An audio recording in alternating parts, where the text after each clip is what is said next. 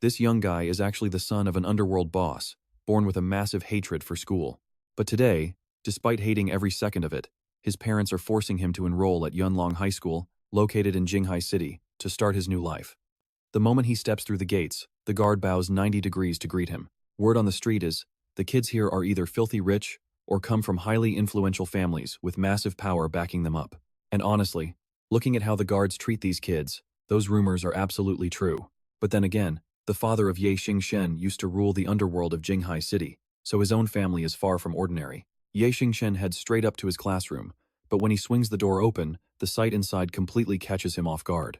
The students sitting in there do not look like regular high school kids at all. Instead, they look like party animals hanging out at some wild club, especially the girls who are dressed in very revealing outfits. Their incredible visuals instantly grab his attention, making him practically drool on the spot.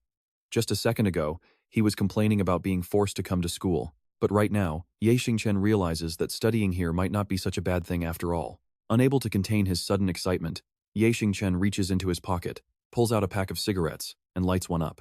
But just as it catches fire, a very soft, sweet voice echoes right next to him, telling him he is still a student and should not smoke. Ye Xingchen turns his head only to see a stunning beauty with incredibly long legs and a gorgeous figure standing right in front of him. Wow, running into a goddess of this level on his very first day is definitely not a bad start at all. Ye Xingchen just stares at her, completely speechless, until she snaps him out of it, asking if he is even listening and what class he is in. Oh snap. He finally snaps back to reality, quickly taking the cigarette out of his mouth and tossing it straight into the trash. He tells her he is the new kid in class 17, named Ye Xingchen, and asks if his lateness on day 1 is disrupting her class. Oh, so you are Ye Xingchen, she says, suddenly leaning in close, and her stunning figure at this distance completely throws him off his game. Through the buzzing in his ears, he hears this absolute beauty introduce herself as to Sun, his new homeroom teacher, who is just waiting forever for him in the office, never expecting him to find his own way to the classroom. She tells him that since it is his first day, she will let the lateness slide, but warns him never to do it again. With that, Sun turns and walks into the classroom, where a teacher named Mr. Liao is currently giving a lecture. Sun politely asks Mr. Liao for a brief moment to introduce the new kid to the class, telling Ye Xingchen to introduce himself. Ye Xingchen confidently walks in, stepping up to the podium, scanning the room with a sharp, cold gaze that instantly makes the rest of the class feel quite tense, before he coolly drops just 3 simple words. Ye Xingchen. Talk about the absolute shortest and most direct introduction you could possibly give to your new classmates. The room goes dead silent for about 2 seconds before completely erupting into excited gasps, mostly from the girls, whispering about how cool and handsome he looks. They love his mysterious vibe and immediately start wondering if a handsome guy like him already has a girlfriend. Some even wish he could be their boyfriend, while Ye Xingchen does his absolute best to hold back a smug grin. This is exactly the reaction he wanted, because we all know girls love a mysterious bad boy. With the quick introduction over, Sun points him toward an empty seat and hands the classroom back to Mr. Liao. But unlike the highly enthusiastic girls, the other guys in the room are pretty annoyed by his arrogant attitude, and they are already planning to jump him during recess to give him a proper welcoming. As Ye Xingchen walks down to his desk, one of them deliberately tries to trip him, but our main character has some seriously fast reflexes. He lightly hops over the outstretched foot, lands smoothly, and takes his seat, thinking to himself that he was pulling those exact tricks 10 years ago. He decides these bratty kids are not even worth his time to deal with anyway.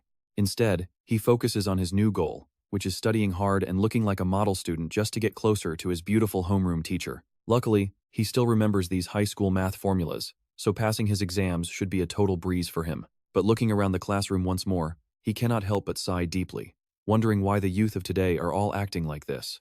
One kid is completely glued to their phone, another is applying makeup, and someone else is fast asleep, drooling all over their desk. The real reason he judges his classmates like an old man is because he is actually a transmigrated soul from another world. In his past life, he was a fresh college graduate who took a massive gamble by borrowing money from loan sharks for an investment. Unfortunately, the investment completely tanked, leaving him entirely bankrupt with absolutely no way to pay back his debts. He tried running away, but he could not hide forever, and the thugs eventually caught up to him, beating him to death. But there was one thing Ye Xingchen never saw coming. Somehow, he actually managed to survive that brutal, near-death battle. Technically, only his soul survived. Ye Xingchen ended up completely taking over the body and memories of a high school kid with his exact name. This kid's father happened to be the underworld kingpin of Jinghai Town, which means our resurrected hero no longer has to worry about paying off brutal loan sharks. On top of that, this kid's physical body is way stronger than his previous one. This gives Ye Xingchen a lot of confidence that he won't be pushed around so easily this time. After spacing out for a bit, Ye Xingchen gets through his first class back in high school. And, just as expected, trouble starts brewing. The second the teacher steps out, a group of male classmates immediately crowd right around his desk. Every single one of them looks pretty aggressive, showing absolutely zero resemblance to actual students, behaving more like a bunch of street thugs instead. Watching this, the girls in class start getting really worried for their new handsome classmate, because those guys, especially that jerk Zhao Hu, might occasionally help out, but they are notorious for beating people up. Word is they even beat up adults. But wait, hold on a second. Look at his reaction here. Ye Xingchen stays perfectly calm, casually lighting up another cigarette. Turns out, one of the guys who tried to trip him earlier was Zhao Hu, and seeing this disrespect makes him absolutely furious.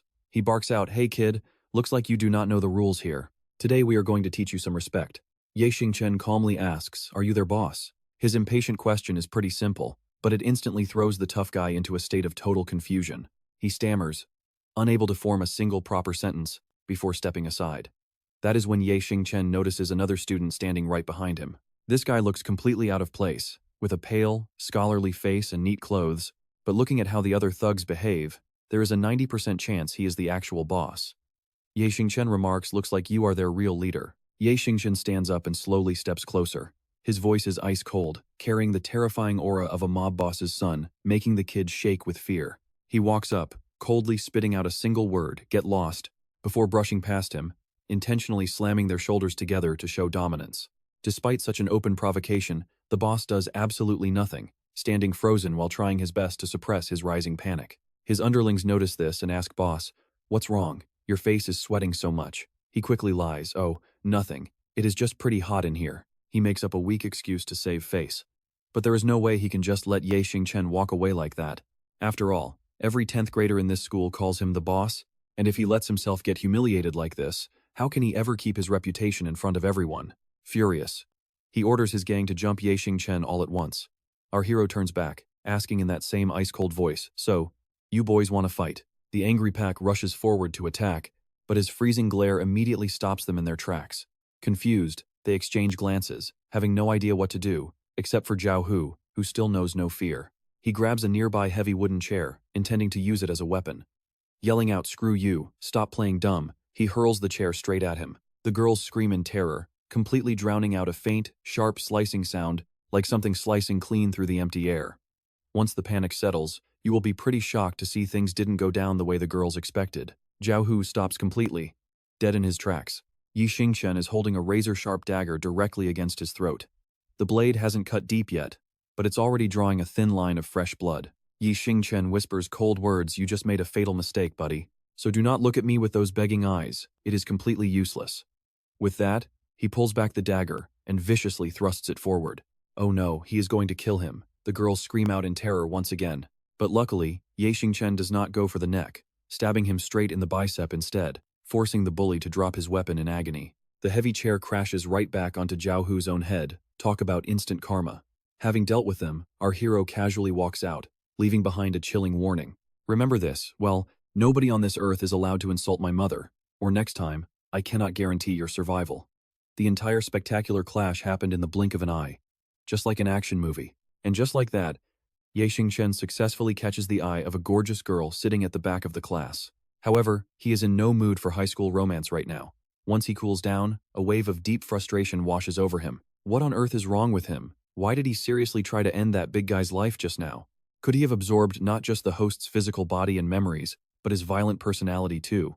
If that is the case, is he turning into someone with split personalities? Completely insane. He is a total lunatic, actually pulling out a knife right here inside the classroom. The guys crowding around the door start whispering in panic. The whole place is descending into pure chaos. Finally, a girl stands up and yells at the guys to get Zhao Hu to the clinic, while the gang leader, Wu Yangjun, slowly gets his composure back. He pulls out his phone to text a contact, asking them to absolutely wreck a guy with a braided ponytail right after class ends, just as Zhao Hu is being carried away. That girl slowly steps toward Ye Xingchen. He did not even care about her at first, but as she gets closer, Ye Xingchen notices she is actually pretty cute, polite, gentle, and really quite beautiful. "This is a classroom," she says, "so could you please put out that cigarette? Try not to affect the other students. Besides, Ye Xingchen, I am the class president, Guan Tingting." Her voice is pretty sweet too. To show respect to a pretty face, Xingchen snuffs out his cigarette, tosses it in the trash, and promises he will never light up inside again. Surprisingly, he actually seems pretty reasonable. Guan Tingting musters up her courage to speak again, admitting that Zhao Hu started the whole fight, but she gently begs him not to act so violently in the future. After all, this is a school, not some war zone. The moment she says this, Xingchen hits her with an absolutely freezing stare. Under that terrifying gaze, Guan Tingting starts shaking like a leaf. The boys in class freeze up too, utterly terrified of what this monster might do to their goddess. But after a heavy silence, he simply tells her, "I got it." Class President Guan Tingting and the others finally breathe again, and the remaining school hours somehow drag by in relative peace. But you cannot hide a bloody classroom brawl from the faculty. Soon enough, homeroom teacher To-san gets summoned straight to the principal's office. The principal complains that the new kid is a walking magnet for trouble, asking To-san if she agrees, since he caused absolute chaos on day one. He keeps on sighing and shaking his head. She chuckles, saying young boys are always full of energy and fire anyway. To-san promises to keep a close eye on him, hoping he does not start any massive fights off campus. The old principal sighs again while watching Xingchen walk away outside the window. Outside, Xingchen is also sighing in deep disappointment. It is only day one, and not a single girl has talked to him except the teacher and the class president. For a total ladies' man like Xingchen, this is a pretty massive failure for his high school debut. He also worries about Zhao Hu's serious injuries. Losing his temper completely back there, he is honestly afraid he might have broken the guy. But as he walks and broods, a very nasty sight suddenly catches Xingchen's attention. A small group of low-life thugs are cornering a helpless girl. Not only are they shouting disgusting insults, they are even starting to get pretty handsy with her. Never one to ignore a girl in trouble, Xingchen steps in and yells, "Let her go." This sudden interruption completely ruins the thug's mood, and their leader looks absolutely furious. He stops, turns around to face him, and immediately spots the unique braided ponytail on the back of Xingchen's head. You probably guessed it, this is the exact gang Yunlong hired, and they immediately draw their weapons. They laugh, asking if he is the kid they were sent for, while Xingchen wonders if Yunlong ordered this hit. He warns them that he is in a terrible mood and has zero time to play around. Scram, now. His completely annoyed expression and smug attitude only make these street punks lose their minds with rage.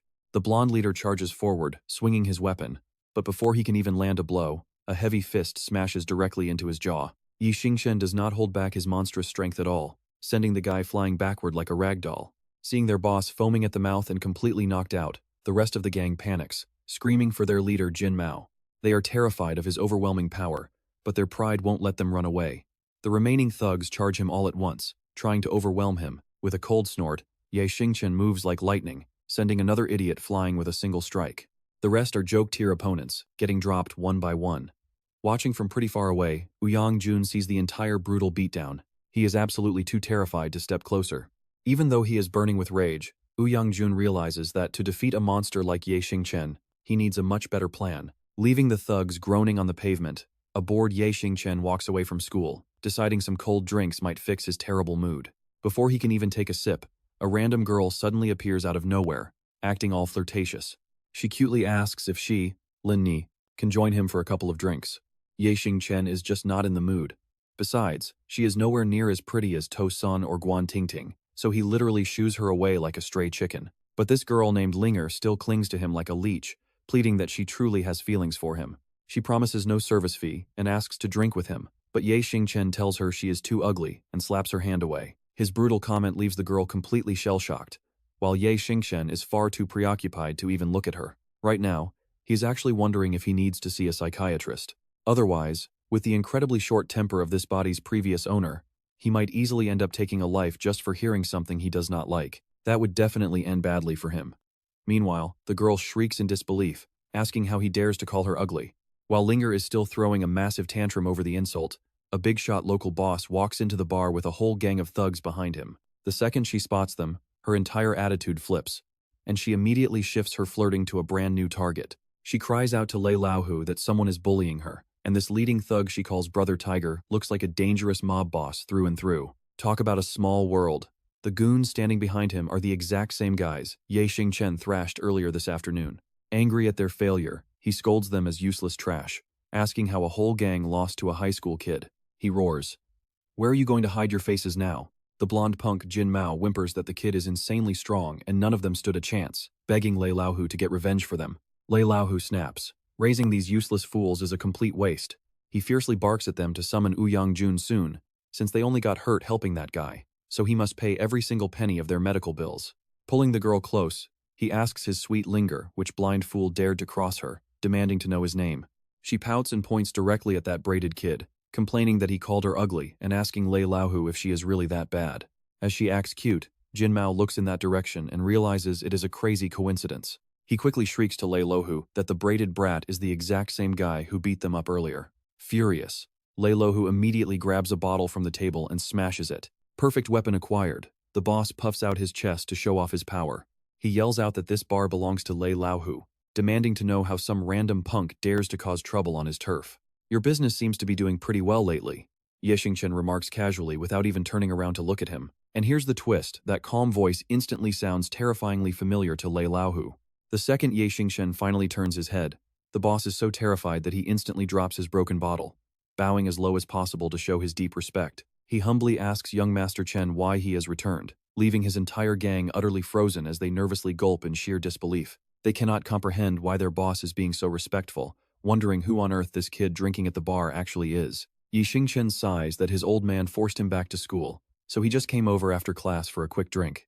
He lazily asks if the rumors are true that Lei Laohu has been doing pretty well for himself lately, inquiring if Lei Laohu is now the big boss of Yunlong Street, making the seasoned gangster stutter uncontrollably as he stammered that his success is entirely thanks to the young master's incredible blessings. Now that young Master Chen is officially back at Yunlong High School, Lei Laohu vows to go through hell and back for him if he ever needs anything at all. He quickly turns around to bark at his stunned gang, demanding to know why they are just standing there like mindless idiots, ordering them to bow and greet young Master Chen, leaving the thugs utterly bewildered, but they have no choice but to immediately follow orders. They bow deeply.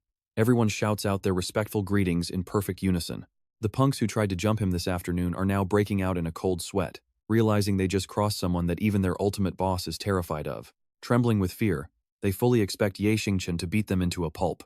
But to their absolute surprise, he simply warns them never to cause trouble at Yunlong High School again, since he is a student there and hates drama. Before his men can even utter a word, Lei Laohu eagerly nods and accepts the order. He promises that he will personally discipline these foolish kids and teach them a proper lesson. Pulling a complete 180-degree turn, the boss screams at his men to thank the young master for his incredible mercy. The terrified thugs immediately drop to their knees, repeatedly bowing their heads to the floor before Xingchen. Zero interest. The young master does not even spare them a single glance. He simply tells Lei Laohu to clear out his useless trash, especially that annoying girl Linger, since she is a total eyesore to him. In addition, Xingchen strictly warns that no one must ever find out about his return to Yunlong. After all, being the son of an ultimate mob boss would only bring him endless trouble if word got out. Lei Laohu agrees quickly and immediately ushers his entire gang out of the bar. Once they exit, a very confused Jin Mao whispers to his boss, asking who Xingchen actually is. On the outside, he is just a high school kid. No big deal. Because of that, he doesn't get why Lei Laohu is so terrified. But the moment those words leave Jin Mao's mouth, he gets slapped so hard his entire attitude completely vanishes. Lei Laohu points right in his face, screaming like a lunatic, declaring that starting today, anyone who dares to cause trouble at Yunlong High will get dealt with immediately. Nobody speaks a word about today's events to the outside world, or he will personally end them. Inside the building, Lei Laohu's angry shouting echoes loudly. Pure rage. But Xingchen just chuckles, thinking the old man's temper is way too fiery for his age. Though honestly, right about now, he starts feeling a bit strange. Usually, Xingchen would get a massive headache after just a couple of drinks. So why is it that today, after downing so much alcohol, he doesn't feel dizzy at all? Could it be that his new, healthier body somehow gave him insane alcohol tolerance too? Done with his drinks, Xingchen heads out. Right outside the door, he spots a young guy getting absolutely cornered and jumped by 3 or 4 thugs. This world is incredibly cruel, and Xingchen is totally used to it. No hero business. But thinking back to his past life, he was just like that poor kid.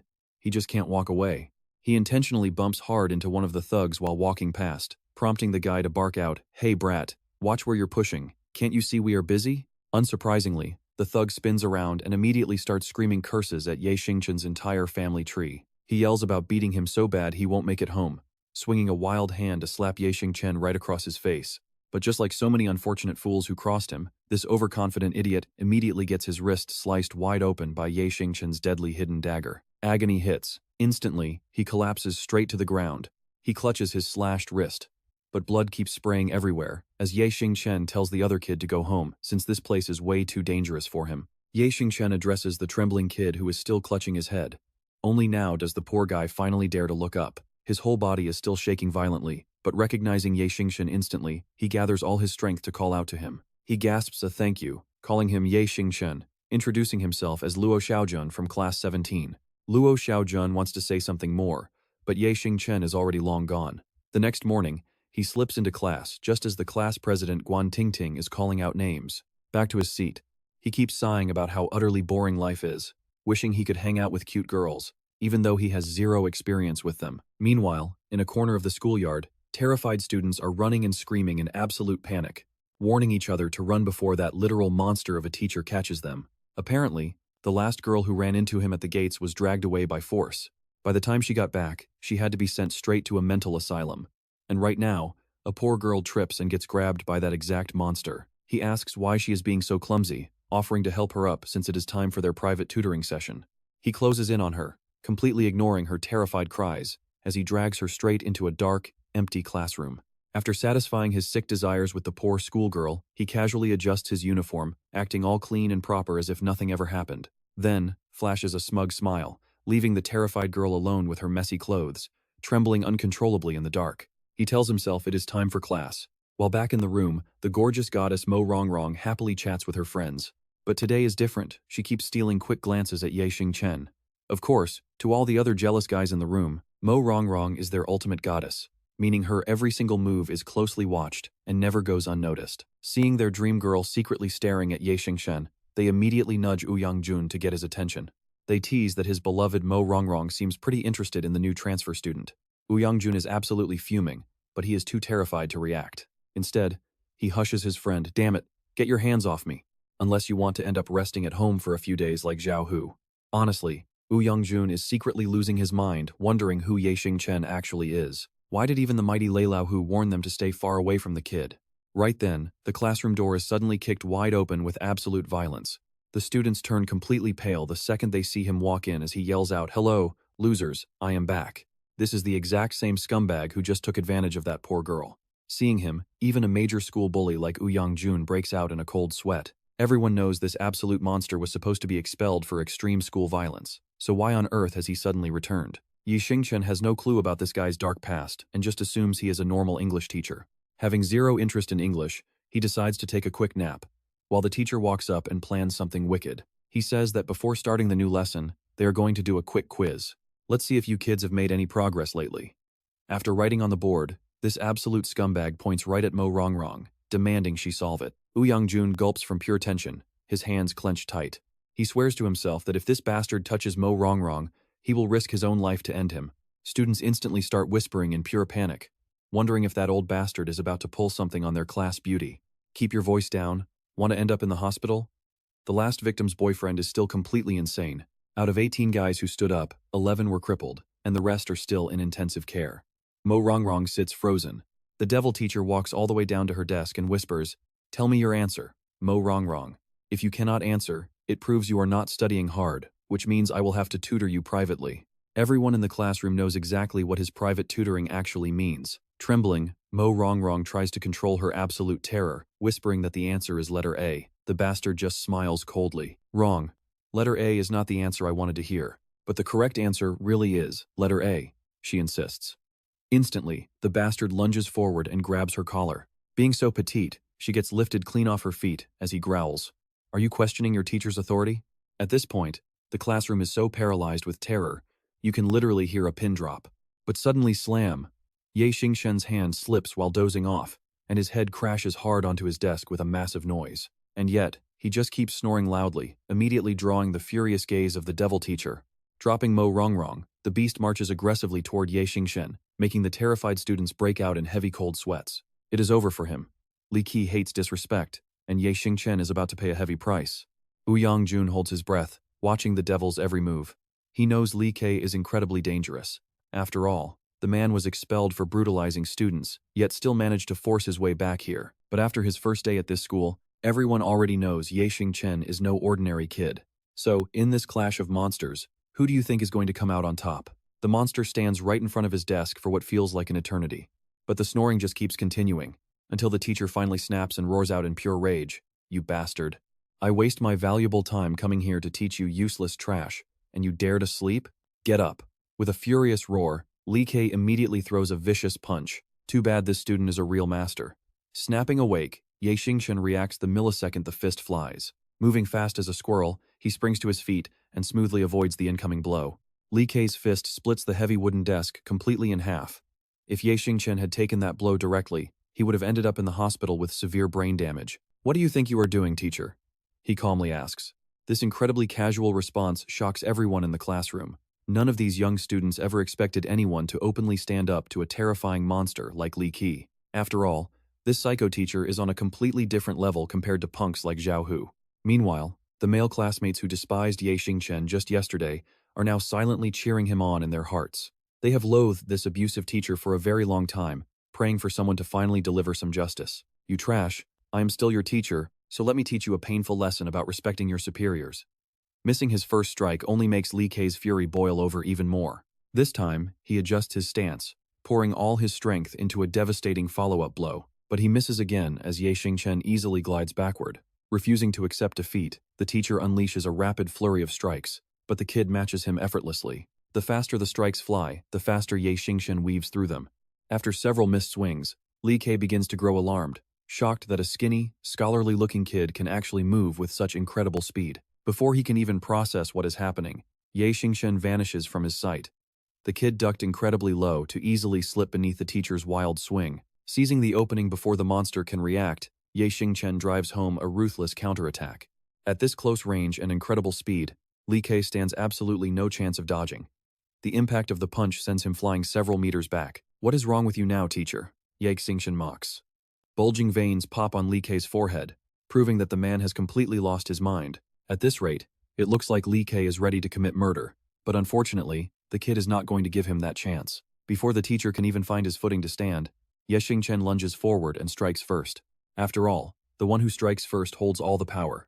Seeing the incoming blow, Li Ke sneers, confidently dismissing it as a weak, garbage punch. But to his absolute shock, he cannot even block that supposed garbage blow. With his face slammed back, Li Ke can do absolutely nothing as Xingchen unleashes a rapid, brutal combo, ending with a savage kick right to his stomach. Despite his massive size, Li Ke gets absolutely blasted backward by Xingchen's single kick. His heavy body slams hard into the classroom door, sending the entire frame flying out into the hallway. Writhing in pure agony, Li Ke honestly cannot believe this is actually happening to him right now. Xingchen is just a kid, a high school sophomore, yet his punches pack way more raw power than the older man's, growing even stronger with every hit. And before Li Ke can even process this, he looks up to see Xingchen charging right out of the classroom. No way you can bet he refuses to lose to some wet behind-the-ears kid. Gritting his teeth, Li Ke pushes himself up aggressively, throwing a vicious right hook. But this is a clever trap, and just as he predicted, Xingchen slips to the left. In that exact split second, Li Ke fires his left fist, trying to trap the kid in a pincer move and crush his skull. Somehow, Xingchen dodges that too, instantly countering with a devastating, lightning-fast uppercut right under his chin. Taking the blow head-on, nosebleed spraying out like a broken faucet, it becomes pretty clear that this fight is already over for him. "Do you realize how pathetic you look, Teacher Li?" Xingchen asks with utter disgust. Standing before this student-abusing monster, the kid has absolutely no intention of stopping yet. Having taken several heavy blows, Li Ke is losing his stamina fast, and his reflexes are pretty sluggish compared to before. Because of that, keeping up with Xingchen's relentless barrage of attacks becomes almost impossible. The loud commotion echoes all the way down the hallway, drawing the attention of Class 17 and making kids from other classrooms peek out to see the drama. Among the spectators is a boy with bandages plastered all over his face, who immediately recognizes the abusive beast, Li Ke, the second he looks out. Not long ago, he was just another helpless victim of this terrible teacher. All those painful scars covering his body were carved by Li Ke. That absolute scumbag didn't just beat up boys, he sexually harassed the girls and shamelessly stole their dignity, too. Absolutely burning with rage back then, he brought a whole crowd to get revenge on Li Ke, but they got absolutely demolished instead. "If you want revenge, you will have to wait another 100 years, he had sneered. The student still vividly remembers that terrifying threat. This bastard has always oppressed the kids without showing even a shred of mercy or hesitation. Even the school administration turned a blind eye, letting him run completely wild.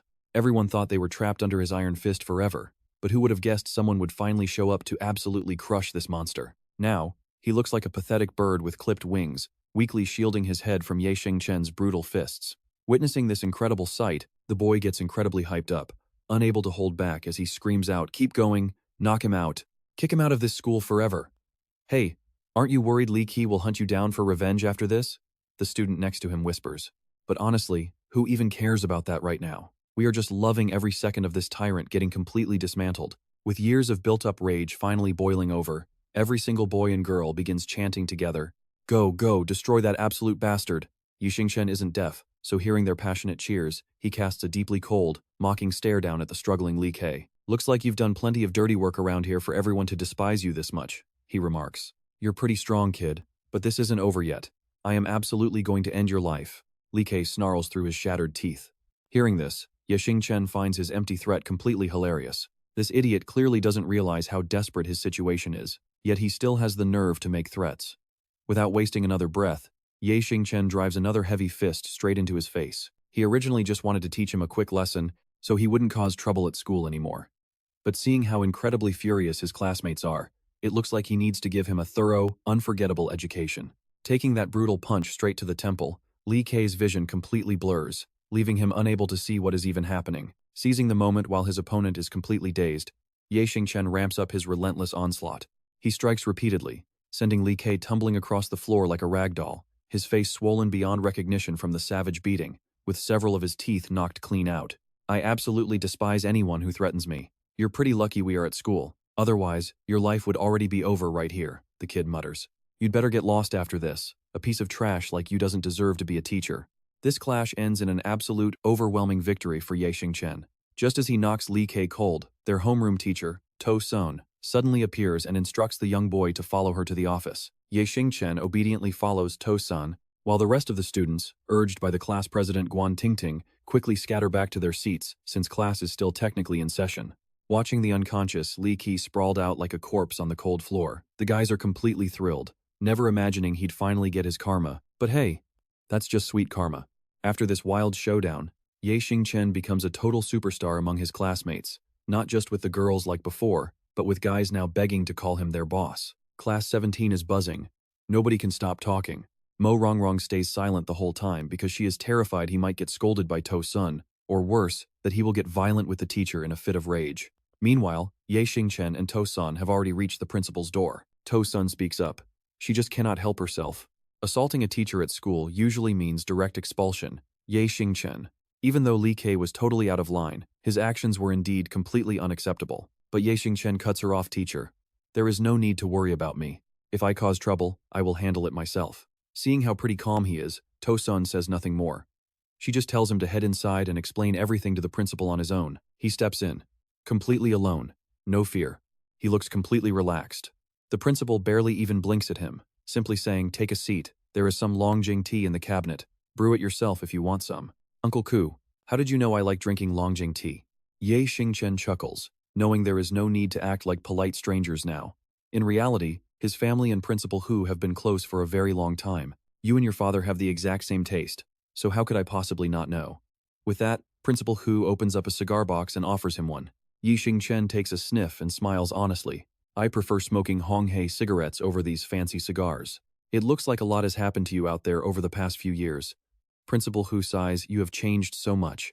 Still, rules are rules here, so try not to cause trouble for this old man. Besides, that guy is an American citizen." He lights up, puffing slowly as he speaks. "A year ago on the Iraq battlefield, some of my comrades were captured and tortured to death by American mercenaries. On top of that, I simply could not stand Li Ke's arrogant attitude." Principal Hu sighs deeply, admitting that the scoundrel does come from a pretty influential family background. That is exactly why he acted so incredibly arrogant around campus. He has already sent someone to sweep the whole incident under the rug, but he warns Ye Xingchen to watch himself. After all, the principal does not want to see any more bloodshed at school. "Since you put it that way, Uncle Hu, I will respectfully obey." Ye Xingchen snuffs out his cigarette, and the principal nods in approval. "All right, head on back to class, and make sure you send your father my best regards." Ye Xingchen nods and leaves. Soon after, check this out, To Sun walks in with some absolutely massive gossip about Li Ke resigning and fleeing the country. The school will soon arrange a brand new English teacher for Class 17. The students are absolutely thrilled. He got beaten to a pulp and they are calling it feeling unwell. That scoundrel totally got what he deserved. Meanwhile, Xingchen stays completely out of the chatter. Since his reincarnation, he has only been at school for 2 days but already caused a massive storm. Yet, he is totally fine. This makes Xingchen realize just how incredible it is to have a powerful family background. If only he had this kind of influence in his previous life, things would have been so different. But just as he is daydreaming, get a load of this, a girl dressed like a total fashion icon suddenly pops up. She introduces herself as Huang Yifei and gets straight to the point, boldly announcing that she wants to be Ye Xingchen's girlfriend. Even though this is their very first time meeting, Ye Xingchen is left totally speechless by such a sudden and bizarre confession. But Huang Yifei has zero shame as she leans in closer, step by step. She almost pushes Ye Xingchen flat on his back, asking directly if he has a girlfriend. To which he replies, no. Ye Xingchen is utterly confused, but she just beams, great, then you are going to be my boyfriend. The moment those words leave her mouth, the other girls in class start shouting, warning Ye Xingchen not to agree. They warn him she is a shameless flirt who has seduced tons of guys. But she insists do not believe them. I am actually the sweetest girl around. Huang Yifei says this with absolute confidence. Ye Xingchen feels pretty awkward. Are girls nowadays really this bold, or is he just somehow too handsome to resist? Sure, Huang Yifei is quite beautiful and cute, but wanting to date on their very first meeting? Something is pretty fishy here. There is no such thing as a free lunch, and this Huang Yifei might easily have some hidden agenda up her sleeve. Besides, there are so many beauties around, like class monitor Guan Tingting or even their gorgeous homeroom teacher, To Sun. So no matter how much he loves beautiful girls, he absolutely cannot just blindly agree to Huang Yifei. Thinking fast, Ye Xingchen makes up a quick excuse, telling her he promised his mom not to date before turning 18. How about this if you want? You can just be my sworn younger sister from now on. At Yunlong High School, I can guarantee nobody will ever bully you. When Ye Xingchen suggests this, Huang Yifei readily agrees, calling him big brother. Ye Xingchen did not expect her to change her mind so quickly. There is definitely a deeper scheme at play here, but before he can even think any further, the door to class 17 is suddenly kicked wide open.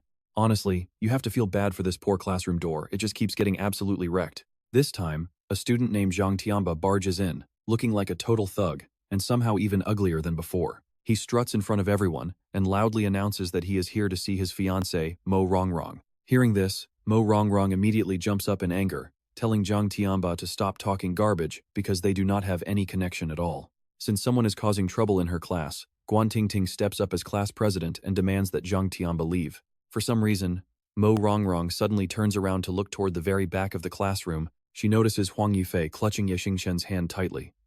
Meanwhile, the hideous Zhang Tianba remains completely shameless and incredibly delusional about himself. Blocking his path makes him sneer, prompting him to ask Guan Tingting if she is just jealous. He mocks her, asking if she is upset because he chose not to pursue her. He slowly looks her up and down, his eyes shamelessly linger on her chest for way too long, making Guan Tingting feel utterly sick to her stomach. Actually looks decent, he tells her, but he simply has no other choice. He boasts that he and Mo Rongrong are childhood sweethearts with an arranged marriage, so she is the only one for him. But if she behaves, he might actually consider letting her become his side girl or second wife. Guan Tingting literally shakes with pure rage, while the entire class stands in absolute shock that this jerk would openly humiliate their president. With that, Zhang Tianba shoves Guan Tingting aside and struts directly toward the lovely Mo Rongrong. As for Ye Xingchen, he has no clue who this loudmouth is and has never seen him before, but you can easily tell from the heavy tension that absolutely everyone in this room despises him. He figures teaching this jerk a lesson is the perfect chance to win over his classmates and have the beautiful Mo Rongrong run into his arms, eager to show off. Ye Xingchen confidently marches right up to Zhang Tianba. He boldly orders him to apologize to Guan Tingting and get lost. Zhang Tianba just laughs in his face, asking if the new kid has any idea who he is dealing with. Meanwhile, watching this play out from the back of the classroom, Ouyang Jun cannot help but scoff. He is totally annoyed that Ye Xingchen always has to show off his strength like this. Everyone in the entire grade knows that Ouyang Jun is totally in love with Mo Rongrong, making Zhang Tianba his absolute biggest rival for her heart. But Ouyang Jun really cannot step in himself right now because his strongest fighter, Zhao Hu, is still recovering in the hospital, and he knows he stands absolutely zero chance against him. Are they fighting again? The other boys start whispering, asking if Zhang Tianba actually has a real chance to win this. There is no way Zhang Tianba is stronger than that absolute monster Li Ke. Seeing the entire class idolize Ye Xingchen more and more, Ouyang Jun decides he cannot just sit back and let him steal the spotlight. To him, getting absolutely beaten to a pulp is still way better than being labeled a spineless coward who does absolutely nothing. Seeing Woo Young-jun slide his hands into his pockets and walk up from the back of the class, the boys start gossiping even louder. Hey, is Woo Young-jun actually going to join the fight too? Is he seriously going against Zhang Tianba? Unbelievable. Meanwhile, Ye Xingchen is still arguing with those annoying thugs. He wants to give them one final chance to apologize to Guan Tingting and get out of class 17, but the thugs decide to answer with their fists instead. The result? Totally predictable. Before the boss can even finish his stupid insult, Ye Xingchen punches him hard, sending him flying backward instantly. His lackeys scramble to catch Zhang Tianba, but his pride has already been totally blown away with that punch. Boiling with absolute rage, Zhang Tianba orders all his henchmen to charge together and teach Ye Xingchen a lesson he will never forget. Too bad for them. These idiots have absolutely no clue who they are trying to pick a fight with. Ye Xingchen simply sneers. He did not even fear Lei Laohu's deadly mobsters, so what could these ordinary high school kids possibly do to him? With that in mind, Ye Xingchen quickly grabs the arm of the lead thug charging directly at him. One swift move. Using a bit of his strength, he tosses the heavy thug, who cannot withstand Ye Xingchen's raw throwing power. The guy crashes brutally into the desks and chairs, feeling like his entire skeleton is shattering.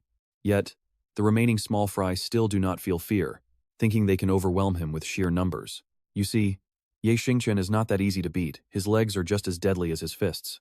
This time, Ye Xingchen switches up his fighting style, and every single one of Zhang Tianba's men gets a taste of his fierce kicks. 3 down, 4 down. Ye Xingchen is pretty annoyed to see his classmates just standing there and staring wide-eyed. He yells out in frustration, "Damn it, outsiders have literally come into our classroom to bully our classmate, so what are you all still standing around for?" Hearing that, the boys of class 17 finally wake up. Woo Young-jun is the very first to react, charging forward to deliver a hard kick to the thug Ye Xingchen just launched. The other guys get totally hyped, pumped with adrenaline. They all toss their books aside and jump into this brutal brawl. The entire classroom immediately turns into a chaotic mess of flying fists and wild screams. Zhang Tianba is absolutely furious. Scrambling back to his feet, he charges straight at Ye Xingchen, desperate for some immediate revenge. But check this out, despite Zhang Tianba being way bigger and having a physical advantage, he cannot even touch the guy. Instead, Ye Xingchen grabs him by the hair, drags him along, and ruthlessly slams his head straight into the hard wall. The brutal impact knocks out 3 of Zhang Tianba's front teeth, leaving his forehead with a pretty nasty bleeding gash. Ye Xingchen threatens him, asking if he really needs to repeat himself. Now, Zhang Tianba is genuinely terrified.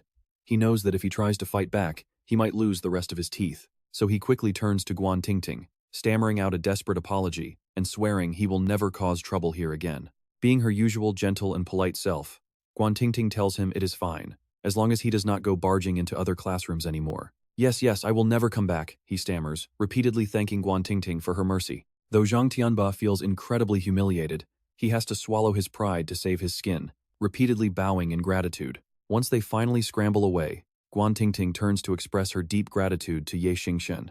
But as the class president of class 17, she still keeps things pretty professional. She draws a clear line, immediately reminding him that he should not go around disrupting the classroom order like that again. Ye Xingchen chuckles, saying there is no need for thanks, since she is their class president anyway. If they let other classes bully her without stepping up, they would lose all their face.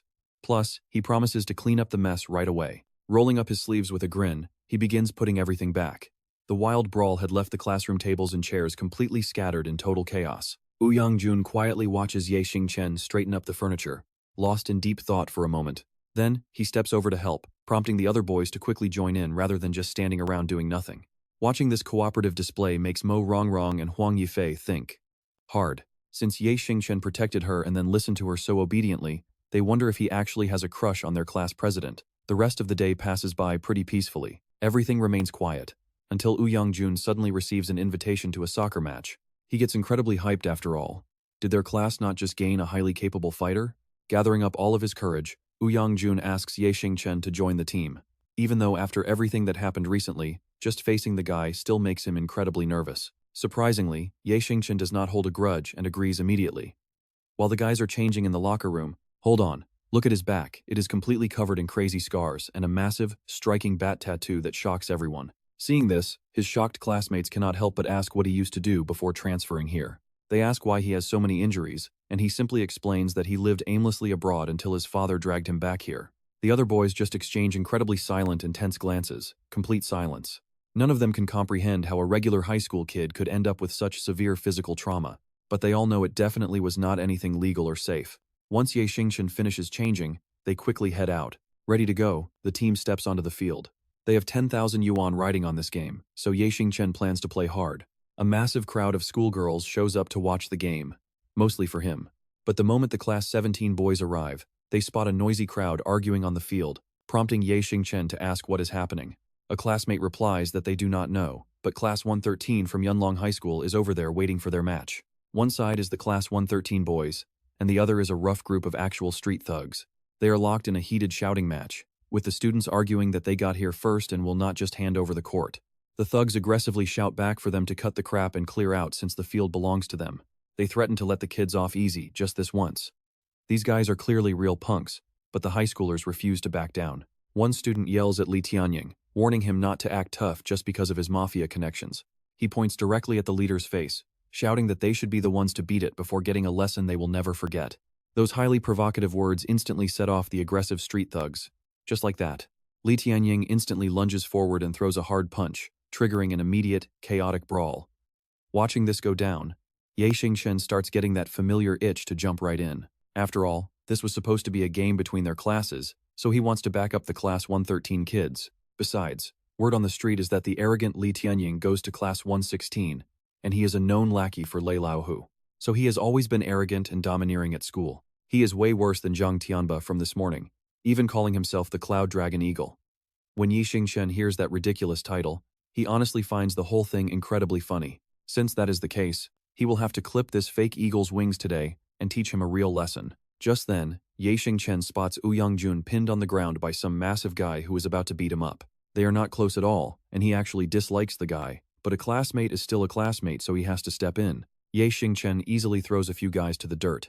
Seeing this, Li Tianying completely loses his mind and roars out, how dare a transfer student lay a single finger on his men.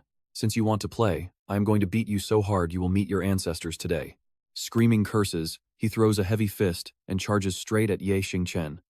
The boys from Class 17 just click their tongues, knowing Li Tianying is about to have a very bad day. And indeed, it is a complete disaster, as Ye Xingchen grabs him by the hair lightning fast. He pins his head down and drives a massive knee straight up, sending Li Tianying's blood spraying everywhere. Ye Xingchen lets go, sending him stumbling backward. Before his blurry eyes can even recover, another heavy punch slams right into his face. The hit sends Li Tianying flying flat onto his back, but Ye Xingchen is not done yet, landing a brutal follow-up kick to his ribs. A loud crack echoes as his bones break, and he screams out in pure agony, leaving everyone in shock. The thugs stand absolutely no chance against Ye Xingchen. He warns them that this is school, so he will let them live, telling them to get lost right now. Meanwhile, Li Tianying just lies on the dirt groaning in pain. With his leg completely shattered, getting lost is not even an option anymore. Seeing things go south, Wu Yongjun quickly tells the leader of Class 113 to call off their soccer bet, postponing the match to some other day. But with a powerhouse like Ye Xingchen here, you can bet this school is about to see some serious chaos.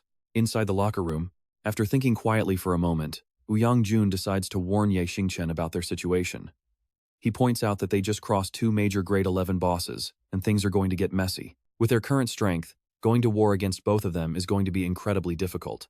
When asked for suggestions, Ye Xingchen just notes how many different factions this school actually has. He replies casually, but Wu Yongjun explains that the strongest factions are known as the Cloud Dragon 5 Tyrants. The nerdy kid with glasses nearby chimes in. Grade 11 has Li Tianying, Zhang Tianba, and Lu Xuesong, while Grade 12 features Lu Dinglong and Cao Jie.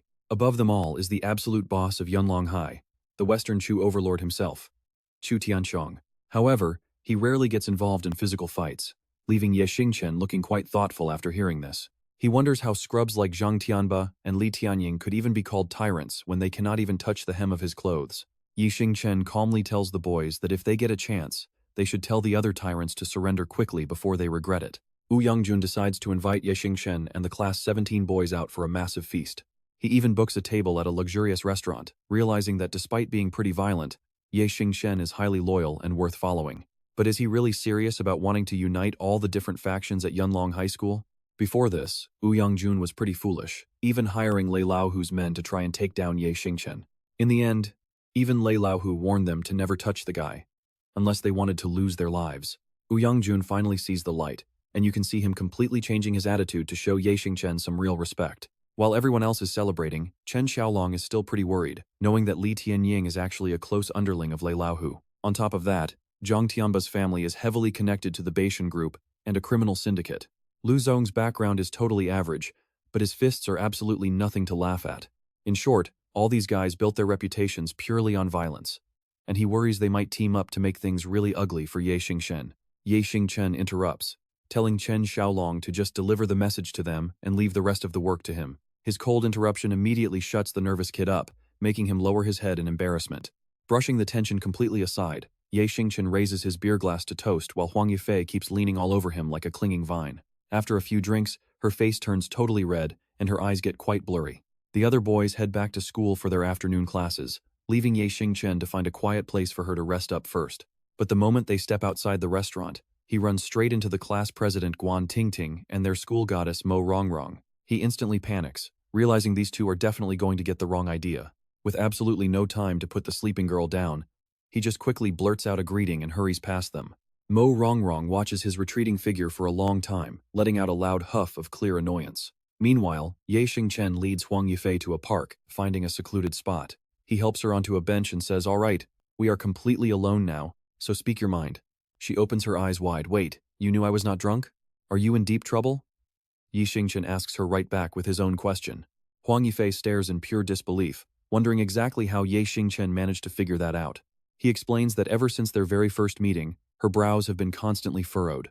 On top of that, she insists on being his girlfriend, and there is a pretty heavy sadness lingering in her eyes. Because of all that, Ye Xingchen guessed she was carrying some massive burden and just needed someone to lean on. "What do you actually do?" she stammers.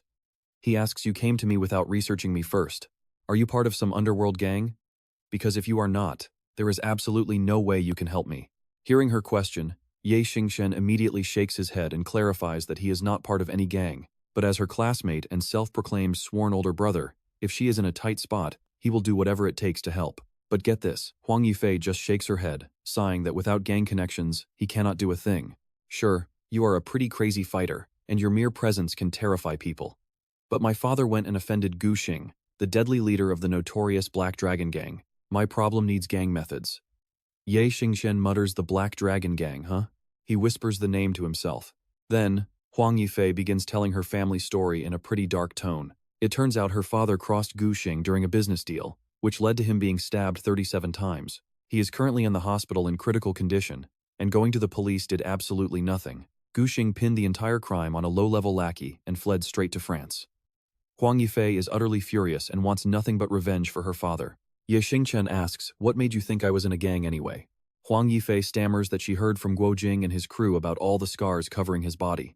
Because of those, she just naturally assumed he had to be an underworld enforcer. Ye Xingchen bursts out laughing loudly. He then promises that even without gang ties, he can still get her revenge. However, he has one little condition. "What condition?" Huang Yifei asks hesitantly. "Find me a warm place to rest." Ye Xingchen answers cryptically, leaving her pretty confused. "A warm place? Simple. Sleep with me." This blunt request makes her eyes pop. She repeatedly slaps Ye Xingchen in embarrassment, calling him a total pervert. "Get away from me. It is broad daylight. What if someone sees?" He teases back, "So if it was not daytime, you would agree?" He grabs her hand with a playful smirk, causing her to jump up and snap, "We will talk after you actually help me." With that, she runs off blushing. Ye Xingchen watches her gorgeous figure disappear into the distance before lighting another cigarette. And you know what? He suddenly realizes that school might actually be a pretty amazing experience after all, something he never even noticed before. With that in mind, he pulls out his phone and makes a quick call. Even though it is past noon, the guy who answers is incredibly angry, clearly still half asleep. "Who the hell is this? Looking to die, calling this early?" Ye Xingchen chuckles early. "Young Master Fong, still in bed with your girlfriend?" He laughs. On the other end, the guy recognizes his voice, instantly bolting upright and rushing to throw on some clothes. "Boss, you are back? Where are you? I will pick you up right away." Talk about a complete turnaround. Now he is rambling non-stop. Ye Xingchen snaps at him to shut up, then gets straight to the point with a quick question. He wants to know if the guy knows Gu Xing, the boss of the Black Dragon Gang. After thinking it over, the guy says he has met Gu Xing a few times, but they do not hang out. "Why did he cross you? Let me send my men to take him out." Ye Xingchen shakes his head. "Just send some guys to keep tabs on Gu Xing. That will be more than enough." He also asks about his old gang brothers. The guy explains that after Ye Xingchen went abroad, Uncle Diep left the Tianmen gang. The crew mostly split up. Old Six accidentally killed someone last year and has been on the run ever since. Old 7 got busted for some illegal activities and is behind bars. Now, only Old 5 and Old 8 are still around, scraping by with a few bars on Yulong Street. Xingchen hears this and just freezes, utterly speechless. Seriously, have these guys not matured even a little bit over the years? Do this, contact Old 6 and tell him to come back. I will handle his mess, and Old 7's situation too. Just leave it all to me. He finishes by reminding him to watch Gu Xing like a hawk, keeping a close eye on his every single move. He obediently awaits orders. After hanging up, the guy on the other end quickly wakes up his two lackeys. Lao Wu, Lao Ba, wake up. Brother Xingchen is back. Work is waiting. Hanging up, Xingchen quickly dials another number. This time, it is a man he calls Uncle Zheng. The two seem pretty close from before, so Xingchen does not hesitate to ask for a favor. Uncle Zheng, I have got a brother. He is currently locked up. Can you find a way to get him out? A hearty laugh rings out from the other end of the line. Haha, you little brat. You just got back and did not even visit your uncle before asking for a favor. Tell me, what is that idiot's name? Wang Xiaohu, nickname Lao Qi. Uncle Zheng agrees to help, so Xingchen hangs up with peace of mind. Since Uncle Zheng said so, the matter should be as good as done. Walking a few more steps, he finds Huang Yifei, who stomped off earlier, actually waiting for him. Come here, give me a kiss, Xingchen says, teasing her with a pretty thick skin. Right on cue, Huang Yifei's cheeks turn bright red. She quickly runs off. Then, the two head back to school. Xingchen is slowly adjusting to school life. Fortunately, nothing crazy happens for the rest of the afternoon. After school, he heads to a bustling nightclub and orders 2 bottles of Budweiser. As he is drinking alone, a hot beauty in fishnets slowly approaches him, asking if a little schoolboy like him should really be hanging out in a place like this. So what? Xingchen fires back. Is there some rule banning students from coming here? Not really, but you do not quite look 18. Come on, drink with me. Xingchen happily clinks glasses with her. After a while, her face gets redder and redder, and later, Xingchen sincerely advises her to stop drinking, telling her that being this gorgeous and drinking out alone is not safe at all. Who would have guessed? These words strike a painful nerve, making the beautiful young woman let out a long, heavy sigh. She tells him what difference does it make, since I have to marry someone else anyway.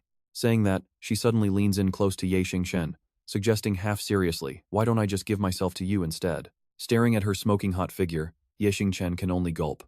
Seriously, has he been having some exceptionally crazy romantic luck lately? This beautiful girl just keeps throwing herself at him, over and over.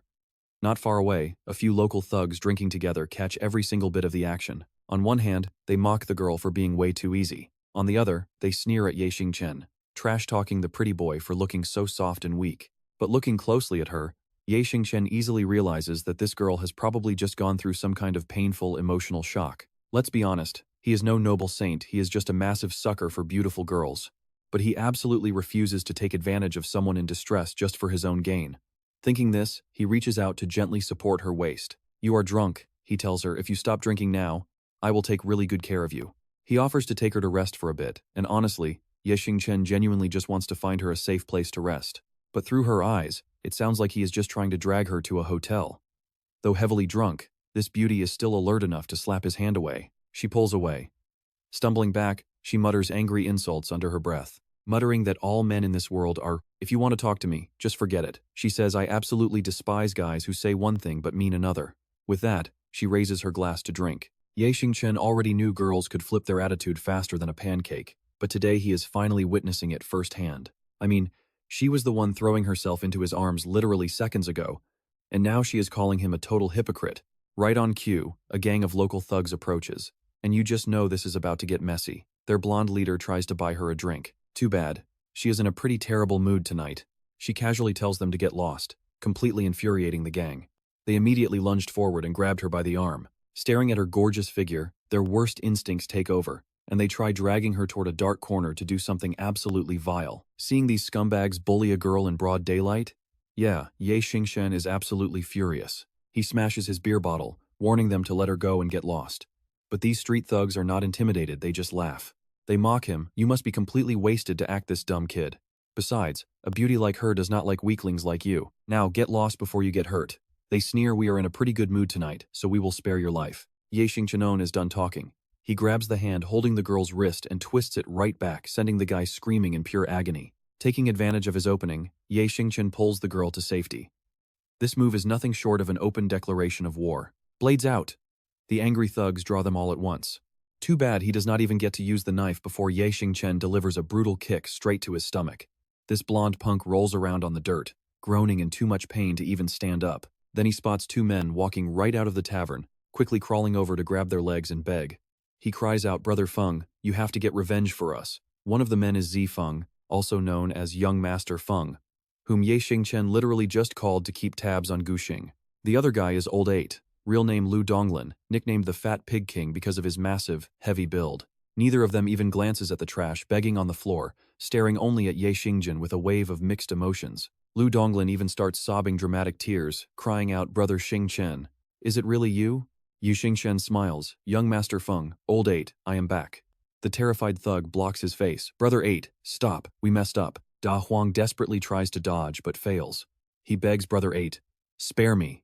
But Lu Donglin completely ignores them, dealing out a brutal beating. "Are you trying to start a rebellion? You dare touch Brother Xingchen? Do you even know who he is? I will beat you fools to death." Watching this chaos unfold, Xiaoting kindly steps in to calm things down. She warns Old 8, "You really need to control that temper." He quickly turns to explain, "Brother Xingchen, I am just venting for you. These bastards deserve a beating. From now on, if anyone gets on your nerves, just handle them. I will take care of any fallout." Xingchen can only sigh at his friend's extreme loyalty. "You really are something." Lu Donglin suddenly shifts gears, wrapping him in a massive hug. "Brother Xingchen, you are finally back. We missed you so much." Xingchen immediately kicks him away without mercy, shouting, "Get lost." The sudden blow sends Lu Donglin rolling across the floor as he adds more, "I have absolutely no interest in men." Lu Donglin just laughs heartily, amused that his little joke failed. Suddenly, Wang Yu appears, and here is where things shift as Zifeng suggests they take this private. "Let us go somewhere else to talk." Hearing this, Lu Donglin immediately turns to shout at his men, "Scram, get lost, and do your jobs." The four of them quickly move to a private room, where Wang Yu looks at Xiao Ting with pure curiosity. "Who is she, Brother Xingchen?" Xingchen glances at his girl and answers casually, "Honestly, I do not even know her name." He orders his men to find her a nice room to rest up first, so the boys can catch up in peace. Everyone takes their seats at the banquet table, and Zifeng calmly says, "Brother Xingchen, you are finally back with us." He raises his glass to toast Xingchen, saying on behalf of all the brothers, "Welcome home." The boss happily accepts the drink. "Cheers." The four of them raise their glasses and drink it all down. Then Zifeng suddenly starts reminiscing about the old days, reminding everyone that they only made it this far because they followed him back then. Saying this, a heavy silence falls over him. "If your Tianmen Association and uncle had not taken us in, we would still be dirt-poor thugs hiding in the shadows, probably beaten to death by now." Zifeng looks at Wang Yu and Lu Donglin to vent. Old 5 and Old 8 have grown up a lot over these 2 years. But looking at the two empty chairs, his voice turns grim. "What about Old 6 and Old 7? Xingchen feels the mood drop, so he places a hand on his shoulder and asks, "Young Master Feng, why are you acting so weak and soft? This is not like you at all." Then he seriously recounts how those absolute beasts from the Qingyan gang murdered his mother years ago. "My old man and I gathered the Tianmen Association and completely wiped their entire gang off the map." He remembers that brutal war. "Now look at this. After that bloody massacre, the entire river of Jinghai turned deep, dark crimson." His memory shifts to a massive city as his old man retired from the Tianmen Association. "I went abroad but left you guys here." Back in reality, Xingchen declares with absolute confidence, "But now I am back, and Old 6 will return in a few days. As for Old 7, I already found someone to help him. Our brothers' names will shake this city once again." All four of them shout in agreement, completely united once more. As morning sunlight filters through the windows, Xingchen glances at the two girls on his bed, whispering, "I drank way too much." He approaches them, cursing himself for dragging home two gorgeous girls without even realizing it, before gently shaking one of them awake. "Hey, wake up. Did Zifeng send you here?" Blushing hard, Luo Dan quickly responds, "No, we actually came here on our own." He looks away calmly. "All right, I get it. Whatever Zifeng promised you girls, I will make sure he keeps his word. You can leave now." With that, Xingchen turns around and walks straight out the door. Luo Dan shyly whispers to Yan that they probably should have greeted him properly, but Yan just mumbles a response. Meanwhile, Xingchen is already heading out of the hotel lobby just as the clock on the school wall strikes the hour. Xiaoting steps into the classroom bathed in bright morning light. Right as she starts introducing herself, Xingchen happens to walk past. "Hello everyone. I am Li Xiaoting, your new homeroom teacher." Hearing this, he points at her in complete disbelief, asking if it is really her. Xiaoting can barely believe her eyes. Is he actually a student in this class? Feeling completely helpless, she can only rest her forehead in her hand. "Get to your seat. Class is about to start." Xingchen scratches his head in total embarrassment, apologizing to Miss Li. Murong glares over at him with absolute curiosity. Yifei also stares straight at Xingchen, leaving the poor guy completely at a loss for words. The morning sun beaming over the school starts to soften up, and right when you think things are calm, a loud scream cuts through the quiet. No way, I do not agree. Yifei clings tightly to Xingchen's arm as she loudly protests. Class monitor, no matter how you group us, brother Xingchen and I are not splitting up. Guanting can only stay quiet hearing that. While over here, Lanluo starts a loud argument. Huang Yifei, do not push it. This is the class monitor arrangement. Not backing down for a second, Yifei immediately fires right back. Dongfang Lanluo, you are the one putting on a cheap show here. Who knows if you are just trying to seduce my brother Xingchen? She throws in another stinging insult. Do you think everyone is shameless like you? Shocked by the audacity, she yells out at the top of her lungs. What did you say?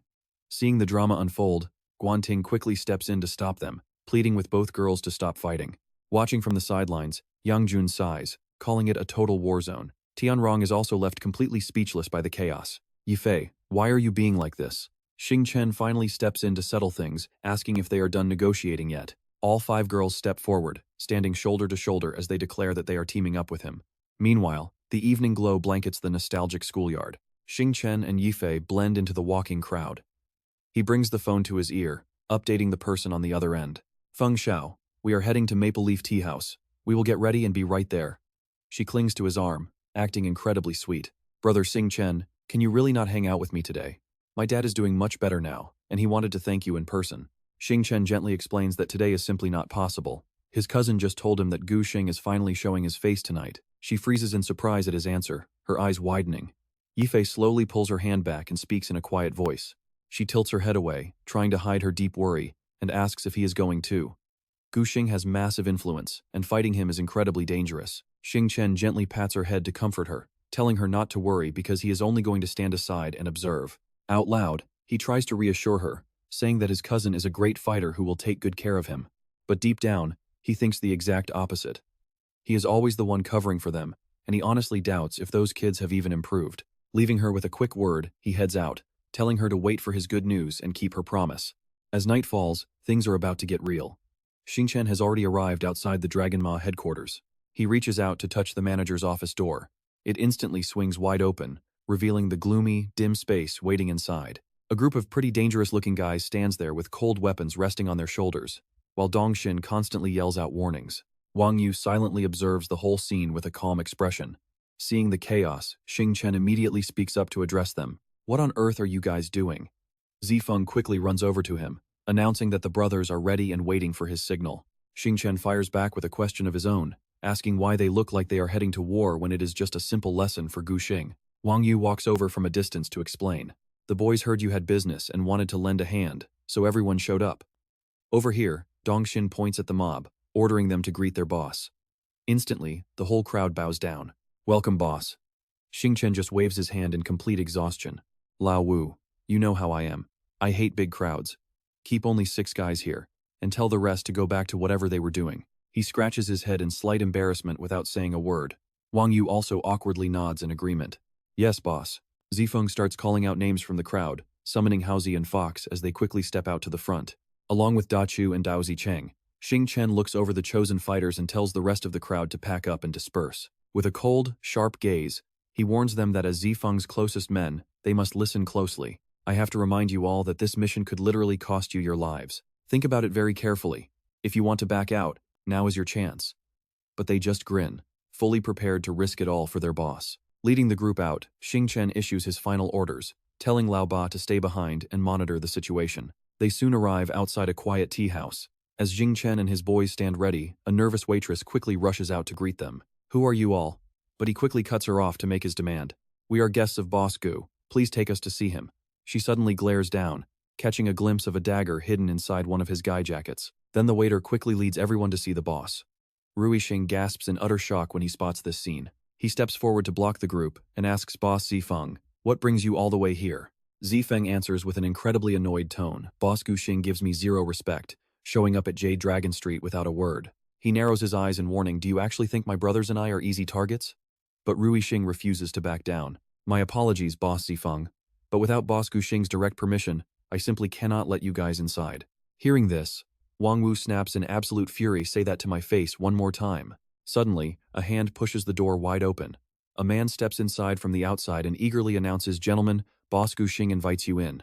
Rui Xing watches Ye Xingchen and the crew walk in, his heart burning with jealousy. Since when did Zifeng get so many fresh young recruits? Then he lifts his head with a smug grin. Whatever, Zifeng only has 3 strong fighters anyway, and my side has 10 armed men packing heat. Boss Gu Xing welcomes them with suspicious enthusiasm. "Ah, it is Boss Zifeng. Please, take a seat." Zifeng, however, keeps a dead serious expression. "Boss Gu Xing, J Dragon Street is still my turf, after all." He looks more annoyed by the second. "You showed up without even giving me a heads up. Does our brotherhood mean absolutely nothing to you?" He bursts out laughing and replies in a highly arrogant tone. "It is no big deal, just a simple meeting to share some drinks with old friends. A minor thing like this is not worth your time, Boss Zifeng." But watch this, Ye Xingchen steps in, finding his words completely unacceptable. "A minor thing? I did not know that hurting people severely just for a small business deal could ever be considered a minor thing." Boss Gu Xing sneers in open contempt at him. "Who the hell do you think you are? Boss Zifeng, it seems like some of your underlings desperately need to be taught some basic manners." Ye Xingchen just flashes a pitying smile. "Who, me? It is totally normal for a busy man like Boss Gu Xing not to recognize me." But then, his face turns dead serious as he drops a warning. "Since you are in Jinghai City, you should probably listen to this. See that tower? It rises high as he delivers his final threat. The heavenly dragon crosses the sea unmatched, while the cloud dragon slays gods and stars fall." Hearing this, Boss Gu Xing trembles in absolute shock, his voice cracking with panic. You are Ye Xingchen." Hearing his own name, he casually slides his hands into his pockets with a smug grin. Panicked, Boss Gu Xing screams at his men to kill him instantly. The thugs tensely draw their weapons. Seeing this, Zifeng and Wang Wu rush forward to shield him, shouting, "Watch out, Ye Xingchen!" Ye Xingchen merely smirked with absolute confidence, reaching inside his jacket to pull out 5 small throwing knives. With a flick of his wrist, he unleashes the razor-sharp blades. The knives sink directly into the backs of their hands, pinning them down. One thug stares in utter disbelief at his bloody hand and screams. The others get struck right in the chest, dropping dead on the spot. None of them can dodge this lethal, rapid assault. Zifeng delivers a brutal kick to another thug's gut, turning back to mock complain to Ye Xingchen. "Damn it, 5 throwing knives at once? I can barely handle one, so are you trying to humiliate me?" Ye Xingchen is already lunging toward Boss Gu Xing, but still finds the time to throw back a snarky reply. "Who told you to spend all your days chasing girls?" Suddenly, a flash of light zips right past his eyes. The final sharp blade slices through the air, embedding itself straight into the head of a bodyguard aiming a gun at him. Left with no choice, Boss Gu Xing tries to defend himself. He pulls out a pistol while cursing violently, but in a split second, it gets kicked away. The weapon spins far out of his reach. Terrified to his core, he goes pale, able to utter only pathetic whimpers. Suddenly, a heavy boot stomps right onto Boss Gu Xing's face, slamming him hard against the metal frame behind him. Finally feeling true terror, he desperately begs Ye Xingchen, "I was wrong. Please show mercy and spare my life." Meanwhile, Zifeng has cleared out all the guards. Wang Wu casually sits on top of an unconscious henchman, smoking a cigarette as if nothing even happened. Ye Xingchen looks down at him coldly. "I heard you had some big plans to take over Vanlong Street." Boss Gu Xing gasps in sheer terror, slamming his forehead onto the floor to deny it. "No, Ye Xingchen, it was not me. It was all Yuhu's doing. He invited me here to negotiate." Hearing the boy repeat the name, his heart sinks. "Yuhu, is it?" Cornered, he completely loses his pride and begs, "I was wrong, please spare me. I will hand over all of the Black Dragon Gang's assets to you. Please, just spare my life." But this deal was over before it began, because taking your wealth does not require your consent. Zifeng and his boys will handle that just fine. Ye Xingchen's lips curl into a cold, knowing smirk. "Are you waiting for backup outside the door?" Boss Gu Xing completely freezes when he hears those words. "Do not worry, my subordinates are taking care of them, so they are a bit too busy to save you." Outside the tea house, a chaotic brawl erupts between the rival factions. Zifeng steps up to him and reports everything is cleared out. "Ye Xingchen, should we finish him off?" Ko Hung still tries to shamelessly beg for mercy, calling out to Ye Xingchenon, "Please." But before he can even finish begging, a brutal kick straight to his neck cuts him off completely. With everything settled, Ye Xingchenon walks toward the exit and gives instructions to his companion. He asks Tu Fong if he can handle the rest, and the guy quickly nods, assuring him that he has got it covered.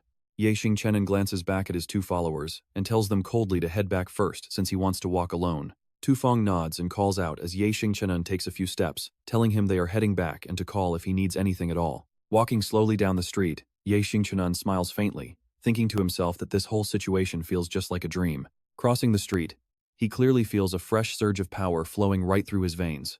This is where he gets a crazy upgrade, 2 different lives merging to grant him unreal combat strength. Looking down at his hands, a deep sense of familiarity rises. These deadly, refined movements have seemingly become pure instinct, deeply engraved in his muscle memory. Thinking back on everything, his hand spins a knife as a completely subconscious reflex. When Ko Hung died, he felt absolutely nothing. In his past life, just looking at a powerhouse like Ko Hung would have made his knees shake. A question suddenly pops into his head, bringing a momentary look of confusion. You have to wonder if his soul is changing too, making him doubt who he even is anymore. Closing his eyes, he sighs and tells himself that whether this is reality or a dream, maybe human life is naturally just like that anyway. Suddenly, Mormo Rongrong's voice calls out his name, causing him to turn around with a completely shocked look on his face. He asks what she is doing here, and she just smiles sweetly, her eyes filled with curiosity as she looks him over. She mentions living nearby and wanting to grab a bite, then asks why he is not home yet. Xingchen looks down, replying he is just clearing his head because of a bad mood. Seeing him look so incredibly gloomy, Mormo Rongrong giggles and decides to invite him along. She offers to treat him to some roast duck to cheer him up, and Xingchen immediately agrees. Once they order, she starts the conversation. She gently asks him what is wrong, suggesting that talking about it might help, but Xingchen simply asks her a question in return. He wonders what people actually live for, prompting her to softly repeat those exact words back to him. Her expression darkens slightly as she begins to talk about her past. She confesses that as a child, she always dreamed her parents would take her to see the ocean and watch the sunrise together. Glancing at a happy family laughing at the next table, she remembers wanting to hold her parents' hands on a beach, her eyes turning red as the waiter serves them wine. But they ended up getting a divorce, leaving her childhood dream completely shattered and unfulfilled. Her dad was always too busy working to visit her, while her mother ended up marrying another man. They were kind, but she never truly felt the warmth of a real family, her voice choking up as she grabs the bottle to pour a drink. Both of her parents were so busy with work that they never gave her anything besides money. Xingchen frowns, wondering why she is drinking the alcohol he ordered. But she just takes a sip and smiles sadly before speaking again. Now that she lives all by herself, she is not as miserable as before, but she is definitely not happy either. Looking down at the golden liquid, her eyes grow completely blurry as warm tears start welling up. Whenever she remembers her mother's painful guilt when she moved out, she tells herself that she absolutely must live a happy life. That way her mother will not blame herself anymore, prompting Xingchen to silently raise his glass and drink with her before speaking. He asks her why she wanted to share all of this with him, making her face turn red from both the alcohol and pure embarrassment. Taken aback, she quickly looks away to avoid his direct gaze, replying in a quiet, incredibly shy tone. She confesses that she simply finds him highly reliable, causing Xingchen to raise his eyebrows and repeat those words in surprise. She nods and explains that after seeing him beat up Trung Bathin that morning to protect Guan Tingting, she knew his character. It showed her he is someone she can trust, especially since he refused to just ignore a classmate who was in deep trouble. While happy to be trusted, Xingchen is surprised and asks if she really thinks it was for Guan Tingting. Looking at her with a gentle yet slightly hesitant gaze, he admits that he actually did it all for her. Instantly, Mormo Rongrong's entire face turns bright red as she lets out a shocked gasp, quickly laughing out loud to desperately change the subject and ease her embarrassment. She tells him to stop joking and just drink up, promising that she is paying for whatever he wants tonight. Seeing her down glass after glass, Xingchen silently wonders if she is not worried about getting completely wasted. As the food is served, he smiles warmly and declares that since she trusts him, they are now official friends, offering a toast to their new friendship. They clink their glasses together and happily shout cheers in perfect unison. In the very next second, Mormo Rongrong raises her finger to signal and calls out loudly, "Boss, can we get some more beer over here? Bring us 2 more bottles. I want 2 bottles." Worried, Xingchen tries to stop her, but she just sways, breathing heavy with the smell of alcohol. "I am not drunk. You are the drunk one," she slurs. Soon, morning sunlight pours into a luxury apartment, while an alarm clock blares right by the bed. Xingchen wakes up shocked, clutching his throbbing head and wondering if he got drunk last night. He freezes as last night's chaotic memories flood back, screaming inside, "Wait, did I actually get drunk with Mormo Rongrong? No way, right?" Looking around, Xingchen finds himself staring at a super girly pastel pink room. A sweet, fresh scent still hangs in the air, making him wonder this smells way too good. Is this actually Mormo Rongrong's bedroom? And you just know his mind immediately jumps straight to the absolute wildest conclusion possible. Xingchen panics, quickly lifting up the blanket to check if his body is still fully intact, and lets out a huge sigh of relief when everything looks safe. Thank goodness. Just as he escapes this crisis, Mormo Rongrong suddenly pushes the door open and walks right in. Wearing an outfit that perfectly matches the pink room, she gently calls out Ye Xingchen, "Breakfast is ready, come on out and eat." Seeing him acting so weirdly around the bed, she tilts her head with curiosity. "What are you doing? Did you drop something under the sheets?" "Oh, nothing." Feeling caught, he scrambles for an excuse. "I was just folding the blanket, making the bed." In a flash, he irons out the pink sheets, making Mormo Rongrong speak up in embarrassment. "It is fine. I can handle it myself. Go wash your face first. I already prepared a clean toothbrush for you," she says. Soon, they both sit down at the table. Ye Xingchen apologizes Mormo Rongrong. "I am so sorry. Getting that drunk last night caused you a ton of trouble." She rests her chin in her hands, looking at him sincerely. "It is fine. We are friends." He scratches his head, laughing awkwardly. "You are right. If you ever need help, just tell me. Do not be polite." Mormo Rongrong suddenly realizes how late it is. "We have to hurry or we'll be late." Looking at her luggage, Ye Xingchen remembers that their school field trip is today, and she continues to show her sweet concern. She asks if he needs to go home to pack, but he answers warmly, "Let's head straight to school." Soon, they are walking side by side back to campus, with Ye Xingchen keeping his eyes locked onto her back, feeling this strange warmth in his chest. I never realized she could be this incredibly gentle. He thinks whoever ends up marrying her is going to be the luckiest person alive. Should I try to pursue her, he wonders. But halfway through this beautiful daydream, he starts cursing himself for being so hesitant. Honestly, you can't even blame him for kicking himself. Who would ever want to let a perfect girl like her slip away? Groups of students crowd through the gates, and the buzzing gossip floating around the courtyard instantly catches the attention of Huang Yifei. "Hey, look over there. Isn't that Ye Xingchen and Mormo Rongrong walking together? Why are they even hanging out?" someone whispers. She whips her head toward the gate, her heart instantly tightening with deep suspicion. What is going on? Why is Mormo Rongrong being so close with my Ye Xingchen? She fumes, before his voice suddenly cuts off her thoughts. "Hey, Huang Yifei, Lam Lak and Quending made it right on time too." Ouyang Jun slams his heavy backpack onto the dirt, swearing under his breath. When Tiunin approaches him with a smirk, "What is wrong?" Feeling a bit jealous inside, but he just glares and barks back, "None of your business, get lost." He does not stop there, tossing more fuel onto the fire. "Sure, it has nothing to do with me, but aren't you embarrassed?" Ouyang Jun was once so mighty. The undisputed king of Nam Nyut did not just lose his title to a rookie. Now he is watching his girl walk off with someone else. Furious, Ouyang Jun grabs him like a helpless toy. "Tiu Nin, you had better stop trying to provoke me. You are obsessed with Huang Yifei, but she is with Ye Xingchen, so you want me to do your dirty work, right? If you want revenge, do it yourself, because I do not team up with cowards." He shoves him backward onto the dirt, raising his voice so everyone can hear. "I will crush him fair and square, and prove to Mormo Rongrong once and for all that I am her only destiny." Tionin's face turns dark after getting called out. Just then, the heavy school picnic bus rolls up to the gate. Tolaire steps off the bus and excitedly shouts for everyone to get ready, as the group finally heads out under the morning sun. Soon, Huang Yifei falls fast asleep right against Ye Xingchen's shoulder, with the beautiful, warm weather making the ride feel incredibly peaceful. Before they know it, the bus rolls to a stop right by a lush, grassy riverbank. The students eagerly shout, "Teacher, let's set up camp right here. It is super easy to grab water." But Ye Xingchen looks around, feeling uneasy. This spot is way too close to the water, because if it rains tonight, the tide will rise, and the humidity is too heavy. Saying this, he spots a safer area. "Sleeping here is a direct path to getting rheumatism, so we should honestly look for a much better spot. That high ground over there is pretty flat and spacious. It's perfect for camping." Soon, their neat tent is fully set up. Ye Xingchen goes to sit next to Mordung. Suddenly, a shadow approaches. He looks up. Out of nowhere, Dick Fai appears brandishing a fishing rod. She's incredibly excited. "Ye Xingchen, let's go fishing right now." Without even waiting for an answer, she grabs his collar and drags him away, leaving Ye Xingchen to just call out to Mordung that he will be right back while Mordung lets him go without a fuss. She promises to cook him some delicious steamed fish once they are done.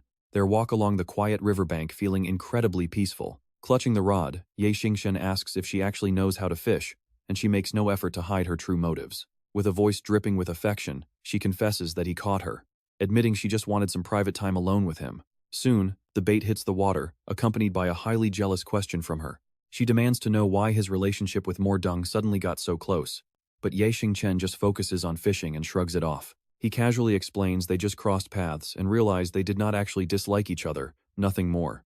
Pouting at his dry response, Deech Fai scoffs that absolutely nobody would believe that excuse, while the fishing bobber gently floats on the water, as Ye Xingchen suddenly remembers a crucial detail. He casually mentions he forgot to tell her that Hung is dead, a sudden piece of news that leaves her completely stunned. He simply explains that his cousin already took care of him, meaning her family has absolutely nothing to worry about, because he has already handled all the safety arrangements. Overjoyed by this news, Ditch Fi instantly rushes forward, wrapping her arms tightly around his. She gushes her gratitude for him on behalf of herself and her father, and in a fit of excitement, she plants a soft kiss on his cheek.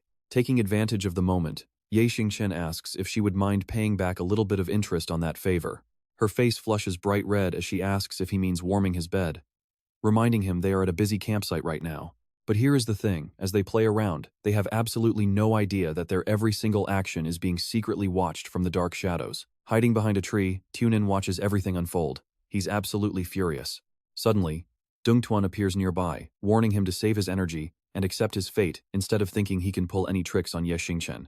Already on edge, those words push him over the limit as he angrily snaps, asking if he has become his loyal disciple now. Remaining completely calm, he warns him. He's just worried about him losing his life.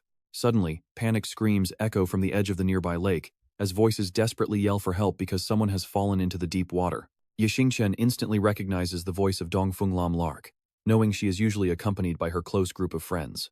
Without a single moment of hesitation, he bolts toward the scene, telling her to keep an eye on his fishing rod and watch for any bites. Over there, Dongfeng Lam Lark is struggling desperately in the water, prompting Xingchen to dive straight into the lake with incredible agility. He swims toward her at full speed, shouting at the top of his lungs, "Stop struggling," reassuring her that he is coming to save her. He reaches her just as Dongfeng Lam Lak passes out in his arms from exhaustion. Supporting the unconscious girl, he swims back to shore and quickly instructs the onlookers to pull her up, and they waste absolutely no time helping. They quickly help him out.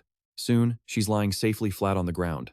After checking her over, he assures her friends that she did not swallow too much water, asking them to change her clothes once she wakes up. As he turns to leave, she slightly opens her eyes, locking his silhouette into her memory as she softly whispers her heartfelt thanks in a daze. A bit later, his skilled hands get to work. He preps the fresh fish with swift, smooth movements. Xingchen hands the prepped fish to Mordung, telling her the cleaning is done and leaving the final cooking steps in her hands. She accepts it without hesitation, telling him to go rest while she gets the meal finished in no time. The others are incredibly grateful for the meal, thanking their leader, while Xingchen politely tells them everyone worked hard today. He invites everyone to dig in, while nearby, Dongtuan stares at his own burnt, black food with sheer disgust. Honestly, you can't help but laugh at this. His two companions can only choke it down, realizing the painful gap between them. Night falls, and the students gather around the campfire in high spirits. As Triquan Ding steps up to hype up the crowd, he proudly calls up Dongfeng Lam Lak, Hot Twit, and Lu Xing to take the center stage for their special performance. They are set to perform a beautiful peacock dance for everyone. As the dancers emerge in their gorgeous outfits, Xingchen is instantly captivated, keeping his eyes completely locked on them, which makes Dirch Fai feel rather jealous. She whispers to Mordung that his eyes lit up the moment he heard Dongfeng Lam Lak was dancing, leaving Mordung looking deep in thought. Although she softly claims that he probably just likes dancing, her mind is racing with completely different thoughts. If only he could dance like that. Lam Lak moves so gracefully, melting into the music. Under the bright moonlight, every single move looks absolutely stunning. He watches her, totally zoned out, completely missing the voice, calling out, "Hey, Xingchen, Xingchen, are you okay?" It takes him a moment to snap out of his daydream. "Huh? Did you need something?" Quan Din is already standing right in front of Xingchen.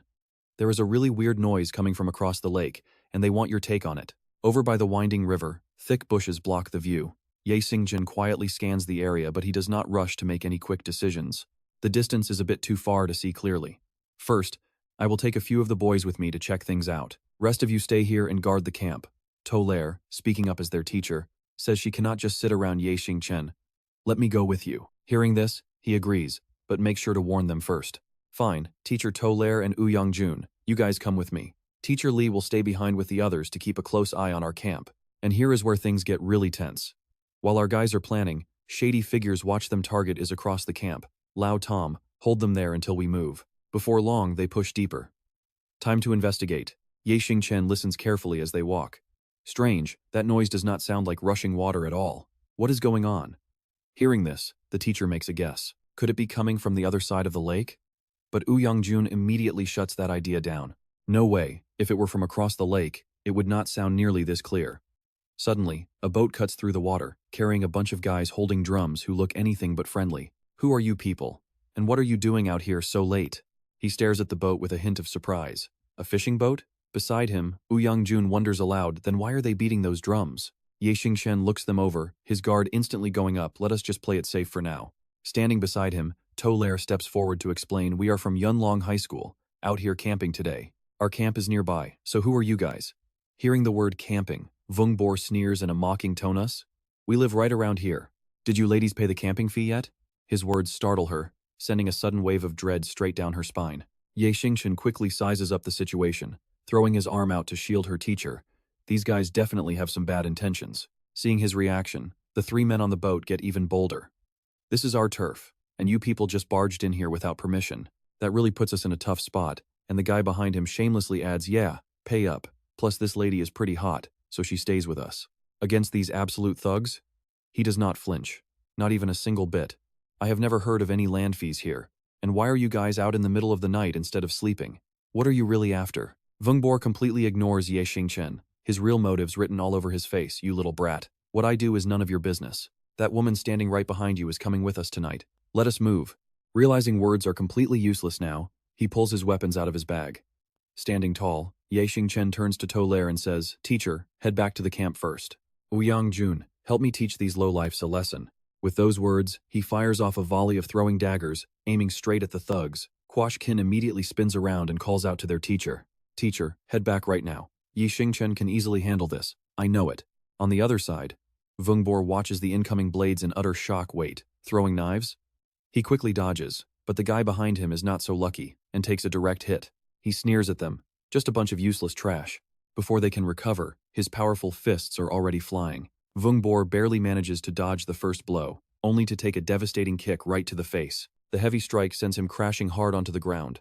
Seizing the moment, Yunlong rallies the others to attack, get them, beat them down. Without hesitation, the students rush in and completely overwhelm the thugs. Cornered, a desperate Vungbor pulls out a sharp knife to fight back. You brat, die! He charges forward, waving his weapon like a maniac. But his desperate attack is effortlessly blocked as Xingchen uses his momentum to throw Vungbor flat on his back. He slams hard onto the dirt. Man, that looks incredibly painful. Not giving him any room to recover, he pins the thug down with his entire weight. Who are you guys, and what is your goal? Do not tell me this is just a coincidence. Even pinned down, Vungbor still acts tough. Brat. I just wanted to have some fun tonight. That woman is pretty fine, right? Have you tasted her yet? Xingchen wastes no more words, bringing his blade down instantly. Shut your mouth. Suddenly, a desperate scream for help echoes from the camp. He completely freezes. Oh no, we fell right into their trap. Xingchen panics. Yunlong, forget about these guys. We need to get back to the camp right now. They sprint back as fast as their legs can carry them, only to find Tolaire collapsed on the ground, cradled in the arms of more dung. He looks at the chaotic scene in confusion, asking what is going on. Murong quickly fills him in, explaining that thugs broke in and took Li Xiaoting, and when Su Li tried to stop them, she ended up getting injured. Beside him, Guanting frantically urges him on Xingchen. Those sketchy guys are clearly up to no good. What if Li Xiaoting is in serious danger? She begs him to find a way, but Xingchen remains incredibly calm despite the panic. He tells Su Li to call the police immediately before turning to Yunlong to lay out the plan. Yunlong, take a few of the other guys to tie up those thugs by the lake and keep a close eye on the area. I will go rescue her, he says without wasting another second, quickly asking which direction they went. Murong points her trembling hand toward the dark forest ahead, saying they just fled in that direction. With his target set, Xingchen dashes off while she calls out in deep worry, telling him to be careful. He tears through the pitch-black forest like a gust of wind, his mind racing to connect the dots. The lake gang and these kidnappers are definitely working together. But why on earth did they target Li Xiaoting? Meanwhile, over by the main road, two beefy men are struggling to lift Li Xiaoting into the back of a white truck. Seeing that their prey is secured inside, Sanhei gives his partner a quick nod to get moving. Hurry up. Old Zhang is ready to drive, he barks as the engine roars to life, illuminated clearly by the taillights. Talk about luck. Xingchen arrives just in time to spot the plate as the truck vanishes down the empty road, noting it is from Jinghai town. I really do not care whose men they actually are, but ruining my picnic with these beautiful girls is simply unforgivable. Back at the camp, the troublemakers have already been tied up and dragged to the center of the clearing. Yunlong speaks up with a dark grin, suggesting to Su Li that she should leave these bastards to him. She is not about to let her students do anything reckless, so she quickly refuses, telling everyone that the police are already on their way. Meanwhile, Murong is completely distracted, desperately hoping that Xingchen can actually catch up to Li Xiaoting and keep her safe. On the other side of town, the white truck slowly pulls up to the entrance of a massive, desolate warehouse. The doors swing open and a sharp scream echoes out as she demands they let her go, only to be met with a savage threat to shut her mouth. Unless she wants her face slashed open, Li Xiaoting is dragged roughly inside, still cursing at them with everything she has got. She screams, demanding to know who they are and what they want, but they coldly order her to shut up. After locking her inside, Gang Huo instructs his guard to keep watch out front and report any suspicious activity immediately. Satisfied, he heads inside while the faint moonlight barely peeks through the thin layer of clouds in the dark night sky. Somehow, Xingchen has already managed to slip inside unnoticed, pressing himself against a small window frame as he watches Li Xiaoting bound tightly to a wooden chair. Gang Huo walks in, telling his men to keep a close eye on her. He says he is going to catch some sleep, and the lackeys obediently nod, saying they have got it covered. She glares at the boss as he leaves, her mind spinning with worry. The campsite must be in utter chaos by now, and she still has no idea why they dragged her to this place. The more she thinks about it, the more panicked Li Xiaoting becomes, wishing that kid Xingchen were here to save her. But why is he the very first person popping into her head, she wonders. Even if he is strong, he cannot beat a whole gang. Watch this, Xingchen suddenly shadows his way inside, grabbing Miaozi and dropping him in one clean move. This sudden ambush leaves her completely stunned, as Xingchen quietly approaches her with the path now clear. Li Xiaoting stares at him kneeling right before her, whispers stuttering his name in absolute relief. Xingchen. Scanning him from head to toe, she frantically asks if he got hurt anywhere, but before she can finish, he gently presses a finger to her lips. He whispers, "Teacher, do not say a word. I am here to save you," quickly untying the tight ropes around her. Once Li Xiaoting is finally free, he points toward the small window he used to sneak in, telling her to climb through. She hesitates, telling him that this is too dangerous because there are still several of those gangsters waiting just outside. Supporting her with one hand, he calmly reassures her to leave it to him, warning her to watch out for the broken glass.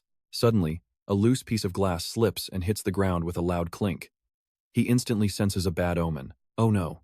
Sure enough, an angry shout echoes through the dark warehouse, demanding to know what that noise was. When Gang Huo gets no reply, he rushes over only to find Miaozi lying unconscious on the floor, calling him a piece of garbage. The empty chair feels like a slap in the face, confirming that their hostage has escaped. He screams to get her back. Meanwhile, Xingchen is carrying Li Xiaoting in his arms, running like crazy while teasing her. Who wears high heels to a camping trip anyway, he chuckles. You really are a genius, teacher, leaving her completely blushing and stammering an apology. Gang Huo grips his weapon, furiously barking orders at his men. They are definitely nearby. Go hunt them down. His lackeys do not dare hesitate.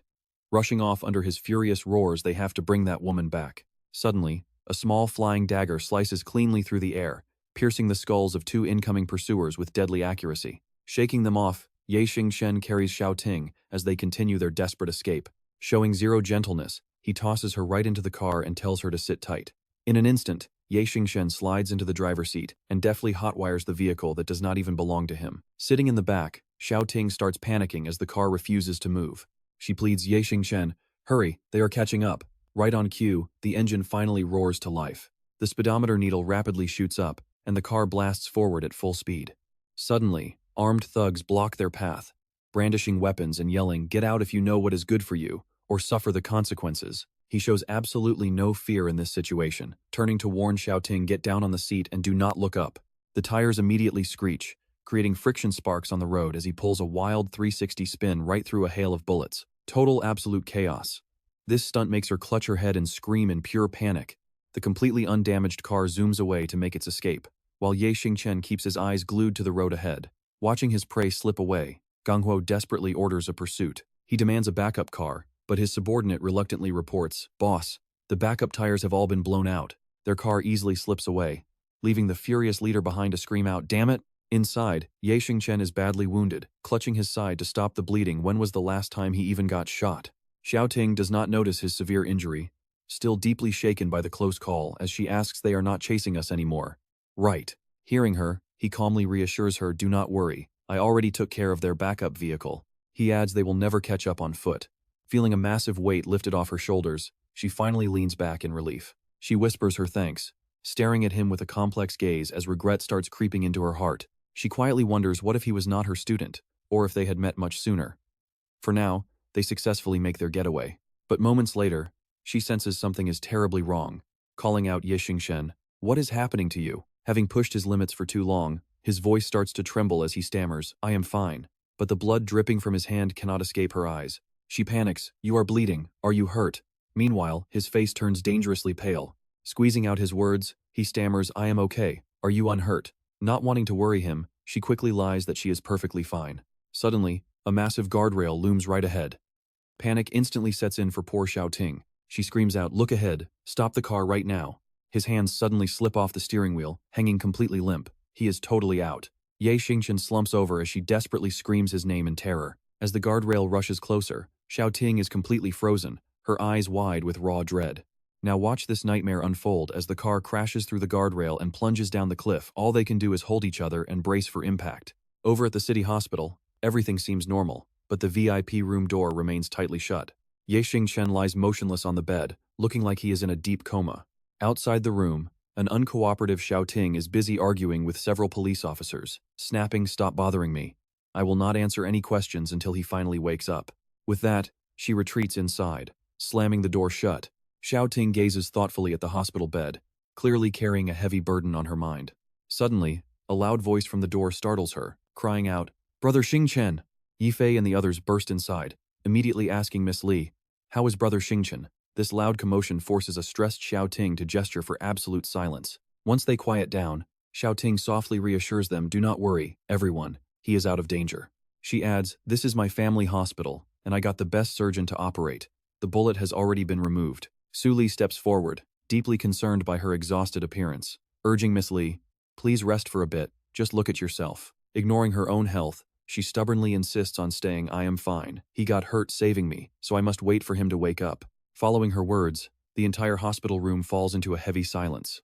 All four girls instinctively gaze at Xingchen, each harboring their own complicated thoughts. Yifei asks with sad eyes, "Why has Brother Xingchen not woken up yet?" Suddenly, his eyes flutter open, looking at the crowd in complete confusion. He wonders if he is dreaming with so many beautiful girls around. Murong quickly notices, instantly cutting off the bickering between the others. "All right, Yifei and Lan Luo, stop bickering already. You woke Xingchen up with all your shouting." Hearing this, Yifei is absolutely thrilled and rushes to hug her beloved Xingchen, crying out, "You are finally awake. You scared me to death." On the other side, Xiaoting looks incredibly anxious, already holding a glass of water and asking if he is thirsty. She tells him to drink up, quickly filling the cup in her hands to the brim with warm, soothing water. Xiaoting slowly extends her hand, gently telling him to be careful and take it easy. The hospital room does not stay quiet for long before it becomes chaotic, with the girls competing to show their care, asking what he wants to eat. One offers to make soup, while another calls her sly, and others jump in to buy him fresh fruits or flowers. Arguing that fresh air is important too, Su Li frowns, thoroughly annoyed by the messy crowd of girls before her. With a single command, she kicks them all out, telling everyone to leave because Xingchen needs proper rest right now. Hearing this, Yifei instantly pouts, whining about why Su Li has to be so harsh with them. Sitting on his hospital bed, Xingchen can only watch the drama unfold, and quietly think that getting hurt might not be so bad after all. Soon, night falls over the hospital. In the dead of night, Wu Jie slips into the room wearing her nurse outfit, prompting Xingchen to sit straight up and clear his throat. Startled by the sound, Wu Jie turns around in panic and asks if he is awake or feeling uncomfortable anywhere. Xingchen immediately acts weak, replying that his entire body feels terribly sore and asking if she can help him out. Without a single shred of suspicion, Wu Jie steps closer to inspect him, wondering how that could be. She points out his surgery was highly successful and reaches to check, only for Xingchen to suddenly grab her wrist with a gentle grip. Pulling her incredibly close, Xingchen softly asks her name in a deeply affectionate tone. Blushing furiously, the flustered nurse instinctively replies that she is Lu Wujie. But Xingchen holds on tight and demands her number. Completely helpless under his gaze, she shyly looks away and obediently mutters the digits 1352. This incredibly shy reaction instantly stirs a completely unexpected, burning sensation deep inside Xingchen's heart. No longer able to resist, Xingchen leans in incredibly close and wraps his arms tightly around her waist so she cannot escape. Before long, Wujie's nurse uniform is shed and cast aside, and the intimate scene of their passionate embrace is somehow captured perfectly on a hidden surveillance camera feed. But watch this, a highly suspicious room slowly comes into view. Ningtian sits right before the screen, laughing in absolute delight as everything goes exactly according to his plan.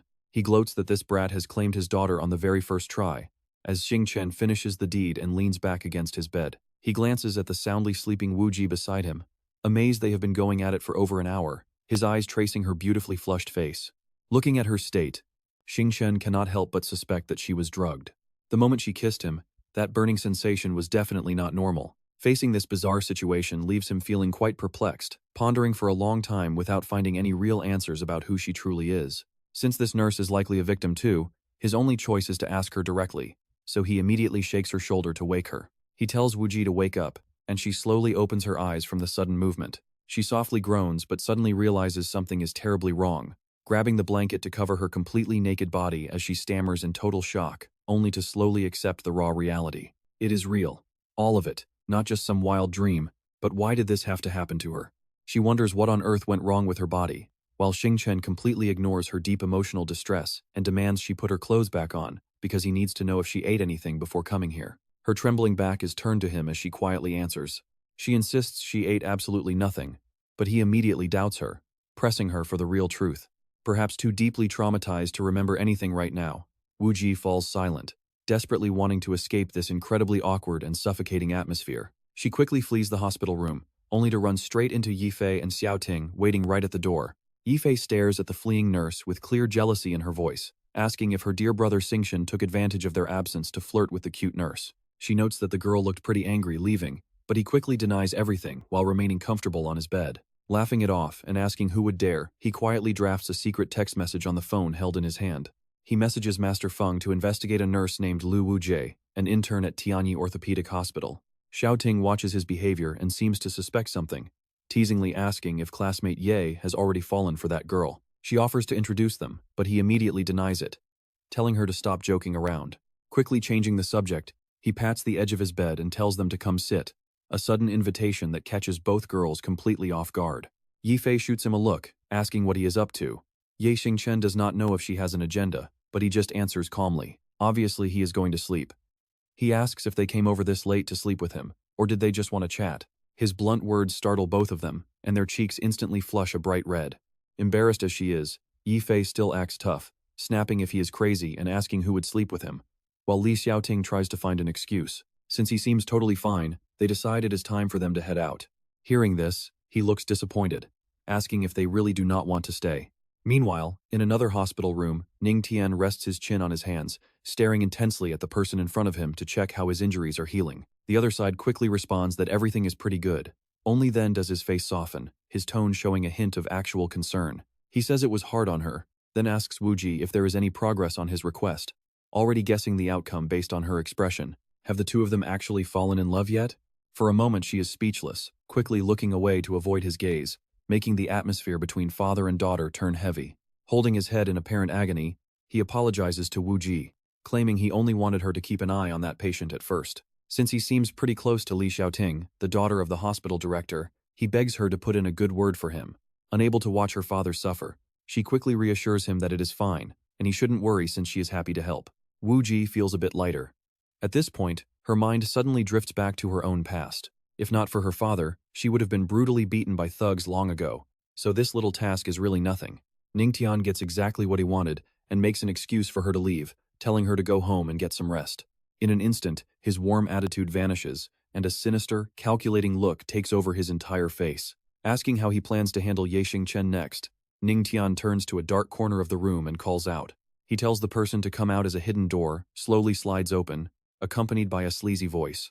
Changhuo steps out, praising how well he raised his daughter, before immediately jumping right back to negotiating his terms. He promises to help but demands her in return. Watch how fast his helpless act turns into pure greed. She would never do this willingly, not without those 6 magical pills.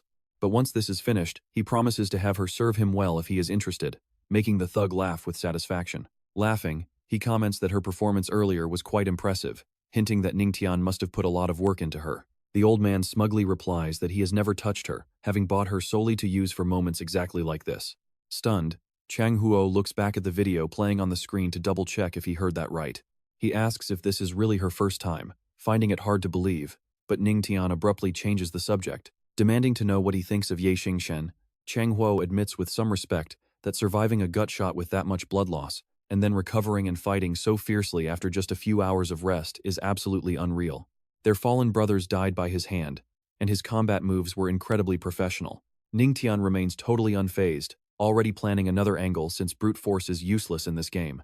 He notes that adults rely on their brains, leaving Changhuo pretty confused as he asks if this video can actually destroy him. Stroking his chin thoughtfully, Ningtian reveals that he has had the entire plan mapped out for a while now. It won't work on him, but it will definitely work on Li Xiaoting. He has never seen Li Xiaoting look at anyone with such deep care, meaning she truly has feelings for Ye Xingchen. Sensing an opening, Qianghuo excitedly asks if they should send her the file. But Ningtian calmly holds his trump card. He says it is not time yet, and they must wait until Li Xiaoting is deeply in love with him. Only then will this weapon show its true power. Ningtian plugs a USB drive into his computer, his dark plot unfolding as he notes that the deeper the love, the greater the pain. But for now, using it to threaten the brat a little seems like a pretty good starting point. Seeing the file transfer notification on his screen, he feels satisfied and suggests they make their exit as well. Meanwhile, back in her small room, Wu Ji collapses onto her bed, agonizing over last night and wondering what is wrong with her. She covers her face, and honestly, you can feel her confusion as she struggles to find an answer. Wondering if it was love at first sight, she remembers the moment and flushes red, burying her face in a pillow to hide her embarrassment. She groans at how embarrassing it is, questioning if she is really that kind of easy girl. Lost in her thoughts, Vorteep falls back into a silent spiral of self-doubt. But then, as if suddenly remembering something, a strange suspicion begins to creep in. Her father was the one who told her to take care of him. Could it be because of that pill?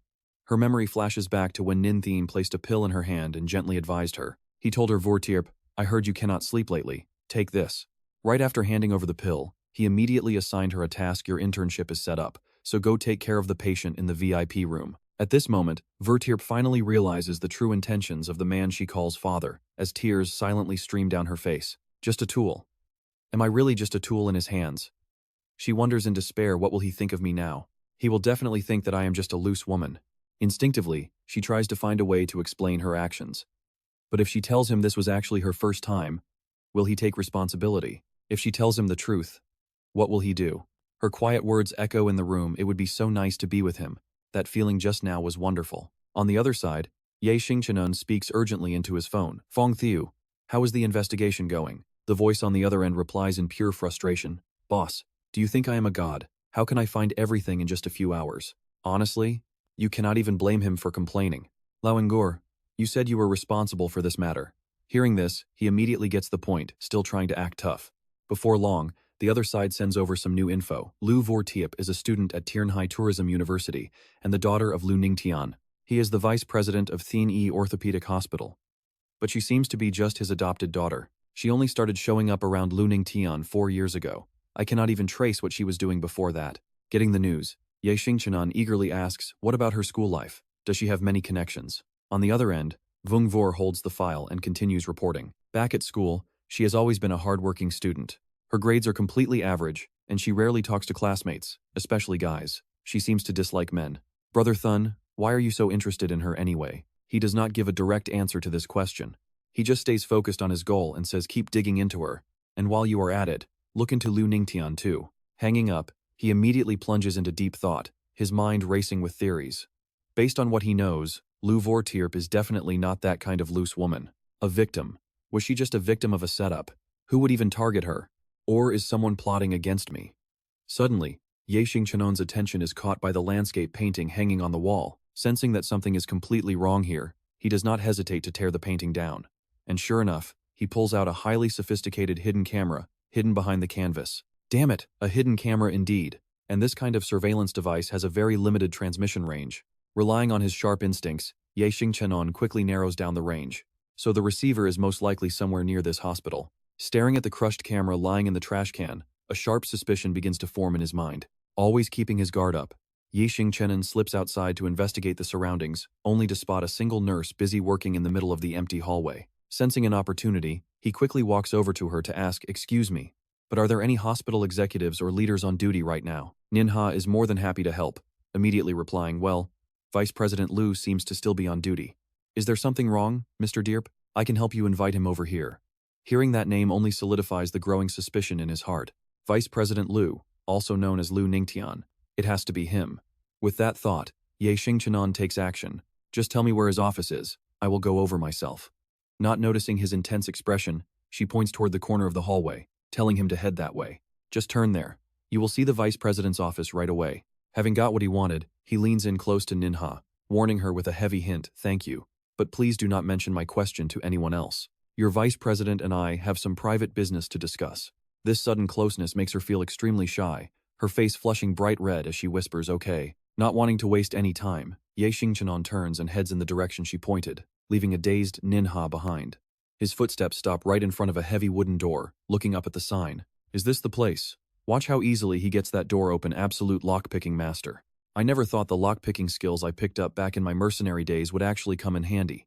Slipping through the slightly open door, Xingchen quickly moves into the quiet office. He sits in front of the glowing laptop screen, hoping to find something useful. If it really is him, the receiver for the wiretap must be in this room. But I am not exactly a computer genius. Suddenly, his eyes lock onto a small USB drive plugged into the side of the laptop. Click.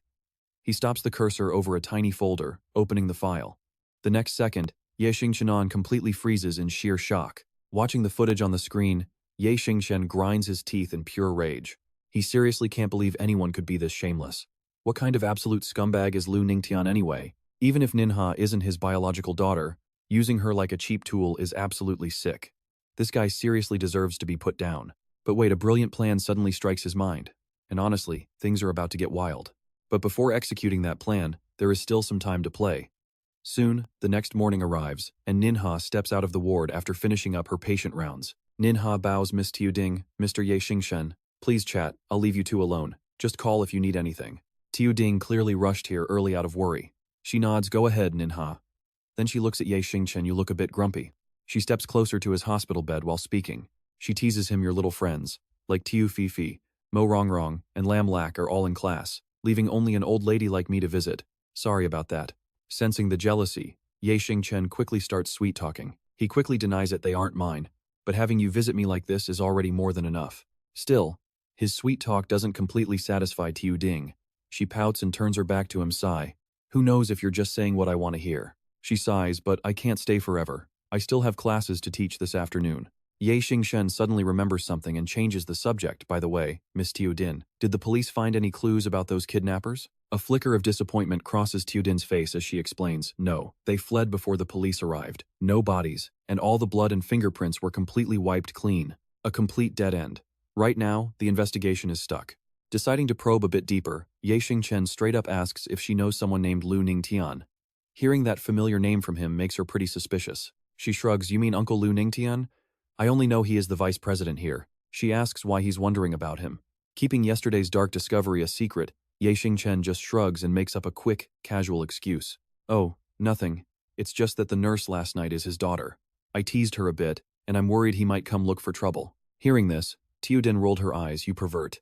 You actually dared to hit on the vice president's daughter? She huffs, if he comes after you, don't expect me to save you. Xingchen just leans back and asks how he's being so bad. Ignoring his playful question, she heads toward the exit. All right, I'll visit you again after my classes are done. Happy now? But right as she reaches the door, she suddenly stops. Tiudin turns back around, her playful tone shifting to genuine, deep gratitude. She softly says, thank you, Xingchen. If you hadn't risked your life to save me, I might never have made it back. He laughs out loud. Honestly, a minor scratch like this is nothing, and he wants to tease her more. Saving my favorite teacher was completely voluntary. But if you really feel bad, you could always repay me with your hand in marriage. I certainly won't complain. She rolls her eyes with a soft laugh, calling him a shameless tease. As soon as she leaves, he immediately misses her warm presence. He sighs, she's just so perfect. I really wish I could have wrapped my arms around her. But his daydream is violently shattered when the door is kicked open. Oh, look who it is. Lu Ningtian storms inside with a furious expression, looking for a fight. He barks out, Mr. Xingchen. There are a few things I need cleared up immediately. He doesn't waste any time throwing his weight around. He sneers, I'm the vice president here, and the chairman himself sent me to deliver a very clear message directly to you. Xingchen doesn't even bother sitting up, merely casting a lazy, completely unimpressed glance at the arrogant messenger. Xingchen yawns, and which chairman would that be? Smugly, Lu Ningtian boasts Li Qingdong, head of the Li group, but the kid just scoffs, pretending he has absolutely no clue. Zero time wasted. He gets straight to the point. Mr. Xingchen, drop the act already. Tell me, how much money is it going to take for you to finally walk away from Tiuding? He snaps. Xingchen sits bolt upright. What the hell do you mean by that? Lu Ningtian sneers. Doubling down, can you honestly look me in the eye and say you didn't risk your life to save her just to secure a piece of the massive Li family fortune? He doesn't play games, offering a cold threat. I don't have a single clue what you are talking about.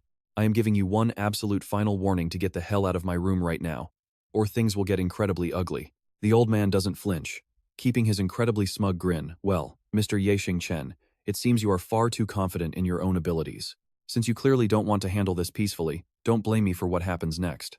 With a swift clap of his hands, the loud echoing sound signals two massive, heavily muscled thugs to burst through the door, presenting a clear threat. Xingchen doesn't flinch at all, staring them down. "Are you seriously trying to force my hand?" Lu Ningtian just smirks and takes a safe step back. He sneers, "You brought this on yourself. Besides, this comes directly from the chairman, and it is all for our young lady's own good. She will eventually understand our choices." But before the old bastard can even finish his sentence, Xingchen's body is already coiled to strike. Without hesitating, Xingchen charges straight ahead. No more talk today. He is going to show these guys what real power looks like.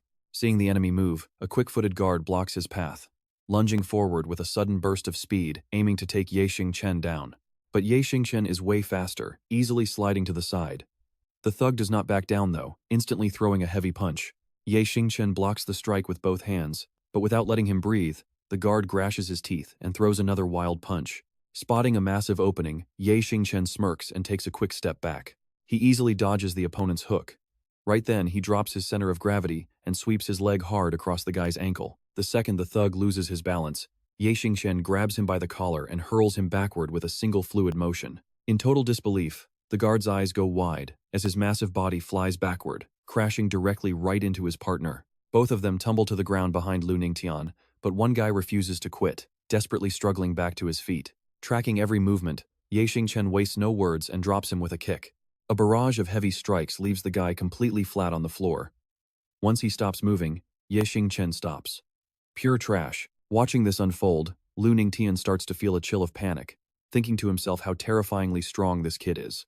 His two top fighters were handled like helpless chickens. Terrified as he is, he tries to steady his racing thoughts, telling himself that only someone with this kind of raw power is actually worthy of being their partner. Lu Ningtian is sweating bullets now, his mind locked in a fierce internal struggle. Just look at him. The pressure of this bad situation is clearly eating him alive. After a tense silence, Lu Ningtian decides to negotiate, saying, "Mr. Ye, I think we can sit down and have a proper talk." Xingchen sneers in pure contempt, utterly relaxed as he tests him, asking, "Oh, what exactly does Deputy Director Lu want to talk about?" Despite the rising dread, Lu Ningtian is forced to push his proposal, forcing a highly calculating smile onto his face. "Don't you think that if we join forces, we can easily bring down the massive Li group?"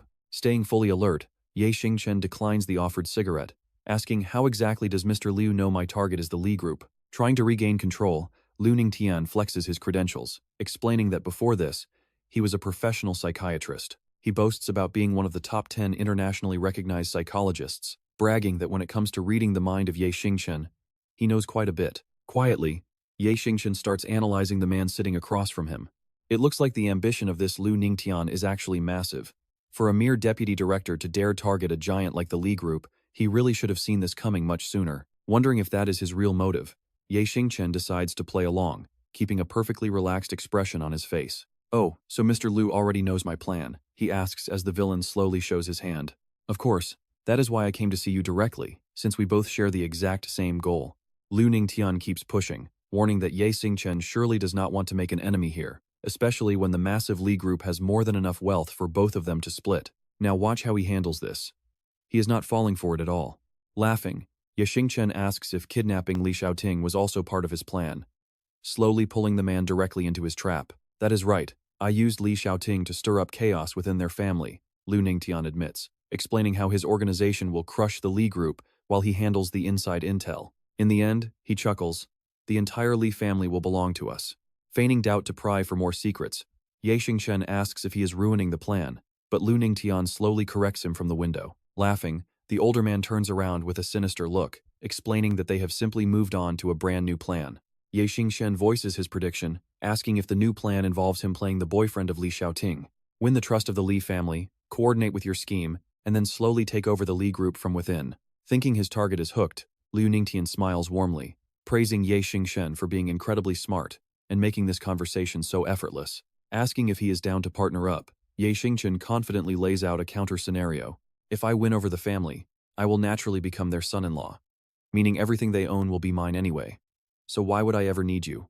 Watching this arrogant display as if the boy has already won, the doctor bursts into a highly calculating laugh. Laughing, he reveals he already researched the past of Xingchen. Playing his trump card, Lu Ningtian brings up a major weakness, specifically regarding the bedroom, asking if the woman from last night was to his satisfaction. Still acting clueless, Xingchen asks what he means by that, prompting the villain to expose more. Laughing, He tells him that smart people do not need to gossip. He promises that if Ye Xingchen agrees to work together, this little secret will never reach the ears of the Li family. Plus, the girl can stay by his side to serve him however he likes. So Ye Xingchen's playing smart here, throwing bait to catch a bigger fish. Is she actually your daughter? He asks.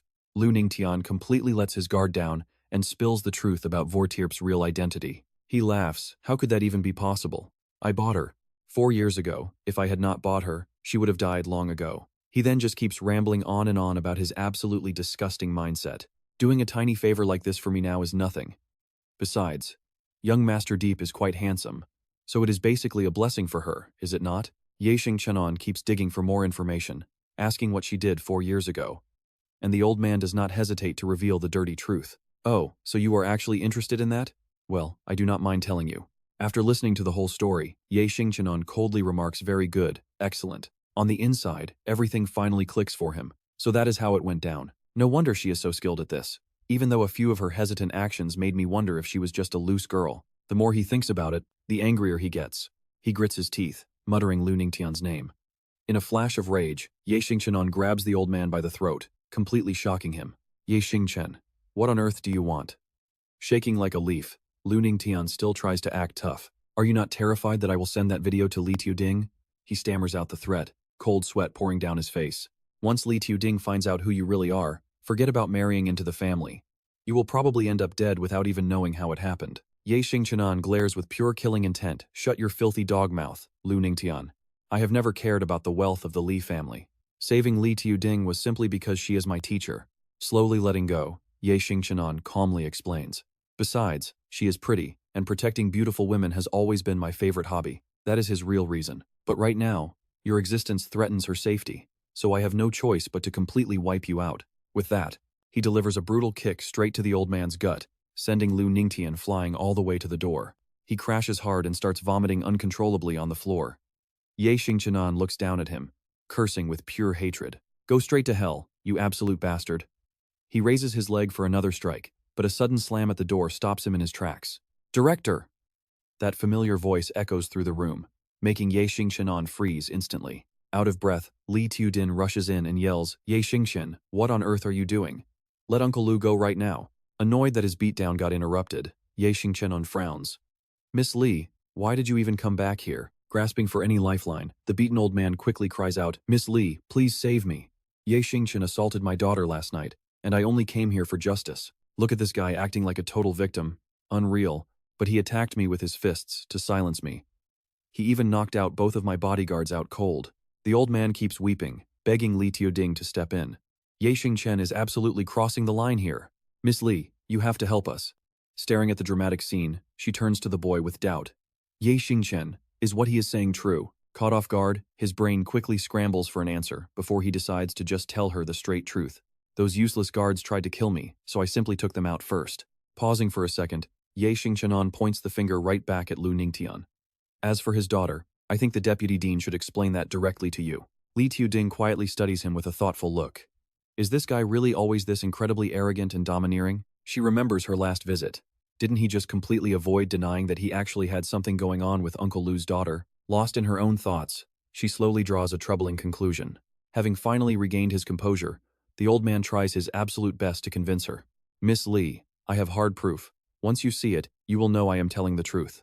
With that, he leads her over to check the evidence. Her mind is a complete mess right now. Did she actually misunderstand him? Why is he acting like nothing even happened? Now we all know he's got something up his sleeve. Ye Xingchen just smiles, waiting for this fool to dig his own grave. Even as she watches him type on the computer, her mind is still flooded with heavy doubts. Did he really do something so awful to that nurse? How could a guy like him actually force himself on a helpless girl? Her heart is completely torn. I just cannot believe it. There must be another explanation for this. There has to be. But if he is innocent, why would Uncle Lu frame him? Completely unfazed, Ye Xingchen raises an eyebrow and asks mockingly, Deputy Dean Lu, is this really your master proof? Lu Ningtian looks down, completely baffled and deeply confused. How is this possible? I definitely, but as the screen just displays a comedy show, she lets out a massive sigh of relief. As expected, nothing bad happened. How could a guy like Ye Xingchen ever do something so terrible? Sweat pours down his face as he blurted out the truth in utter shock. How is this even possible? The camera in the hospital room was working last night. Ningtian immediately starts searching through every drive on his computer. But once he sees the smashed camera lying uselessly inside the trash can, Xingchen immediately confronts him with sharp words. He yells, "What? Surveillance? You are violating my personal privacy. What are you trying to do?" Shouting voices her doubts. "Uncle Lu, what do you mean by this?" Panicking completely, he tries to cling to his very last lifeline. He stammers out, "Miss Li, I am not lying. Let me go call my daughter right now." Then Ningtian barks a direct order to his subordinate Ab. "Get my daughter over here right now." A bill runs in panting to report Director Lu. "Miss Yuji snuck out alone this morning. Her whereabouts are completely unknown, and we have no idea where she is." On the outside, he openly mocks the man's pathetic little drama. He asks Vice Director Lu, "Anything else to say?" But inside, his mind is racing. "Yuji, if you ran away because of me, I will find you, and I will take full responsibility." Furious that everything is falling apart and going against his plans, Ningtian clenches his jaw, heavy tension. But before the man can even finish, Xingchen prepares to throw a strike, scaring him so bad he screams. He screams, "Yay, Xingchen! What are you doing?" Xingchen darkens his face and throws a massive punch. And you have to love this satisfying payback right here. With one massive blow, Ningtian is sent flying backwards, crashing straight into a chair. Xingchen frantically mobilizes his entire crew. "Damn it, no more playing nice. Get all our guys on the line right now and start searching. Find Liu Yuji and get Ningtian's address." But the lazy slacker on the phone is still messing around. "Wait, hold on, I am on it." That slow response drives Xingchen absolutely crazy. "I said stop playing games." His roar echoes everywhere, making everyone jump.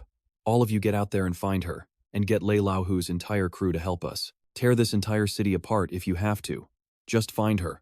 One of the guys, totally confused, asks, "What is up with Brother Xingchen? He looks like his house is on fire." But Wang Yu is still chilling, trying to play cards, until another guy snaps at him. "Hey Dan, are you seriously still looking for the number 2 card? You trying to get beaten up?"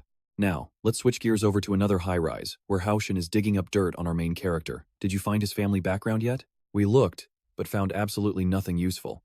All we know is he just got back from overseas, and he is currently studying at Yunlong Academy. He calmly comments before giving his next orders. "Well, looks like the kid actually has some backing. Keep tracking him, and make sure you destroy every single piece of evidence tying us to Lu Ningtian." Haoshin quickly cuts all ties to avoid getting his hands dirty. "I do not want my beloved Li Xiaoting finding out that I am the one pulling the strings behind all of this." Weiba bows respectfully, though he is still a bit confused. "Understood, young master, but given your history with Miss Li, I do have a question." That overstepping question makes him stop dead in his tracks. He warns cold, "Weiba, there are some things you are better off not asking." Realizing he stepped over the line, Weiba quickly bows down to apologize. "Yes, young master, I understand." Meanwhile, Xingchen is sprinting through the pouring rain, desperately searching for her. "Yuji, where on earth are you?" The heavy rain pours down. Guilt crushes his soul. "Talk to me, please. Let me take care of you." His mind flashes back to a dark and painful past life. "I have already suffered way too much in my previous life." Determined not to carry those regrets into this future, Xingchen keeps running even as his old wounds start bleeding again. "In this lifetime, I refuse to let the people close to me suffer like that." But what hurts him more than any open wound is her name, carved deep into his soul, Yuji. He trips. Crashing hard onto the wet pavement, he looks absolutely exhausted and broken. But even as his eyes start to slide shut, he keeps whispering her name over and over. With one last desperate cry for Yuji, he collapses right in front of 2 girls. Ye Yan spots him on the street, yelling, "Luo Dan, look over there." By the time they get him back to their apartment, the storm finally stops. Realizing his condition is terrible, Ye Yan panics. "We need to get Xingchen to a hospital. He is losing way too much blood." But Luo Dan shakes her head, expertly wrapping his wounds. She mutters, "Have you ever seen a gang boss willingly go to a hospital? Chill out." She washes the blood from her hands, turning the basin completely red. "I will patch him up first, and then we will let Brother Zifeng know. He will know exactly what to do." But after calling his phone repeatedly with no answer, she starts getting really worried. Brother Zifeng is not answering. You do not think something bad happened to him, do you? But all she gets is the operator's cold, automated voicemail. Slowly, Xingchen starts drifting back to consciousness, whispering to calm them down. He groans out, "Do not worry, I am fine." He slowly sits up, looking around. "Is this your place? How long was I out?" Luo Dan blushes, replying, "Yeah, it is my room.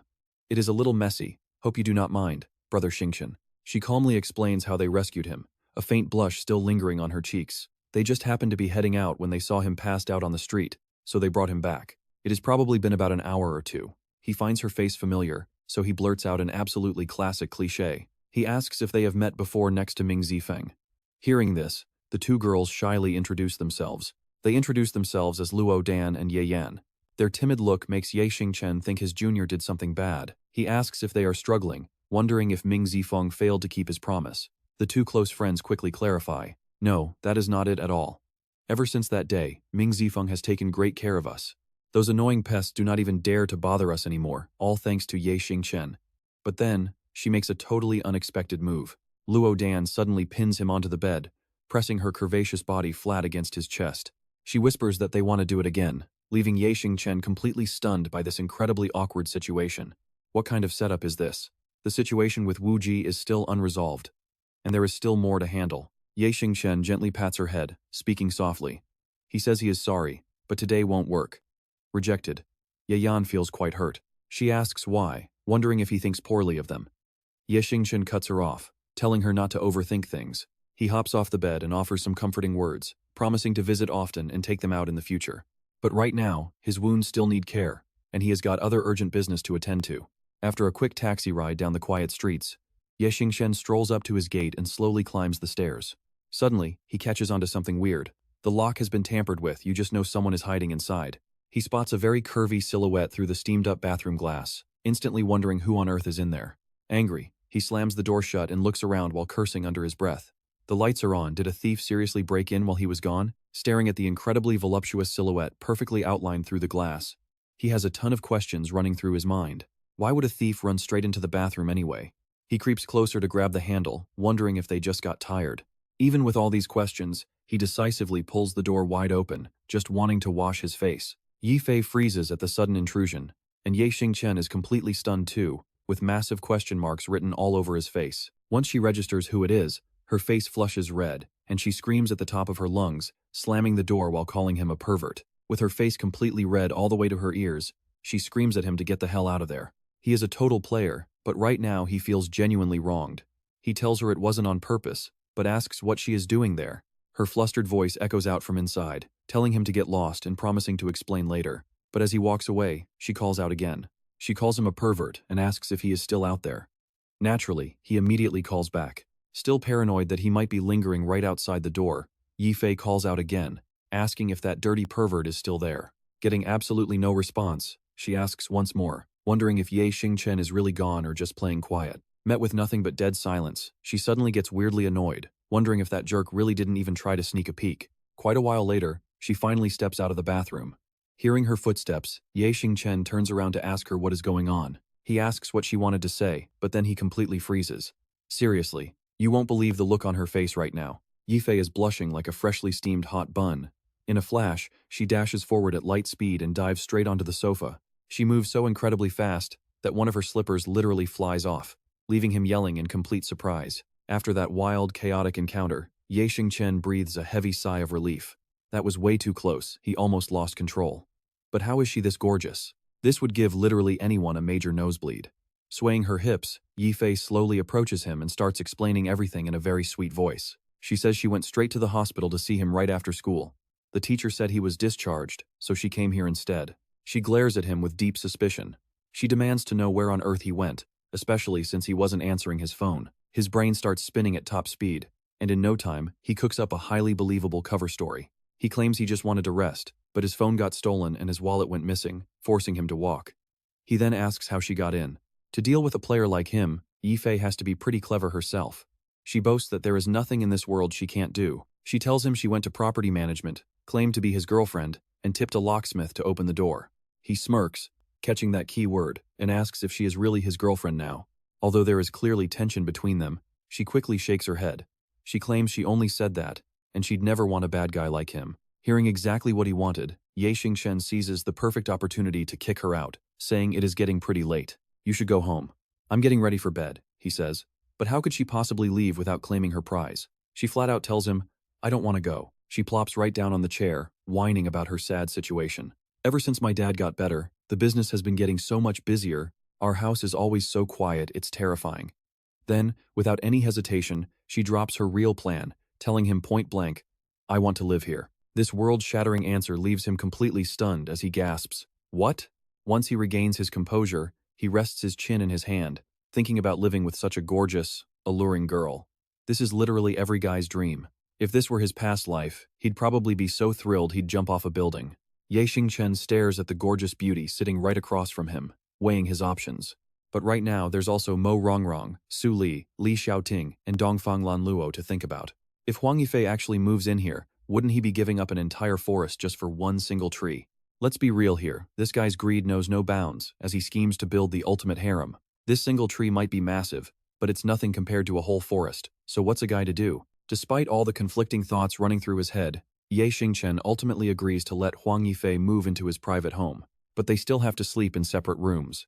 Still, it reminds Xingchen that if he wants to live with Mo Rongrong in the future, this current apartment is way too small. After preparing a proper breakfast, Xingchen calls out from the kitchen, "Hey Huang Yifei, wake up, it's time for school." But Huang Yifei is still fast asleep, sleep-talking suggestive words that definitely aren't allowed here, muttering, "Stop it, Xingchen, I can't take it." On their way out, they chat to pass the time. She eagerly asks if he will cook her breakfast every day from now on. "Not if you keep oversleeping," he replies. She pouts, promising that she'll start going to bed early and waking up much earlier. The moment he arrives at school, he gets a warm welcome. "Classmate Ye, Su Li already helped you ask for a half-month leave." Guanting warmly suggests that he should take a few more days to fully recover from his injuries, as other girls gather around. He just laughs and brushes it aside, replying, "A tiny scratch like this is nothing. Thanks for caring, class monitor." Mo Rongrong also steps up next to check on him, asking, "Xingchen, are you sure your injury is really okay?" Instead of answering, Xingchen immediately flirts, saying, "Staying home alone was too boring. Plus, you look incredibly gorgeous today." All the noise quickly catches Huang Yifei's attention, making her wonder what's going on out there. Meanwhile in the hallway, Dongfang Lanluo frustratedly confronts a guy. "What is wrong with you anyway?" she demands. "I already told you I don't like you, so can you please just stop bothering me?" As she turns to leave, Lu Shusong desperately begs for a chance, calling out, "Dongfang Lanluo, my feelings for you are totally real. Just give me one shot, okay?" Not wanting this drama to disrupt the class, Guanting steps in to politely stop him. "Lu Shusong, it's time for self-study, so please leave our classroom," Guanting tells him. He acts apologetic but refuses to budge, replying, "Sorry, I just want to say a few quick words to Dongfang Lanluo." Then he tries inviting her out again. "Dongfang Lanluo, I'll wait for you at the school gate after class so we can grab dinner together," he says. But she flatly rejects him. "Just give it up already. I'm never going out with you," she snaps. But while she was annoyed a second ago, she lights up seeing the next guy. "Xingchen, why are you back at school already? Is your injury fully healed yet?" "Get a load of this." Xingchen fires off his go-to excuse, a line he's probably repeated a dozen times already today. "It was boring as hell staying in the hospital, so I came to class." Still worried, Dongfang Lanluo mentions their previous plan. "But your injuries were so severe," she says. "Mo Rongrong and I were actually planning to visit you this afternoon." He just shrugs it off, shifting the topic. "Don't worry, a minor scratch like this is nothing." "Hey, is that guy over there your boyfriend?" he asks. She looks over in that direction and immediately corrects him, stating firmly, "Don't get the wrong idea. He's definitely not my boyfriend." Mo Rongrong knows this all too well. Meanwhile, watching the girl he likes happily chatting with another guy, Lu Sexong glares at his rival, Xingchen. Xingchen completely ignores the hateful glare. Furious, Lu Shusong turns and walks away, silently marking Xingchen as an enemy to destroy. "Fine, just you wait," he grunts. Watching him walk away, Xingchen can't help but sigh. Great, is this another arrogant local bully? The school bell rings to signal the start of class, but he casually leans against the window, taking his sweet time smoking. With his eyes closed in deep thought, he completely misses a group approaching him. Ahu spots Xingchen skipping class and breaking school rules, so he yells out at the top of his lungs, "Hey, student over there. Smoking is strictly forbidden on school grounds, got that?" While their exact conversation is hard to hear, the tension between them is clearly running extremely high. Moments later, Shuimei runs away in tears. Completely ignoring a fuming Ahu left behind, Xingchen scoffingly mutters to himself, "How utterly boring. We only exchanged a few words and she broke down. How on earth did a girl like that become the student council president?" Still wiping away her tears, she rushes down the stairs and accidentally slams right into a passerby, leaving Chu Tianxiong utterly shocked. Shuimei is crying, looking like a delicate pear blossom in the rain, so he asks her with concern, "What's wrong?" Shuimei doesn't say anything, running away with her head down and whispering, "No, it's nothing." Seeing Ahu chasing her in a panic, he immediately grills him. "Spit it out. What the hell happened?" Boss Zhang demands answers, so Ahu doesn't dare run off. He admits everything is because of that kid Xingchen from class 17, whom they caught smoking right in the hallway. Our president only tried to lecture him a bit, but he provoked her and threw out some incredibly nasty insults. He said the president looks just like Maria Ozawa. Hearing this, Chu Tianxiong's blood pumps with excitement as he speaks up. I heard there's a wild kid in class 10 who doesn't even respect the student council. Now that is pretty interesting. Meanwhile, on the school roof, Tianba and his lackeys are whispering in a tight circle. He speaks up, worried about their future. If we just let him keep running wild like this, we won't have a single place to stand anymore. Hearing that, Shui Song asks about Tian Ying's investigation, wanting to know what Lei Laohu said. Puffing on his cigarette, he shares the info. He said this Ye Xingchen kid is connected to Zi Fengzi over on Yulong Street. He claims it isn't appropriate to lay hands on a mere high school kid. Shui Song catches the key detail, realizing that Zi Fengzi won't interfere in student fights, right? They gather close to plan their next move, agreeing that all three of them must strike together. Now, let's fast forward to after school, right outside the logistics building of Yunlong High School. The cafeteria entrance is packed with a non-stop crowd. Yi Fei asks in a sweet, whiny voice, Xingchen, when are you going to buy me dinner? Hearing his name, he feels completely lost and asks why. She acts like it's a basic law of nature. Do boys really need a reason to treat a girl to dinner? Besides, with a beauty like me, you should feel pretty lucky. Lan Luo can't stand the fake attitude, so she decides to stir things up. Ye Xingchen, I will buy you dinner, and I don't mind if anyone else tags along. They can eat as much as they want. Furious, Yi Fei turns away and refuses. I am full already. Suddenly, some noise in the woods behind the school catches her eye, looking like a massive brawl is breaking out. You can feel the tension immediately. They are split into two groups, and everyone looks absolutely ready to kill. Xingchen seems to recognize someone in the crowd. Those guys down there look pretty familiar, and that chubby kid is definitely Fatty Guo. His sharp eyes leave Lan Luo completely shocked. You can actually see them from this far away? He shrugs it off casually and gives them a warning it's no big deal. You girls wait here while I go check it out. Yi Fei doesn't want to miss her chance, so she insists on tagging along. Wait up, Xingchen. Moonlight filters through the dark trees as night falls. He hides in the shadows to watch the scene play out. Ignoring his warnings, the girls quietly slip behind a nearby tree. Xingchen watches carefully as the drama unfolds. Just as he thought, it's Ouyang Jun and his crew. Lao Shi puffs on his cigarette, taking a highly arrogant tone. Ouyang Jun, I let things slide before out of respect for Lei Laohu, but I didn't expect you to be this cocky. Yesterday, you absolutely trashed my subordinate. Do you have a death wish or something? Ouyang Jun isn't someone you can easily push around, and he quickly sets the record straight. Lao Shi, quit looking for trouble. Yesterday, I was sparring at the boxing gym, and your own lackey was the one who asked to train with me. Now that I knocked out his two front teeth, you come looking for a fight? Do you really think we are easy targets? Lao Shi isn't backing down either, shamelessly obsessing over those teeth. Do you have any idea how much the hospital bills cost? We aren't wealthy rich boys like you. 2,000 yuan is a pretty massive fortune to guys like us. Ouyang Jun finally gets what's happening and cuts straight to the point. So you're asking for money? Lao Shi glares at him with complete impudence, demanding money. We aren't beggars. This is called compensation. Disgusted by his utter lack of shame, Ouyang Jun turns around to borrow from his crew. Check your pockets, guys. Does anyone have 5 or 10 yuan in spare change to help pay this guy's hospital bills? Xiaolong's group at the front is too slow to react, but Guojing quickly holds up a coin with a smirk. Ouyang, I am pretty broke lately too. Why don't you give these 2 yuan to Lao Shi first? The mockery makes Lao Shi's veins pop in sheer anger. Do you want to die? Right as things heat up, Xingchen slowly steps in. Ouyang, he thinks you are offering too little. Why don't I let you borrow my 3 coins? Spotting a familiar face in the crowd, Ouyang Jun is utterly baffled. Ye Xingchen, what are you doing here? They trade sarcastic remarks, throwing fuel onto the fire. What's the matter? I will lend you those 3 coins, so tell these guys to get lost. I just hope they actually have the guts to accept my money.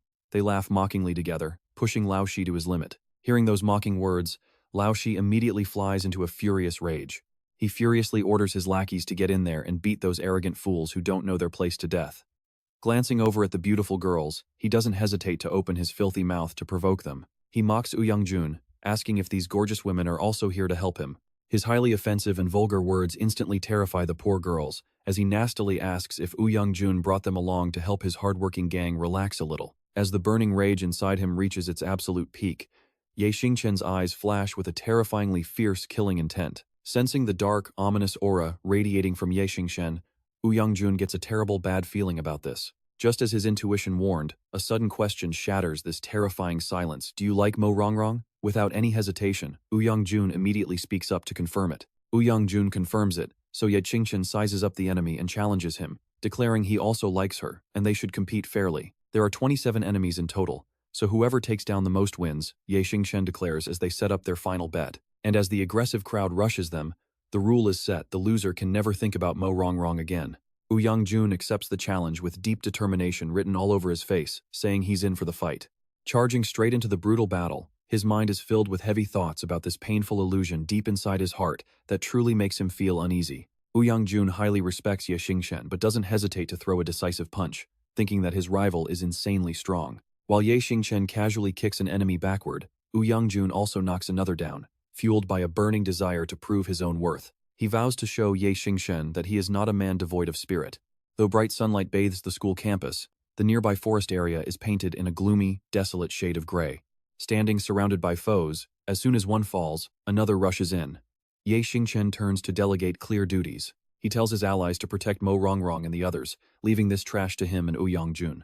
The beautiful girls are now safely surrounded by the heroic little dragons, who confidently promise to protect them from any danger.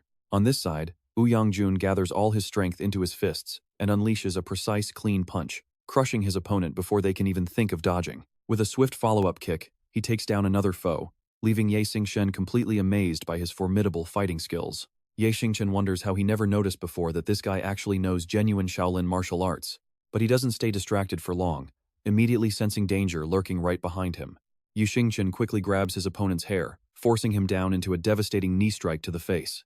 The brutal impact sends the thug flying backward, coughing up a mouthful of fresh blood before collapsing unconscious onto the cold ground. Witnessing that absolutely incredible display of raw combat skills, just look at that brutal battle. Yunlong is totally awestruck by how Ye Xingchen fights with absolute crushing dominance. Ye Xingchen calmly stands back, watching the completely stunned enemies. Seeing his men lying defeated, Lao Shi furiously grabs one by the collar to order him. He snaps at them to stop being scared and attack, while two lackeys sync up and charge forward together. A green-shirted thug swings his heavy fist with lightning speed, but hits nothing but thin air as Ye Xingchen instinctively steps back to dodge it. As his wrist gets locked in a vice-like grip, the terrified thug instinctively begs him to let him go. Granting his wish, Ye Xingchen lets go without hesitation, only to immediately deliver a precise, brutal kick straight into his stomach. The thug is then blasted by a fierce kick right to his left cheek, twisting his face completely sideways. Lao Shi desperately looks around in absolute panic as his boys get utterly destroyed one by one. Seeing Ye Xingchen standing there like a murderous asura straight out of hell, he is instantly frozen solid in pure terror. Trembling with fear, he glances down at the deep boot print left on the green-shirted thug's body. Lao Shi startles and spins around when a quiet voice asks if he has a lighter on him. Sweat dripping down his face, he instantly switches to a pathetic, brown-nosing tone and says he does. He bows submissively, hoping to receive mercy from Ye Xingchen, who calmly offers to give his gang one last chance to leave here unharmed. His majestic and highly powerful presence leaves the girls utterly mesmerized by his incredibly cool and calm composure. Gosh, Ye Xingchen is so insanely cool that those arrogant thugs are suddenly behaving like obedient little puppies. Meanwhile, the other boys are whispering among themselves, wondering if they should also jump in, while eagerly waiting to see what Ye Xingchen says next. Indifferently holding a cigarette in his mouth, he offers to let them go if they can beat Yunlong. This completely unexpected demand leaves everyone totally confused, wondering what on earth Ye Xingchen is trying to do. Still holding his defensive stance, Yunlong gets extremely furious and shouts out at his rival, asking if Ye Xingchen is trying to use these thugs to humiliate him. If you are so brave, come at me yourself. Though spoken quite softly, Ye Xingchen's words carry an immense weight that leaves Lao Shi absolutely pale with fear, as Ye Xingchen wonders aloud if he should step up and personally teach them a proper lesson himself. Anxiety completely grips him, but he still scrambles to take the order and commands them to charge. Instantly, all his lackeys rush forward to swarm Yunlong. He blocks an attacker with his left arm, then immediately whips his right fist forward to land a devastating punch right on Lao Shi's face. Gritting his teeth, he gathers every ounce of strength and headbutts the guy directly in the stomach, sending him screaming in absolute agony. Morong is completely baffled by his sudden move. Why would he do something like this? Why are you doing this, Ye Xingchen? Instead of answering, he raises his voice, shouting out to make sure Yunlong hears him loud and clear. He calls out Yunlong, "This is real combat, and they are all your enemies." With that, he plants a harsh lesson in his fighting friend's mind. Showing mercy to enemies is being cruel to yourself. Ask yourself, do you actually want to beat me one day? Caught completely off guard, Yunlong takes a brutal hit from a club, yet Ye Xingchen's harsh words still echo in his ears. He calls out, "I am giving you one shot, so show me your real power by beating these scumbags, or you will never get another chance." As the mob swarms Jun with heavy blows, he can only guard his head while a flood of thoughts races through his mind. They are the enemy. He grits his teeth through the pain, wondering, is he really that far behind Xingchen? When Lao Shi viciously sneers at him to go straight to hell, Jun sinks even deeper into agonizing self-doubt. He always thought the gap between them was pretty small, but this is a whole new level of pathetic. He can't even take down a cheap thug. But look, he isn't staying down for long. Suddenly, he reaches out to grab an attacker's leg, slamming the guy flat onto the hard ground with newfound determination.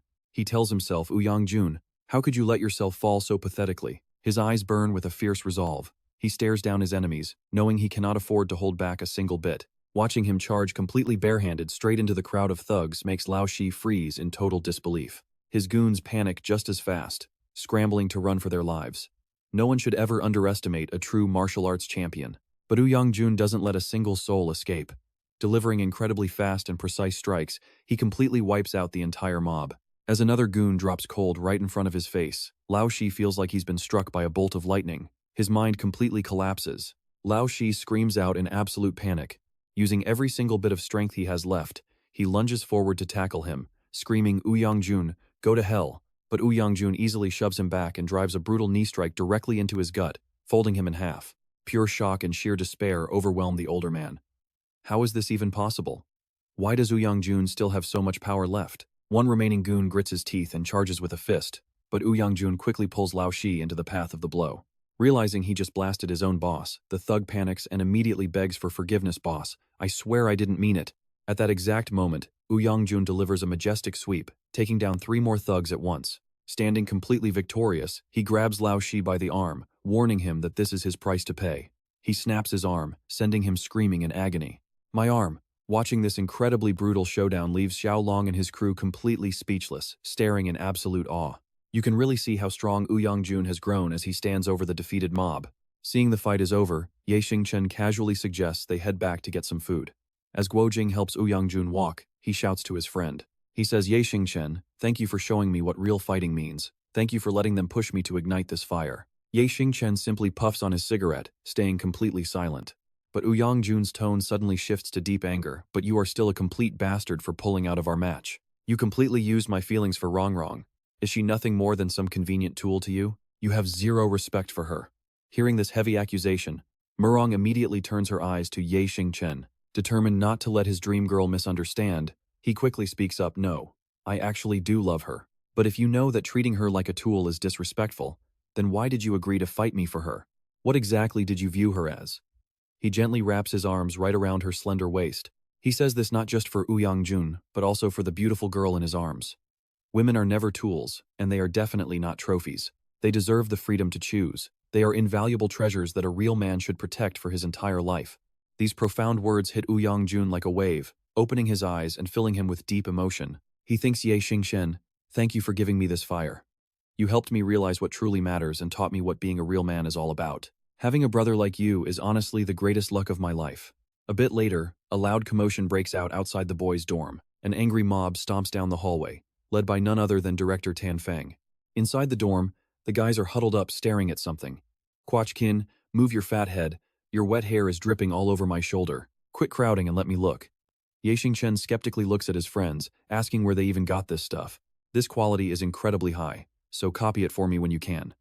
Hearing this, Yunlong starts bragging about his online skills, claiming he dug it all up from the internet. The resolution is low, but he can get a clearer version.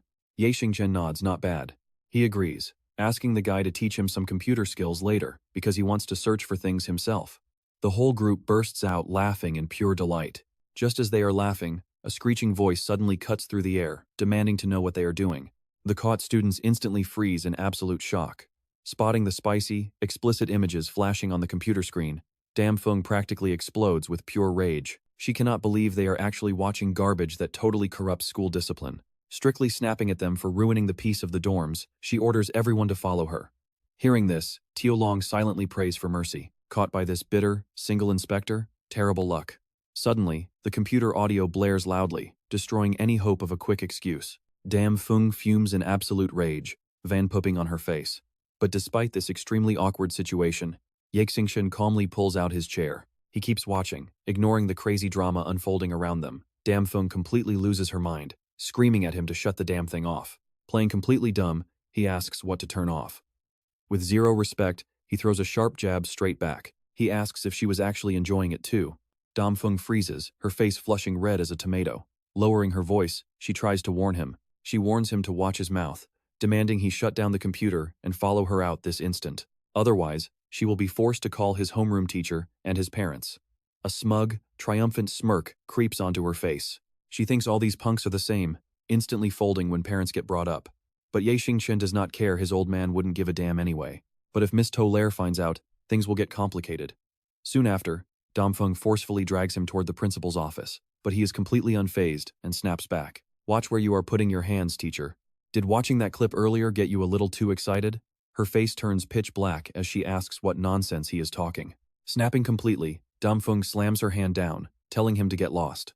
But Ye Xingchen remains totally chill, telling her she is being too impatient. With so many other students watching, she is forced to swallow her rage, quietly swearing to make Ye Xingchen pay for this no matter what. Just you wait. Slamming the door shut on her way out, she storms off to vent her frustration. Quach King excitedly leans in, praising his buddy. Ye Xingchen, you are a legend. You absolutely drove that old lady crazy. But Ye Xingchen already knows what his friend is worried about. Whatever she throws at him, he will handle it. Why would he be scared? Later, outside the office, Miss Tolaire runs into Ye Xingchen and immediately asks him how he is doing. She checks on his injuries, asking if he needs to head back and rest. Then she gently reassures him that she already spoke with Damfeng, making him feel quite grateful. Miss Tolaire, I am totally fine, but you are always so kind to me. Meanwhile, I am constantly causing you trouble. Tolaire just smiles, gently stroking his hair and calling him a silly kid since everyone makes mistakes. She knows he is a good kid at heart. After all, during the camping trip, he saved Miss Li and Dongfeng, something most people could never pull off. Because of that, she is determined to stand by him. Now watch, she tells him to stay calm and let her do all the talking. He obediently nods. Spotting them enter, the principal, Kuvan, politely invites them to sit. Kuvan gets straight to the main point, asking Ye Xingchen if it is true that he was caught watching adult movies in his dorm room and actively clashing with the supervisor. Ye Xingchen calmly defends himself, sorry principal, but I think this is just a misunderstanding. First, he was not sneaking around, he watched it completely in the open. Second, it was just a biology diagram. They were simply reviewing materials for their health class. Damfeng immediately snaps back, calling him an absolute liar. She claims it was clearly explicit content and that a delinquent like him is corrupting the school. Not only is he lying, but he is actively disrespecting his teachers. Demanding his immediate expulsion, she stops as Miss Tolaire quickly steps in to defend her favorite student. She firmly believes Ye Xingchen is an excellent student. Since joining, he has not only brought the class together but actively helped teachers maintain proper discipline. Even during the recent camping trip, it was thanks to him that everyone returned safe and sound. Her defense is pretty convincing, and since the school does not actually know the truth behind Damfeng's heavy claims, nothing is decided yet. Expulsion seems a bit too harsh, especially since they would have to explain everything to his family. Damfeng silently pushes up her glasses. She accuses Miss Tolaire of extreme, undeniable favoritism, arguing that his rule-breaking is a proven fact with student witnesses. Everyone in the room just witnessed his incredibly arrogant attitude. So why on earth is Miss Tolaire shielding him like this? She sneers without an ounce of respect, heavily suggesting they share some sort of forbidden relationship. And get this, her wild accusations are about to get even crazier. Besides, that camping trip was decided solely by Tolaire. I was actually against it from the very start. You spoil these kids way too much. Frankly, I am starting to wonder if your credentials even meet our school's basic standards. Hearing this, Ye Xingchen completely loses his cool, telling the old lady to say that again before Kuvan quickly steps in. She snaps, asking what Ye Xingchen is doing, while Tolaire gently taps his shoulder and asks if he forgot his promise. Hearing her, he instantly drops his wild attitude. He agrees to listen, but then growls a threat at Damfeng. He will take any punishment, but she must apologize to Tolaire right now. He impatiently demands again for her to apologize to Tolaire. Damfeng dismisses him, stubbornly refusing. She asks why on earth she should ever apologize. She insists she said nothing wrong, and turns to lecture Tolaire, arguing that a teacher should act like one instead of playing on the students' level. Because she always coddles them, she is constantly trying to cover for those kids whenever they get into trouble. She just keeps relentlessly scolding her colleague right in front of their boss. She claims Tolaire's soft teaching style is why students disrespect teachers and do whatever they want, asking the principal if he sees it too. Ye Xingchen explodes, begging Tolaire to let him go, but she holds his arm tight, telling him to stay calm while Damfeng scowls. She mocks him, asking if he wants to hit her, then tells Tolaire to look at the kind of student she raised. Fed up with this bitter, single woman, he speaks directly to the principal, stating he will take full responsibility for his own past mistakes. He says he will accept any punishment without complaint, but insists he still needs to say one more thing first. He seriously shares his thoughts, explaining that To-lair is an amazing teacher who has earned deep respect and love from all her students. Her teaching methods are absolutely flawless, he asserts, before rolling his eyes at the self-righteous woman standing right in front of him. He warns that he will use his own ways to prove once and for all who is actually right. Dam Feng's face turns pale with fear, while Ye Xingchen confidently grabs his teacher's hand to pull her away. He tells To-lair they are leaving to go get her some real justice, leaving Kuvan to sigh helplessly at the troublesome kid. Seeing him walk away, she loses her mind and screeches, demanding to know if he is actually threatening a teacher. She begs the principal to do something, but he just waves his hand in sheer exhaustion, telling Director Dam Feng to go do her job because the matter is settled. Before storming out, she refuses to back down and angrily demands to know what Kuvan is even thinking. She asks if he got seduced by that woman too, threatening to take this to the board of directors so he will regret it. He just shakes his head, muttering that middle-aged women are truly terrifying, left completely lost on what to do next. She asks Ye Xingchen not to blow this up, standing by the window and acting like everything is completely fine. She says she can handle a little unfairness, as long as he promises to focus entirely on his studies. He comforts her, telling her to leave it all to him, because he will make Dam Feng sighs. With that, he heads to class, promising good news soon. Later that afternoon, the final bell finally rings, and excited students rush out of the classrooms, celebrating that school is finally over. They debate where to hang out, or if they should go play video games, when a loud voice suddenly cuts through the crowd. Calling Trun Tiolong and Quach King over, the boy immediately makes his way to the back of the classroom. He asks Ye Xingchen what is up, casually pulling out a lighter to help spark his cigarette. Ye Xingchen asks if they remember his famous promise, and you already know Trun Tiolong hasn't forgotten a single word of it. He notes that Trung Lao Ho and Li Thian-ung have been completely quiet lately, asking who their next target is. With a smirk, he tells them he wants more in 3 days. Yunlong High School will only listen to Class 7, with one single voice. His friends are completely stunned, stammering at the short 3-day deadline. Quach Kin asks in disbelief if that is too fast, and Ye Xingchen admits that 3 days is indeed pretty tight. But his goal is absolute. He does not just want a simple alliance. He wants every single student in school completely obeying his commands in 3 days. He slowly breaks it down further. It might sound difficult, but they can use any means necessary: money, girls, or sheer force, as long as people fall in line. Even though Tran Tiolong does not fully get the plan, he agrees to follow him. Ye Xingchen then tasks King Thiet with drafting a joint petition. Within 3 days, he wants every single student in school to sign this petition. King Thiet hesitates, questioning what the petition is even for, before Ye Xingchen drops a badass reply: it is to get justice for To-lair. He quickly reassures his allies not to worry. This petition will expose the massive flaws of exam-driven schooling and the unfair rules of school administration, meaning most students will actually sign it completely on their own free will. The whole crowd is screeching like wild monkeys. Frankly, I have found these punks pretty annoying for a long time. This time, they are absolutely dead. Exactly. Who do the 5 overlords of Yunlong think they are? Let us show them what we are truly made of this time. While they are talking, the door suddenly bursts open as a student rushes in, frantically shouting to Ye Xingchen that something terrible has happened. Mo Rongrong and Huang Yifei just got kidnapped by a bunch of thugs, making everyone panic instantly as they ask who did it because the situation is urgent. It is that gang from earlier called the Luo Gate. They have a total death wish. Ye Xingchen quickly leads everyone out, yelling to head straight to the school gate. Before jumping into the fight, he calmly asks how many enemies they are facing. Xiaolong looks pretty worried, whispering that there are over 100 thugs waiting. Honestly, he does not know what kind of gang this Luo Gate is, and even his friend is pretty clueless, admitting he has no real details. Ouyang-jun once mentioned that the Luo Gate is just an outer branch of the massive Tianmen Association. They are one of the 3 dominant forces ruling Jinghai. Ye Xingchen immediately grabs his phone and dials his underling, telling young Master Feng that he has run into some serious trouble. He tells him to bring the crew to Yunlong High School quickly, or at least make up the best excuse possible to rush over. Laughing that he got stabbed and needs a hospital, he makes it to the school gate where thugs spot him instantly. One thug shouts to his boss that the brat has arrived, while Jiang Han slaps a baseball bat against his palm, looking pretty unimpressed by the kid. Lao Shi starts whining, begging his boss and complaining that the kid really thrashed him, which prompts Jiang Han to ask for the details. He questions if the kid really plays that rough, while Lao Shi keeps gossiping, mentioning that Ouyang-jun is also involved but probably too injured to show his face today. Jiang Han clenches his fist tightly, letting his terrifying aura flare up to intimidate everyone. He asks if anyone dares to doubt his raw power, his eyes blazing with rage as he glares at his opponent, promising to teach him a lesson. His chilly, threatening voice echoes through the massive crowd, promising to make the brat wish he were dead. Xingchen completely scoffs at the garbage talk, coldly stating that real men do not drag innocent women into their battles. He demands they let the girls go, but the boss does not care about logic, mocking him and offering to give him a real fight today. Without another word, Jiang Han lunges forward with his weapon raised, but even with a bat swinging at his face, Xingchen does not show a single hint of fear. Now get this, the boss actually hesitates, promising that the girls will be set free.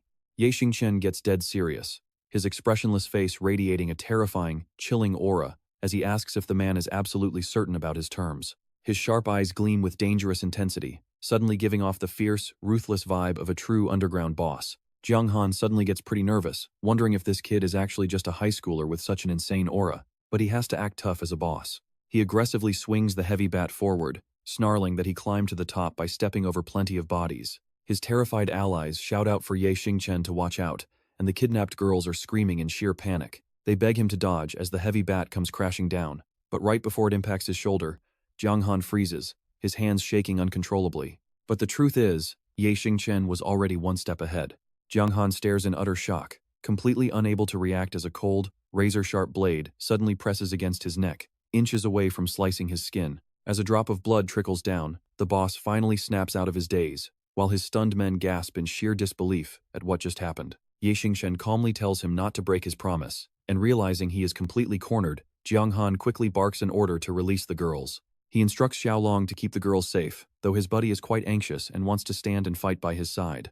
His friend anxiously asks about his safety, but Xingchen tells him not to worry and to leave everything here to him. Once his friends are safely out of the way, he turns back to the trembling boss, casually asking how they should settle their little score now. Despite being completely at his mercy, Jiang Han still tries to talk tough. He warns the kid to watch his step, or he will end up in an unmarked grave. But Xingchen does not care about his empty threats at all. And right here, our main character doesn't even hesitate, delivering a brutal, lightning-fast slash. The boss screams in agony while clutching his bleeding face, prompting his outraged underlings to yell out and demand the kid's head. They roar to charge and kill the brat to save their boss, but Lao Shi keeps a cool head, frantically ordering everyone to stand down immediately. Blinded by rage, Jiang Han swings again, screaming that he will slaughter the kid. Faced with this pathetic, desperate struggle, Xingchen merely lets out a cold, highly mysterious smirk. With blinding speed, he flashes his blade through the air, triggering another agonizing shriek of pain as Jiang Han's heavy bat clatters uselessly onto the concrete floor. Clutching his bleeding wound, the boss desperately gasps to ask who he really is, but Xingchen coldly replies that he is just the guy taking his life today. While the crowd outside watches on with extreme anxiety, Wu Yangjun finally shows up on the scene. Asking what on earth is going on, Xiaolong spins around in panic to report that the Luo Gate thugs have tracked them down, but Xingchen already has their big boss completely pinned down. He casually sits right on top of the guy and orders him to tell all his little underlings to get lost. Jiang Han refuses to back down, glaring at him with this pretty murderous look like he wants to tear him apart right now. Blood is literally dripping down his face, yet he still grinds his teeth and screams out in absolute rage. "Damn it," he yells, "all of you attack. Ignore me and just kill this bastard." Seeing how stubborn his opponent is, Xingchen gets pretty annoyed. "Damn it, do you seriously want to die?" Hearing their boss, the goons rush forward. Even though he just got beaten to a pulp, Lao Shi still trash talks, "Do you want to feel your arms getting snapped?" He easily dodges and counters in a split second. The old man is shaking like a leaf, screaming, "Get him, kill him for me." But our main character is basically an absolute powerhouse, so this crowd is nothing to him. He takes them all on alone. Yifei nudges Guojing's shoulder, sounding pretty worried. "What are we standing around for? We have to help Xingchen right now." Zhao Hu is just as restless, telling Ouyang that they want to help too. He hesitates a moment before deciding, "All right, let's go together." The whole crew charges right into the chaotic brawl. Even inside this sea of people, Xingchen is holding his own, taking down guy after guy. Right in the middle of this intense chaos, look at that. The roar of heavy motorcycles starts echoing. He sighs in relief. Familiar figures appear in the distance. The entire motor convoy is fast approaching the center of the battlefield. Engines roar as they slice through the air, led by a pretty flashy purple motorcycle taking the charge. Gripping their handlebars tight and revving their engines, they fly down the streets. Under the dim evening light, the massive bikes look incredibly sharp on screen. Xingchen's underlings have finally arrived on the scene. Seeing the massive crowd, they do not even think about slowing down. They actually speed up, and Zifeng arrogantly rams right through the enemies, blocking them. Obviously, human flesh is no match for heavy machinery, sending the enemies flying into the air. He keeps moving with the cold confidence of a true gangster. Meanwhile, Xingchen has already taken care of quite a few enemies himself. Realizing things are getting way worse, Lao Shi's eyes widen in pure horror. What is happening? This guy is running people down like they are targets in a video game. He panics even more when he spots the kid who beat him up earlier. Before Zifeng even finishes speaking, he is right there, scaring Lao Shi out of his mind. Poor guy got sliced by Xingchen earlier, and now he is sent flying by Zifeng. Jiang Han's remaining faction gets pretty terrified, not daring to make any more reckless moves. Xingchen lets out a satisfied smile as Dongxin suddenly charges in, followed by Wang Yu showing off his skills. Zifeng is not to be outdone, jumping off his bike lightning fast to smash the enemies with his weapon. Then he turns to check on him. "Are you okay, brother?" By now, Jiang Han's group is almost entirely wiped out. The survivors scramble to escape, running for their lives before things get worse. The girls watch this in absolute shock and deep admiration for Xingchen. Look at how the girls are checking him out, scanning him from head to toe, completely mesmerized by his handsome face. He looks so stylish and genuinely handsome. Once everything is fully settled, Xingchen turns to check on his friends. "Are you guys all right?" he asks as Xiaolong stares at the crew with pure admiration, wondering when he will get to ride a cool bike like them. Sweating bullets, Youngjun asks Xingchen, "Who on earth are these people anyway?" Sprawled on the dirt, Lao Shi finally speaks up pretty timidly. "Young Master Feng, what are you doing here?" Hearing his name from this absolute piece of scum only makes him angrier. "Get lost. Who said you could speak?" Xingchen realizes he forgot to introduce everyone, explaining that this is his cousin, young Master Feng. "These are my classmates," he says, thanking his cousin for the help before offering to handle the rest of the cleanup. Murong suddenly remembers, is this cousin the same person Xingchen mentioned to us before? Zifeng just shrugs it off. "No problem, as long as you are safe." Dongxin enthusiastically pipes and leave everything to us. Xingchen puts his arms around the girls, telling everyone to get moving because the police will arrive soon, and nobody wants to give statements. Walking back together late at night, a voice suddenly breaks the quiet silence. Addressing Murong, Xingchen hesitates a bit before suggesting that she should just move in with them. Though pretty surprised, she politely declines, but he quickly tries to convince her, "Look, just let me take care of you. I really do not want you to be alone." Realizing his words sound pretty misleading, he quickly backtracks. "I just mean we are classmates with no parents around, so living together makes it easier to look out for each other." Murong blushes red up to her ears, telling him she understands, and that he does not need to explain before quickly saying goodbye. She promises to head home and pack some things, leaving Xingchen with a pretty satisfied smile now that his plan worked. He tells her, "All right, leave the housing to me. I will find a room by tomorrow." Once she finally disappears from view, he can't help but jump for joy. "This is so great," he cheers, raising both hands to celebrate. Now the three of them can finally live together. Meanwhile, Dichfei pouts and acts cute. She huffs that Xingchen values girls over friends. He quickly takes her hand to soothe her. "Are you still jealous, Fei? Let me make you dinner." She complains she is exhausted and starving after a long day, stubbornly turning her face away from him. She snaps. "So you actually know I can get hungry? I thought you were too busy dreaming about your sweet life with Mo Rongrong." Gently putting his arm around her shoulder, he coaxes her. "All right, beautiful Fei. Please sit and relax while I whip up a magnificent dinner. Deal." Plumping herself down onto the sofa, she immediately barks orders, "You better cook my favorite dishes, or else I will never forgive you." Xingchen chuckles with a mix of gentle indulgence, agreeing to do whatever she wants. Stepping into the sleek kitchen, he skillfully gets to work preparing their meal. Suddenly, a loud knock echoes from the front door. He asks who it is and begs Fei to open it, but she naturally refuses. "Go open it yourself," she snaps. Sighing at her stubbornness, Xingchen walks over to the door himself, completely clueless as to who it is. Standing there is Trindran, looking incredibly stunning in a red sleeveless top and short shorts.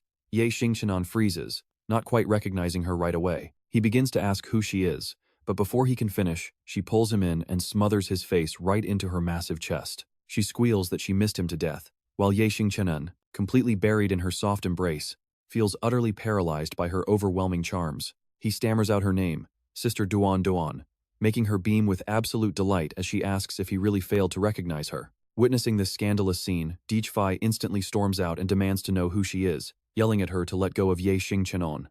Trindran just stares back, sizing her up. She asks Xingchen if this is his girlfriend, noting her face is pretty but her body looks rather tiny. And honestly, you can't help but laugh as she mocks her tiny chest, leaving poor Dichfei blushing bright red with pure embarrassment. "What did you say?" Dichfei fumes.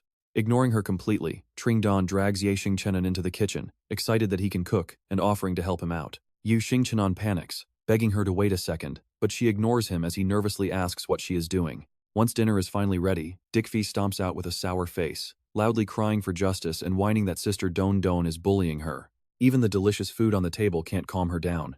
As Deke Phi sits there looking incredibly grumpy, Ye Xingchen gently tries to coax his little classmate. He coaxes her to eat, and Tring Don immediately chimes in. She tells Phi Phi that she and Ye Xingchen cooked this together, so she should eat to grow bigger.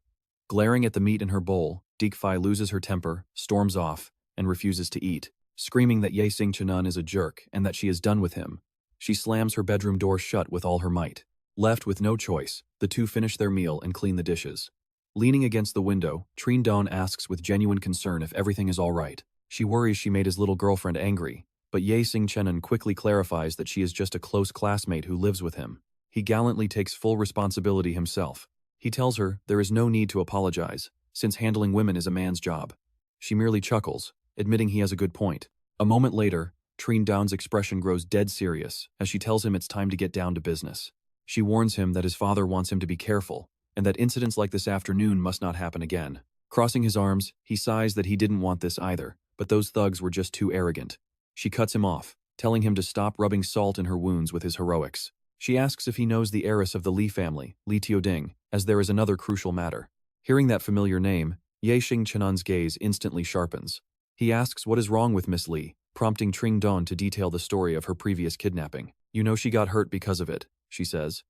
But we captured Lu Vorthine and he only gave us useless, fake information. He is clearly just a pawn, and what is even more suspicious is that the old man died for no apparent reason this very afternoon. Get this, she leans close to whisper a secret, claiming none of those details actually matter. She asks Ye Xingchen if he knows who Li Tiodin's ex-boyfriend is, then immediately prepares to leave after delivering the key details. She tells him to go comfort his little girlfriend and be careful, as the scene shifts to a warm morning outside the school. Sitting in class, Ye Xingchen can't focus on his studies at all, wondering why he is suddenly thinking about Donghar Thien again. Recalling the chaotic mess of the past gives him a massive headache. 5 years ago, the name Donghar Thien surfaced in Jinghai, only to vanish silently. Back then, an elite first-class gang was completely wiped out. A prominent politician was ruined. A massive business empire collapsed, and a female president was forced to sell herself to pay debts. That mysterious name held the entire world in his hands. To him, power wasn't something to be seized, it was simply something that always belonged to him. He could effortlessly obtain anything he desired, and yet, he truly didn't care about a single thing. He viewed life as a mere game where absolutely everyone, including himself, was just a playable piece. Eventually, the top powerful bosses of Jinghai launched a massive manhunt, swearing to completely wipe Donghar Thien out. But unfortunately, another major problem suddenly arises. Years ago, Ye Xingchen's father, Ye Tianlong, who ran the powerful Tianmen Association back then, unfortunately let the mastermind escape, and the man completely vanished. Ever since, Ye Xingchen has been constantly wondering if this return is for revenge, but his father can no longer help him now. He carefully analyzes his current situation. The Tianmen Association is no longer what it used to be, but with Sister Ying Ying and Uncle Zheng, he still has a real shot at winning. He stares thoughtfully out the window, deciding to ask Miss Li later and see what else she might know about it. Ye Xingchen is so deeply lost in thought that he does not even hear the bell ring until a cute little pink gift box is suddenly placed on his desk. Only then does he notice Mo Rongrong looking incredibly shy, not even daring to meet his eyes. She tells him it is a gift she prepared and hopes he likes it, and when he eagerly opens the box, wow, it is a brand new, nice-smelling phone. Ye Xingchen happily accepts the phone, which is the latest Model 20. Thank you, Rongrong, he says. I definitely won't be polite and refuse this. She is thrilled that he treasures her gift, replying that as long as he likes it, she is happy, since she was worried he would hate it. Since it is from his crush, Ye Xingchen deeply cherishes it, saying he absolutely loves it, and anything from her would be perfect. While the two of them chat happily, outside the classroom door, Lan Luo feels a sudden, painful squeeze in her chest. He has been snatched away by someone else again. She sighs helplessly, when suddenly a loud, screeching voice echoes out, demanding to know who Ye Xingchen is. Lin Che stands at the doorway with his arms crossed, arrogantly yelling for Ye Xingchen to get his butt out there right now. Mo Rongrong anxiously grabs his arm, but Ye Xingchen gently reassures her, saying it is perfectly fine and he will handle it. He boldly steps right in front of these arrogant punks, asking if they are looking for him, which immediately triggers their loud shouting. Wei Qin tells him to cut the crap and follow them quietly, raising his weak fist to threaten that he will completely humiliate him otherwise. Here's where it gets crazy. Our boy doesn't even hesitate, shutting him up with a devastating punch right to the gut. The blow lands square in his stomach, making his eyes bulge out from the extreme pain, while Lin Che just stands there completely dazed.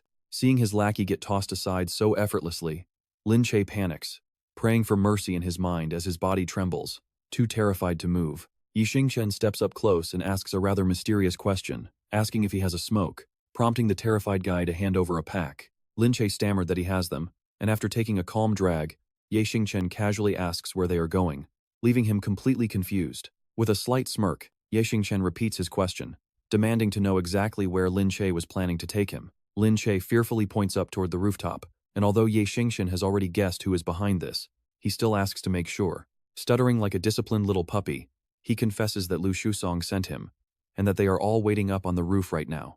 On his way up, He Shuimei runs into him and politely asks where Xingchen is heading, forcing him to quickly fabricate a simple excuse to pass. He tells her a senior called him to the rooftop to talk, and as a loyal junior, he must obey their commands.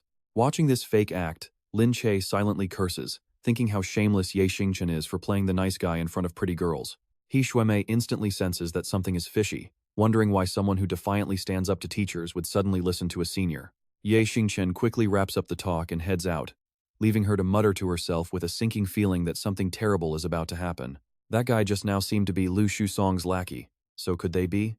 Moments later, as Lin Che and Wei Qin stand guard at the rooftop door, they suddenly hear heavy footsteps echoing up the stairs. He, Shuimei, who is the student council president, sternly questions them, demanding to know what they are doing and what is happening on the rooftop. Demanding that they step aside, Wei Qin quickly blocks her, advising President He that she should stay away for her own safety. He says a real battle between men is going down right now, which is definitely not a suitable scene for a pretty girl. And you can feel the tension up there. An entire gang completely surrounds Xingchen. Yet he just stands there with his chin high, completely unfazed, and casually asks them what they want. Annoyed by his calm attitude, Lu Shusong steps forward slowly and screams a challenge right in his face as his aggressive gang prepares to jump him. While they stand ready to strike, Xingchen remains completely relaxed, acting like he just wants to have a friendly talk. He notes that someone once told him high school kids only fight for 2 reasons, though he never believed it. This immediately sparks Lu Shusong's curiosity, prompting him to ask what those 2 reasons are, but Xingchen ignores his questions. The first is girls, and the second is soccer, he says, declaring that Mo Rongrong is his girl, so he better back off immediately. He adds that they really do not want to be anywhere near his path when he fights. He mockingly advises Lu Shusong to find a mirror and look at his own trashy personality, asking how a guy like him expects to pursue Lan Luo. Humiliated right in front of everyone, the boss completely loses his mind, screaming in pure rage as he prepares to attack. Xingchen, today I will show you what happens to arrogant punks like you. Immediately, the 2 guys behind him charge forward to attack. It seems he calculated every single move beforehand, calmly waiting for his opponents to make their play. What a bunch of reckless kids, getting worked up so easily. Suddenly, one pulls out a hidden knife, but as a fist flies toward his face, Xingchen reacts with lightning speed, easily blocking the strike. He gently twists Tianong's wrist with loving force. Right then, Tianba sneaks up from behind to launch a surprise attack. Xingchen, drop dead. But he completely saw it coming, spinning around and holding the knife right against Tianong's throat. The attacker freezes, completely unable to strike. Instantly, he takes a brutal slash to the chest before Xingchen kicks Tianong away to reunite them. No stops. Xingchen moves in and punches Tianba, making him spit blood. Punching one side was not enough, so he hits the other to keep it even. Did you kids really think you could lay a hand on me? Completely trashed, the 2 lie trembling on the floor, too terrified to move. I will teach you boys a proper lesson on what real arrogance looks like. Too late. Only now does Tianba realize the massive mistake he just made. He completely forgot how terrifying this guy truly is. Thinking the 3 of them together could actually take him down was incredibly naive of him. Watching him dance effortlessly through the crowd of lackeys, Tianba can only scream internally that this guy is an absolute monster. Another lackey rushes in but freezes at the sight of the blade, stammering in sheer terror, "Please do not kill me, I was only following orders. Mercy shown." Xingchen knocks him out cold with a single heavy punch. Tuyet Tung stands aside in sheer panic, yet he still tries to bluster with a loud provocation. Now watch this. Xingchen gives him exactly what he wants, closing the distance in a flash. With a swift slash downward, Tuyet Tung barely manages to dodge a fatal blow. Just then, Hung Ho lunges forward to deliver a massive punch, but Xingchen merely smirks, blocking it effortlessly. Well, this is getting interesting. He slams him hard onto the floor, knocking him out cold instantly before ruthlessly throwing the knife in his hand. The blade drives straight into Hung Ho's shoulder, spraying blood everywhere. As the room falls silent, Xingchen slowly walks up to Tuyet Tung. He looks down arrogantly, asking him, "Are you done yet?" Not quite. Surprisingly, he still tries to act tough, forcing out a raspy reply. No way, he growls. Showing absolutely no mercy, Xingchen stomps on the knife, driving it deeper. Are your bones really harder than steel? By now, Tuyet Tung is completely numb from the agonizing pain. Finally giving in, Tuyet Tung begs for mercy as he lies there trembling, his face completely distorted in agony. Suddenly, he remembers. Xingchen casts a cold glance over to the side. Catching his gaze, Tian Ung and Tian Ba flinch instantly. Cold sweat pours down their faces, as if they are sharing the exact same terrifying thought. Panicking, they scream out together, Xingchen, we promise we will never do this again. Satisfied with their reaction, he calmly lights up a cigarette. From today on, Yunlong High School only needs me. He issues a final warning to the remaining thugs if you still want trouble. Meet me at Tru Duong Square at 6 p.m. tonight. Given his highly reckless and defiant attitude, he definitely is not afraid of anyone. Bring as many people as you want. I will take you all on. He stands there, muttering the game master Dong Haoshen. Xingchen then heads back to his classroom. Xiaolong and Guojing walk over, slamming a stack of papers onto his desk. He glances up as they proudly show off their hard work, telling him to look at all the signatures they collected. He looks over the pages with approval, though his serious expression does not change. Not bad, this amount should be plenty. However, Xingchen strictly demands this time. What I actually want is the signature of every single student in this school. That woman thinks she can push me around, so I must teach her a lesson. There are some people you simply do not cross. Hearing this, Xiaolong breaks into a cold sweat, stammering that he will go gather more signatures. And get this right then. A group of guys in karate uniforms aggressively approaches from outside. Guojing glances back as he heads out to help, immediately colliding right into Tulong. Annoyed, Guojing complains, asking who is blind here. But before he can even finish his sentence, Tulong kicks him hard, sending him flying backward. Xingchen calls out in shock and concern. Tulong then approaches him, wearing a highly threatening, sneering expression on his face. Hey kid, you are the one who went to the karate club to cause trouble, right? Have you lost your mind? Xingchen tries to handle things calmly, asking the senior to talk it out, questioning if kicking his friend like that was a bit too harsh. The senior shouts back without hesitation, too harsh? That fat bastard came to our karate club demanding signatures. He even injured my brothers. And now you blame me for being rough? Before he can even finish, Tulong lunges forward, aiming a massive punch straight at his face. Besides, who the hell are you anyway? Did I say you could talk to me? Flash speed. Xingchen reaches out, grabbing him by the throat and lifting him off his feet. Instantly losing his tough attitude, Tulong turns pale and gasps as Xingchen squeezes his neck, calmly asking him why they cannot just talk nicely. Why must you always resort to violence? Seeing this, his two terrified companions back away, shocked that he can lift a whole person with one arm. Vung Tulong weighs almost 100 kilograms, but Xingchen spins him around like a rag doll. With a final, massive heave, he slams Vung Tulong hard into the dirt, telling him to take a nice, long rest. He gets tossed straight through the air. Bam! He hits the ground with a deafening crash. He tries lifting his head through the spinning vision, but only mumbles a few weak words before passing out. Xingchen casually steps right over him, looking down with a smug smirk. He warns him that signature is mine, so if you are not happy about it, come try me. He demands more signatures. Later, nearby, the boys watch the whole thing with jaws on the floor, completely starstruck. Man, Xingchen is just too cool. He simply gives them a quiet reminder, alright, get to work, and remember, I need signatures from every single student in this school. Later on, he heads over to Teodin's massive, high-end apartment. She walks down to meet him at the front entrance wearing a silky white nightgown. Feeling pretty shy, he mumbles Miss Lee. I am so sorry to bother you like this, but I actually have a small favor to ask. She happily waves him inside, telling him it is totally fine, come in and make yourself at home. They walk into her living room, a space that looks incredibly elegant yet cozy, adorned with beautiful flowers and classic wall art. Teoding sits cross-legged on the sofa, tossing him a cold can. Want a beer? She asks. Xingchen catches the drink with a grin, thanking her before getting straight to the point. He asks if she has a boyfriend, making her cheeks instantly turn a pretty shade of red. She quickly looks away, shyly mumbling that she does not have anyone right now. She turns back with a more serious look, asking him, why on earth are you asking me about that? Xingchen completely ignores the question and pivots back to the past, asking, well, what about an ex? Do you still remember our first meeting? He mentions how heartbroken she looked. Teoding thinks back, her face suddenly going completely blank. She sighs. He was like a shooting star in the night sky, appearing out of nowhere and vanishing just as fast, almost like a dream. Pushing his luck, he asks if she can share how they first met, and she does not seem to mind opening up about it. They first met at a crowded bar during her friend's birthday party. He was pretty handsome and quite charming, which immediately left a wonderful impression on her. Tiuding's expression softens into a quiet sadness, her voice dripping with pure regret. They dated constantly. It was serious. But then out of nowhere, he completely vanished from her life. She remembers the little sticky note left on her nightstand drawer. He left absolutely nothing behind, she says, except for a stupid paper telling me not to look for him. As she says this, the painful memory brings tears welling up in her eyes, leaving her looking utterly heartbroken. Xingchen quickly comforts her, telling her not to be sad, because sometimes even a mistake can bring a weird sort of happiness. Besides, you have me here now. He gives her a rock-solid, beautiful promise. I swear I will never just disappear on you, and if I ever have to leave, I am taking you with me. Hearing this makes Tiuding feel a bit better. She lets out a soft smile and calls him a total smooth talker. Xingchen stands, dead silent. He vows to himself. He thinks Dong Harthin, I do not care what your plan is, but if you dare hurt my people, I will crush you. Meanwhile, a huge crowd is gathering over at the city center square. See that crowd by the fountain?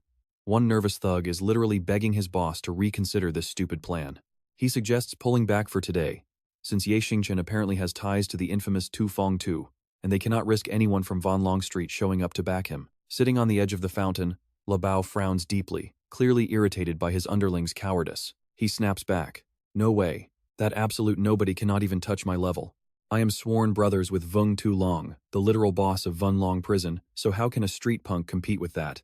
Meanwhile, school lets out and the gates get packed. Students crowd the exits to head home, with Xingchen leading the way, closely followed by Mo Dong and Dick Fai.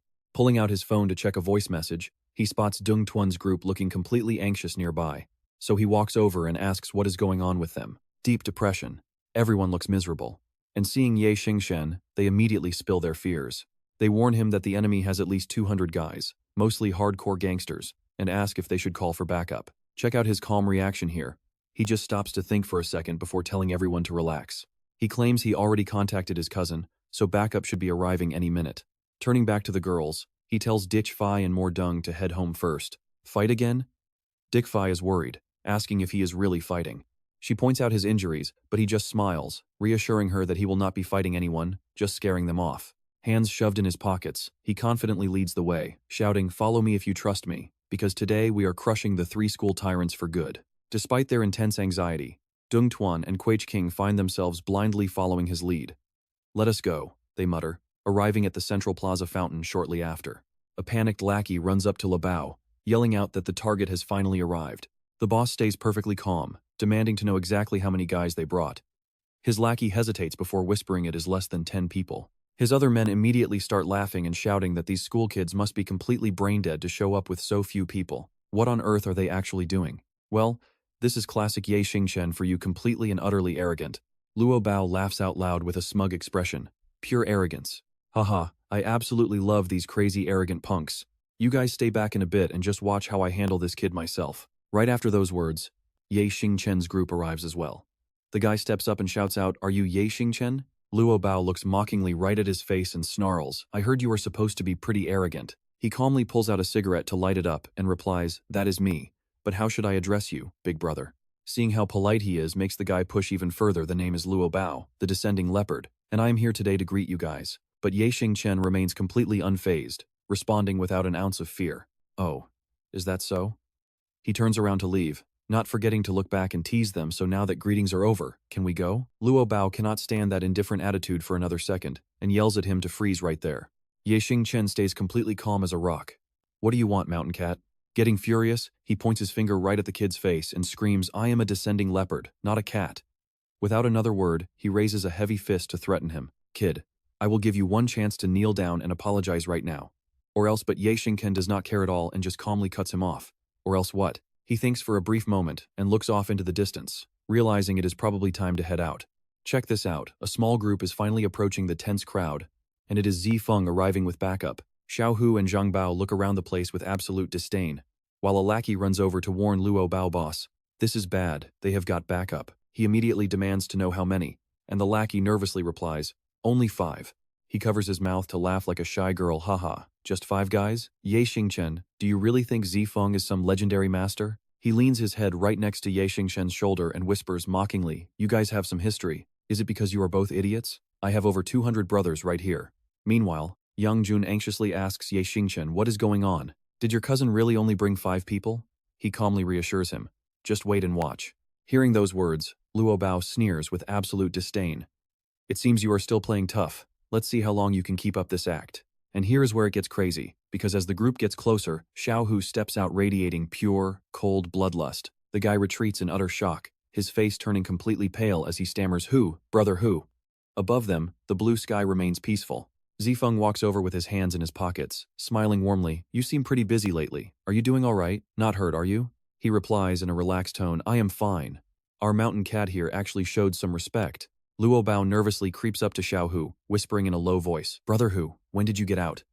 Xiao Hu looks him up and down, completely confused. "Do you know me?" The boss has no clue. So he brings up the past. "Brother Hu, it is me, Xiao Luo. You saved my life last year, back in Yunshan prison." Hearing this, Xiao Hu vaguely remembers him but does not care much. Getting back to business, he vaguely remembers him and asks, "What are you doing here?" The Tianying gang standing nearby breaks into a cold sweat seeing their boss so submissive. "What should we do? Things do not look right with Brother Bao. Let's wait and see. We have numbers on our side anyway." Luo Bao submissively scratches his head. "Brother Hu, we are just teaching some ignorant kids a lesson." Xiao Hu crosses his arms and asks, "So, who are you trying to teach?" Thinking he has some heavy backing now, he quickly points right at Xingchen, "Those guys over there." His face is full of resentment, gritting his teeth as he adds, "Especially that guy, Xingchen. He is incredibly arrogant." Hearing this, Xiao Hu looks incredibly proud. That is right, he really is incredibly arrogant. Xiao Hu steps right up to Xingchen, opening his arms with a loud laugh. "Ha ha, Brother Chen, I missed you to death." Without a second thought, Xingchen kicks him right in the face. "I hate guys hugging me." Getting kicked completely off guard, he can only groan, "But, brother, was I not just excited because I finally got to see you?" Then, Xingchen kicks him hard, sending him rolling onto the ground in sheer disbelief. As Xiao Hu scrambles up, Luo Bao creeps over to ask Brother Hu, "Do you actually know Xingchen?" Suddenly, he stands straight up. Luo Bao flinches in absolute terror. The towering figure glares down, making Luo Bao break into a cold sweat. "Xingchen is my big boss." Xiao Hu frowns and demands, "Who did you say you wanted to teach?" Hearing this, Luo Bao loses his mind with panic, immediately falling to his knees to kowtow in front of Xingchen. "Forgive me, boss. I was wrong.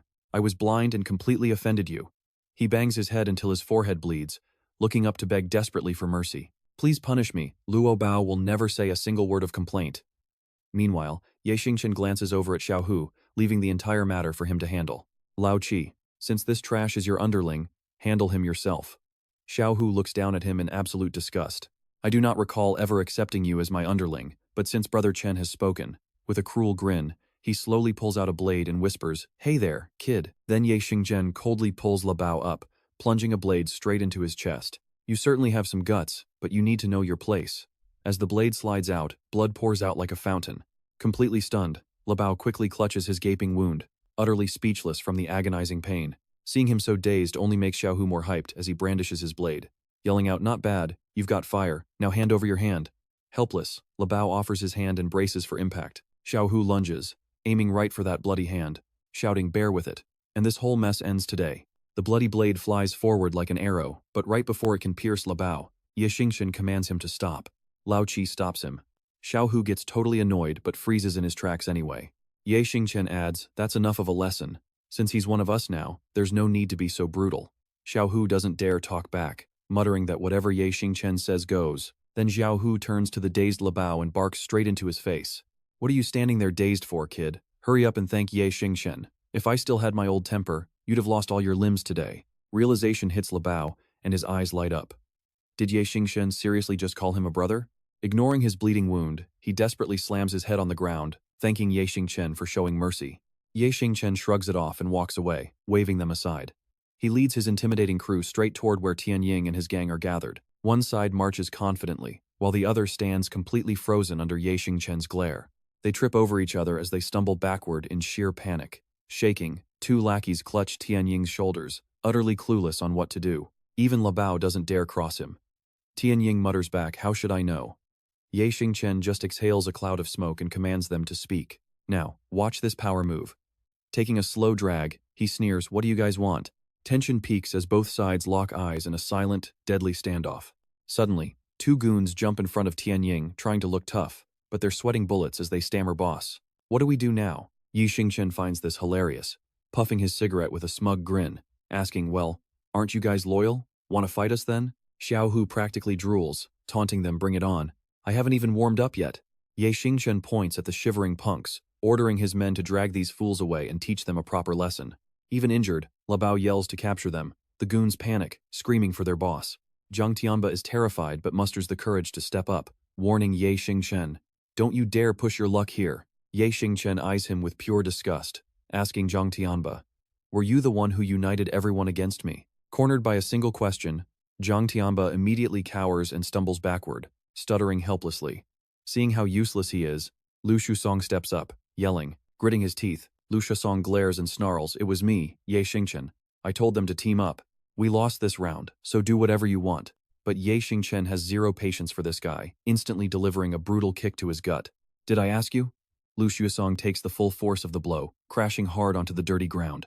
Zhang Tianba turns pale seeing Lu Shusong writhing on the ground, but Ye Xingchen patiently restrains himself from striking him next. I am giving you one final chance. You are never to bother Mo Rongrong again. Understand?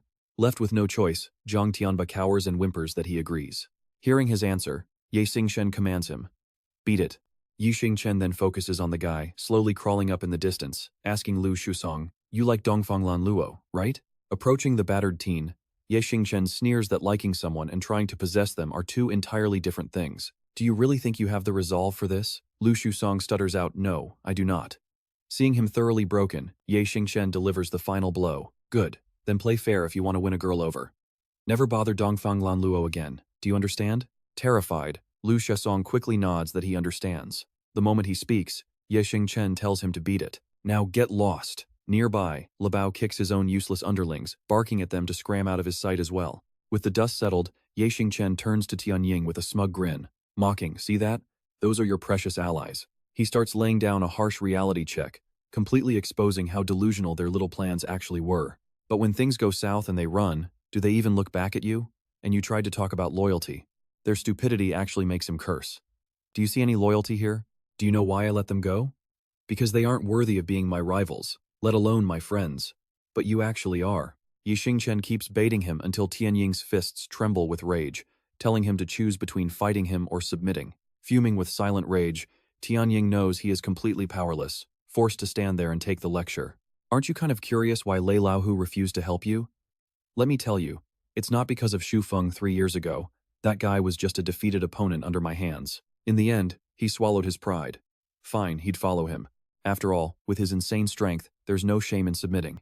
Tianying drops to his knees in surrender. Ye Xingchen smirked at this perfect outcome, then stepped forward to help him up. Then he turns to Xu Feng with a smirk. Hey, young Master Xu, these are school buddies of mine who want to join your gang. Will you take them in? Xu Feng clearly looks annoyed, but he quickly forces a cheerful smile. Haha, brother Ye Xingchen, you must be joking. Your brothers are my brothers too, so why wouldn't I accept them? Yang Jun steps up to introduce himself. Brother Xu Feng, please look after us from now on. We'll do whatever it takes, while Guo Jing quickly steps in with a lighter to light his cigarette. That's right, Xu Feng says. Pretty pleased with their attitude, fantastic. We are all officially brothers now. With things settled, Ye Xingchen slings an arm around Guo Jing. Who else needs to sign this ledger? His buddy answers right away. Yeah, but there aren't many left. Ye Xingchen then looks at Tianying, telling him to help out. Consider this your very first mission.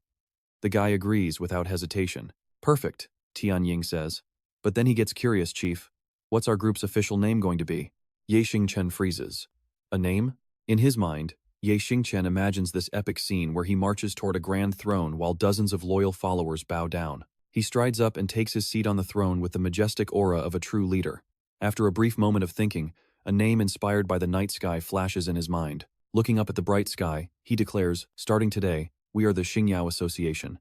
With fierce determination in his eyes, he vows to make their name legendary, igniting a powerful fire of unity in his followers as they explode with hype. The Xingyao Association. The next morning, bright sunlight washes over their brand new apartment complex. Downstairs, a moving truck is unloading all their stuff. The workers carry heavy boxes up to the apartment, stacking them neatly in piles right next to the entrance. Ye Xingchen walks over with a warm smile to thank them, but the worker cheerfully waves it off. No worries, just doing our job. He turns to Mo Rongrong and Yifei. All right, let's unpack. This is our new home now. The girls nod happily and grab the boxes, each carrying their own load into the rooms to get organized. He drops a heavy box by his desk. Done. For now. He figures he'll unpack the rest later. Meanwhile, Mo Rongrong finishes moving her stuff and grabs a rag to dust off the furniture. Right then, Xingchen lugs over a massive box, asking where it belongs. She points to a corner, then squats down to sort through her books. Watching her work, he feels super proud, as expected of my sweet Mo Rongrong. I'm definitely going to love living here. Suddenly, Yifei screams out for him to come help, but before he can even step inside, a loud crash completely startles him. Inside her room, she tripped and fell, sending a whole box of her delicate underwear flying everywhere, landing right on her. He rushes in to check on her, only to freeze Yifei is holding her lacy underwear, face completely flushed, before screaming at him to get out. "Don't look! Get out!" she shrieks, snapping him out of his daze as he slips away. Xingchen mutters to himself on his way out. She literally asks for help and then kicks me out. Girls are so confusing. And honestly, guys, as he lights a cigarette on the balcony, he knows his happy life is finally starting. Meanwhile, over at the Dragon Bar, a familiar ruckus echoes through the flashy halls. It's Xiaohu's crew and Xu Feng, playing a wild game of mahjong. "Hey brother Xu Feng, tell us, does the boss care about justice?" "Seriously, Lao Lu and I just got back, and the boss has already run off with some girls. No welcome party, no drinks. Next time we meet, I'll get him so wasted he can't stand." Ha ha ha, as if you two would actually dare say that to his face. "Now, show your cards." Meanwhile, Xingchen is washing his hands when he suddenly shivers and lets out a massive sneeze. He grumbles, "Damn it, those punks are definitely bad-mouthing me for ditching them for girls." Back in the bedroom, Mo Rongrong holds some papers with a gentle smile. Her cheeks flush, happy to be here with Xingchen, until a sudden knock at the door startles her. Xingchen cracks the door, asking who's there, and wait till you see who walks in, introducing herself as their stunning new landlady. Her name is Yu Xiaoqin. He stares, completely captivated by this beautiful woman who has a totally different vibe from Mo Rongrong and Yifei. She steps closer. "Are you Mr. Ye?" She explains she came to see how they're settling in and grab some feedback, and Xingchen is happy to chat, telling her to go right ahead. Inside the room, Mo Rongrong is holding a makeup compact when she suddenly freezes, dropping it right onto the floor. Hearing the crash, Yifei rushes in to ask if she's okay, while Xingchen and Yu Xiaoqin follow close behind. Seeing her like this, he screams out, more dung, are you feeling okay? Please do not scare me like this." More dung lies on the ground, pale and in agonizing pain. He checks her breath only to find it dangerously weak. Placing his hand on her chest, his confusion grows, her heartbeat is fading too, so what on earth is happening? We do not know the illness, but it is definitely life-threatening. Xingchen immediately yells to the other two, "Quick, call 120. Then he scoops her up and runs, praying with all his heart. "More dung, you have to be okay. I promised I would never leave you all alone again. I still have so much to tell you." Watching More Dung writhe in agony tears his heart to absolute pieces. "More Dung, I never even got to say I love you, or show you the world." He bolts forward with his thoughts spinning out of control. "We still have so much left to do. You must survive. Just trust me." Soon, More Dung is rushed into the hospital on a gurney. Xingchen runs alongside the stretcher, shouting, "More Dung, you have to stay strong. You are going to be just fine." The emergency room doors slam shut, and the red light flares. He stands outside pacing, watching nurses rush supplies inside. Dick Fei arrives right after, and softly calls out to him. Stepping up behind his back, she tries to comfort him. "More Dung will be fine. Do not worry." She hugs him tight, blushing. "You still have me," she says. Xingchen just gives a cold, mindless nod. "Yeah," he mutters. Then More Dung asks him if something ever happens to me. "Will you worry about me like this too?" He looks at her and replies instantly, "Of course I will. You are definitely the most important person to me." Hearing this sweet promise, she looks up, overjoyed. "Good. Then I promise to never let anything happen to me. I never want to see you sad." With that, they both sit down on the waiting room chairs outside. The bright night moon shines down, seemingly praying for their peace.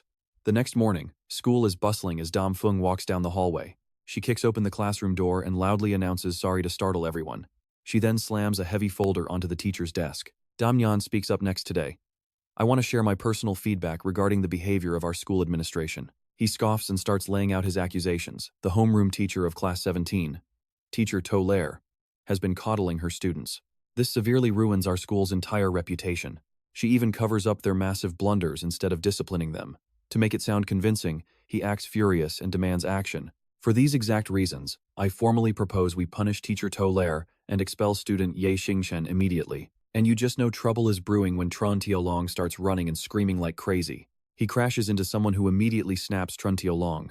"Stop running around the hallway." Panicking, Yunlong tells him, "Oh Dung, we have got a massive crisis on our hands." Dung Tuan breaks into a cold sweat, explaining that Dam Feng is actually using the school board to target Teacher To Lair and Xingchen. The group exchanges worried glances, and Zhao Hu grinds his teeth. Have they completely lost all shame? Seeing the growing tension, Tran Tiolong asks the main question is, what do we do now? He looks around in confusion. Where is Ye Xingchen anyway? Dung grabs his phone and says, I will call Ye Xingchen right this second. Then he turns to instruct the others, you guys go find Trungjai and Li Thianba. Tell them to get the petition ready. Meanwhile, at the central hospital, the emergency room light finally switches off after a grueling night. Ye Xingchen cradles the exhausted, sleeping Dirk Fai while waiting. A moment later, Dr. Trong Yan opens the door and pulls off his mask, reviewing a medical report with a gurney rolled out behind him. He leaps to his feet so fast that she slips right off him, landing hard on the bench. Doctor, how is Mordung? The grim-faced doctor asks, you are Mr. Dirp, right? Could you please step into my private office so we can discuss the patient's condition in detail? Dick Fai runs over to her friend's moving gurney, calling out her name with deep concern, Mordung.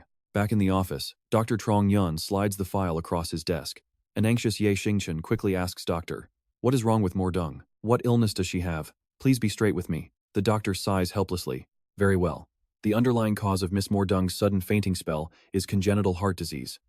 Ye Xingchen freezes in complete shock. Congenital heart disease? How is that possible? Dr. Trong Yun adds. Based on the careful diagnosis and thorough analysis of all our hospital's top specialists, Miss Mordung's symptoms are highly unusual, pointing to a rare mutation of congenital heart disease. Frowning, he breaks down the details for Ye Xingchen. The onset of her illness has actually been suppressed 3 times, with each flare-up becoming exponentially more dangerous. This was only the very first wave, which was the easiest to manage. He walks out, dazed, replaying the doctor's words in his head. Doctor, what can I do? Can this actually be cured? Modern medicine is incredibly advanced these days, and money is absolutely no issue. But the doctor's helpless look remains burned into his mind. I am truly sorry, but overcoming this mutated congenital disease depends entirely on the patient's own will. I hate to say this, but we have honestly done everything we can. Even if you consult specialists at other hospitals, they will inevitably give you the exact same answer. Hearing this, he accepts his grim fate and leaves, thanking the doctor quietly. The doctor deeply sympathizes and apologizes. A short while later, Ye Xingchen makes his way to the bedside of the comatose Murong. Yifei spots him and asks what happened to Murong. He decides to hide the truth, saying she will be fine. Kissing her forehead, he silently vows that Murong will never have to face this world alone. He promises to stay by her side and find a cure. Suddenly, the phone in his pocket rings, shattering his thoughts. Checking the caller ID, Ye Xingchen sees it as Wu Yang. He quickly answers and asks what is going on. On the other end, Wu Yang panics, telling Ye Xingchen that something bad has happened to Su Li. This shocking news makes him curse that wretched woman. Meanwhile, in the school conference room, Su Li is summoned to face the board. Director Tan frowns, sternly asking if Su Li has anything to explain. A taxi screeches to a halt outside the school gate. Ye Xingchen dashes out, running straight toward the waiting Yang Jun. Yang Jun gasps that he finally made it. Panting, Ye Xingchen demands to know what happened. Here is where things take a major turn.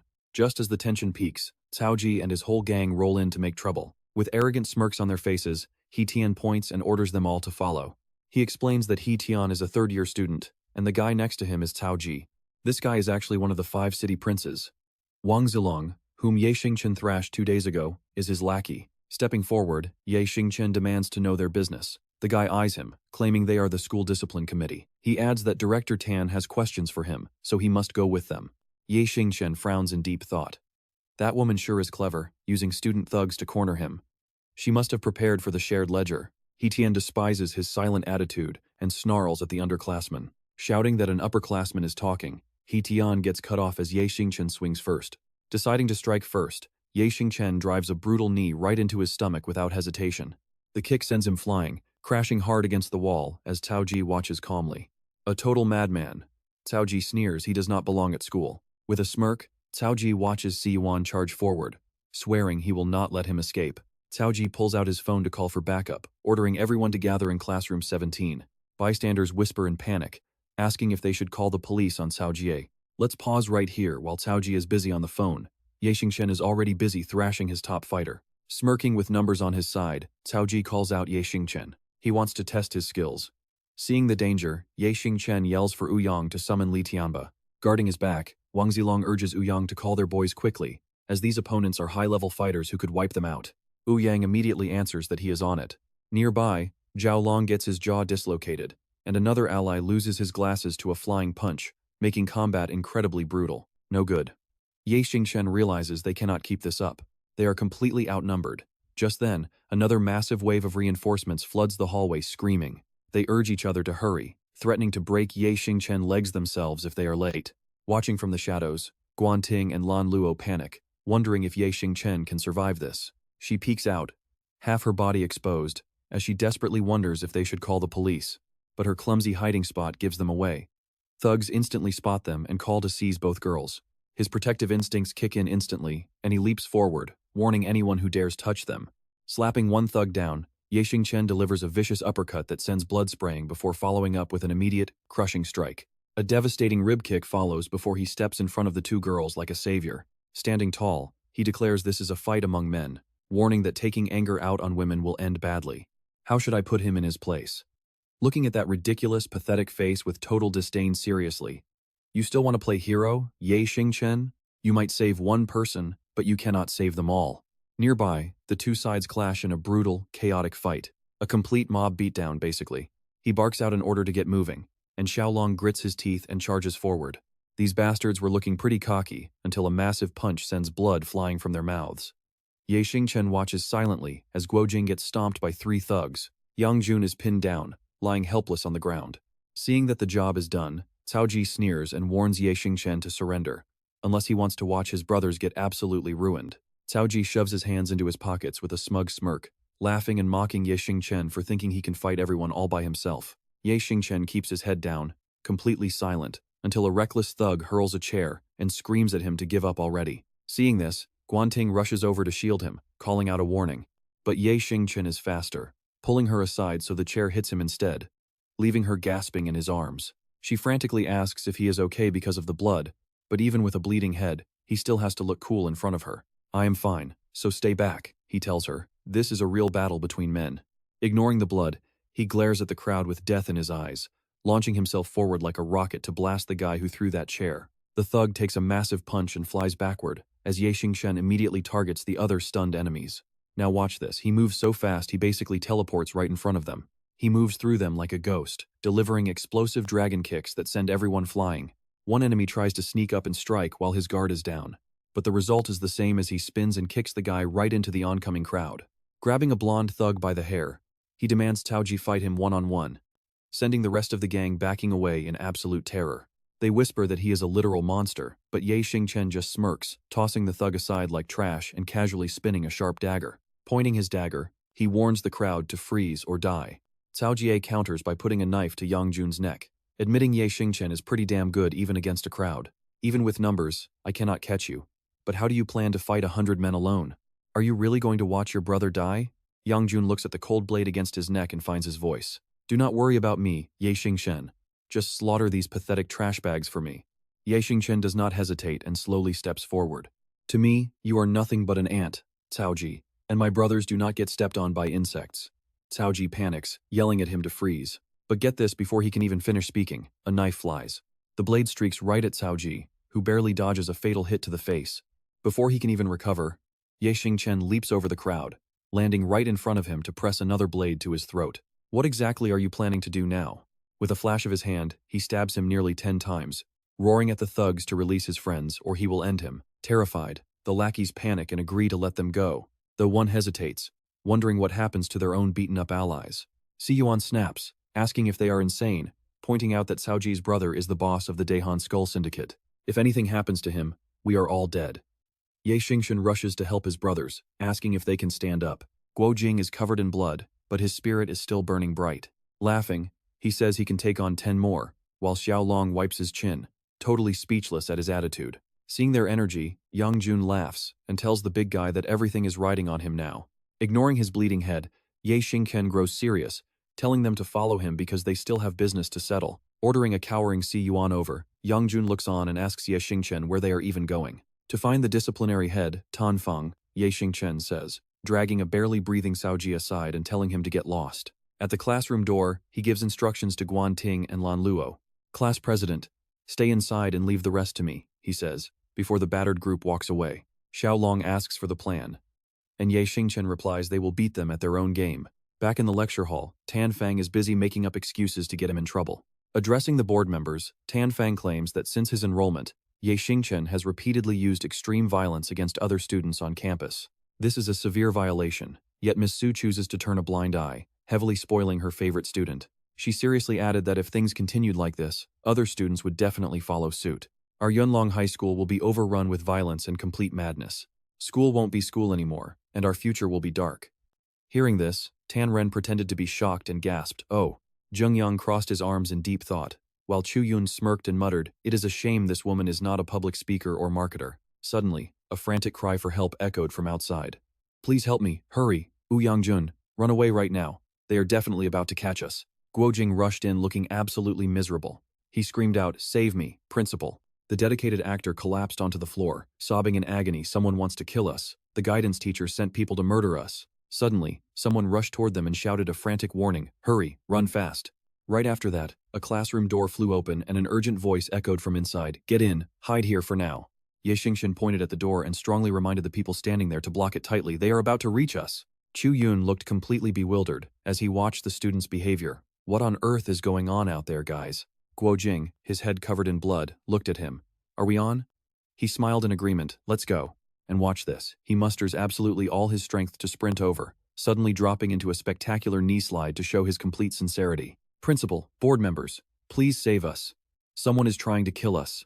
Guojing desperately grabbed Tan Ren's legs and begged hysterically, "They are almost here. You absolutely have to protect these weak, completely helpless students." Hearing those wild words, he immediately fell into utter confusion. "What do you mean? Murder? This is a school. How could anyone commit murder here? What are you doing? Let go!" Tan Ren tried hard to push off Guojing, who was clinging like a leech. "Chu Yun, are these really the students you are teaching? What on earth is actually going on here?" Under Tan Ren's rough pushing, Guojing's face gets hilariously distorted beyond recognition. Are these troublemakers really trying to dump all the blame onto the principal, just like that bitter old maid teacher did? "Should I spare your life today?" Chu Yun honestly spoke up. "I have no idea what happened." Hearing this, Su Li looked over principal. "Let me go outside and check." Suddenly, a massive impact slammed against the door, sending the crowd flying backward. Yangjun could only grit his teeth as the person outside yelled, Xingchen, Yangjun, get out here. Don't think you can escape by hiding in there." Seeing no response, the angry person pounded the door even harder. "We are the school disciplinary committee, personally selected by the guidance director herself. You can hide inside for now, but you cannot run from us forever. Open the door and get out." Inside, the two of them calmly chatted, and Xingchen quietly complained, "Seriously, Zhao Hu really has no acting skills. If he keeps this up, my bones will shatter." But Yangjun thought otherwise. It was lucky they told him to stay outside, or their cover would be blown. Meanwhile, Zhao Hu still used all his strength to relentlessly slam against that poor classroom door. Si Yuan held a club and barked out a threat, "Hurry up and grab everyone from class 17. I will beat them all to death." Covered in sweat, he quickly whispered a warning to Zhao Hu, "Take it easy. If that door opens now, our whole plan is ruined." The clueless Zhao Hu complied with a simple grunt. Meanwhile, Su Li grew extremely anxious and demanded answers. Xingchen, what on earth is actually going on? What is happening outside? Please, you have to let me go out and take a look. Xingchen firmly refused Miss Su. "You cannot go out. It is extremely dangerous if you want to know what is happening." Suddenly, he pointed right at Tan Fang. "Go ask her instead." "Tan Fang, say something. What exactly are you trying to accomplish here?" Tan Fang looked completely panicked and immediately tried to deny it. "Me? I did absolutely nothing." Over on Guojing's side, he clings to Tan Ren's pants and cries his eyes out, "Look at how pitiful he is." "That is an absolute lie. Board member, you can ask Director Tan right now if that disciplinary committee outside was indeed appointed by her." Hearing this, Tan Ren immediately turned to confront her directly. "Director Tan, is what this student says true?" She stammered in reply. "Me? This morning, I did appoint a grade 12 student named Cao Jie, but seizing the perfect opportunity, Xingchen immediately accused Tan Fang Miss Su. She literally just admitted to it. This morning, when Cao Jie came to our class, he tried to capture every single one of us. He started explaining every single detail, mentioning how they even hurt their classmates. A few of us barely managed to escape, only to find ourselves completely surrounded by dozens of Cao Jie's thugs. He looked furious, refusing to back down. If we had not been incredibly lucky, we would have all died in the school hallway." Hearing this, other students chimed in to support him. "Yes, principal and board members, you absolutely must step in and deliver justice for us. Principal, you have to save us. Even if we did something wrong, we should never be treated like this." The atmosphere fell heavy, and the teachers remained dead silent, not uttering a single word. Dam Fuang instantly tries to clear her name. "Cousin, you have to believe me. I didn't do this. I only told Dao Qiat to bring Xingchen here to talk, and I strictly told them not to touch him.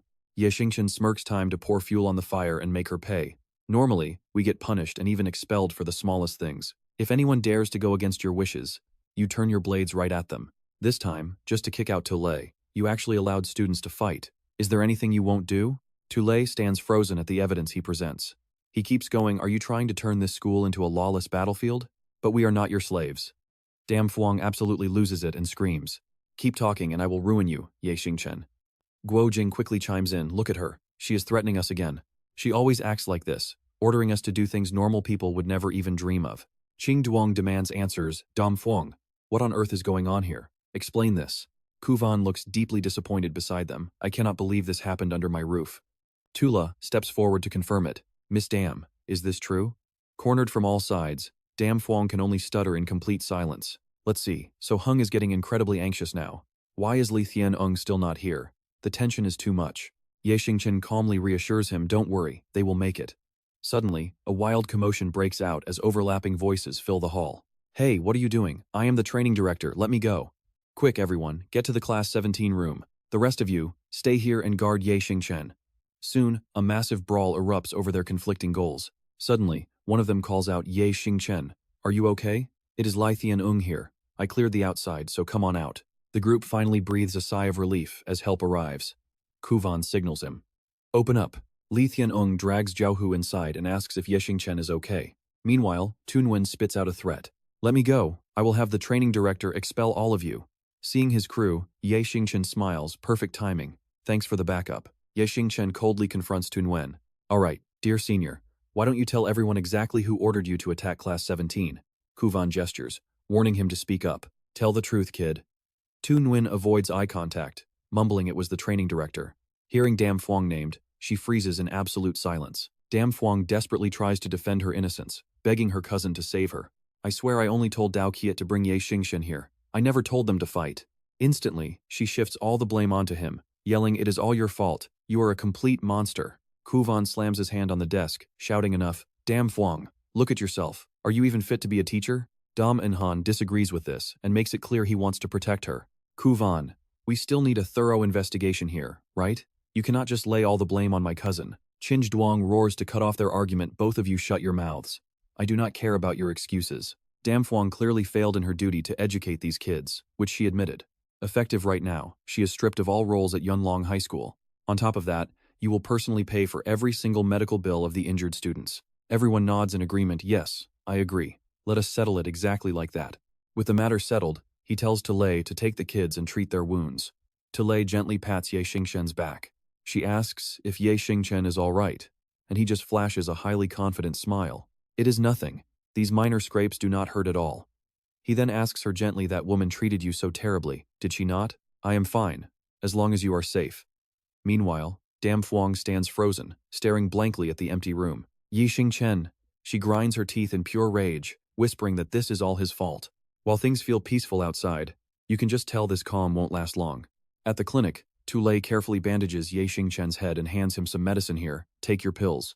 The doctor says his body scrapes are minor, but the cut on his head is actually pretty deep. We need to monitor it closely. She scolds him gently, you never let me rest, constantly getting into wild fights. Are you trying to die? It really breaks my heart. He just chuckles. Brushing it off, it is just some scratches. I am completely used to it.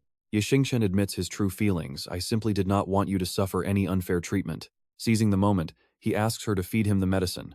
Seeing he is injured, Tule actually gives in and feeds him. She leans close.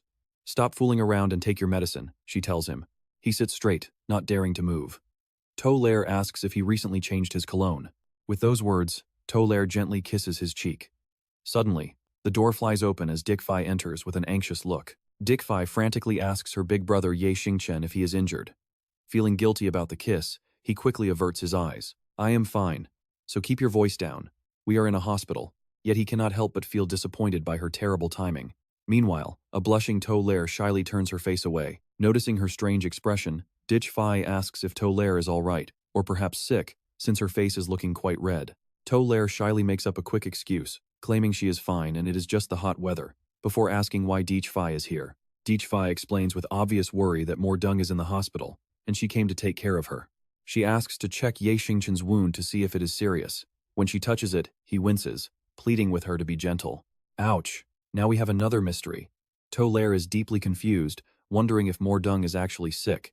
He calmly explains that Mordung has a weak heart and fainted this morning, so he and Deek Fai brought her here. Ye Xingchen then turns to ask if Mordung is feeling better.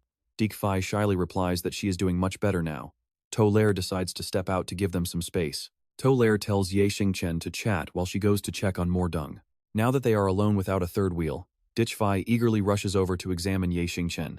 Ye Xingchen protests her rough touch, telling her to calm down and stop pulling his blanket. He protests that he is not wearing any pants.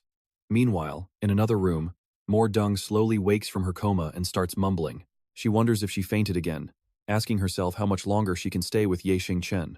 Outside, a strange man appears at the door. This mysterious newcomer is none other than Cao Tianer. With an expressionless face, he asks if a few high schoolers really did this to him. Finding comfort in his arrival, Tao Kirt instantly turns into a whining child, sobbing loudly. He begs his brother to get revenge. Cao Tianer looks at him helplessly, saying the boys already told him what happened. He demands to know what kind of guy Ye Xingchen is. Outside, a group of strangers are whispering, wondering about his location. They wish they had just asked around earlier. Meanwhile, To Lair walks right past them, completely ignoring their presence. A henchman greets Cao Tianer as he walks out. Coldly, he orders that from now on, no one is allowed to touch Ye Xingchen. Go back and keep a tight grip on your school subordinates, understand? Tu Nguyen dares not argue, and quickly obeys. Suddenly, Cao Tianer is captivated, growing highly curious about the identity of a beautiful woman walking away. Hardin notices his intense gaze and immediately steps forward to provide the details on that woman. He explains that Ye Xingchen fought them because of her. Her name is To Lair, his teacher, and they share an extremely close relationship. Cao Tianer locks his eyes on her retreating figure, plotting. So, she is close with Ye Xingchen, is she? It is a beautiful day at the shopping mall, with busy crowds bustling up and down the streets. And just like that, things take a dark turn. To Lair is cornered by thugs asking where she is going. One of the sleazy men tells her to come play with them. She frowns, cautiously trying to size them up. She demands to know who they are, her heart racing with fear as they start to surround her from all sides. Warm, gentle sunlight washes over the tall buildings, bringing a peaceful vibe to the corridors of a school building. Ye Xingchen looks completely baffled, asking if she is really inviting him to join the student council. Tuet Mai nods in confirmation. She sincerely shares her thoughts, confirming that the vice president position has actually been left vacant for a while. She believes his outstanding abilities and immense influence are more than enough for the job, so no one would dare object to it. Avoiding a direct answer, Ye Xingchen playfully asks if she really came just to offer him the role. He jokes about her trusting him too much, asking if she is not worried he might abuse his new power to do bad things. Tuet Mai firmly tells him she trusts him, knowing he is definitely not that kind of person. She explains that having him join would vastly increase the student council's influence, creating a much better learning environment for the entire school. Ye Xingchen slowly catches on, grinning as he begins weighing the pros and cons. It turns out she wants to use his reputation to suppress rebellious students. Still, being on the council seems to bring quite a few perks. Getting his trusted guys like Yunlong into the council might prove highly useful down the road. Seeing him quiet, she softly asks if everything is all right.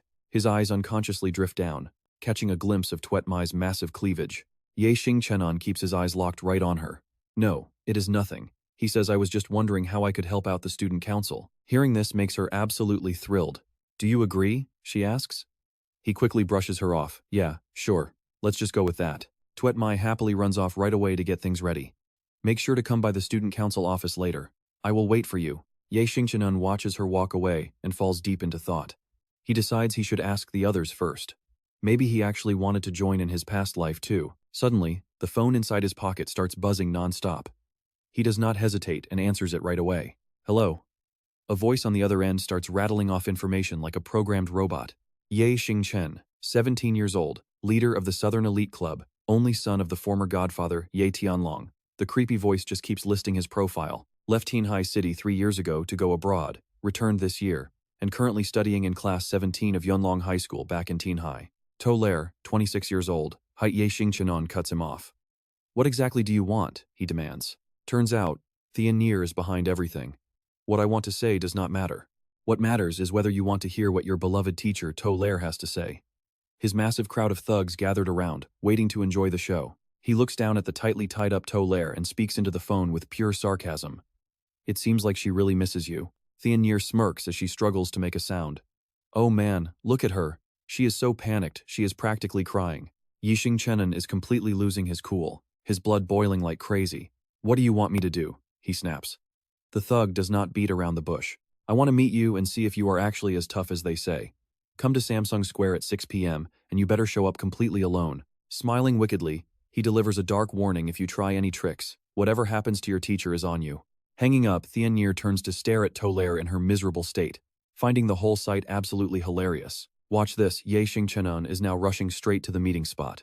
Samsung Road is close, but time is running out. The enemy is definitely waiting for him. But what about his own plan? He stops at the gate, checking his surroundings and trying to call Tufong, but there is no answer. If he does not obey that bastard, Tolaire is as good as dead. Finally, he manages to hail a taxi and jumps right in. With license plate A59E74, the car speeds away. To stay safe, Xingchen shoots a quick text message over to Trine Dawn. "Sister Dawn, I am putting my life in your hands this time," he writes. Soon, the ride stops. He steps out and walks in calmly. Waiting for him is a massive crowd of 100 thugs working for Tian'er. The second he arrives, he barks a fierce demand. "I am here now, so let teacher Tolaire go immediately." Surprisingly, they let her go without putting up a fight.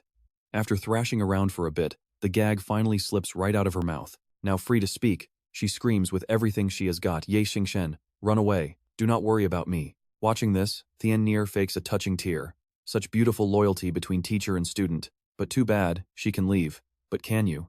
I heard you are a legendary brawler, so if you can take down all 100 of my guys barehanded, I will let you walk away. The crowd forms a human wall, making sure Xingchen has zero chance to escape. He stands right in the center of the mob and taunts him. "What is it going to be, Xingchen?" Xingchen gets into a fighting stance. "Who are you anyway?" he asks. Tian'er introduces himself, the leader of Skull Society's Reaper Hall, and also Tao Kirt's older brother. Held back tightly by the gang, Tolaire screams at the top of her lungs, "Xingchen, get out of here! You cannot beat them!" But he is extremely confident. "Do not worry, 100 guys is just like eating a quick meal. Just buy me dinner later and we are even," he grins. Seeing him as a total joke, the boss tells his men to drag the woman over so they can enjoy the show. One brave idiot steps up first, eager to start. "Hey kid, you better not go down too fast." Xingchen just rolls his eyes and does not waste his breath. Instead, he lunges forward to resolve this with some quick, brutal force. He unleashes a flawless kick, sending the guy flying right in front of the shocked crowd. Absolutely furious, the boss orders his thugs to kill him. They charge in to avenge their fallen brother. He immediately kicks one guy right between the legs, putting him out of commission. Next, he throws a heavy punch that slams straight into another thug. Xingchen effortlessly catches a swinging fist headed his way. Treating him like total garbage, he throws the guy across the room without mercy. After sweeping the first wave, he looks at the remaining crowd and taunts them. "Come on, is this really all you guys got?" Even Tian'er is impressed. "Great job," he sneers, "you already took down 3 of my boys." Watching this, Tolaire asks if he does not care about his men at all. But he remains completely relaxed, ignoring his injured subordinates on the ground. They are all ruthless street fighters used to violence. So why should a tiny scratch like this bother them anyway? Tian'er calls out as Xingchen struggles to dodge the non-stop wave of incoming attacks. She really needs to focus on her little lover. But from where the opponent is standing, it looks completely different. Both of them are moving incredibly fast. He can only helplessly take a barrage of blows from Xingchen. Refusing to submit, he tries to fight back in a rage, but Xingchen remains completely unmatched. The two are evenly matched, locked in a brutal stalemate. Suddenly, that guy screams out. This is bad. He is calling his men to charge and attack. Suddenly, a guy lunges from behind at Xingchen. One after another, they pile on top of him like a mountain, trying to crush him to death right there. They are absolutely determined to wipe him out. Feeling completely suffocated under the heavy pile, Xingchen lets out a strained groan. With a roar, he uses all his strength to break free, throwing them off with pure force. The group just cannot accept this unbelievable reality. How is this possible? Are you some kind of monster? Having used so much energy, Xingchen focuses on catching his breath to regain his strength. But get this, the thugs refuse to give up, wanting him to pay. "Damn it, Ironhead, grab him. What are you useless fools even eating?" Once his breath is steady, he springs off the ground. Xingchen swings his arm and delivers a devastating slap straight to the face. After that, every single one of them gets to feel his special brand of love. Then he darts off in another direction, looking for some new fun. Xingchen grabs a guy by the head, looking down with utter contempt. He stares at the group of pests, calling them a bunch of trash. "Hey, Cao Tian'er, where did you even find these guys? They are not nearly enough for a decent fight." He taunts him, asking if he wants to try it himself. Fearing no one, Xingchen points directly at Cao Tian'er and mocks him. "What is wrong? Got the guts to come down here? I will beat your face into a swollen pig." But the guy just looks at him like a mindless brat. Laughing, Cao Tian'er tells Ye Xingchen to actually survive long enough to stand before him first. Immediately, his face twists into a sick grin. He grabs Tolaire by her head like cheap merchandise, yelling for his crew to kill him so they can share her. Seeing his woman being touched, Ye Xingchen screams a warning, telling him to dare touch a single hair on her head. Suddenly, a thug armed with a weapon tries to ambush him from behind.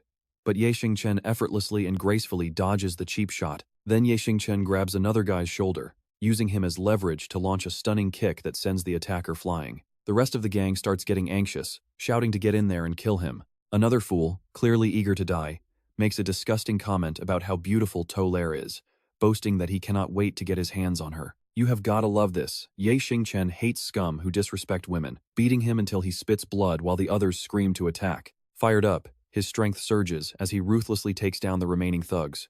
The outcome of the battle is completely decided now. With Cao Tian'er's men all groaning on the floor, the boss, who had just been watching from the sidelines, finally speaks up with absolute ease. Declaring it is over, he orders his men to leave.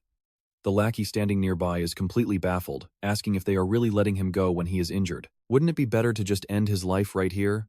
But Cao Tian'er remains totally indifferent, asking what the rush is. This is only the first step, and there's plenty of drama left to watch. He continues, mentioning that the kid's old man is Yunlong, and that terrifying man will never forgive anyone who dares to kill his son. But if his own skills aren't enough to survive this, then he can't blame me. Tolaire has been silently watching, overwhelmed with guilt, repeating to Ye Xingchen that she is so sorry for causing this. Cao Tian'er turns and leaves, completely ignoring her tears.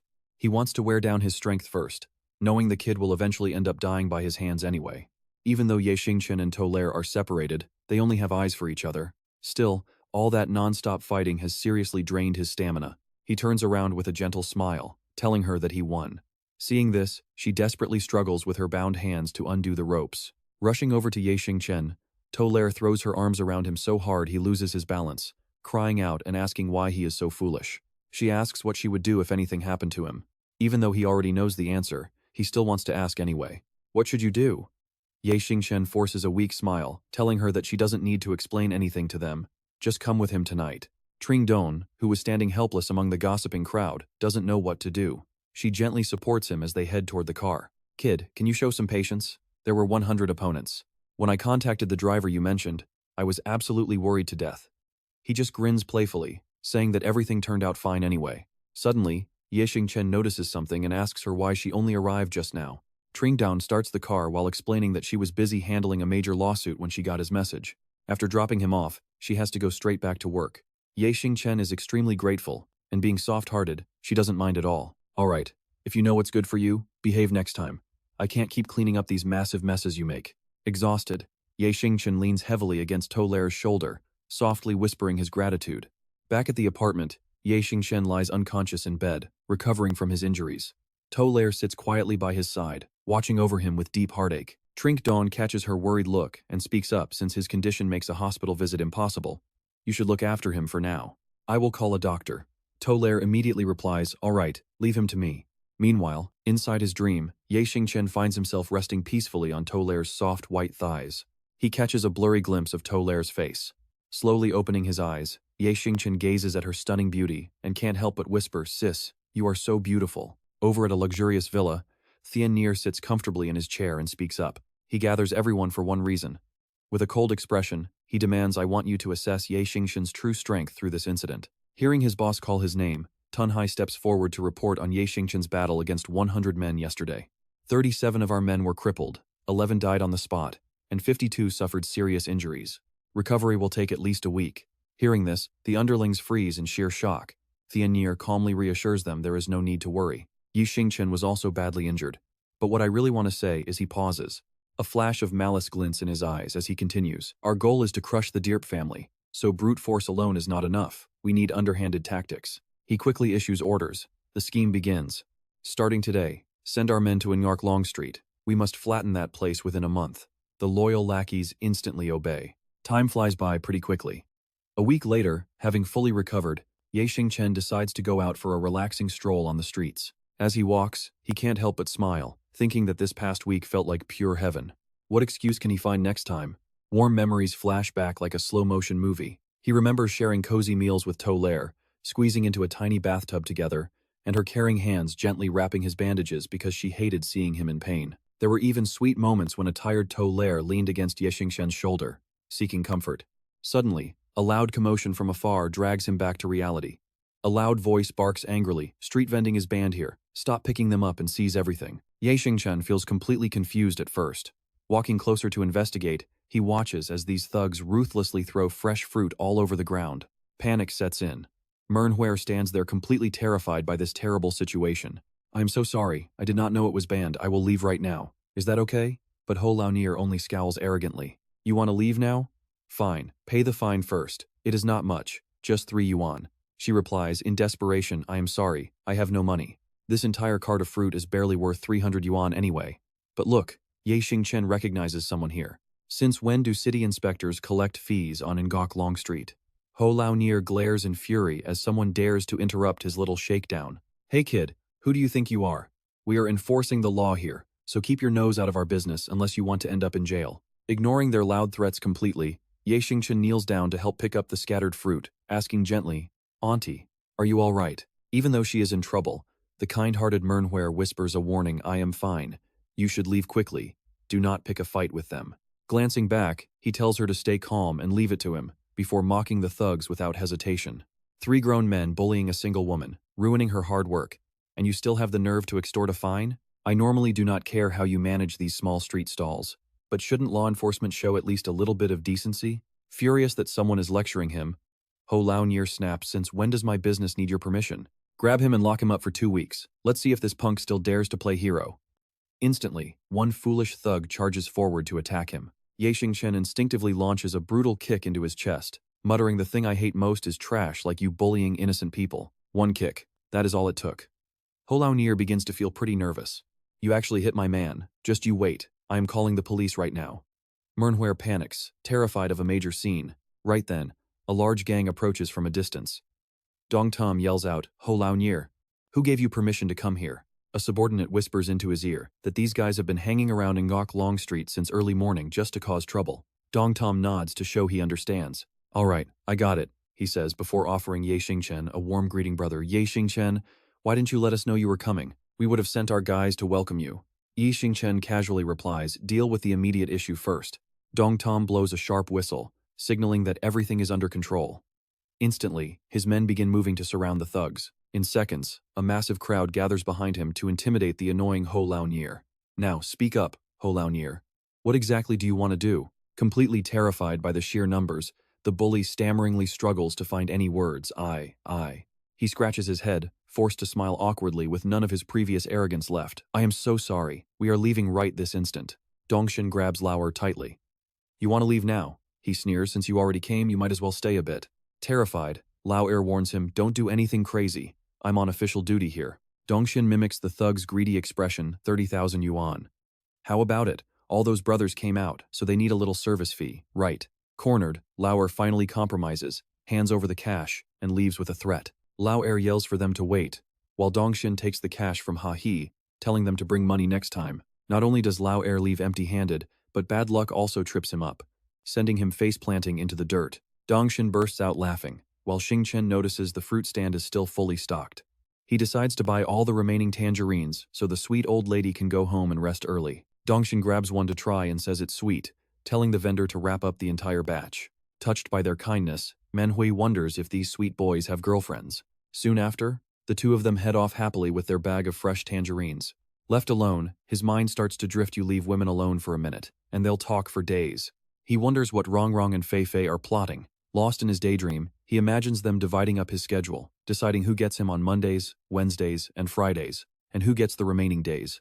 Can you really blame him for hoping that's true? Suddenly, the doorbell rings. When he opens it, he is shocked to see who's standing there. Seeing him freeze, Sister Xiaoqin asks why he isn't inviting her inside. Sitting comfortably on the couch, she calls out to him intimately. Clutching a bottle of wine, she leans her soft body entirely against Xingchen, asking him if she looks beautiful. He instinctively stammers that she's gorgeous and has always been beautiful, feeling incredibly awkward and cornered in this suddenly bizarre situation.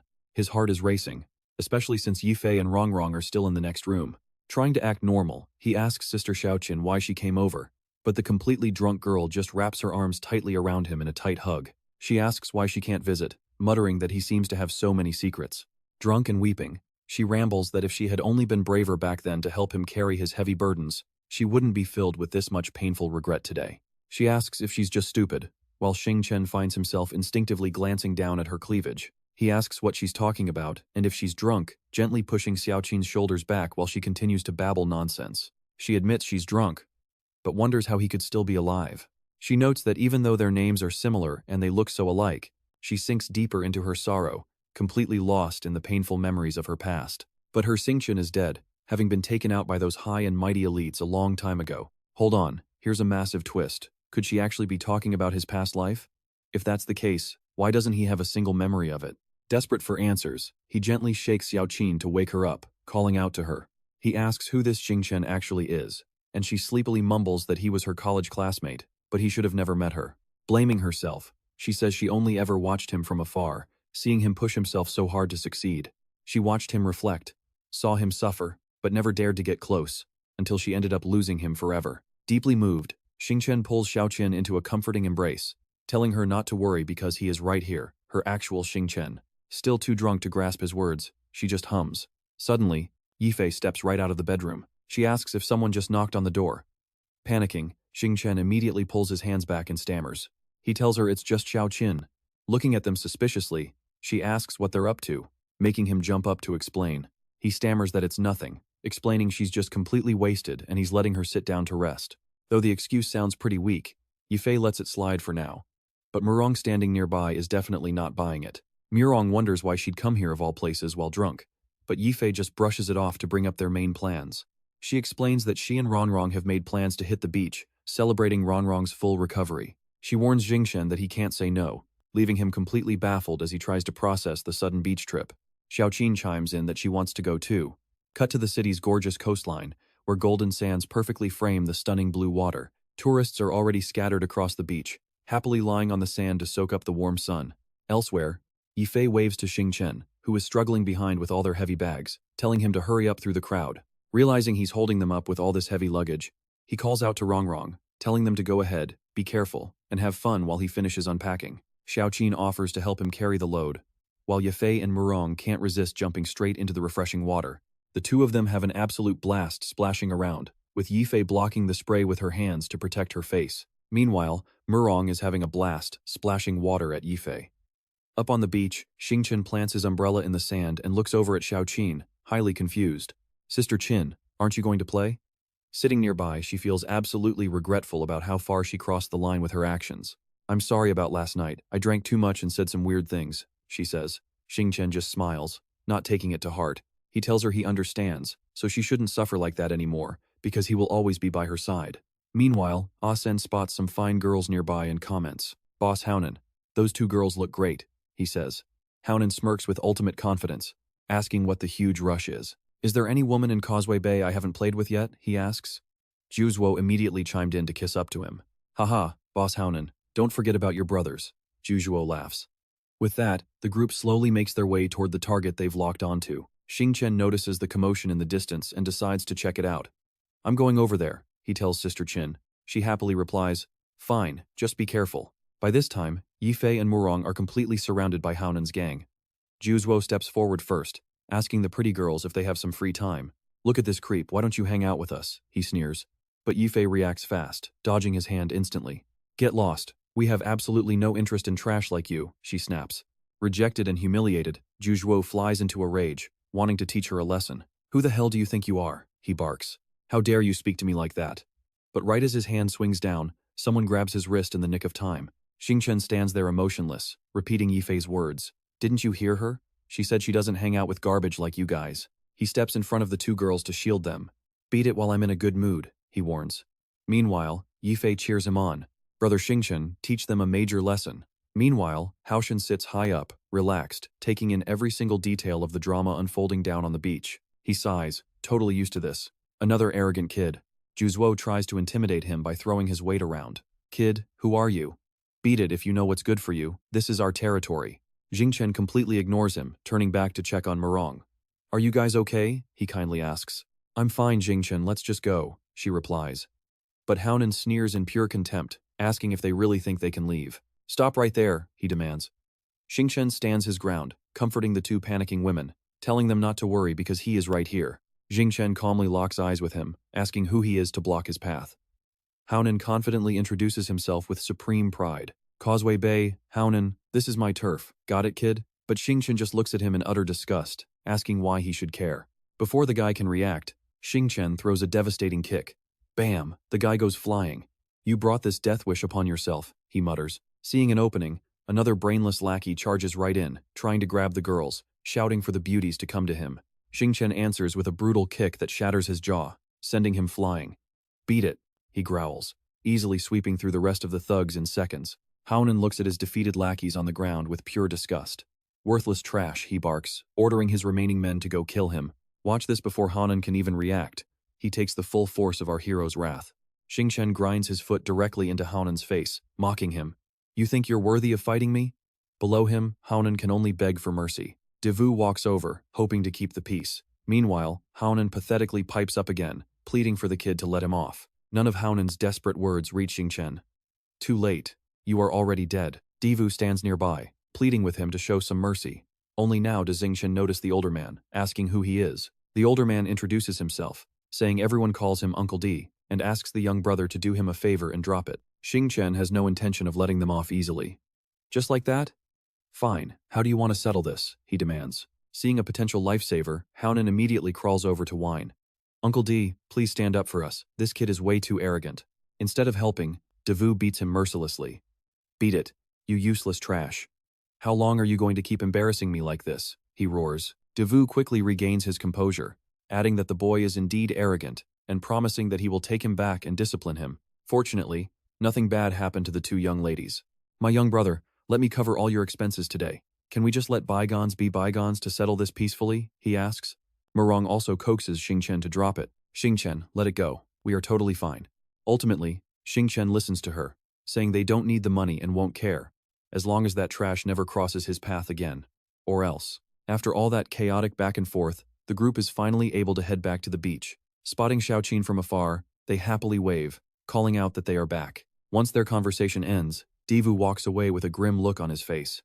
Seeing this, Haoshan approaches to check in. A moment later, he offers his grim assessment, saying that kid is no ordinary opponent, and asking Haoshan if he's the target. Haoshan sits back down in his chair, asking if he is getting ready to take revenge on Ye Tianlong. Dong Haoshan brushes the thought aside. No, he is just a toy in this little game of mine. I will not target him just because he is Ye Tianlong's son, but having him around makes the game way more fun, doesn't it? Duke Vu laughs warmly. Haha, you are still the same. Playing with people's lives is fun, right? Dong Haoshan then asks him to investigate the Tianmen Association. I do not want that old man Ye Tianlong interfering in my game. Duke Vu is quite confused, but did you not already leave the Tianmen Association? He sighs heavily. Sigh. If it were really that simple, I would not have struggled this much. Dong Haodian speaks, his voice dripping with hate as long as he lives. The Tianmen Association belongs to the Diep family. Look at the Tianmen Association now completely divided. But once Ye Tianlong appears, even the Skull Society will fall to their knees. However, every human has a weakness. Ye Tianlong's weakness is right in front of us, and Ye Xingchen's weakness is already in our hands. He watches Ye Xingchen enjoying beautiful girls. You can bet he is dying to see the kid's face when his brothers die. Just as Dong Haoshan wonders how Ye Xingchen will feel, the kid's phone suddenly starts ringing. A panicked voice screams on the line, Brother Than, 8th brother is dead. Hearing this, Ye Xingchen's eyes go wide, and his phone slips from his hand, crashing to the floor. Inside the funeral home, Lu Dongtam's black and white portrait is decorated with a black ribbon, marking the heroic sacrifice of a true brother. Even though the sky is clear, the silence outside feels absolutely suffocating. Now, Ye Xingchen and his remaining 4 brothers stand completely numb in front of Dongtam's casket. The 8th brother lies still inside with his eyes closed forever, but Ye Xingchen cannot hold back the overwhelming fury of losing his beloved brother. Gripping the edge of the coffin, he grinds his teeth and screams out, "Who did this?" His eyes burn with a desperate need for revenge. Who killed 8th brother? What on earth happened while I was away? With a somber look, Zifeng recounts the brutal ambush that ended their brave brother's life, pointing the finger directly at the Jade Tiger Gang. He continues, the story 8th brother and 7th brother were having drinks across the street when some punks from the Jade Tiger Gang showed up to cause trouble. This tragedy is closely tied to Vuong Xiaohu, their 7th brother. Back then, A crowd of thugs from the Jade Tiger Gang targeted 8th brother and 7th brother. According to Zifeng, we all know how hot-tempered 8th and 7th brother are.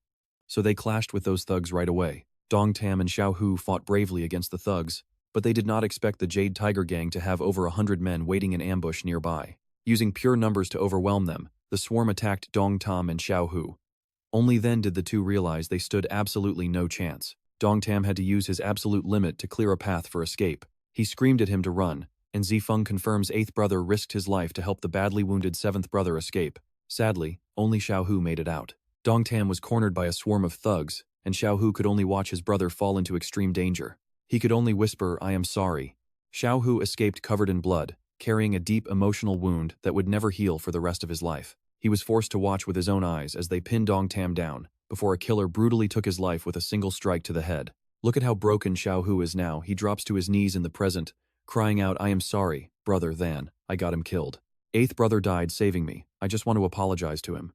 Ye Xingchen listens in heavy silence, gently placing his hand on Dong Tam's face. His heart is shattering, but there is no turning back time now. Letting go. A tear rolls down Ye Xingchen's cheek as he whispers his final words to Dong Tam, 8th brother. Rest in peace now.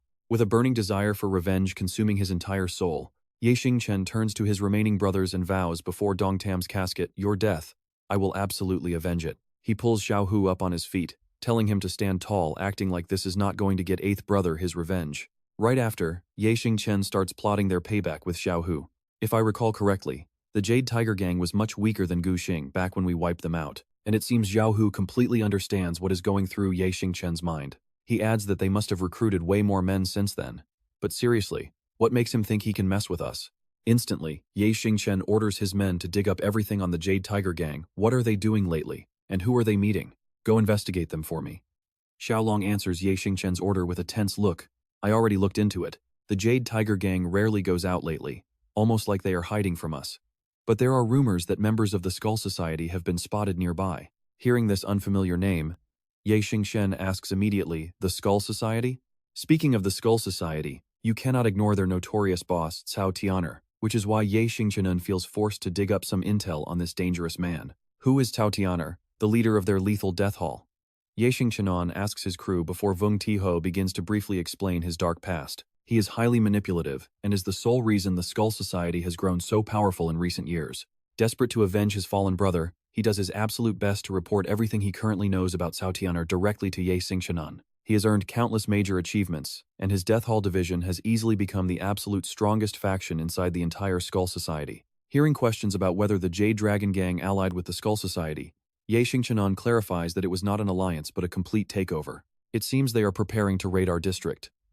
How many active men do we have? He is clearly ready to fight them to the death. Standing beside his leader, Vung Tioho confirms their numbers, noting they have 38 core brothers fully assembled. We have 483 members in our inner circle, plus over 3,000 external allies, proving that the Tindir Association is an incredibly massive and highly righteous force. Ye Xingchen calmly asks what would happen if they went to war with the entire Skull Society.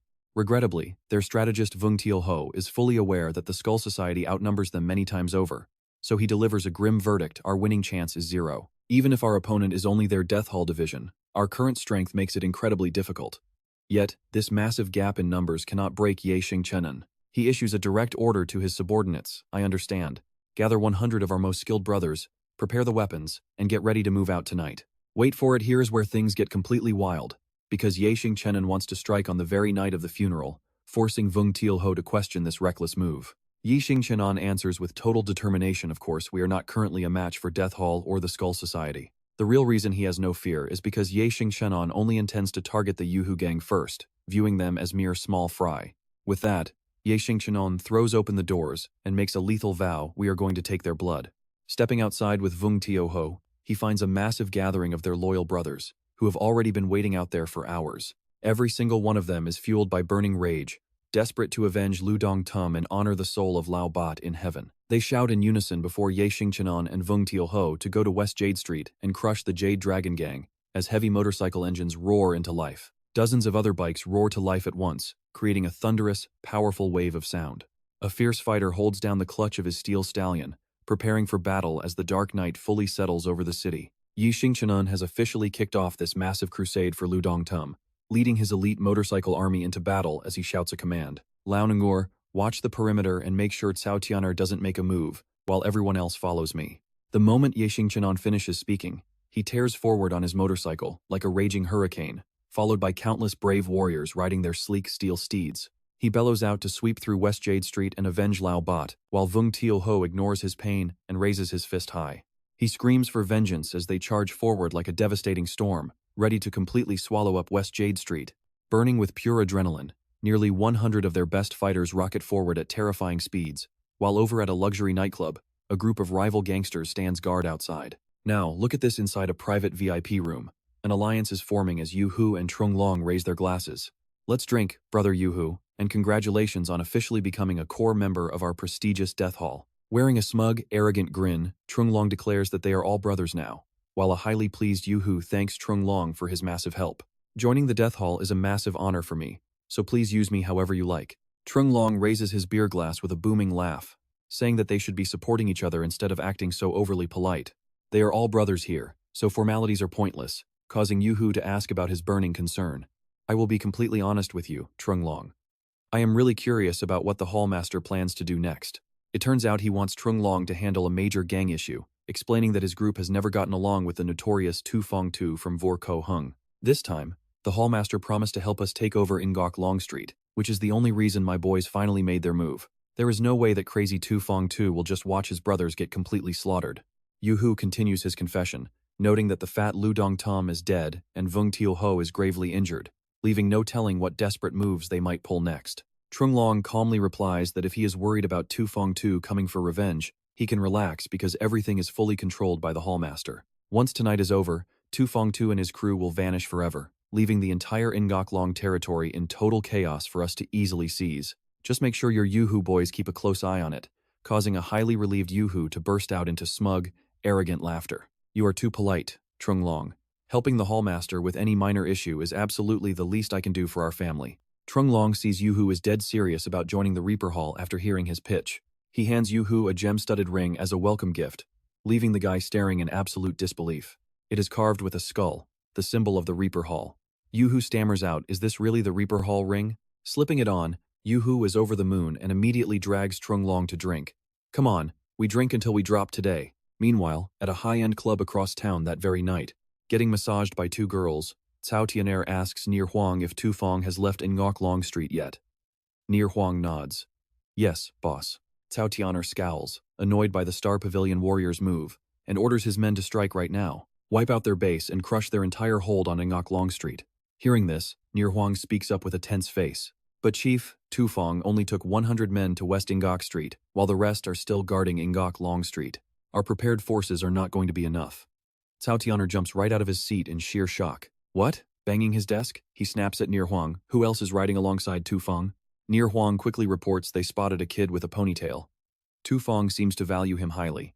Cao Tianer instantly realizes that ponytail belongs to Ye Xingchen, out seeking blood for Dong Tum. Roaring Ye Xingchen in pure frustration, he orders Nier Huang to pivot their forces to West Nok Street immediately. Forget about Nok Long Street for now. Just make sure we completely butcher Tu Fong and his crew. Recognizing the danger, he growls, especially that punk with the ponytail. Nier Huang barks a quick understood and rushes out. Soon, the Star Pavilion elite roll up to Yu Hu's gang headquarters in heavily armed rides. Two beefy guards stand watch outside the luxury club, completely oblivious as the Star Pavilion forces arrive. Ye Xingchen steps out of the car, calmly surveying the entire area. The guards try to block him, demanding, "Hold on, kid, do you even know where you are?" But Tu Fong has zero chill. He drives his elbow straight into the guard's face. "Get lost." Seeing this, Tio Ho shatters the other guard's nose. A perfect, brutal start to their path of vengeance. Within moments, the gatekeepers are utterly wiped out. Ye Xingchen cold-bloodedly issues the next order. Trung Bao, take La Bao and block every single exit. Do not let one single bastard from the Yu Hu gang slip through. He nods, ready to follow the command to the letter. Leave it to us, boss. La Bao signals the squad, "Let's move." And here is where it gets tense. A panicked thug bursts into their quiet VIP room, bringing Trung Long and Yu Hu the worst possible news. "Boss, we are screwed. Tu Fong and his men have just breached the club." Out in the main lobby, absolute chaos erupts as the two rival factions collide in a brutal brawl. Ye Xingchen cracks his knuckles, his expression icy as he and Tu Fong plow through the Reaper Hall thugs, cracking a guy's jaw and sending blood flying. Ye Xing shouts Fong. Did Trung Bao cover the exits? He yells back almost. Meanwhile, Tioho, covered in bandages, grits his teeth and fights through the pain. Screaming like a madman, he roars Yu Hu. Get your cowardly ass out here. Ye Xingchen grabs Tioho's shoulder, calming him down. 7. Do you want to avenge 8 yourself? Tioho nods, yes. Tell me what to do, boss. His face remains deadly serious. Follow me. We are going to drag Yu Hu out of his rat hole.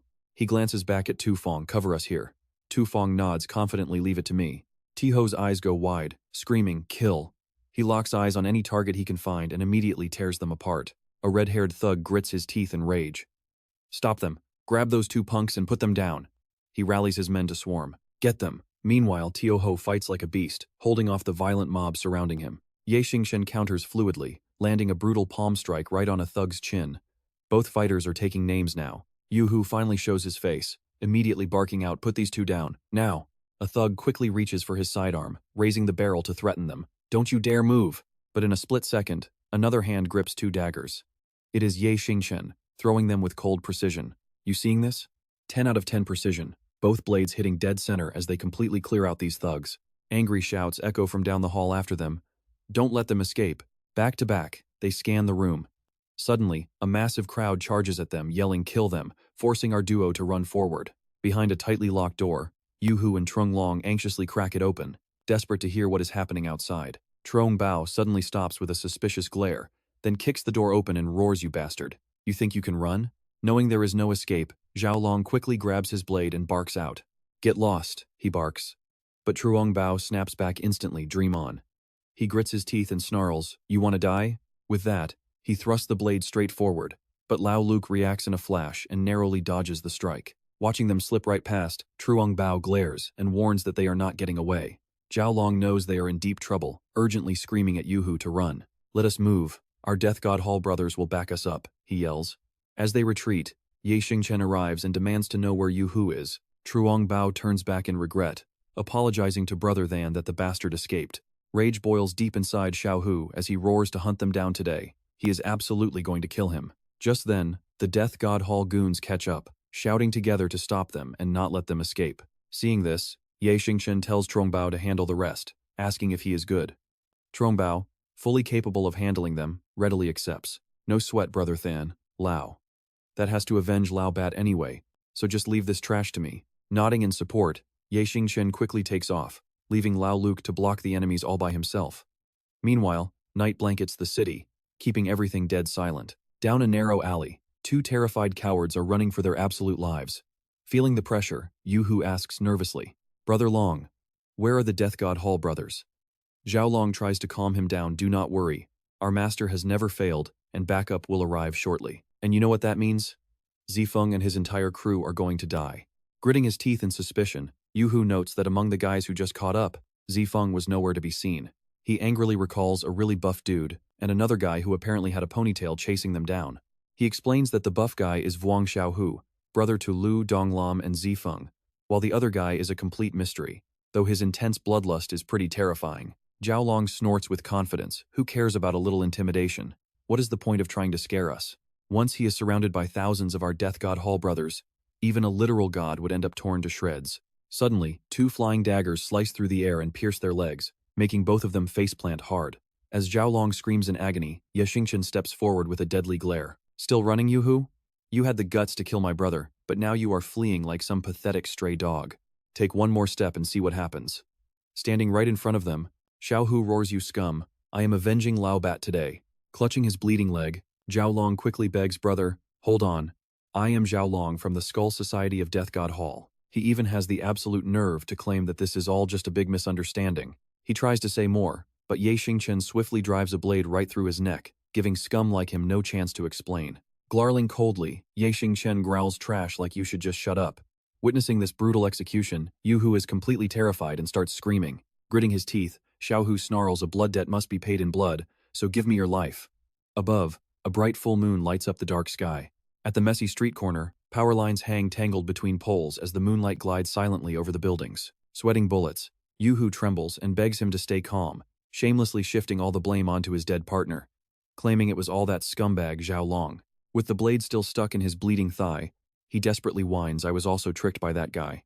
Unable to stand this slippery bastard's excuses for another second, Xiao Hu snaps, "Cut the crap. You Hu. You are the one who killed Lao Bat. So prepare to die right now and let my blade slice you to pieces." As Xiao Hu tightly grips his weapon, Yu Hu realizes begging is useless and lets out a sinister, twisted grin. "I have been in the game for years and seen every battlefield." Yu Hu roars as he grits his teeth and forces himself up, refusing to let two punks corner him. And you can bet he regrets trusting Death God Hall now as he glares at them. Suddenly exploding with desperate strength, he launches a fierce attack, shouting, "My life is not something you punks can just take. Go die," he screams as their brutal duel begins. Despite his bandaged arm, Xiao Hu relentlessly throws heavy strikes at the man. He keeps up the aggressive pressure, but Yu Hu suddenly pulls off a counterattack, landing a hard kick right to his chest. "Haha, you think you can kill me, kid? Go die." Xiao Hu groans in absolute pain, crashing hard onto the pavement. Seizing the opening, Yu Hu drives his elbow repeatedly right into his back. Pressing his advantage, he arrogantly boasts that he is going to smash his head like a pig. Ha ha ha. Meanwhile, Ye Xingchen has been watching closely from the side as a thrown knife suddenly slices right past Yu Hu's face. Gritting his teeth, Ye Xingchen warns him that nobody insults his sworn brother. Suddenly, a sharp blade thrusts upward, incredibly fast and deadly. Xiao Hu grabs his head, driving his knife straight home, and blood sprays everywhere. His eyes widen as he gasps his last breath, "You monster." Xiao Hu stands over him, muttering that dying this fast was way too easy. Xingchen issues the order. "Bring the head back as a sacrifice for old 8. He immediately obeys. Outside Shushen Hall, the doors are locked tight.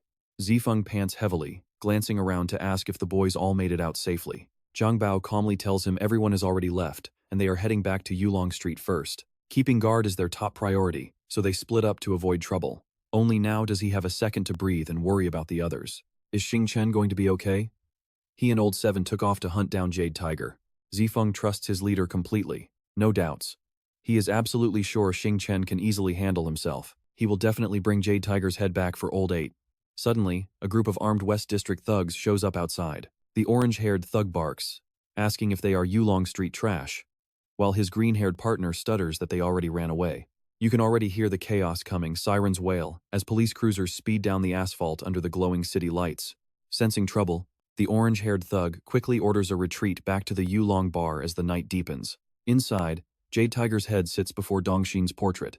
3 incense sticks burn. A quiet voice speaks. Xingchen stands before the altar, whispering that Old 8 can finally rest easy because Old 7 got their revenge, and the crew will never forget him. Zifeng sadly promises to visit him every tomb-sweeping day to honor his memory. He vows never to let him feel lonely.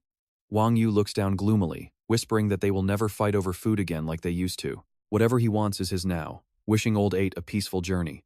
Zhang Bao looks on, filled with deep sorrow and regret. Promising to always be his best brother, he leaves Xiao Hu kneeling in utter helplessness. Having saved his life, his brother is gone, leaving Xiao Hu sobbing uncontrollably on the floor as guilt tears him apart. He wonders how he can ever repay him. Xingchen walks over, gently patting his shoulder to comfort Old 7, telling him that living a good life is the best way to honor Old 8's ultimate sacrifice.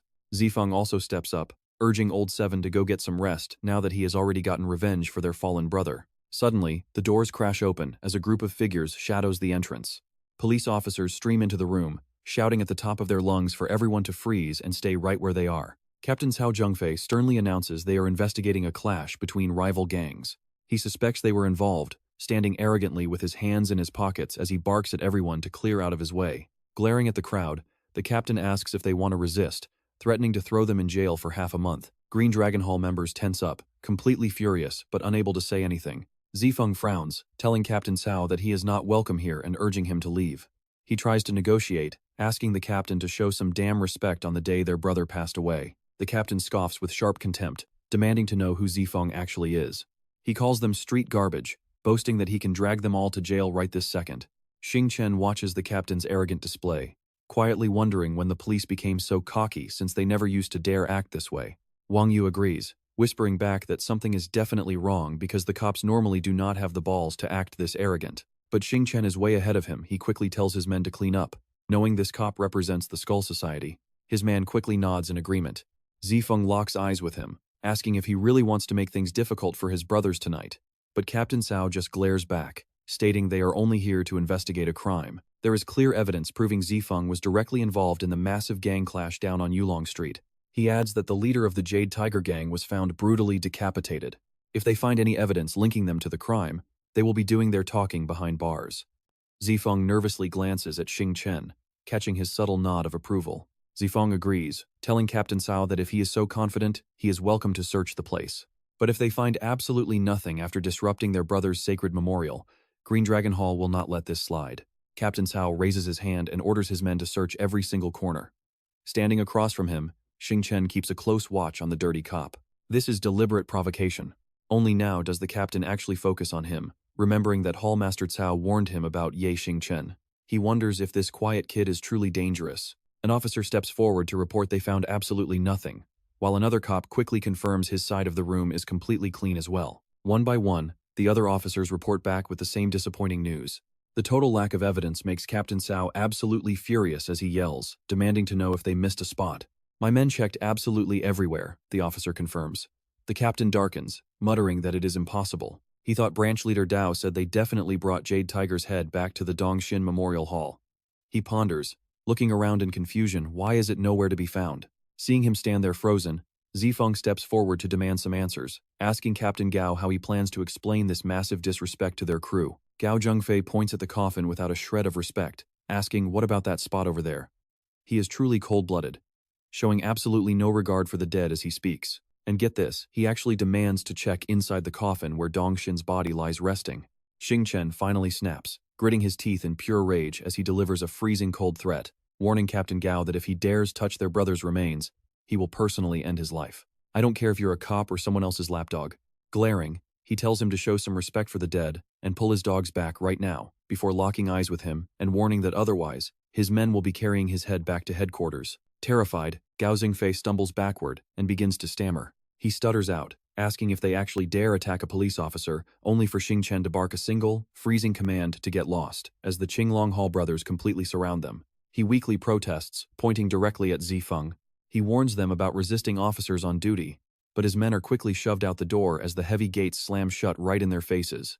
Outside, Gao Zhengfei screams in fury, telling them to just wait and see, while inside, Xingchen and the rest of the brothers stand solemnly before Laoba's body. Xingchen looks up at the white paper ball hanging from the ceiling, flicking his knife to slice the string and sending the round object tumbling straight down. Xiaohu catches it cleanly. It's actually Jade Tiger's head, perfectly disguised to fool the cops, and they reverently place the trophy back where it belongs. He whispers softly, telling Laoba to finally rest in peace.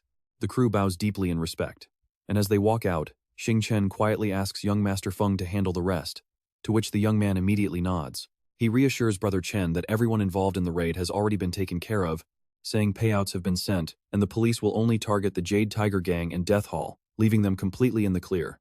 Hearing this, Xingchen finally relaxes. Xingchen thanks him for his hard work and asks about Lauer and Lao San, with Zifeng replying that Lao Wu already called them and they are on their way. Shoving his hands in his pockets, he casually tells them he is heading out and instructs the brothers to get some well-deserved rest. Suddenly, Zheng Ying pulls up on a motorcycle, and when Xingchen calls out to his dear sister Ying, her somber eyes urge him to just get on. She kicks the bike into gear and twists the throttle, speeding away into the night as the motorcycle roars down the open road. Riding on the back, he wraps his arms tightly around her, completely exhausted, and soon falls fast asleep on her shoulder, prompting Zheng Ying to call him a silly kid. They pull over on a long bridge, where the bright moon and a sea of glittering stars look absolutely magical. Parking the motorcycle neatly to the side, Zheng Ying and Xingchen stand by the railing to catch their breath, though her eyes are filled with deep worry. Breaking the heavy silence between them, she suddenly looks over and asks if he thinks she looks beautiful tonight.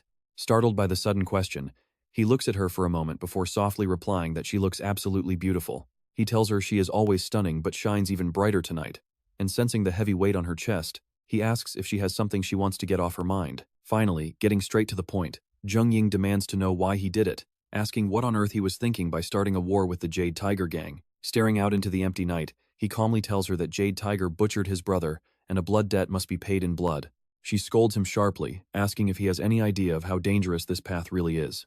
She reveals that barely 5 minutes after he left, over 1,000 Skull Society members surrounded the headquarters, asking if he seriously thinks he is some invincible god who can handle everyone alone. Triggered by his grief, Xingchen raises his voice, asking if his brothers were supposed to die for nothing, and if he should just cower in fear instead of avenging them, asking how he could ever call them brothers if he did that, while Zheng Ying, seeing his anger, gently places a hand on his shoulder. She tells him to calm down, explaining she is not trying to stop his revenge, but there is something major he has no idea about. She warns that he has been targeted by Cao Tian'er of the Skull Society, and that Captain Gao Zhengfei, who searched their place, is actually one of his main lackeys. If they manage to find any hard evidence connecting him to the murders, he is completely done for.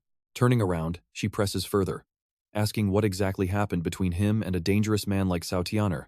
Xingchen honestly explains that he only had a minor clash with the guy's younger brother, but never had any direct dealings with the man himself. Sighing at his response, Zheng Ying closes her eyes and waves her hand, telling him to just be extremely careful because Cao Tian'er is highly connected within the police department, and once he gets dirt on him, nobody can save him. But Xingchen just laughs it off, boldly asking who this Cao Tian'er even is. He brags that he can handle it easily, especially since he has her the most talented captain of Jinghai's major crimes division. Zheng Ying quickly cuts him off, telling him to stop sweet-talking, though she admits she is relieved to see he is not acting like a total maniac. Walking back to her motorcycle, she suddenly remembers something important, and tells him that there is actually one more thing he needs to know. As she climbs onto the seat, Zheng Ying warns him that for some mysterious reason, the absolute top brass already found out about the Jade Tiger Gang incident. Jinghai City immediately launches an investigation into the gang activities. Sister Don Don warns him to be careful, as she and her father cannot protect him if things go sideways. Behind her, Ye Xingchen obediently agrees. Ye Xingchen says, "Thank you, Sister Don Don."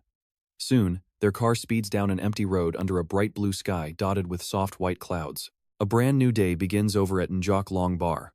Dong Tam's memorial photo is placed neatly, and Trio Mac bows respectfully, lighting some incense. "Have a safe journey, Brother 8.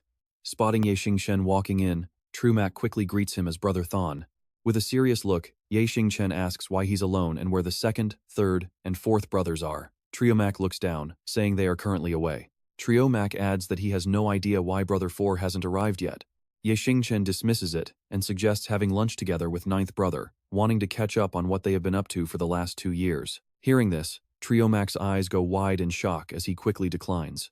Triomac stammers that he must leave right after paying respects because the other brothers told him to. Hearing this, Xiaohu steps forward, raising his fist. Xiaohu demands to know what he means, leaving ninth brother stammering.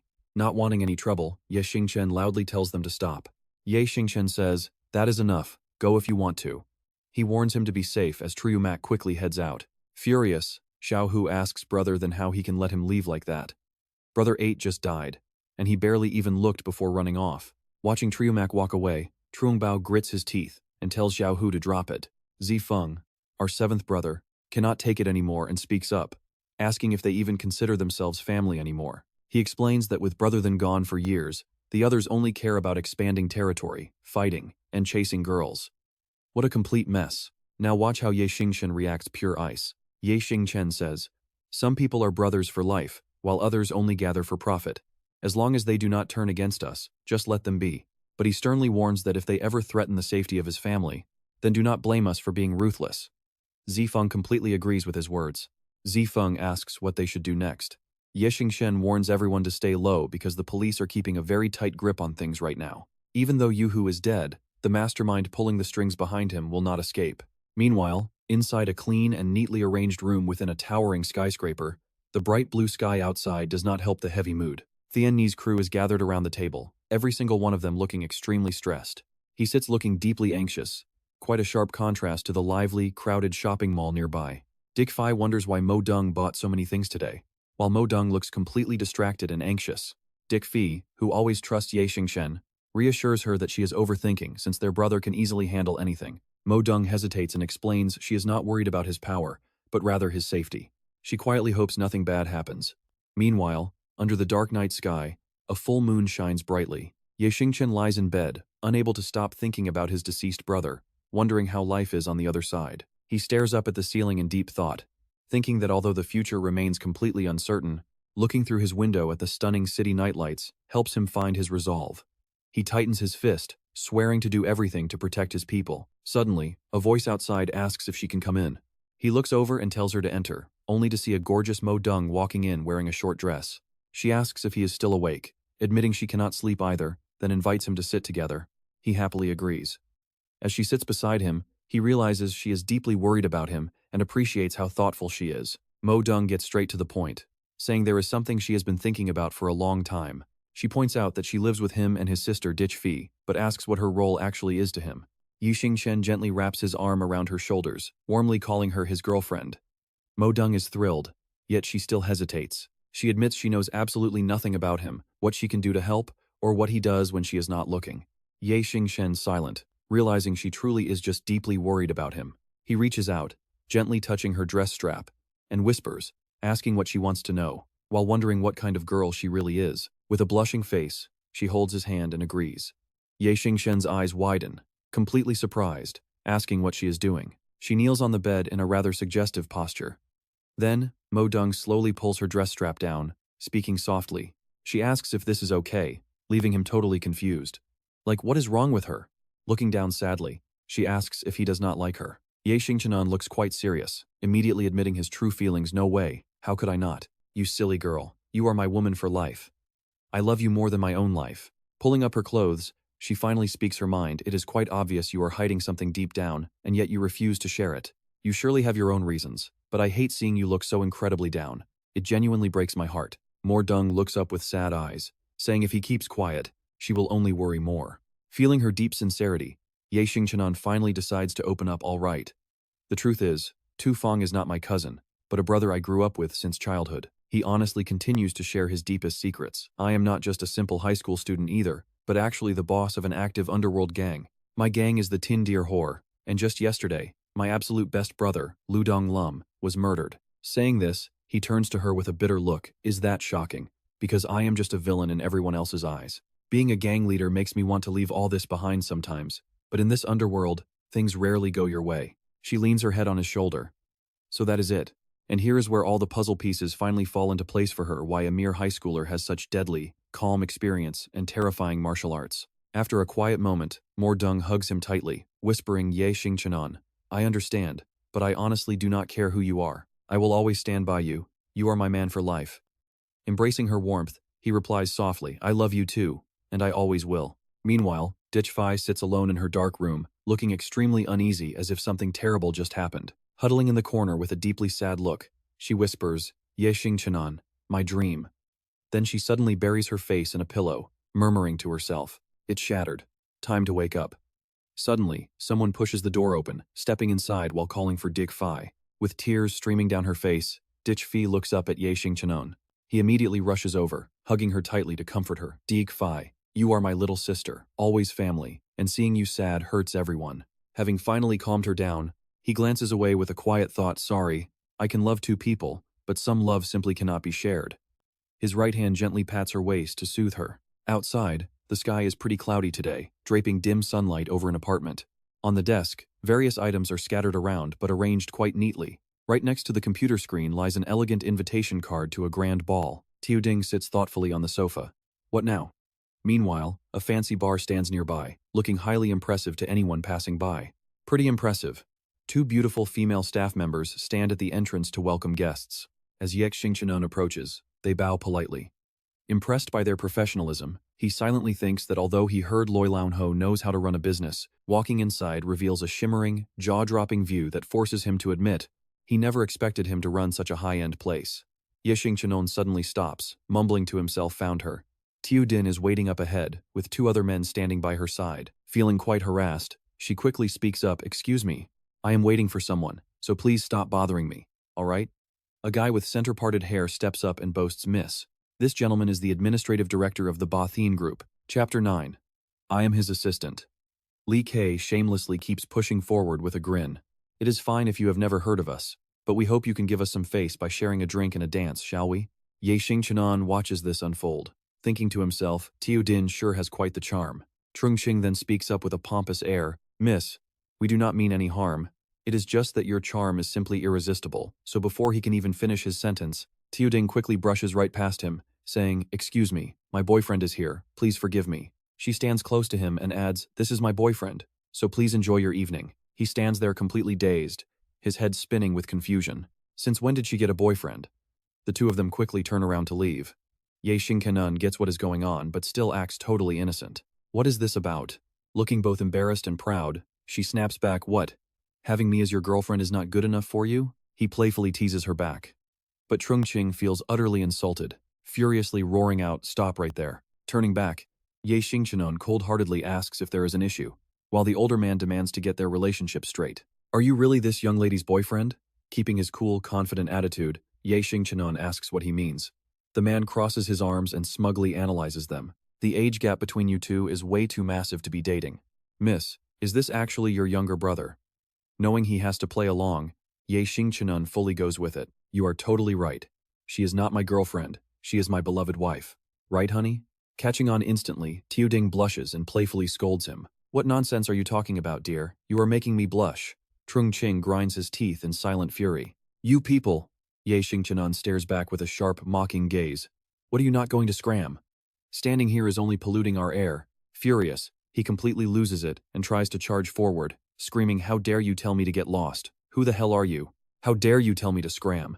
Standing nearby, Leek tries to hold him back, pleading with him to calm down, but he breaks free anyway. Attack! Li Ke, beat him to death! Sick of his annoying trash talk, Xingchen finally loses his patience and strikes. He snaps.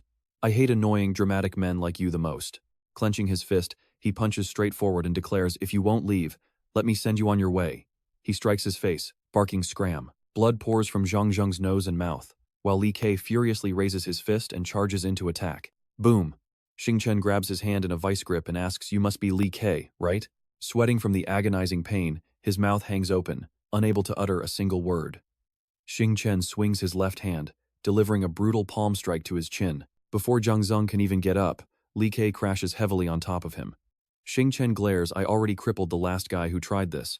How dare a dog like you strike me? Looking at Zhang Zheng's pathetic state, Xingchen just scoffs. You should look in the mirror. Who do you think you are? Hearing the noise, Jin Mao rushes out, shouting, who's the blind bastard causing trouble here? Are you tired of living? He pulls Li Ke away and asks with deep concern, Mr. Zhang, are you all right? Groaning in pain, Zhang Zheng points at Xingchen. Now watch this. Here is where everything flips over. Mr. Zhang, wait here. I will get you a proper answer. But then, Jin Mao completely freezes, stuttering. Wait. Are you? And Xingchen speaks up coldly. What is it? You want to fight? Jin Mao suddenly remembers getting absolutely wrecked by this very same man, having taken the full, devastating force of his punch. He flew back several meters, landing flat right in front of his own men. Terrified, they knelt, pleading for boss Jin Mao. Just thinking about that makes him shudder with fear. Why did I run into this absolute monster here? Damn it, are you idiots completely brainless? Why did you have to provoke him? Scratching his head, he nervously asks Boss Chen, what brings you here? Keeping a calm, imposing demeanor, Xingchen asks, do you know me? He chuckles awkwardly, explaining that he is actually Lei Laohu's blonde underling, hoping the big boss recalls their brief meeting from before. Looking slightly surprised, he responds, oh, I do remember you, but maybe I should discuss this matter directly with Lei Laohu. Waving his hands frantically in pure terror, Jin Mao quickly declines, no, there is no need, Boss Chen. Please, help yourself. Everything today is completely free as our apology. Hearing that, Xingchen immediately grabs 2 premium bottles and says, then I will take these. Jin Mao forces a polite but respectful smile. No problem at all. It is Louis XIII. I will have 2 bottles opened for you right away. Let's go. Wrapping his arm around Xiaoting's waist, Xingchen walks away. Thanks, don't forget the wine. Gritting his teeth, Jin Mao curses silently, damn it. Thank goodness nothing went wrong. If we had angered Boss Lei, my entire life would be over. He turns to glare at Zhang Zheng, his anger exploding. Damn it. Those 4 bottles of Louis XIII are on you, old man. You better pay up. The moment Xiaoting sits down on the sofa, she starts probing him. I had no idea you were this powerful. Even the manager respects you. Tell me, how many secrets are you hiding? Showing a humble smile, he replies, you are joking. I just happen to know their big boss. Red wine is poured, when suddenly she crawls right onto him. I know. You definitely did not see this coming. Kneeling up straight with sparkling, innocent eyes, she speaks in a soft, sweet voice. Hubby, can you do me a quick favor? Something's off. Highly alert, his mind starts racing. There has to be a major catch here. He glances at her, trying to figure it out. What could it be? She is the heiress of the powerful Li group, so why would she play tricks on him? Xingchen gives her a devious smile. If my wife wants help, that is fine. Give me a kiss, and then I will listen. Hearing this, she immediately plants a sweet kiss on his cheek, winking at him with a playful smile, red-faced. Like a kid getting candy, he mutters, I liked it, that was pretty soft. Wait, still not right. Reason quickly triumphs over his emotions, so he grabs her hands and pushes her back gently. What is it? Xingchen directly questions her, just tell me, what are you trying to do? She laughs happily, nothing, just doing what a good wife does. Xiaoting continues playing her role perfectly anyway. You are already my husband and boyfriend now. If I have any trouble, you must help me solve it. It almost looks like her charm trap is working on him, but half a second later, he brushes her hand off. Trouble? What trouble could you possibly have? Xiaoting stands up abruptly, annoyed by how incredibly cautious he is. It is not every day she tries to use a honey trap on him, yet this guy actually took it so literally and even teased her back. Haha, so that was a honey trap. The moment he sees her reaching for a nearby knife, Xingchen quickly gets the message. All right, my bad. Just tell me your problem. As long as it is within my power, I will do everything I can to help. Hearing his promise, Xiaoting softens her tone. Our company has been facing a pretty serious financial crisis lately. Before even hearing the whole story, he jumps the gun and asks, do you need a loan? Her eyes go wide as she denies it. No, let me finish. Xingchen immediately regrets speaking so fast. Oh, sorry about that, go ahead. Clutching her glass, she continues explaining that to survive this crisis, her dad arranged a political marriage. But true to form, before Xiaoting can even finish, he cuts in with a blind date, but this time, his guess is spot on. She nods. Yeah, the guy is the son of the Longxiang Group chairman, reputedly a total playboy. There is no way I am marrying someone like that. Xingchen gets pretty serious now, asking about the current state of the Li Group. She looks down, sharing her worries. She admits she doesn't know the details, only that things are looking bad. Hearing this, he starts pondering, could Dong Haoshan be playing dirty tricks here? The Li Group has always been extremely stable, never facing any real issues in the past. For a giant company to be this stressed, only the Game King could be pulling the strings behind this crisis. Xingchen gets straight to the point. What do you want? Xiaoting pouts. She tells him she refuses to go, admitting she told her dad she already has a boyfriend even though she is totally single. So here is the twist, she wants him to step in as her fake boyfriend. His jaw drops in shock as the empty wine glasses sit between them. He slyly asks, can we turn this fake act into the real deal? Xiaoting smirks, depending on your behavior. I might give you a shot. Seizing the moment, he immediately shoots back with no way. I have conditions. She stares at him completely stunned, asking what he wants. Grinning, he lays down his price sheet, $1,000 a day just to play the part. Plus 100 for hand-holding, 200 for hugs, 500 for kisses, and 3,000 to stay the night. Flustered, Xiaoting tells him to keep dreaming. He laughs it off, asking for a blown kiss instead. Meanwhile, a drunk man is stumbling down the moonlit street. Hu Tian grinds his teeth, get out of my way. He slurs that he isn't drunk yet, just as Zhao Xian steps up aggressively. Are you blind, idiot? Look who we stumbled into. It is the guy who owes Baja. Hu Tian instantly panics. Who are you? Zhao Xian snaps, stop playing dumb. What did you promise Baga on Yulong Road? Cough up those $30,000 right now. That is when Hu Tian freezes, suddenly remembering the ruthless boss Lu Donglin. He was the one who tipped them off that Fei Zhu Wang and Wang Xiaohu were cornered. He promised to keep watch. Remembering this betrayal, he bolts. Zhao Xian chases after. Stop right there. Panting as he looks back, he wonders if they found out he was the informant behind Fei Zhu Wang's murder. This is bad, he is absolutely dead meat. A shadowy figure watches everything. Grinning, looks like my job is already done. The angry shouts to stop still echo in the distance as Hu Tian ducks into a dark alley, panicking that he needs to escape Jinghai immediately. Out of nowhere, a razor-sharp blade presses right against his neck. The killer steps out behind him, whispering that he won't be staying in Jinghai much longer. Terrified, Hu Tian begs, please brother, spare me, I did nothing wrong. Zhao Xian yells into the dark, get out, Hu Tian, I see you. As the three men cautiously step inside, they find Hu Tian already dead, blood pouring heavily from his neck, nose, and mouth. They freeze around his corpse. Back at the house, Xingchen and Xiaoqin are chatting on the sofa with bras scattered everywhere. Stunned, he asks, are you seriously opening a lingerie shop, Sister Qin? She sighs, I quit because my boss tried to buy me for $100,000 a month. Covering her mouth, she adds, I am just a helpless girl. So she figured she would use her savings to start a small business. Just then, Murong and Yifei walk in, wondering why she came to their place. Xiaoqin laughs, I obviously need your fashion advice. These pieces are designed to fit different female styles, which is pretty great, but she wants to know if they actually like them. Murong tries on a black set.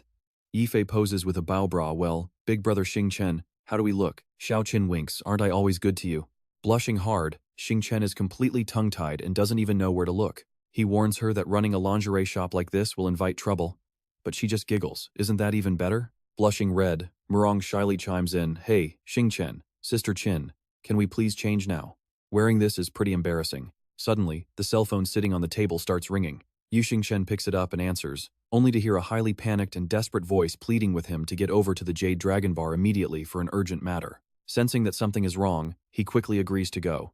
He stands up to leave, making sure to apologize to the girls and tell them to stay put while he is out. Murong watches him go with a worried look, telling Ye Xingchen to return early. Meanwhile, outside the Jade Dragon Bar, someone asks if the outer guards have been alerted. Wang Yu calmly reassures him, telling Zifeng to stay completely relaxed. Having already warned the crew, Zifeng strictly orders his men to stay inside, promising severe consequences for any reckless actions. Xiaohu frowns, anxiously wondering why Ye Xingchen has not arrived yet. Just then, Ye Xingchen walks through the door, demanding to know what is going on. He asks what he told them last time. Zifeng steps forward, pleading with Ye Xingchen not to be angry since they are in the dark too. The brothers have been staying quiet lately, and definitely did not start any trouble. Wang Yu quickly chimes in to explain, insisting to Ye Xingchen that this is clearly a setup. Last night, two of their men ran into Hu Tian and wanted to collect an old debt from him. Wang Yu explains that Hu Tian immediately took off running. By the time they caught up, Hu Tian was already dead, and the police were conveniently nearby. Sensing the trap, Ye Xingchen coldly asks where their men are now. Zifeng worriedly explains that Gao Zhengfei and his police officers locked them up yesterday. Now, Zhang Bao is taking a couple of guys over to the station to check out the situation, leaving Ye Xingchen furious. He curses Gao Zhengfei under his breath. Outside, white clouds drift lazily over a landscape of towering city buildings. Zhang Bao and his men arrive at the police station with grim faces. But look closely at that building right across the street. Something is highly suspicious here. A sniper's red laser dot is currently locked right onto Zhang Bao's forehead. Peering through his scope, a mysterious sniper clad in black sneers, muttering that the kid should blame his own choice of boss for this tragic end. A glowing bullet erupts from the barrel.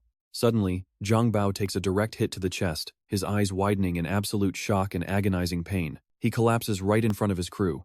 Terrified, they desperately cry out Zhang Bao's name.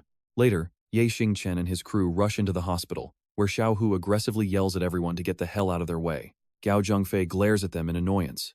He blocks their path, coldly declaring that they are absolutely not allowed to enter the room. Ignoring him completely, they push forward. Ye Xingchen delivers a chilling threat, warning that if the bastard utters another single word, he will end him. Suddenly, two of Zhang Bao's guys stumble out of the room in a panic. Falling to their knees in tears, they choke out the devastating news. Zhang Bao is dead. Inside the room, his body lies completely motionless on the hospital bed. A nurse pulls a white sheet over his chest while the heart monitor displays a flat line.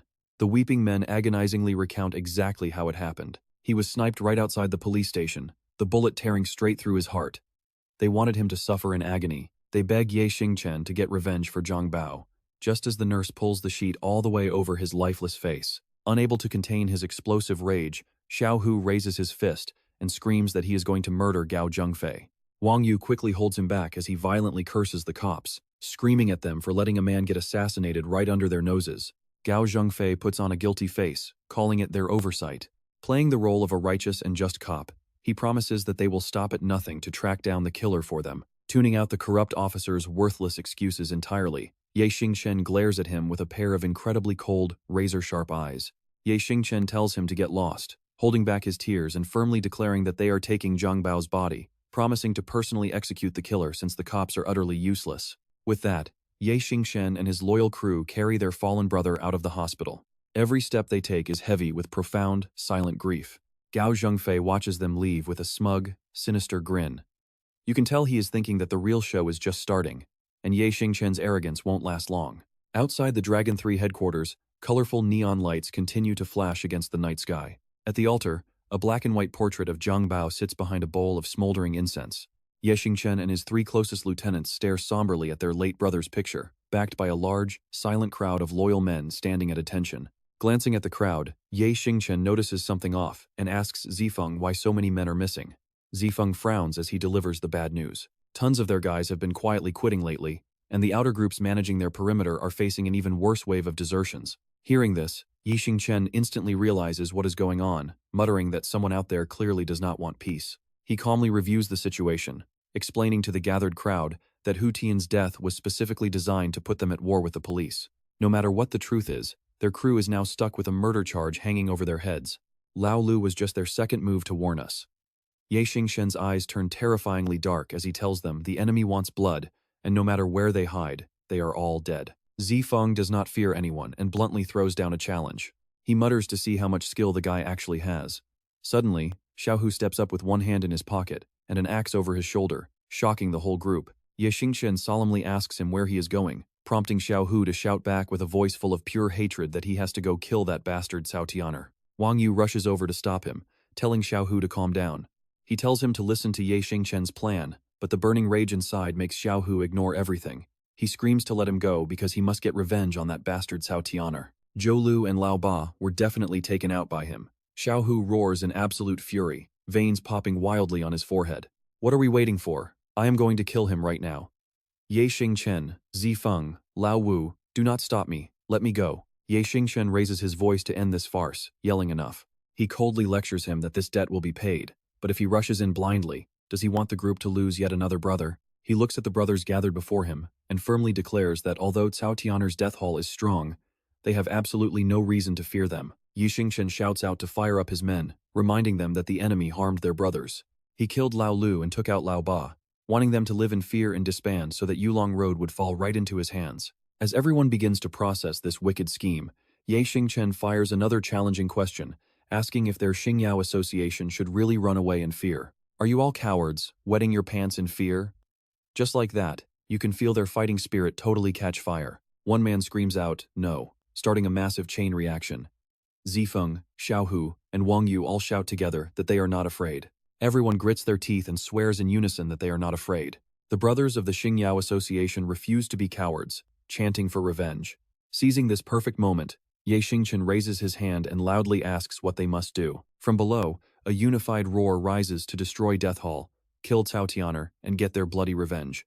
Their deep unity and burning rage completely lock them into one single goal, screaming for absolute revenge. Just then, the deafening roar of motorcycle engines echoes from outside as a fleet of bikes tears through the completely empty streets. A massive pack of bikers is speeding insanely fast right toward their location. Hearing the rising commotion, Ye Xingchen wonders out loud what is happening out there. They quickly head to the window for a better look, only to see Cao Tian'er leading a massive horde of thugs right to their front door. Look at that. Those headlights glowing in the dark look exactly like the eyes of a demon. Cao Tian'er yells out a highly arrogant provocation, demanding Ye Xingchen get out here, giving him a strict 3-second ultimatum before they force their way inside. The moment he finishes speaking, the front doors are kicked wide open as Ye Xingchen walks out with a look of pure death. Wang Yu and Xiaohu grit their teeth at the sight of Cao Tian'er, wondering who could possibly be backing him to make such a bold move. And honestly, it makes total sense they would think that, given how insanely arrogant the boss and his thugs are acting. Seeing everyone gathered, he immediately starts throwing out smug insults. He mockingly says he did not expect to meet Ye Xingchen again so soon, bringing up how he defeated over 100 of his men last time, before promising a special surprise. He points a finger at him to apply maximum pressure, boasting about the 1,000 elite fighters from Death Hall. He sneers, asking Ye Xingchen if he will survive tonight.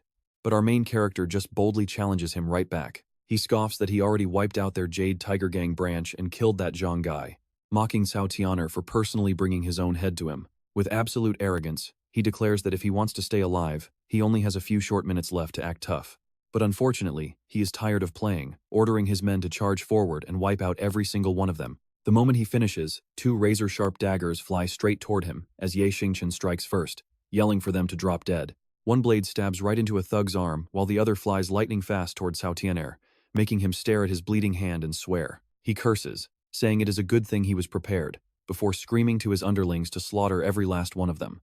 The surrounding mob immediately readies themselves for combat, while Ye Xingchen, weapon in hand, rallies his loyal brothers to fight. He yells that it is time to put their lives on the line and charge, with Zifeng raising his weapon to echo the call. Xiaohu has been waiting for this exact moment, roaring to charge ahead and take their revenge. Ye Xingchen pulls back into a fighting stance, and in a blinding flash, hurls 2 lethal daggers straight into the enemy lines. Both weapons land with pinpoint accuracy, pinning 2 frontline thugs instantly. Xiaohu also fights like an absolute beast, unleashing a relentless barrage of punches and kicks that leaves one guy completely helpless, but as more thugs keep coming, one rushes in with a heavy club to beat him down. Overwhelmed by their sheer numbers, he takes a heavy punch to the face as another thug seizes the perfect opening to alert his allies. They are cornered, get them boys. Ye Xingchen is forced into a brutal 1 versus 2 fight.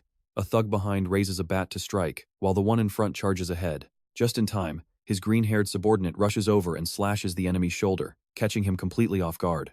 He screams out, "Brother Ye Xingchen, ignore us and just run." Just then, another thug stabs a sharp blade right through his stomach, making him spit blood. Still, the green-haired kid uses his last ounce of strength to grip his blade, slashing his attacker's throat and getting splattered with blood. That last strike drains him completely, as he desperately tries to swallow the blood rising in his throat. Sinking to the ground with a blade in his chest, he gasps out his final words. "Brother Ye Xingchen, please, You must avenge us. Promise me you will. His sacrifice ignites a furious rage in his comrades. They scream out in pure anger, charge! Avenge our fallen brothers. Don't let them die in vain.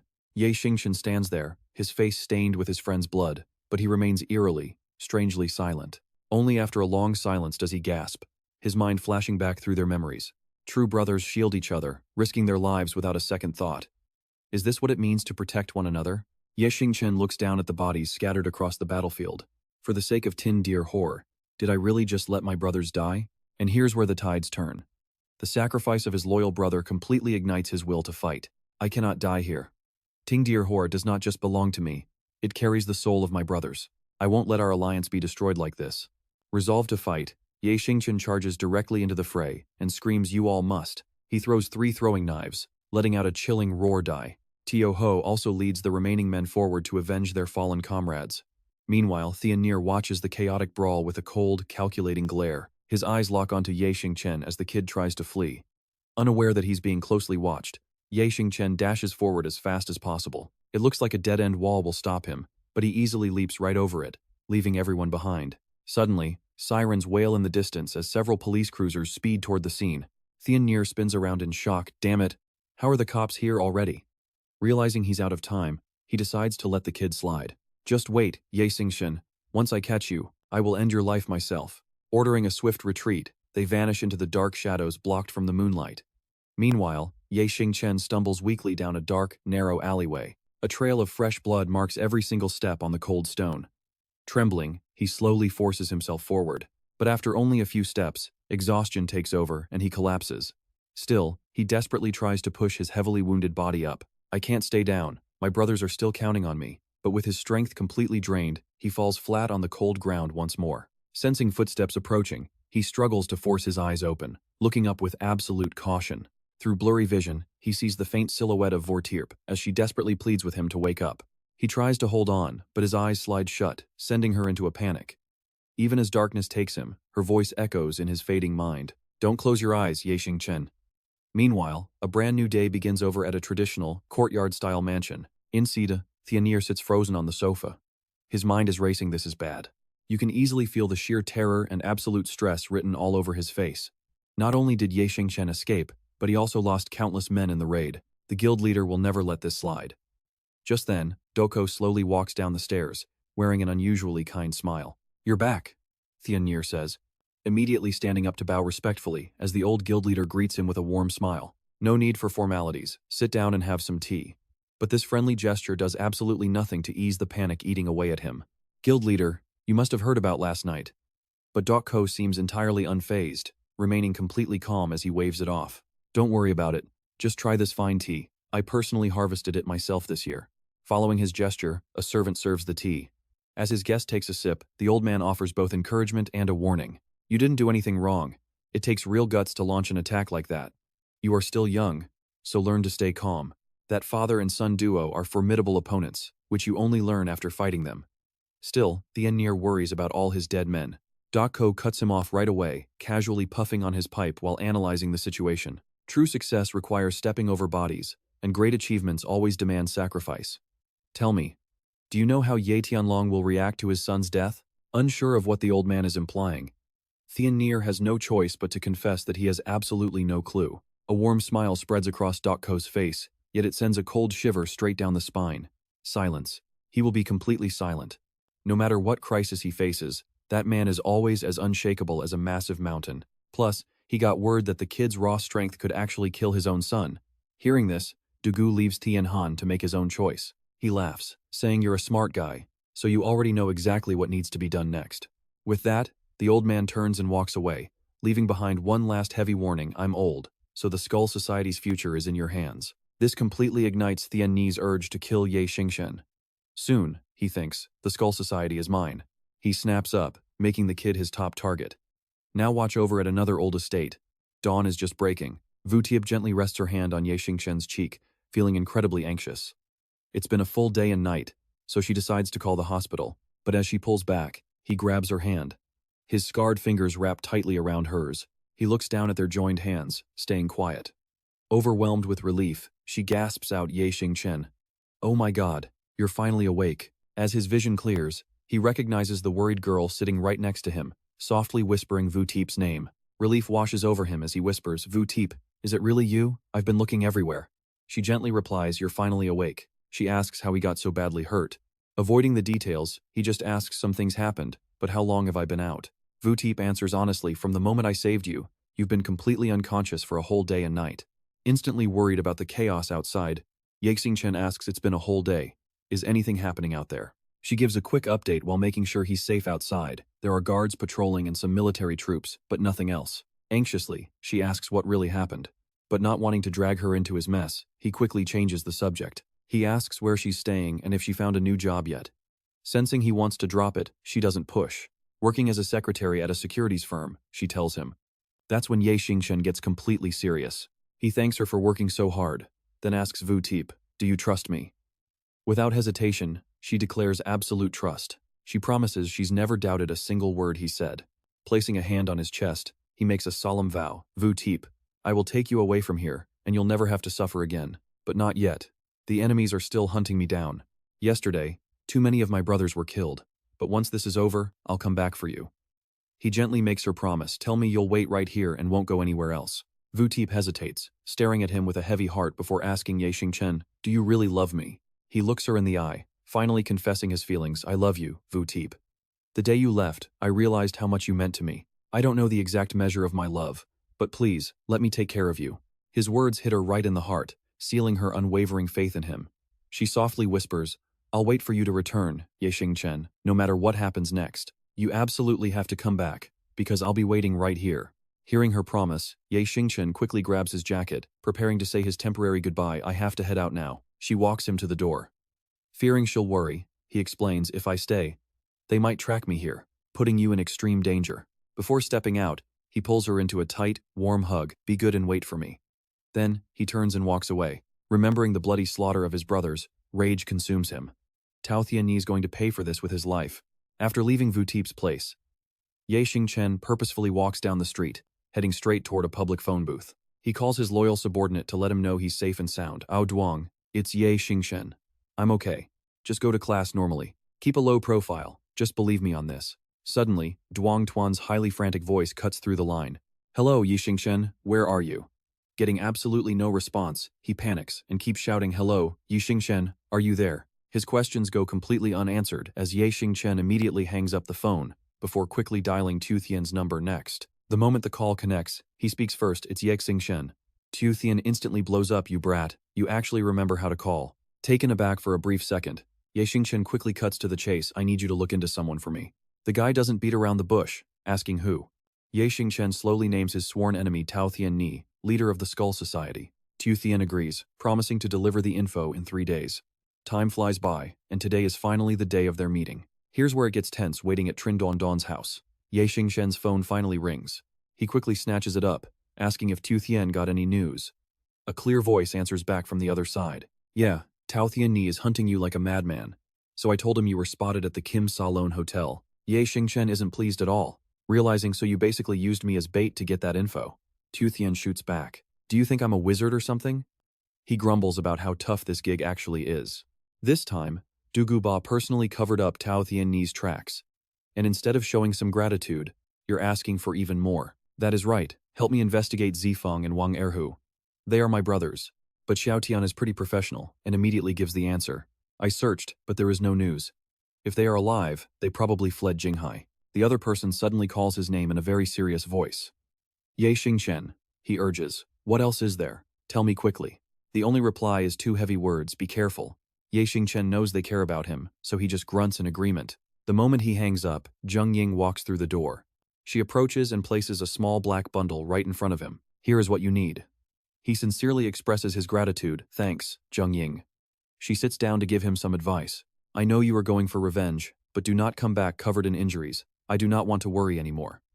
Xingchen looks at Zheng Ying with a serious face. Yeah. At the Jinshaoan Hotel, the sunlight shines down on the ancient, historic facade. Inside the room, a lackey rushes in to report. Hallmaster, is our intelligence wrong? Why has no one registered at the hotel under the name Xingchen? Tian Er immediately denies it. No way. He rests his chin on his hand and starts analyzing. Tian Kong's intelligence is always spot on, otherwise it wouldn't be so expensive. The only possibility is that Ye Xingchen hasn't checked in yet, so wait and don't rush. Before he can even finish, his subordinate points outside and screams, "Hallmaster, Ye Xingchen is right on the opposite building. Look at that." Tian'er looks over and sees Ye Xingchen standing completely alone by the railing across from them. His gaze is completely indifferent, as if declaring that today is the day this man dies. Tian'er gets driven absolutely insane by this look, shouting to go chase him down and kill him. Up on the rooftop, Ye Xingchen is talking on his phone. They are here. The other person warns him to be careful because they have guns, but Ye Xingchen responds with a completely calm voice. "Yeah, I know."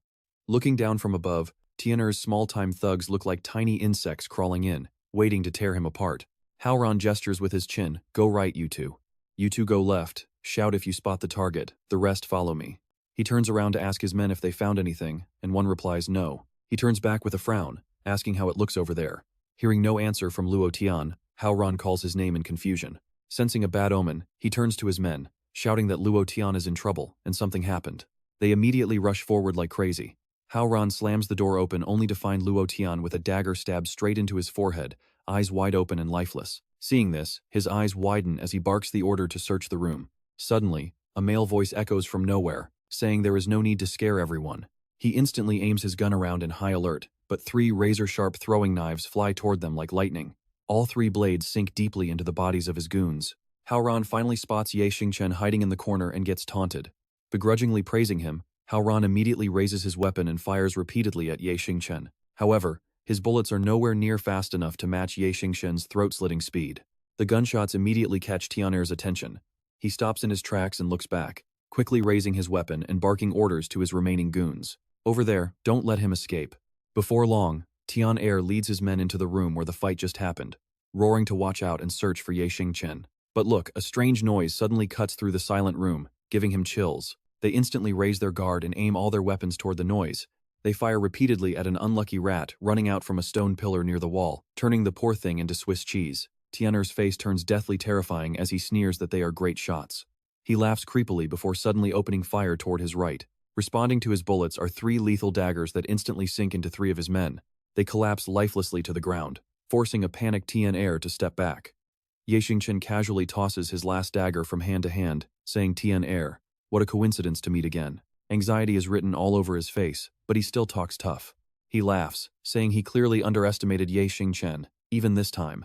Ye Xingchen interrogates him with a voice full of confusion and frustration. "I know that, but I just don't understand why you mobilized Xingchen Hall to fight my Xingyao association. Is it all for your younger brother?" Tian'er doesn't hide his intense killing intent at all, replying that if it were anyone else, he wouldn't do this. "But you are different. You are Ye Xingchen, and I absolutely must kill you." Ye Xingchen finds this answer ridiculously meaningless and raises his voice, asking if that is why he wants to destroy the Xingyao Association and kill his brothers. Seeing him lose his cool only makes Tian'er excited, as he happily replies that is right. He aims his gun to finish him off, but Ye Xingchen throws his blade faster than Tian'er's bullets, cursing at the mad dog to go die. At that exact second, 3 bullets shoot out from the barrel, and each flying dagger intercepts a bullet with a deafening metallic screech. His eyes widen in pure disbelief, wondering if he still has a gun, as Ye Xingchen seizes the opening to charge with deep contempt. "I thought Cao Tian'er was some kind of big shot. Turns out he is just pathetic. I really feel sorry for my brothers who died at the hands of a worthless piece of trash like you." Hearing this, Cao Tian'er snaps, lunging forward desperately while screaming that he will kill him. But Ye Xingchen kicks him hard, right in the chest, completely shutting him down. The guy shudders in pure agony. Ye Xingchen just smirks, mocking his pathetic strength, before throwing a lightning-fast punch to seize absolute control. It takes everything to dodge. He barely survives this lethal strike. Ye Xingchen keeps pressing forward, completely shattering Cao Tian'er's guard and forcing him backward. Then, he smoothly pulls a hidden blade out from behind his back. Completely caught off guard, the bastard raises his hands to block the next strike. But the blinding pain hits before Cao Tian'er can even realize what's happening. He collapses, staring in absolute horror at his freshly severed arm. As the bastard screams, Ye Xingchen looks down with cold, mocking eyes. Ye Xingchen tells him that hunting enemies down is fine, but his calculation was off. One wrong step, and everything falls apart. Ye Xingchen declares he is no kid anymore. With that, he ruthlessly slices off the other arm. Absolute, agonizing pain. Stabbing the blade deep into Cao Tian'er's arm, Ye Xingchen warns him that everyone pays for their mistakes. "This is your price." Ye Xingchen growls, repeatedly plunging the blade deep into Cao Tian'er's stomach. He says this strike is for his fallen brothers, grabbing the man's head to make him feel the weight of this blood feud. He tells Cao Tian'er his absolute biggest mistake was messing with his brothers. With a cold command to die, those are the final words he ever hears. Cao Tian'er dies with his eyes wide open, blood pooling across the floor. Calmly, Xingchen dials the police to report everything. Nobody expected him to do this. He gives the coordinates, stating there are several dead bodies on the rooftop opposite the Kim Sa Lone Hotel. Talk about a dramatic shift. Outside, the setting sun paints the hotel facade in a beautiful, shimmering orange glow. Meanwhile, a worried Ditch Fai turns to her friend, asking Mo Dong why Xingchen is still not back yet. Even though Dong Tuan said they were fine, she wonders why her big brother, Xingchen, hasn't called. Mo Dong reassures her, saying he probably just doesn't want them to worry. But Ditch Fai still can't shake her anxiety. She huffs that she is too worried, promising to give him a piece of her mind when he returns. Mo Dong smiles, knowing she is just talking tough. Laughing, she asks if she will actually go through with it. Right then, the doorbell rings, and Ditch Fai rushes to open it, convinced Xingchen is finally home. Sure enough, Xingchen is patiently waiting outside. Overwhelmed with pure joy, she instantly throws her arms around him. She sobbed, clinging to him desperately. Seeing her tears, Xingchen quickly asks what happened. He asks Mo Dong and Ditch Fai if someone bullied them.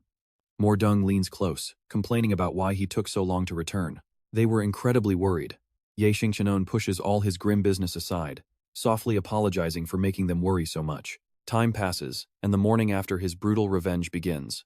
Slowly, life starts slipping back into its usual routine. Xingchen heads back to school like any normal day. Strolling through the classroom door with hands in his pockets, he slowly makes his way to his desk. There he is! Dong Tuan and Yunlong call out to greet him. Calling his name, Dong Tuan pulls Xingchen out of his seat. Xingchen protests, jokingly telling Dong Tuan that he is not interested in men. Dong Tuan shoots right back, telling him to stop because he isn't interested in him either. Leading Xingchen to an empty room, Dong Tuan gets straight to the point, demanding to know what happened. With a heavy heart, Xingchen shares the grim news. Laun Ungur, Laun Luk, and Laun Bat are all gone. As for Tufong and Laun Thut, their whereabouts are completely unknown. Bringing up the past makes him spit in absolute disgust, cursing Cao Tian'er for being a complete beast. Dong Tuan asks about his future plans, wondering what he intends to do next. Xingchen slowly explains that, now that Cao Tian'er is dead, his brothers have finally been avenged. Remembering his promise to his comrades, Xingchen vows to make the Tin Deer Association shine across the entire world. He vows never to let this happen again, then asks Dong Tuan if they are willing to follow him. This tragedy made him serious. He wants to achieve their ultimate dream, and he won't stop until the goal is met. Showing absolute loyalty, Dong Tuan declares that since they chose this path, they will never look back. He tells Xingchen they are brothers for life. Yunlong agrees, declaring that the future of their Tin Deer Association is something they will shoulder together. Just when they are getting serious, look who ruins the moment. Tao Feng mocks them, sneering at their high and mighty vows. Not fearing anyone, Xingchen charges right at him, asking if he wants to die. Caught off guard by his sheer boldness, the thugs scramble backward in fear. Quickly recovering their wits, two lackeys rush forward, teaming up to overpower Xingchen. Too slow. Xingchen kicks one flying. The other tries to defend, but his guard means absolutely nothing. Xingchen unleashes a relentless barrage of punches, leaving him completely helpless before delivering a final blow that sends him crashing backward. Sensing danger, Cao Feng tries a desperate threat, shouting to Xingchen, "You better not mess with me, or my big brother will make sure you never see the light of day again." Before, he might have hesitated. Not now. Times have completely changed. Xingchen retorts, "As for your boss, you would have to jump off a cliff to meet him." Sensing disaster, Cao Feng stammers back, "What do you mean by that?" And here is the kicker. Our hero calmly drops the massive bomb that his big boss is already dead. The news hits like a thunderbolt, sending Cao Feng into a wild rage. "How is that possible?" he screams. "There is no way my big brother is dead." He struggles wildly, screaming, swearing, pointing. It must be Xingchen. Not wanting to waste any more time, Xingchen signals Yang Jun with a glance, who immediately steps up to handle Cao Feng and his gang. Yang Jun delivers a devastating kick straight to his groin. Instant collapse. Cao Feng is crying in absolute agony. Suddenly, a teacher appears to break up the fight, shouting out to ask what they are doing. Xiao Long and Yang Jun quickly slip away from the scene and head back to class, where the three friends gather to plan their next move. Yang Jun asks if they are really just letting Caoji off the hook, but Xingchen calmly replies that of course they are not. Caoji is Cao Tian'er's brother, and if you do not cut the grass by the roots, it will just grow back. He does not want his crew getting hurt, but they cannot touch him on school grounds. Meanwhile, as Li Xiaoting passionately delivers her lecture, Youngjun and Ye Xingchen just sit in the back, laughing and completely ignoring her. Suddenly, Li Xiaoting calls out. She asks Ye Xingchen to head to the office and help her fetch some test papers. Soon, the two of them leave the classroom and meet up in the faculty room. Once they are completely alone, she suddenly throws her arms around him, asking if he has any idea how worried she has been lately. Used to her antics, he casually asks if she is running a fever, prompting an annoyed, playful punch to his chest from Li Xiaoting. She huffs that he is the crazy one. "I only care about you." Then she quickly invites him to her house. Her father apparently wants to meet him, but Ye Xingchen coldly declines, noting that their last meeting was not exactly a pleasant one. Flustered by his coldness, Li Xiaoting softens her tone and tries to plead with him. She begs him to do it for her mother's sake even if he is still upset about before, but her gentle plea does not move him. He asks why she is so insistent, and if she is hiding something, forcing Li Xiaoting to finally stammer out the truth. There is actually a ball tonight, and she wants him as her date, which instantly wins him over as he happily agrees. He tells her to wait for him tonight. Soon, night falls, a bright full moon rises, and luxury cars line up outside a massive mansion. Dressed in a sharp suit, Ye Xingchen helps her out of the car, asking how many guests her father invited.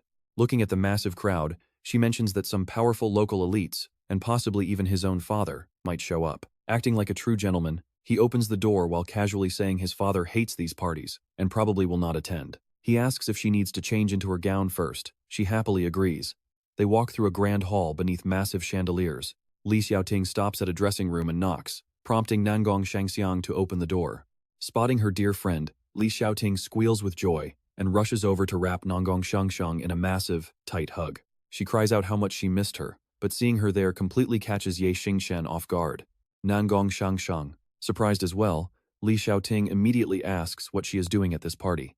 Nangong Shangxiang explains that her father was invited, so she tagged along, before pointing at the young man standing nearby and asking if he is the boyfriend. Suddenly, Ye Xingchen rushes forward and hugs Nangong Shangxiang with pure joy, saying Li Xiaoting did not lie to him after all. He enthusiastically declares himself her biggest fan, while a deeply embarrassed Li Xiaoting quickly steps in to clear up the awkward situation. She explains that Ye Xingchen is just her student who has admired Nangong Shangxiang for a very long time. Quickly regaining his cool composure, Ye Xingchen formally introduces himself, asking her to forgive his overly energetic first impression. A bit skeptical, Nangong Shangxiang whispers to her friend that she genuinely thought the handsome student was actually her boyfriend. You have to love his confidence here, as he boasts about being her absolute star student, ready to help her out. Intrigued, Nangong Shangxiang asks how he is helping. Li Xiaoting sighs that her father kept trying to set her up with some guy named Fei Long, forcing her to lie and use Ye Xingchen as a fake boyfriend. Hearing this, Nangong Shangxiang completely loses it and bursts out laughing. She teases Li Xiaoting for such a wild idea, leaving a defensive Ye Xingchen to argue that there is absolutely nothing wrong with a student helper. At first, she really thought I was her boyfriend, but Tiuding is not having it. She looks dead serious as she corners Thurng Hung. "Thurng Hung, you have to keep this a secret for me while I go change. We will head to the main hall in a bit." With that, she heads inside her room, leaving the waiting duo behind. Before long, Xiaoding opens the door, stepping out in a stunning, beautifully cut black dress that takes everyone's breath away. Her elegance. It completely steals Xingchen's soul. He praises her beauty, asking his wife to come over for a quick hug. But she just smiles, waving him off as she steps aside, warning him that it hasn't even started yet. He smoothly shifts to a gentlemanly tone, declaring to the two beauties that it has indeed begun. Then, he politely bows like a true noble, asking if he might have the honor of dancing with them. Shangxiang and Xiaoding immediately exchange glances, giggling quietly. On his arms, two beauties walk in with Xingchen, strutting proudly amidst a sea of envious stares. Their sheer elegance commands the entire room. Onlookers gasp, whispering that Nangong Xiaoxi looks even more gorgeous in person than she does on television. Some wish they had even half her looks, while others note how incredibly handsome the man beside her is. Xingchen guides Xiaoding toward her family, but Longfei spots them from afar and eagerly rushes over. Calling her his beloved fiancée, he claims he's been waiting forever. But our main character quickly steps in to block his path, demanding to know what nonsense he's spouting. The arrogant jerk sneers, asking what business this is of his. He barks that he's speaking to his own fiancée and doesn't need any outsider's permission. Get lost. Xingchen treats him like trash. This utter disrespect makes Longfei's blood boil. He challenges the protagonist to repeat himself, but Xingchen just glares back. He firmly reiterates for him to clear out because she is his girlfriend. Gritting his teeth, the rival snaps that she is still his fiancée, and because of that, he officially challenges him to a duel. But watch how slick our guy is. he just puts an arm around Xiao Ding and drops some logic. He declares that Xiao Ding isn't a trophy. In fact, no woman is a prize for men to win. They are precious treasures to be loved and protected. Looking down at his rival with pure disdain, he asks why he should even bother accepting such a foolish challenge. Longfei's rage peaks, radiating intense bloodlust, while the two girls watching nearby can't help but swoon over the dramatic showdown. They whisper about how incredibly cool he is, thinking his actual girlfriend must be the luckiest girl alive. Absolutely losing his mind, the hot-headed rival erupts like a volcano, lunging forward to strike. He roars, demanding where this arrogant brat came from. The sudden attack terrifies Xiao Ding, yet Xingchen remains completely unbothered, effortlessly catching the incoming fist with one hand. He calmly asks if the guy is absolutely sure about fighting him. Grimacing, his opponent confidently confirms it. Smiling mysteriously, the hero slowly releases his grip. Accepting the terms, he warns him that the prize is not Ding Ding. This cryptic statement makes Longfei hesitate slightly. What is it? Longfei demands an answer, but meets a cold, expressionless stare. Xingchen coldly replies that they are wagering their lives. The loser won't walk out of here alive. Blinded by pride, his opponent immediately agrees. Panicked, Longyu frantically tries to stop him, yelling for his son to refuse. Meanwhile, Xingchen's smile grows increasingly sinister. He chuckles, suggesting they settle this the old-fashioned way with a life-and-death contract where fate decides who survives. Giving him a final chance to back out, the antagonist refuses to yield, demanding paper and pen. A contract is quickly brought forward. Longfei signs without a single second of hesitation. Scanning the document, our main character mockingly compliments his surprisingly neat handwriting. He sneers that the guy won't get a chance to write again. Dismissing the threat, his rival coldly retorts that they will see who survives. Warning him not to complain about being bullied, he lets him pick the time and place. Signing the paper, our protagonist rolls it up and hands it to Xiao Ding, before questioning the need to waste time scheduling. He suggests doing it right here, letting the crowd act as witnesses. Driven by pure rage, his rival agrees to settle this immediately. But wait, a tiny spark of reason suddenly makes him hesitate. The kid seems completely unfazed, but he figures even if he loses, his powerful family backing will protect him. Giving him no room to overthink, our hero addresses the crowd, warning them that this is a duel to the death, and they should step back for safety. Facing each other as the tension peaks, he turns to whisper to his lady, asking her to officially start the match. Though deeply worried, she reluctantly nods. Raising her hand, she shouts for them to begin, and his aggressive opponent immediately charges forward like a wild beast. With a fierce shout, Xingchen raises his fist to meet the strike. Their knuckles collide with a sickening crack of bone. Naturally, our guy's power is on another level, forcing the rival to instantly pull his shattered hand back in agony. The excruciating scream echoes through the hall, deeply shocking both Long Yu and Zheng Yang. Before the crippled rival can even recover, our protagonist relentlessly lands another brutal blow. Terrified for his son, Long Yu instantly loses his composure and desperately orders his men to intervene. He screams at them to charge, but Longfei is already pinned flat beneath our hero's boots, receiving a harsh lesson in humility. Xingchen mocks his rich father, calling the boy incredibly foolish for thinking ignorance of his own weakness somehow makes him innocent. Glaring down with cold, lethal eyes, he promises to teach him a final, brutal lesson in his world. Ignorance is a death sentence. Ye Xingchenan raises his foot to deliver a crushing blow. With everything hanging by a thread, Longyu panics and screams out, "Stop, don't do it." The onlookers are absolutely terrified, watching this unfold like a real-life blockbuster action movie as they scream in utter shock. Just as his foot is about to crush Longfei's head, an authoritative voice suddenly echoes through the room. "Stop right there." Everyone turns toward the sound and sees Ye Tianlong arriving with his entourage. All the high-profile guests, including Qing Dung and Kung Hin, immediately straighten up in deep respect. Only Ye Xingchenan stands there with a casual smirk on his face. Look at that. His old man finally arrived, immediately giving his troublemaking son a stern look. "If I hadn't come, would you have torn this place apart, you brat?" Yet, the kid just laughs it off and cheekily replies, "No way. Haha, I was just playing around with my buddy Long Fei." But Tianlong keeps his tone threatening, warning, "Play around all you want. We'll settle this later." After that, he turns to humble himself and apologizes to Long Yu. "Master Long, my son is young and foolish to have offended your boy. Please forgive him on my account." Knowing he's dealing with a powerful figure, Long Yu quickly plays along and takes the blame. "Master Deerp, you're being too harsh. This is entirely my own son's fault." Drenched in cold sweat, he immediately snaps a fierce command at his boy. "Fei, get over there and apologize to young Master Deerp this instant." Ye Xingchenan, playing the nice guy, casually waves his hand to show some mercy. "No need for any apologies here. I think it's much better if you get him to a hospital right away." The two young masters lock eyes, and Long Fei clearly looks defeated. But then check this out, he suddenly charges straight at Ye Xingchen, shocking the entire room. Tian Ni, what are you doing? Shaking uncontrollably, he drops to his knees before Ye Xingchen and mutters, I lost. My life is completely yours now. In response, Ye Xingchen just looks down at him with absolute indifference. If you want to die, keep training and challenge me again when you're stronger, then I'll gladly end you. With that, Ye Xingchen and his father walk away, leaving the pale-faced boy behind. Whispering a quick thank you, Long Fei collapses onto the floor, completely unconscious. In absolute agony, Longgu desperately calls for help to take his son to the hospital. Meanwhile, Qingdong is already waiting at the table, warmly welcoming Ye Xingchen over. Come, have a seat. Soon, he sits down alongside Trio Mern before finally speaking up to strike a conversation. Master Deerp, I took the liberty of inviting you here to discuss a rather important matter.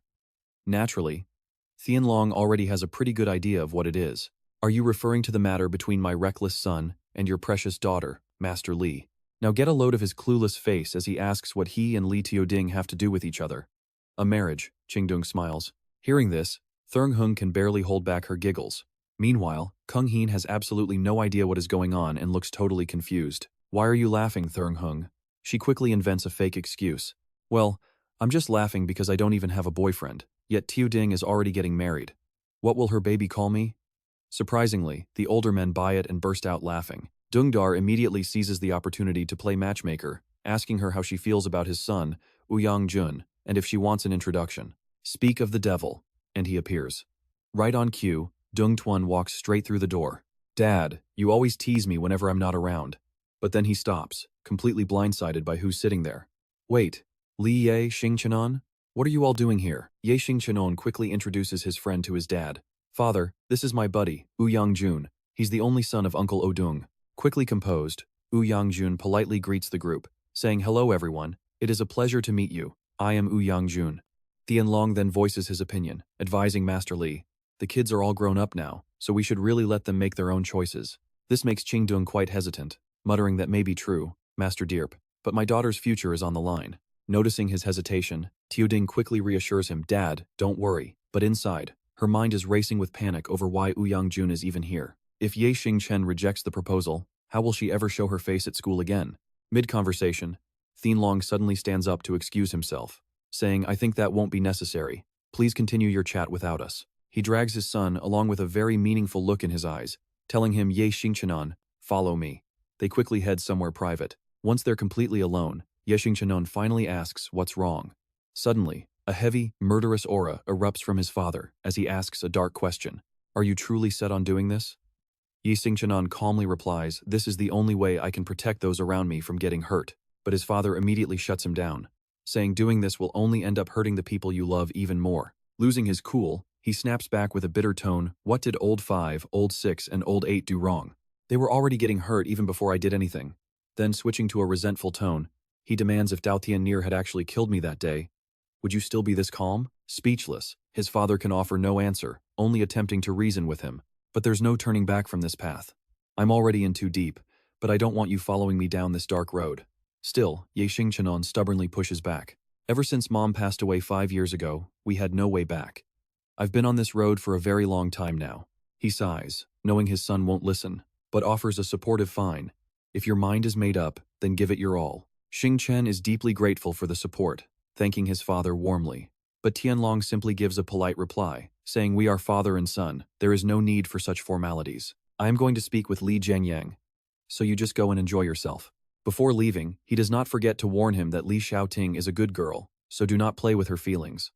Xingchen just smiles casually and defends himself, saying I would never play with anyone. Still, Li Zhengyang must be facing some major trouble, or he wouldn't be in such a hurry to push Li Xiaoting onto me. But get this, he has no idea that Shang Xiang and Li Xiaoting have been standing right behind him, catching every single word. She wears a deeply apologetic look, as if she just caused trouble, saying, are you okay? I was worried my father upset you. It is all my fault. Just as she says this, a panicked employee rushes in, shouting, this is bad, miss, the boss has collapsed. Li Xiaoting freezes on the spot, unable to believe her ears, gasping how is that possible? While Xingchen beside her is just as shocked, yelling what? They quickly follow the employee to the hospital, where she sits by the bedside and asks Dad, are you all right? Weakly mustering his strength, Li Zhengyang whispers, I am fine. You and your mother go outside first. I need to speak with Xiao Ye. Li Xiaoting and Zhao Min have no choice but to comply. Once they are gone, Xingchen drops his polite act and asks coldly, "Spit it out. What is going on?" With deeply sorrowful eyes, Li Zhengyang wears a haggard look all over his face. "I know you do not like me, but the Li family is in real danger this time," he says, switching to a desperate, serious plea. "Please, for Li Xiaoting's sake, save us, otherwise our family will be ruined," he begs, while Xingchen already knows exactly who is behind this. Only the Shenlong gang or the Skull Society could cause this chaos. With a confident, loud voice, he boldly states, "I cannot do much, and I do not have the power to save your family business. But I can guarantee that no matter what happens, I will protect Xiaoting and her mother," a firm promise that visibly relieves Li Zhengyang of his heavy worry. "Then I can rest easy, thank you, Xiaoye," he sighs, as Xingchen flashes a handsome smile and offers some advice. "No need for thanks. You are facing a tough enemy, so you must speak with the Longxiang group, the Ouyang family, and the Nangong family," he advises, using his deep underworld knowledge. "With their help, you will have nothing to worry about. My father has stayed out of the underworld for a long time, otherwise I would have done more to assist you." Li Zhengyang feels completely relieved after hearing this wise advice, muttering that his daughter truly did not choose the wrong man. Xingchen does not pay much attention, simply turning around and walking away. "Take care of your family. You need to look after yourself now. I am leaving." Only when he reaches the door does Li Zhengyang realize something is off. Sitting up to shout, "Are you leaving already, not staying the night?" As Xiaoting also rushes over and asks, "Are you leaving?" she asks, prompting Xingchen to seize the chance to ask Xiaoting, "I have some business, let me borrow your car." Completely smitten, Xiaoting immediately agrees, saying, "I will drive you," and the two of them head out to the lobby. By now, it is pitch black outside, with only the distant city lights glowing. Xingchen's shadow slips to the door as he quietly sneaks inside the silent house. And here's where things take a wild turn. Yaofei suddenly appears completely naked, rushing to wrap her arms around him. She shyly rests her head against his back, whispering, "Xingchen, you are back," leaving him quite confused as he turns to ask her, "Feifei, why are you not asleep yet?" But Yaofei does not answer, complaining tearfully, "Why did you and Rongrong do that together and just cast me aside like this?" Her direct question leaves him completely flustered, not knowing what to say. Seeing him hesitate, Yaofei presses further, pleading, "Xingchen, why do you not want me? Do you not like me at all?" Xingchen quickly pulls her into a tight hug to comfort her, asking, "Of course not, Feifei. Do you really love me?" Snuggled close to his chest, Yaofei pours her heart out, "I love you, Xingchen. As long as I can be with you, I will do anything." Hearing this, he presses her onto the bed, whispering, "I will never let you down, Feifei." And just like that, they spend a passionate, intimate night together until the very next morning. Waking up early, Xingchen lovingly wakes his lazy little kitten, gently kisses her on the forehead, then quietly slips away, leaving Yaofei to sleep peacefully. The moment he steps outside, Murong suddenly appears from nowhere and asks mockingly how was last night, leaving Xingchen completely speechless and stuttering as he tries to find an excuse. He quickly rushes over to hug her tightly, trying to change the subject by flattering her, "Rongrong, you look so beautiful this morning." Murong calmly gives him a playful scold, "What are you up to?" Feifei has not even woken up yet, prompting Xingchen to quickly soothe her. "Let me go wake Feifei up, and then we can all head to school together." The scene shifts to school, where Xingchen walks in confidently with a girl on each arm. Inside the classroom, Youngjun is already waiting, calling out, "Xingchen, get over here." Knowing something is up, Xingchen quickly sends his girls away, telling them to go ahead, before getting straight to the point once they are alone. "That's how Jigai." But before he can even finish, Youngjun cuts him off, saying, "That guy, do not worry, he will not survive today." To play it safe, Xingchen adds one final warning, "Make sure it is a clean job. Do not let this trace back to us." To which he firmly nods. "Rest easy. If I cannot even handle this tiny thing, I do not deserve to call you my brother." He crosses his arms, lost in deep thought. Today marks the very first step of Xingyao Association. Suddenly, the school bell rings. Ye Xingchen switches to model student mode, taking notes diligently. The second the final dismissal bell rings, he and his gang immediately storm out of the classroom. Duofi rushes. "Brother Ye Xingchen, where are you going so fast?" Reading her mind, he quickly reassures her, "Look, I am not going to fight. I am a good student." But she clings to him, begging to tag along. Ye Xingchen tries to refuse, but remembering how he accidentally angered Du Fei last night, resulting in her getting physical, he hesitates. She pleads, "Brother Ye Xingchen, I am fine now." Completely defenseless against that puppy dog face, he gives in. He laughs, saying, "Fine, then help me with one quick thing." Agreement made, they strut down the hallway. With Du Fei quietly trailing behind, the gang stops outside classroom 1153 and decisively marches right inside. Zhao Hu starts shouting, "Lu Dinlong, get out here."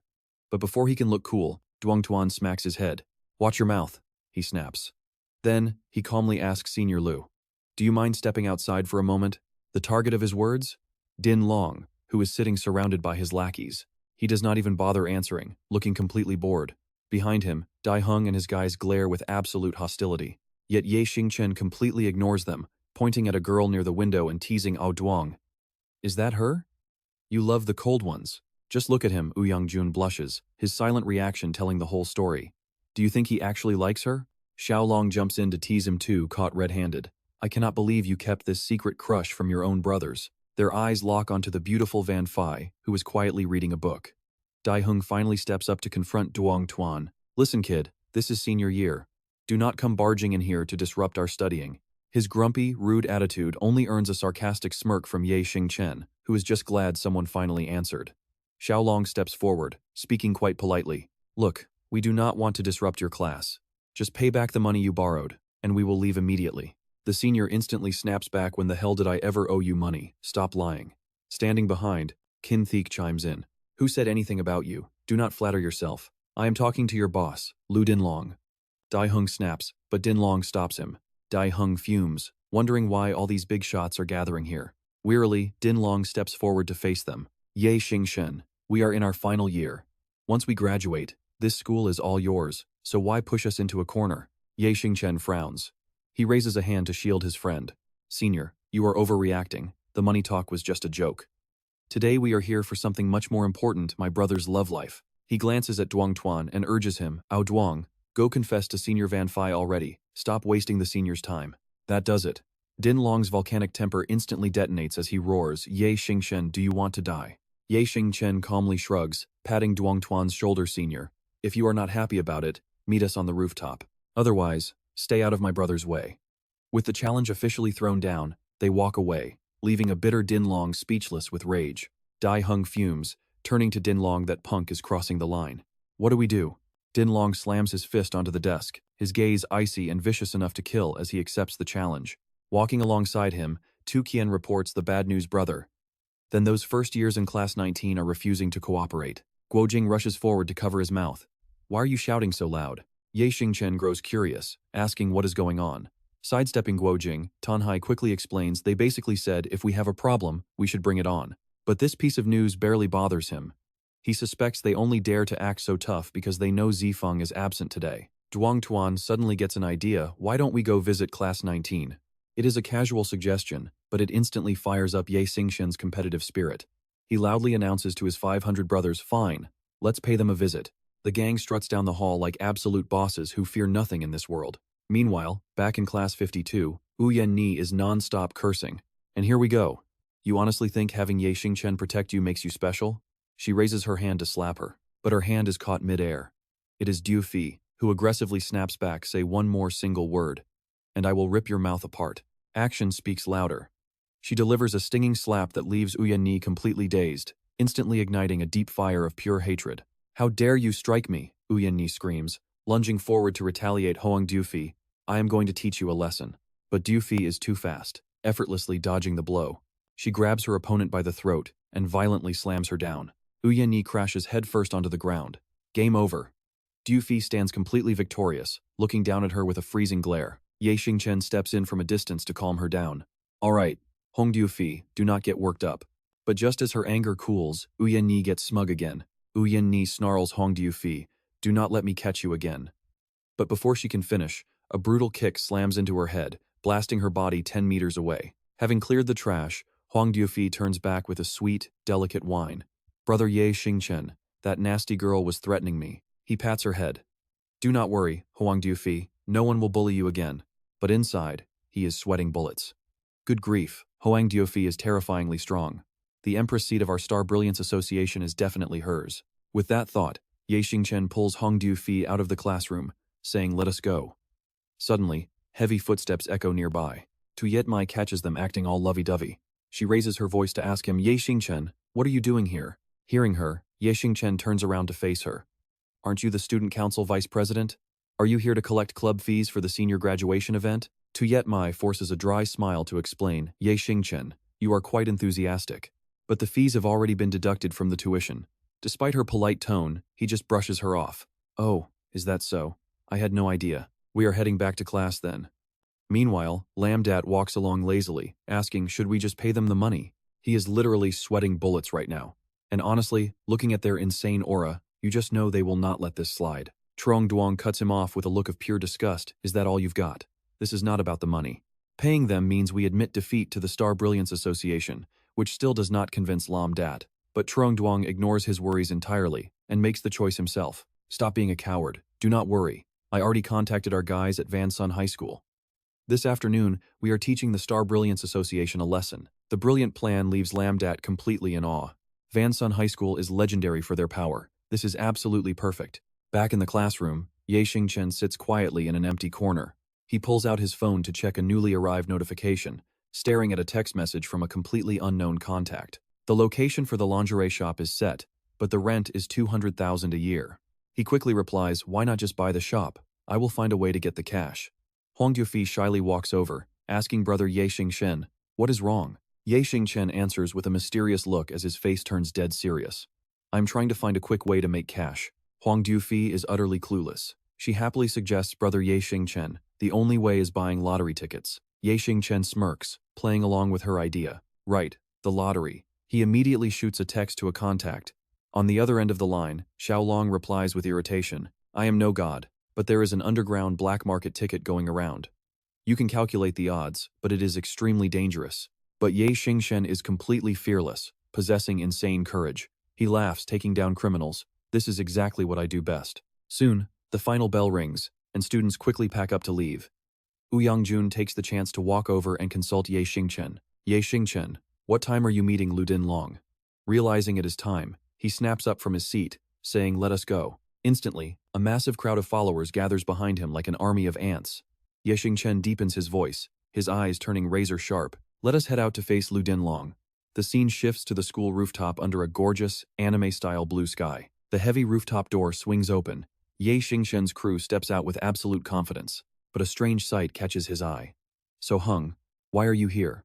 So Hung stands there with folded arms, answering firmly, I am fighting in Yunlong's place. Faced with such determination, Ye Xingchen has nothing else to say. I understand. So Hung vents his built-up frustration. Yunlong and I only have 1 month left before we graduate. Once we are gone, Yunlong High School is all yours. Why are you in such a massive rush? Ye Xingchen calmly explains we need Yunlong High School right now. Once senior Yunlong pays up, everything will be settled.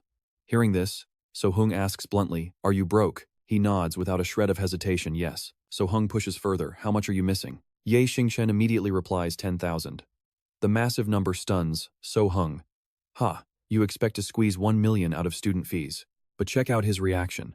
He calmly answers that it is impossible, while a terrifying pressure suddenly explodes outward to crush his opponent. This is the rise of the Star Brilliance Association, Senior So Hung. Do not interfere. But the stubborn senior refuses to listen. He laughs, if you are that confident, fight me. If you lose, leave Yunlong alone. If you win, I will not stand in your way. Yangjun angrily steps forward to back him up. Who do you think you are? Why should the Star Brilliance Association listen to your rules? But Ye Xingchen quickly holds him back. It is fine, Yangjun, let me handle this. He then stands alone, facing down Senior So Hung. I accept your challenge, but on one condition. As the two men face off, the air between them grows incredibly heavy. If I win, I want to know your true identity.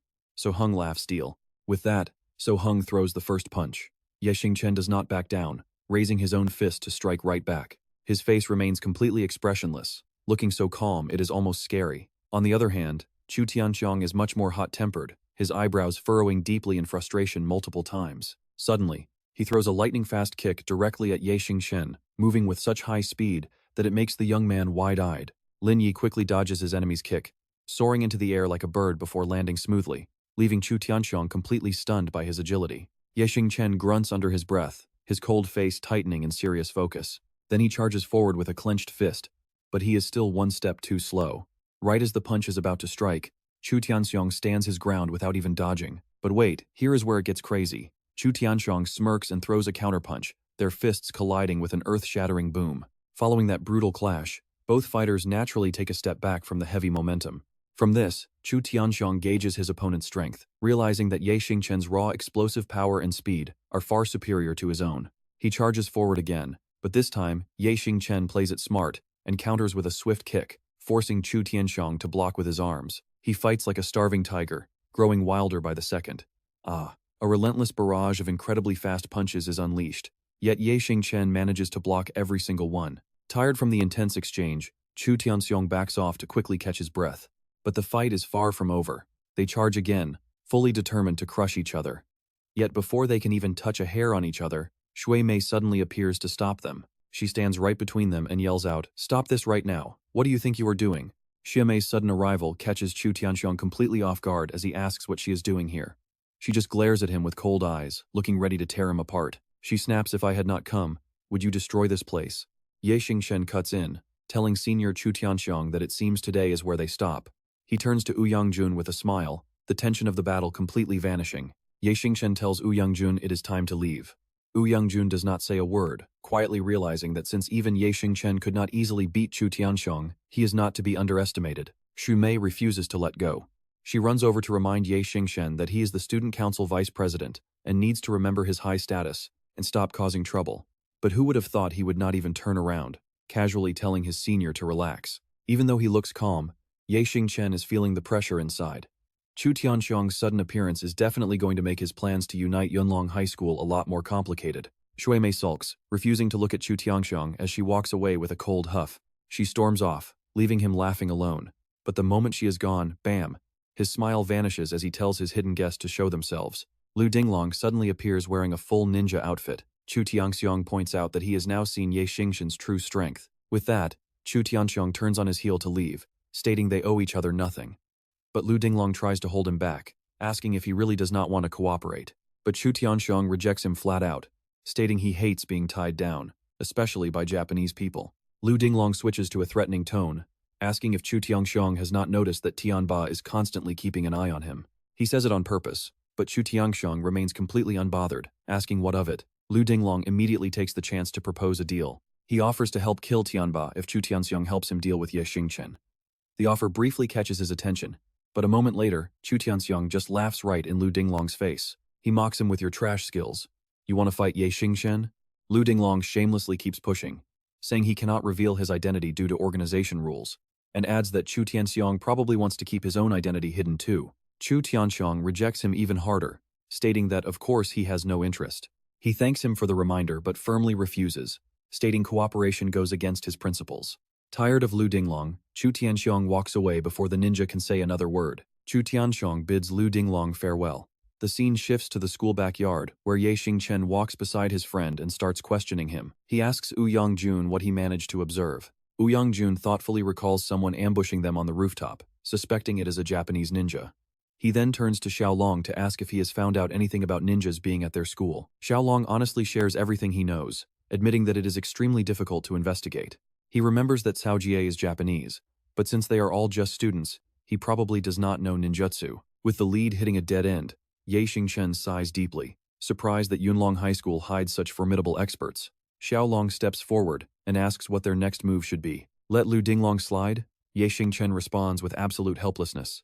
He issues a new order to stand down for now, telling Xiaolong to investigate because Lu Dinglong's background seems far from simple. Meanwhile, down in the courtyard, Lin Yi and Zhang Yang whisper to each other while waiting, wondering why their buddies from Wanshan High School have not arrived yet. Frustrated, one tells the other to relax because their friends promised to bring their boss today to finally handle Ye Xingchen. But inside, he is actually incredibly anxious, wondering why Lu Fei is taking so long and praying that he does not let him down after promising to crush Ye Xingchen. Suddenly, his eyes go wide and he screams as if spotting an A-list celebrity, pointing out that they have finally arrived. Truong Duong eagerly runs forward to greet them. Finally, they're here. Is Ye Xingchen still inside the school? Lu Fei hears this and shows off triumphantly, laughing that since he agreed, there's no way he wouldn't show up. Because of this, our big boss even came along to help him vent. He is absolutely thrilled, unable to believe his own ears. He asks if the boss really came, feeling even more arrogant now as Lu Fei tells him to show some respect. Then Lu Fei introduces the two girls, Ladan and Diep Diem, telling them that Truong Duong is his sworn brother. Lu Fei tells him to greet Sister Diem and Sister Dan, so Truong Duong eagerly bows and says hello to them. But Diep Diem only responds with a cold look. "Where is he?" she asks. Truong Duong stammers that class just ended, and the guy should be out soon, while Ladan frowns, her strict reaction clearly making him a bit nervous. He stammers Sister Dan's name, but before long, Their expressions suddenly turn serious. Now watch this. Our main character finally walks out, and Truong Duong eagerly points him out to the girls as Ye Xingchen approaches completely oblivious. The moment they see him, the girls instantly panic, gasping, "Brother Than, why you?" Only Lu Fei remains clueless, screaming for Ye Xingchen to stop, and his shout along with his backing crew immediately catches the young man's attention. Ye Xingchen just smirks, showing zero surprise or fear, as Lu Fei and his gang stare back at him with pure, condescending looks. Lu Fei glares right at him and snaps, "So you must be Ye Xingchen." Recognizing a couple of familiar faces in the crowd, Ye Xingchen smirks in greeting, while Ladan and Diep Diem awkwardly nod back in embarrassment. Ye Xingchen wipes the smirk off his face. "Yeah, that is me. Do you know me?" Holding his head high, Lu Fei arrogantly says he does not know him, but heard from his brothers that Ye Xingchen has been causing trouble and extorting club fees at Yunlong High School. A shameless thug like Lu Fei does not beat around the bush and get straight to the point. He says his crew is short on cash, so they want to borrow some money, if he does not mind. Hearing this ridiculous excuse, Zhao Hu loses his temper and yells, but Ye Xingchen calmly raises his hand to stop him, asking how much money he wants. This completely freezes Lu Fei, leaving him utterly dazed as he wonders why the guy is not shocked at all by his threat. Behind him, the two beautiful girls have to desperately hold back their laughter at this ridiculous scene. Finally, she can't hold it in any longer and tells him to stop teasing the poor guy because her stomach hurts from laughing. And here's the best part, Lu Fei looks completely baffled as he tries to process what the two girls just said, before suddenly letting out a panicked shriek. He stammers out, "Brother Than," as Diep Diem steps up and proudly declares that this is their Tin Du Club president, so he better bow to his new boss. Instantly, the entire crew bows deeply, leaving Truong Duong and Lu Fei standing there in absolute, stunned silence. They greet the boss. He flinches, quickly bowing to apologize. He begs for forgiveness for being so blind, but Ye Xingchen gently lifts him up, saying it was just a simple misunderstanding and there is no need for such formalities. He happily looks over at Truong Duong. Suddenly, his serious presidential aura locks back into place. He smoothly asks how they should settle this week's club fee, prompting Lamdat to quickly step in to save the day. He promises Brother Than to pay the fees and guarantees there will be no more delays. Pleased with that answer, Ye Xingchen decides to let them off the hook, though the rules say he should double the fee. But since he is Lu Fei's friend, he lets it slide this time as long as he pays on time. The two guys stare at each other, unable to believe they actually got out of this mess so easily. They quickly snap out of it. Bowing deeply in gratitude, they thank Brother Than for letting bygones be bygones. He casually suggests that since they are all brothers now, they should head out and enjoy a meal together today. Diep Diem watches the entire scene play out, deeply admiring how smoothly he handles the situation. After a while, they head over to the Kulong Hotel, a luxurious high-rise standing proud with its modern design right in the heart of the city. Inside the private room, everyone happily chats and laughs as the atmosphere gets lively, while Ladan holds Ye Xingchen's arm as they walk down the hallway. She whispers to ask if he was the one who killed Dao Tianyi, and he frankly admits that he did.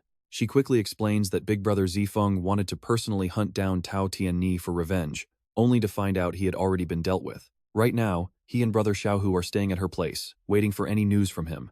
Hearing about his comrades makes him a bit worried, so he asks how their injuries are, and she gently assures him they have fully recovered and are just waiting. Before they can even finish, a sudden frantic voice cuts right through their conversation, shouting that something terrible has happened to Jinghai City. Tulong hears the commotion outside and rushes to check, asking Dan what is wrong as she breathlessly reports with a face full of absolute dread. Fifei and Truong Yen, they've been kidnapped. Under a clear and quiet sky, a flock of birds suddenly scatters in panic, a dark omen of the trouble heading their way. Down on the school campus, a large crowd of students gathers in secret looking like they are about to pull off something shady. Luobin tears open Zhang Yan's shirt, making her scream out in terror. She struggles wildly to break free, while Yifei shouts an angry warning. Lu Wanier, let Zhang Yan go right now, or I will make you pay. But Xingchen just stares at her with pure disgust. Just like that, a voice cuts through the chaos, shouting for them to freeze, and here is where it gets good. Xingchen's crew marches in with overwhelming numbers, making the entire space feel heavy with their sheer presence. Taking advantage of the distraction, Yifei moves fast, darting forward to pull Zhang Yan out of there. She holds her friend close, whispering to calm her down. Seeing the tables turn, Wanier immediately clings to Xingchen, whining, "Brother Xing, that is him. He is running wild at our school, so you have to handle him for me." And of course, he has no reason to refuse a pretty girl. Xingchen gently tilts her chin up, laughing, "Do not worry. I would never let anyone bully my girl." He barks orders to his men, "Take out that punk. Then we can have some fun with those two girls." Yifei helps Zhang Yan step back from the danger. Showing up just in time, Xingchen instantly wraps his jacket around her, telling her to put it on. He scans the area and warns Yifei, "Take Zhang Yan to the back and leave this mess to me." Yifei firmly refuses, shouting, "No, brother Xingchen. I have to put these bastards down with my own hands, or my name is not Huang Yifei." Seeing the burning rage in her eyes, Xingchen wants to convince her otherwise, but he swallows his words. She quietly calculates her steps, waiting for the perfect moment to unleash her rage. Spotting the leader on the other side, Lu Fei quickly whispers, "Boss, I think he belongs to the Skull Society. I saw him at a bar once." Xingchen just laughs. Kids these days are getting way too arrogant. They have no idea how painful death is. Xingchen fires back without missing a beat. "The strongest hallmaster of your Skull Society was already wiped out. A small-time thug like you has nothing to flex about. Your gang is clearly past its prime." Shocked to hear this, he stammers, "Only our inner circle knows about this. How could a brat like you find out?" He just smirks and says, "It is simple, because I am the one who killed Cao Tianer." Horrified to his very core, he can barely believe his own ears, gasping out, "What?" With no time for talk, Xingchen draws his weapon. He spins the blade with expert ease like a harmless toy, and before anyone can react, a flash of light slices right across Xingchen's face, leaving him wide-eyed. Look closely at his face now. Everyone is left frozen, as fresh blood begins dripping down his cheek.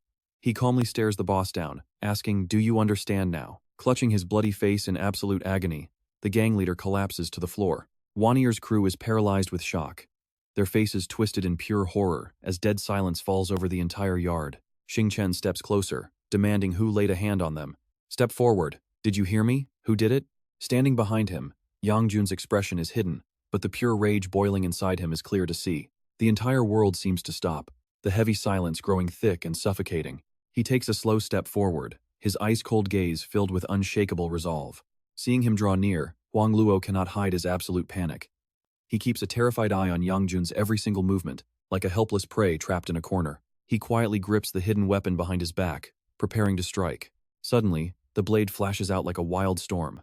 Huang Luo's eyes bulge, sweat and tears pouring down his face in a truly pathetic sight. Yang Jun holds the sharp blade tight like the Grim Reaper's scythe, waiting for the word to end him. Since you will not confess, he does not hesitate for a second, slashing down and sending a painful scream echoing. Xingchen's eyes flash with a cold, final warning. In that case, we will make our own move. The moment he speaks, his allies charge forward like hungry wolves, ready to tear their enemies apart. Yang Jun lands a lightning-fast kick directly to his opponent's face. To keep Luo Bin from escaping, Luo Dan and Ye Yan team up to launch a relentless assault. Yifei slowly approaches, every single step heavy with a terrifying aura of death. "Were you not acting tough just now?" She locks her furious gaze onto her target, ready to shred him to pieces.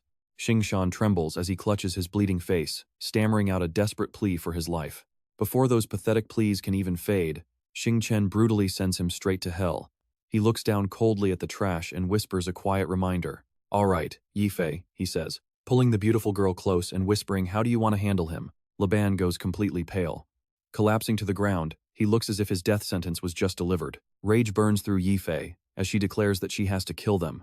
She carefully inspects the weapons Ye Xingchen is holding, searching for something more fitting for what she wants to do. She asks Ouyang to lend her his knife, and he generously hands over his prized weapon.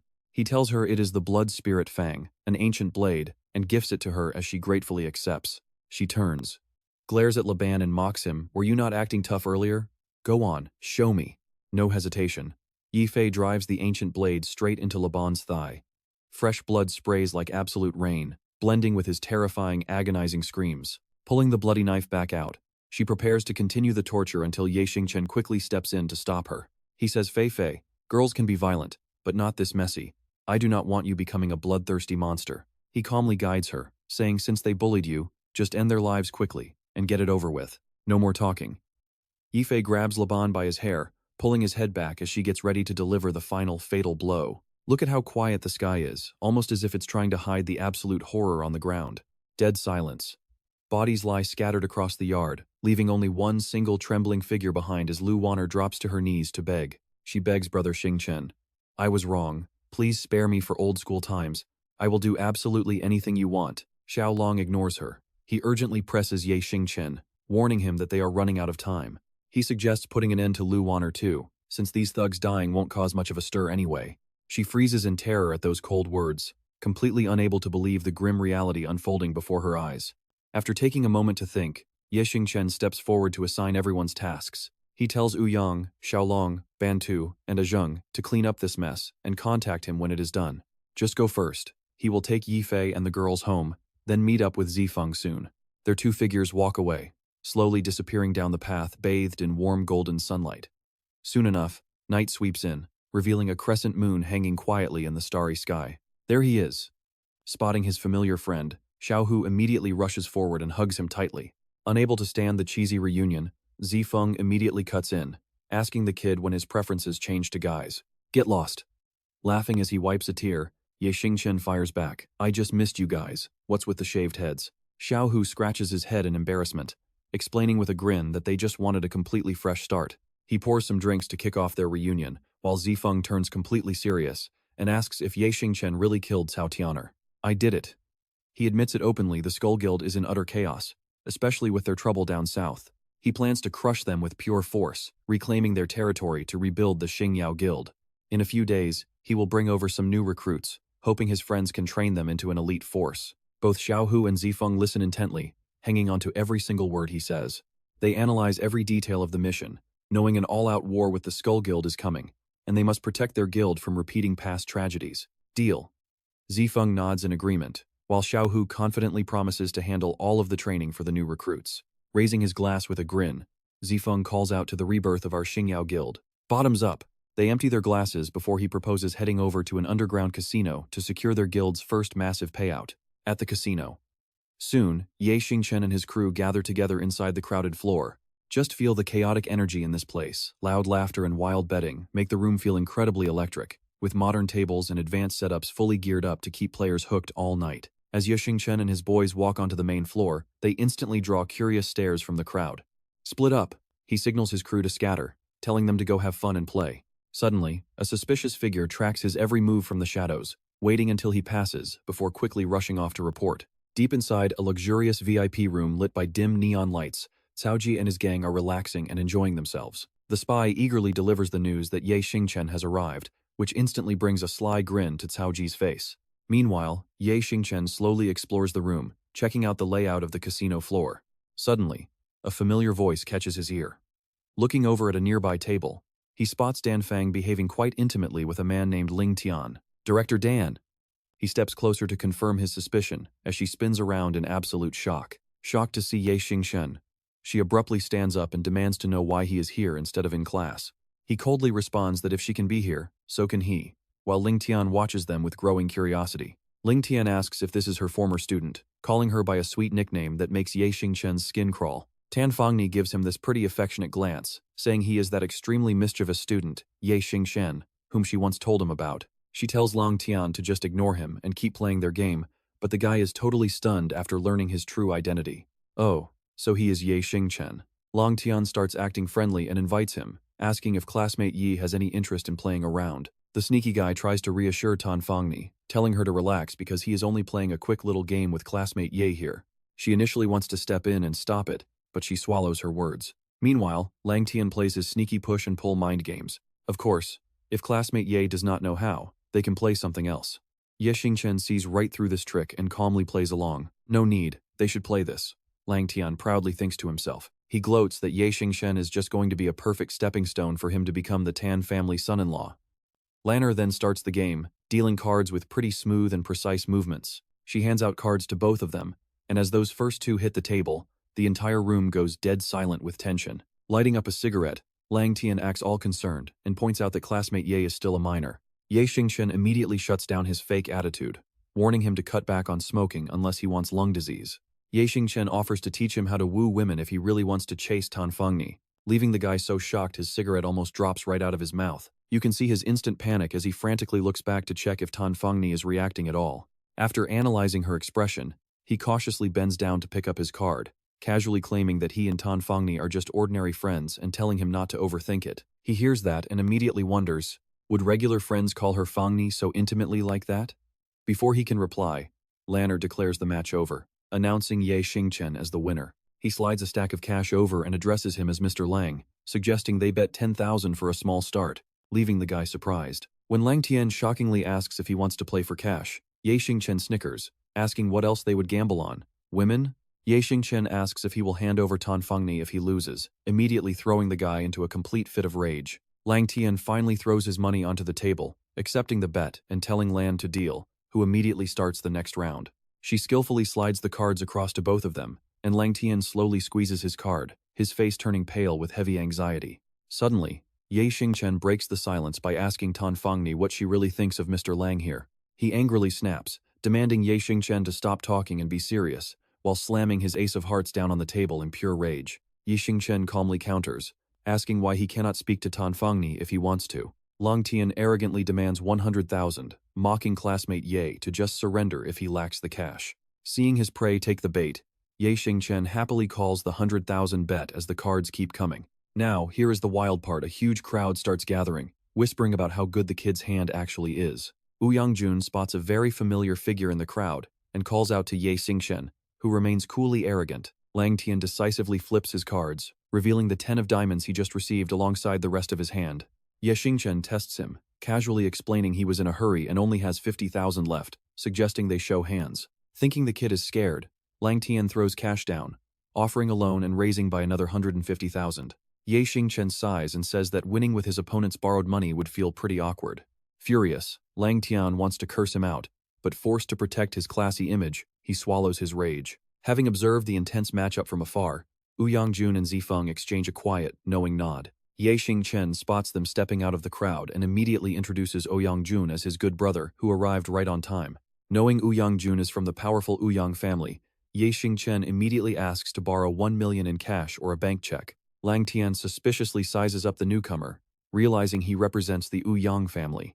Suddenly, Tan Fangni jumps to her feet, yelling to ask why Yangjun has come here, leaving him highly suspicious as Ye Xingchen struggles to hide a smirk. Wondering why she is here, Yangjun searches his memory, realizing she is actually their academic dean. Academic dean, he mutters, as a familiar memory flashes in his mind and everything suddenly clicks.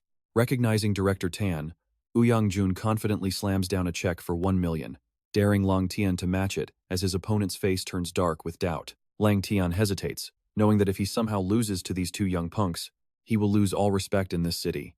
So he finally pulls out a check to call the bet, prompting Lanner to quickly resume dealing. She draws cards with absolute precision, sliding them to one side before swiftly dealing to the other player with expert speed. Her movements are incredibly rhythmic, while Lang Tian slowly peels back his card, his pale face dripping with nervous sweat. Lang Tian holds his breath, his fingers shaking slightly as he peels back the corner of his card, only to find a disappointing 10 of hearts. Suddenly, Ye Xingchen speaks, sending a wave of panic through Lang Tian, as if facing a royal flush. Smiling with a distant look, Ye Xingchen calmly lays out his cards, a consecutive suit from 10 to king. Taking a puff of his cigarette, he gives a cold order. Yang, write another $10 million check. This old man wants to win over our beautiful Dam Fuang, so he surely has this kind of pocket change, right? Whispers erupt across the entire room, as all eyes lock onto Ye Xingchen. Who on earth is this rich young master, throwing around so much cash? That layout looks just like a royal flush. A terrified Lang Tian quickly calculates his next move. 10 million is no joke, and playing 1 million today already broke his limits. He cannot let Ye Xingchen get that royal flush. The moment that ace of spades is revealed, he must go all in. Lang Tian freezes in place, his mind racing with 1,000 frantic thoughts, desperately forcing him to take action. Let's take a risk, I am calling. Showdown, he says confidently as he proudly raises his cards. Full house, and your ace of spades is in my hand. Show me that royal flush now. All of Lang Tian's cards are laid bare under the crowd's intense gaze. Having successfully lured his prey right into the trap, Ye Xingchen just smirks with a knowing look. He boldly flips over his very last card, showing a straight flush.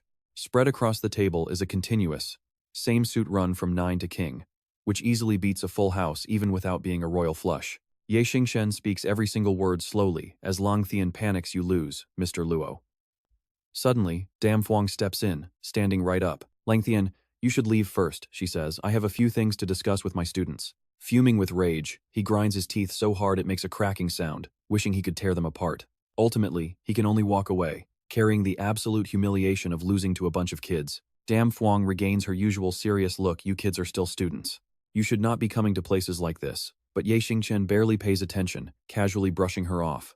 Don't worry, Miss Dam. We won't come here again, he says. We just hope you find time to visit us at school. Hearing this, she falls into deep thought, her eyes filled with mystery. Once she is completely gone, Yangjun immediately turns to him and asks what they are playing next. Ye Xingchen sighs at his friend's endless gaming addiction. We already have 10 million. What else is there to play? Tell everyone to pack up. Suddenly, A voice from behind cuts off their conversation, asking if brother Ye Xingchen is leaving so soon. Why not stay a little longer? Ye Xingchen instantly recognizes that familiar face, Cao Ji. He raises his voice to remind him, "You should call me Senior Cao Ji sneers. I am the temporary leader of the Skull Society, and this casino belongs to us, so show some respect." Completely ignoring his threats, Ye Xingchen only gives him a look of pure contempt. "Who cares about your Skull Society? And who even are you?" Cao Jie explodes in fury, veins bulging all over his face. "Get him, Cao Ji," screams, "kill him and avenge boss Cao Tianhe." With those words, his thugs charge forward like a wild storm, showing absolutely no mercy. Lightning fast, Yang Jun unleashes a powerful kick right into the lead thug's chest. Xiao Hu coordinates perfectly, landing a heavy punch right on their faces. Zifeng jumps in too, ruthlessly breaking the leg of anyone blocking their way. Watch how fast this turns into a total one-sided beatdown. Cao Ji is left completely speechless, his face pale. Xiao Long steps up, warning him not to rely on numbers to bully them. He tightens his fist, furiously threatening them, "If you want to touch Ye Xingchen, you have to go through us first." Terrified to the bone, Cao Ji's face turns white. Realizing he has no chance, he immediately turns around and bolts to save his own skin. "But wait, you really think he is going to escape?" Ye Xingchen calmly asks Senior, "Where do you think you are going?" In a flash, a hidden weapon flies out, piercing Cao Ji's leg with perfect, deadly accuracy. Agonizing pain shoots through his body as Cao Ji crashes down, screaming. He trembles, stammering out, "What do you want?" Ye Xingchen slowly kneels down, reminding him, "Didn't you want to take revenge for Cao Tian'er? Since your brotherhood is so deep, I will send you over to meet Cao Tian'er right now." Just then, Yu Chao steps in to stop him. "Hold on," she says. "Looking uneasy, this casino is my business. If you guys start a massacre here, how am I supposed to run my business?" Hearing this, Zifeng quickly walks over. Everyone in the southern city knows the Blue Phoenix, Yu Chao Chao, but who knew this casino belonged to her? She eyes him cautiously, noting he seems to be in the same line of work, prompting him to introduce himself as Zifeng, from Tang Yulong. Yu Chao frowns, thinking to herself, "Zifeng, wasn't he supposedly wiped out by the Skull Society at Tang Yulong a while back?" She finally speaks with a firm tone. "I don't care what grudges you have, but if the leader of the Skull Society dies in my place, how will I explain this to Dugu Ba? Please, do me a favor." Completely ignoring her warning, Ye Xingchen decisively struck Cao Ji on the head with a devastating, painful blow. The guy was beaten half to death, his eyes rolling back as blood kept pouring from his nose and mouth. Tossing the beaten thug aside without a thought, Ye Xingchen tells her, "If you fear the Skull Society's revenge, I will protect you." He steps closer to Yu Chao Chao and confidently declares, "Under my authority as president, this casino is now under the direct protection of the Xingyao Association. There is no need to pay any protection fees to other gangs anymore." Skeptical, she asks if he is really the president. But he smoothly suggests, "Let us find a quiet room first, sit down, and discuss the casino's future safety." Shortly after, they move to a heavily guarded back room to discuss business, where Ye Xingchen immediately starts teasing her, "Miss Yu, you really have a fantastic body." Visibly annoyed, Yu Chao Chao sharply warns him, "Mr. Ye, please show some respect." She says, "You just killed a Skull Society member in my place. So how are we going to settle this debt?" But he cheekily asks back, "Settle it how? Did I not tell you already?" He says the Xingyao Association will secure this casino. "By the way, Miss Yu, do you rarely go out in the sun? Your skin is so beautiful." Furious, she turns to walk away, completely fed up with his shameless flirting. But suddenly, a shining flash of light flies right past her ear. And right here is where the tension spikes. He tells her to freeze, throwing a sharp blade that slams right into the door. Reaching out to gently caress her face, he whispers, "No one in this world can ever change my will." Terrified, Yu Chao Chao gasps and asks if he is suicidal, but he just smiles. "Miss Yu, your skin is so gorgeous. Even with light makeup, you look absolutely stunning. Why put on so much makeup anyway?" he asks, before gently lowering his hand to persuade her. "I honestly mean no harm," Ye Xingchen says, as he casually plucks the sharp knife out of the door. "The Xingyao Association will secure this place, and my killing of Cao Tian'er is proof enough," he says, leaving her utterly shocked as she gasps, "You killed Cao Tian'er?" Without a single second of hesitation, he easily admits it, "Of course. Why would I lie to you? Though this deal will require you to pay a price." Staring at him with extremely guarded eyes, she asks what the price is, and he immediately demands, "It is for my brother. Zifeng gets the chance to pursue you. Whether he wins your heart is up to him, but you are not allowed to reject his approach." Confused, she stares at him as a very strange feeling bubbles up inside her, while Ye Xingchen sits back down to focus on the real business. Getting serious, he asks her directly, "How much protection money were you paying every month before this?" Seeing no reason to hide the truth, she frankly confesses the Skull, Shenlong, and Tianlong associations each took $500,000, leaving him quite surprised. The Shenlong and Tianmen associations, she mocks, "Are you scared now?" But he just laughs and snaps back. "I have never known fear since the day I was born." Watching her expressions, he slowly lists out some names. "Who exactly did you pay? He Yunsong, Gu Yongxiao, Zhao Mo, or that useless trash Du Jian?" Shocked, Yu Chao Chao covers her mouth and gasps, "You know all of them?" Yu Xingchen calmly replies, "I know them well enough, so call them and let me speak." She hesitates for a second but decides to take the risk, pulling out her phone to dial the number, and soon Zhao Mo's cheerful voice echoes from the speaker. "Beautiful sister Chao Chao, did you finally miss me?" He asks, "What makes you so free to call and chat with me today?" She quickly hands the phone over to Ye Xingchen, who easily takes it and answers, "That is right, I definitely missed you, old ninth." Recognizing that familiar voice, Zhao Mo is immediately stunned and asks, "Wait, is that you, Big Brother Chen?" Ye Xingchen directly orders his subordinate to tell the second and third brothers that Yu Chao Chao's casino is under his control now, and they must not interfere. "And make sure you show some respect to your sister-in-law Chao Chao, or else Brother Feng will personally deal with you," making the guy quickly obey. "Yes, Big Brother Chen," Zhao Mo replies. And once the matter is settled, Ye Xingchen hands the phone back and makes a point. "It is done. This place is officially run by the Xingyao Association, so do not forget your promise, Miss Yu." And she firmly nods her head in agreement. She promises never to go back on her word, but check this out. A sudden phone call cuts their intense conversation short. Ye Xingchen quickly answers the call, only to hear a frantic voice scrambling to deliver urgent news. "Brother Chen, get over here quick. Mo Rong is in deep trouble." Yifei frantically shouts, warning that her heart condition has flared up again. "Please hurry over right now," Yifei begs, prompting him to rush to the hospital with a heavy, deeply unsettling feeling of dread in his chest. Her eyes immediately light up when she sees his familiar figure. Calling out to him, "Brother Chen," Ye Xingchen urgently asks about her current condition, and she quickly replies they wheeled her inside a while ago, but the doctors have not said anything yet. Su Li politely steps forward to introduce them. These two are Mo Rong's parents. Looking at him with deep disapproval, Rongwu raises his voice to ask, "Are you Ye Xingchen, my daughter's roommate?" He sneers with absolute contempt, remarking that looking at such a low-life thug, he has no idea how Mo Rong could ever like him.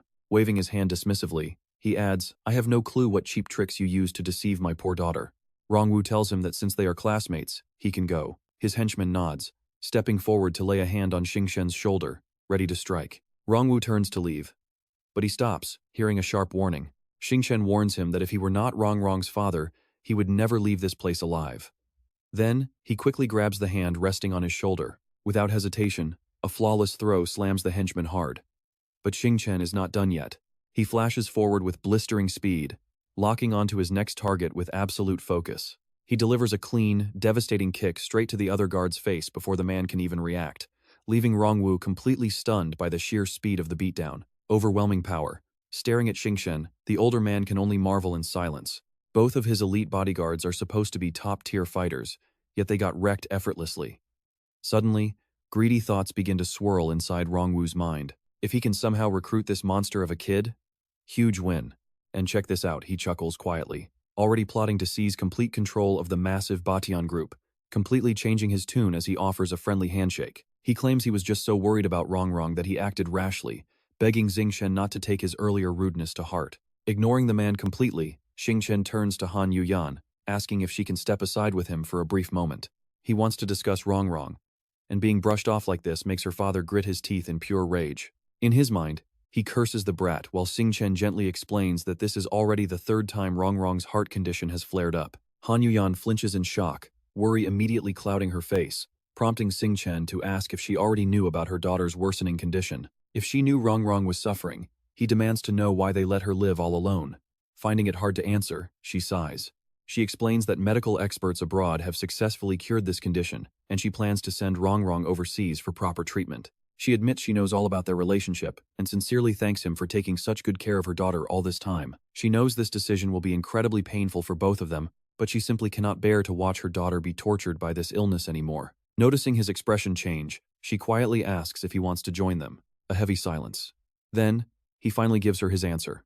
He cannot go. Clenching his fist to stop it from trembling, he explains that there are too many things here he must protect and promises he has to keep. He cannot walk away.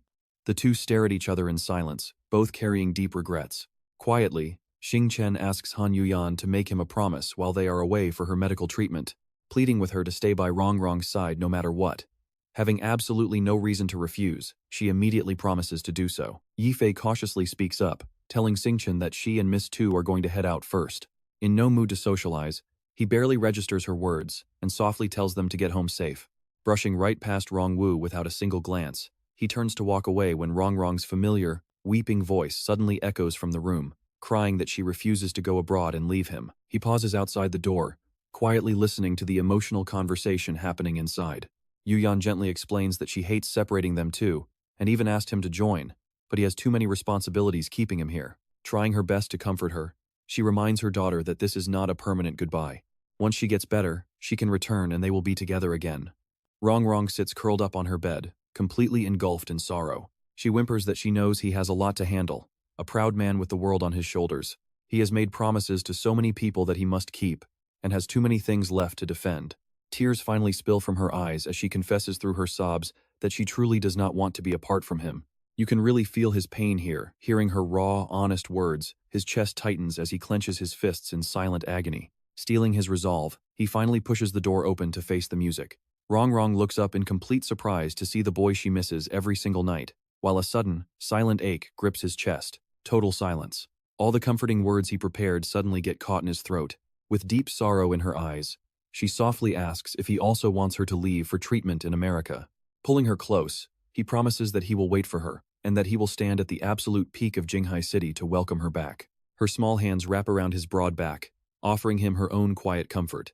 Wiping her tears away, she forces a bright smile, whispering that by then, her beloved Xingchen will be an unstoppable hero, and they will never have to part again. After hesitating for a moment, she speaks up softly, asking him if they can just go home tonight. Xingchen's heart skips a beat, utterly stunned that she wants to spend her very last night in the city solely by his side. He slowly turns to ask Han Yuyan for her permission, but her gentle nod gives him all the approval he needs. As night gradually falls, lights from skyscrapers flicker to life one after another, illuminating the streets like a cluster of sparkling stars. Mo Rongrong lies in bed, wide awake, completely unable to sleep. "You are so good to me, Ye Xingchen," she whispers, making him tease back with a smile. "You are my wife. If I am not good to you, then who else?" She playfully scolds his slick tongue. But right then, Ye Xingchen suddenly realizes he forgot something incredibly important. And here is the big moment. He quickly pulls out a ring he prepared long ago and whispers her name, Mo Rongrong, leaving her completely speechless as her heart races. He carefully slides the ring onto his beloved's ring finger, gently caressing her soft and delicate hand. Mo Rongrong stares at the ring, deeply moved. Overwhelmed by feelings she can no longer hold back, she throws herself into his arms and sobs, while gentle sunlight slowly paints the vast sky as airplanes prepare to take off into the dawn. Even though she is leaving with her family, Mo Rongrong cannot take her eyes off Ye Xingchen, her gaze filled with deep sorrow and longing. He smiles and reminds her to take good care of herself and focus on recovering. "If anyone bullies you, tell me immediately, because even if you are at the ends of the earth, I will fly over to get you payback." Suddenly, a familiar voice rings out, shattering the quiet air as someone calls out her name, Mo Rongrong. Yifei and the gang rush over, shouting her name, leaving Mo Rongrong completely surprised as she asks why they are even here. Yifei quickly grabs her hand and complains, "Mo Rongrong, if you are leaving, you should have at least told us first." Guanting agrees, adding that if her father had not gone to school to ask teacher Su Li for her withdrawal, they would not even know she was leaving the country. Yifei warns her with deep worry. "Mo Rongrong, take good care of yourself out there," and Xiaolong jumps in to tell her to contact them whenever she has free time. Yangjun is usually cold, but now he softly tells her to take care, right before her mother Yuyan steps forward to whisper, "It is time to board the plane," so Mo Rongrong is forced to say her final goodbyes before she runs out of time. "I have to go now. Thank you all for seeing me off. I will definitely return safely. Goodbye." Guo Jing notices Ye Xingchen and teases him for crying, but he quickly denies it, blaming some dust, making Guo Jing curiously ask what that sniffing sound was. Annoyed, he snaps that he just burped from eating too much hot pot, before awkwardly making a quick excuse to get out of there. "Let us head back to school," he grumbles. While over at the massive Batian group headquarters towering over the city, Murongwu sits completely alone, deeply lost in thought. Staring at the family photo neatly placed on his desk, he suddenly remembers the bitter argument he had with Mo Rongrong. How could she be with him when she did not even know anything about his real background? Mo Rongrong snapped back that being with Ye Xingchen meant she did not have to care about any of that. He wanted to scold her but swallowed his words as she turned to leave, bumping straight into Ye Xingchen who was rushing into the room. Murongwu grips the photo tightly, his voice dripping with pure hatred as he growls, "Ye Xingchen, sooner or later, You will become the perfect tool to help me control this entire Batian group. Another day passes, and the morning sun shines over the school as teacher Su Li continues her class like any other day. Today, I would like to introduce a new transfer student joining our class, she announces, telling them to come inside. My name is Murong Mingyan, and I hope we can all get along. She warmly introduces herself before teacher Su Li chimes in. Murong Mingyan is Mo Rongrong's younger sister, so make sure to treat her kindly, the teacher says, instantly raising suspicion in Yang Jun. You have to admit this is a pretty crazy coincidence, right? Mo Rongrong just left, and now her sister suddenly shows up, making Xiaolong guess they do not get along. Xingchen quickly catches on, whispering that he never once heard Mo Rongrong mention having a younger sister. This situation definitely has to do with Murong Wu. So go investigate, Xiaolong, and find out exactly what he told teacher Su Li when he withdrew her from school. Annoyed at being put to work while enjoying the gossip, Xiaolong snaps back, asking if he thinks he is some kind of mind reader. There are no security cameras in the office, so where am I supposed to look? He grumbles, before Xingchen warns him to quiet down because she is coming. Murong Mingyan walks up with a fake smile, asking if he is Xingchen and if he really likes Mo Rongrong that much. He straight up admits it, saying he does, but adds that he loves everyone in the class, especially pretty girls just like her. Staring directly at her, he begins playfully teasing her. You look pretty good, classmate Murong Mingyan, with a nice figure, he says, completely stunning her into screaming that he is absolutely despicable. Seeing Yifei burst out laughing, she snaps, demanding to know what is so funny. Completely ignoring her, Yifei sneers in contempt, saying she is just laughing at how some completely flat-chested girls try to seduce another woman's man, calling her totally shameless. Infuriated, Murong Mingyan immediately lunges forward, ready to throw hands. Quick as a flash, Dick Fai easily blocks the incoming hand and twists it right back. She slowly demands if the brat wants to fight, and sensing the sudden tension, Xingchen rushes to step in. He tells Fai Fai to hold back because she is Mo Rongrong's younger sister, so she obediently lets go of her arm, giving her opponent room to back away. Shaking, Min Yen rubs her swollen hand, grinding her teeth together so hard it makes a pretty creepy grating sound. Swallowing her boiling anger, she quietly turns around and throws back a threat, telling them they better just wait and see. Then, she rushes straight up to the senior class to find some backup. Right then, Thienba is planning to find some side work to kill his free time, when a familiar voice suddenly cries out, "Brother Thienba, you have to help me." Startled, he instinctively takes a few steps back and asks Min Yen why she is even here. She helplessly explains it is all because of her pretty annoying dad, while quickly leaning in close to act cute. He kept saying this school is great for her studies, but right after arriving, her classmates started bullying her. He instantly blows his top, demanding who dares bully his sweet Mordung sister and asking if they want to die. With fire flashing in his eyes, he orders his crew to go teach that punk a lesson, making Min Yen smile with smug satisfaction. After thanking him for being so incredibly nice to her, they waste no time and immediately rush down to her classroom for some payback. Suddenly, Thienba remembers something important and asks Min Yen the name of her bully. She gently says Xingchen, and that name hits him like a bolt of lightning, making him freeze instantly. You can feel the weird tension as she slows down, realizing her entire squad has suddenly frozen solid behind her. He fake clutches his stomach and groans, saying his belly suddenly hurts quite badly. He offers to let his boys go with her, but his lackeys also make quick excuses, whining that their stomachs hurt too, before they all scramble away. Promising to help her next time, he runs back to class as fast as his legs can carry him, looking completely haunted. Min Yen is left standing there completely frozen, never expecting this tough crowd to be such massive cowards. And just like that, look who is standing right behind her, asking if she is looking for some backup. Xingchen gently places a hand on her shoulder, saying they need to talk, while she struggles as he drags her away. Demanding he let her go, she senses her life is in serious danger, and nervously asks what he is planning to do. He calmly counters with a guy and a girl alone like this. What else could they be doing? Pinned against the wall, she panics, asking if he is not in love with Mo Rongrong, and how he can do this to her sister without feeling guilty. He cannot help but flash a pretty sly grin. Chuckling, he tells her he actually likes her way more now, especially her amazing body, making her threaten to scream if he tries anything stupid. She warns him he will end up expelled and in prison, but he casually points out that a thug like him does not care about jail. Deciding he has teased her enough, he gets serious, saying he might let her off the hook on one condition. She must answer all his questions honestly. So Xingchen starts firing off a series of rapid questions while she reluctantly responds. When he asks who made her transfer here, she says it was her dad Mordungvor, so Xingchen demands to know why.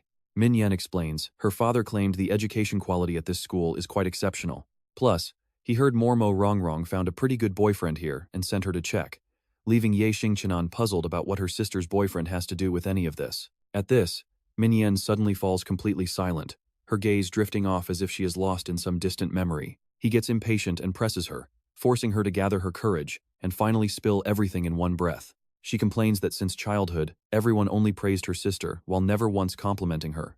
So she seized this rare chance to finally outshine her. Hearing those dramatic, petty reasons, Ye Xingchen just stands there completely stunned.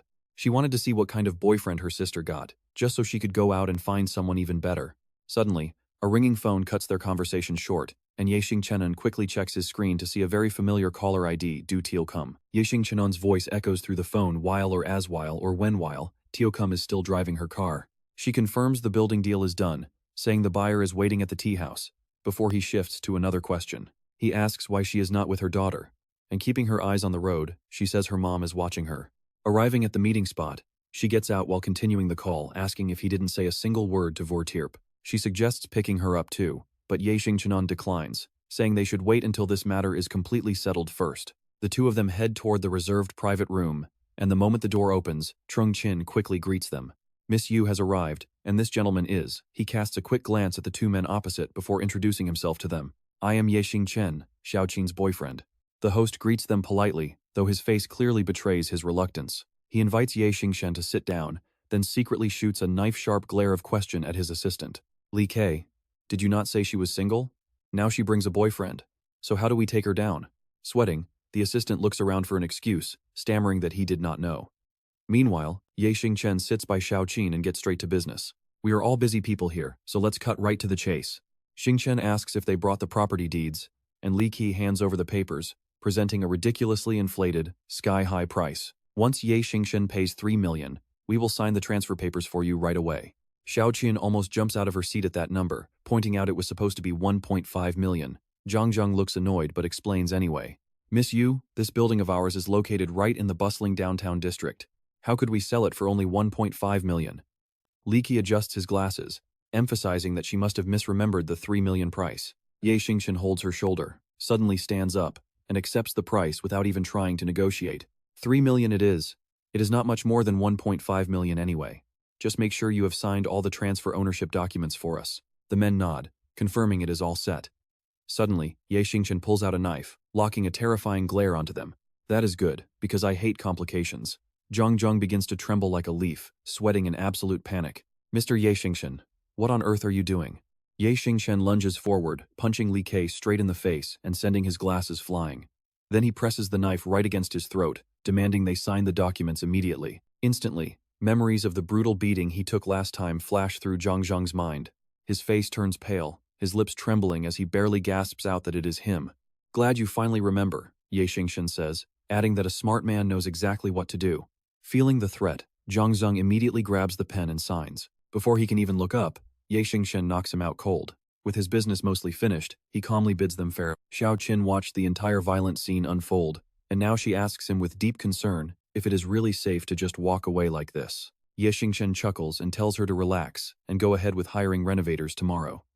Later, while sitting at a restaurant inside the mall, she still has some lingering worries she wants resolved. Ye Xingchen, what if that guy decides to sue us?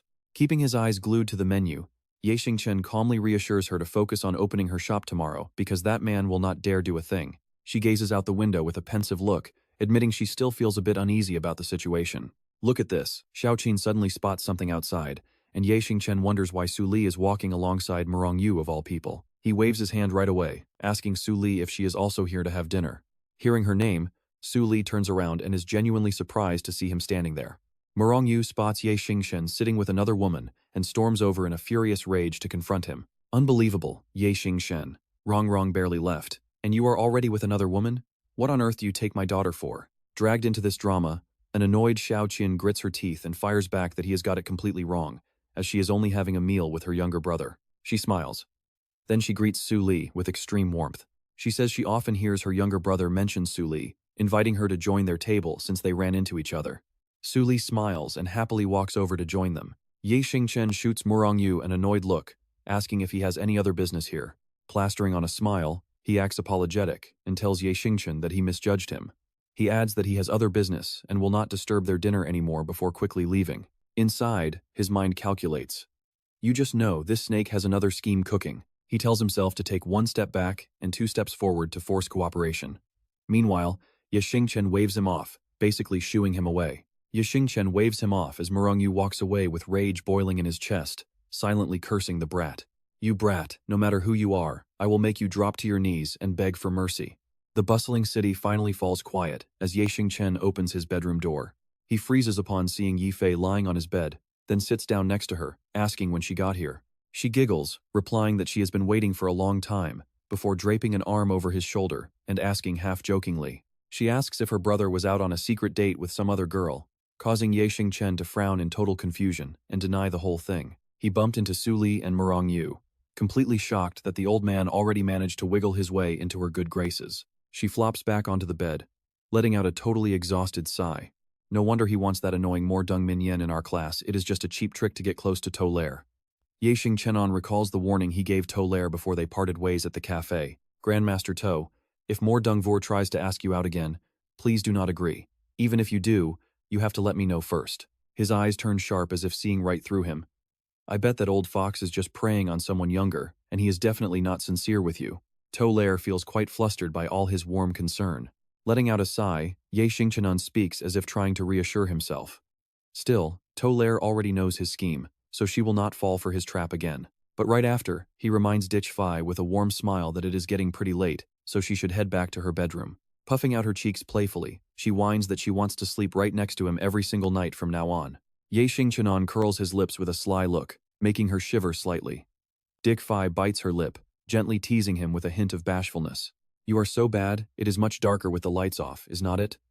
He leans in closer, locking his intense gaze right onto her. That works too, because I really want to see your gorgeous face with my own eyes. Just as things heat up, his phone suddenly rings. Now get this, the voice on the line frantically yells that the casino has been completely raided, sending a wave of sheer tension across his face. A glass crashes onto the table, splashing wine everywhere. But smashing things is not enough, as Manam starts mocking them with a sneer. Sister Feng, I told you long ago that handing the casino over to some wet behind-the-ears kid would never work. You refuse to believe me, and look at what has happened. Infuriated. Thumbvor points right at his face, you scarred bastard. Who are you calling a wet behind-the-ears kid? Say that again and see if I do not beat you to death. He scoffs, shouting back in a highly provocative tone, you seriously dare to pick a fight right on my own turf? Ma Nam immediately draws a knife, ordering his men to finish him off. In response, Thumbvor grabs a nearby chair and hurls it. Du Qi stands completely frozen as if paralyzed.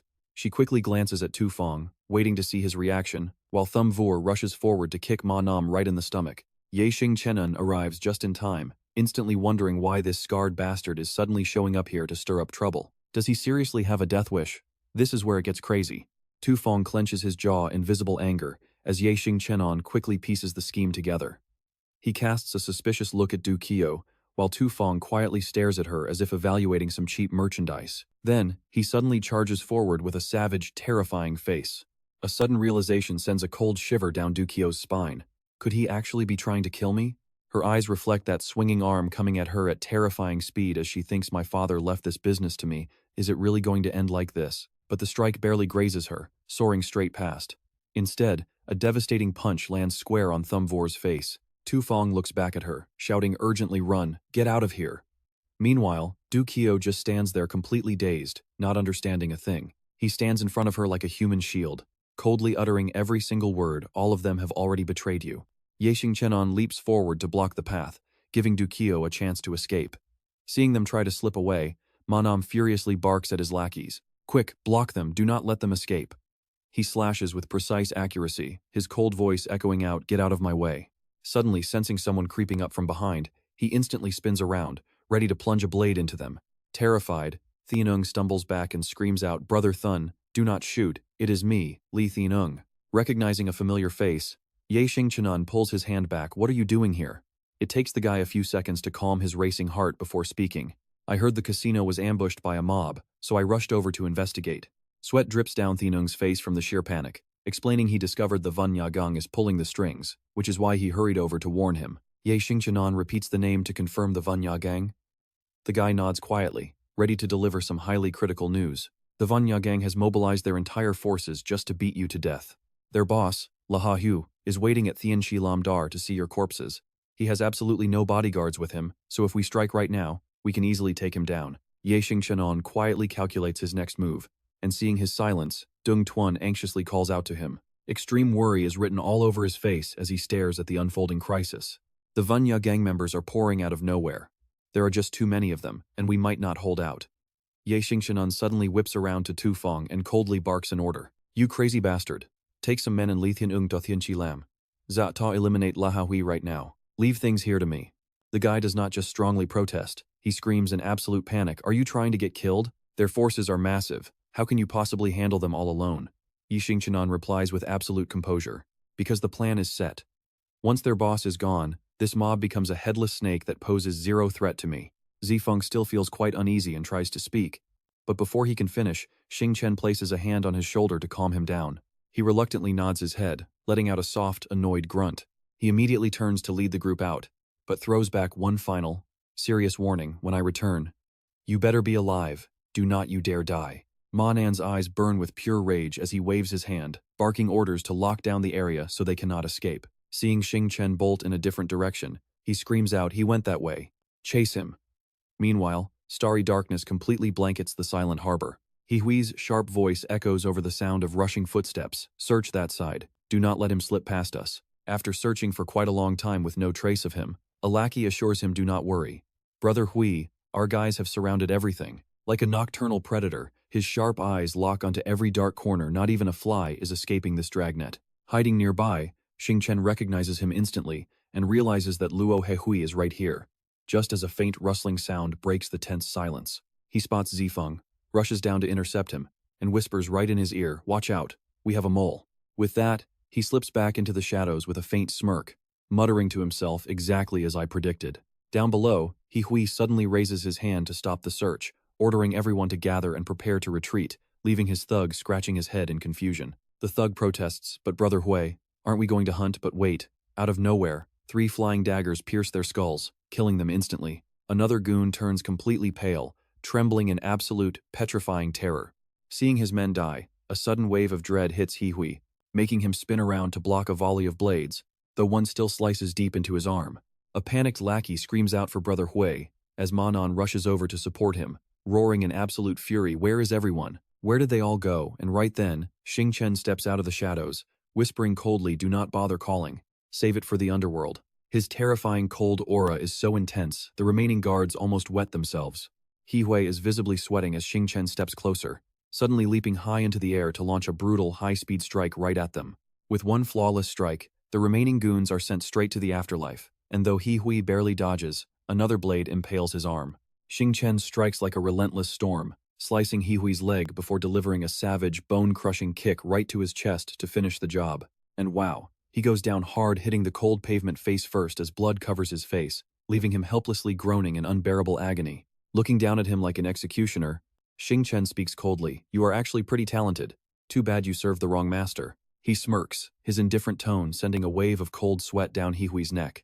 I have no idea what connection you have with Dugu Ba, yet you are willing to die for him. Xingchen adds, you are strong, but not enough to face me, as He Hui sits up, gritting his teeth to reply, now I see why the chairman wanted you dead so badly. As long as you breathe, no one can rest easy. He is not afraid of death himself, but the thought of his family makes him beg for mercy.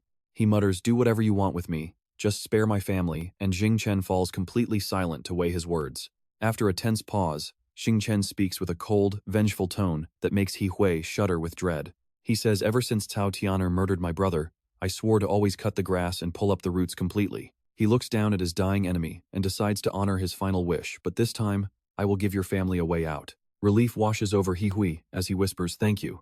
Now I can die in peace. But suddenly, Xingchen stops him, urgently asking the one question still heavy on his mind.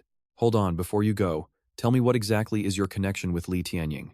He Hui lets out a weak chuckle and admits he is just some high school kid. We easily bought him off with a little cash. Xingchen raises his blade, offering a cold farewell before delivering the final blow. Thanks. Now you can go. With that, he sends him to the afterlife, muttering emotionlessly to the corpse, actually, I am the one who should thank you. As dark blood drips slowly from the tip of his blade, the phone in his pocket rings, and seeing the name, he answers immediately. Zifeng's frantic, worried voice immediately comes through the receiver. Xingchen. Are you okay over there? We just wrapped things up here, and are heading back to help you right now. He reassures his friend first, then asks, I am fine, young Master Feng, but tell me, is Luo Hehui's family safe? Zifeng sounds exhausted but victorious as he replies, "We took them alive. They are just waiting for you to decide their fate. You were totally right about it being a setup, and our brothers took a real beating, but thankfully we pulled off the win." Keeping his word to the dead man, Xingchen gives a final, calm command to Zifeng release Luo Hehui's family. Zifeng wonders about this decision, but doesn't dare to ask more. Seeing his silence, Ye Xingchen explains the reason. Before Lahahui died, he agreed to give his family a way out, telling them to go to Longha Street to meet up with him. Once he gets the full picture, Zifeng instantly obeys. "Fine. I will listen to you."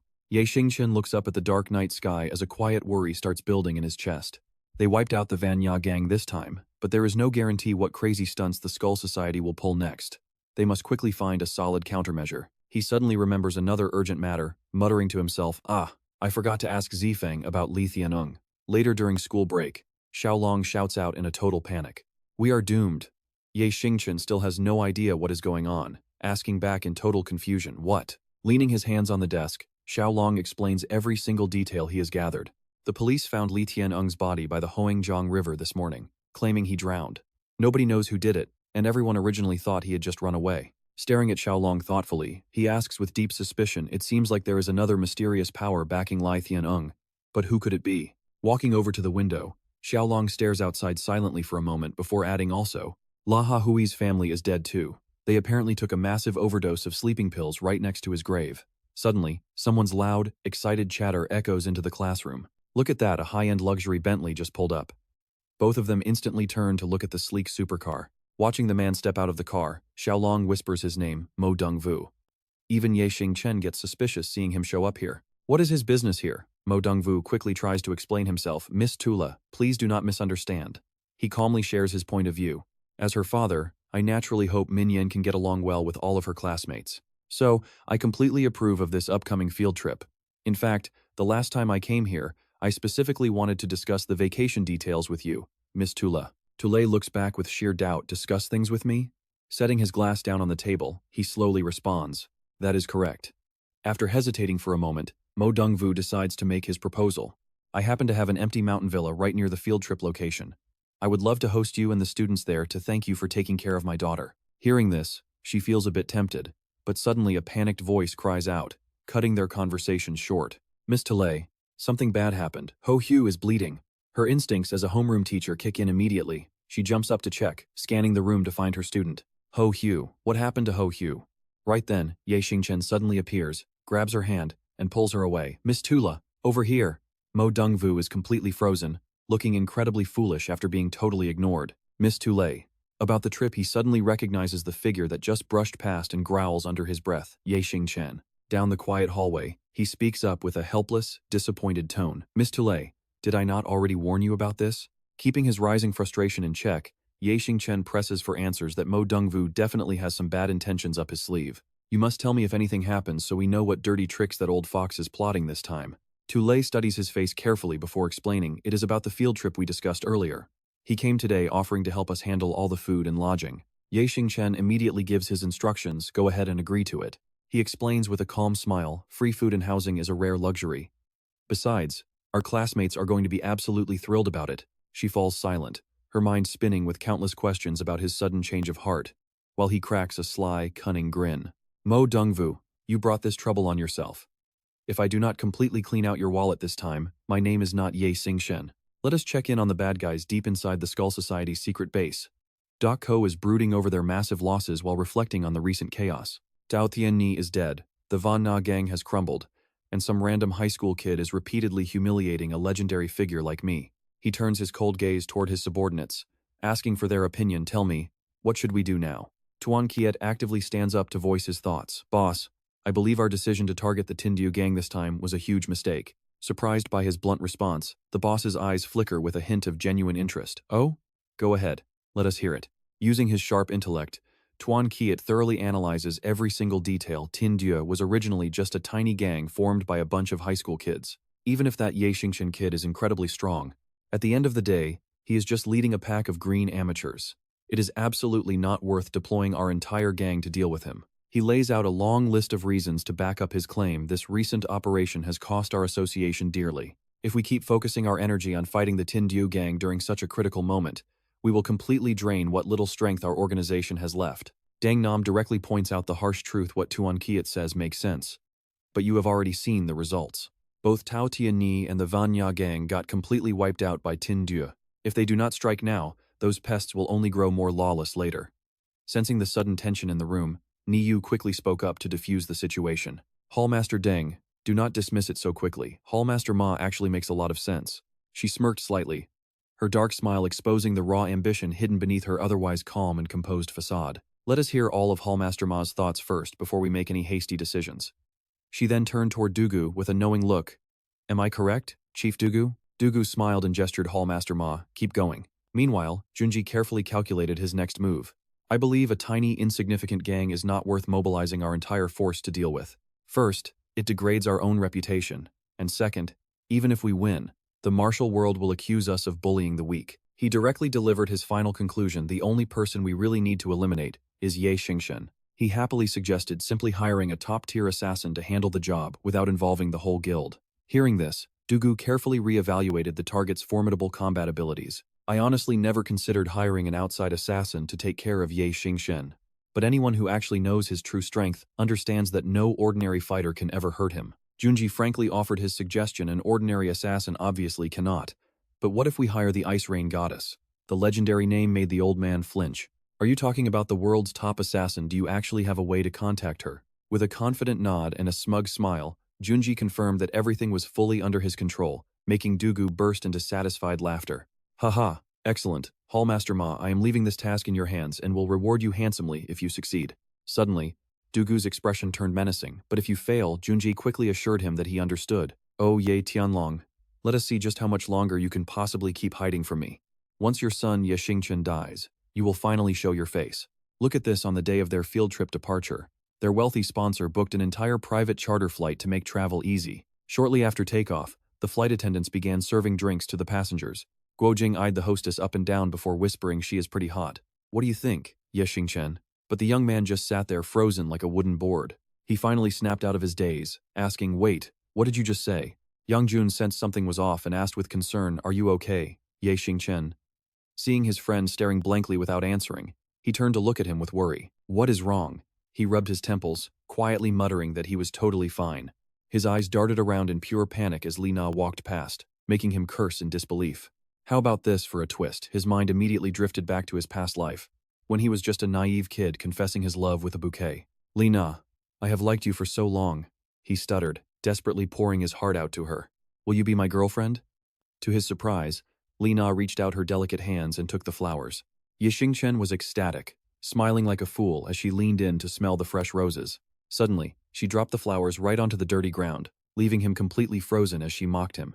You really think a broke loser like you has a chance? She sneered, telling him to only talk to her when he got a car and a house. It broke his heart, making him grit his teeth in fury. Suddenly, a sweet voice woke Ye Xingchen from his painful flashback. Li Na was bending down in front of him, asking if he was feeling all right. Would you like something to eat? He did not answer, leaving them staring at each other in tense silence. He opened his mouth to speak, but the painful memory of those discarded flowers immediately made him shut down. Ye Xingchen coldly replied that he was not hungry, but Li Na was not about to let this wealthy target slip away so easily. Opportunities to flirt with wealthy, upper-class heirs did not come around very often. If she did not use this chance to bag a rich husband, the entire flight would be a total waste. After scanning him, she silently concluded that this handsome kid was definitely loaded. He was incredibly handsome, and since he was staring so intensely, she figured he was already hooked. She decided to strike fast, reaching into her service cart. Even though Ye Xingchen was in the middle seat, she boldly leaned over to offer him some local delicacies, urging him to try them. She was still incredibly confident in her advanced flirting skills. Based on her vast experience with men, a naive kid like him had absolutely zero real dating experience.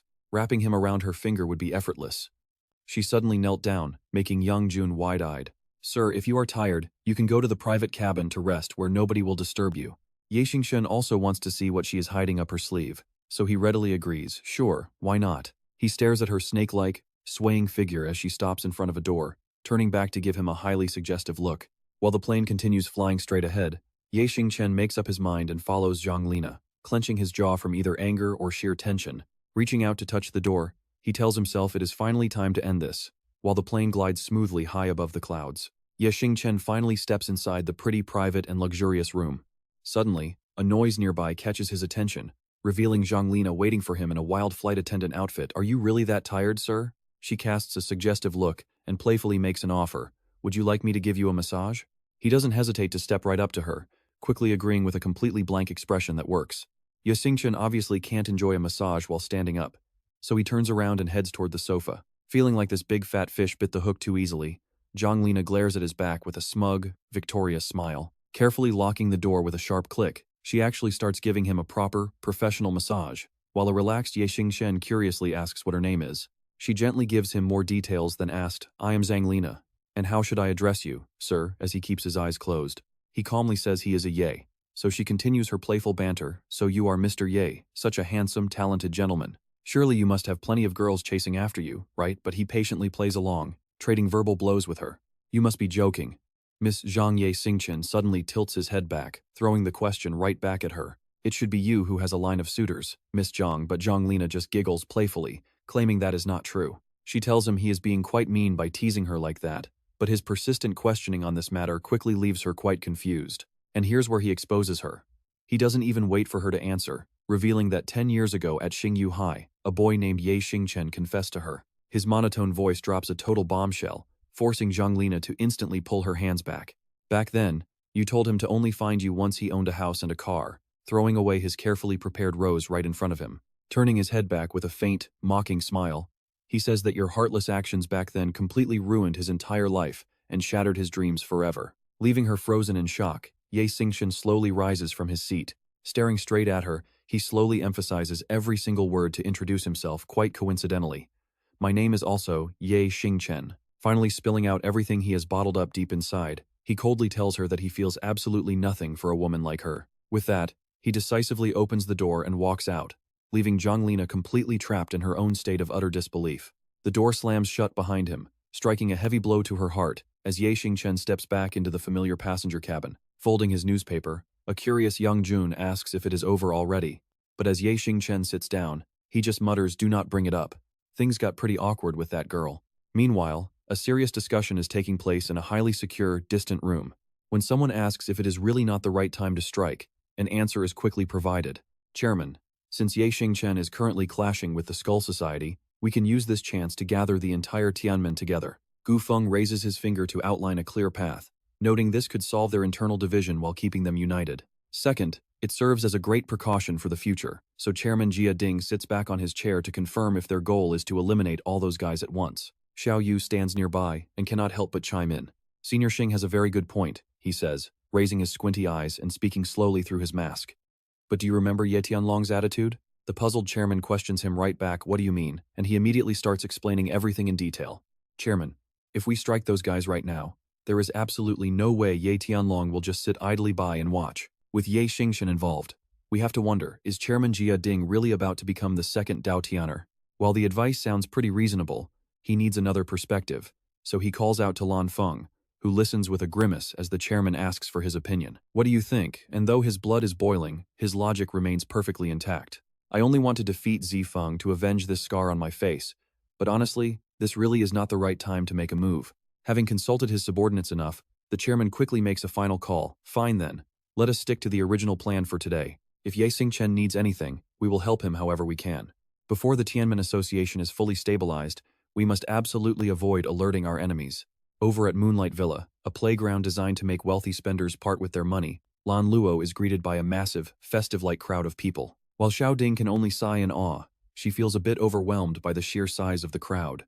Always a man of action, Xingchen sprints right ahead to get the tickets, telling his friends to wait there. He quickly spots two sketchy guys loitering by the gate, approaching them without hesitation while flashing a thick stack of bills. "Hey, grab me 4 tickets and the change is all yours," but Xiangqian just sneers and tells him to scram. He literally licks his finger and starts spouting a bunch of cheap, self-righteous lectures.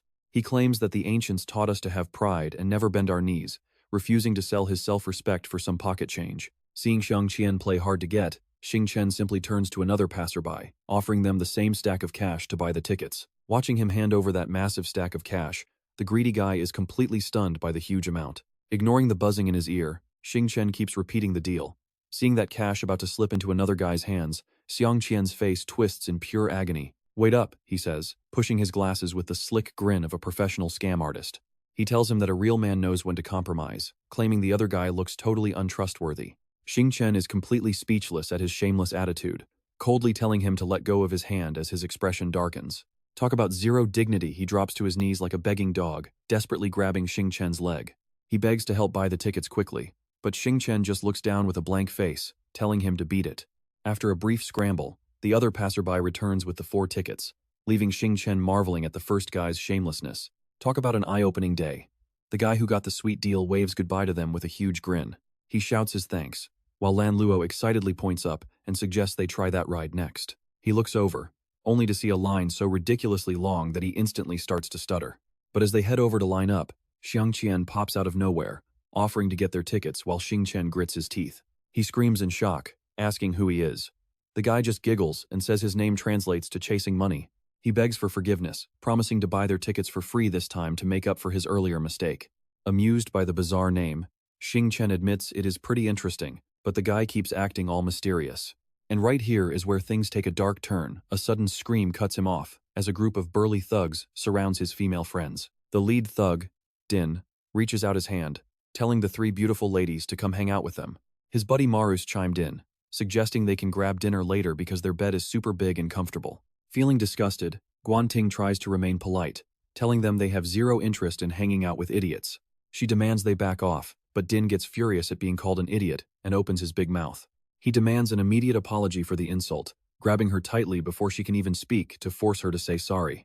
His partner Choi lifts Lan Luo's chin, whispering that a kiss would make up for it, as Guanting struggles and screams for them to let go. Sensing danger, Din quickly spins around, but before he can even utter a sound, a massive fist flies right at him.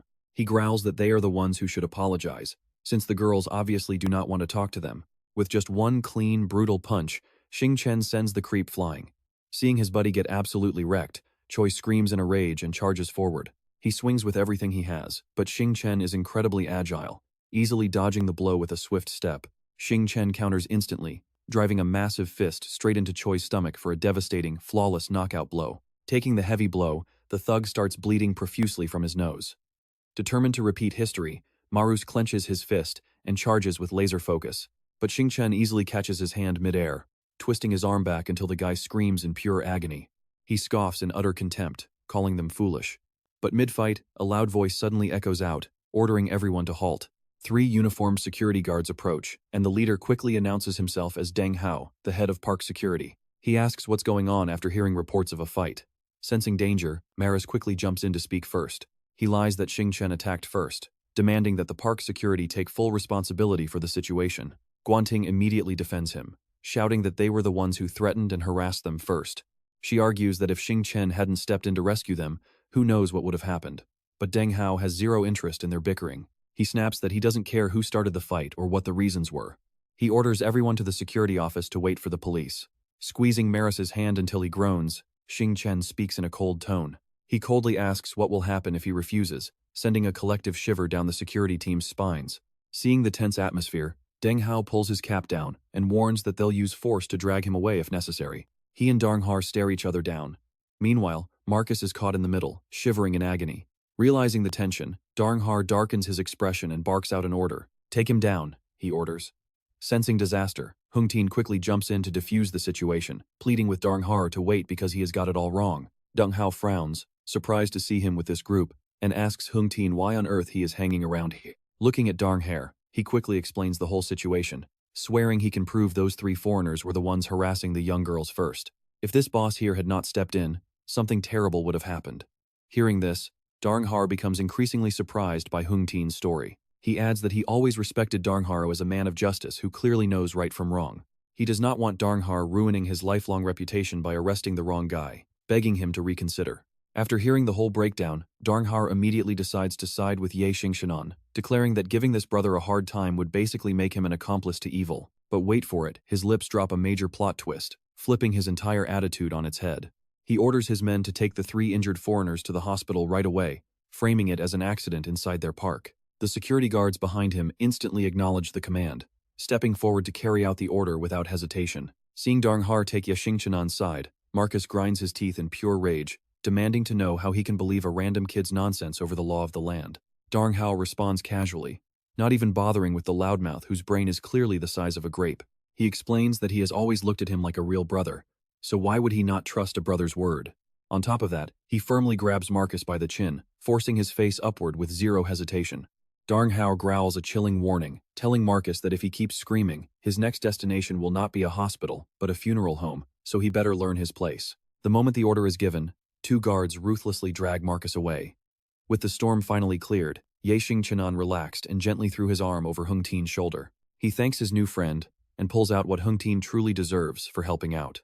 Zhang Xingchen holding a fat stack of cash, Hung Tian turns pale and quickly pushes the money away. He insists he cannot possibly take the cash for doing such a small favor, leaving Xingchen quite puzzled as he wonders what this guy's actual motive really is. He finds it weird, asking if he was not chasing money, especially since he followed him and offered free tickets earlier just for some cash. Hung Tian wears a pretty helpless expression. He admits he initially wanted money, but after witnessing how easily the big boss handled that loud foreigner, he completely changed his mind about everything. Suddenly, he drops to his knees with a loud thud, swearing to follow Xingchen forever and serve him like a loyal dog. With a trembling voice, he begs the big boss to save his little sister, and hearing about his desperate family situation, Xingchen feels a sudden pang of deep sympathy. He explains that since their parents passed away, they only have each other, and he had to take a massive loan shark loan to pay for her recent hospital bills. His voice shakes uncontrollably as he speaks. Now those ruthless loan sharks have kidnapped his little sister, threatening to end her life if he cannot pay back the full debt today. Hung Tian looks up in total, agonizing despair. You can feel his pain here, as Xingchen feels a genuine wave of sympathy for the desperate siblings. Xingchen places a hand on his shoulder, telling him that a man's knees are sacred, so he should not beg like this and must stand up. Turning to Tiding, He instructs the teacher to take the others back to the villa first, while he takes a quick trip to help Hung Tian. After wrapping up his instructions, he heads out with Hung Tian to a nearby apartment complex, where Hung Tian calls out, asking if Brother Kung is inside. He announces he is here to pay his debt, stepping inside to find the gang leader Mart Laun U and his mistress Darmern surrounded by beefy thugs. Seeing Hung Tian brought an uninvited guest, the boss looks extremely annoyed. Who is this guy? He growls. As Hung Tian starts sweating bullets, not knowing how to respond, Xingchen steps up and immediately makes up a wild story on the fly. He claims he is Hyolin's boyfriend, coming to settle the debt for them, and demands to see his girl. The loan shark just flashes a dangerous smirk. Mart Laun Ungur winks at Darmern, signaling her to release the captive. She nods, heading into a back room, and emerges moments later guiding Hyolin out. Seeing her brother standing there, she cries out in pure relief. The mistress shoves her toward Hung Tian without delay. He catches his little sister, immediately checking her over to make sure she is not hurt. He asks if they did anything to her, and she vigorously shakes her head to reassure her worried brother. Disgusted by this touching family reunion, Mart Laun Yu darkens his face and demands to know where the actual cash is. Xingchen pulls out a cigarette from nowhere, putting it between his lips to look cool under pressure. He asks Mart Laun Ungur if he has made a fortune running this loan shark business, causing the thug to frown in deep confusion, wondering how this kid knows him. Ignoring the question, Xingchen turns around to instruct the siblings, telling Hung Tian to take his sister outside. He tells him to wait out there with her and stay put until he is summoned. Hung Tian obeys instantly, quickly dragging his sister out of the room. Mart Laun Ungur gets furious seeing this wet-behind-the-ears kid completely ignore him. Brat. He pulls out a knife, slamming it right into the table with a rage-filled face. Who exactly are you? Speak up, or neither you nor those two are leaving this room alive. Xingchen blows out a cloud of smoke, looking cool as hell, clearly ready to wipe out this entire crew. Mart Laun Ungur, some things are better left unknown. Hand over all the cash you extorted from loan sharking, and I might actually show you some mercy. The boss and his lackeys laugh, like they just heard a hilarious joke. Haha, he says he is sparing our lives. Xingchen sees his distraction working and grins. Clutching a hidden blade behind his leg, he suddenly shifts to a deadly tone, leaving Mart Laun Ungur completely dazed. Boss, look at him acting so smug when he is facing death. This brat must be completely out of his mind. He has no idea he is facing the Grim Reaper. Before his words even fade, a flash of light slices his throat. He barely gasps as blood fountains from his artery. Seeing this, Mart Laun Ungur feels his heart skip a beat. Panicking, he screams out, "You piece of garbage, how dare you!" Xingchen takes a slow drag of his cigarette, completely ignoring the rage. He casually says, "I'm just sitting here, I haven't done a single thing. Your man's death has absolutely nothing to do with me." Mart Laun Ungur has never met anyone this shameless. Blood rushing to his head, his crew draws their weapons as he roars, "Cut this brat to pieces." Right after shouting, his face completely freezes. Xingchen unleashes a flurry of daggers with one hand, sending 3 or 4 of them flying with absolute deadly precision. Look at this, his men are dropping. Like ripe fruit. Mart Launangur stands frozen on the spot, his face turning completely pale and bloodless. Lounging on the sofa, Ye Xingchen spins a dagger, giving him a deadly ultimatum. What's wrong, Mart Launangur? Do you want to keep chatting with me? Or would you rather join your men for tea with the King of Hell? Hearing those words, his knees buckle. He drops down. Desperate to survive, that is the perfect description of Mart Launangur. Just like that, he is begging. Pitiful. This lowly one was blind to your greatness. Please spare me, boss. Hearing this, Ye Xingchen sneers at the thought of sparing his life. He steps forward and stomps on his head, barely holding back his exploding rage. When you were torturing those siblings, did you ever think about sparing them? Cornering him completely, Ye Xingchen grits his teeth and fiercely demands an answer. When you drove those helpless young people to their deaths, did you ever think about sparing them? Mart Launangur panics, grabbing his leg and stammering, I drove them to death? I've done loan sharking for years, but I've never actually killed anyone. Looking at him with a cold, expressionless face, he slowly utters 3 words, Ye Xingchen. Just hearing that name makes the boss's face turn utterly pale. As he hears the next words, his eyes widen in terror. Do you still remember this name? Because he couldn't pay the interest. You led your men to hack him to death. And now you want mercy? Ye Xingchen kicks Mart Launangur hard, his fury exploding as he spits out each word, then who spared his life? This devastating kick sends him flying across the room. Hard. He crashes down right at the feet of his mistress, coughing and choking on his own blood. Coughing violently, Darmern watches him shiver and tremble all over on the floor. She flinches in terror when Ye Xingchen suddenly calls her over. Her face turns pale as he hands her a knife. Now watch, his cold voice gives her a deadly warning. Take this knife. If you want to live, kill him. Darmern stares at the sharp weapon in her hands. Picking it up, she glances over at Mart Launangur, whose face is drenched in sweat. His expression twists as he realizes what she is about to do. As his mistress approaches, he struggles to spit out his final words, how dare you. Seeing Mart Launangur dare to threaten her even in this state, Darmern instantly remembers all the humiliating days she endured by his side. Without hesitation, she drives the blade down. Coldly, the knife plunges straight into his chest, ending Mart Launangur's life before he can even utter a final breath. Ye Xingchen finds this brutal betrayal highly entertaining. He wants to give it 5 stars. Later, under a sunny sky, he holds out a golden card, telling them to take it. Inside is the fortune Mart Launangur amassed from years of loan sharking. Use it to live a happy life with your younger sister from now on. Hung Tin immediately shakes his head. Brother Thun, I already told you, I will do absolutely anything to serve you. My sister Heolin and I are dedicated to following you. We can't take this money. Heolin nods along with her brother's words. Brother Thun, I am also dedicated to following you. We absolutely cannot accept this money. Seeing the 2 siblings so completely resolved, he lets out a quiet sigh. Before he can refuse, his phone suddenly rings. He answers. The caller hesitates briefly before finally speaking up. Ye Xingchen, this is Mordung Minyan, and I want to make a deal with you. Who would have thought his very first call of the day would be about this? Xingchen listened with a bit of confusion. A trade? He couldn't help but find her proposal hilarious.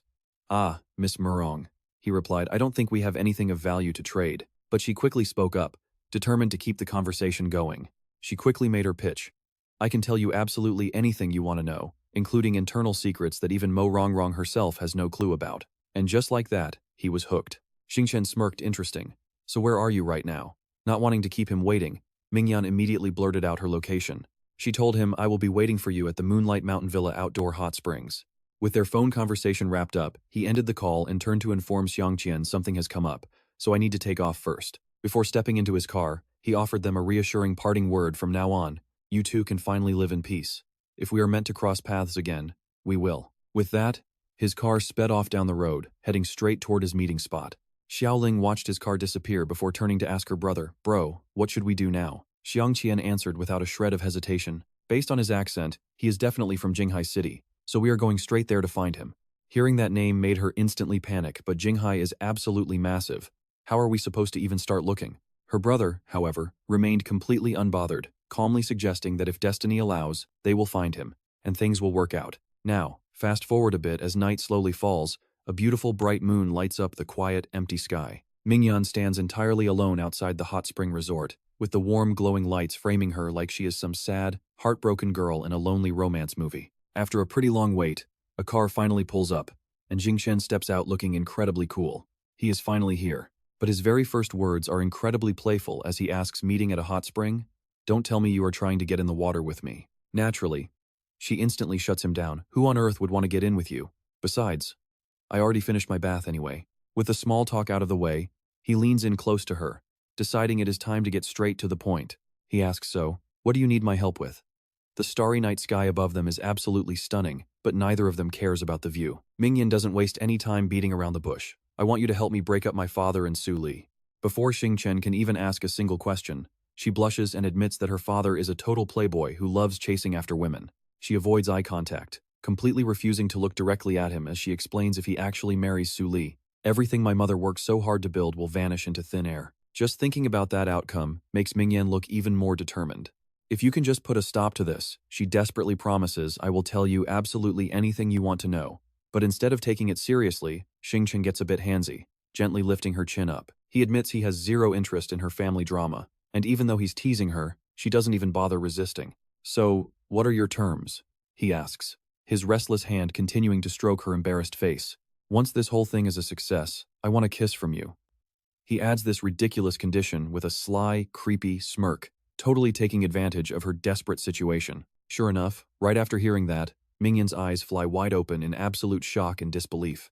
Embarrassed and furious, she immediately shoves this total creep, she shoves Xingchen far away from her. You are despicable, she yells, but he just smiles, completely unfazed by her insults. He chuckles, I have always been despicable. If you don't agree, then let's forget it.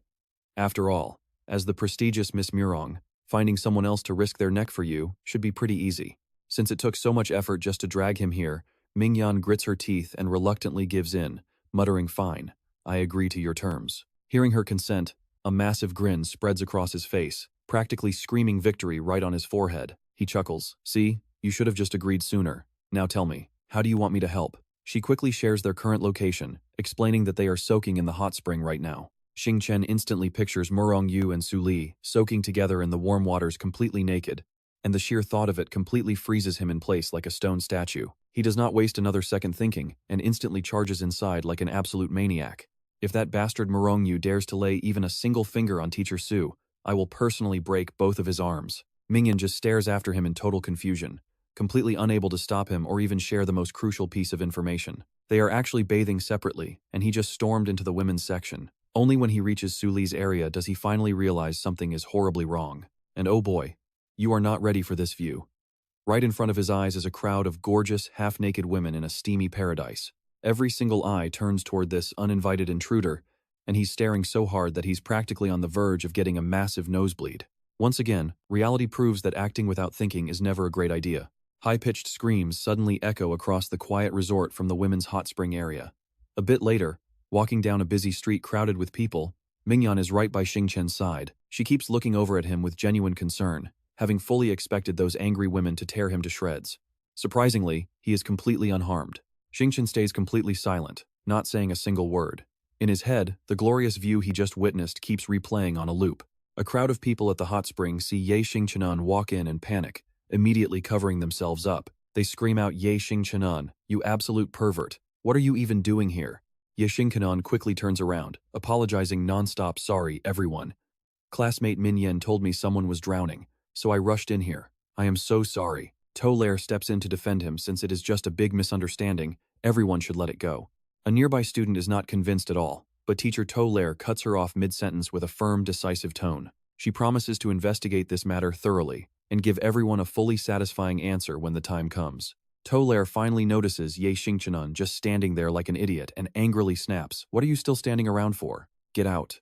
Ye Xingchenan does not dare delay, quickly scrambling to get out. And honestly, you cannot help but laugh at his smug face right here. He is just glad that bastard Mordung Vor got absolutely nothing. Min Yen is totally grossed out by his smile. Why are you grinning like a creep? Did you enjoy the view last night? Ye Xingchenan does not even try to deny it, and just plays along, not bad at all, though it is a shame you were not there. Making a highly punchy, annoying face, Ye Xingchenan smirks after all. If you were there to serve as a contrast, the other gorgeous girls would have looked even better, right? Min Yen blushes deep red. You are absolutely despicable. A loud laugh cuts in from afar, making both of them spin around. Mordung Vor is walking by, dramatically asking the person next to him a question. He asks teacher To Lair, did you enjoy breakfast today? To Lair replies politely, it was delicious. Thank you so much for your warm hospitality, Mr. Mordung Vor. Min Yen and Ye Xingchenan hide behind a large pillar, watching them chat and laugh together. Keeping her eyes glued to the front, Min Yen reminds him, you did not forget what we discussed last night, right? Ye Xingchen nods cautiously. Yeah, do not worry. I will keep a very close eye on them. Just to be absolutely sure, Ye Xingchen brings it up again. Do not forget the deal we made. Min Yan does not hesitate, giving him a firm, ironclad promise. She tells him once this succeeds, I will tell you any insider information you want to know. Suddenly, Ye Xingchen leans in close and gently grabs Min Yan's small face. That is not the only thing I want. Caressing her soft lips, Ye Xingchen whispers with deep implication there is another, far more important condition. Before Ye Xingchen can finish his sentence, Min Yan slaps his hand away. Before he can even react, she quickly turns and runs off. I know, she mutters to herself. Even after running away, she cannot calm her racing heart, gently touching her lips as her face blushes bright red. Watching her run off like that, Ye Xingchen feels a sudden spark of genuine excitement. Although he was really just teasing her, seeing her flustered reaction like that is actually pretty entertaining. Suddenly, the familiar figures of those two catch Ye Xingchen's eye in the crowd, immediately putting him on high alert. Navigating the dense, crowded streets, Ye Xingchen quietly tails those two from a safe distance. His eyes remain locked on them, cursing in his head how that old fox can be so incredibly shameless. He has been sticking to Tolaire the entire time. Where does he find so much to talk about? Suddenly, a pair of lips leans right up to his ear, catching him off guard and making him jump. He spins around in panic. Seeing Teo Ding standing there leaves him completely and utterly shocked. Before he can speak, Teo Ding grabs his wrist tightly and drags him away, commanding him to just follow her. And this is where things get tense. Ye Xingchen looks back at Tolaire with a sinking feeling that something is terribly wrong. This is bad. Real bad. Sometime later, the warm summer sun shines beautifully through the thick, green trees. Ye Xingchen follows Teo Ding curiously, asking where she is taking him. She just smiles. You will see when we get there. When they arrive, he stands completely frozen at the sight of beautiful green leaves reaching toward the clear sky. Bright red ribbons are tied around the massive trunk, giving it a sacred vibe as they stand there silently watching. Teo Ding clasps her hands to pray with deep sincerity. Meanwhile, two nearby tourists are talking excitedly about how the locals believe this sacred tree can actually grant any wish you make. Really? Hearing their conversation, Ye Xingchen cannot help but find the whole thing pretty ridiculous. What absolute nonsense. This 1,000-year-old tree and its wishes are just a gimmick to charm girls. If you want something in life, you should rely on your own two hands to get it. He slowly glances over at Teo Ding, but seeing her look so incredibly sincere, he just cannot bring himself to ruin her moment.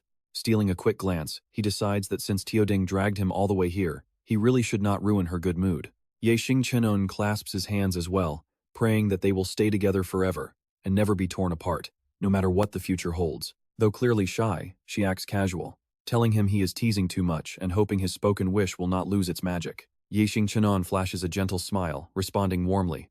Isn't this supposed to be a wishing tree? If a wish somehow fails to come true just because it's spoken aloud, then why even call it a divine tree? Showing his absolute sincerity, he speaks up.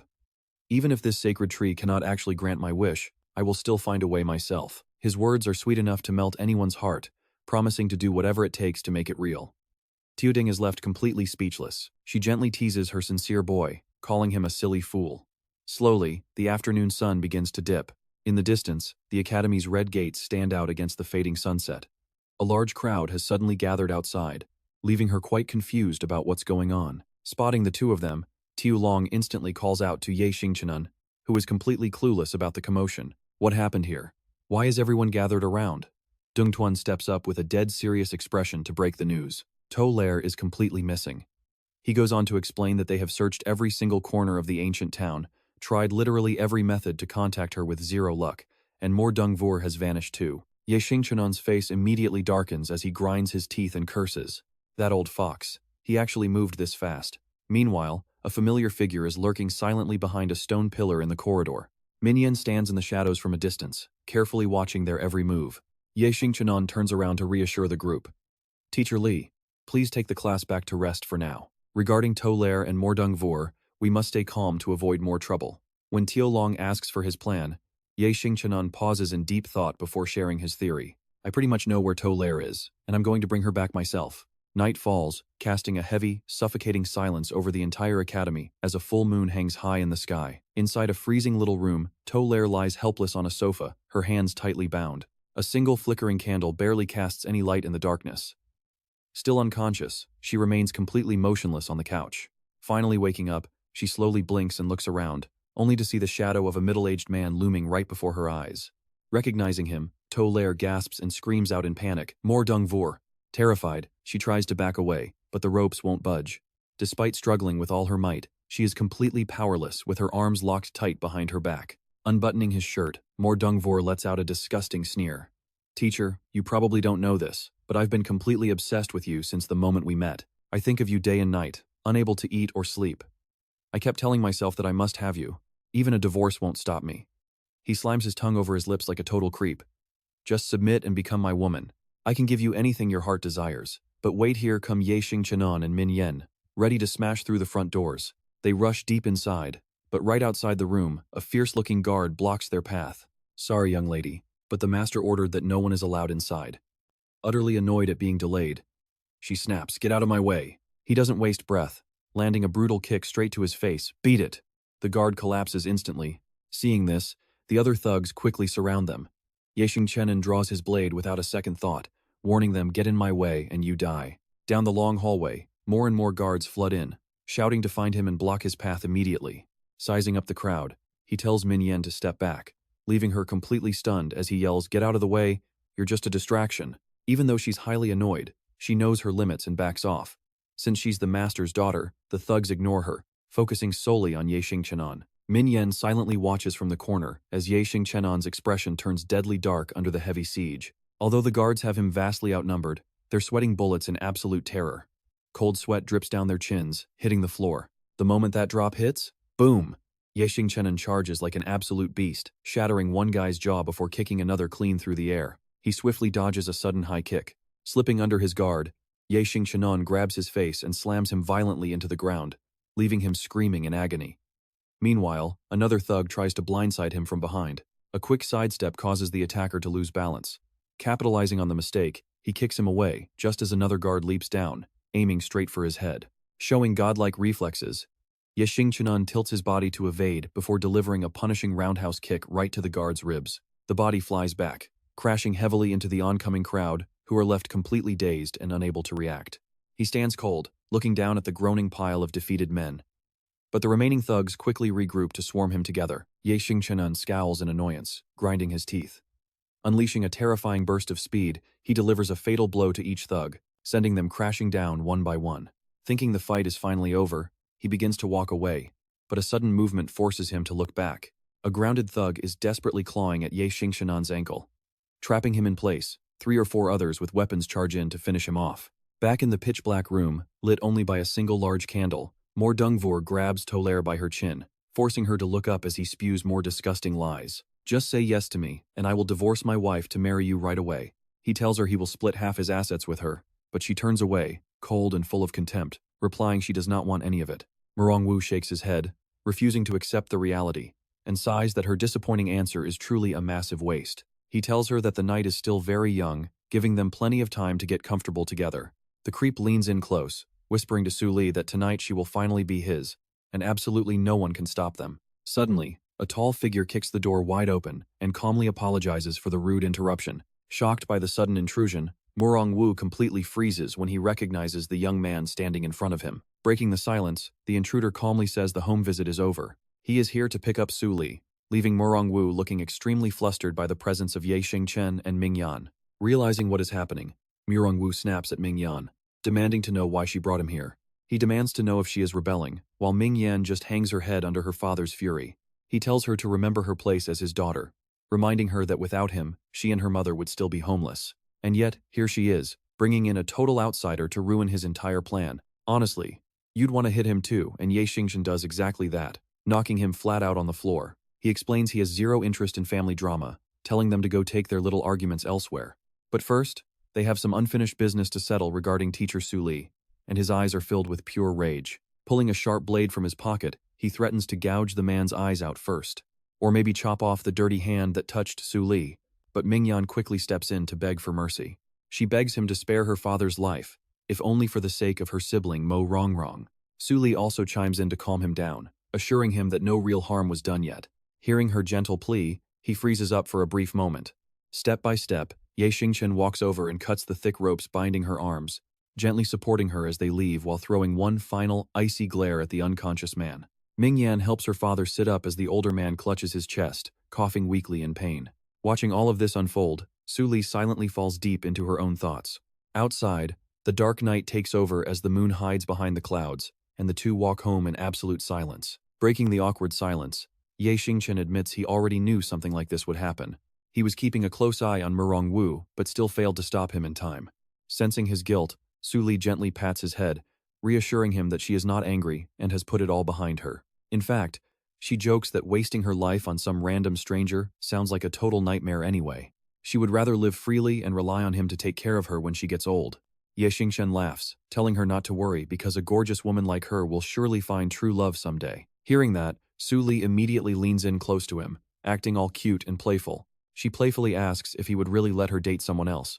You can see how awkward he gets, begging her to stop. But then the room goes dead silent as he pins her down. Hovering over Su Li, he catches her completely off guard as he struggles to find the words to confess his feelings. Before he can speak, she gently places a finger over his lips to silence him. She whispers that she will never leave his side, but just as he freezes in shock, a shattering glass interrupts the moment. Both of them immediately whip their heads around toward the source of the sudden noise. Xiaoting stands there in absolute shock before turning and running away, sending Xingchen into a total panic as he chases her. He yells for her to wait and listen, watching her run off while feeling a strange sense of dread in his chest. Why is she running so fast, and where could she possibly be going? Caught up in the panic, Su Li quickly tells him that they need to clear up this massive misunderstanding. She urges him to chase her down while she takes a shortcut to cut Xiaoting off.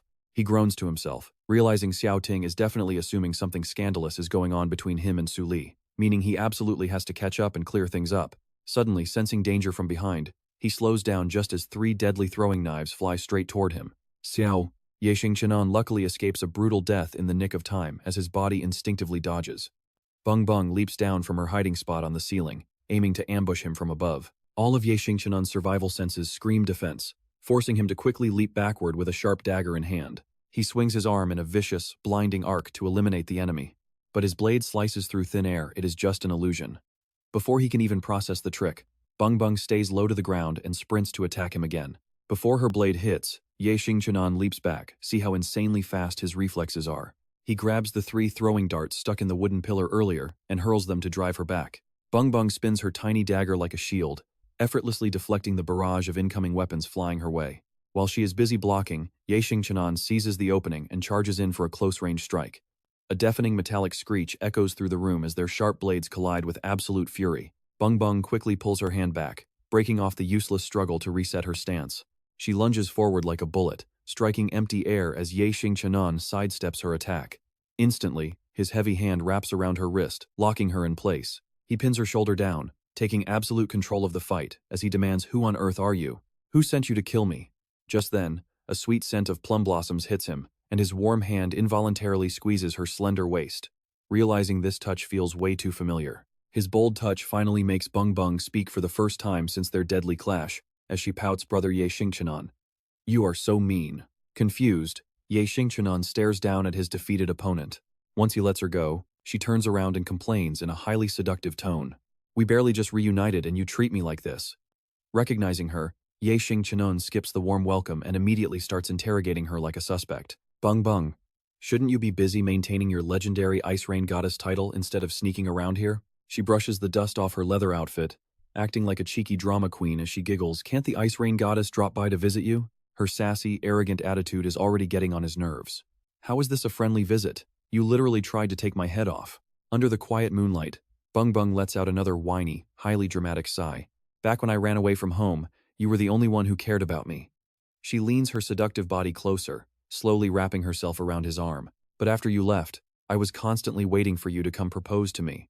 Yet all these years, you went completely silent. I couldn't take the waiting anymore, so I had to track you down myself." Xingchen is still pretty annoyed about the ambush. "Why on earth don't I remember leaving a needy girl waiting for me like this?" His careless response instantly turns her cold. Pressing her blade right against his neck, Bung Bung glares at him with pure, terrifying killing intent. "Brother Xingchen, do you really not remember? When you are about to die, your life flashes before your eyes." As she gets madder, the freezing metal digs deeper into his skin. "Brother Xingchen, do you want to test that theory out? Who knows, maybe this will spark your memory." Xingchen freezes, his face pale with fear. "No need, I remember now." Finally getting the answer she wanted, and watch how her attitude completely flips here, Bung Bung acts like a totally different person. "Brother Xingchen is so mean, you always love teasing me like this. But honestly, That is exactly what I love about you. Hearing this, Ye Xingchen finally relaxes his tensed-up body. He lets out a quiet sigh of relief, knowing his head was almost cut off. Without wasting any time, Ye Xingchen gets straight to business. How did you even know I was out in the field? Did you really come all this way just to see me? Bung Bung puts on a mysterious face, teasing him, do you really want to know? Brother Ye Xingchen. Her sweet breath delivers a spine-chilling truth that freezes him solid. Someone hired me to take you out, she whispers. Ye Xingchen demands answers, who hired you to kill me? But Bung Bung just gives him a highly playful grin. As an assassin, she explains, most jobs go through a broker. Usually, we never find out who actually hired us. She looks mockingly at him as he tries to keep his temper in check. But since the target is you, I made sure to dig up a little detail about the client. Ye Xingchen waits anxiously, hanging on to her every word. The Skull Society. Hearing the name, he immediately falls into deep thought, completely unaware of the threat creeping up on him. Honestly, he should have wiped them out a long time ago to prevent all this mess. Suddenly, Bung Bung pins him to the ground, putting on a ridiculously fake innocent look. Do not think too much, brother Ye Xingchen. Since my assassination failed, shouldn't you hold me hostage now, just like they do in those romance novels? Ye Xingchen stays calm, asking her what kind of trashy books she has been reading, before rolling his eyes and looking away in pure exhaustion. Bung Bung, you failed your mission. Aren't you worried this will ruin your reputation as an assassin? But she just ignores his obvious discomfort. She still shamelessly acts all clingy and says, I'm already Ye Xingchen's wife, so he's gonna take care of me. Why would I even need to be an assassin or care about reputation? Making him angrily scream back, I have no money to feed you. But Snake Woman Bing Bing has no intention of letting this handsome young guy off the hook. Whether it's washing clothes, sweeping floors, or even warming your bed, even if it's not strictly a wife's duty. For my dear Ye Xingchen, I can do absolutely anything. With her chest practically hovering right in his face, Ye Xingchen literally starts begging her, if possible, please just get off me first. Bing Bing's dirty mind would make even a professional adult actor blush as she asks, dear Ye Xingchen, do you really want to do it right now? His internal alarms instantly scream in danger, forcing his brain to go into a completely passive defense mode. Right at this incredibly intense moment, Su Li walks back in, instantly shattering their highly suggestive atmosphere. After telling him she cleared everything up with Teacher Li, Su Li suddenly freezes, noticing the incredibly awkward position the two of them are currently tangled up in. She demands to know what they're doing, making Bing Bing freeze. Wait, so you even have a Teacher Li too?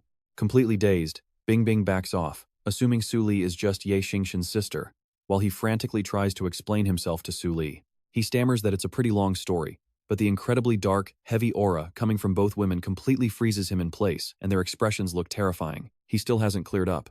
Scratching his face with a guilty look, Ye Xingchen mumbles out that there is really nothing going on between them. But get this, Bung Bung completely ruins his cover, leaving him utterly shocked as she casually introduces herself to the girls as his actual wife. Ye Xingchen is so panicked he can barely breathe, begging her not to add fuel to the fire, while a stunned Tolaire speaks up for Tiuding. A wife? No way. After some explaining, Tiuding finally gasps, realizing it is all just a big misunderstanding. Ye Xingchen slowly explains the situation, asking what they should do with Bung Bung now since they cannot just abandon her like this. Looking at Tolaire's worried face, he takes the lead to speak up, pointing out they have officially crossed lines with more Dongvor. He suggests they need to head back to Jinghai City immediately, and they should bring Bung Bung along with them too. Before anyone can interrupt him, he quickly wraps up his plan, telling Tolaire that she needs to come back with them as well. That old thief Mo Dongvor is definitely not going to let this slide. Still processing all of this, she instinctively nods her head. She agrees to go pack her things, but Bung Bung is already running right behind her, offering to help her pack up. Tiuding looks down, too embarrassed to meet his gaze as she apologizes for completely misunderstanding his relationship with Tolaire. Without even giving him a chance to explain himself, she continues saying she already heard the full story from her sister. It turns out they just have a normal sibling-like bond, and there is absolutely no secret, shady business that they are hiding from everyone. Too easy. Hearing her soft apology, Ye Xingchen immediately pushes his luck and goes in for a hug. Even if he is a bit of a playboy, he hopes she won't mind because they are destined to end up together anyway. Oh boy. Out of nowhere, Tiuding pulls a hidden blade on him, her cold, murderous glare locking onto his eyes as she dares him to say that again. Sometime later, the calm blue sky above looks far more peaceful than the chaos unfolding down on the streets. Over at the Skull Guild, loud and anxious chatter echoes through the entire mansion, demanding to know why the Ice Rain Goddess has not easily finished her job in minutes. Dientu's radio crackles to life with a sharp, resolute voice. It has been so long with zero updates, forcing Tuan Kiet to quickly smooth things over before the boss's fury blows back onto him. I guaranteed everyone that I would absolutely take Ye Xingchen's life. He slammed his expensive leather shoe down hard on the floor. If Ye Xingchen is actually dead, why hasn't the Zifeng gang made any moves yet? His furious face couldn't hide the pure frustration puffing out from his nose as they continued to boldly show off their massive power. This means Ye Xingchen is still alive, but Goddess Bingyu is the world's top assassin. How could she fail against a wet-behind-the-ears brat like him? Cursing his own slow brain, Ma Junji gritted his teeth in pure frustration. Unless the Zifeng gang is intentionally trying to hide the fact that Ye Xingchen is already dead, but there is no way Goddess Bingyu would go completely radio silent. Suddenly, he clutched his head and laughed like a madman. Damn it, none of this makes any sense. Did Goddess Bingyu actually get the job done? Dead or alive, she needs to send me an update. Suddenly, a soft knock echoes on the locked door as his subordinate rushes in, and he is about to deliver some incredibly bad news. Hallmaster Ma, the president wants to see you. Ma Junji instantly turns pale as he imagines President Dugu's menacing face. Let us follow our guy back to the city, right outside a booming local bar. Bing Bing tags along right behind Ye Xingchen, looking totally lost as she pouts and grumbles sadly about her Qinglong companion. Brother Xingchen, did you not say you would take me to Yulong Tavern? Did we take a wrong turn? He is also pretty surprised himself, immediately realizing this has to be some kind of trick by young Master Feng. Sure, he did ask to tear down the bar, but this guy moved way too fast. The Xingyao Club hasn't even fallen yet. Young Master Feng is already acting like a hall leader, and Xingchen definitely doesn't remember agreeing to turn this place into an entertainment hub. But check this out, he decides to investigate anyway. We are in the right place, let's just go inside. I can't explain everything right now, but I will tell you later. Inside, the place is decorated with absolute luxury. The two sit down together on a long sofa. Bing Bing clings to Xingchen, refusing to leave his side for even a second. He stays completely silent for a while, quietly scanning the entire room. Seeing this, Yang Jun steps forward to report the situation to Xingchen. While you were away, we followed your wishes and split the Xingyao Club into 4 halls. He then introduces everyone present one by one. Zifeng takes over as the Qinglong Hall leader, in charge of gang discipline. Wang Xiaohu is appointed leader of the Baihu Hall, handling all the combat missions for our guild. Next to him is Chen Xiaolong, head of the Zhuke Hall, who runs our intelligence network. Finally, he introduces himself, stating that he runs the Xuanwu Hall, managing all the business and financial affairs of our gang. Xingchen is pretty surprised, praising them for how much they achieved while he was gone. The Xingyao Club has completely transformed. Soon, we will surely become the strongest gang in Jinghai City, and eventually, the entire nation. Their loyal underlings standing behind them immediately start cheering with absolute devotion. You must be joking, Brother Xingchen. Serving you is our ultimate honor.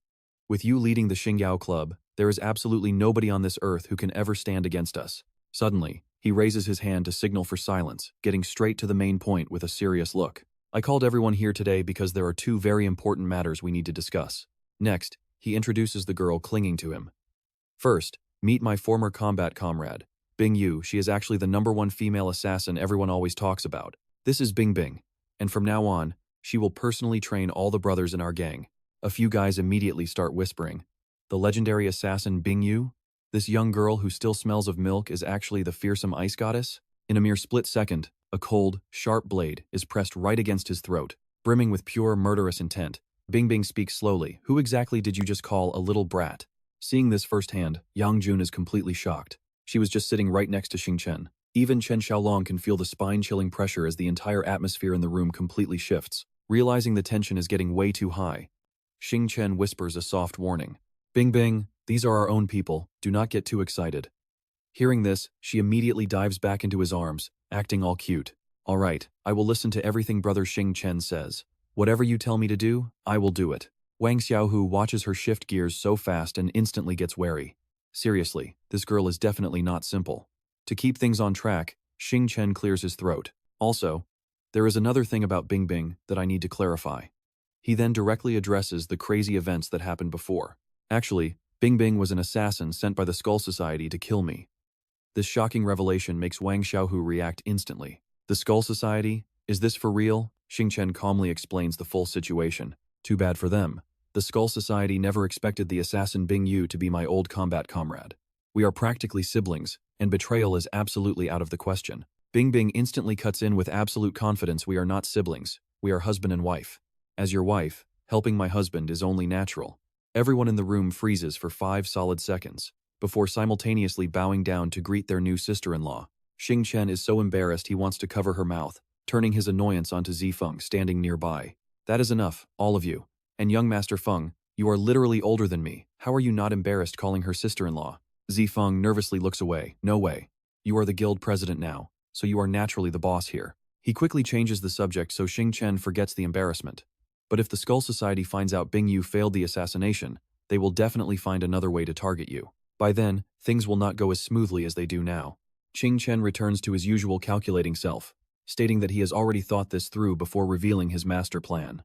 Young Master Feng, you guys continue with the original plan to build up our reputation and stabilize the gang. As for you, Ouyang, focus on gathering as much gold and information from all transactions as possible. The two quickly accept their orders. Finally, he ends with a cryptic statement. As for me, I have vanished from the martial world alongside Bingyu after our fierce battle, with my fate completely unknown. Hearing this, Zifeng gets incredibly excited, so that is the plan. Fate completely unknown. Xiaohu is lost, still running on a 2G connection. What does that mean? The kind-hearted Xiaolong steps up to explain. Let me explain it. What do you think the Skull Society would do if they knew Xingchen was still alive? He answers instantly, saying they would try to kill Xingchen. Xiaolong keeps pushing him, asking what if Xingchen is already dead. Xiaohu thinks about it before sharing his thoughts. If Xingchen is dead, the Skull Society will definitely seize the chance to wipe us out. Xiaolong smiles smugly and drops the million-dollar question. What if Xingchen is actually neither alive nor dead, but his status is left completely unknown? Catching on, he shouts with pure joy, I get it. If they do not know whether Xingchen is dead, the Skull Society will not dare to make a single move against us. Watching this is pretty entertaining for Xingchen, so he chimes in with an addition. If the Skull Society wants to play hardball, I will play with them until the very end to see who gets the last laugh. This is the second thing I wanted to discuss with everyone. Months fly by, and we cut to the headquarters of the Lu Shuiye Guild, specifically an establishment run by the Yingfeng branch. Min Qi is waiting eagerly at the door to welcome her VIP guest, Wu Tian. You are finally here. Where have you been making your fortune lately? Wu Tian looks totally exhausted as he sighs. Do not even bring it up. The gang has been busy hunting down some kid lately. We have been way too busy to catch our breath. It was so hard to finally get some free time to play today. She loves the gossip, completely missing the mysterious figure passing by.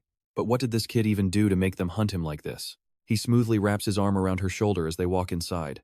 Apparently, the guy dared to offend the Skull Society. The gang leader even hired professional assassins to handle him, but there is still no news, so they have to keep tracking his whereabouts. She takes this chance to flatter him. Seriously, he is just a kid. How could he possibly stand against our entire gang? Why is the boss wasting so much energy on him? Wu Tian does not want to talk about annoying things, so he quickly changes the subject. You have to enjoy life while you can, or just keep doing business quietly like me. How has business been these past few days anyway? Got any good stuff? Min Qi immediately leans into him, saying with Wu Tian looking out for them, business has been absolutely great. We recently brought in some pretty good items, including some brand new models.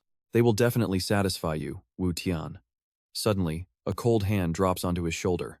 Zheng Yingying has appeared out of nowhere, quietly commanding him not to move. She firmly flashes her authoritative police badge, stepping forward to make a loud and very clear declaration. I am from the Major Crimes Unit, Zheng Yingying, and we suspect you are heavily involved in illegal smuggling. Please come to the station with us to assist with our investigation. He instantly freezes on the spot, completely paralyzed as his mind fills with endless questions. The Major Crimes Unit? Illegal smuggling? We have always strictly banned contraband on our own turf, so is someone trying to frame me? Realizing this, Wu Tian frantically looks around the room. He glares at a nearby lackey, who frantically shakes his head in terror. No, that cannot be it. My men are completely loyal to me. They would never dare stab me in the back. Thinking it over, he looks back at Zheng Yingying. Her style and makeup do not look like a cop at all. Now, here is the funny part. Wu Tian actually remembers what Min Qi said, and his brain jumps to a wild conclusion. This must be the new model, so let me play along. Regaining his confidence, Wu Tian replies with a huge grin, Hey there, officer. I am always a law-abiding citizen, so this must be a misunderstanding. Why do we not head inside and talk in private? Zheng Yingying is completely disgusted by his flirtatious attitude. Misunderstanding. If there is any misunderstanding, we can talk at the station. I will have plenty of time to chat with you there. But he boldly steps closer to tease her. Why go to the police station? Let us head inside and get to know each other on a much deeper level. She is absolutely furious now. Before taking action, she asks one last time, if you refuse to come, are you resisting a public officer? Wu Tian confidently replies, absolutely. Not only am I resisting, but I am actually going to beat up a cop today. Instantly, a gun barrel is pressed hard against his forehead. Do not move. Zheng Yingying has officially run out of patience. I am warning you one last time. Come to the station with us, or I will pull this trigger. Still, thinking this is all a game, he casually lights a cigarette. Wow, you even brought realistic props. I like this, I really do. She immediately slams the gun butt right into his face to snap him out of his delusion, glaring down at him with utter contempt. Falling to the ground, he still yells out in outrage, "You dare hit me? Do you even know who I am? Hitting the leader of the Yingfeng branch right on my own turf? I think you have a death wish." He scrambles up, immediately taking out his anger on Min Chi. "You idiot.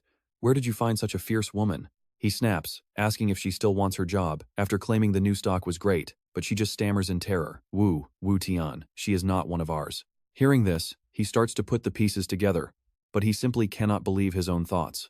"If she is not one of yours, then who is she?" But before he can finish, heavy footsteps echo nearby. An officer from the investigation team steps forward with bags of white powder, reporting that they searched the premises and uncovered tons of illegal drugs and firearms. Wu Tian completely freezes up again, standing glued to the spot, having absolutely no idea how to react. Zheng Ying stares at his dumbfounded face and announces, "Suspect Wu Tian, the evidence is clear. What else do you have to say? Trafficking illegal substances, possessing unregistered weapons, and running with a gang, these crimes alone are more than enough to lock you away for good." But instead of surrendering, he bolts. Only an idiot confesses. "Get out of my way, you absolute bastards." She just stands there watching calmly, not even bothering to give chase, before a single, decisive gunshot echoes through the air. Wu Tian writhes in agonizing pain before collapsing to the hard ground, as Zheng Ying immediately commands her officers to round up the suspects and drag everyone back to headquarters. Once the dust finally settles, she turns her gaze toward the mysterious figure standing in the shadows. He has been watching from the corner the entire time, prompting her to send a telepathic message. "Everything ended perfectly. Are you satisfied yet?" And here's the crazy part. It turns out Xingchen was pulling the strings all along, and the game is only just beginning. He quietly slips away like a ghost, leaving the cold, dark night sky to swallow the villa. Wu Tian's death is plastered all over the front page, prompting an angry boss to slam his fist onto the table and roar in fury. "Damn it!" The voice on the phone keeps babbling, desperate to wash his hands of all responsibility. "Duguba, these are orders from above, so my hands are tied. Besides, Wu Tian blew his own cover, so even if I wanted to save him, it is impossible." He lets out a cold laugh, replying with absolute sarcasm. "Chief Zheng, you just did not want to save him in the first place," to which Zheng Hong frowns, offering a warning. "Think whatever you want, but you better keep a close eye on your gang. Do not let us catch you slipping." Grasping the warning instantly, he angrily lowers his voice to ask if there is actually a mole inside, but Chief Zheng simply laughs before hanging up on him. "That is your own internal gang business, so I really cannot help you with that." With a sudden click, the call goes dead, leaving Duguba in absolute silence as his face turns dark, scheming his next move before barking orders to his direct subordinates. "Summon all the branch leaders immediately. We have urgent matters to discuss." Meanwhile, inside a quiet living room, Xingchen sits opposite Zheng Hong on the sofa, breaking the silence with a slightly apologetic tone. He apologizes to Uncle Zheng for all the trouble, but the chief quickly smiles, waving off his concerns. "Not at all," he says, "because he has wanted to bring down this Skull Society for a long time but never had the chance. Fortunately, your intelligence report allowed us to wipe out this cancer, while letting my daughter Zheng Ying take all the credit for the arrest." But then Zheng Hong suddenly frowns, asking with deep concern about what his next moves are going to be. "We managed to light a spark, but losing just one branch leader is not going to burn down their entire organization." But Xingchen just sits there, offering a calm, confident smile. "Do not worry, uncle, because if my calculations are correct, Duguba is already gathering his chiefs for a massive internal mole hunt, and I am going to use this opportunity to pour oil on the flames." Hearing this brings some relief to Zheng Hong, though he still offers a gentle, cautious warning. "Pouring fuel is fine, but do not let yourself get burned in the process, and let me know if you need any help," to which the boy politely bows in response. Deep within a freezing, pitch-black corridor known as the Skull Society's underground prison, Duguba gathers all of his branch leaders together to sniff out the traitor. Except for his adopted daughter, Dugu Niwu, he throws every single boss behind bars without any real charges, igniting a dangerous chain reaction. Just 3 days later, things absolutely blow up as loyal soldiers riot to free their locked-up bosses, launching an all-out assault and triggering a massive gang war. The entire Skull Society plunges into complete and utter chaos, while inside a downtown bar, Xingchen gathers his allies for an urgent meeting. Members of the Xingyao Association are also gearing up, getting ready to join the massive turf war. Xiao Long steps up to report some crucial intel, stating that their scouts just confirmed the western sector of the Skull Society's stronghold has been completely breached. Troops under Han Luo, the West City boss, are already preparing to abandon their territory. Pointing directly to a location on the map, He suggests they make a move to seize the West City territory first, but Yang Jun quickly interrupts, pointing out a massive flaw. If we make our move now, the Shenlong and Tianmen gangs won't just sit back and watch, especially since we are expanding so fast. We have definitely caught their attention by now, and I fear they will team up to crush us. Xingchen quickly reassures his anxious comrades. There is no need to worry about that, since Thunlong and Tianmon both want the Dolohor wiped out. Besides, I want to strike absolute terror into them so they never dare to look down on our Tindir Hor. He then begins assigning tasks, explaining that he and Fong Theo will lead the raid on Taithine Dung, but taking just one branch might not be enough. With such a golden opportunity, we must take down several other branches of the Dolohor to satisfy ourselves. Dung Tuan matches his pace in perfect sync. Understood. I will organize my men to hit the remaining branches. Seeing everything moving on track, he boosts his crew's morale. Let's move out then, he says. The Dolohor must be wiped out within 3 days. Everyone shouts in unison. Understood. Meanwhile, in another part of the city, heavy footsteps echo as figures run in a frantic rush. Hanla and his underlings are desperately fleeing from their pursuers. One of them spots a glimmer of hope and joyfully calls out to the boss that the Tin Vandar headquarters is just ahead, meaning they are finally safe. They dash wildly into the building. Suddenly, something makes Hanla freeze in his tracks. His eyes grow intensely sharp with suspicion as he raises his hand to stop all his men behind him. And look who is already waiting for them, our main man, Xingchen. He is casually twirling a knife as a little welcoming gift. Though clearly anxious, Hanla bravely demands to know who he is and who sent him. Playing completely innocent, Xingchen softly tells Boss Han not to be so tense, since he is only there to talk some business with him. The moment he turns his face, the entire crowd panics in total terror. Along with Xingchen, Tu Feng has also blended into the crowd and steps out from behind Hanla. Finding himself trapped, Hanla can only play along. Calmly and slowly, he replies, Boss Han is indeed a straightforward man, so I will not waste words and get straight to the point. Hand over the Dolohor's confidential files, and I might just spare your life. He tries desperately to save his own skin, but still wants to seize this chance to make a quick profit, even if the price is extremely high. Looking at their situation, Xingchen smirks mockingly. Oh, what price? He slowly runs his finger along the blade. With a furious expression, Hanla tightly grips his weapon, charges straight at him, and screams, your life. That force completely shatters a nearby chair, but watch this. Our guy easily dodges and slips right behind his back. Boss Han, the Dolohor is currently in complete chaos. Dokoba lost trust in you guys a long time ago, so why bother risking your lives for them? Hanla remains silent, spinning around to attack again, but he fails to touch even a single hair. Xingchen spins the knife in his hand, mocking him. Even if you kill me today to claim credit with the Dolohor, in the eyes of Dokoba, you are still nothing but an escaped convict. Your underlings even joined the gang riot. So do you really think Dokoba would just let you off the hook for that? Driven absolutely mad by his words, Hanla lunges forward as fast as the wind, but still misses.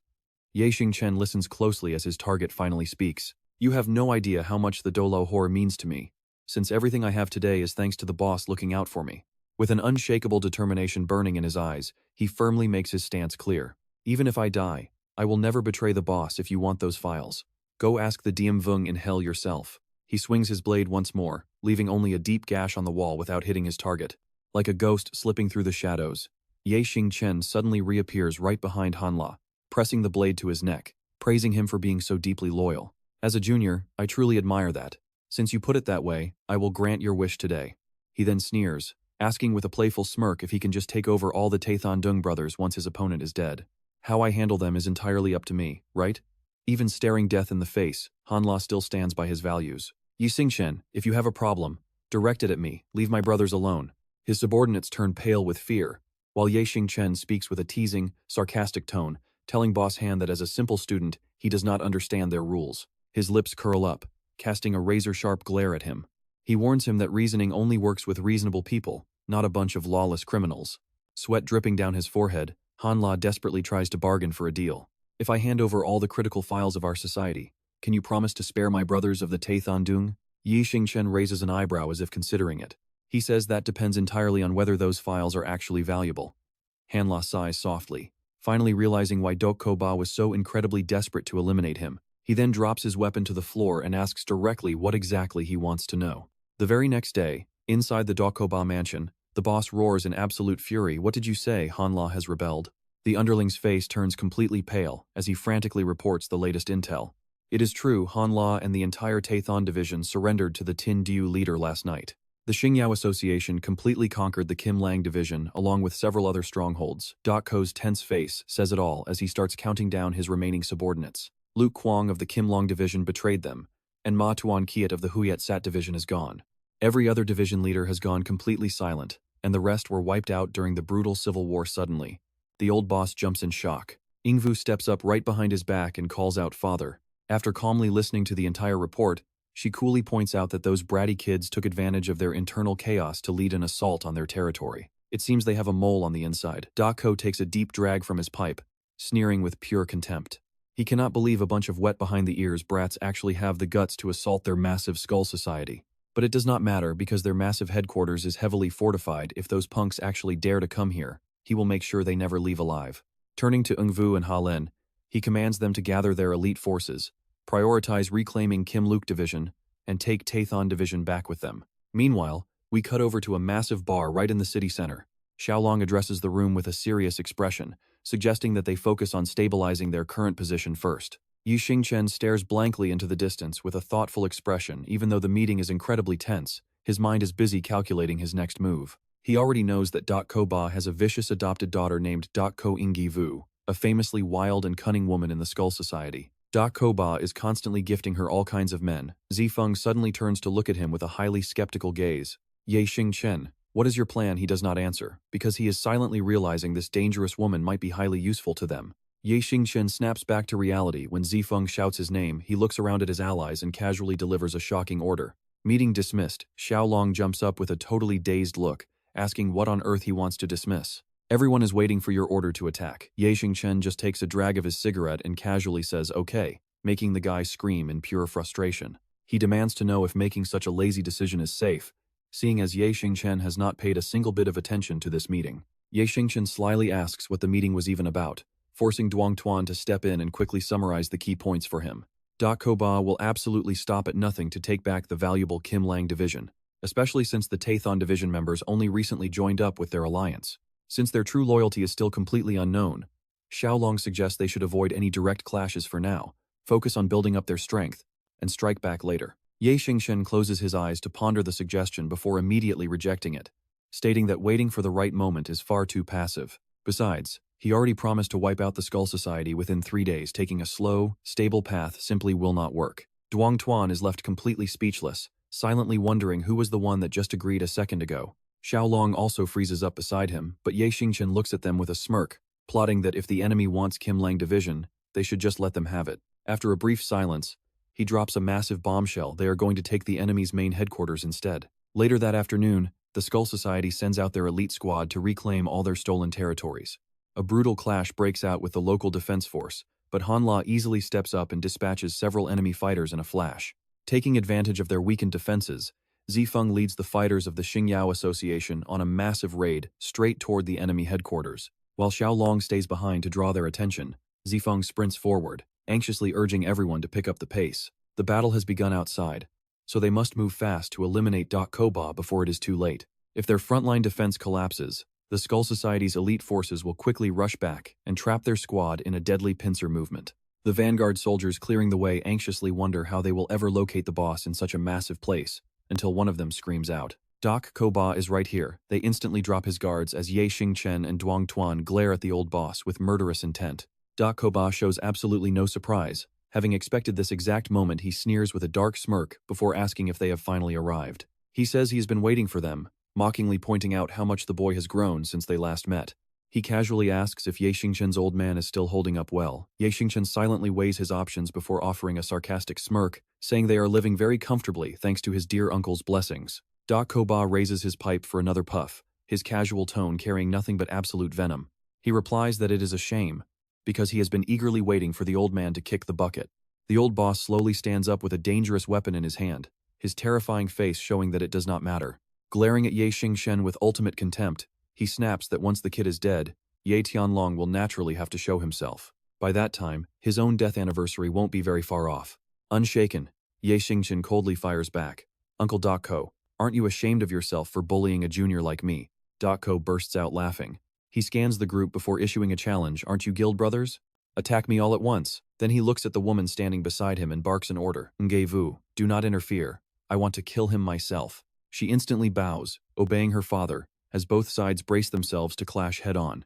Xingchen charges first with a dagger in hand, leaping forward to stab down at the old man, but Ko quickly dodges aside. Dodging the first strike, he smugly says too slow. He instantly slashes back at Xingchen, then rushes forward to throw a heavy punch at Zifeng. Luckily, Zifeng blocks it, but Ko immediately kicks Duangtuan in the stomach, giving his opponents zero room to breathe. The heavy kick sends Duangtuan flying several meters away. Xingchen and Zifeng turn to look, shouting his name in panic. Ko slips behind them during the distraction. His cold voice rings out. Looking around mid-fight, Zifeng quickly glances back, his eyes completely filled with pure caution. Right then, the old man raises his sword high with brutal excitement. Aren't you afraid of dying? Xingchen spins. 3 daggers fly in a flash, but the old man catches them all with one hand like it's child's play. He throws them straight back at Xingchen. The blades whistle, but Xingchen deflects them all in one swift move. Wait for it, his sixth sense suddenly screams that there is someone dangerous standing right behind him. Behind him is Ko, thrusting a katana straight at his back. Just as the blade is about to pierce him, Zifeng leaps in to take the blow. Even a light graze from that sword is enough to leave him gasping, his strength completely draining away. Xingchen collapses hard to the ground, his face twisted in pure agony, while Zifeng, taking the full brunt of that devastating slash, is completely paralyzed and pale as a ghost. Ko points his sword at him, speaking with pure contempt. You are overestimating your own abilities. Xingchen sees his friend on the verge of death, his eyes widening in shock as he screams, "Young Master Feng!" Hearing the desperate cry, Zifeng immediately coughs up blood, but still forces himself to stay conscious despite his injuries. "I'm fine, it's just a scratch, I won't die." Hearing Zifeng dismiss his ultimate strike like that, Ko's veins bulge in absolute rage. Clutching his chest, he stands up while the old man rants. "I've heard the Jade Dragon Zifeng is incredibly strong. Guess I see it today." Seeing his opponent still has the energy to talk back, the old man spits in anger. "Last time I died Jade Dragoncliff in blood and you escaped. Let's see how you run this time." Giving Zifeng no room to breathe, Ko yells, the classic villain line, "Die!" Zifeng turns pale, watching the sharp katana come down like a guillotine. Xingchen flies in like lightning, drawing his weapon to block the strike. Sparks fly as their blades collide. With the sharp blade pressed right against his face, Xingchen glares back. "If you want to touch young Master Feng, you have to ask me, the leader of the Xingyao Association, first." Ko ignores him, easily knocking his dagger away. The old man seizes the opening and stabs Xingchen. As pain flares, Ko grins like a monster. "If you want to die that badly, I'll gladly help you. Don't worry, your father Tianlong will follow you soon, so your whole family can reunite in hell." Watching Xingchen take his final breaths, the old man grins from ear to ear. And check this out, he doesn't even notice the silver snake creeping up. Xingchen sees Ngevu and knows he's won, sneering back, "I don't think so." The old man just laughs, speaking with utter arrogance. "Ha ha ha, your 2 brothers are completely out of commission, and your reinforcements are busy fighting a chaotic battle with my men outside. So who can save you now?" Suddenly, Ngevu appears right behind him, freezing the old man completely in his tracks.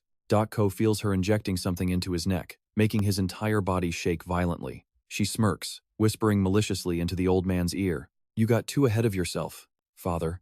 The old man suddenly swings around in a panic. Ngevu barely dodges the blow, as his eyes roll back in fury. "Ngevu, what did you do to me? I am your father, how dare you?" Hearing this, she just covers her mouth and giggles mockingly. "Ha ha ha, a beast who doesn't even deserve to be called human thinks he can be my father." Remembering her mother, a painful smile forms on her lips. "Years ago, you framed my mother, kidnapped me, and treated me like a mere tool to please others. There wasn't a single moment I didn't crave revenge. My lifelong wish is finally coming true today." As the poison slowly spreads through Ko's body, he still continues to insult Ngevu and her mother. "You little bitch, today I will send you down to hell to meet your worthless mother." But heaven has other plans. Just as he finishes speaking, he coughs up a huge mouthful of blood. She steps closer to the father she hates, proud of her deadly gift. "This is a poison I custom made just for you. Do you like it?"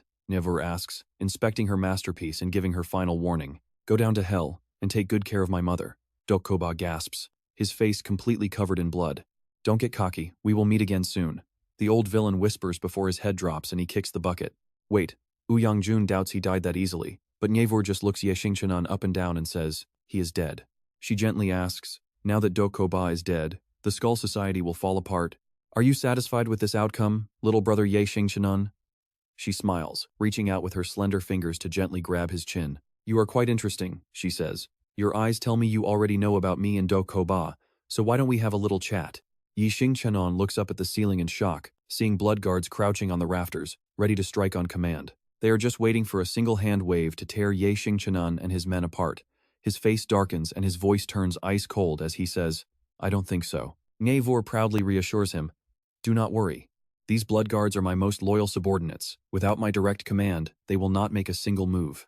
She sits down, lightly tapping his shoulder as she says, Big sister would never have the heart to hurt someone as cute as you. But Xingchen just turns his face away and flatly rejects her. I am sorry, but although I do love beautiful women, I have absolutely zero interest in crazy ones. Even after getting rejected, Ngavor cheekily slides closer, like a seductive spider demoness trying to tease him. What a shame, she pouts. It is so rare for a man to capture my heart like this. Xingchen sighs helplessly as she puts on a dripping, sweet, cute act. So does little brother Xingchen want to kill me? She asks, as he glares back and speaks his mind. These blood guards only listen to you, and since you are all remnants of the Skull Society, this threat cannot be ignored. Ngavor sneers in disdain, but do you really have the power to kill me right now? Even if your reinforcements show up, they are completely exhausted. They stand no chance against my blood guards. Hearing this, Xingchen is totally frozen. She pouts her lips and slowly slides closer. Besides, no matter how you look at it, I am still your lifesaver. After all, I did get rid of Doc Koba for you, Ngavor says, putting on a pitiful, fake act that is totally shameless. Are you really going to repay my kindness with hatred? She asks, suddenly grabbing and fondling his hand while he is completely distracted. And honestly, Xingchen is way too distracted with his racing thoughts to even notice her highly disgusting behavior. The crazy woman is right. Fighting her head-on right now would bring absolutely zero benefit to the Tin Deer Association. Snapping out of it, he flinches at his wet hand and glares at Ngavor, saying, If you do not plan to fight us, I will let you walk away this time. She crosses her arms, completely delighted with her little tease, before turning away with a fake, shy blush on her face. You truly are worthy of Big Sister's eye. I am starting to like you more and more, little brother Xingchen. Ngavor finally leaves with her blood guards, turning back to shout that next time, she will definitely make him fall in love with her. She winks and blows him a highly seductive kiss, as Ouyangjun helps a very frustrated Tufong stand up.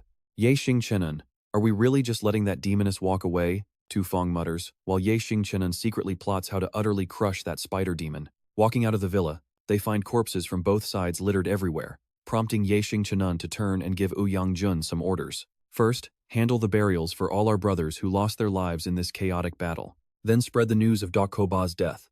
Order the Skull Society to submit to our Tin Deer Association, and execute anyone who resists on the spot. Ouyangjun nods in agreement, while Xingchen grits his teeth in pure rage at the sight of his fallen brothers piled high. Ngavor, letting you walk away today definitely does not mean I will let you live. He watches Ngavor's group walk toward the gate where Bung Bung is waiting in ambush, thinking, I might not be able to kill you, but she certainly can. One of the guards approaches Bung Bung's hiding spot to investigate, but he just stands there completely blank-faced upon finding nothing, assuming whoever was there must have used some stealth technique. Ngavor frowns in confusion. Her intuition has never been wrong, so what is going on here? Suddenly her eyes widen as a sharp instinct screams at her to dodge to the side.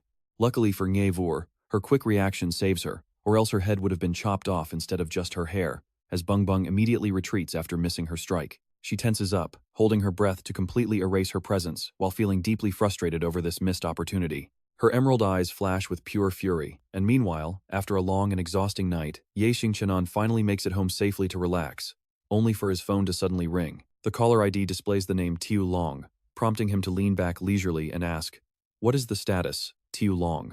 Seeing him answer, Yunlong frantically yells that a massive crisis has just broken out. Xingchen. His brows furrow instantly, and he leaps out of his chair upon hearing that the Tianmon Association has attacked, and Kim Long Hall has fallen. At the same time, Tuan Keat is walking among the scattered corpses. He suddenly stops. The Heaven Gate Association and Kuang Long stand tall there, radiating a massive, overwhelming pressure that completely dominates the area. Behind him stand a few of his henchmen. Holding a lit cigarette, he displays a pretty arrogant, disrespectful attitude. The leader is Trung Kuang Long, the branch master of the Heaven Gate Association's Divine Dragon Branch. Since this joint operation went so smoothly, these two just laughed together. Now, here's where our main scene shifts back to Xingchen. Hearing his subordinate's urgent report, Xingchen's face turns pale. To deal with the Skull Guild, their gang already deployed almost all their forces. With the Heaven Gate Association making this sudden move, they simply have no way left to counter them. Hearing that those two complete maniacs have joined forces, Dung Tuan and Tufong exchange a highly tense look. Once Xingchen fully grasps the whole situation, he calmly instructs his ally, I understand. You focus on fighting the Skull Guild first, and I will handle the Heaven Gate Association. Hearing that he plans to handle this completely alone, Dung Tuan is pretty bewildered. Xingchen, you aren't actually planning to go fight the Heaven Gate Association all by yourself, right? Seeing no response, he loudly tries to stop him. Absolutely not. With your current heavy injuries, going after the Heaven Gate Association right now is just pure suicide. He is completely stunned by Xingchen's calm response. I never said I would go by myself. Looking at his phone, he explains, I have secretly built a hidden team, and they only mobilize when things get extremely critical. Without hesitation, Xingchen makes a quick call. This is the perfect time for them to stretch their legs. How else can I survive? Dung Tuan and Tu Fong hear this but don't understand a single thing. Xingchen just smirked, a chilling, murderous aura suddenly filling the room. Wipe out the Divine Dragon Branch and reclaim Jinling Branch for me. Meanwhile, Yunlong rests his heavy blade on his shoulder, praising Tuan Kiet. It's all thanks to the help of this Golden Dragon Branch leader Ma that we conquered it so easily. Not daring to accept praise from a lunatic, Tuan Kiet immediately flatters him back. Not at all. It's entirely due to Branchmaster Trung's extraordinary courage and brilliant wisdom. That trash from the Star Association was never your match anyway. Still, as a Heaven Gate leader, how could Yunlong not feel highly suspicious of Tuan Kiet's shady actions? There's still one thing I don't get. You are literally the Bloodslayer leader of the Skull Guild. So why approach our Heaven Gate Association for a deal? At such a critical moment, instead of protecting your own master, you are out here helping outsiders seize your very own gang's territory. He calmly replies, greedy people don't even value their lives. And the Skull Guild ended up like this because Dokoba always did whatever he wanted. I am merely going with the flow, using the Star Association as a pawn to carve out my own survival. Tuan Kiet smiles slightly at Yunlong, showing his completely unmasked ambition. He asks who would ever want to be a miserable servant, constantly stepped on day after day. Wouldn't you agree, Branchmaster Trung? Having said that, he smirks, trying to tempt the man onto his own path. Being ordered around constantly by the Feng family for every little thing must not feel very good, right? When are you planning to steal his position? Hearing this, Yunlong just laughs mockingly at his absolute betrayal of his own boss. With a swift slash, he doesn't hesitate to swing his massive blade right at him. The sharp edge rests inches from Tuan Kiet's neck, so close that a single movement means instant death. Yunlong's chilling words make him break out in a cold sweat. Do not ever lump me together with you. Just because I agreed to work with you doesn't mean I actually accept you as an ally. His face is ice cold, his sharp words cutting deep without mercy, scheming behind backs and betraying your own guild. If I were the leader of the Heaven Gate Association, I would have decapitated a loyal dog like you already. I am sparing your life once, but if I ever catch you around here again. Before Yunlong can finish his sentence, he suddenly senses something. Footsteps echo loudly through the dead silence, the spiked metal boots gleaming in the cold. Finally, the elite killing squad enters the battlefield, led by the formidable Vung Kung. Yunlong's expression goes completely blank as he spots three mysterious, dark figures stepping onto his territory. Oh, we have guests.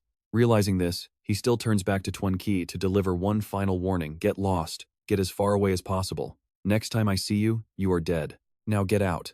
Still acting completely shameless and without a hint of fear, Tuan Kiet mutters, fine. I will wait for the day you become leader. Having finally gotten rid of that traitorous dog, Yunlong turns his focus to Vung Kung, ordering them to leave without a second thought. Where did you rats come from? This is Heaven Gate territory. Find somewhere else to fight. Vung Kung doesn't waste time and gets straight to the point. The Star Association's Killing Squad is here on our leader's orders to take back our lost land. Realizing these men are actually from the Star Association, his face instantly drops, his heart skipping a beat. Without caring about the pale expression of a dying man, Vung Kung coldly issues his final command, leave absolutely no one alive, slaughter them all. The Qilin warriors waste no time, immediately charging forward to tear through Yunlong's minions first. With just a single move, they overpower the guards and drive a dagger deep into their chests. Sensing the tide turning rapidly, Yunlong grabs his massive blade and rushes forward. Relying on the superior reach of his long weapon, he unleashes a powerful, wind-shearing slash before they can even get close. Wang Gang leans backward to dodge the attack by a hair. He agilely lowers his center of gravity, sliding right between his opponent's legs using a mountain-piercing move. The guy never expected such a dirty move, his eyes rolling frantically like Jiang Luo. Of course, Wang Gang gives him no time to think, drawing his dagger to clash directly against the giant broadsword. The razor-sharp blades grind together, producing a screeching, ear-splitting sound. 1 second of distraction, and Zhang Yunlong takes a sharp slash right across his chest. His eyes widen in complete disbelief as fresh blood splatters everywhere. This massive combat blunder even forces him to cough up a mouthful of blood right on the spot. Seizing the momentum, Wang Gang leaps right over his head. His 5-inch spiked boot slams straight into Zhang Quanglong, twisting the giant's face in agony. The power of that kick is absolutely devastating, sending him flying like a kite with its string cut. He drags his beaten body across the floor with all his remaining strength, desperate to escape. But before he can crawl far, the unlucky bastard bumps into other Qilin brothers. Wang Gang gets drawn in by this pathetic trembling and sweeps his cold gaze over the scene. Squatting before Zhang Quanglong, he presses the blade against his neck before calmly speaking, "Don't move. I have a few questions for you." He screams out, showing he would rather die than talk no matter what you ask. "I am not saying anything, just kill me already." Naturally, Wang Gang obliges, plunging the blade straight into his back and making him howl out in pure agony. Wang Gang delivers a ruthless lesson: you are definitely dying, but only after you answer every single one of my questions. Gritting his teeth in frustration, Zhang Quanglong listens to him whisper, "Tell me, did Ma Junji send you guys here?" Mentally triggered, he spills everything in a rage that idiot Ma Junji has a bunch of snot-nosed kids and would never dare provoke you. If it were up to me, I would have wiped out the Xingyao Association long ago. Over at the headquarters of the Xingyao Association, everyone is still anxiously waiting for updates. Yang Jun bears the pain of his bandages, watching Xingchen walk over while on the phone listening to the cold orders. Since this was not ordered by Ma Junji, we should not make enemies with the Tianmen clan, so let's spare Zhang Quanglong's life for the time being. Secure the territory of Jinling Tang for now, and I will send reinforcements shortly, the voice on the other end of the line clearly confirms. The moment the president hangs up, the hated name Ma Junji flashes in Xingchen's mind. Cold, dark energy radiates from him, consumed by the single thought of eliminating that bastard as soon as possible. While plotting to eliminate his rival, his good brother suddenly appears and catches his attention. Seeing his friend wave, Xingchen cannot believe his own eyes, staring in shock at Xiao Tian, who has suddenly returned. After a very tense parting with Zhang Quanglong, Ma Junji storms back to his miserable hideout, gritting his teeth as he mutters, "That bastard dared to threaten me with a blade. Just wait until I rebuild the Skull Society and become president. You will be the very first person I execute." But while he is busy plotting his revenge, reality slaps him hard. Now watch this. Ma Junji's pupils shrink to pinpricks as he witnesses a once-in-a-lifetime nightmare. Right at his feet, 500 of his loyal men lie lifeless in pools of blood. And even Dugu Niyu is among the corpses, fueling his panic and rage. Ma Junji jumps up and down like a cat with its tail stepped on, screaming out a pointless question: what the hell happened here? Even in broad daylight, the flashy Dragon 3 sign stands out brightly on the street corner. Leaning comfortably back on the sofa, Xiao Tian raises his glass and remarks, "You have some real skills, kid, actually wiping out the Skull Society." Xingchen replies with a smirk. "Usually, Xiao Tian is like a ghost, slipping in and out without a trace. Why do you suddenly have time to seek me out today? Surely you did not come all this way just to celebrate my victory, did you?" Sensing his impatience, Xiao Tian decides to get straight to the point. "Fine, let me put it simply," he says, throwing a blood-stained dagger onto the table with an ominous grin.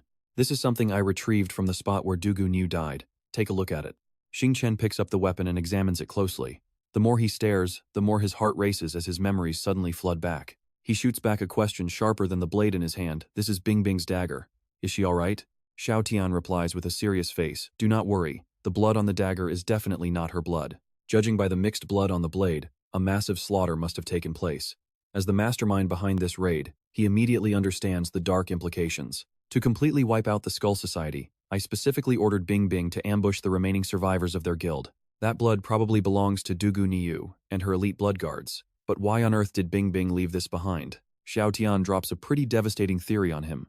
She has vanished without a single trace, and I think her own mysterious clan came and dragged her back. Xingchen repeats the words, her clan thoroughly stunned by this shocking revelation. "Did you not know Bing Bing ran away from home to join the mercenaries?" Xiao Tian kindly breaks down her family lineage for him. Word is, they are a highly bizarre and secretive assassin clan, completely mastering all kinds of dark techniques and mystical arts. Bing Bing was born into a massive, powerful family, and her clan members have been hunting for her whereabouts ever since. Xiao Tian pauses for a moment, offering some pretty sincere advice. He admits he doesn't know much about Bing Bing's clan, so he thinks it's best if Ye Xingchen doesn't go searching for her. Ye Xingchen sets his glass down, acting like a good, obedient student, as he agrees to stay out of it for now. But then he carefully adds one condition: if there is ever any news about her, Xiao Tian must let him know immediately. He readily agrees. Of course. Setting the whole Bing Bing matter aside for now, Ye Xingchen folds his arms and starts asking about their major enemy. "By the way, how much do you know about Ma Junji?" Xiao Tian rubs his chin, searching his memory. He holds 2 doctorate degrees, loves playing mind games, and joined Duguba early on to become the master of the Blood-Slaying Hall. Want to eliminate him? Xingchen openly admits he is currently completely surrounded by dangerous enemies. This guy constantly plots to kill me, so leaving him alone will only invite disaster.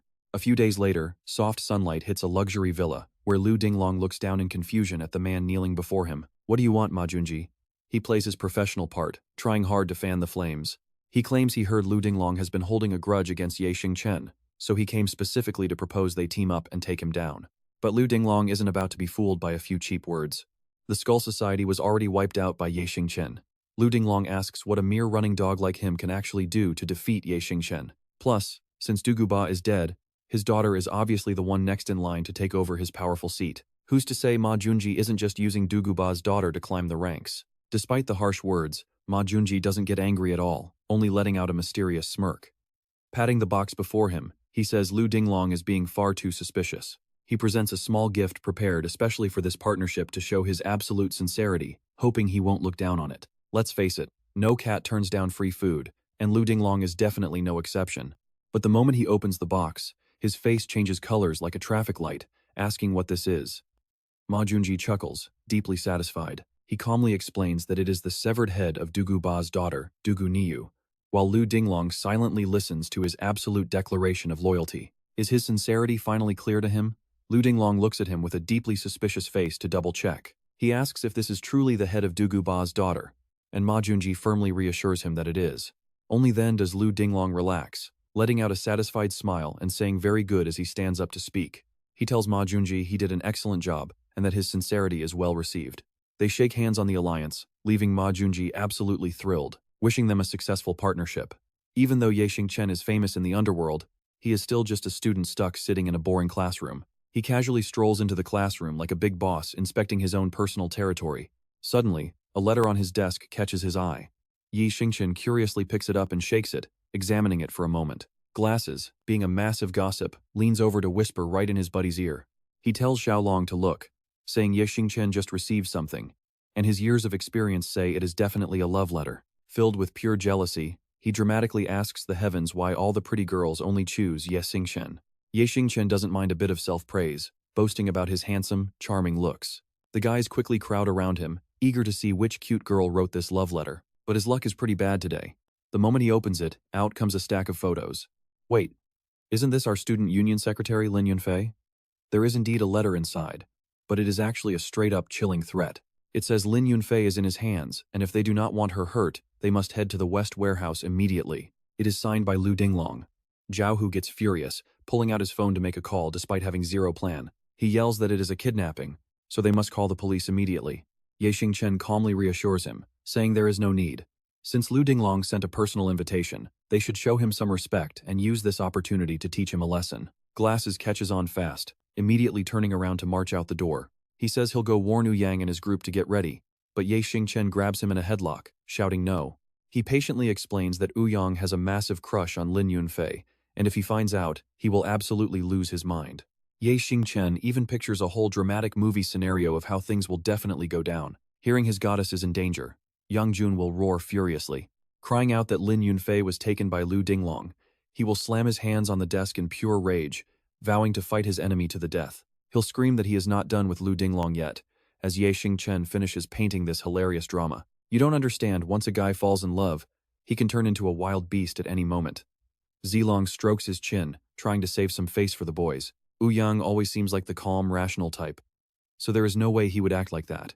Speak of the devil, what did you say about me? Their faces turn completely pale as they start stuttering over each other. Yang! Xingchen quickly snaps back, huddling everyone into a corner to discuss a strategy. He assigns this task to the most brain-dead guy in the group. Zhao Hu, you explain it to Yang. Remember, do not mention Lin Yunfei at all. Zhao Hu agrees without a second thought. Leave it to me. I won't say a single word. Satisfied, he hands out the remaining tasks. Xiaolong must immediately tell Feng Xiaobao to gather everyone in the west. The plan is ready. Show time. Zhao Hu coughs into his hand, stepping right up to Yang Jun.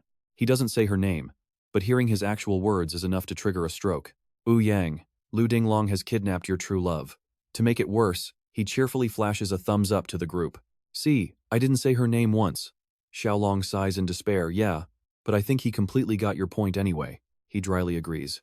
I think so too. Hit with that terrible bombshell. Yang Jun finally snaps out of it. What did you say?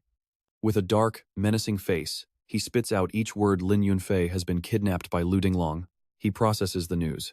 He spins. He dashes off. Lu Dinglong, you just wait for me. Zhao Hu hangs his head like a dumb puppy, totally clueless about what just happened. Didn't they say not to mention Lin Yunfei? What kind of trick is this? Meanwhile, at that nearby abandoned warehouse, you can literally feel the suffocating tension hanging in the dusty air. The newly formed Revenge Alliance laid their trap yesterday, and now they wait. But Lu Dinglong still has his doubts. Brother Ma, is Ye Xingchen really going to show up to save a girl he has zero connection with? Munji tilts his head, comforting him. Brother Lu, stay calm. Ye Xingchen is incredibly loyal, so he will definitely come to rescue his friend's lover. You should just focus on whether the men you brought can actually destroy him. His pride hurt. He immediately snaps back. Brother Ma, do not look down on the Chrysanthemum sect. He still has basic faith in his loyal squad. If Ye Xingchen dares to show up, he is as good as dead. Right on cue, a scout rushes in to report, young master, the target has arrived. Both of them immediately stop chatting and turn around, highly alert. Lu Dinglong raises his index finger, signaling his hidden squad behind him. Upon receiving the command, they form hand seals and instantly vanish without leaving a single trace. Right after that, Ye Xingchen casually strolls straight into the enemy's den. He stands up to greet the prey walking into his trap. Ye Xingchen, you have some serious guts showing up here all alone. He doesn't care. No empty praise. He coldly throws the question right back at him. Without saying a word, they walk over to the warehouse entrance to negotiate. Ye Xingchen holds up a stack of photos, speaking first. Senior Lu, I am here, so release her. Lu Dinglong suddenly looks up at the sky, throwing out a completely random remark. Want her back? Prove your skills.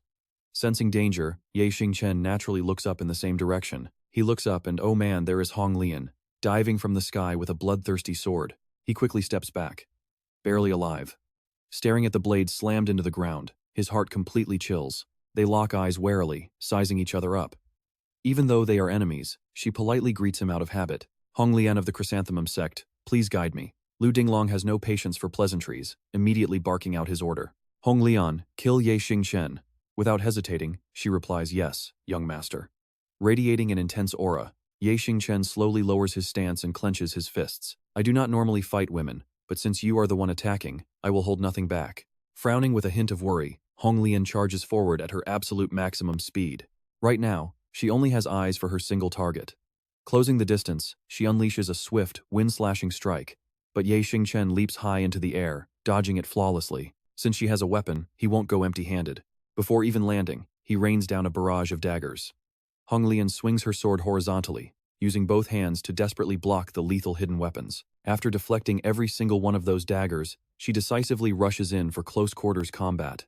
They clash fiercely, trading heavy blows, with every single strike aimed directly at the throat. Frustrated after her slashes are repeatedly blocked, Hong Lian leaps up and delivers a downward strike to finish Ye Xingchen. But she fails again. Watching the intense duel, the members of the Revenge Alliance sweat nervously, each harboring their own hidden agendas. Junji cannot help but mock him. Brother Lu, your underling is no match for Ye Xingchen. Just as he said, after a few clumsy warm-up exchanges, Ye Xingchen now spins Hong Lian around like a toy top. Distracting her with a few quick footwork fakes, Ye Xingchen successfully snatches her veil before mockingly waving the black cloth in his hand with a perfect 10 out of 10 pose. She bites her lip in pure annoyance at his teasing, never expecting someone with such a ruthless fighting style to have such a handsome face. Frustrated, Hong Lian lets out a furious scream and hurls her hidden weapons at him. Simply twisting his waist a few times to easily dodge the spinning projectiles, Ye Xingchen silently reappears right behind Hong Lian like a haunting phantom. To inflict even more mental damage, he tells her she's way too green to fight him. Before she can react, he coldly delivers a clean chop to her neck, ending this pointless fight. Hong Lian immediately collapses onto the floor, completely knocked out cold. Ye Xingchen quietly looks down at his work, even nice enough to offer an explanation. Apologies, beautiful, he says. I don't have much time. But as this fight ends, Ye Xingchen quickly realizes it was just an appetizer. The Chrysanthemum sect has already completely surrounded him. He looks straight into the eyes of Lu Dinglong and growls each word. For Senior Lu Dinglong to welcome me so warmly, a junior like me feels both honored and incredibly anxious. Are we supposed to be worried for Ye Xingchen or his enemies? He just calmly smirks and drops 2 words. He then bursts through their blockade with lightning-fast speed, leaving them with a parting remark, I'm leaving first. Lu Dinglong's face turns purple with rage as he points and screams, you think you can offend the Chrysanthemum sect and run? Chase him. Hearing their plan, Ye Xingchen pauses for a split second. He quickly spins back, throwing a volley of shining daggers right at them. Even a chrysanthemum withers under fatal damage. Anyone caught in the line of fire screams out in agony. But unfortunately, these flowers grow in massive clusters. Even after taking down a few, a huge crowd still chases him. Within seconds, Xingchen is cornered from both sides. Knowing better than to waste time, two attackers draw their swords and strike at once. Trapped in a pincer attack, he's forced to slide toward the corner, barely escaping their lethal blades in time. But playing defense is definitely not his style. He leaps straight into the air, completely vanishing from their line of sight. The two club members just stare at each other, their minds completely filled with questions. Not wanting to keep them waiting, Xingchen kindly delivers a brutal kick right to one of their faces. What a creative escape. Using the guy's head as a springboard, he successfully leaps right over the high wall. Stomping the wall to slow down, he lands gracefully. He mockingly thumbs down at them, scoffing that the chrysanthemum sect is only capable of this. This pathetic chase leaves both Lu Dinglong and Junji completely exhausted, gasping for breath like tired dogs. Screaming with all his might, Lu Dinglong roars, Xingchen, I swear you will not survive today. Keep chasing him. The chrysanthemum sect charges forward again. Xingchen arches his back to narrowly avoid a deadly sword slash. Sticking to his motto of returning double the damage, he returns the favor with several shiny daggers. Looking at the few weapons left in his hand, Xingchen quickly calculates his options and decides that running away is his best choice. But after running only a short distance, his footsteps suddenly slow down. Xingchen looks up to find a massive wall blocking his path. Turning around, he faces the relentless club lackeys clinging onto him like leeches. Lu Dinglong's voice echoes close by, you have nowhere left to run, Xingchen. The man slowly walks out from behind his loyal followers. Xingchen lowers his head and cracks a subtle smirk. Xingchen suddenly slams a powerful blow into the wall, warning him, you are the ones with nowhere to run, Senior Lu Dinglong. Whether his power is just too crazy or the wall is super flimsy, a single hit shatters it completely into dust. You knew he had a backup plan, right? Behind that broken wall stands Zhao Hu along with 500 members of the Xingyao Club waiting for them. While the two bosses are frozen in shock, their lackeys suddenly notice another terrifying surprise approaching. Xiao Hu casually looks at them and asks, what is going on here?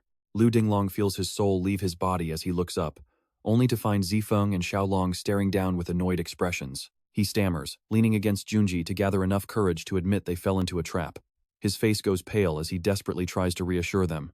Relax, Senior Lu Dinglong, Junji whispers. We still have the hostage, so they won't dare lay a finger on us. Hearing this, Lu Dinglong suddenly gets a massive confidence boost, bursting into laughter like he's on top of the world. Ha, good thing Junji reminded me, the hostage is still ours, so you better not move. Meanwhile, Xingchen slowly lights a cigarette and gives him a casual reminder. Senior Lu Dinglong, are you absolutely sure that hostage is still in your custody? Lu Dinglong completely freezes as a voice speaks from his phone. Senior Lu Dinglong, this is Chen Xiaolong. He has the upper hand here, so his words carry some serious weight. We have already taken the hostages, he says. Sorry for killing your men, so hopefully you don't take it personally. Standing right beside him, Deng Tuan decides to chime in too. Lu Dinglong, you and I are far from done. The guy and his sworn brother break into a heavy cold sweat, both sharing a silent look and choosing to stay completely quiet. Xingchen chuckles coldly and casually gives a calm order, brothers. Give Senior Lear a proper welcome. Make sure you don't embarrass our Tin Deer guard. Surrounded on all sides, Ma Tuan Keat frantically urges him, Brother Ma, think of something. He is furious, clenching his jaw so hard his teeth might shatter. His mind is racing, he is panicking. Damn you, Xingchen, I failed to kill you again. Ma Tuan Keat explodes with rage, swearing to himself that next time, he will make sure there is no grave left for his enemy. His delusions are grand, but reality? It is about to hit him square in the face. Xingchen puts him out of his misery with a 10 out of 10 powerful punch. Just like that, the storm clears and a bright new day begins. The group heads back to Dragon 3 to regroup, where tactics are discussed and Tiolong reports their battle results to him. We wiped out all the assassins from the Chrysanthemum Guild. 0 casualties on our side. Lu Dinglong and another unidentified guy took advantage of the chaos to escape, and we still haven't found any trace of them yet. That is all. With a cigarette in his mouth, Xingchen warns them the Chrysanthemum Guild definitely has more than just these guys. They will send even more killers to stir up trouble, so you all must keep your guard up. He pauses. Tasks are handed out. Tiolong, Lu Dinglong definitely didn't act alone. Go find the mastermind behind this right now. Tiolong quickly raises a finger to explain. Actually, on our way back, Odung and I caught one of those Chrysanthemum Guild killers who might know something. Satisfied, Xingchen stands up, planning to interrogate them himself. They head over to a room nearby, where a hidden girl named Hong Lian gently pulls back a tarp, revealing a pair of sharp, dangerous eyes. She moves, Disguise tossed aside, she rises quickly from her hiding spot. Leaping into the air, Hong Lian swings her sword, aiming a deadly sneak attack right at Ye Xingchen's back. Almost like he has eyes in the back of his head. He senses the danger and instantly spins around, catching her wrist with his bare hands to disarm the attack. No mercy. Showing absolutely no care for her gender, he slams her hard onto the cold floor. Ye Xingchen coldly draws his dagger and drives it down, plunging the blade right next to Hong Lian's head. In a freezing tone, he asks her, "Do you want to live or die?" Pale with terror, she looks at the sharp blade and whispers, "Live." And you can bet he is happy with that choice, so he starts bargaining. "If you tell me everything you know today, I promise you will walk out of here alive. Deal?" With her life hanging by a thread, she obviously doesn't have the luxury to say no. Hong Lian mechanically nods in agreement. Having gotten exactly what he wanted, Ye Xingchen pulls his knife back and stands up. He wastes no time interrogating her, "So tell me, why did Jinlong suddenly make his move? What happened?" She answers him quickly, her voice serious as she explains everything. She tells her new master that a man named Ma Tuan-Keat is behind this. Ye Xingchen confirms the name, cursing him 100 times over. Of course it is that bastard again. Hong Lian quickly clarifies that he has been right next to Jinlong all day, meaning her master has likely run into him already. It finally clicks for Ye Xingchen after 800 rounds of chaos, and he is feeling pretty annoyed with himself. So that annoying brat was Ma Tuan-Keat, he thinks. I should have just killed him when I had the chance. Pushing his regret aside, he asks about the inner workings of the Chrysanthemum Guild. She bows. "I am so sorry, master," she whispers. "Even though I served them for years, I am only an outsider, so I know absolutely nothing about their inner circle." He silently processes this info, while Hong Lian timidly asks if there is anything else he wants to know. Ye Xingchen decides that is enough, and lets her off the hook. "Not for now," he tells her. "Just get some rest, because you are going to be my personal bodyguard from now on." She nods. Hong Lian quietly agrees, officially joining the Tin Deer Guard. Over at the Li family estate, the quiet mansion is preparing to welcome a brand new owner.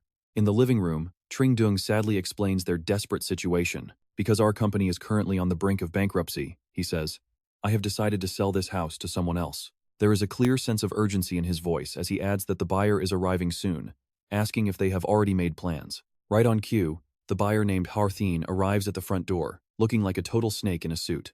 As another brand new day begins in this bustling city, Ye Xingchen slowly walks right into a luxurious, high-end apartment building. He peeks in. He whispers her name, but Teodin is too busy drinking directly from the bottle to hear. She is laughing, shouting they aren't going home sober, as he boldly steps inside. As soon as Teodin catches his scent, she runs over with open arms, shouting. She throws herself into Ye Xingchen's chest, playfully scolding him. "Why so late?" she pouts. Her cute act disappears as fast as it started. Soon, quiet settles over the room.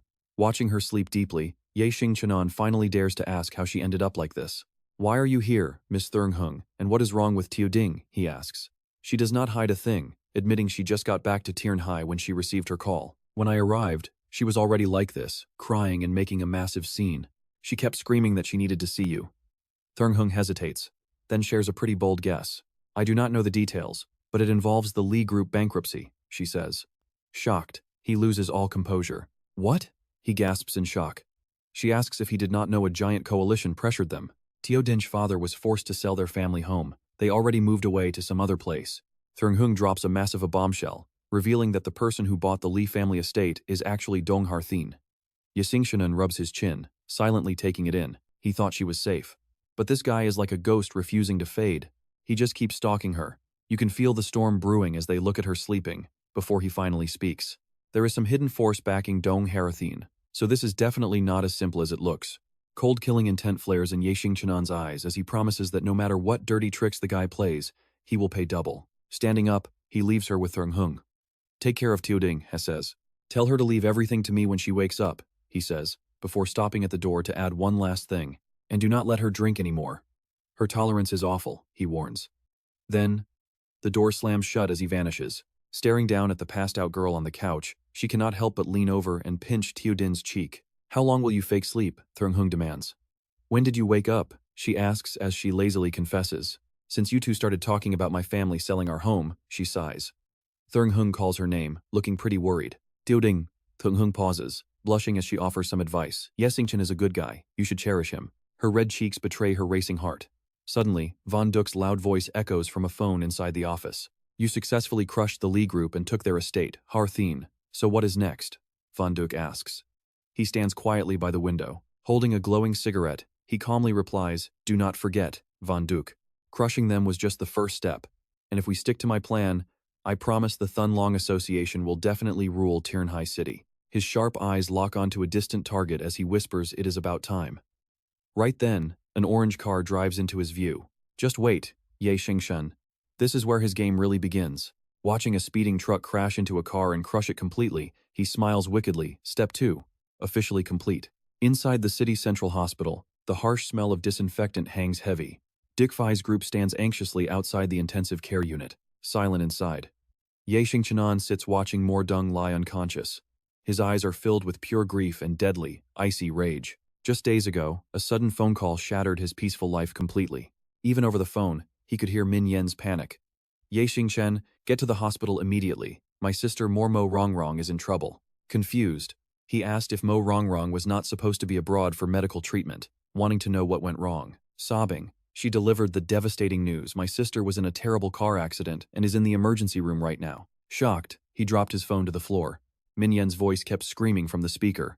"She did not tell you she returned because she wanted to surprise you, but now this happens. Ye Xingchen, you must get here right away." Suddenly, Tiolong pushes the door open to interrupt his thoughts, quickly reporting everything they managed to uncover. "We found the crash vehicles, but both drivers are already dead," he reports. "No suspicious traces are found, so they probably ended their lives out of guilt." Teothin then shares what his team discovered. "I already went ahead and had autopsies performed on Mo Rongrong's biological mother, Tudong Yin, as well as her stepfather, Li Thon Dung. It is confirmed that they both died directly from the crash." Exhausted, Ye Xingchen lowers his head and thanks them for their hard work. Terrified of his state, they both shut their mouths, only trading quiet glances. Finally, Tiolong gathers the courage to speak up, urging Ye Xingchen to eat and sleep before his body gives out completely. He does not seem to hear a single word, sitting completely still like a stone statue. Suddenly, Mo Dong groans softly, her brow furrowing. Her eyelids flutter open just a tiny crack as her vital signs suddenly surge back to life. This wild duo stares with wide-open mouths at the unfolding medical miracle. Without a word, Xiaolong bolts out the door, shouting at the top of his lungs. Dr. Xingchen grabs her hand in absolute disbelief, his mouth wide open as he tries to call her name. Rongrong seems completely awake now, softly whispering a few words. "Where am I?" As the sudden commotion quickly dies down, the doctor standing in the middle of the room carefully advises the eldest daughter of the Murong family is out of danger now. Just make sure she rests well. Yifei steps closer and speaks up hesitantly. "Rongrong, you are finally awake. You have no idea how worried Xingchen was about you these past few days." Yang Jun also acts uncharacteristically gentle, that is true. "Xingchen did not even drink a single drop of water because of you. Thank heaven you are all right." This man, whom everyone usually praises so highly, now has eyes only for her. He looks at Rongrong lying weakly in her hospital bed, his voice instantly softening. "You are finally awake. Do you feel uncomfortable anywhere?" But Murong only opens her large, sparkling eyes, delivering a devastating blow to everyone in the room. "Wait, what? Who are you?" Yi Xingchen freezes as space and time seem to grind to a complete halt. Deep in the quiet night, an abandoned warehouse becomes the perfect backdrop for dirty, wicked deeds. The henchman is dragged away, kicking and screaming like a slaughtered pig, begging Brother Tian for mercy. But who cares about useless pleas? He is pushed straight into the guillotine to end his life.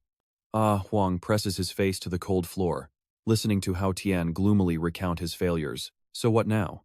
That girl is still very much alive, resting inside Jingshan Hospital. He grabs the man's hair, pulling his head back to interrogate him about failing to finish off a simple girl. "Ruining my plans. What use is there in keeping you alive?" Huang is absolutely terrified, begging, "I am sorry, Brother Tian. Please spare us just this once."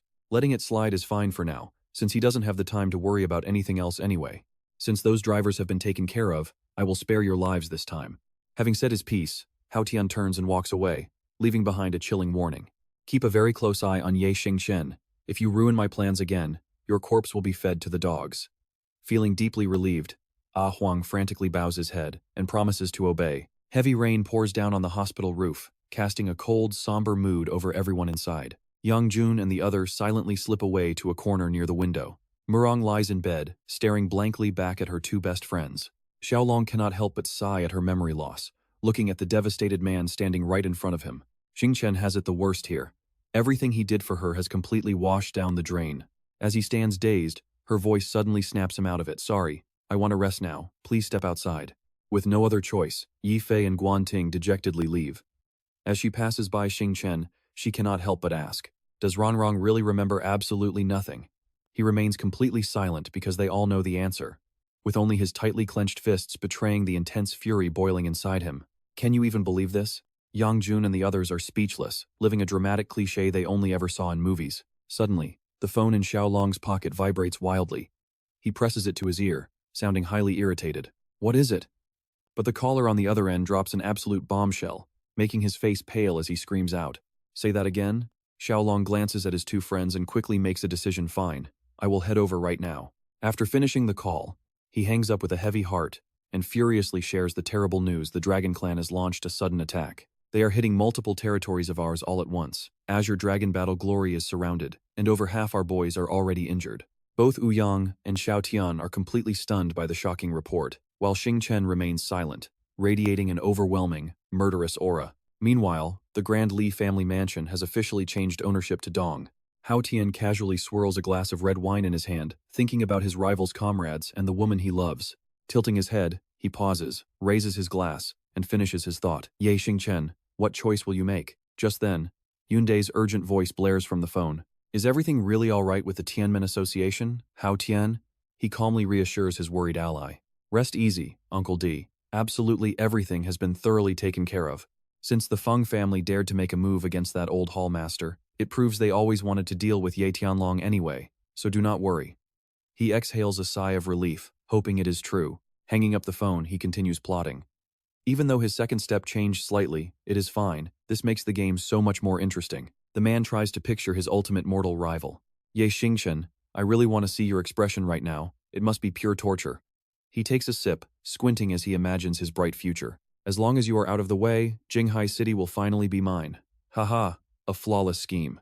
He reviews his entire strategy one last time before placing the glass down. Step 3. Checkmate. Outside the hospital hallway, Ye Xingchen's mind is still a complete mess of chaotic thoughts, but suddenly, he stands right up. He glances back at the dazed girl behind him and calls her over. He waits for Hong Lian to get close before giving her a direct command to guard Rongrong with everything she has. If anyone touches her, kill them. Then he turns to his brothers, rallying everyone for a massive counterattack. They immediately gather everyone to strike back against the Shenlong Association, but Ye Xingchen knows he must cut the head off the snake first and chooses the most dangerous mission. He declares that he will visit Luo Yunde, planning to reclaim everything they took. In fact, they will pay it back tenfold as the massive mansion sits in the freezing rain, a perfect night for some dark, bloody business. A squad of guards patrols along the high boundary walls in the heavy downpour, when their leader suddenly senses a deadly threat approaching. Staring at a blurry shadow through the thick rain, he growls out to ask who goes there. The chilling silence makes him deeply uneasy. Something is wrong. He yells at his men to alert Luo Yunde, but the other guards just stand there shaking in absolute terror, making him scream in frustration to ask what they are waiting for. He asks if they can even hear him, but before the words leave his mouth, they all collapse to the ground, silently killed without a sound. Terrified, he looks up to see the killers from the Qilin Association already standing right beside him. He stammers to ask who they are, but before getting an answer, a cold hand drops onto his shoulder, making him whip around. Ye Xingchen raises a finger to his lips. Silence. Then he coldly swings his razor-sharp dagger through the air. His eyes carry nothing but pure malice and deadly intent for this raid, as the guard gets stabbed in the back, coughing twice before dropping dead. Death is instant. Even as life fades from his eyes, his face remains frozen in absolute terror. Joining his dead comrades on the cold ground, completely drenched by the pouring rain, Ye Xingchen turns and walks toward the mansion. He orders them to move in, wipe out all surrounding forces of the Shenlong Association, cut off any chance of reinforcements without making a single sound, and Wang Gang coldly acknowledges the command. Standing in the heavy downpour, the young guild leader silently stares at the rain before looking up at his main target. You just know there is a deadly trap waiting inside that silent mansion, but Ye Xingchen takes a deep breath and steps up. No hesitation. He pushes open the heavy wooden doors, calmly stepping into the warm, lit hall. Of course it is warm, especially with an entire army waiting inside to greet him, but Ye Xingchen remains expressionless, scanning his surroundings coolly. Loud, mocking laughter echoes down from the stairs as Luo Yunde glares at him with a twisted smirk. He welcomes him in, and Ye Xingchen casually responds that Luo Yunde clearly knew he would be coming tonight. Laughing, Luo Yunde readily admits it.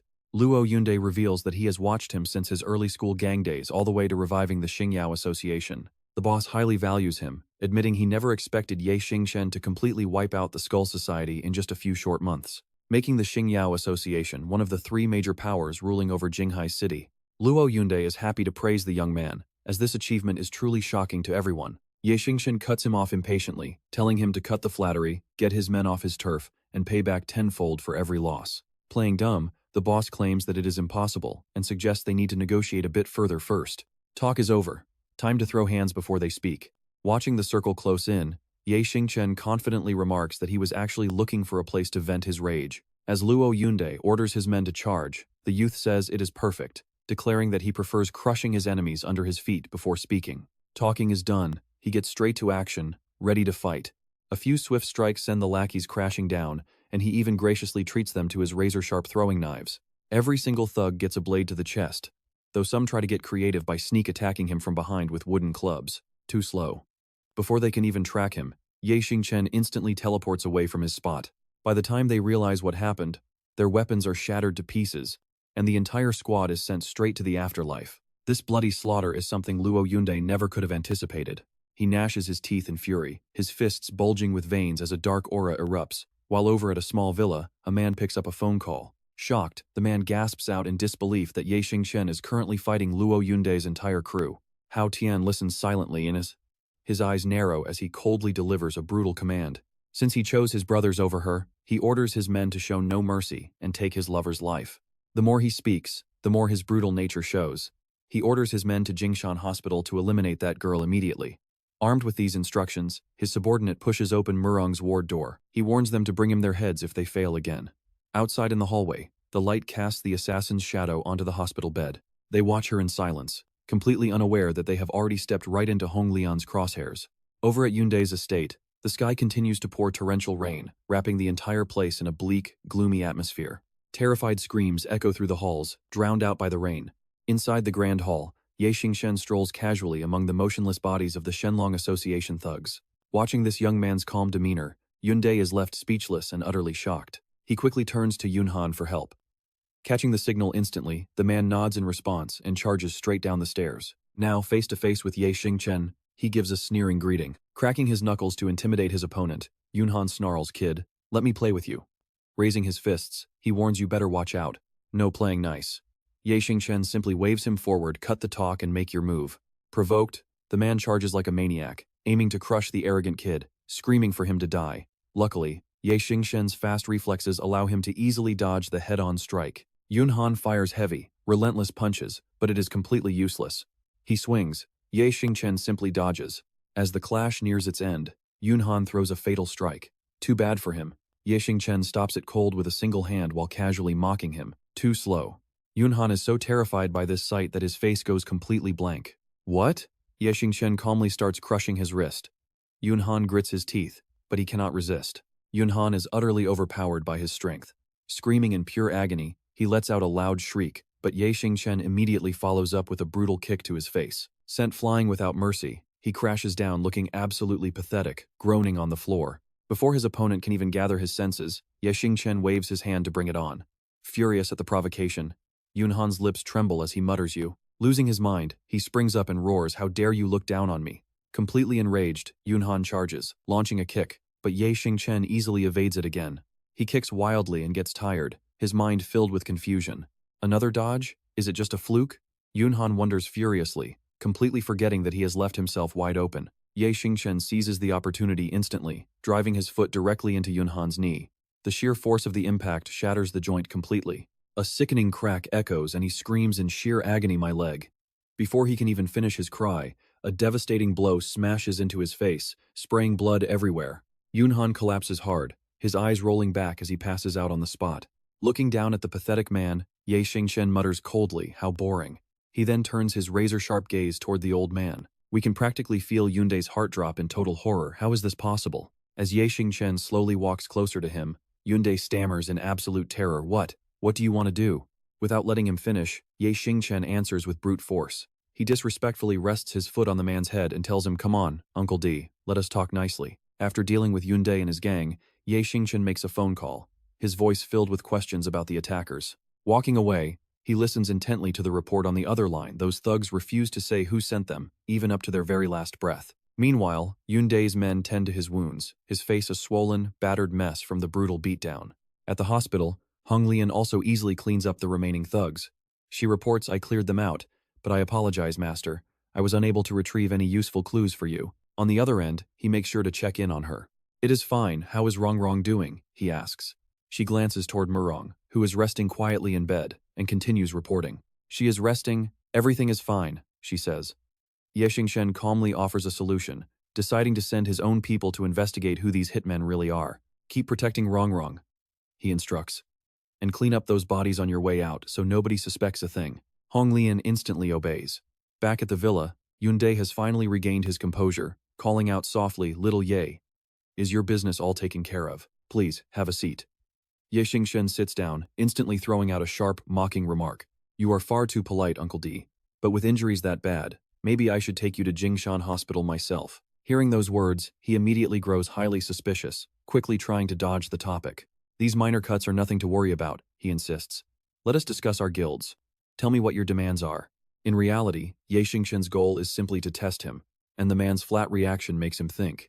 When Jingshan Hospital was mentioned, Yunde did not show any signs of panic. It seems the attackers are indeed linked to Yun defining friendliness.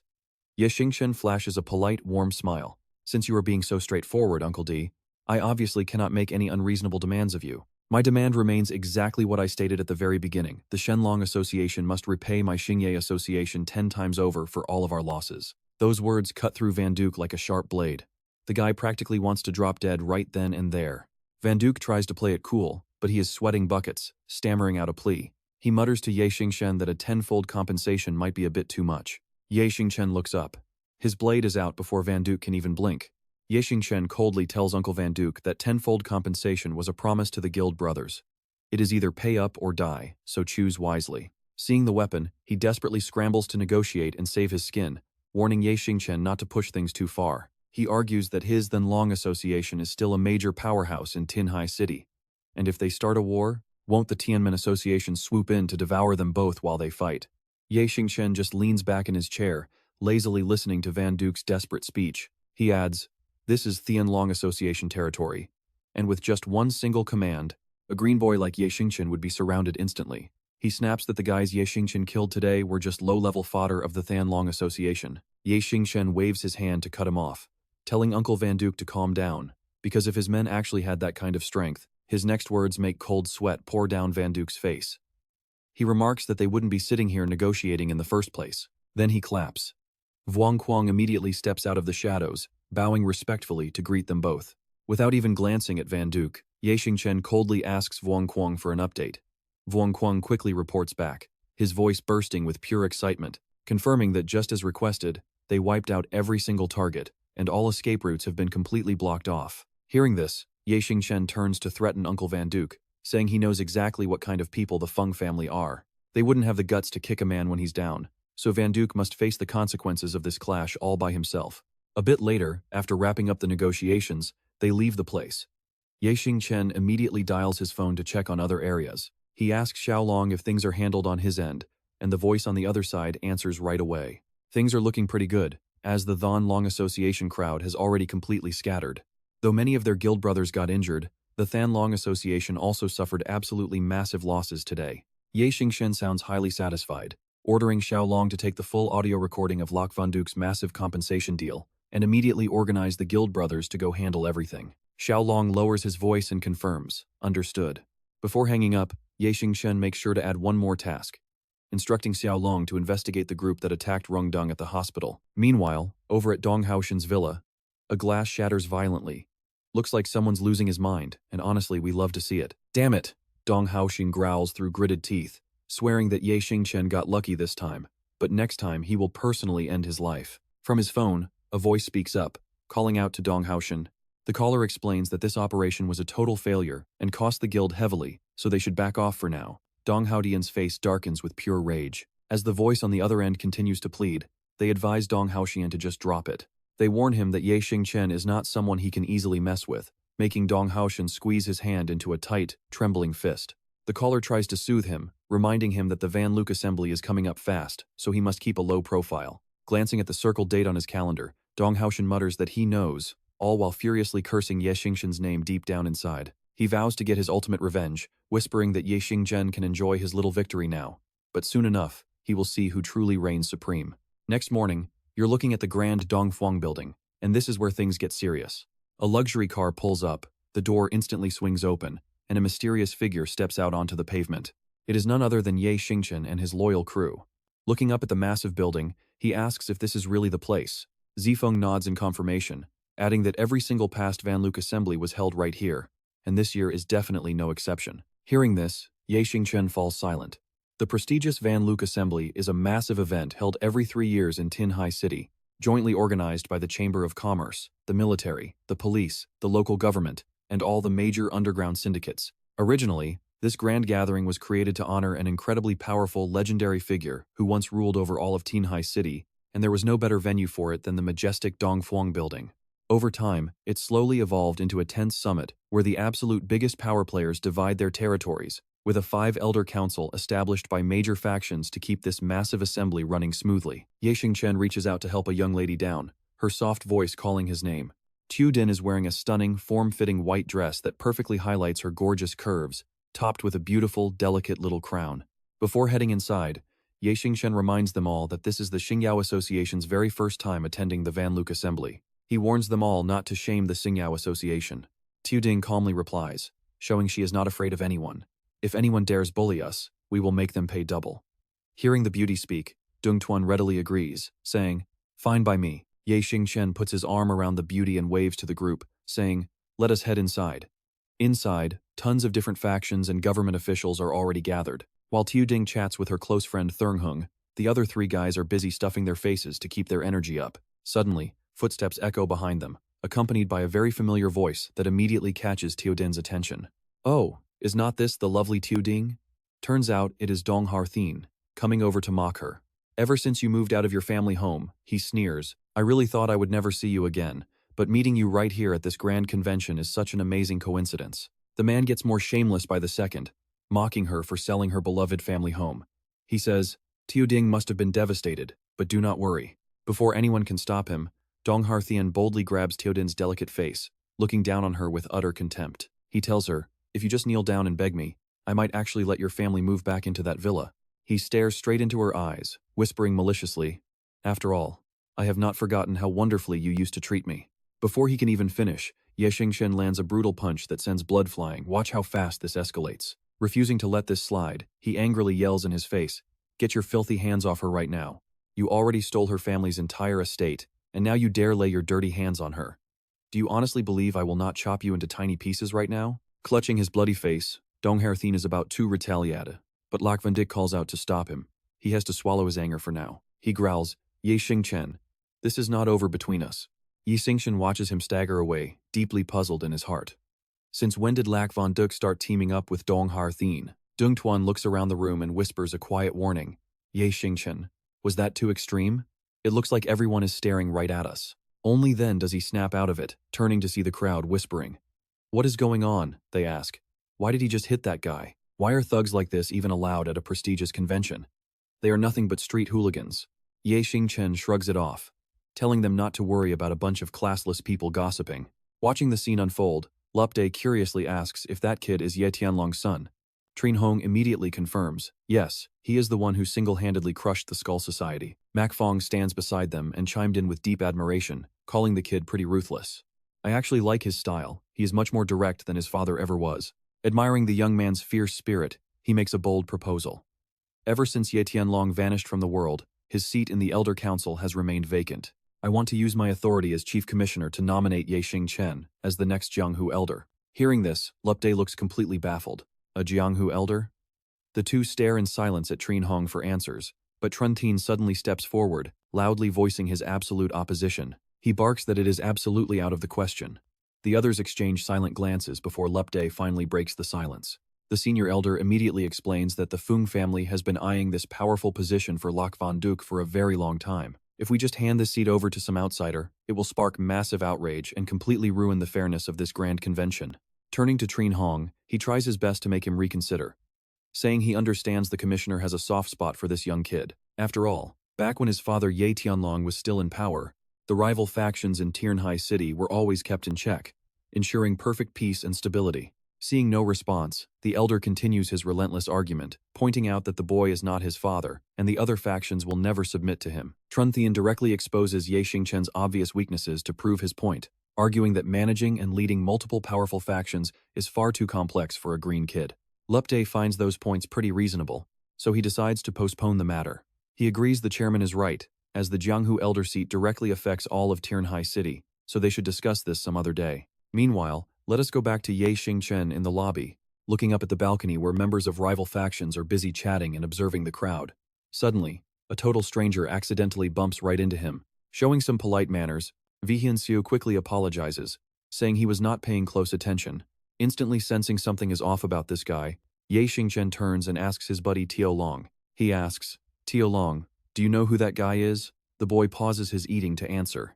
Apparently, he is Vihianxiu from the White Cloud Gang, and according to their reports, he is just a totally average guy, with absolutely nothing special going for him. Standing close by, Tu Feng chimes in with a highly condescending tone, saying he honestly believed this grand convention would only invite the most powerful figures in the underworld. He never expected a tiny group like the White Cloud Gang, which barely survives on protection fees, to actually secure an invite. Tiolong quickly stuffs another bite of food into his mouth, talking while still chewing away. Word on the street is that Vihianxiu has some pretty tight connections with Mayor Lei, which is probably how he managed to score an invite to this massive conference. But gossip is just gossip at the end of the day, and nobody really knows the actual truth of the matter. Still, our main guy has a sharp eye, never judging someone based on a few cheap rumors. This Vihianxiu is incredibly strong, a key asset if they want to destroy the White Gang by any means necessary. Ye Xingchen watches him, already making his move. It would be even better if the guy worked for him. Meanwhile, Vihianxiu is busy greeting and bumping into other VIP guests. "Excuse me." Suddenly, one of his friends kindly speaks up to remind him that the conference is about to start. He nods and tells them let us go.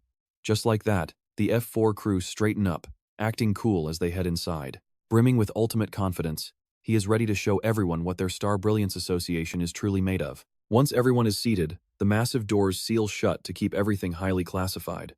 But not even 10 minutes in, Ye Xingchen is already yawning his head off. Complaining about how boring this meeting is, he is forced to listen to elders ramble until Deng Tuan calmly tells him to stay patient. They just have to wait for the voting session to elect the next supreme elder of the underworld. As he speaks, he looks back at the chaotic hall around them. Seeing Ye Xingchen sleeping like a baby makes the whole crew facepalm in pure embarrassment. Seriously, falling asleep right in the middle of a massive gang meeting is just wild. Little does everyone know, our guy already made up his mind to vote for the Feng family, planning to use them for his own advantage. Wait, look at this. Walking down the hall, an open door catches his eye, and peeking inside, Ye Xingchen spots none other than Mo Dongvur. The rest of the guys quickly crowd around to steal a look too. The other three whisper excitedly that is Trung Truntin from the Ba Tin group. If memory serves, that is Trungthian Ba's dad. And wait, isn't that Mo Rongrong's father he is talking to? Are those two actually close? We have no idea what is going on, but they are shaking hands like old friends. Inside the private room, Trung Truntin anxiously asks for an update. Mo Deng, my friend, I heard your daughter was in a car crash a few days ago. Is she doing okay? Ye Xingchen barely catches the whisper, completely caught off guard. A car accident? Talking about Mo Rongrong? Mo Dongvur reassures his guest relax. My brother Truntin, Mo Rongrong is fine. She just forgot some memories she did not need anyway. Hearing that she is safe, the old man quickly pivots. He asks about their previous agreement, but before he can even finish, Mo Dongvur cuts in, saying it all depends on which date Trung Truntin chooses. Trung Truntin waves his hand in disagreement, urging him to hurry. I believe we cannot delay this any longer. Let us get everything settled in the next few days.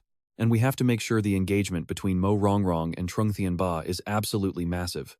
Oh, you are not ready for Ye Xingchen's reaction, his eyes pop. Tiolong cannot believe his ears, stuttering out an engagement. Deng Tuan cannot believe it either, but confirms it is true, and with that damn Trungthian Ba guy.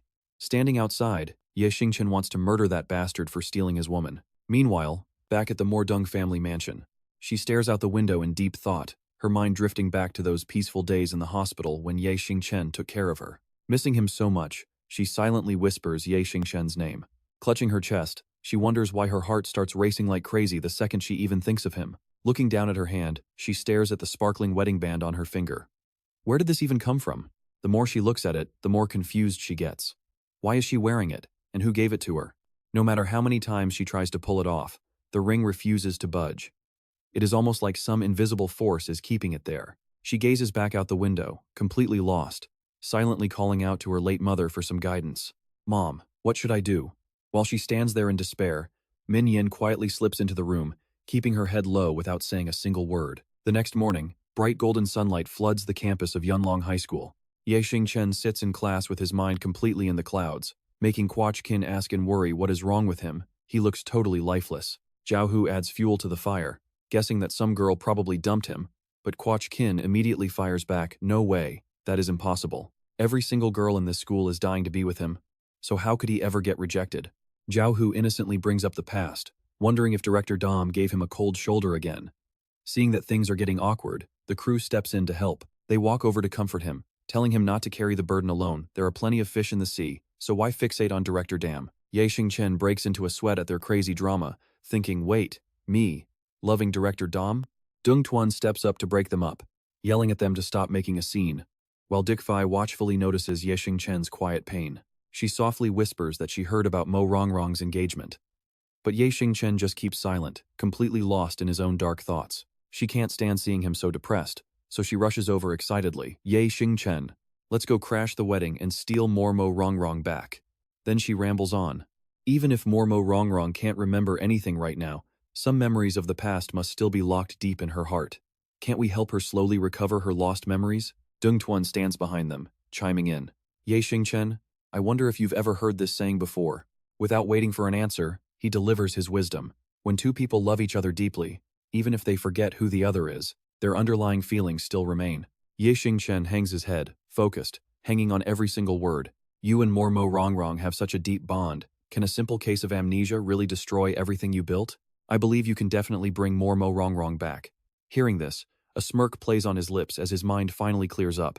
That's right. How could a little memory loss pull me and Mo Rongrong apart? Hearing this, his two friends secretly celebrate. He turns back and calls out. Yunlong, reading his mind perfectly, already has his phone out and is ready to move. Knowing you'd react like this, I already looked up the venue and the exact engagement time. I've got everything fully detailed for you. Satisfied, he calls out to his other brother. Odung is no exception, reading him like a book, having prepared everything in advance, just waiting for the main lead to take the stage. And check out this smooth move. He turns to the gorgeous girl, startling her. Dick Fai, he says, looking like a total boss. I promise I will bring more Mo Rongrong back. Dick Fai blushes instantly, whispering a soft yes. Meanwhile, the three classmates watch in complete disbelief at what just happened. Who knows what's going on? The next morning, outside the Dungvor family villa, a fleet of luxury supercars is parked. The doors of the Mordung mansion stand wide open to welcome prestigious guests, as onlookers praise the lively atmosphere from afar. The big boss himself, Dungvor. Back in the present, he's actively greeting his high-profile guests. Congratulations, and thank you. Please head inside. Meanwhile, Mo Rongrong is frantically preparing for the big day, wearing a pure white gown as makeup artists work on her gorgeous face. Mo Rongrong looks absolutely breathtaking in her elegant wedding dress. Yet, the bride's face carries a hint of sadness, and she's even still wearing their old ring on her ring finger. Min Yen stands huddled in a corner, her face a mask of pure anxiety. After a moment, she finally speaks up, asking her sister if she's really marrying Trung Thien Ba, and if she's truly forgotten Xingchen. Mo Rongrong stops in her tracks, coldly replying that since their mother passed, no one left cares about her, so who she marries makes no difference. Hearing this leaves Min Yen completely shocked, her eyes wide. She never expected her sister to say something so heartbreaking. Then Mo Rongrong turns and walks away, leaving her weeping sister behind. She keeps her hands clasped, as if protecting that cherished ring. Outside, Dungvor spots Trung Trun Thien and immediately calls out to complain.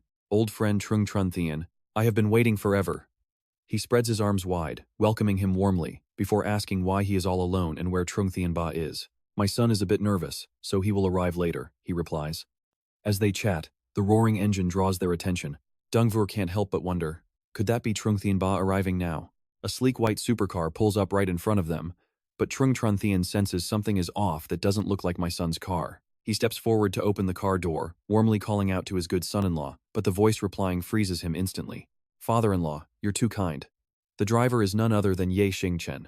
Dungvor gnashes his teeth in fury, demanding to know why he's here. Get ready for this. He stands tall before him, boldly asking why it can't be him. Is there a problem with me attending Mo Rongrong's engagement? Trung Trun Thien furiously demands to know where Trung Thien Ba is. My son was literally right behind me. What did you do to him? Ye Xingchen just smiles calmly, replying that the senior might not make it. Seeing his smug attitude, the old man grows even more furious, wishing he could tear this young punk apart. Ye Xingchen, I know someone's backing you, but don't think you can do whatever you want hand over Trung Thien Ba right now. He looks out toward the road and reasons. Trung Trun Thien, you're being too harsh. Don't you see the traffic out there? Trung Thien Ba just got caught in a massive traffic jam.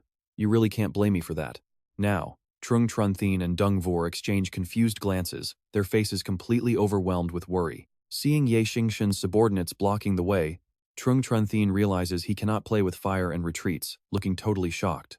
Tiolong waves his hand dismissively, joking that since the parking lot was completely full, they had no choice but to block the street. Dung Vor channels his frustration into a shout, demanding to know what he wants. Ye Xingchen drops his polite act, coldly spitting out 2 words. Stealing the bride.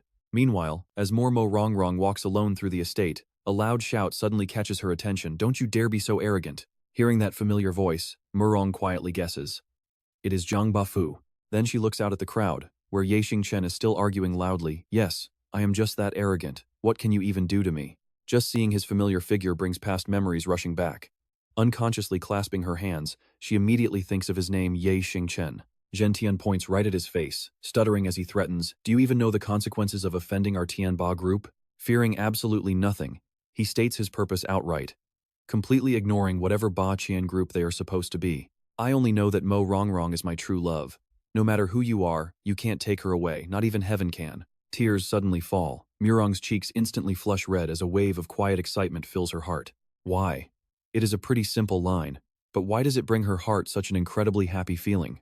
Yang Jun looks outside, instantly spots a familiar face, and immediately shouts out to get her attention. Hearing him, Mo Rongrong looks out too, and you bet she finally sees the one she was waiting for. Ye Xingchen immediately yells out her name, Mo Rongrong. But before he can do anything else, Zhen Tian's lackeys completely surround him as their boss barks out Ye Xingchen. I am giving you one final chance. Take your people and leave right now, or do not blame me for playing dirty. Ye Xingchen shows zero fear, firmly standing his ground with total confidence. If I leave, Mo Rongrong is coming with me, and anyone who tries to stop me will die. Hearing this, Zhen Tian's face contorts with rage, but suddenly someone approaches. The newcomer places a hand on Zhen Tian's shoulder, mocking him with a playful tone. Youth is truly great, so full of passion and completely fearless. He instinctively spins around and mutters Brother Yongsheng, while Ye Xingchen hesitates slightly upon hearing that name. It turns out he already knew him. This man looks completely ordinary but is actually a top-tier expert who cannot be underestimated. Yongsheng observes closely, noticing the knife hidden behind Ye Xingchen's back, and calmly warns him, Do not draw your blade just yet, little brother. Looking into his eyes, Yongsheng tries to reason with him, You came here to steal the bride. But seeing blood spilled during an engagement ceremony is probably not a good look. Ye Xingchen stays silent, looking down, while Rongwu watches, holding his breath. Then, acting all righteous, Rongwu steps in to defuse the situation. Speaking softly, Ye Xingchen, I fully understand how deep your feelings are for Mo Rongrong, but you also know what she has been through, and I am deeply worried about my daughter's safety. Then he points at him, throwing down a challenge. How about this? You fight a match with Brother Yongsheng. If you can actually beat him, it proves you have what it takes to protect Mo Rongrong. Then I will let you take her. If not, you must take your crew and leave immediately. Hearing this, Yongsheng feels something is totally off. Huh? Meanwhile, Ye Xingchen is already in absolute boss mode. Fine, I agree. Only then does the old man ask for the other's opinion. Is that okay, Brother Yongsheng? He scratches his head, thinks for a few seconds, and agrees. Fine. But deep down he is pretty reluctant, thinking this is the best solution even if he still has to fight. If he had known sooner, he would have never gotten involved. Walking closer to his opponent, he tries to negotiate politely. Brother, feel free to use whatever weapon you like. I will fight barehanded. Ye Xingchen looks puzzled. Any weapon at all. Then he flashes a bright smile, confidently pointing a gun at him. Then I won't hold back. Yongsheng instinctively recoils when that barrel points his way. Seriously, this guy is immediately regretting his entire life choice right now because this kid is actually insane. Yongsheng stares intently at his opponent, utterly baffled. He is just a student, so where on earth did he get a gun? Reading his mind, Ye Xingchen fires back with a question. Do you really think I want to use a gun? Without waiting for an answer, he swiftly strikes first, seizing the upper hand with lightning speed. It is not quite time to use it anyway. Yongsheng barely manages to block the devastating power of that kick. I want to beat you fair and square with my fists, then take Mo Rongrong away with me. Murong silently watches them fight, tears filling her eyes. Hearing this, he has to respect the kid's sheer guts, immediately gathering his strength to launch a fierce counterattack. the two separate temporarily. Yongsheng feels a hint of praise. This young man has pretty impressive willpower. Cupping his hands, he asks for his name. Brother, I really like you. How should I call you? Xingchen strikes without replying. Fortunately, he manages to dodge just in time. Xingchen gives Yongsheng a razor-sharp glare and coldly states his name, Xingchen. He chuckles softly, so you are indeed Xingchen, and instantly retaliates with an incredibly devastating punch of his own. Xingchen is mercilessly sent flying backward, leaving Yongsheng unable to believe they are meeting under these circumstances. Who would have thought he would meet Big Brother Ye's son here? Shaken, Xingchen struggles to sit up, fresh blood trickling down his mouth. He extends his hand to challenge his opponent. Just how strong is the son of Ye Tianlong anyway? Today he is going to find out. Refusing to accept defeat, the young man charges forward wildly, aiming a direct punch. But unfortunately, Vin Thang easily reads his movement, admitting the strike is not bad. Pretty powerful, actually. He seizes the opening and counters with a heavy palm strike to the stomach. Pity he left such a massive gap, leaving his entire body wide open, before Vin Thang follows up with a direct punch straight to the neck. Xingchen falls face first to the ground, coughing up blood. Looking down at the pathetic kid, he tells him he is still light years behind his father, Ye Tianlong. Mo Dong screams out his name in sheer agony, Xingchen. Duong Tuan stands in the back, unable to watch this anymore, as his hands unconsciously clench into tight fists. Watch this, Vin Thang gets totally startled seeing how many people have gathered. Regaining his focus, Xingchen furiously yells for everyone to stop, because as a proud man of the martial arts world, he refuses to let anyone interfere. He declares this is his fight alone, and no one should step in, before looking directly at the girl he loves and promising, Mo Wrong, I am definitely taking you away. He keeps pouring his heart out, swearing that the two of them will stay together forever, and that absolutely no one can tear them apart. Her heart melts as tears stream down. She remembers everything now, wondering why her chest aches like this whenever she thinks of him. Why is she suddenly crying over him? In this very moment, she finally understands the truth. Realizing her feelings, Mo Dong looks at him with tearful eyes because she loves him deeply, screaming out that she believes in him. This stubborn display surprises Vin Thang once again, admitting he really is Ye Tianlong's son, possessing that exact same refusal to ever give up. He takes his stance, initiating a fair challenge. Vin Thang challenges him to show if he can really take the girl he loves away, calling him out as Xingchen. The two stand opposite each other, locking eyes and tracing every single movement. Then, without a single word, both of them charge directly at each other. Xingchen grits his teeth, pouring all his strength into a blow. Vin Thang refuses to back down, eyes blazing with pure determination. The boy throws a punch straight at the face, which Vin Thang barely blocks, countered instantly by a devastating hook. Recovering quickly, Xingchen unleashes a fierce kick, but Vin Thang blocks it yet again, making the frustrated kid scream internally in absolute anger. The moment Xingchen leaves an opening, Vin Thang lands a heavy kick to his side. The subordinates watching are deeply worried. They yell for Brother Than, while the two masters smile with deep satisfaction. Xingchen takes a heavy uppercut, followed immediately by a brutal knee strike straight to his handsome face, sending him flying backward in a truly pitiful state. Pressing his advantage, Vin Thang rushes in for the finishing blow, declaring it ends right here. Just as Xingchen is about to fall, Mo Dong screams his name in terror, suddenly awakening his protagonist energy to block the hit with his bare forehead. Honestly, everyone in the room is completely stunned by his sheer, overpowered madness. Xingchen grabs his opponent's hand, confidently declaring he has finally found an opening, before glaring at him with eyes full of absolute bloodlust. Vin Thang is visibly startled. Seizing the moment of confusion, Xingchen drops a heavy overhead strike, exposing his guard, and follows up with a direct punch to the face, completely shattering his defense. Driven completely wild, he unleashes all his bottled-up frustration in a barrage of punches, returning every word Vin Thang said. The opponent gets absolutely thrashed before being sent flying toward the other two. All three crash hard to the ground. Vin Thang lies there entirely dazed, staring blankly ahead. But the boy is not done yet, lunging forward to finish the job. Vin Thang instantly raises his hands, begging him to stop and admitting defeat, saying he won. Seeing his opponent desperately yield, Xingchen finally stops and lets out a heavy, exhausted sigh. Mo Dong runs over and collapses into his chest, weeping like a little child. He gently wraps his arms around her, holding her close. Vin Thang slowly gets up, admitting he has seen enough from Ye Tianlong's son, but accidentally lets a massive secret slip from his mouth. If his father knew how strong he was, he could probably pass away in peace. Xingchen glares at him, demanding to know what he meant. A while later, at the Tianlong estate, Xingchen bursts through the doors, only to see his father casually reading a newspaper with a confused look. Staring at his father fully alive and well, he asks in disbelief if he is actually still alive. Yunlong narrows his eyes and immediately starts cursing, asking the brat how he could possibly think his father was dead. Xingchen quickly tries to defend himself. After explaining the entire misunderstanding, the old man finally realizes that Vin Thang was the one who fed him that lie. Yunlong calmly takes a sip of his tea before continuing the conversation. He mentions that he did tell his old friends that if they ever ran into his son, they should take him along. The old man looks highly irritated. Sounding pretty offended, he grumbles about how his own unfilial son could assume he died, leaving Xingchen awkwardly trying to clear things up. I already told you it was all just a misunderstanding. Yunlong keeps talking as the tea in front of him continues to steam hot. He says he heard all about what happened with Vin Thang, and hearing that familiar name instantly puts the boy on guard. Yunlong asks, how does he feel about all of this? Xingchen falls silent for a brief second to think, shaking his head to dismiss his own doubts, though he hates admitting that the guy is actually pretty strong. He lowers his head, speaking with sheer frustration about how incredibly hard it was to beat him. But if he got even a tiny bit more serious, he says, he might not even be alive today, while Yunlong sips his tea, listening closely. After a long pause, his father speaks up, explaining that the guy is so unpredictable that nothing could ever make him serious. Since you won, it is finally time to reveal some major secrets. Things are getting wild. Those words make the kid freeze up entirely. And seeing no response, Yunlong asks what martial arts even means to him. Totally clueless, he just blankly repeats the words while his father stares at his young, naive son. He slowly explains to the boy that the world of true martial artists is absolutely nothing like the regular world. Countless people train, but very few ever make a real name.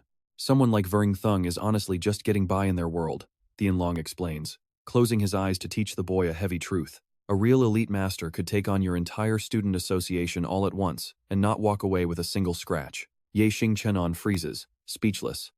His father narrows his eyes to deliver a chilling warning. While elite fighters almost never get involved in the petty drama of regular people, but since a young kid like you managed to beat Vin Thang, someone has likely targeted you already, so you really need to start watching your back. The next morning at Yunlong High School, Xingchen is just pacing slowly down the classroom hallway.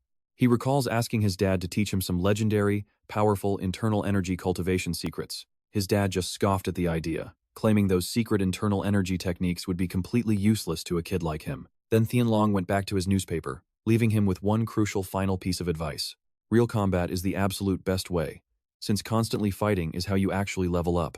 Back in reality, Xingchen holds his head in pure misery, wondering where on earth he is supposed to find all these fights. If he runs into another beast like Vin Thang, surviving it all is going to be a massive problem. While he is totally lost in thought, a hand suddenly drops right onto his shoulder. Calling out to him as classmate, Lum kindly reminds him to hurry up to class instead of standing around, leaving him silent with a confused look on his face. Xingchen stares at the woman and asks who she is. And a moment later, they are out on the sports field. Flashing a smile as bright as morning sunlight, she greets them warmly, introducing herself as their new physical education teacher, Lum. She says she is replacing Mr. Trung, who just resigned, making the students whisper in excitement about how gorgeous she is and how they have never seen her before. Totally bewildered, Xingchen quickly asks his friend. He asks when they even switched teachers, but his friend is completely clueless, saying he only heard about the sudden replacement today.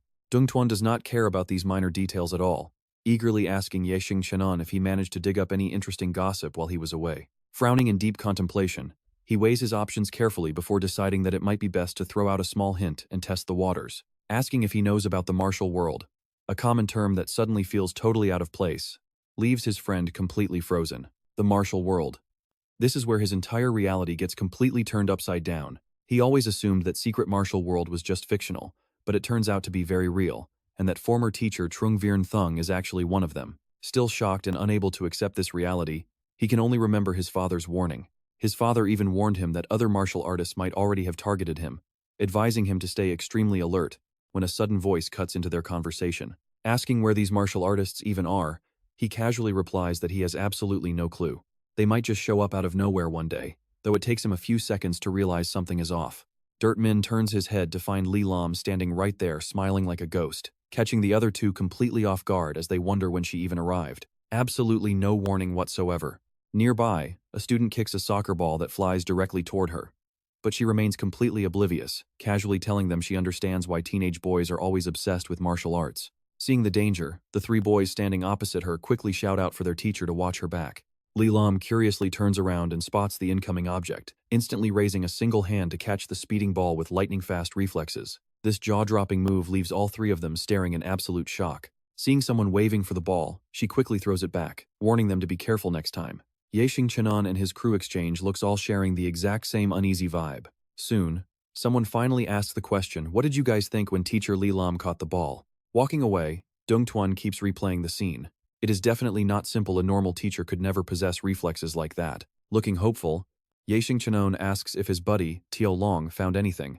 "But I have to disappoint you, because I did an incredibly thorough search and found absolutely zero clues or slip-ups." Seeing they are completely empty-handed, he suggests talking to the guild brothers later to get some help, but Xingchen quickly stops him. "Just send a few guys to keep an eye on her." Right then, a weak voice calls out to Xingchen, calling him master. He spots a familiar, staggering figure and yells her name, "Hong Lian!" She suddenly collapses, her face twisted in pure agony, but thankfully someone manages to catch her just in time. Seeing her covered in bloody wounds, he panics. Why is she not escorting Mo Rongrong home safely? What on earth happened? Holding back the pain, Hong Lian delivers the urgent news: your useless subordinate was ambushed by the Chrysanthemum sect. They kidnapped young lady Mo Rongrong. Hearing this shocking news like a sudden thunderbolt, Xingchen is instantly hit with overwhelming anxiety. Over at the Thon Long nightclub in the West District, Tuan Keat does not really buy the plan they are proposing. He asks if Brother Lear is absolutely sure he won't end up being completely useless like he was last time. And you better believe this villain is confident. Din Long reassures Brother Ma to relax, since they brought the Chrysanthemum sect elites to ensure no repeat of last time.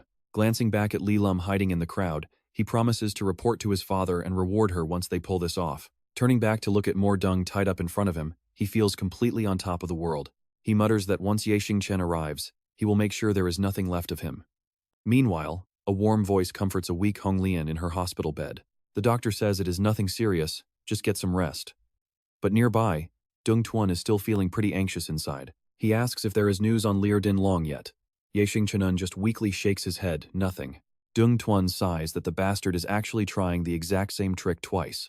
This comment triggers terrible memories for Xingchen, his fists clenching until the veins bulge. Just then, Tiolong bursts in, completely out of breath. He instantly asks if she was found, but his friend just shakes his head frantically.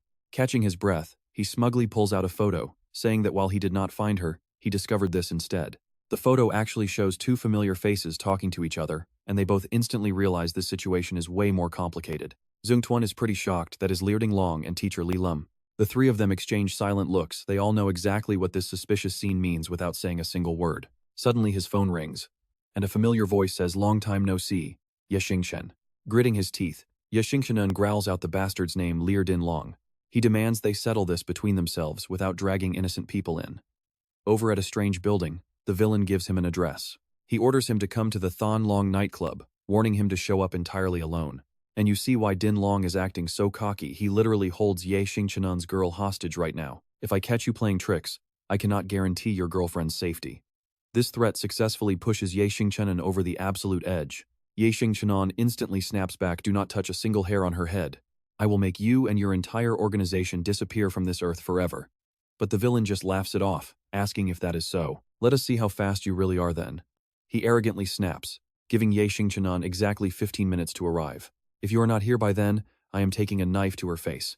Getting hung up on, Xingchen freezes before slamming his phone onto the ground in sheer rage. Looking dead serious, he tells his friends that he is going to meet Lear Din Long completely alone. "None of you are allowed to follow me." He orders Tiolong to keep digging into the connection between Li Lam and the Chrysanthemum sect, then walks away without looking back. "If anything goes wrong, tell Tu Fong and the rest of the Tin Deer Guild that the leadership goes to Odung. That is my order." At the Thanlong nightclub, dozens of thugs are already waiting. Xingchen walks right in with his hands in his pockets, already keenly sensing a suspicious group of thugs tailing him. The inside of the nightclub is incredibly wild, filled with dizzying, flashing lights. Checking his watch, Tuan Kiet tells the masked villain the time is up, as they slowly step closer to where Mordung is tied up. She looks at him with eyes full of deep hatred and rare, stubborn defiance. He slowly draws his blade from its scabbard, clearly trying to taunt her. The sharp tip is pressed right against her neck, yet she refuses to show even a single hint of weakness. Right at this exact split second, the heavy doors are suddenly kicked wide open. The massive crash makes an absolute ton of noise, instantly grabbing everyone's attention in the room. Xingchen's eyes burn with pure, murderous intent as he growls like an Ashura, straight out of hell, "Give Rongrong back to me right now." Keeping his word, Xingchen storms their hideout completely alone. Luckily, He arrives at the perfect moment before any real tragedy can take place. He takes slow steps forward, warily scanning the room to test them. "Tell me your demands," he says. "As long as you let her go, I will agree to absolutely anything."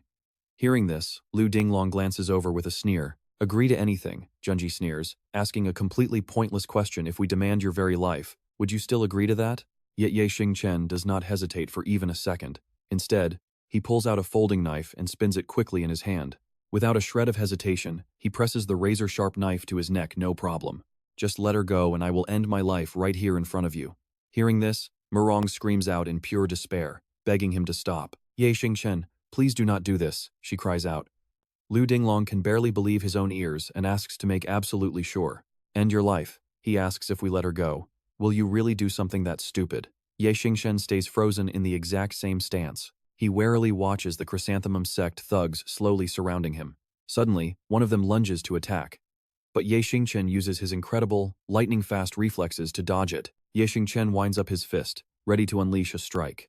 But the bastard immediately presses his cold blade against Murong again, shouting a threat. "Ye Xingchen, if you dare strike back once more, I will slash a deep line right across her beautiful face." These threat-filled words act like a tight shackle, completely freezing his every move. With his fist frozen, the thug seizes the golden opportunity to land a heavy punch to his stomach, while another enemy drives a brutal blow right into the back of his head. With their target defenseless, the rest of the Chrysanthemum sect thugs immediately swarm him, launching a ruthless group attack to beat Ye Xingchen to a pulp. Junji watches this bloody scene with absolute satisfaction, yet he still issues a cautious warning to his men. "Do not beat him to death."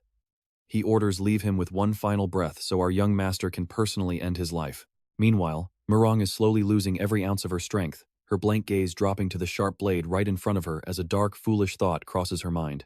"Now prepare yourself for this heartbreak." She refuses to let Ye Xingchen die, believing her own death can somehow save his life. As if reading her dark thoughts, a familiar voice rings out just in time to stop her cold. "Miss Rongrong, please value your own life. If anything terrible happens to you, neither I nor the association president will ever be able to forgive ourselves." Since she is unable to look behind her, Murong still cannot recognize who this mysterious person is. Only after her ropes are partially sliced open do the shocked thugs finally realize what is happening. "Hong Lian, you are still alive." Without saying a single word, she pulls out 2 flash grenades and throws them down, the blinding light forcing the thugs to shield their eyes. Seizing this split second, she grabs Murong with one arm and dashes toward Ye Xingchen, shouting, "Master, let's go," catching him completely off guard. Hong Lian quickly grabs his collar with her other hand, dragging him along to escape. Once the blinding glare finally fades, Lu Dinglong furiously orders his men chase them down and kill them all. Meanwhile, in an alleyway not far from the club, our trio stops to catch their breath. Hong Lian cannot hold it in, coughing violently. Seeing her weakly leaning against the brick wall for support, Ye Xingchen quickly calls out in panic. "Hong Lian, what on earth is going on here? Aren't you supposed to be resting in the hospital?" he asks. "And besides, I explicitly ordered everyone to stay behind." She suppresses her pain to answer. Every single word out of her mouth is completely heavy with painful self-blame as she whispers that this is all her fault for failing to protect Miss Rongrong. She simply refuses to run from her duty, risking her very life to rescue her. Right at this moment, Hong Lian's sharp senses flare. And get this, a second later, an entire horde completely surrounds our 3 heroes. The killers draw their weapons in unison, their polished blades slicing right through the pitch-black darkness of the night. With Ye Xingchen and Hong Lian completely trapped in the center, they warily stand back to back. After a few tense moments of sizing each other up, one assassin lunges first. He swiftly raises his short blade to block, the loud clash of heavy metal ringing out sharply. Deflecting the deadly strike, Ye Xingchen quickly twists his wrist and plunges his blade right into the enemy's stomach. Yet even after this successful strike, Hong Lian urgently warns him, "Master, watch out. These men are elite high-level ninjas from the Chrysanthemum sect. Their strength is on a completely different level compared to outer assassins like me." She then shares a puzzling thought. "Something is very strange," she muses. "I remember these elite ninjas are commanded directly by the daughter of the Chrysanthemum sect leader. She has absolutely no close connection to Lu Dinglong, so why is she helping him?" Hearing her quick analysis, Ye Xingchen begins digging deep into his own memories. Not long before this, Xiaolong had mysteriously brought over a photo, but I somehow ended up getting something quite unexpected. After that, he points directly at 2 faces that are pretty familiar to them. The high-definition photo hits them right in the face, freezing both of them instantly. Yangjun grinds his teeth and snarls, that is Lu Dinglong, and Teacher Li. You can feel the tension as Ye Xingchen glares at the Chrysanthemum Guild with deadly suspicion. Learning from their fallen comrades, 2 ninjas shout out and charge forward. swords raised to strike. He quickly raises his short blade to clash with one, while Hongling immediately rushes in with her weapon to support.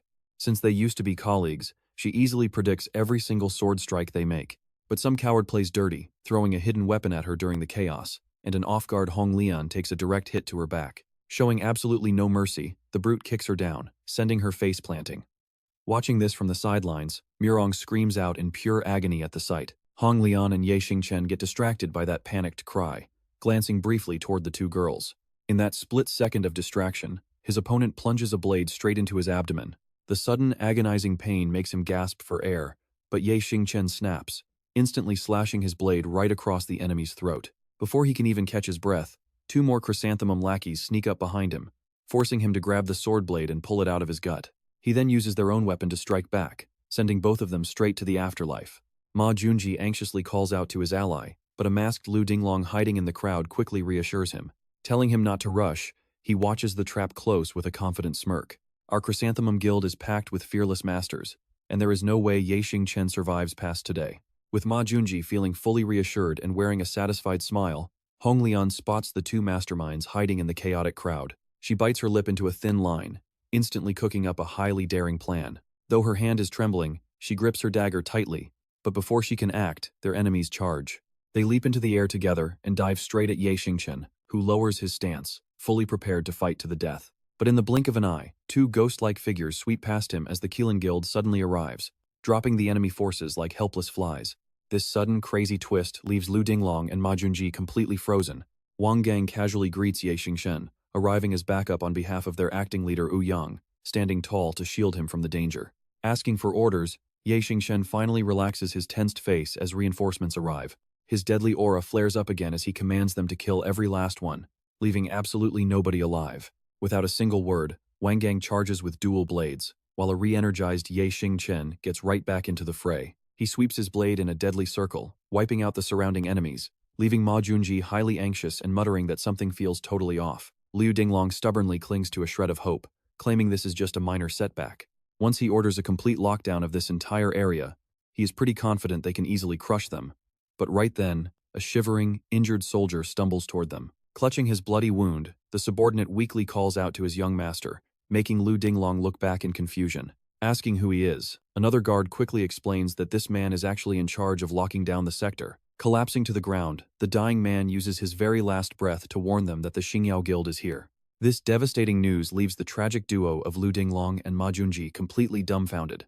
Just as 500 members of the Xingyao Guild rush in to slaughter everyone, one desperate Chrysanthemum member reaches out his hand in a panic to hold them back. He screams that they cannot let them harm their young master, but staring down Xiao Hu's blade, the words choke in his throat. Unfortunately, he gets silenced forever since dead men tell no tales, and Xiao Hu charges ahead, swiftly wiping out their ranks with lightning speed. Hearing the terrifying battle cries all around them, the remaining Chrysanthemum members lose their minds in fear. A panicked subordinate runs over, pleading with his young master for a temporary retreat, but a bitter Lu Dinglong spit back a furious response. Cursing that Ye Xingchen got away again, he vows that there will definitely not be a next time. But right in the middle of his dramatic exit speech, a flying dagger suddenly slices through the wind, piercing his throat with flawless precision as hot blood sprays everywhere. Ma Junji and his guard stare in absolute shock at this sudden, brutal turn of events. Coughing up blood, a struggling Lu Dinglong gasps out Hong Lian's name while she leans on her sword, waiting calmly for his final words. Seeing her former boss drawing his final breath, Hong Lian coldly delivers her parting words, "There won't be a next time, Liu Dinglong." As he collapses lifelessly into a pool of blood, Hong Lian looks down, completely satisfied with her handiwork. After a whole night of extreme tension, things finally quiet down. Hong Lian passes out from exhaustion, and my mind starts putting the pieces of tonight together. If Hong Lian and the Xingyao Association brothers had not risked their lives to save us, Mo Rongrong and I would never have made it out safely. Lu Dinglong and his assassins are completely wiped out, but that bastard Ma Tuan Keat somehow manages to slip away. But look who just showed up. It is Li Lam, casually strolling down a narrow path like she does not have a single care in the world. Ye Xingchen suddenly steps out, catching her completely off guard. She tries to act polite and greets him. She asks why he is out so late, teasing if he is waiting for a girlfriend. Ye Xingchen just gives a cold smirk and says, "Actually, I am waiting for you, teacher." He is eager to confirm his suspicion, mentioning that he met a very interesting friend a couple of days ago. She has been dying to meet you, but unfortunately, she never got the chance. As the words leave his mouth, Hong Lian steps out from the shadows behind Ye Xingchen. Li Lam turns pale as if seeing a ghost, while Hong Lian calmly says, "Long time no see, young miss." Once she finally finds her voice, she shrieks in absolute terror.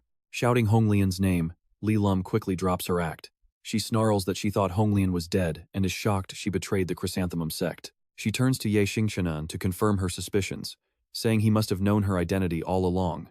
He does not even try to deny it. He replies that he only found out recently that the new gym teacher is actually the young miss of the chrysanthemum sect. Li Lam decides to lay all her cards on the table. Since he already knows, she demands to know what he wants. Ye Xingchen lets out a cold laugh. Then he suddenly lunges forward to attack, determined to end this right here and now. Throwing a heavy punch, he demands to know what kind of plot the chrysanthemum sect is cooking up against him. Using her long legs to leap back and escape, she mockingly challenges him to catch her first, before asking questions. Infuriated by her sheer shamelessness, Ye Xingchen bolts after her.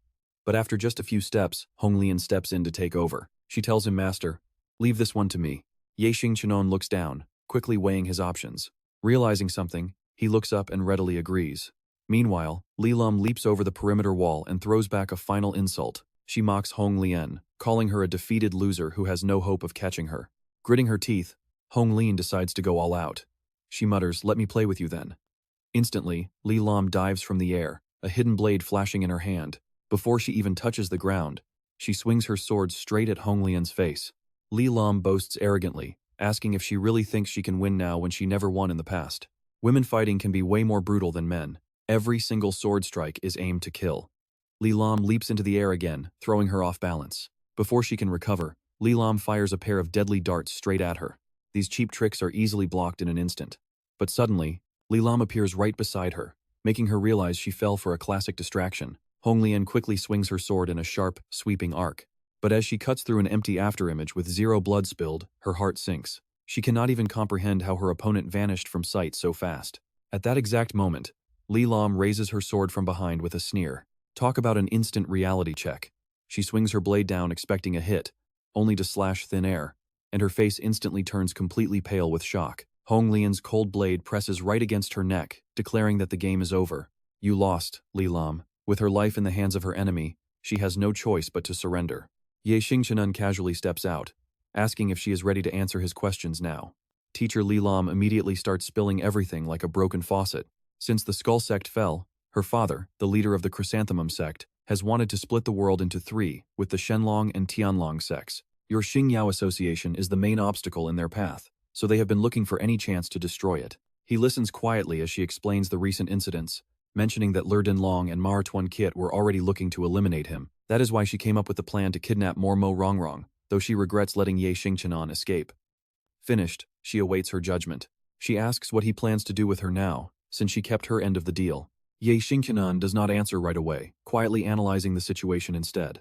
Even though she orchestrated Mo Rongrong's kidnapping, her father is still the leader of the Chrysanthemum sect, meaning she might still have some value as leverage. Seeing him hesitate, Hong Lian offers to take her, asking her master to trust her and leave the girl in her hands. She guarantees that in less than 10 days, she will turn her into an obedient, submissive servant. Hearing this perfect solution, he happily hands the problem over to her. Since she is so confident, he leaves her to handle it. But just as they are wrapping things up, a subordinate rushes in calling out for him. Gasping for breath, the guy urges him to hurry back, screaming that they finally found him and a massive emergency has just broken out at home. Ye Xingchen narrowed his eyes, repeating it once more. Knowing something happened, he turned back to question Li Lin with a glare. Could they be targeting Fei Fei and Xiao Ling this time? She shook her head vigorously, pretending she had absolutely no idea. Ignoring whatever role she had in this, Ye Xingchen sprinted ahead, furiously swearing to himself that one day he would completely wipe out that cursed Chrysanthemum sect. Deep in Capital City, a massive, luxurious high-rise apartment stood tall as an exclusive sanctuary where the ultra-wealthy resided. Ye Xingchen kicked the door open, calling out frantically for Fei Fei and Xiao Ling, but the apartment was completely empty. Spotting a bloody kitchen knife lying on the floor, he reluctantly reached down to pick it up. This is where the dread kicks in. A terrifying thought sends him sprinting frantically toward the stairs. Ye Xingchen grew highly alert upon seeing a large white bundle on the floor, fighting the smell of blood and the rising panic in his mind. He quickly pulled back the white cloth, determined to face the truth, but what lay underneath made his pupils dilate as absolute horror washed over him. Instead of the girls, the cold body of an unknown young woman lay on the floor. Who on earth was she? Suddenly, blaring police sirens echoed from down below. and cold sweat dripped from his face as he stared out the window. A heavily armed counter-terrorism squad quickly locked down the complex, aggressively charging straight toward his location. A massive officer kicked the door in, yelling for him to drop his weapon, while another violently crashed through the glass window. He did not even touch the body, yet multiple guns were instantly aimed straight at his chest. An officer urgently reported back to their main headquarters, noting they found a young female student's body stabbed multiple times and needed instructions. On the other end, Yang Yi smirked maliciously, telling them to arrest the culprit immediately and authorizing them to shoot if he resisted. Laughing triumphantly, he glanced at a mysterious man in glasses. Nodding in understanding, the man quickly dialed another number to pass on the word. Somewhere else, a phone rang out, and the man with glasses hurriedly reported the situation to his boss. He called him Brother Tian and confirmed everything was set, to which Hao Tian gave a cold reply. Right after the call ended, Minghai praised the man sitting before him, noting that his work was actually pretty impressive, while the other politely thanked Commander Luo for his incredible support. Resting his chin on his hand, he slyly laid out their next plan. Next, they just needed to smoothly take care of Zheng Hong and Commander Guan Mofeng, leaving this crucial matter to the commander and Director Chu to resolve. He calmly remarked that this entire city of Jinghai would soon fall into their hands, gently lifting his teacup. Now that their main obstacle was gone, the conversation turned to the lucrative shares of Xingchen Group. He smirked, telling Commander Luo not to worry because he had no interest in money, leaving all 70% of the shares untouched. They shook hands, sealing their alliance on the same ship, laughing together and wishing for a highly successful partnership. Smiling, his partner echoed the sentiment. Soon after, Ye Xingchen's murder trial officially began in Capital Court. The judge declared Ye Xingchen guilty, stating that the undeniable evidence left no room for doubt or any kind of defense. Under current penal law, the defendant Ye Xingchen was sentenced to 10 years in prison. Dressed in a prison uniform, Ye Xingchen began his dark sentence. Seeing a fresh face, two of his cellmates immediately started to mock him. One mocked him as a new chick, while the other shamelessly eyed his body, all while the boss Ya Gang sat nearby like a kingpin. Surrounded by his ruthless goons, Ya Gang stared with utter disgust, while a creepy bald inmate stepped forward, hungrily licking his lips. "Oh, you are going to love this reaction," the bald thug asks if the fresh kid wants to play games with his big brothers. Ah Chok eagerly added that it would be incredibly thrilling. As Ye Xingchen slowly turned around with a wide, eerie grin, agreeing to play along. Suddenly, Ye Xingchen threw a brutal punch right into Ah Chok's face, leaving the thug collapsed on the floor like a beaten, bloody mess. He glared down at the fallen thug with pure, murderous intent. The rest of the cellmates got a severe beating as well. As he raised his foot to stomp on the bald guy, Ya Gang gritted his teeth and ordered him to stop. Ye Xingchen's shoe stopped mere inches from Ah Chok's face, who remained frozen on the floor, absolutely terrified to move. Turning his head slowly, he listened as Ya Gang demanded that he should stop now, since they had already been taught a lesson. Ignoring the command with a cold scoff, Ye Xingchen stomped directly onto Ah Chok's face, leaving the bastard gasping heavily for air. Ya Gang gritted his teeth as Ye Xingchen warned him not to interfere, stating they brought this painful beating entirely on themselves. Ye Xingchen coldly declared that if he did get involved, his very life would be in serious danger. This threat made Ya Gang's face go dark as he cracked his knuckles, asking the arrogant brat for his name. He casually gave his name, and the moment Ya Gang heard Ye Xingchen, his face turned pale and cold sweat poured down. He stammered, asking if he was the legendary president of the Jingyao Society, and Ye Xingchen calmly confirmed it. This guy drops to the ground like a pathetic dog, begging for his life, saying his name is Ni Yagang and he used to follow Big Brother Xiao Hu. He says he heard Xiao Hu talk about Ye Xingchen all the time, and begs for forgiveness for offending him just now. Looking at the man groveling on the floor, Ye Xingchen is pretty surprised to find out this guy actually belongs to Xiao Hu. Since someone is willing to handle his dirty work, he might as well use him. He tells Ni Yagang that since they are on the same side, he should know exactly how to deal with these other punks. Ni Yagang nods eagerly. Like an obedient puppy, he says he completely understands. The groveling man tells Ye Xingchen to leave everything to him. A bit later in the noisy, packed cafeteria, Ye Xingchen looks around to gather some intel. When asked who the big boss of this prison is, Ni Yagang carefully whispers that it is a guy named Wang Guosong, and they are no match for him. With a grim, frustrated face, he explains that this prison is actually divided into quite a few different factions. He is not exactly some untouchable god. Far from it, Ni Yagang explains that Peihu only picks on leaderless weaklings like them, then flatteringly adds that Ye Xingchen's arrival changes everything. He guesses the boss's glory days are finally coming to an end, but he still wants to give Ye Xingchen a quick warning. And right on cue, check this out. A group of arrogant inmates strut over like they own the place, making Ni Yagang look up in pure panic. Their leader stands right in front of him, smirking as he asks if that is really the great boss Nai sitting there. What a coincidence, he sneers. Nia Gang is clearly terrified of this guy, his body trembling nonstop even as he tries to gather the courage to yell at him to leave. He yells out, "Get lost. I don't want to see you." A long scar across his cheek makes Peihu look 10 times more menacing as he laughs, asking Boss Ni if he already forgot what it feels like to get beaten to a pulp. Two of his lackeys pin Nia Gang's shoulders down, when suddenly, Peihu spots Ye Xingchen sitting nearby. He asks if this is the new kid, smiling as he suggests joining his gang for protection. With a giant backing him, nobody in this prison will dare touch him. Soon enough, the food tray is completely licked clean. Ye Xingchen immediately stands up under Peihu's intense glare. Leaving the table, he doesn't hesitate to throw a deeply mocking remark over his shoulder. He sighs that it's a shame the guy is all muscle and no brains, nothing compared to Xiaohu. Standing nearby, Ni Yagang immediately chimes in. Agreeing with Ye Xingchen, Ni Yagang mocks the brainless idiot too. Enraged, Peihu points his finger directly at Ye Xingchen, roaring at him to stop right where he is. Hearing the noise, Yu Xuan starts scanning the room. Troubled, Ye Xingchen doesn't even bother to look back, which completely boils Peihu's blood. With a furious roar, the giant charges straight ahead. He bellows, "Brat. Did you not hear what I just said?" Sensing the danger, Ye Xingchen glances back and dodges the rush with a smooth shoulder slip, immediately countering with a brutal punch straight to the gut. Peihu drops to his knees, coughing in agonizing pain. Looking down at the groaning giant, he coldly warns him. He must have a death wish.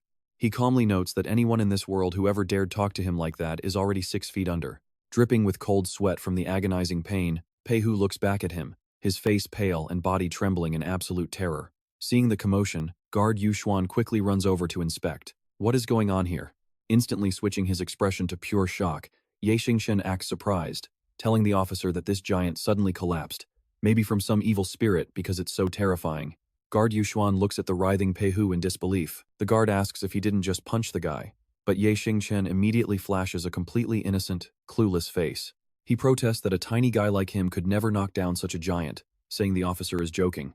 Guard Yu Xuan hesitates, thinking that actually makes some sense. Seizing the moment, Ye Xingchen quickly turns to the crowd, asking everyone if they all saw exactly what happened. The boy insists the giant just fell down on his own, and nearby inmates quickly back him up. Yu Xuan admits he didn't see the kid move either, before turning to look at the crowd with a serious warning. He orders them to take the injured guy to the infirmary, warning everyone to watch themselves because the next person causing trouble will get thrown into solitary confinement. Ye Xingchen shoots a chilling, murderous glare at Peihu as 2 other inmates struggle to drag him to his feet. Peihu glares back with absolute hatred, before suddenly turning to Ni Yagang and letting out an angry roar. He demands to know where the hell this kid came from. Ni Yagang just raises his chin proudly, speaking extra loud. Ye Xingchen, the head of the Xingyao Association, is my new boss now, meaning anyone looking for trouble is dead meat. With that, he scurries off. Now get this, Peihu completely freezes, staring at his retreating back, realizing that this kid is actually the legendary Ye Xingchen. Elsewhere, inside a lavish and grand mansion, a panicked voice suddenly breaks the quiet silence, calling out to Hao Tian. The speaker worries that even though Ye Xingchen is behind bars, there is still a chance he knows exactly what they did. And what if he comes seeking bloody revenge once he gets out? Casually clipping his nails, Dong Hao Tian scoffs Uncle Duke. I planned this long ago. Getting him locked up was no easy feat. Do you really think I would ever let him walk out of there alive? My hitmen are already in place.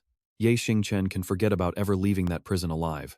Back at the prison, a hostile crowd suddenly rolls in, surrounding Ye Xingchen as he relaxes outside. Cracking his knuckles, Wang Guotong demands Ye Xingchen better hand over some cash to show some respect. Ya Gang, hearing this thug threaten his boss, steps in with a dark look. Ye Xingchen shoots a freezing look at the thug, quietly sizing him up. Is this guy the prison boss? Ya Gang stands up with a tense face, still looking pretty cautious. Didn't we already pay up last time? Why are you back? Offended that Ya Gang dares to talk back, the thug backhands him so hard it nearly breaks his jaw. Running things inside this block has made Wang Guotong think he is absolutely untouchable. If you do not pay, and Ye Xingchen has no cash, pay with your lives. Ye Xingchen instantly senses something is off here. His voice turns dead cold. I do not recall knowing you. How do you even know my name? Who sent you to kill me? Certain that Ye Xingchen won't survive the day, Wang Guotong smugly drops his backer's name. Boss Dong Hao Tian asked me to take special care of you. Hearing that name is absolutely zero surprise to Ye Xingchen. So, it really was Dong Hao Tian who framed me for murder. Annoyed by all the questions, the thug loses his patience. He waves his hand to signal his men, you do not need to know that. Even with a hostile crowd surrounding him, Ye Xingchen just sits there completely unfazed. Seeing him totally still, Wang Guotong offers him 2 choices. Since you are dead anyway, do we end you, or do you do it yourself? Make your choice. Rejecting both options, Ye Xingchen dryly replies, actually, I have a third option. He stands there completely lost. But check this out, Ye Xingchen suddenly launches himself high into the air, shocking the entire gang of thugs. Striking from midair, he snaps 3 necks with one brutal kick. I will wipe you all out. Wang Guotong's face twists in pure rage as he screams, kill him. But Ye Xingchen is already throwing punches. Knocking down everyone in his path, Ye Xingchen drives a brutal knee straight into the face of his next target. He spins around, throwing the body back to crush another attacker. Seeing his crew easily crushed, Wang Guotong pulls a hidden blade and lunges. Die, you little brat. The blade grazes Ye Xingchen's cheek. Feeling blood trickling down his cheek, Ye Xingchen keeps his cool. The boss tries to press his advantage, but gets instantly shut down. Without a second of hesitation, Ye Xingchen twists his arm. Screaming in agony, Wang Guotong is forced to his knees before a solid kick sends him crashing to the dirt. Ye Xingchen calmly picks up the fallen knife, staring down at the bruised, swollen face of the defeated boss. Let me ask you something, he says, stomping his foot right into the man's bloody face. What exactly is Dong Haotian planning? Writhing in pain, Wang Guotong tries to force out his words. I do not know. Boss Dong saved my life, and even if I did know, I would never tell you.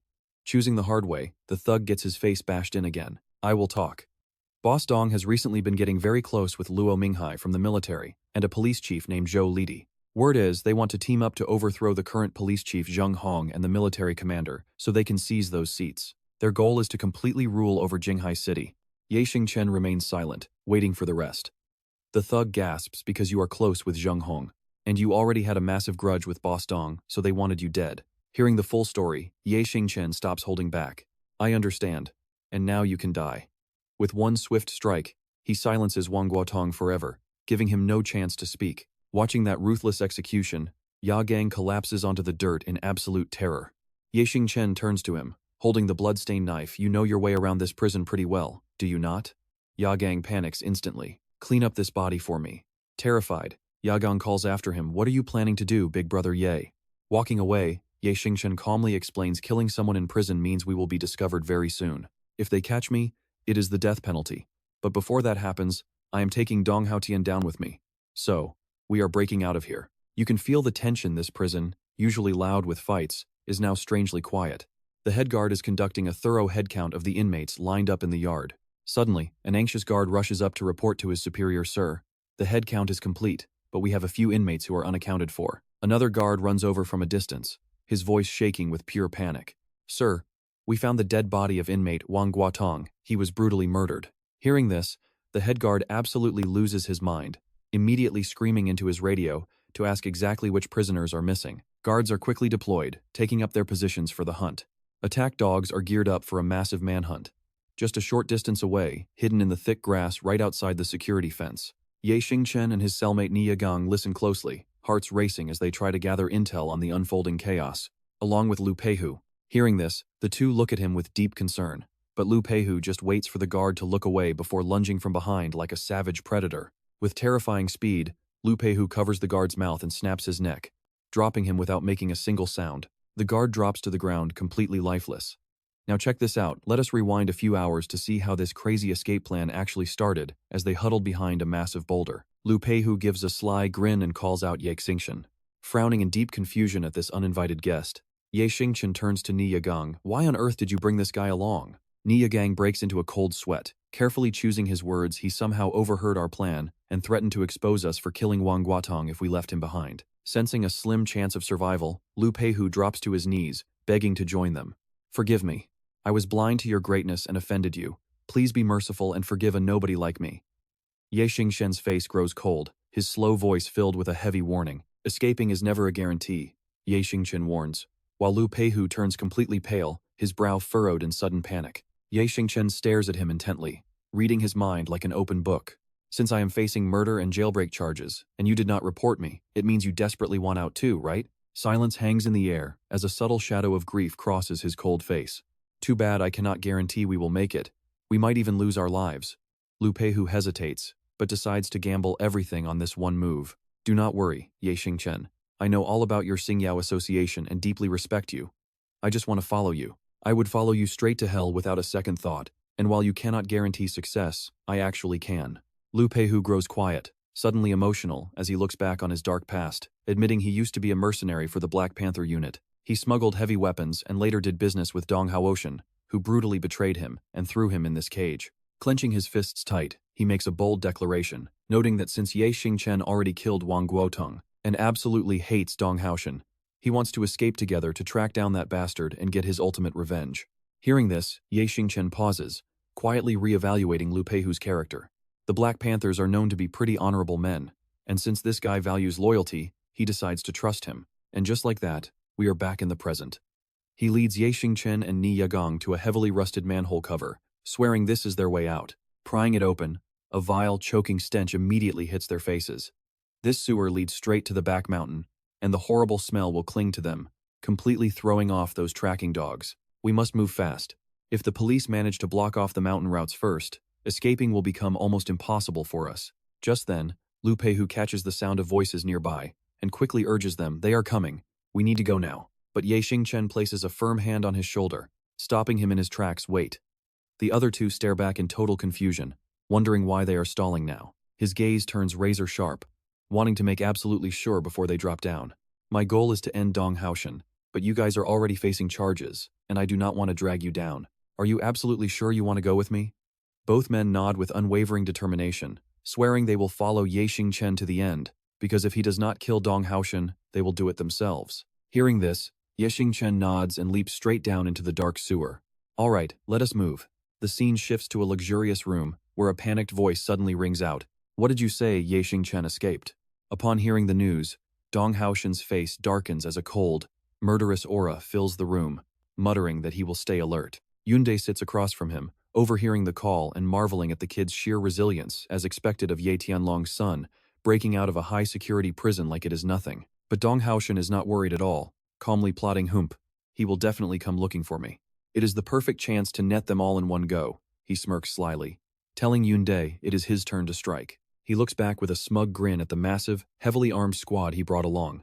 Do not worry, these are the elite of the Shenlong Association. He will never step foot inside your house. Meanwhile, a luxury car speeds down a notorious, bustling street. Yang Jun and Zifeng step out, scanning the area cautiously, while Ye Xingchen watches from the shadows, whispering just loud enough to reach them. Ouyang and Feng Tue look incredibly startled to see Ye Xingchen standing right there. They silently exchange a cautious, wary glance, keeping their guard up. After being apart for so long, the three close friends finally reunite and share some warm words. Kid, you have got some serious skills, escaping from prison so soon after being locked up. We were literally just sitting here planning a way to break you out, but he laughs and says he would have died in jail waiting for them. Zifeng shares some bad news. Honestly, you won't believe how far Dong Haoshan is willing to go just to hunt down Ye Xingchen. Right now, every street and alleyway has a bounty on his head, but Ye Xingchen is not surprised at all. If Dong Haoshan did not do this, he would not be Dong Haoshan. He quickly sheds his suffocating prison jumpsuit, slipping into casual clothes before putting on a fake beard and a wig for the perfect disguise. How is this? No one will recognize me like this, right? Zifeng is totally blown away when he sees the disguise, saying it looks incredibly natural on him and that even he could barely recognize his friend. But standing right next to them, Duong Tuan is looking extremely worried about the whole situation. To make matters worse, Dong Haoshan has completely bribed the police and military, and they will definitely start a massive citywide search once they find out. Running and hiding forever is simply not a long-term solution. So he looks at his friend, wondering what his next move is. Ye Xingchen suddenly brings up a heavy memory from their past, asking Ouyang if he still remembers when Lu Dinlong kidnapped Mo Rongrong. Ouyang is totally confused, waiting silently for Ye Xingchen to explain his plan. Back then, Ouyang acted as the temporary leader of the Tin Du gang, and everyone followed his commands without hesitation. He lays out his deadly plan. Ye Xingchen tells his ally he is going to kill Dong Haoshan, no matter the price. Whether he succeeds or fails, there is no way he can live in Jinghai again, leaving Ouyang in complete charge of the Tin Du gang. Duong Tuan is totally frozen. He stays speechless for 5 seconds before seriously considering the massive responsibility he is being offered. Finally, he accepts, telling Ye Xingchen to leave the gang to him.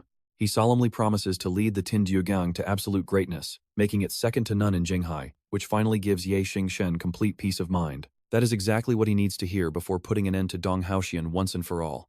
Zifeng calls out to Ye Xingchen, reaching deep into his pocket to pull out a dangerously sharp dagger. He tells him not to forget this weapon, looking at him with hopeful eyes and begging him to return in one piece. Ye Xingchen gives a simple, cold reply, leaving them behind as they watch his lonely figure fade into the distance. Navigating the concrete jungle of high-rise buildings, Xingchen slips into a narrow alleyway where two massive, imposing guys are already waiting. Pei Hu is fully disguised too, looking at him with a hint of doubt, while Niepnya Kwang is utterly shocked that he can barely recognize his boss. Adjusting his glasses, Xingchen gets straight to business, asking them if everything is fully prepared. Pei Hu walks to the back of the car and pops the trunk, revealing a serious stash of heavy weaponry. He explains that security has been tight lately, so this small batch was all he could secure, but Xingchen is quietly impressed they got this much. Xingchen claps a hand on Pei Hu's shoulder, genuinely praising his fast work. This is more than enough since we are not going to war. Now, pay close attention to his eyes here. He is already smiling like the battle is won.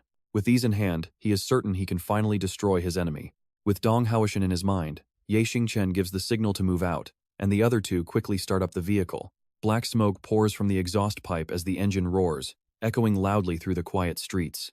The sleek car speeds down the main road. While inside a luxurious room, Van Duke and Dong Haoshan are casually chatting without a care.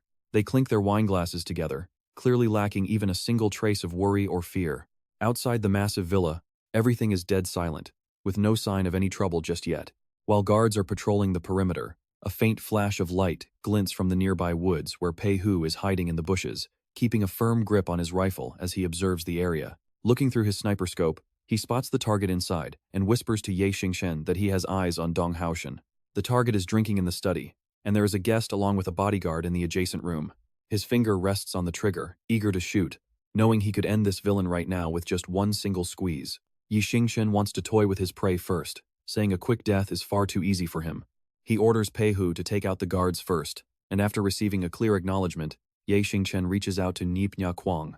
Asking Niepnya Kwang if he is ready, the man confirms he is in position and just waiting for Xingchen's command. Smiling at the army of guards surrounding the place, Xingchen decides the perfect moment has arrived and gives the order to strike. As soon as the words fall, a powerful gunshot rings out. Direct hit. The bullet tears straight through one thug. Hearing the noise, Van Duke panics and asks what is going on.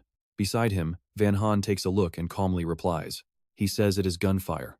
Outside, Na Kwang charges forward in pure, unyielding rage. Dual-wielding pistols, he goes completely wild and sprays bullets. Pure chaos. The screaming goons are shredded like honeycombs, dropping dead instantly. Hearing the chaos, other guards rush over to offer backup, shouting that they have an intruder and must move fast. But too bad for them. Xingchen is waiting nearby, ready to spring his trap. One guy looks up right into a cold gun barrel. Paralyzed with fear, he cannot even move before the ruthless shots ring out. A relentless hail of bullets sends the rest scattering in panic.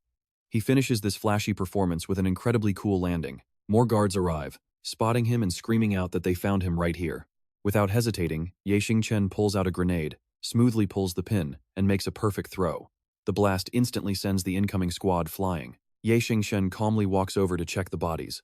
Seeing them dead, he smirks. He strolls away, ready for his next move. Meanwhile, Nya Kwang is still firing like a maniac, but his gun quickly runs empty. Seeing this, he tosses the empty guns aside and pulls a massive bazooka from his back. Aiming it with precision, he fires a devastating rocket, unleashing an explosive blast that completely obliterates the entire front of the building. Nya Kwang approaches the rubble, and right on cue, Xingchen arrives to cover him.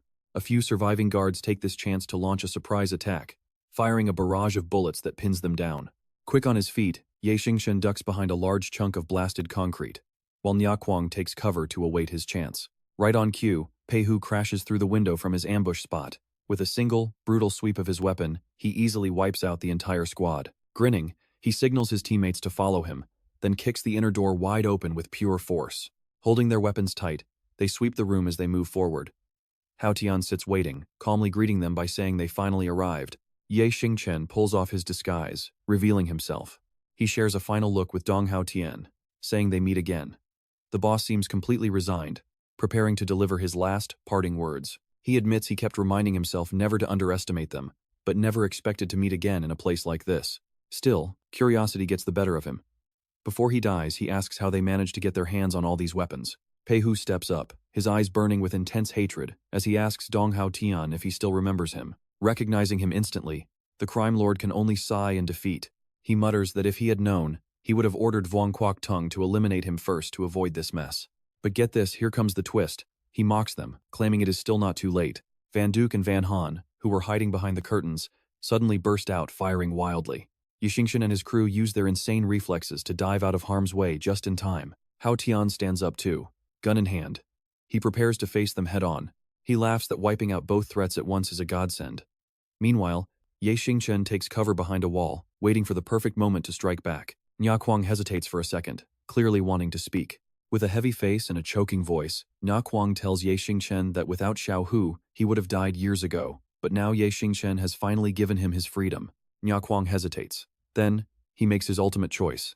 He says sacrificing his life to help Ye Xingchen is completely worth it. Hearing this, the young man's gaze softens with deep, quiet sorrow. Choked with emotion, Na Kuang says his final goodbye, take care. With that, he charges out into the open with everything he has left.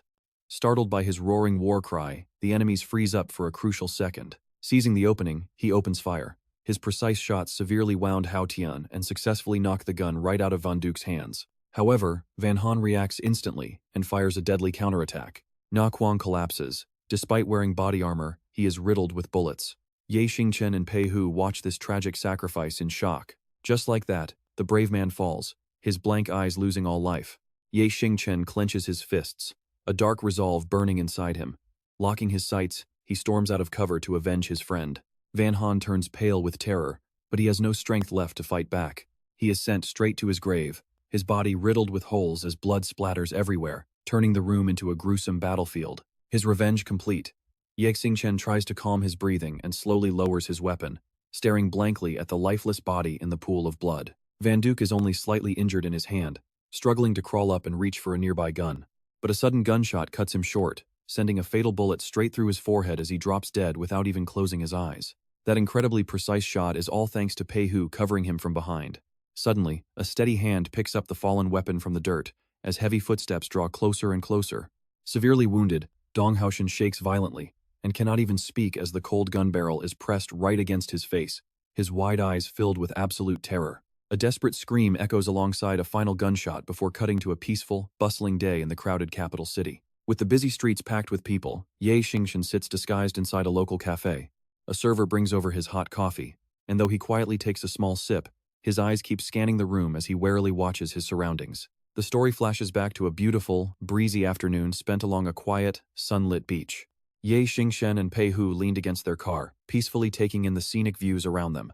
After thinking it over, Pei Hu asked what was next now that the enemies were dead and their revenge was finally complete. Ye Xingchen hesitated since he had no real plans yet, knowing only that they could no longer stay in Jinghai City and had to find somewhere else to lay low. Because of that, he decided it would be best for them to separate and part ways right then. Since they were still wanted fugitives, traveling together was too risky. Though this news hit Pei Hu like a sudden bolt from the blue, he froze in shock, while Ye Xingchen quietly ran his hand over the car frame. He softly asked his friend to give Brother Neep a proper burial, leaving Pei Hu to stare ahead in deep, mournful silence before bowing his head in regret. Before parting ways, Pei Hu made sure to restate his sworn oath. He promised that if Ye Xingchen ever needed him, he would gladly follow him straight into hell without a single second thought. That made Ye Xingchen laugh, touched by his companion's intense loyalty, as he jokingly asked why they had to talk about going to hell. Back in the present, Ye Xingchen sits in the cafe remembering that day, completely unaware that Li Yan is whispering to her friend about him. He catches their voices and instantly senses someone watching him. Sure enough, two girls are staring directly at him, whispering about how he just looked over and wondering what he is staring at. One of them even points out his gaze, calling him an absolute pervert. Hearing those words makes Ye Xingchen quite uncomfortable, realizing he has already been totally misjudged by his cover. So he actively walks over to their table to clear the misunderstanding. Introducing himself as Lam Tin, he politely asks if he can buy the two beautiful ladies a drink. The girls exchange a quick, silent glance before letting him join, with one of them expressing real surprise after realizing that he is not actually from around here. Ye Xingchen seriously explains his current situation to them. He tells them it is his first time visiting the capital without any friends, which prompts Li Yan to let down her guard and offer some friendly advice. She warns him that the capital is full of powerful, influential people. She adds that a suspicious outsider like him needs to tread carefully to avoid getting bullied, a crucial piece of advice that immediately prompts Ye Xingchen to make a bold proposal. Since he is entirely new to the city, he asks if they would mind becoming friends. Human is friendly enough to agree right away, but her welcoming response is instantly cut short by Li Yan. With a sharp refusal, Li Yan quickly stands up to drag her friend away. She thanks him for the coffee but points out they are complete strangers, telling Human that it is time for them to leave. Yet, right before stepping out of the cafe, she playfully leaves him with a teasing hint, suggesting she might actually reconsider if fate ever brings them together again. Xingchen is left completely amused by her blunt attitude, amazed at how quickly her mood seems to shift. Out of nowhere, Vuong Hu Na quietly appears right behind his back, softly asking if he is indeed Mr. Xingchen. He stays quiet to let her explain, and she introduces herself as the personal secretary of Tan Hung Kai. Since her boss was held up, she explains she was sent ahead to personally welcome Xingchen. Sensing his caution, she pulls out a special item her boss instructed her to bring, explaining that Xingchen would understand once he saw it. Xingchen instantly recognizes the familiar token and takes it. Recognizing the pocket watch as their shared token of trust through thick and thin, he confirms her identity and urges her to move quickly so they do not waste time. With no time to lose, he tells her to lead the way to Tan Hung Kai, hidden deep behind a grove of tall trees in the massive Tan family estate. Tan Hung Kai warmly welcomes his old friend, Xingchen, as they immediately embrace to celebrate their long-awaited reunion. With tears welling up in his eyes, he emotionally admits that he never thought he would have the chance to see his friend again. With that, Hung Kai offers to help, saying he already heard about what happened to Xingchen in the past. Hung Kai promises to guarantee his safety here in the capital, but Xingchen quickly turns him down to reveal his actual goal. He tells his friend not to worry because he already planned out his own safety, explaining that he actually came here for a completely different reason. Xingchen mentions hearing that the capital is packed with powerful, high-ranking officials, making Hung Kai pretty curious about his actual plan. Are you trying to become an official? Sitting on the sofa with a very serious face, Xingchen presents his request. I need you to help me get a new identity to investigate someone. Hearing this, Hung Kai is completely baffled, and a split second later, he fiercely protests, are you out of your mind? After committing such a massive crime, you want to investigate high-ranking officials? Aren't you just looking for a way to die? Xingchen just smiles, calmly asserting that his entire plan has been meticulously calculated. This is a rare opportunity that is incredibly important to me, even if it kills me. I still have to do it. Seeing his friend's absolute determination, Hung Kai hesitates for a moment before finally sighing and agreeing to help with Xingchen's request. Hung Kai sighs, I get it. I will help you get a new identity, then send you to Lingsun High School. Most of the capital's elite graduate from there, so it might help you locate whatever you are looking for, but suddenly, his brow furrows with deep caution. But there is a condition you must agree to, he warns, and suddenly, the room becomes incredibly tense. Xingchen has no idea what he wants and tells him to speak plainly, prompting Hung Kai to pat his shoulder and hesitantly share his worry. Whatever you do, please do not blow that place up, leaving Xingchen speechless as his friend stares at him like a monster, asking, do you think I am some violent maniac? Hung Kai takes the chance to tease him a bit more, asking, is it possible you do not even realize that about yourself yet? Now watch this. The scene shifts to Linsun High School, where the homeroom teacher, Harvu, walks in to make an announcement. She calls out everyone. We have a new transfer student joining us today, Lam Tiern. Go ahead and introduce yourself to the class. Xingchen introduces himself under his new alias. My name is Lam Tiern. I am from Thukdirn, and I hope we can all study well together. Instantly, the girls are completely drawn to his handsome face. They whisper excitedly among themselves. He is pretty handsome, but he looks a little mature. Though another replies, what do you know? That is called maturity, and he is exactly my type. Spotting an easy target, two local bullies grin sinisterly, muttering that this new kid looks quite compliant. Let's shake him down for protection money later, the boss says, as Xingchen scans the classroom. Silently sizing up each of these spoiled rich kids, he suddenly recalls Hung Kai's parting words, Xingchen, there is something I really need to remind you about. Almost all the students at Linsun High School come from incredibly wealthy, powerful families.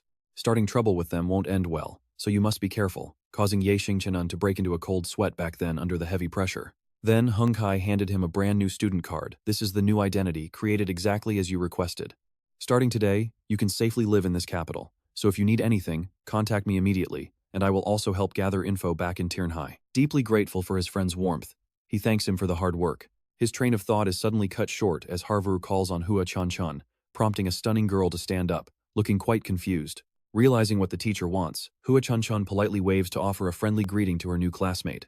Xingchen quietly takes in her outfit, noting that she was clearly raised in a wealthy family, draped in expensive designer brands from head to toe. As the pink sunset paints the sky over the modern dorms, Xingchen walks the hallways to find room 3001, and here is where things get chaotic. Suddenly, a scream echoes from the end of the hall as a girl yells, Du Dung, how many times do I have to tell you, I already have a boyfriend, so stop bothering me. Trapped. Li Yan and Heomern are pinned against the wall by three creepy guys looking at them with pure, lustful greed. Curiously peeking around the corner to check the situation, he realizes who they are just as Heomern spots him, silently calling out the name Lam Tiern in her mind. Spotting him, the thugs ask, is that the new transfer student who just arrived? Noting their apparent closeness, Du Dung glares with deep contempt, demanding, "What is this poor loser to you, and how do you even know him?" Desperate, Li Yan grits her teeth and declares he is actually my boyfriend, leaving Ye Xingchen completely petrified on the spot. Stunned, Du Dung throws a massive fit boyfriend. "I have been chasing you for so long, and you refuse to accept my feelings? You rejected all my feelings just to choose some broke loser as your boyfriend instead of me?" Desperate to make him leave, Li Yan lies boldly, "Du Dung, watch your mouth, because he is actually the young master of the powerful Lam family. He is not some broke nobody," she snaps, as Ye Xingchen feels pretty annoyed about being suddenly dragged into their mess. Ye Xingchen thinks to himself, "When did I become a young master?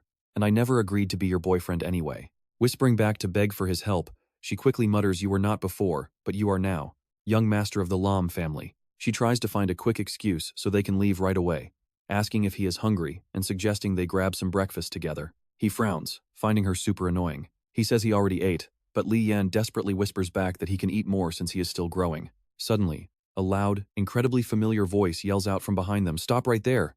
Du Duong aggressively marches over and challenges him, saying he does not care what family he is from mess with him, and nobody leaves. Li Yan finds Du Duong absolutely insufferable and tries to speak up, but Ye Xingchen quickly cuts her off. He actually wants to have some fun with this. He asks what Du Duong wants, and the thug boldly demands that he break the arm Li Yan just touched to get off easy. He even puts on a tough, threatening pose to intimidate Ye Xingchen. Honestly, Ye Xingchen is already wishing he had just minded his own business. He only wanted to quietly investigate Manhwa in secret. All this annoying trouble is thanks to Li Yan.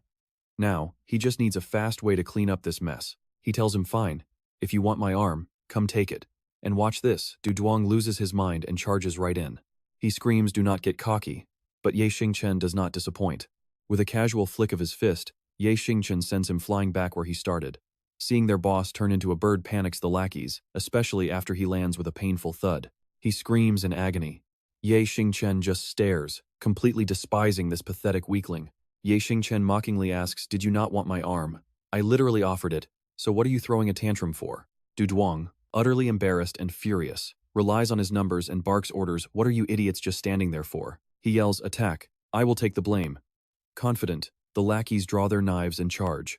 One thug rushes forward, swinging wildly, but Ye Xingchen effortlessly leans back to dodge. With a swift tap to the guy's leg, he sends him crashing face first onto the pavement. Another chubby thug, not fearing for his life, tries to rush him. Ye Xingchen glares with a cold, murderous look that completely freezes the room. The big guy turns out to be a coward, trembling with his blade raised but too terrified to move. Getting tired of waiting, Ye Xingchen grabs his hand and smoothly snaps his arm right behind his back. He kneels down, writhing in pure agony. Ye Xingchen quickly snatches his knife and hurls it forward. A close shave. The blade grazes Du Duong's cheek, leaving him in a cold sweat. Then Ye Xingchen kicks the fallen thug. The guy launches straight through the air, landing heavily on Du Duong. Just like that, the entire squad is left groaning on the floor. Before leaving, Ye Xingchen slams the knife right in front of his face, warning him, "This is just a warning. Mess with me again and you are dead." Terrified, they drag each other away. But once they get some distance, they start trash-talking again. They shout, "Just you wait. The Prince Party will never let you off." Suddenly, someone appears right behind Ye Xingchen out of nowhere. Hearing her call out classmate Lam, Ye Xingchen spins around in surprise, finding his class president, Huachan, staring right at him. Now check this out, he is totally panicking, realizing his cover might be completely blown right here. Caught red-handed by the class president before he could even investigate anything. Under the clear blue sky, they talk, and she realizes Du Duong started it. Huachan does not doubt him at all, showing deep empathy. After all, since this is a co-ed dorm, boys acting like bullies is unfortunately something that happens quite often. She also warns him about the guy's massive family background, telling Ye Xingchen he must be incredibly careful from now on. His dad is the mayor of the capital, and he is the leader of the Prince Party, so he should never go out alone. Ye Xingchen uses this chance to gather info, asking if joining another group on campus would keep the Prince Party off his back. Internally, he is quite thrilled, realizing this might actually help him with his secret investigation. Huachan gladly shares the details, mentioning there are 7 other major groups on campus besides the Prince Party. These range from common groups like the Dongyang and Guoshu Halls, the White Tiger Gang, to unique ones like the Jingmao Association, the Taekwondo Club, and the Fengxian Society. But she gives him a pretty fair warning since he already offended the Prince Party. Other groups might be way too terrified to recruit him. This successfully gets Ye Xingchen worried, but Huachan immediately offers to help, saying she actually knows some members in the Fengxian Society. She will go talk to them, assuring him that with their backing, the Prince Party would never dare lay a finger on him. Hearing this, he feels much more relieved and thanks her, saying he will have to trouble her then. Then she gets back on track and leads him to his dorm, pointing out his room. After a few knocks, a voice answers from inside, yelling, "Coming, coming." Trokmin opens the door looking clueless, asking what brings the class president over. Seeing him completely shirtless, Hwa-chan totally panics and starts stammering about his lack of clothes. Before letting out a massive scream, "You pervert!" She's blushing so hard her entire face turns red, demanding to know why they are naked. Since this is a co-ed dorm for guys and girls, she panics over what might happen if other female students see them like this. Ziming remains completely unbothered, seeing nothing weird about it. He argues that hanging out naked in their own room is fine, especially since they are still wearing their underwear. Zhu Zhen quickly covers her eyes, screaming out another frantic order to them. She demands that they put on some clothes immediately. But Ziming does not care at all, only noticing Xingchen standing right beside him. Ziming asks if this guy is Lin Jing. The transfer student politely greets everyone, introducing himself as Lin Jing from Shudian and asking them to look out for him. Hearing this from inside, Shu Kei is as happy as a fish in water. Shen Yu starts flexing his muscles, telling the guys that since Lin Jing asked for their guidance, they must see how sincere he really is. Ziming quickly turns around to show off his confidence, declaring they must initiate the rookie. Watching these clowns show off, Xingchen feels utterly hopeless, wondering what on earth these weirdos are trying to do. Meanwhile, Shu Zhen finally peeks through her fingers to check the situation. She asks if they are dressed yet, explaining she came to introduce their brand new classmate. But the very first thing she spots is Xingchen's incredible six-pack abs, which completely mesmerizes the poor girl. She is totally embarrassed once she finally snaps out of her little trance.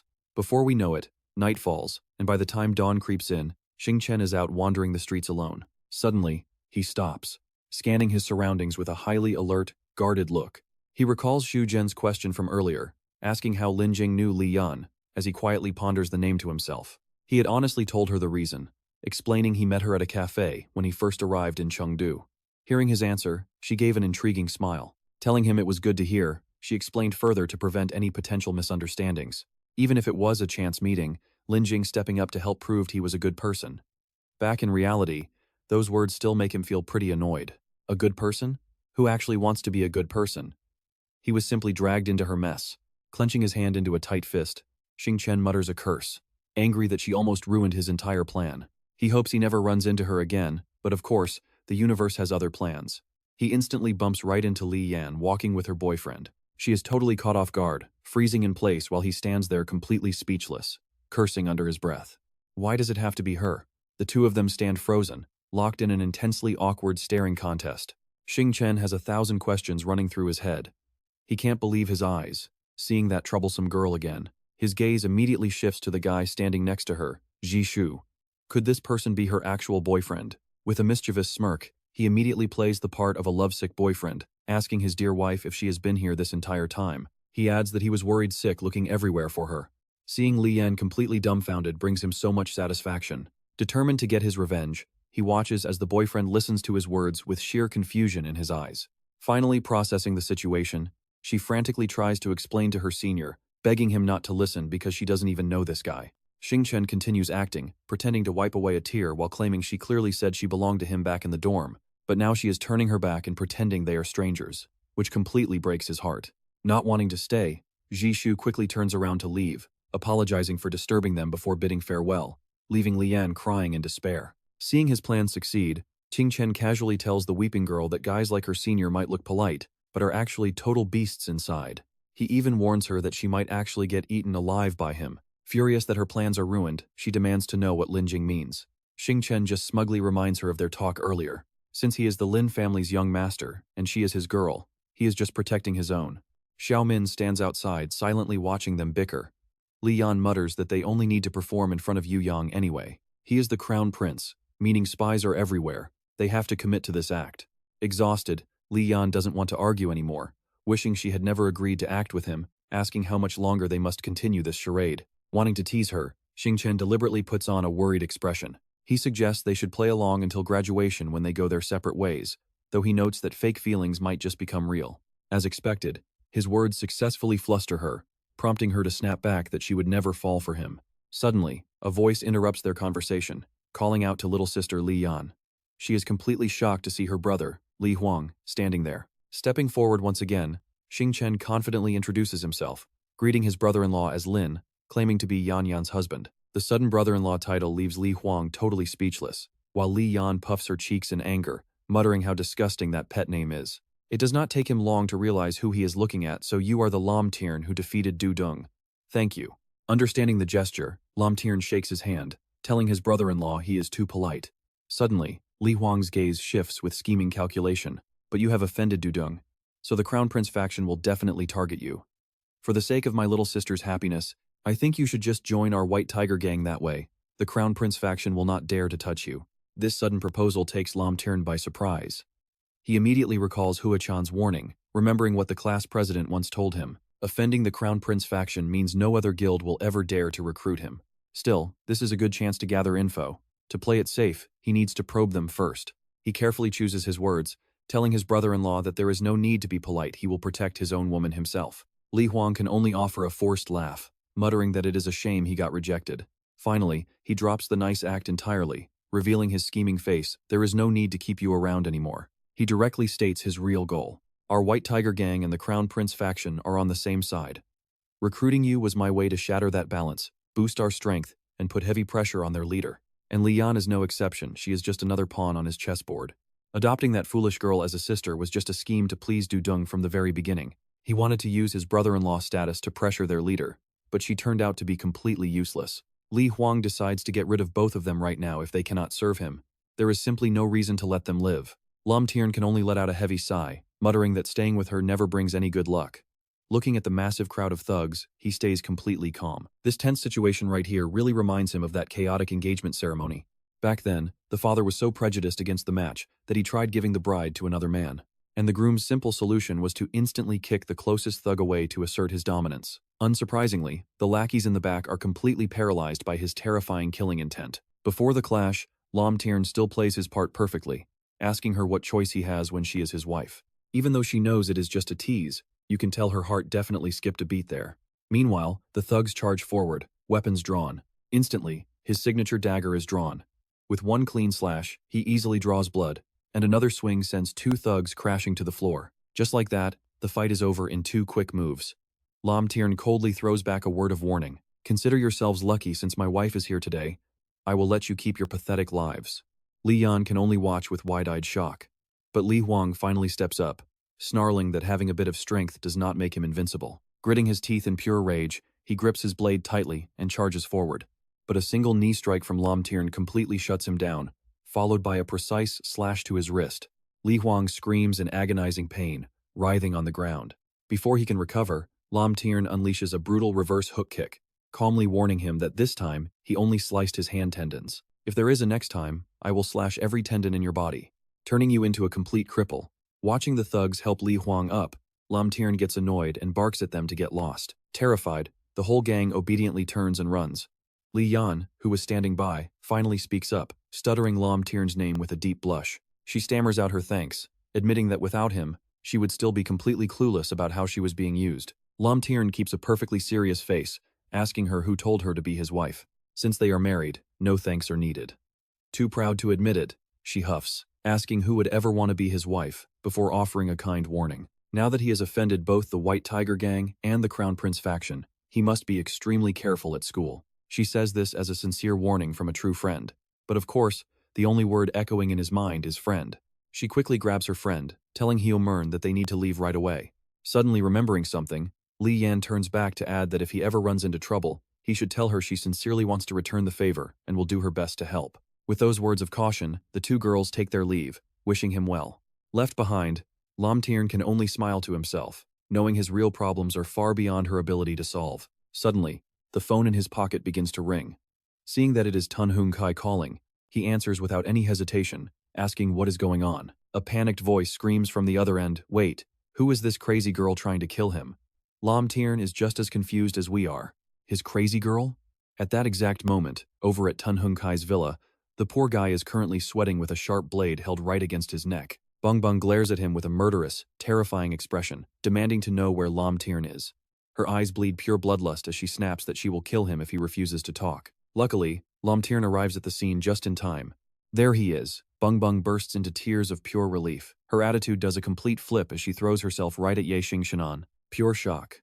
Her sudden appearance completely blindsides Ye Xingchen as he asks Bung Bung, How are you even here? Sensing that something is pretty wrong with her, he softens his tone to gently probe. You vanished so suddenly back then. I thought something terrible happened. What actually went down? She quickly calms herself to share the details. Back then, she followed Ye Xingchenan's orders to ambush Da Ko Nge Vor, remembering how brutally cold she acted. Any last words? She demanded with a grim face. I will send you straight to the king of hell. She just laughed. Do Ko Nge Vor showed zero fear, casually threatening Bung Bung instead. Go to hell. Within seconds, several hidden assassins sprang out from behind her. Bung Bung completely dominated, cutting down her enemies. But check this out, her rival caught her off guard with a poison needle. A direct hit. The needle drove into Bung Bung's neck, and the mysterious toxin froze her body instantly. The fast-acting poison made her collapse like a log. As for the attacker, Do Ko Nge Vor, she looked incredibly smug. My needle is poisoned. You are dead, she gloated. But her triumph came at a high price, forcing her to spit up blood. Down she goes. Do Ko Nge Vor collapsed right next to Bung Bung. Bung Bung desperately fought the excruciating pain ripping through her chest. Mind-spinning, she kept weakly whispering his name. Total darkness. She remembered feeling utterly helpless as the world faded to black. She forgot what happened next. But after waking from a seemingly endless coma, she woke up in sheer panic, calling for Ye Xingchenan. Looking around carefully, Bung Bung realizes that she is actually back inside her own bedroom. Fortunately, her mind quickly pieces the puzzle together, realizing her own clan must have rescued her. But staring at the heavily chained door, she realizes she is forbidden from taking a single step outside. Finally free. For now, she has temporarily regained her freedom. Bung Bung gently touches Ye Xingchenan's collar, telling him that once she heard he was trapped, she immediately escaped to come help. Absolute relief. Looking into his familiar, calm eyes makes her feel safe. But when she reached Tianhai, he was gone. Luckily, she contacted Tuthin and found out he moved to the capital, so she rushed over. He pats her head with a warm smile, praising her efforts. Suddenly, Bung Bung remembers a critical piece of information. Oh right. Tuthin left a warning message for you. It apparently has something to do with La Minhai. Before he can even react, she adds that this La Minhai seems to be a lackey for General Li Trun Nam. Who is that? Ye Xingchenan is confused, but Hung Kai is suddenly struck with absolute terror. Ye Xingchenan catches his strange reaction and asks if he knows him. Hung Kai frantically warns that literally everyone in the entire capital knows that man. Drop it immediately. He anxiously begs Ye Xingchenan to drop this entire investigation right now. This is not someone you want to cross. One tiny slip and you will be ruined, with no hope of ever recovering. Ye Xingchenan goes quiet, contemplating the warning. But his mind is set he must investigate La Minhai. No backing down. He must clear his name, no matter the cost. Completely ignoring Hung Kai's helpless look, Ye Xingchenan demands that if he knows anything at all, he needs to speak up. Frowning, Hung Kai asks if he is ready to make the whole nation his enemy. But watch this. Ye Xingchenan calmly claims he knows his limits. He sighs in defeat. Ye Xingchenan really has the makings of a true boss, completely refusing to change his mind. Hung Kai starts by asking if he knows the 4 great generals of the capital. Ye Xingchenan repeats the name. Hung Kai explains that these 4 legendary figures fought in the National Defense War, earning massive military merits. They have held absolute real power since the very founding of this nation. Absolute power. Their supreme influence stretches across the entire country. Unfortunately, due to internal power struggles years ago, one of them suddenly vanished. Hung Kai then pulls out an old photo. This is General Li Trun Nam. This is the only surviving picture of him, and finding it took a lot of work. Before Ye Xingchenan can say a word, he adds that, though retired, his legendary reputation is still very active. His residence is so heavily guarded that not even a fly can get in. Ye Xingchenan immediately suggests checking if he has children. Approaching his family might make things much easier. But Hung Kai immediately dismisses the idea, explaining that their personal security is incredibly tight. No one can identify them unless an insider speaks up. But he does have one clue. Word is that some of the general's descendants are currently studying at Linsun High School. If he gets lucky, they might actually meet. But whether he can even recognize this guy, that is a completely different story. His eyes narrow in a sharp stare. Ye Xingchen knows he needs to investigate these generals' identities. Getting close to their kids would make reaching General Lai way easier, though it is still pretty unclear if Hung Kai wants them to back out just yet. One is named Hua, the other is Lu, both incredibly common family names. Searching won't be easy, especially since he doesn't even know if they have children. Suddenly, Ye Xingchen notices something strange and keeps staring closely at the guy. The next day on campus, here we go, a door slowly swings open. Seeing Hua Chan waiting for him raises some instant questions. The class monitor quickly introduces her best friend, Tae Tung Yen, a member of the Fan Tien Club. Just like that, she rushes over, whispers right in his ear. She whispers, asking why he forgot her promise to recommend him to Fan Tien Club since she brought her friend to check him out today. With Fan Tien Club backing him up, the Crown Prince party won't dare touch him. He just scratches his head, trying to remember if she mentioned this before. Te Tung Yen gives him a slow look, asking if he is indeed Lam Tin. Besides his handsome face, she sees nothing special. It is hard to imagine this guy actually beat up Du Duong from the Prince party. Trotye Xingchen gets annoyed, wondering if she thinks he only has a pretty face. Suddenly, Song Quan Nam cuts in, declaring that by the sound of things, the Fan Tien Club has no intention of taking him. She calmly asks if they are with the Dong Duong Dojo. Dong Duong Dojo? Completely foreign to Trotye Xingchen. Suddenly, the brute shoves Hua Chan aside and tells her to beat it. Since Fan Tien Club rejected him, Dong Duong Dojo wants him. But he immediately shuts them down. He coldly tells them he has zero interest, and to tell their leader to look elsewhere. This triggers Song Quan Nam, who blocks the door with a threat. He calls him an ungrateful brat, saying their master personally invited him to join. He accuses him of insulting their master, but Trotye Xingchen is tough. He tells him to try again next lifetime and slams the door in his face. Boom! Furious, Song Quan Nam kicks the door down, growling that since he refused the easy way, he will have to take the hard way. He warns him there is no escape, but Trotye Xingchen stands firm. Right then, Yunlong walks in with a smirk. He chuckles, asking why the Dong Duong crew is wasting time strolling around, instead of practicing. Hua Chan quickly bows to the Quoc Thuat Dojo master. As she stares in shock, Yunlong merely waves at them. He notes what a surprise it is seeing the Fan Tien beauty here, but Song Quan Nam cannot stand his casual attitude. He snaps at Yunlong, warning him that their dojos have always minded their own business. He demands that he stay out of their business, but Yunlong doesn't care about their affairs and is not afraid. Slowly pointing at Trotye Xingchen, he explains that this guy is his friend. He says his friend's business is his business. Everyone is completely dumbfounded by this, but Trotye Xingchen does not look happy at all under his gaze. And you can see his henchmen are completely losing their cool now. If that kid already joined Quoc Thuat Dojo, how do they explain this to their boss? The Quoc Thuat Dojo is heavily respected on campus, and starting a fight with them will only bring trouble. They decide it is best to retreat for now and plan their next move. Retreat! Realizing they are outmatched, he pulls back. He growls that they are leaving only because of him. Once they vanish, Trotye Xingchen asks if he came to recruit him. Yunlong admits he hoped he would join, but figured he would refuse, so he came just to make a friend instead. He cold shoulders the offer, stating he is just a nobody who has no business being friends with a powerful dojo master. He politely declines his kindness, but Yunlong merely laughs it off anyway. Not easy, he chuckles. But he is not giving up and wants him to reconsider his offer. Point made. He turns around with a quick wave, promising he will definitely be back. Curious about his behavior, Trotye Xingchen asks Hua Chan who exactly this Yunlong guy is. She begins filling him in. He is the master of Quoc Thuat Dojo, pouring his entire life into that place. He rarely socializes, and even his own dojo members barely know anything about him. This mystery makes Trotye Xingchen draw a conclusion. True experts keep a low profile, so he decides to watch.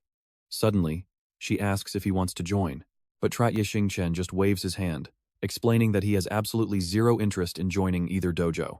He adds that this goes for the Fan Tien Club too, since he has already offended too many factions and won't drag them down. Wait. Suddenly, Hua Chan raises her voice, determined to convince him. But right now, going solo like this is just way too dangerous. If you join the Fan Tien Society, at least you will have a safe haven and keep other factions from trying anything funny. But why would Xingchen ever need that? He asks her why it feels like she is trying so hard to recruit him into the Fan Tien Society. He even wonders if she is part of the Fan Tien Society too.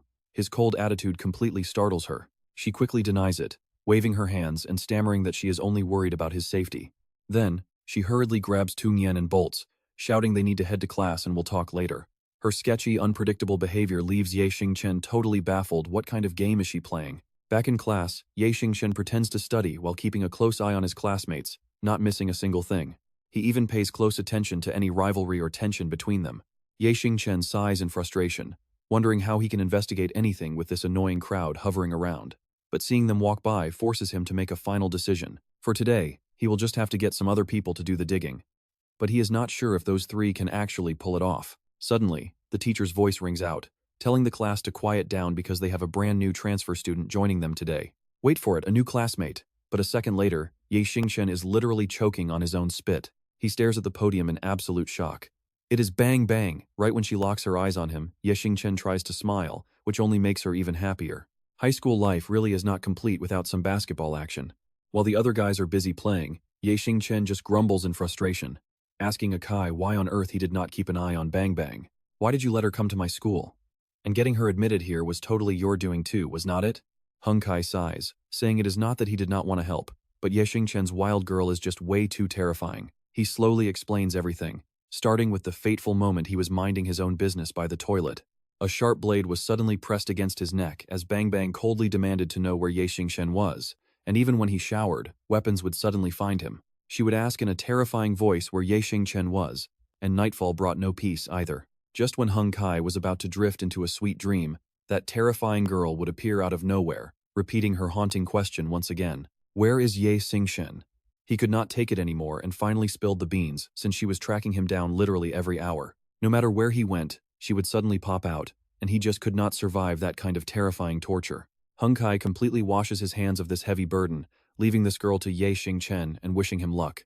Then he hangs up, leaving Xingchen completely speechless, just as Bang Bang rushes over and loudly calls out to her beloved brother, Xingchen. Xingchen snaps at her to call him Lam Tin now so she does not blow his cover, but she just giggles and says she forgot. Then she proudly boasts about her success, happily telling him that she already did some digging on the four great generals in her own unique, indescribable way. Bang Bang corners some guy with a glaring face, demanding to know if he is related to the four great generals. Sweating bullets, the poor guy completely denies it, stammering that she has got the wrong person. Under the beautiful sunny sky, her interrogation style is absolutely brutal. She mutters in deep thought that she already asked a few guys, but they all denied being descendants. Xingchen just wants to scream who asks a question like that, and who would be stupid enough to admit it. Suddenly, Li Yan waves at him from afar, calling out his name, which shocks Xingchen completely. Seeing her, Bang Bang instantly raises her guard. She demands to know who this girl is, terrifying Xingchen into sweating bullets and stammering that she is just a new friend. But she is clearly not buying his excuse at all, repeating his words with a highly suspicious look. Get a load of this, she instantly decides to mark her territory by calling him husband and asking how he could forget what they did together last night. How could he forget so quickly? He internally cries, begging her to stop causing any more trouble for him. Sure enough, Bang Bang prepares to attack, forcing Xingchen to hurriedly hold her back and beg her to calm down while Li Yan watches them with utter confusion. Suddenly, a basketball comes flying straight at them with a loud warning. Her sharp battle instincts kick in instantly, allowing Bang Bang to shatter the ball to pieces with a single strike, realizing someone threw a real projectile at them. Right after that brutal strike, a smug guy named Du Duong strolls over, casually apologizing for using too much force.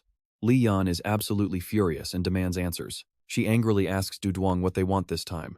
But he clearly has a specific goal, showing up to settle the score with Lam Tin because the Prince Gang and the White Tiger Gang have officially formed an alliance. Lai Hoang, acting all tough under their protection, quickly joins in, demanding double payback for the time Xingchen sliced his hand tendons. Their arrogant attitude makes Bang Bang absolutely furious, but Xingchen firmly stops her, telling her to back off and let him handle this himself.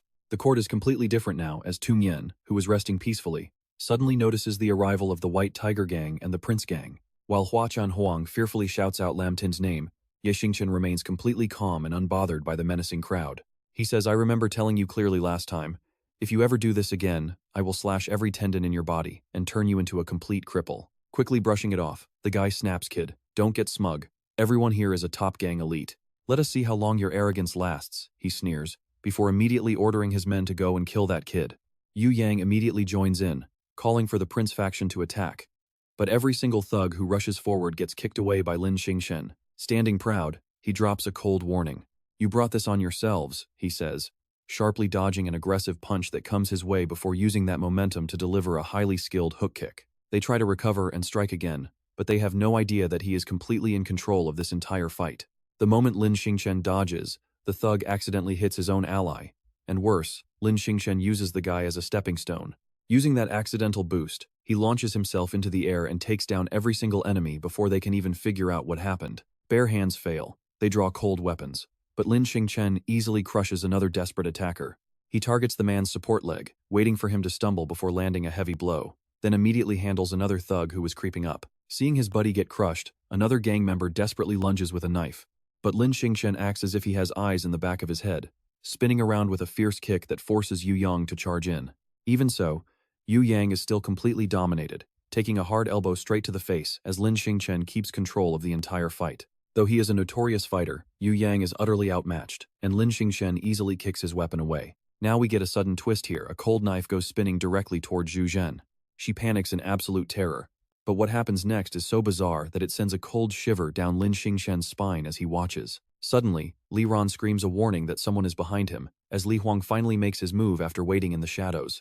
Hilariously, the attacker gets shut down instantly, prompting Fang Jixu to clap his hands and mockingly praise him for his impressive skills. Landing smoothly on the ground, Lin Xingchen mutters coldly.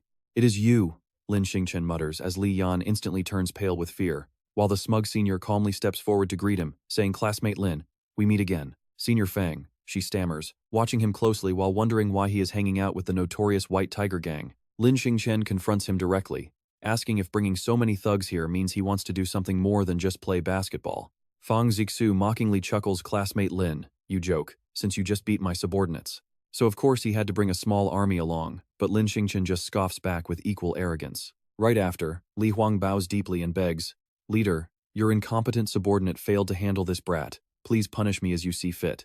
Hearing him call him leader makes a cold shiver run down Li Yan's spine. You can feel the tension spike as the crowd realizes the actual leader of the gang is stepping up. Everyone thinks the kid is dead meat, but instead of calling for backup, Lin Xingchen stands his ground as Fang Jixu begins unleashing his absolutely terrifying aura. "Classmate Lin, even my men teaming up with the Prince faction could not take you down," he says, noting it would be a waste for such talent to die. Then he makes a funny offer: "Join our White Tiger gang, and all of our past grudges will be wiped clean." He even promises to handle the Prince faction and get them to back off. We even see him tempt him with girls, saying he can introduce him to plenty of beautiful women. After all, a stupid girl like Li Yan is nowhere near enough for a powerful warrior like Lin Xingchen. Lin Xingchen immediately defends her in a deep voice, asking how he can insult Li Yan so horribly when she was dating him just a few days ago. The guy barely cares. "She is nothing but a cheap pawn and a tool to bridge our gang with the Prince faction," he sneers, his cruel words piercing her heart like sharp thorns. Since she had some looks and liked him, he decided to play along for a while just for fun. He will dump her later, making her delicate hands tremble completely uncontrollably. Fang Jixu continues to push, asking classmate Lin what he is still hesitating for when joining the gang offers so many incredible perks. Lin Xingchen smiles, admitting that it is a highly tempting offer, before his cold gaze drops as he flatly refuses. He gives a pretty surprising reason, claiming that he is actually an extremely loyal and devoted man. "Li Yan is my wife," he says, "and no roadside flower can ever compare to the one at home," making her look at him in shock and deep emotion. That blatant rejection completely infuriates the gang leader, leaving him with no choice but to order Lin Xingchen's immediate execution. Suddenly, a loud voice commands them to stop, as Aoxiang aggressively shoves his way through the crowd and sends everyone whispering in utter shock. As the president of the Taekwondo club, why is Lam and Gartun here too? The more they think about it, the more confused they get. Did he also come to negotiate with this kid? Who on earth is this guy? He already picked a fight with half of the 7 major organizations. Getting interrupted makes Chi-hook boil with rage instantly. Why is Lam and Gaotung here instead of challenging the Dongyang Dojo or the martial arts school? He quickly reveals his reason. "I heard a new transfer student single-handedly took down the White Tiger gang and the Prince Party. I just couldn't resist testing myself against someone that strong, so I rushed over here." He growls in a threatening voice, "Can't you see the White Tiger gang is busy handling business here?" He firmly chooses to clash Lam and Gartung. "Your desire to fight him is your business, but the White Tiger gang has to settle our score with him first." But his opponent does not. "That won't do, because I know exactly how you White Tiger gang members operate. Once you finish settling your score, this brother here will probably be half dead. How am I supposed to fight him then?" Seeing Lam Gartung stubbornly oppose him, Chi-hook snaps back furiously. Suddenly, Ye Xingchenan smiles widely and says something totally ridiculous, since it is all just fighting anyway. "Why don't you both come at me together?" They glare. Then they bark in unison, "You have quite a big mouth. I have only ever fought in strictly one-on-one matches. Doing this is a complete insult to me. When you end up dead, do not blame us because you asked for it." Yet his face remains unfazed, with no fear. Who dies and who survives is still highly undecided. As soon as Ye Xingchenan finishes speaking, both of them charge forward like arrows. Chi-hook throws a heavy fist while Lam and Gaotung drives a sharp knee upward. Totally useless. Ye Xingchenan easily blocks both of their strikes without a sweat. You can see that impact rattled him pretty hard, but he does not even seem to care. After that opening exchange, he stares directly at Ye Xingchenan and admits, "I confess you are very strong, and if we fought one-on-one, you might actually win. But against both of us, you stand absolutely zero chance. It is not too late, so just give up." Ye Xingchenan chuckles, as if hearing a hilarious joke. "Give up? he answers with absolute calm. I, Ye Xingchen, have never backed down from anyone or anything. Even if I have to fight to the death today, I will have no regrets. He lowers his voice. You guys cannot win anyway. This incredibly arrogant attitude drives the two gang leaders absolutely insane with rage. You stubborn idiot. There is no need for words with someone like you. Chi-hook quickly takes his stance, gritting his teeth to attack first. Since you are so eager to die, let me grant your wish. His knuckles suddenly bend tightly like sharp hooks as he strikes out. Take my Dragon Tiger Palm Strike now. As Ye Xingchen steps back, he quickly analyzes the flashy exterior hiding an empty core. With a loud crack, the gang leader takes a full power punch to the face, but Chi-hook stubbornly pushes through, yet his Dragon Tiger Palm can only shatter rocks, completely failing to harm Ye Xingchen. He loses balance. Now, his collarbone and jaw are wide open to his opponent. Without pausing, Ye Xingchen drives a series of devastating consecutive kicks.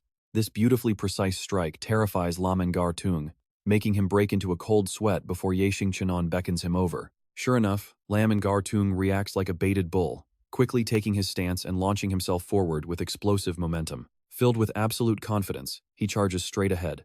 Right from the opening move, Lam Gar-tung attempts a lethal neck-locking submission technique on him. But honestly, how can normal speed ever match a literal human rocket? Ye Xingchen effortlessly grabs his wrist and delivers a lightning-fast slam. The sheer force of the impact is devastating, leaving him in agonizing pain. However, this Taekwondo practitioner refuses to go down so easily. Lam Gar-tung aggressively bounces back up, swinging a high kick aimed directly at Ye Xingchen's face.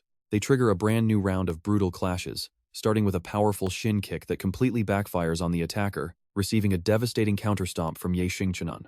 Seizing the opening, Ye Xingchen smashes his fist into his face, leaving Lam Gar-tung flat on the floor. As he struggles to sit up, it is unclear if he is shaking from agony or sheer rage. It is likely the pain, because he still cannot move. Naturally, Ye Xingchen delivers a brutal bonus strike directly to his jaw. His vision suddenly spins. Everything goes pitch black before the ambulance arrives. Tianhao looks at his son lying motionless on the bed. The sight drives him so mad that he makes a final decision. Send my orders to rush to Linsan High School. I must personally avenge my son, Hookni. The henchmen quickly obey. Yes, boss.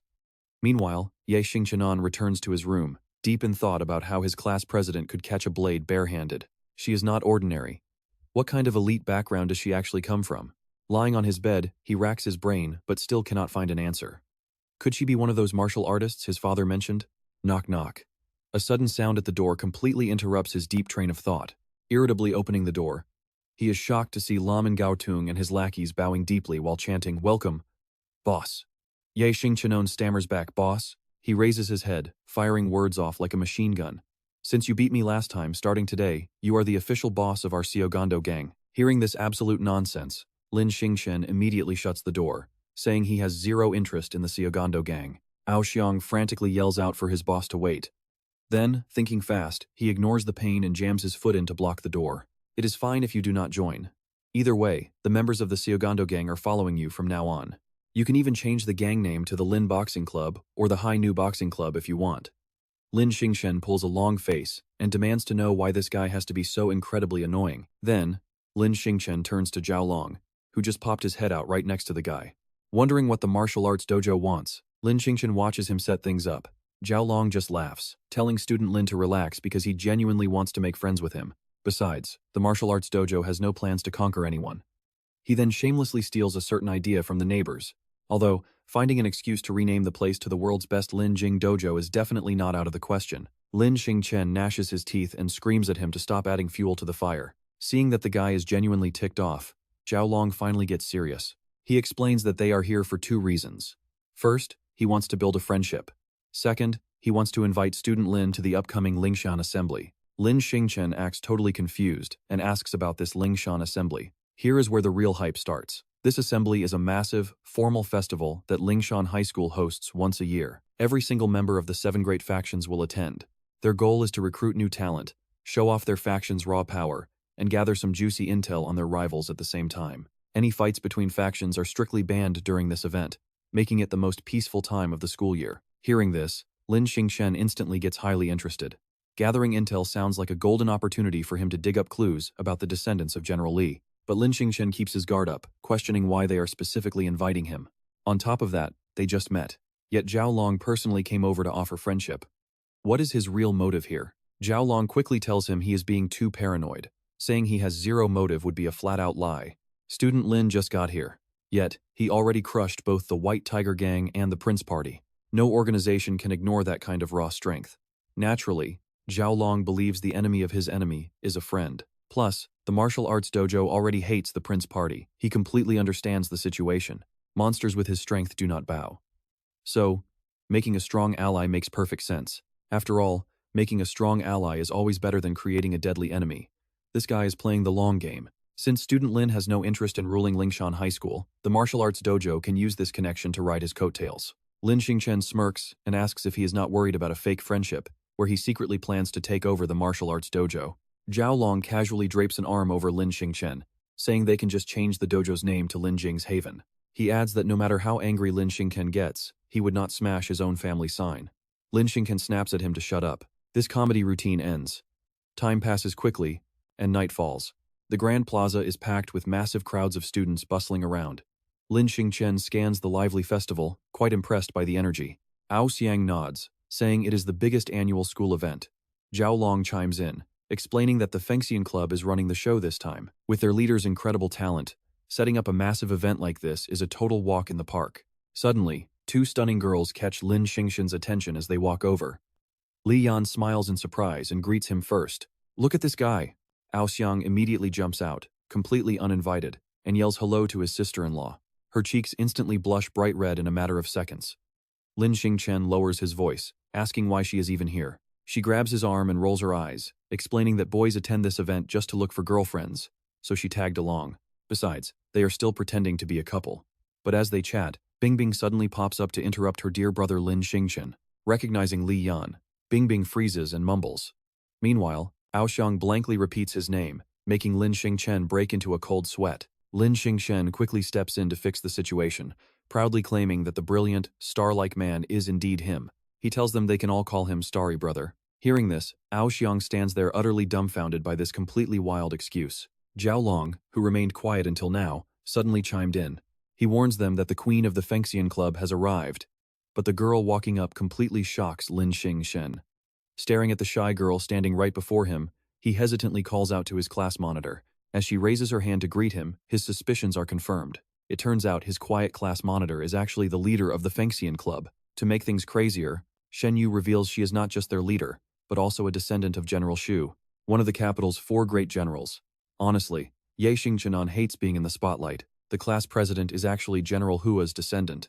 He confirmed it beyond any doubt. Since my grandpa was General Hua's guard, Ye Xingchen grumbles with a long face, asking why he didn't mention this sooner. Thumvor makes a pretty fair point in his defense. "You never actually asked me." Pointing right next to him, he drops another juicy bit of news just to be helpful. She's also a descendant of the 4 great generals, granddaughter of General Li Trennam. This massive bombshell absolutely leaves both Ye Xingchen and Bung Bung staring in pure shock. Talk about crazy luck. They actually found General Li's grandchild. Even the bright moon hanging above seems to share the shock of the crowd down below. The revelation leaves Ye Xingchen completely dazed. The person they were looking for is actually her. Why her, of all people? Ngartung has absolutely no clue what is happening but tries to show concern. "Is something wrong, boss?" Trio Long kindly fills him in, figuring that his boss must have just suffered a major blow. After all, the person right beside you every day is a general's descendant, and you had no clue. He finishes his thoughts and gets straight to the main point. But compared to that, I am way more focused on the White Tiger Gang. Not a single person from their group showed up for this assembly. He casually throws out a guess. Their leader got completely wrecked by the boss, so they probably had no face left to show up here. While the crowd below is still whispering, Chan calmly makes her way up onto the stage. Taking a pretty deep breath, she gathers her courage before starting her big speech. Finally, she speaks up with total confidence, though it is a real shame the White Tiger Gang is missing.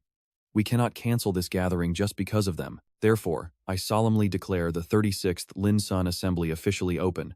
But right during this important moment, a loud shout suddenly cuts her off. "Wait a minute!" Pushing 500 men through the crowd, he finally shows his face. One look is all it takes for Ngao to recognize him. That is Feng Chi-hook's father, Feng Tianhao. Trio Long quietly shares his bad feeling bringing his whole sect along like this. He definitely is not here to be friendly. Bung Bung and Ye Xingchen both stare completely blankly at this unexpected trouble. Meanwhile, Li Huang quickly spots where the two of them are standing. Locking onto his targets, he moves right next to Tianhao. Li Huang leans in and whispers in his ear, "That is the kid right there." The moment those words sink in, he marches straight toward Ye Xingchen with pure killing intent. Stopping a short distance away, his face looks incredibly dark as he demands answers in a cold, raspy voice. Are you the Lam Tin who injured my son Feng Chi-hook? Ye Xingchen casually admits it right away to save him the trouble. Yep, that is me. This totally carefree attitude only makes Thian Hao fly into a complete rage. You are out here enjoying your life while my son is stuck in a hospital bed. If I do not teach you a lesson today, do not even think about leaving. Ye Xingchen impatiently asks him what he wants. With a sharp metallic sound, he draws his blade and roars out your life. Knowing a brutal fight is unavoidable, he quickly pushes Li Yan into Thumbvor's arms. Keep her safe for me. Just as he hands her over, he draws his short blades right in time to block Thian Hao's deadly strike. Since the boss made the first move, his goons charge forward all at once. Bung Bung was just waiting for this, launching herself at full speed directly into the pack. With a cold expression, she leaps high into the air and delivers a sharp double kick to two unlucky targets. Look at this mess. Seeing things get completely out of hand, Chan Chan immediately orders everyone to evacuate the area. Tu Ngi tilts her head and calls out to her group, Fun Teen Society, follow me. The once happy party quickly devolves into a panicked, scattering crowd. Run for your lives. Right at the center of the clash, Ye Xingchen lands a brutal kick that makes Thian Hao groan in pain as he slides backward several feet before stabilizing himself. That blow hits hard. He clutches his chest in absolute agony. His facial expression right now, honestly, priceless is the only word to describe it. Catching his breath for a quick second, he warns his friends, you three, get her out of here right now. Finally, some good news. Thumbvor slings Li Yan over his shoulder and bolts, shouting back, that is exactly what I was going to say to you. Huha and Trakvor do not waste any time either. We are always cheering for you, so make sure to stay alive. Once we are out, I am booking a funeral service for you. This kind of fake friendship makes Ye Xingchen feel absolutely cold inside. The fight just started, and they are already planning his funeral. Li Huang is pretty banged up but not useless, immediately commanding his goons to give chase. Do not let that woman escape. Grab her now. Feeling ignored, Ngao Tung finally finds a chance to prove his absolute loyalty and protect his sister-in-law. Trier grins knowingly as he steps up from behind. Technically, fighting is completely forbidden during this grand assembly. But if the White Tiger Gang wants to break the rules of this hall, I will gladly play along. Seeing his advantage vanish makes Thian Hao's face go pale, but there is no backing down now. He reaches behind his back and pulls out a massive machete, ready to go all out. Fang Tianhao swings it with all his strength, ready to cleave Ye Xingchen in two, but he isn't quite ready to stand still and get killed. He swiftly dodges to the side, sending the massive blade crashing empty into the dirt. Then he steps down to pin the weapon. Disarmed, Fang Tianhao can only stand frozen as Ye Xingchen beats him to a pulp to vent his anger. After taking a few of those thunderous kicks, the gang leader crashes onto the ground with a loud thud. Before anyone can even breathe, a dagger whistles through the air, grazing a cheek. A panicked goon screams, "Boss!" Instantly, a barrage of throwing knives flies right at them. The knives thud coldly right at their feet as a warning. Twirling a blade in his hand, Ye Xingchen speaks from the shadows above. Mr. Fang, do you still want to fight? This question infuriates Fang Tianhao, who glares up and reaches for something hidden in his coat. He snarls, "Brat, don't get cocky," before aiming a gun directly at Ye Xingchen's face. If you think I'm going to admit defeat just like this, then you're dead wrong. Ao Xiang sees things going south and screams, "Boss." Meanwhile, Fang Tianhao confidently declares that defeat isn't in his dictionary, gripping his gun to roar, "Go see the king of hell, kid." Ye Xingchen just stands there in absolute silence, and this calm attitude drives the boss to pull the trigger without hesitation. Now check this out, he swiftly deflects a bullet with his blade, leaving Fang Tianhao utterly frozen. Next, Ye Xingchen moves to deal with that annoying weapon. Who would have thought a short dagger could slice a gun right in half? He glides past Fang Tianhao, smugly noting, "What a shame. I actually wanted you to send my regards to Senior Feng, who is still hospitalized." The moment those words land, the sliced gun clatters to the floor, and the gang boss slowly collapses to the ground. Ye Xingchen looks down at him with pure contempt. Guess that's not happening anymore. He turns and orders Ao Xiang to handle the rest of them, demanding they never show their faces again. Grinning like he scored big, Ao Xiang shouts back, "Don't worry, boss." Zhao Long sighs in defeat at being handed such a troublesome task, but yells out anyway, "No choice. Boys, let's clean this up." Meanwhile, Li Zhenan gazes out the window, coldly confirming the news that Fang Tianhao is dead. Huangshan quickly reports that, according to their preliminary investigation, a student named Lin Jing did the deed. This student previously had a clash with Fang Tianhao's son, Fang Zixu, and ended up beating the son half to death. He also adds that Fang Tianhao had bribed the school security, leading his men inside to hunt down the kid for revenge. For now, the school seems to be trying to sweep the whole thing under the rug. Li Zhenan calmly mutters, Oh, how interesting. To think a powerful underworld boss of the capital city would die at the hands of a mere student. Have you dug up his background yet? Pulling out a file, Huangshan replies that they managed to dig up some basic details on him. His identity and hometown are completely fake. The general listens intently as his assistant reveals his real name is Ye Xingchen, a wanted fugitive who escaped from Jinghai prison. Wait, that name? This familiar sound causes Li Jianan to quickly cut him off. Ye Xingchen. Seeing the general's reaction, Huangshan knows something is seriously wrong. He notes the young lady has been getting quite close to him lately. Fearing for her safety, he asks if they should alert security, but the general quickly objects no need. Staring out the window, he calmly adds, "Keep this to yourself. I have my own plans. You may go back to work now." Bowing, he replies, "Understood." General. Once Huangshan is gone, Li Jianan opens his desk drawer, pulls out a photo of a woman, and gently runs his fingers over her face. But his face quickly darkens with anger, and he immediately dials his granddaughter. "Hello, Lian. Your grandfather needs to speak with you." Meanwhile, back on the snow-covered school rooftop, Ye Xingchen ignores the biting cold, pacing around in deep thought. He wonders why, after so much time has passed since the Lingshan tournament, the school administration still hasn't made a single move. Could they have completely covered up the news just to protect their reputation? Ye Xingchen stands there, plagued by endless questions. The White Tiger Gang lost so many men. Does the school really have the power to hide this? He narrows his eyes, his thoughts shifting to that girl. Her behavior lately has been incredibly strange, constantly trying to avoid him ever since the Lingshan tournament ended. Her reaction whenever their eyes meet leaves him confused. What is she playing at? Li Yan's behavior is really messing with his head, especially since she's the granddaughter of General Li. He scratches his head in frustration. Even if he hates it, he has to find a way to get closer to her, or he'll never get the chance to meet General Li. Suddenly, a voice calls out Lin Jing. Startled, Ye Xingchen turns around. "Speak of the devil, and he shall appear." Li Yan stands there, looking incredibly shy, and this sudden, perfect timing takes Ye Xingchen completely by surprise. Is something wrong? Before he knows it, Li Yan brings him home, where he coldly waves away the servants. Flashback to the rooftop.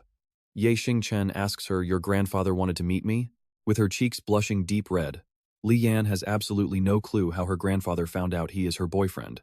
But the old man suddenly demanded to meet him right away. So before she can say another word, he quickly cuts in, "Sure, I am pretty free lately anyway, so go ahead and take me to meet your grandfather." On the outside he plays it cool, but deep down, Ye Xingchen knows this is his only realistic chance to meet General Li Trennam, so he absolutely cannot miss it. Back in the present, a million questions spin through his head. What kind of figure is General Li Trennam anyway? Today, he will finally get to see for himself, when a deep voice suddenly cuts through the air. "Are you back, Li Yan?" She happily answers, "Grandfather." Ye Xingchen stares at Li Trennam, the general himself. The very second their eyes meet, Li Trennam scowls deeply. That single crushing stare is powerful enough to make Ye Xingchen take a few steps back. What is this? It feels like a soul piercing right through him. General Li Trennam is no ordinary man. Li Trennam walks over to greet him. "So you are the boyfriend. Lam Tiern, I have heard quite a lot about you." The general praises him with a couple of nice words, a true young hero. "I want a private word with you, if you do not mind." Ye Xingchen agrees without a single second of hesitation. With that, the general leads him inside his private room, leaving a highly confused Li Yan standing there alone. Looking around the room, he watches Li Trennam slowly pour some tea. Deciding to skip the polite small talk, Ye Xingchen gets straight to the point. "I'm not quite sure what the general wants to discuss." Li Trennam spins his chair around, looking at him. "I am just pretty curious how long you plan to deceive Li Yan, Ye Xingchen." The boy freezes as the old man presses a hidden button, and then, bam, a heavy iron cage drops right from above, locking him in. "Did you expect that trap?" Sweat drips down his face. "You knew my real identity all along." Li Trennam answers him instantly. "Of course. Spending decades on the battlefield makes you pretty well understand the absolute importance of intelligence gathering. I do not just know your identity. I also know you came to the capital just to find me." Seeing that he knows everything, Ye Xingchen asks, "Then why not just sit down and talk like adults? Why resort to cheap tricks?" The general sneers in pure disgust. "Talk? What is there to say to a wanted fugitive?" But then, he offers the boy a tiny bit of praise. "An escaped prisoner who did not flee the country. Instead, you actually dared to run right into the capital. I thought you would refuse her invitation, so I clearly underestimated you. Too bad you still cannot escape your final, brutal end." He glares back at him. "Why are you hunting me down like this?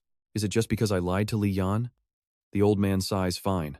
I will let you die without regrets." He stares at him. "Since you know who I am, you must have heard of the 4 legendary generals." Nodding quickly, he replies, "I have." Ye Xingchen adds that he also knows one general mysteriously vanished after an internal conflict, and nobody even knows if he is dead or alive since his name was erased. Hearing this, Li Trennam frowns deeply and cuts him off that general's name was Dirp Thung Lun. He was your grandfather, my brother in arms. Imagine hearing that. No wonder Ye Xingchen freezes in absolute shock. Frantically, he asks my grandfather was one of the legendary generals. Why did my dad never tell me? But then he quickly pushes back. If you two were brothers in arms, why on earth are you trying to destroy me? Li Trennam stays silent, slowly opening a drawer to slide a photo onto the desk. It is all because of her. He roars in anger, your grandfather ruined my little sister. His voice cracks with deep, heavy emotion. I still remember every single detail of that fateful day. The general begins his painful flashback. Walking down the street with my sister, we suddenly ran into Dirp Thung Lun. Back then, just a simple smile from him was enough to make every single girl turn her head. Li Trennam notes that even though he was already married, women absolutely could not help but fall head over heels for him. But nobody could have predicted that his own little sister would end up as one of those girls.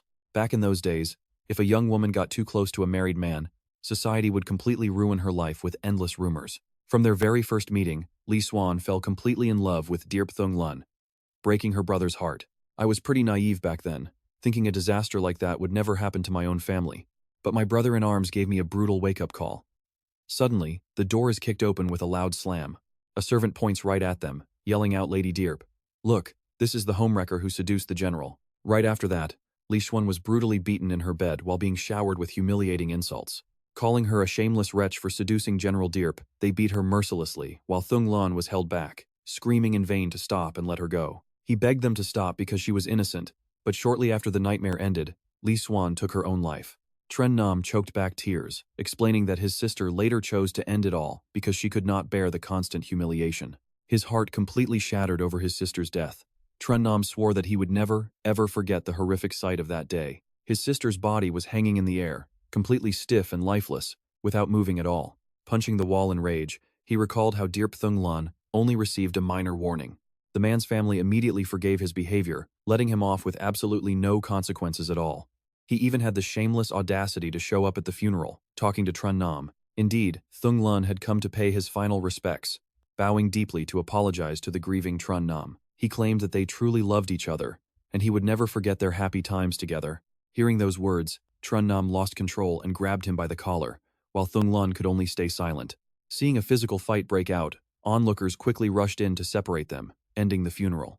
Carrying deep hatred, Trennam swore from that day on to seek revenge and erase the Dirp family from the world. Ye Xingchen is filled with guilt as he stands listening to his words. Trennam says he later built an underground syndicate specifically to destroy them, but he never expected that Ye Xingchen's father, Ye Tianlong, is actually still alive, and even has his own powerful force in Jinghai City. Trennam approaches the cage, saying he can never forgive the Dirp descendants, plotting endlessly to kill Ye Tianlong. Unfortunately, the target escapes every single time, causing all of his plans to fail over and over again. Now get a load of this guy, smug as ever, claiming fate finally favored his dark plans. Today, he finally gets his chance to fulfill his lifelong dream, asking Ye Xingchen if he agrees.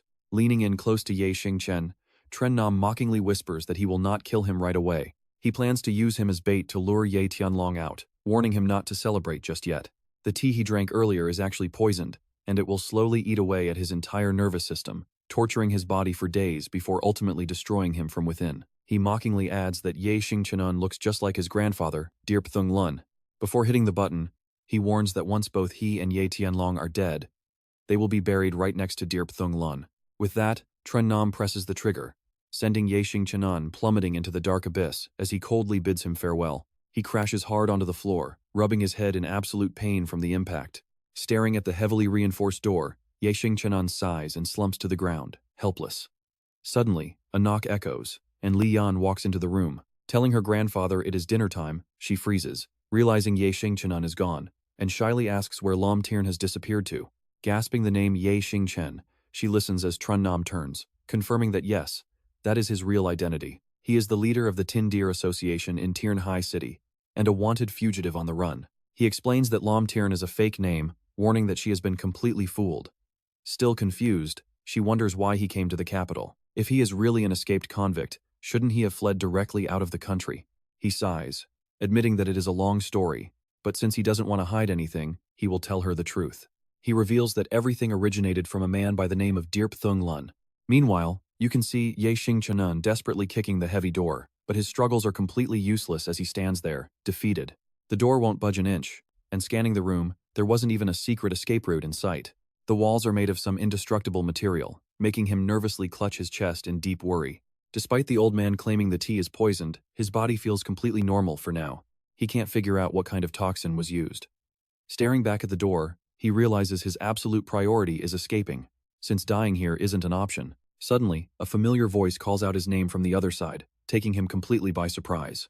It is Bung Bung, anxiously telling him that she has finally tracked him down to rescue him, when another harsh voice suddenly shouts out, demanding to know who was there. Panic-stricken, Bung Bung cries out that she is spotted, telling him to hold on, just as Trun Nam receives an urgent call warning of an intruder. Li Yan tearfully asks her grandfather what is happening, to which Trun Nam furiously replies. He barks that some annoying pest has bypassed security, and although their location is unknown, they are still on the loose. He assumes they came for Ye Xingchen, and guards are now searching with full force. She screams in panic about Lin Jing, but he casually replies that the boy is locked in the dungeon, and soon the poison will spread through his entire body. This news makes Li Yan feel extremely anxious.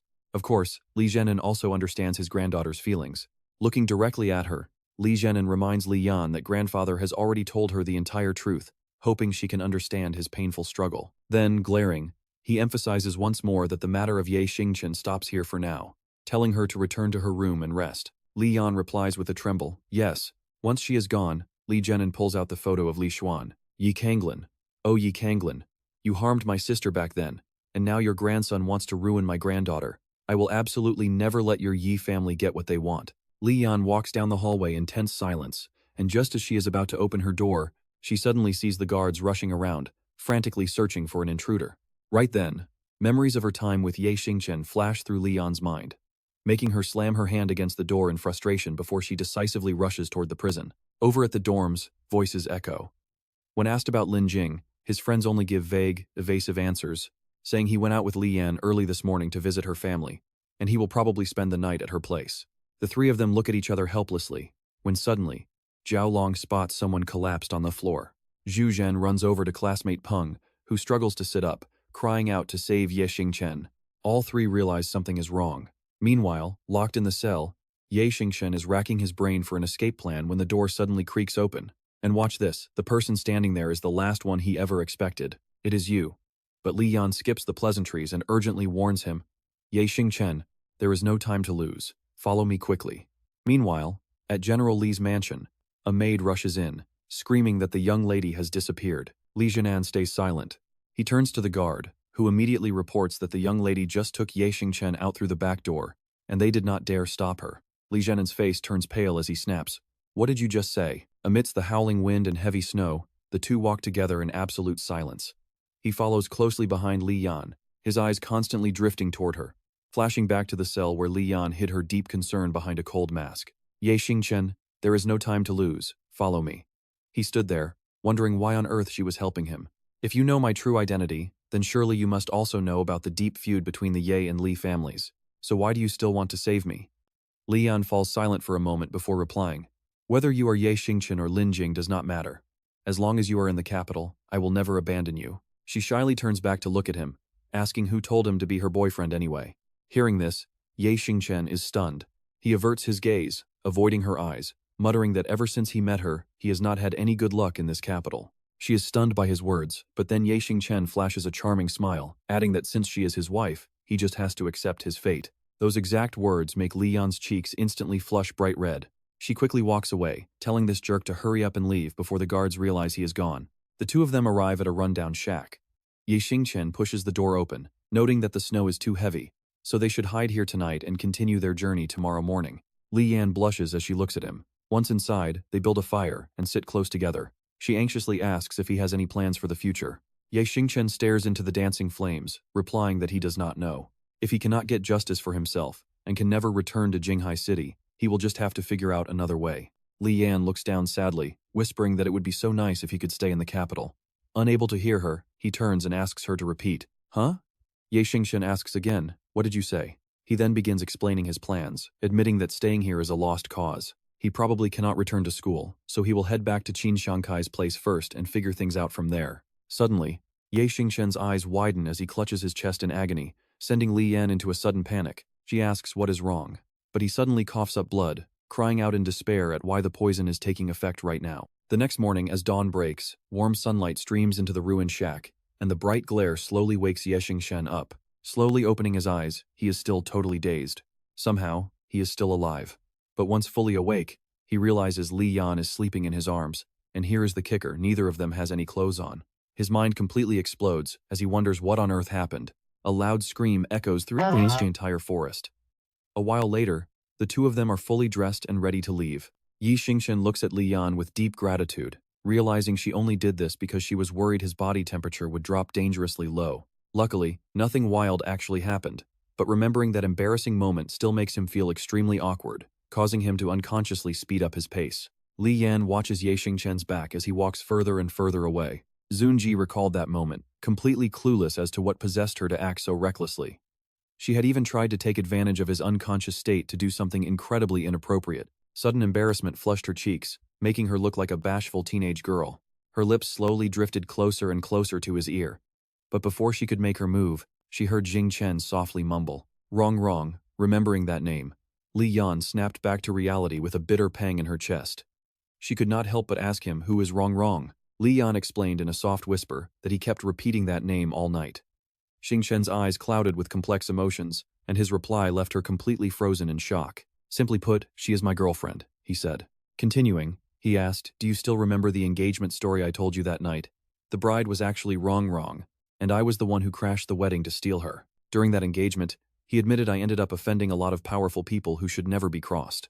His voice was filled with deep resolve as he declared, "But as long as she comes back to me, it does not matter who I have angered. For her sake, I would gladly lay down my own life without a single regret."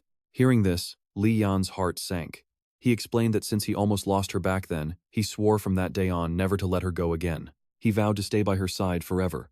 Xingchen hesitated, feeling deeply regretful that since he was currently a wanted fugitive, he could not even say a final goodbye before fleeing Jinghai City. His greatest hope was to return soon, proving he was not someone who would ever break a solemn promise. Li Yan could not stand listening to any more of this, so she loudly interrupted him, "Well, aren't you quite the loyal lover? If you miss her so much, stop standing around like a fool. If you do not move now, I am leaving you behind." He had absolutely no idea why she had suddenly blown up at him like that. He muttered, "You were the one who asked." Girls are seriously way too much trouble. We can finally breathe a sigh of relief because after a long trek, they spot the main road and just need a ride back. Suddenly, Li Yan collapsed right onto the hard ground, leaving Xingchen completely horrified as he stared down at her pale, distorted face and started to panic. Rushing to lift her, he felt her forehead. She was burning up, her breathing so faint he knew she needed a clinic. Luckily, a car appeared, and Xingchen recklessly leaped into the road to stop it. The lead car slammed on its brakes, and Xingchen immediately draped Li Yan's arm over his shoulder to support her, muttering that nothing good ever happened around her. "Just wait until the hospital. I will settle the score with you, so you better hang in there." However, the passenger inside was Yu Yang, who wore a vicious, wicked grin the moment he spotted them. The man stepped out of the vehicle and sneered, "Look, if it isn't Master Lin." Ignoring his sneer, Xingchen begged desperately, "Yu Yang, she is dying. We must get to the hospital this instant." He begged him to set aside their personal grudge, but Yu Yang just kicked him down, barking, "Why should I care?" Flashing a sickening, devious smirk, he mockingly added, "A sick girl is actually perfect, because we can have plenty of fun with her."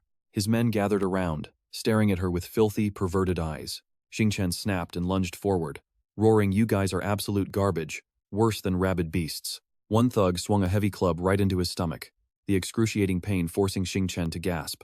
But they had no intention of stopping. Barking at him to get up, two massive goons pinned him down as Yu Yang chuckled, mockingly, "Take a good look, loser, because we are about to show you how we play with your precious girl." Xingchen screamed in absolute fury for them to stop, but was instantly silenced by a brutal, heavy blow to the face. The loud noise woke Li Yan up, and she dazedly tried to look around. She saw blurry figures approaching her, while Xingchen, utterly panicked, screamed out, "I will not let any of you touch her." Li Yan instantly recognized that desperate voice as Xingchen's. She instinctively reached out to touch him, unaware that Xingchen was currently being brutally battered by the gang. One thug snickered, "Boss, look, she is awake. Perfect, this makes it way more exciting." Despite the brutal beating, Xingchen kept his fierce gaze locked on Li Yan, who kept struggling to reach him. In this very moment, a flood of happy memories flashed before his eyes, fueling his fierce determination to protect her. His anger peaked when he heard them laugh. "Get the camera ready. I am going first. And once I am done, you guys can have her." He slammed his forehead hard into the thug's chin, breaking their hold. Grabbing the two men pinning him down, he smashed their heads together, leaving them completely dazed. Yunlong immediately sensed that something was seriously wrong, but it was already too late as Xingchen, now free, delivered a crushing blow to one thug's throat before sweeping the others off their feet. Seeing his henchmen get wiped out so easily, the gang leader was absolutely furious. Before he can even react, Xingchen lunges forward, grabs his throat, and lifts his entire body straight off the ground. He wished he could just choke the bastard to death on the spot, but knowing it wasn't the time to act rashly, he tossed him aside. As Li Yan struggles to call out, Lam Tiernye Xingchenon gently reassures her, "It's me, I'm taking you home, you'll be fine very soon." Completely blinded by pure hatred at this point, Dudung pulls out a handgun, his hands shaking violently as he points the barrel straight at Ye Xingchenon. He wants to use his last bit of strength to take them both down. Terrified, Li Yan pushes Ye Xingchenon aside and yells, "Watch out!" A maniacal laugh echoes as a deafening gunshot tears through the air, "Die." Ye Xingchenon simply can't believe his own eyes. Meanwhile, Dudung grins triumphantly as the bullet strikes Li Yan directly, her clothes quickly soaking in fresh red blood. The agonizing pain makes Li Yan feel a sudden pang of regret. What on earth is wrong with me? Remembering their time in that run-down house, hearing him call another girl's name with his own lips had completely broken her heart. She clearly knew another girl already held a place in his heart. Honestly, you have to wonder why she would risk her life for someone who can't even love her back. But as she falls, a single tear rolls down Ye Xingchenon's cheek. In slight shock, she stares at the tears. She looks up, catching the deep pain shining in his eyes. Is he actually suffering because of me? Li Yan smiles bitterly. Ah, so that's how it really is.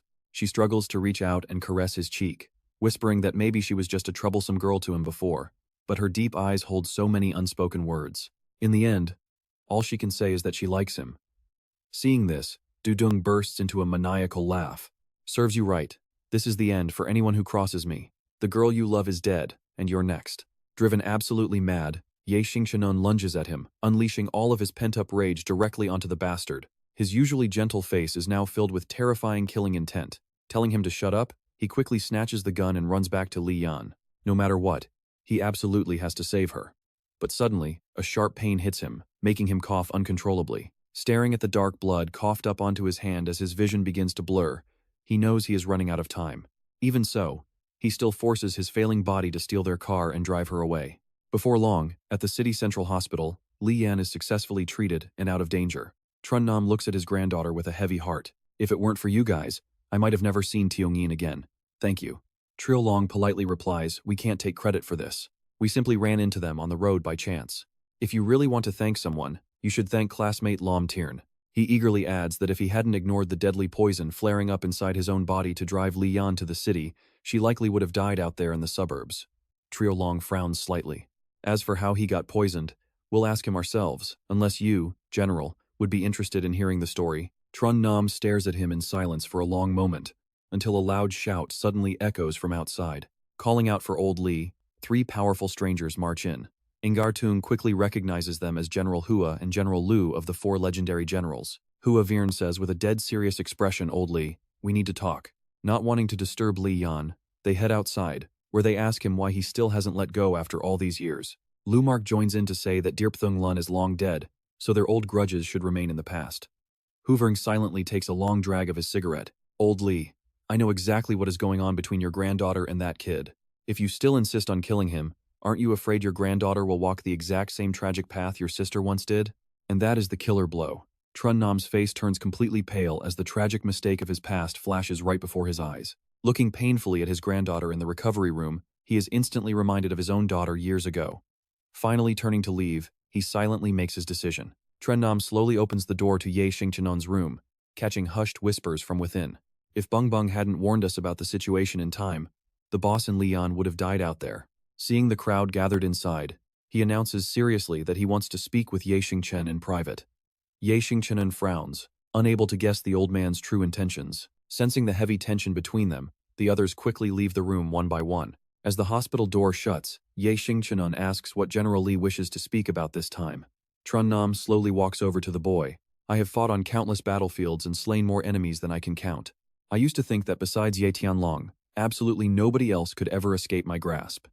Shaking his head with a bitter smile, the general admits he clearly underestimated their family. Trun Nam glances at the young man in front of him. "Although you saved Tiongyin, that does not mean I will simply forgive everything your family has done in the past." He loudly declares, Ye Xingchen, I hereby appoint you as a second lieutenant, tasking you with wiping out every single rebel force in Jinghai City. Ye Xingchen's face is filled with absolute shock as General Li Zhenan sighs, offering to use his past crimes to cover this up while revealing exactly where Luo Minghai is hiding. The old general warns him sternly, as long as those rebels in Jinghai City are not wiped out, do not expect me to let your Ye family off the hook, he threatens. If I find out you made Xiaoyan suffer, it will not be as simple as inviting you to drink a cup of tea. With a cold snort, the old general turns to leave, as Ye Xingchen sincerely thanks him, only for Li Zhenan to glare back, call me grandfather, you idiot. Walking away so his expression is completely hidden, he barks, once you recover, get back to Jinghai City and straighten that damn place out. I do not want Xiaoyan living in such a dangerous place. Ye Xingchen scratches his head in total confusion. What is that supposed to mean? Meanwhile, back in the city, the big bosses get the news that Ye Xingchen is returning, leaving Chu Ban anxiously wiping cold sweat from his forehead. Commander Luo, what is going on? How on earth did he get cleared of all charges? Luo Minghai did not expect this either, admitting he honestly thought Ye Xingchen would flee the country. Instead, he ran straight to the capital to negotiate with my master, General Li. Now he has orders to return and wipe out the local rebels, even getting promoted to second lieutenant. Because of my master, it is not convenient for me to make a move on him right now. Chu Ban grows even more anxious, but he is definitely coming back to finish us. We cannot just sit here and wait to die. Luo Minghai falls into deep thought before asking, doesn't Mayor Le still have a subordinate named Wei Xiankao? Hearing that name, Chu Ban goes completely stiff, stuttering out, yes, we do.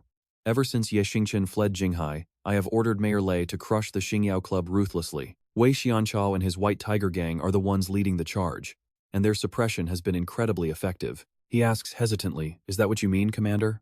Luo Minghai curls his lips in sheer contempt. Since Ye Xingchen is coming back to eliminate the rebels, we might as well provide him with a rebel force to deal with. Just because I cannot personally make a move on him does not mean others cannot touch him. With a sinister grin, he adds, cleaning out rebels is never a simple walk in the park. It is easy to die on a dangerous mission. And just like that, the trap is set. Chu Ban smiles. Brilliant plan, Commander Luo. Borrowing someone else's blade is absolute genius. I will notify Wei Xiankao to get ready. A few days pass, and inside the Qinglong Battle Hall meeting room, an angry shout rings out, damn it. Yang Jun slams the table, furious they lost 7 territories. Xiao Hu sighs deeply ever since brother Xingchen left us. We have lost half our territories. If this goes on, the Xingyao Club is finished. Zifeng frowns, warning him shut up. Xiao Hu. Yang Jun's handsome face is completely exhausted, showing just how much energy he has spent worrying over this crisis. But check this out, they have no idea who is waiting right outside.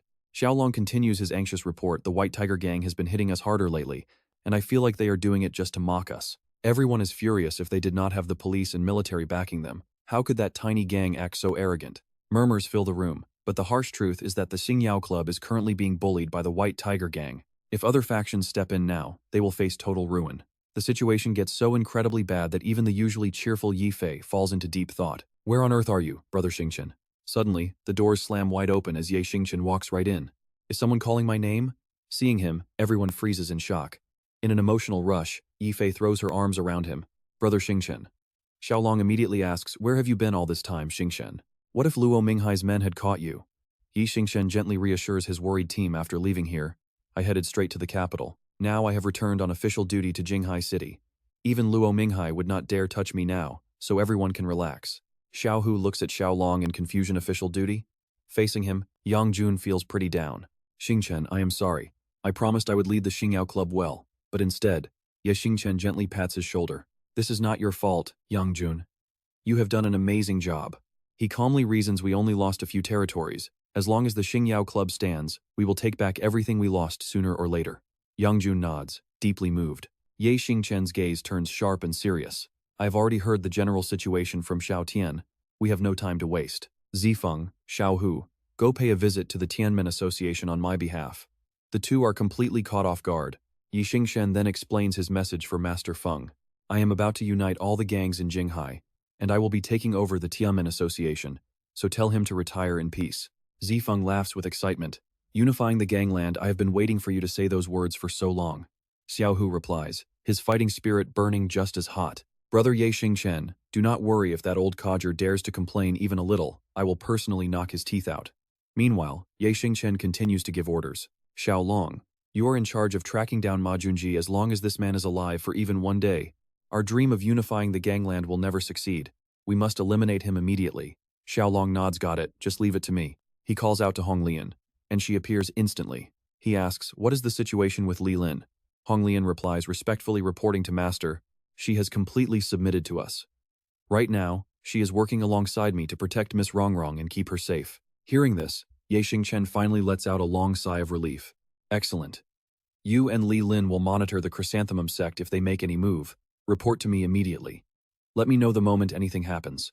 Then he points towards Li Yan and says, Wu Yang, keep running the Xingyao gang and deal with that little troublemaker for me. Li Yan yells back in fury, who are you calling a troublemaker? Yang Jun looks at Ye Xingchen with a highly complex expression. Ever since you got back, I have been meaning to ask, who is this girl anyway, and what is your relationship with her? Ye Xingchen has no idea how to explain, so he just brushes it off. I will tell you guys when there is a good opportunity. That night, they split up, and Ye Xingchen leads his crew to the Baiyun gang territory, ready to teach them a lesson. He takes a sip of his drink and warns them. Our goal today is to make an example out of the Baiyun gang to show them exactly what happens when you cross the Xingyao gang. Ao Xiang asks with a trace of worry, boss. This is the Baihu gang territory. Is it really just the two of us here? He glances at him back in the capital. You practically begged to follow me to Jinghai City. Are you regretting it now? He smirks regret. Ao Xiang grips his bottle and watch this, he smashes it straight over the head of the guy right next to him. This little brother of yours does not even know how to spell regret.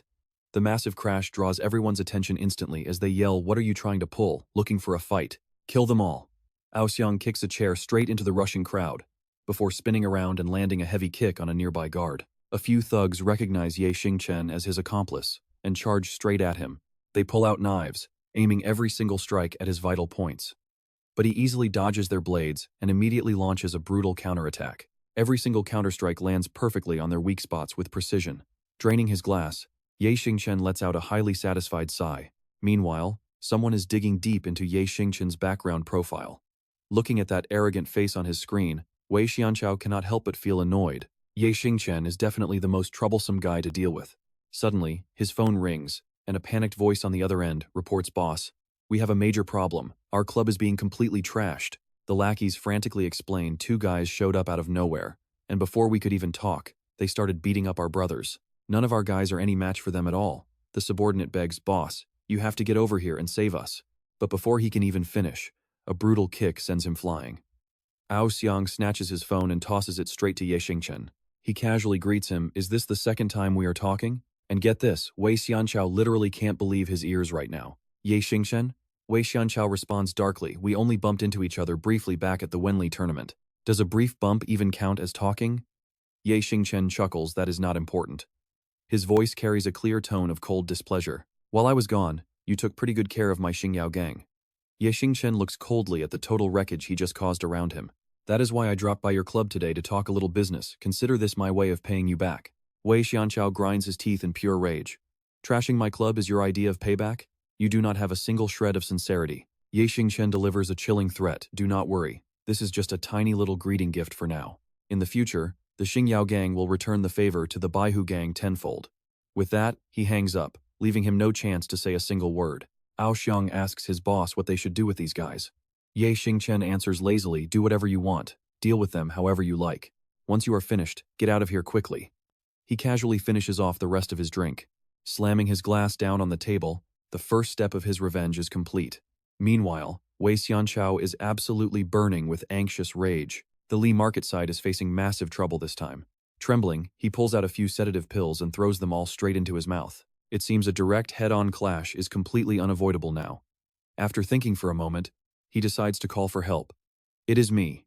I need a favor. He grunts through gritted teeth, send a formal challenge letter to Ye Xingchen on my behalf. The next morning at the Xingyao headquarters, the crew gathers to discuss their current situation. The Tianmen gang seems highly dissatisfied, and someone might pull dirty tricks behind our backs, so I suggest we keep an active spy. Xiaolong speaks up eagerly, and according to their latest intelligence, they spotted a man looking pretty similar to Feng Junji in the Eastern District, and he hasn't left yet. The exact details are still under active investigation.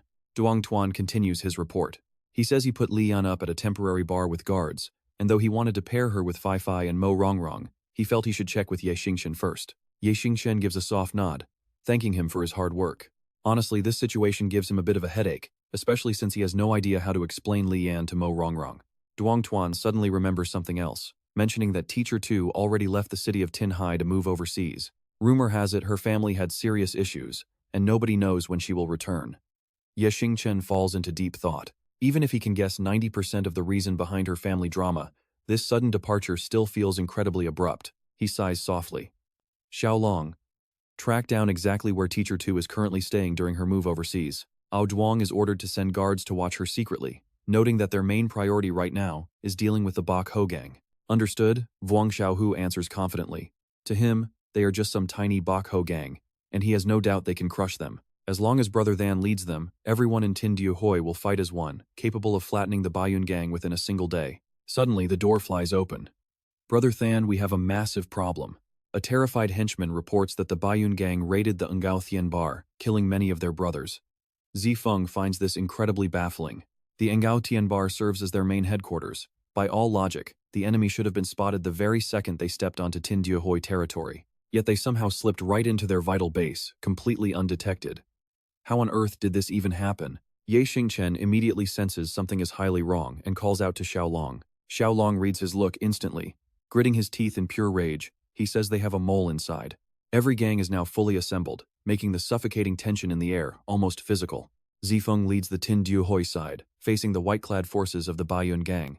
But wait, we need to rewind a few hours first. A heavy fist slams onto the table in pure rage.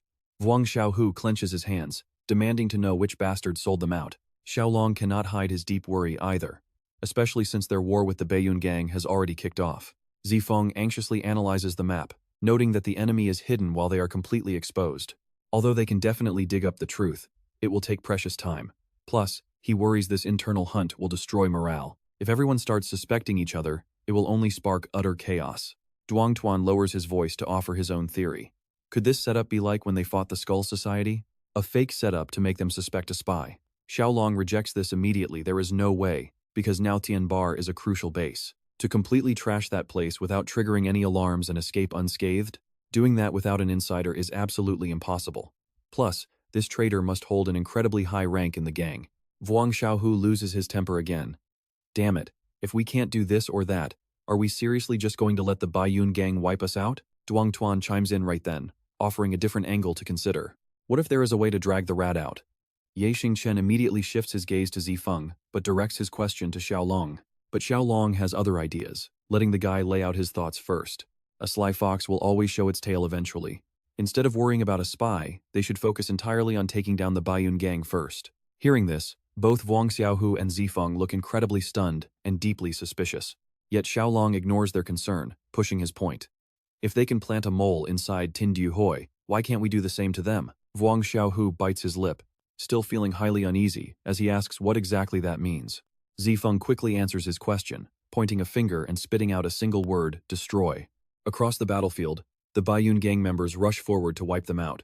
Hundreds of men clash with weapons, slashing at each other in total madness.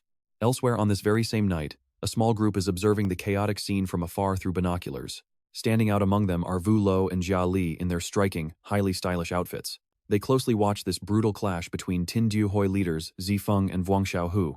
Vu Lo nods as she watches, remarking that Tindiu Hoi brought quite a massive crowd of their leaders tonight. Hearing this, Jia Li stands behind her and sighs in disappointment. Too bad having more men won't help them defeat our Baiyun gang. When it comes to sheer numbers, our Baiyun gang can easily overwhelm almost any rival faction in Jinghai. Still, Vu Lo keeps her eyes glued to the fight, replying that raw numbers without real skill are entirely useless. Jia Li quickly speaks up to share her thoughts. 2 hands can't match 4. I don't believe this tiny group can stir up any real trouble anyway, especially since they have the full backing of our Hak Ho Hall. Our sisters are definitely not weak, fragile, or useless. Facing the absolute naivety of her teammate, Vu Lo lowers her head slightly and asks, do you honestly think the Xingyao Association only has this handful of people? It is pretty obvious the enemy is hiding their true strength. Jia Li clearly misses the hidden meaning, widening her eyes in confusion. Seeing her friend's blank stare, Vu Lo begins breaking down the situation so she can finally understand. Ye Xingchen is the actual leader, yet such a key figure is nowhere to be seen. He is clearly using this frontal clash as a distraction, seizing the perfect chance to launch a surprise night raid on the central headquarters of the Baiyun gang. Those details make her more certain than ever. He is the type who can single-handedly tear apart the entire Hoadu bar. She lays it out clearly as if she sees right through him. Taking over an unguarded branch would be a total walk in the park for him. Jia points her finger in confusion, quickly asking another question. But the entire force from the Diep Tuduang nightclub is right here. So does that mean our branch is in danger? Vulo lowers her face, her expression turning dead serious. I already planned for this long ago. A pack of brawling fools. The men in this gang are so arrogant, chasing empty achievements, that they would literally abandon their own branch.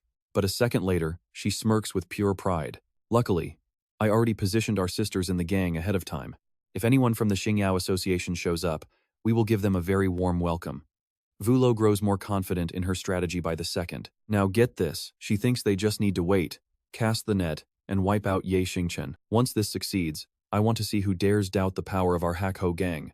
Her smugness keeps growing, and she stands there humming to herself about how the big fish is finally caught. Time to pull the net. A hooded man slowly walks toward them, flanked by two of her masked guards. Jia throws out a bold threat, telling him that he finally showed up. Ye Xingchen, making this trap was absolutely worth the effort. Vulo believes victory is already hers, tossing out a highly arrogant command. You cannot escape even if you grow wings, so you should just surrender quietly, and we will make sure you get a quick death. They definitely did not expect Yongjun to be the one under the hood. He pulls back his jacket hood, saying, "Ladies, it looks like you got the wrong guy." Shocked, Vulo immediately screams out, asking if he is Yongjun. She glares at him with pure fury, demanding answers. Where is Ye Xingchen? Where is he hiding? Yongjun shoves his hands into his pockets, calmly replying that they should not rush, as he will be here very soon. Just then, Jia Li's phone rings out. You can bet she's completely sweating as she tells her partner that the main headquarters is calling, leaving Vulo with a pretty bad feeling about this. A loud, playful voice echoes clearly through the speaker, saying, "Hello there, gorgeous ladies of Hakho Hall. This is the leader of the Xingyao Association, Ye Xingchen." He kicks back in his chair with absolute dominance. "I have already crushed your main headquarters, so there is nowhere left to run. Just surrender quietly." Before all this, in their meeting room, Xiaolong had explained to the crew that Hakho Hall was the only branch of Baiyun gang with absolutely 0 men, where everyone from the leader to the grunts was female. The Bakho gang had always looked down on Hakho Hall, treating them like helpless girls who could not fight. Because of this, the leader of Hakho Hall had always maintained a pretty hostile attitude toward the other branches. He laid it all out because he understood the situation perfectly, adding that as a mole, he could not find anyone better than Hakho Hall. Yongjun was still highly skeptical, pointing out that every single branch leader in the Baiyun gang had been personally handpicked by Vi Hianxiu. Driving a wedge between them would not be simple, especially since he had only mentioned that Hakho Hall did not get along with the other branches. If they were used as double agents, they would definitely be the first suspects. He felt anxious thinking about the risks, wondering if the entire plan would just blow up in their faces. Xiaolong simply looked straight at Yongjun, telling him that there was absolutely no need to worry about that. He already had things fully calculated. The crew just needed to stick to the plan, and even if they failed to convince Hakho Hall, it would still be fine. Yongjun pursed his lips, carefully weighing every word he heard. It was fine even if they failed. He had no clue what Xiaolong was plotting, but Ye Xingchen did not seem to have any issues with it either. So right now, he tells himself that they should just give it a shot and see. The Xingyao Association is absolutely tearing through the Bakvan gang, forcing the losers to run. Damn it, are these Ye Xingchen Association fighters literal monsters? What is Hakho Hall even doing? Didn't they say they would back us up? Forget it. Let us just save our own skins first and run back to headquarters for reinforcements. What is going on? They ask. Dai Lu points toward the chaotic crowd and whispers, "That is Jia Li, the leader of Hakho Hall, alongside the Xingyao Association." Ni Hoang looks on in utter confusion and asks, "Why are people from the Xingyao Association here?" Tamchok sighs in frustration, complaining that they are too far away to hear a single word. 1. Just as expected, the main headquarters of the Hakho sect has fallen, forcing them to seek shelter with the Xingyao Association. Jia Li angrily picks up her phone, furious that Min was so incredibly careless. Vulo gradually feels a growing sense of unease. Ever since Yongjun took charge, the Xingyao Association has actually weakened quite a bit. She originally thought he only became the leader through personal connections, dismissing him as an utterly useless nobody. They completely ignored him when making their plans, never expecting him to be this capable. Now she understands her allies' pasts even better. Every single woman in their sect comes from a different background, each having suffered severe humiliation or brutal oppression in their past. Leading everyone to build the Hakho sect into what it is today was never an easy task. They truly believed they had finally found a safe haven, hoping they would never have to endure bullying or abuse again. Overwhelmed with guilt, Vulo blames herself for not being more careful. But Jia Li quickly steps in, urging everyone to lift their heads and stop acting like the Hakho sect is already dead. Is their headquarters gone? Fine. They are going to fight back. Think about it. Our lost pride and dignity must be taken back. Her words fuel their desire to fight. Is losing one tiny headquarters really going to make them cry like their parents just died? Jia Li fiercely declares, never forget, as long as there is still one person who claims the Hakko sect, our sect will never die. She steps forward to issue a direct challenge, daring the Xingyao Association to come out and fight them. If they want the Hakko sect to surrender, they will have to prove their strength. Jia Li shows nothing but pure contempt. Do not think women are easy targets, you smelly men. Hearing this, Yangjun freezes in surprise. He is pretty shocked to realize she is not some fragile lady, but a total ferocious demon. Well, whatever, he has to risk it all for the Xingyao Association anyway. Yangjun immediately barks out an order they chose the hard way over the easy way. With that, the three gossiping guys just stand there staring at each other. Total shock. Elsewhere, a man sitting in front of his computer notes that they are too weak and essentially throwing themselves against a wall, meaning numbers will not save them. If it were anyone other than the Hakko sect, they would have been finished by now, so he must reward them handsomely later. Suddenly his phone rings. Usually Mayor Li handles the communication and assigns tasks to Director Chu Lapdi, but this time, the mayor is calling him directly, which is extremely rare. He picks up the phone. It is me, Director Chu. What is going on? Understood, Commander Quan's secrets. I will handle it. Hanging up in deep worry, Vihiencio scratches his head in exhaustion, realizing another massive headache has just landed. Dealing with the Xingyao Association alone is already incredibly annoying. Now there is even more work to do, and it involves stealing highly classified secrets, which is never going to be an easy task. Feeling utterly helpless, he wishes he had been more careful with these shady jobs in the past to avoid all this trouble now. Letting out a tired yawn, Hiencio wonders if there is any way to just solve all these problems at once. His eyes suddenly lock onto the monitor as an image of Li Yan unexpectedly pops up on the screen. Staring at this girl, a sudden thought flashes through Hiensio's mind. Maybe he can use her to his advantage. Jia Li rapidly lunges forward with a fierce attack, revealing a lethal, razor-sharp blade hidden right under her boot. You see his reaction? Yangjun's eyes go wide at this deadly trick as he barely dodges the strike. Yangjun quickly reaches out and grabs Jia Li's leg with impressive speed. This sudden, bold move completely startles her, and before she can react, Yangjun maliciously sweeps her other leg. In the blink of an eye, Jia Li crashes heavily onto the hard ground in pain. Before she can recover, his fist flies toward her, making her grit her teeth for the next impact. But when she notices his hand stopping right in front of her face, Jia Li opens her eyes in utter confusion. Yangjun looks down at her with a highly mysterious and knowing expression. Absolutely furious at his smug attitude, she grashes her teeth and suddenly channels her rage into a powerful leap. Jia Li utilizes her long legs to recover her balance, instantly raising her bladed boot to stab Yangjun right in the chest. He barely escapes death again, but her leg unfortunately gets stuck deep in the brick wall. Jia Li screams in his face, demanding to know why he did not strike. Are you looking down on me? Yangjun just grits his teeth and keeps his mouth shut. To make things even worse, she suddenly realizes her foot is firmly trapped and cannot be pulled free as the cracks rapidly spread. Seeing the danger, Yangjun quickly rushes over to grab Jia Li, luckily freeing her trapped blade just in time. With a loud crash, the entire place plunges into total darkness as the other members rush in, calling out frantically for Sister Lele. Jia Li panics, seeing Duangtuan bleeding heavily from his head just to save her. Why did you save me? She asks, as he fights the pain to explain. Everyone knows that under my leadership, the Xingyao Association went from a massive gang ruling Jinghai City straight to rock bottom. Because of that, I felt absolutely ashamed. He had some terrible days back then, living in constant fear that the Xingyao Association would collapse right under his watch. He was terrified that everyone's hopes would wash away, making him a historic failure.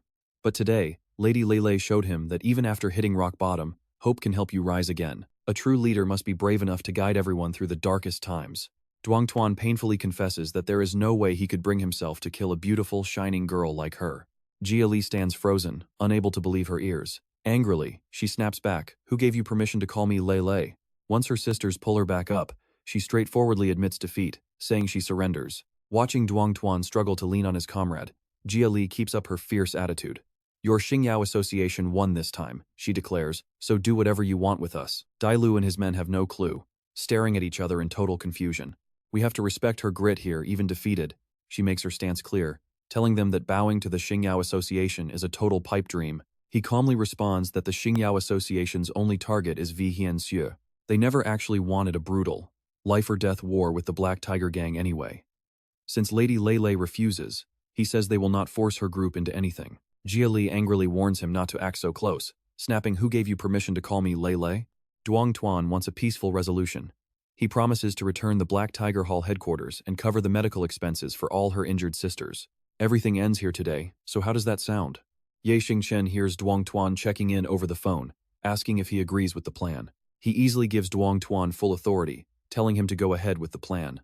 But suddenly, Xiaolong bursts in, completely catching Ye Xingchen off guard. Ye Xingchen, we have a massive problem, he shouts. Ye Xingchen's face completely drops as Xiaolong delivers the shocking news that Commander Quan is dead. Ye Xingchen immediately demands confirmation on whether the news is real. Xiaolong assures him it is 100% reliable. It came straight from my secret informant, he says. Still skeptical, Ye Xingchen brings up Quan Dindin's name. Xiaolong quickly nods. Confirming this is a secret letter they just intercepted from Quan Dindin herself. We only recently learned she is actually Commander Quan's daughter. Holding up the envelope, he emphasizes that the commander left strict orders to deliver this letter directly to you. He holds the envelope, staring at it for a long moment. Lost in thought, Ye Xingchen remembers her face and quietly whispers Dindin's name, so he decides to open the secret message that the Quan family went through absolute hell to deliver. As he rips the envelope open, his curious crew immediately crowd around to steal a quick look. Staring at the short, cryptic lines about collapsing heavens and shattering earth, they immediately murmur that it must be some kind of poetry, or maybe a hidden code. Ye Xingchen keeps his eyes glued to the paper, deeply wondering what Commander Quan was trying to tell them. Night falls over the city, skyscrapers lighting up one by one, while their intense brainstorming goes on without a single break. The Tho Han building, he realizes. Landslides and collapsing earth are all connected to the earth element, pointing directly to that specific skyscraper. They stealthily slip inside. According to their informant, the Tho Han building was also the very last place Commander Quan visited before his tragic death. Ye Xingchen cautiously warns them. Manhwa definitely knows the commander is dead, meaning they must strike fast and get out. Ye Xingchen and Xiaolong silently lock eyes in agreement. They quickly sneak into the archive room, heading straight toward the rows of storage cabinets to begin their desperate search. Hold on. Watch this. After searching for minutes, they feel another envelope. They've found it, and they need to see what's inside right now. Xiaolong peeks over his shoulder and gasps in shock, asking if these guys are actually working with the Chrysanthemum sect. In Ye Xingchen's hands is a photo of their enemies meeting. He smiles, knowing he now holds a massive trump card against them. This is the critical evidence Commander Quan risked his life to collect. With this, bringing down La Manhwa and his entire syndicate will be easy. There is absolutely no way they can let the commander's ultimate sacrifice go to waste.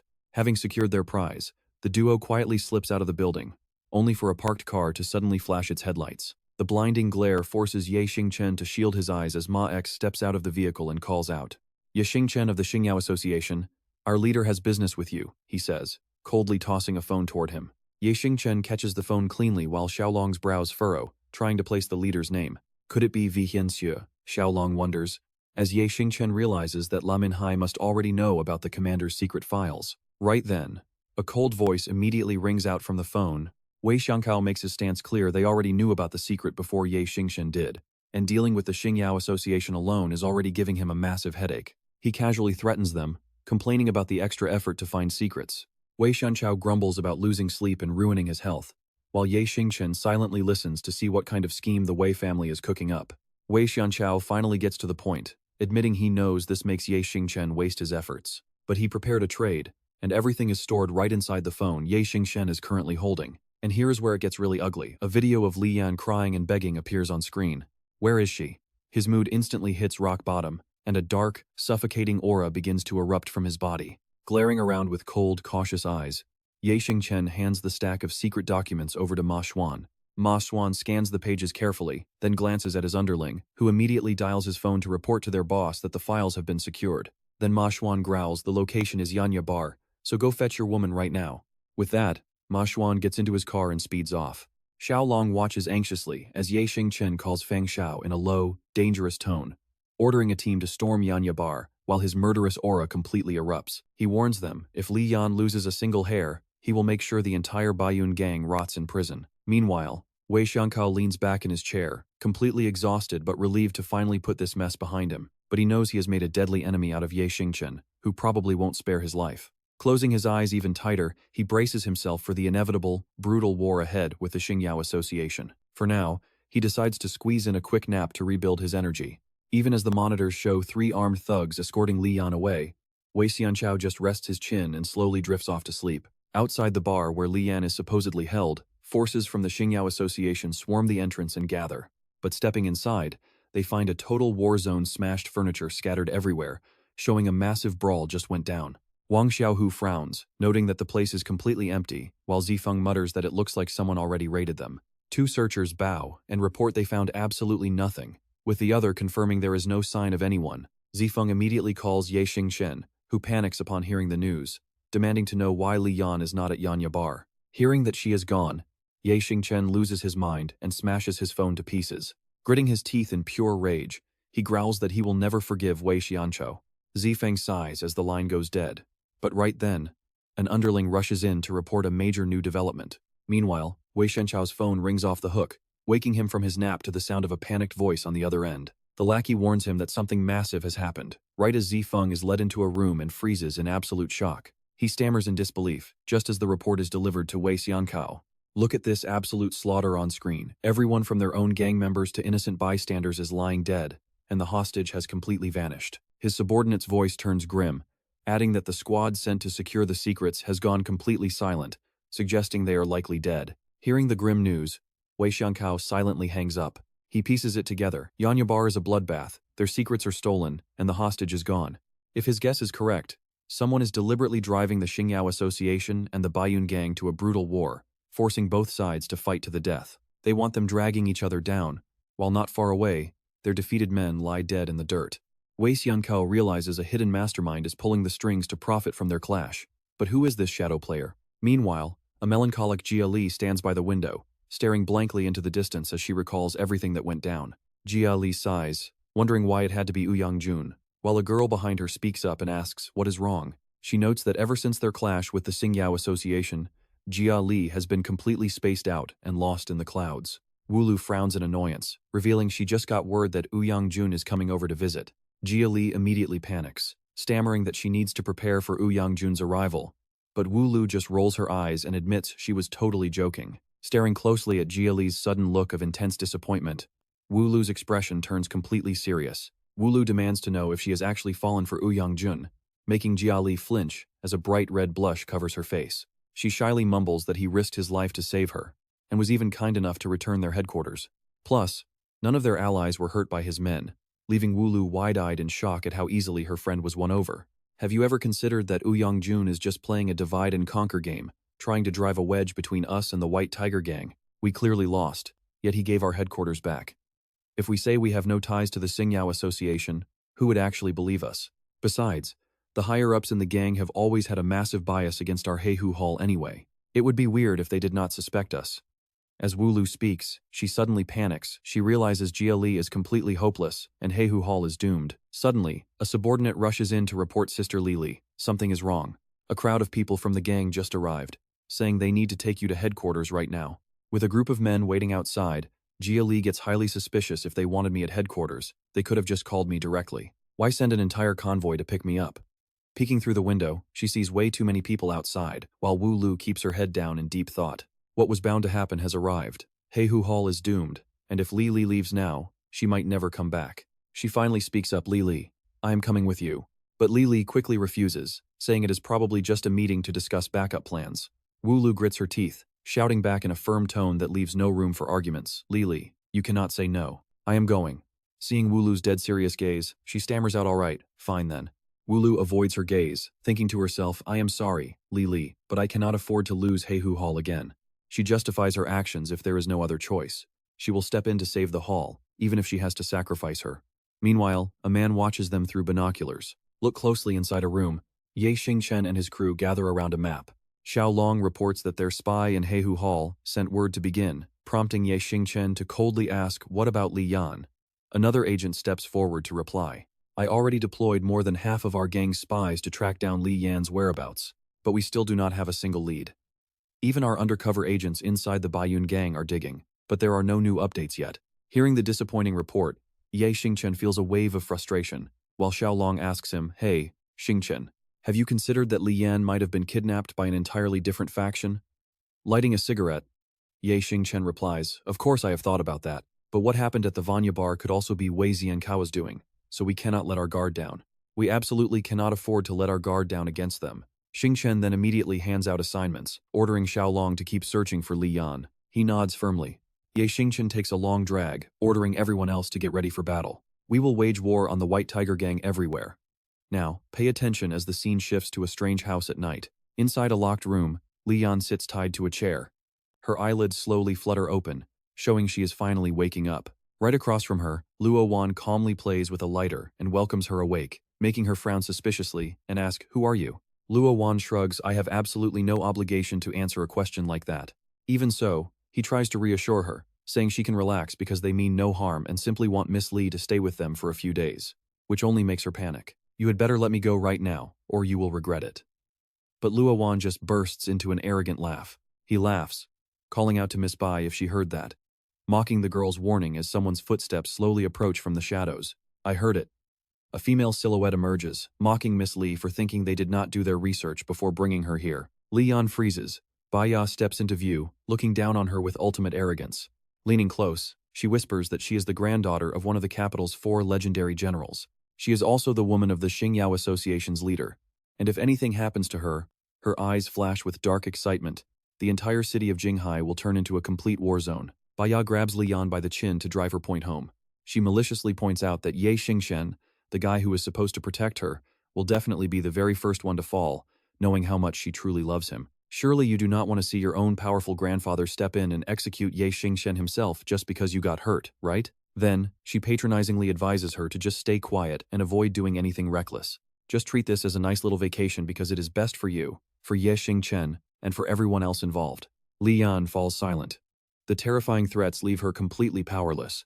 Baya turns to her guards, ordering them to take good care of Miss Li, keep her completely isolated from the outside, and ensure she does not leave. Other than that, they should satisfy her every need, which Luo Wan easily accepts with a laugh. "Sure, that is no problem at all." As the door opens, Baya walks away gracefully, with Yun Xiao following close behind, looking at her with absolute disgust. Confused by her orders, Yun Xiao asks if we kill that brat, Xingchen is finished, so why let her live? She glares at him, explaining that keeping her alive actually gives him the ultimate chance to personally crush Xingchen, which is exactly what he has been begging for anyway. At the mention of Gu Xiao's mood instantly brightened. "Haha, exactly. I barely survived just to seek shelter with the Shenlong Society. I finally built their branch hall, only for Xingchen to utterly destroy everything." Gu Xiao stares down at his own palm, whispering Xingchen's name. "You ruined my entire future, so do not blame me for being completely ruthless now." Baya quietly observes Gu Xiao's intense expression before looking toward the chaotic battlefield outside. She asks how the fierce clash between the Xingyao Association and the Baiyun Gang is going. A scout quickly arrives to deliver a highly detailed report. Just as Baya predicted, both sides are fighting fiercely, meaning they can soon sweep in and capture everyone at once. Elsewhere, a fist slams violently onto a table as Bai Lu, a hall leader of the Baiyun Gang, screams in pure rage. Damn it, they have twice the manpower, yet they are getting utterly crushed. Luo Yun is growing extremely anxious about this. He demands to know where their leader is, but the messenger replies that he is currently locked in a top-secret meeting with Mayor Li and cannot be disturbed. Luo Yun's office echoes with furious shouting. "Screw the secrets, they are already at the door. The enemy is right at their door." In the room, Li Di and the others look extremely serious, though Xian Chao stands beside them looking totally checked out. Bai Lu speaks up. Without orders, they cannot act. Someone suggests taking this chance to wipe out the traitors, and everyone quickly agrees. On the floor, Yu Lu and Jia Li are being pinned down tightly. Jia Li desperately screams. She is not a traitor. She begs them to release her so she can see the leader, but someone barks at her to shut up. Bai Lu steps forward, claiming everyone already saw her betrayal. Luo Yun also joins in the questioning, demanding to know how their headquarters was lost. How could the Xingyao Association return the branch hall and let them live in peace unless they had completely sold out the Baiyun Gang to the enemy? He asks if she takes them for fools before continuing his hostile interrogation. Pointing out that Heihu Hall had zero backup during the attack, he declares it's obvious she's a mole. Jia Li stammers in panic, but Yulu softly cuts her off, advising her that pleading is completely useless, leaving Jia Li utterly stunned by the sudden betrayal. As Jia Li looks at Yulu, Bai Lu suddenly grabs her face. He laughs, declaring that the Baiyun Gang never shows any mercy to filthy traitors. With a vile, lustful look, he promises her a painless death if she agrees to satisfy his desires. But right then, boom, the door is kicked open. Just look at this savage entrance, Ouyang Jun storms in, delivering a brutal kick to Bai Lu's face while Jia Li stares in absolute shock. Luo Yun and his men gasp in utter disbelief. While Yu Lu wears a smug, satisfied smile, he finally made it. Flashback to how Jun ended up here, ordering his allies to execute their plan. They must annihilate the Baiyun gang once and for all.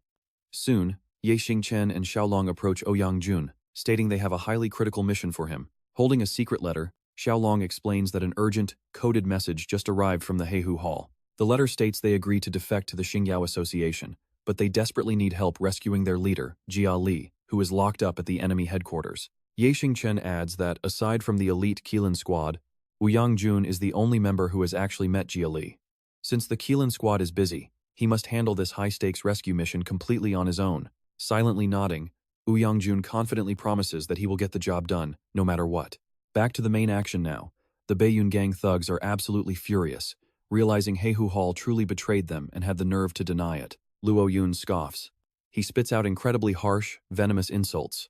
He sneers that a squad full of women is completely useless and should have been wiped out long ago. Infuriated, Jun punches him hard, roaring at him to shut up. Jun boldly announces that Heihu Hall now belongs to the Xingyao Association, and anyone who wants them has to go through him first. Jia Li is completely bewildered, wondering how a secret alliance letter even exists. She had absolutely no knowledge of this deal, prompting her to look toward Yulu with growing suspicion, wondering if her ally was behind it all. Catching her glance, Yulu offers a gentle smile, whispering that everything she did was solely to protect the future of the Heihu Hall. She explains that since their group was already in extreme danger last time, anticipating this exact trap, she had secretly dispatched a messenger with a proposal to the Xingyao Association. Sitting down, she softly apologizes to Jia Li, stating she had to make a sacrifice for their sisters. Confused, Jia Li repeats the word sacrifice in horror. Yu Lu realizes her friend is still completely in the dark. She leans close to Jia Li's ear, whispering that the entire Heihu Hall is joining the Xingyao Association. Jia Li's face immediately turns bright red in absolute shock upon learning she must become Jun's personal woman. While the story transitions back to Xingchen's side, Xiaolong lets out a pretty sly smile. If Duong knew the conditions inside that secret letter, he would absolutely reject this mission. Xiaolong cannot help but admire how incredibly sharp that girl Cao Vulo is, not only predicting exactly what would happen, but even going all out to matchmaker her hallmaster, creating a real chance to sit down and chat with him. But Xingchen is completely tuned out, his face still dark and gloomy. Xiaolong looks at his friend and lets out a helpless sigh. Xiaolong tries to reassure him, "Do not worry, Li Nin is alive, and we will find her." Just then, his phone starts ringing. Xiaolong picks up immediately, eager to get an update on the situation. Any news? He suddenly shouts in shock, "Wait, you found Li Yinghen?" The voice continues, giving him the details. "Understood? Thanks for the hard work." Xiaolong hangs up and quickly delivers the news. Li Yinghen has been kidnapped by the Silver Wolf Gang. The Silver Wolf Gang. Xiaolong explains that they are just a small faction operating out of Dong Lalone. Since we crushed the Than Long Association, tons of tiny splinter groups have popped up. They eventually banded together to form the East District Alliance, and this gang is one of their core members. He starts doing the math. If we hit them, every single gang in the alliance will turn their weapons on us. With the Baiyun gang war ongoing, gathering our fighters is going to be incredibly tough. But Xingchen flatly replies, "We do not need anyone from the Xingyao Association to handle this." He just walks right out. He mutters with dark, freezing bloodlust, "A worthless wolf. Today I will wipe them off the face of Jinghai City forever." Meanwhile, over at a bar, a henchman asks Lalone for orders. "Boss, what if the Xingyao Association finds out we took the girl and they come knocking?" The boss just sneers confidently. Let them come." He shows a wicked grin, knowing the Xingyao Association is locked in a deadly war with the Baiyun gang. They are completely tied down. Besides, we have our alliance. Even if they actually dare to show up here, we can easily join forces with the other gangs and crush them. Just then, a thug in the bar freezes in total disbelief. But Lalone is still laughing, boasting that there is no way the Xingyao Association can stand against their entire alliance. Suddenly, Xingchen walks in with Ngao Tuong, sending a massive shockwave of fear through the entire room. Lalone quickly receives the warning that the boss has arrived. The sudden news leaves him completely paralyzed. Xingchen is actually here. His wine glass slips, shattering into a million pieces. The panicked henchman adds that things outside are in total chaos, with their brothers being brutally beaten down while the intruders demand to know where the kidnapped girl is being kept. Any hesitation? That means instant death. Catching Xingchen's icy glare, Ngao Tuong moves instantly. He delivers a devastating, lightning-fast kick right into the enemy's face, while the frantic screams of the beaten thugs echo throughout the entire bar. Xingchen's eyes burn with terrifying bloodlust. Dozens of Silver Wolf thugs are already on their knees, trembling before him. A desperate cry goes out, "Boss, what do we do? I do not want to die." Lalon's face turns completely pale with terror. He desperately tries to assess this disastrous situation. Now watch this. These two monsters are moving so fast, they've already wiped out half the gang. He desperately tries to calm his men down, shouting that as long as they hold the woman, they are safe. Plus, we have the entire alliance backing us.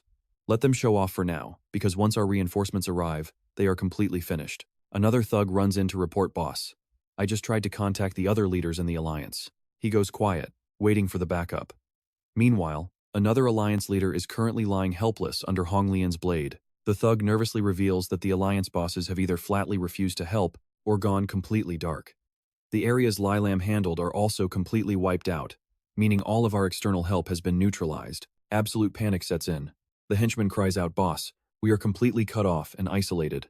Another terrified thug bursts through the door. Lalone immediately barks out, "Did you contact Miss Bai? Has the girl been moved?" The lackey stammered back, "Boss, she is gone. Someone else already took her." Miss Bai is already demanding answers, leaving the boss completely horrified. "What did you just say?" With their lives hanging by a single thread, the remaining thugs continue to panic. "Boss, our only card is gone. What do we do now? Maybe we should just throw in the towel." Suddenly, a cold voice echoes from the dark entrance. "How about I make that decision for your boss instead?" Right in front of them, Ye Xingchen and Aoxiang appear looking incredibly majestic, ready to send these thugs straight to the underworld to reunite with the rest of their fallen gang members. Luo Wan's men stare at them like they've seen death itself, absolute terror written on their faces. And then, a wave of agonizing screams echoes through the air. The moment he clears them out, Ye Xingchen immediately places a call. "Chief Zhou, this is Ye Xingchen. Please send some officers to clean up the Tianyan bar in Tongluowen." On the other end, the chief asks, "What do you mean by that? What exactly did you do?" Yi Xingchen calmly explains, "I am just following orders to sweep out the rebellious forces in Jinghai, and they resisted a public officer during combat. That is pretty much it. I hope Chief Zhou can cooperate." The chief readily agrees, "I understand. I will send men over. Thanks for your hard work on this." Once the call ends, Second Lieutenant Yi wastes no time and interrogates Luo Wan. "Why on earth did you kidnap Li Yan?" He struggles to speak. It was. Bam! A bullet pierces his head, but Ye Xingchen dodges instantly. With the lead dead, he falls silent. That sniper shot came from way off. Luckily, his reflexes are insane, and we are left wondering who is behind this and what do they want. Suddenly, his phone screen lights up. Over at a park in Jinghai, under the warm, peaceful sunlight, Li Yan is totally exhausted, barely able to even move, sending a wave of deep worry across Ye Xingchen's face. Just as he reaches out to check on her, Chu Tianxiang suddenly appears from nowhere, shouting, "Watch out," successfully saving his life in the nick of time. Even now, he is still stunned by that sudden ambush. Turns out, the mastermind behind all this is Gu Yunxiao's group. "Remember me, Ye Xingchen?" Instantly, he goes on high alert seeing the second master, who immediately lets out all his bitter rage. "Because you ruined absolutely everything I ever had. Now, not a single second goes by where I do not crave my revenge. Today, my Gu family finally gets our own sweet revenge." Right at that exact moment, Baya spots something and violently swings her hand. "Where are you hiding? Show yourself." Chu Tianxiang struggles slightly, but still manages to catch the chrysanthemum sect's hidden weapon. His words trigger absolute panic. In her, "You betrayed the Chu sect. First, you poisoned the Chu sect, and now you are secretly plotting with the chrysanthemum sect." Now, Chu Tianxiang fully steps out. "It seems I really underestimated you." Baya stands there, clearly unable to believe her own eyes. Even Ye Xingchen is totally confused as to why Chu Tianxiang is here. But Chu Tianxiang ignores him, roaring with pure hatred. "Why did you kill my master?" In response, Baya looks completely flustered, her confidence totally draining away. "I am sorry, Chu Tianxiang. I did not mean to." Her whole body shakes violently back then. "My hands were tied. I was backed into a corner and had to kill Boss Chu. If you can just spare me, I promise to leave and go somewhere far away, never appearing in front of you ever again." Naturally, he is not falling for her lies. "You conspired with my master's underlings to steal the Chu sect for yourselves. You literally planned to poison my master to death, and you call that being backed into a corner?" These shocking words freeze Baya in place, because he knows every single detail. Next, Chu Tianxiang growls out every single word. "If you are smart, you will quietly follow me back to the Chu sect." He lowers his voice to deliver an absolute declaration. "Once you are dead, you will never show up before me again." But she bites her lip, crying out that from the moment she was born, she had no beauty. Constant mental torment has eaten away at her soul. "Because of this birthmark, I felt like life was completely pointless for the longest time, until I met that one man." Thinking back to those early moments, she reveals her actual reason: he never cared about my looks, and he brought real happiness to my life. So, when he suggested taking over the Chu sect, I did not hesitate to agree with him. Finally, Baya speaks with a heavy tone, admitting that Boss Chu had actually treated her quite well. I have to repent for this temporary madness for the rest of my life. But that does not mean I am going to just stand here and let you tie me up. Right on cue, a squad of chrysanthemum ninjas completely surrounds them. Here is where the tension hits the absolute ceiling. Back when Boss Chu was alive, I knew the Chu sect could dominate both the East and West Lake regions. That was all thanks to the backing of the chrysanthemum sect. After leaving the Chu sect, I joined them immediately and dedicated my life to their cause. Gritting her teeth, she warns them, if you kill me, the chrysanthemum sect will definitely skin you both alive. For the sake of the Chu sect's future, we should both take a step back. It is a win-win, so you better think this over carefully. But this only drives Chu Tianxiang completely mad with rage. Do I really need to think about this? With a single, decisive strike, he easily puts down one of the ninjas. While everyone stares in utter shock, he casually announces, I left the Chu sect a long time ago. Besides, I have always found the pests of the chrysanthemum sect to be a total eyesore. His stern face tightens as he radiates a truly terrifying killing intent. Today is the perfect day to wipe you all out. Facing a massive horde of enemies, Chu Tianxiang and Ye Xingchen hesitate for just a moment before teaming up. The battle explodes as Ye Xingchen makes a series of sharp, incredibly familiar, and masculine movements. He unleashes a barrage of razor-sharp daggers with an unstoppable force. But unfortunately for him, this technique does not work against Yun Xiao. To get my revenge, I have been training relentlessly day and night. I figured out your throwing daggers a long time ago. It seems the power of his opponent actually has some effect on Ye Xingchen. Yeah, because he immediately charges in with a massive, bold declaration. Next year on this exact day will be your death anniversary. Hand over your life, Ye Xingchen. Meanwhile, Chu Tianxiang is busy dealing with an even bigger crowd, but he is having absolutely no trouble at all. The chrysanthemum sect thugs charge forward, screaming to build up their courage. And you know he is not just going to stand there and get jumped. Watch this. His simple staff transforms into a deadly, double-headed spear in seconds. His face is deathly serious, but he does not show a single shred of fear. With a single, powerful sweep of his arm, he easily blows away his enemies from over 3 meters away. Even the enemy ninjas jump into the action, throwing their signature throwing stars. Unfortunately, Chu Tianxiang blocks every single projectile, effortlessly forcing them to taste the deadly sting of their own weapons. This terrifying sight completely freezes Baya right in her tracks. Before she can even process what is happening, Chu Tianxiang leaps straight at her. She barely manages to draw her dual blades in time, but she is utterly helpless against the overwhelming raw power of Chu Tianxiang. His razor-sharp spear drives forward with absolute precision, inflicting a heavy wound on Baya that sends her flying backward, crashing far from where she stood. Her small blade clatters to the ground. He uses his spear with perfect precision to knock it aside, hitting with enough force to numb her entire body. But Chu Tianxiang has no intention of letting up as he presses the attack. He delivers a decisive thrust, piercing forward without a single moment of hesitation. Whether the tears rolling down her face are from regret or pure pain is a complete mystery. But one thing is certain, Chu Tianxiang has absolutely no mercy left for Baya. I hope you can fully atone for all the terrible sins you have committed. With a sharp pull of his spear, he officially ends her miserable life. These chrysanthemum sect thugs are used to seeing blood, but this sight terrifies them. Even Yun Xiao looks on in absolute disbelief. Baya is dead. Unfortunately for Yun Xiao, his opponent is Ye Xingchen, a master at capitalizing on any split-second opening. Seizing on the sudden opening, Ye Xingchen lets a flying dagger fly, sending a cold shiver down the spine of Yun Xiao. Unlike Chu Tianxiang, Ye Xingchen is not interested in slaughtering everyone. Second brother, even though we have our differences, we used to be brothers after all. Today I will give you one final chance. His eyes are cold as ice as he lays down the challenge, stating that if Yun Xiao can survive his next 3 daggers, he will let him go. You better keep your word. Yun Xiao sneers, his voice dripping with pure contempt. 3 throws? I saw through your dagger techniques ages ago, so do not stop at 3. Even 1,000 throws would mean absolutely nothing to me. Feeling underestimated, Ye Xingchen throws his first dagger, telling him to catch it if he can. Yun Xiao barely blocks it, panic flashing across his own face. The dagger is incredibly fast, and the force behind it is nothing like before, as the next one already rushes in like a gale. The blade digs deep into his shoulder. Damn it, it is too fast. He cannot even see the shadow of the weapon. But there is still one last knife, as long as he can survive this final strike. Before Yun Xiao can even react, the final dagger is already in front of him, piercing straight into his throat. As he collapses, he is left utterly stunned. It is completely over. Watching Ye Xingchen fade before his eyes, he still cannot believe that his own skills were so far behind. Ye Xingchen just stands there, quietly bidding him farewell, saying, "Goodbye, second brother." Back with Chu Tianxiang, he faces the remaining enemies and roars out in anger. telling the chrysanthemum sect members to listen closely, leaving them completely panicked. Chu Tianxiong proudly declares that, since he has finally avenged his family today, he is returning to take over as the leader of the Chu clan. From this day forward, the new Chu clan completely cuts all ties with the chrysanthemum sect. Ignoring their confused stares, he keeps talking. He does not care how close his late father was with the chrysanthemum sect, and tells them to go back and warn their leader. If they ever dare to disrespect the Chu clan again, they had better watch their necks, or they might lose their heads. In a flash, the thugs scatter, vanishing into a cloud of white smoke. Xingchen steps up from behind and softly calls out his name. He bows his head in deep respect, thanking him for saving Li Yan.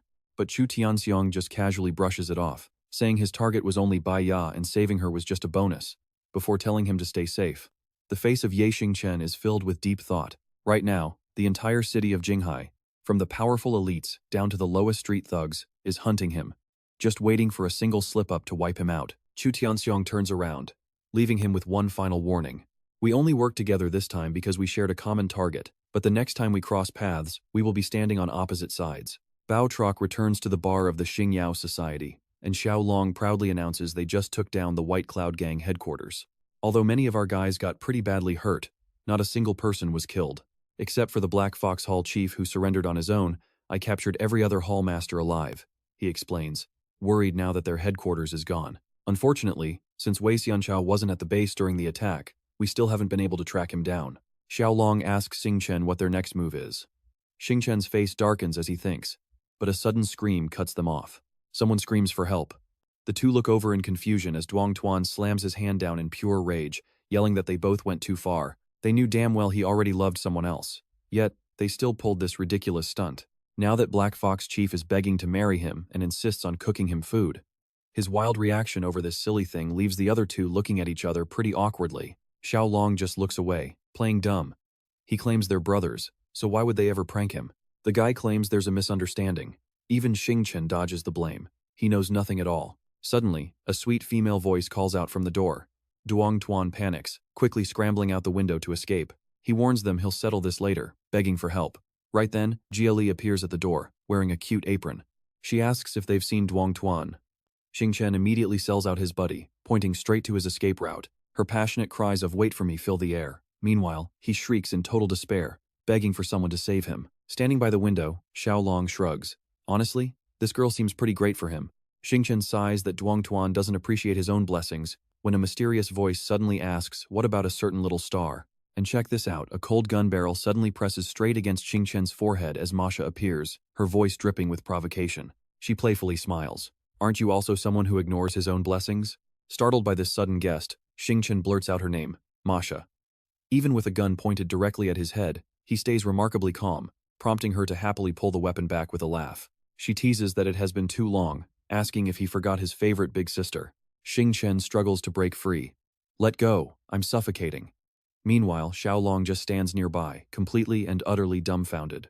Xiaolong asks who on earth she is, so Xingchen introduces her as a pretty close comrade from his days fighting overseas. But Masha hugs him tight again, loudly declaring they aren't just normal comrades, but actually share an incredibly close bond. Chaos breaks out. Xingchen begs her to let go. Seriously, he is literally about to choke.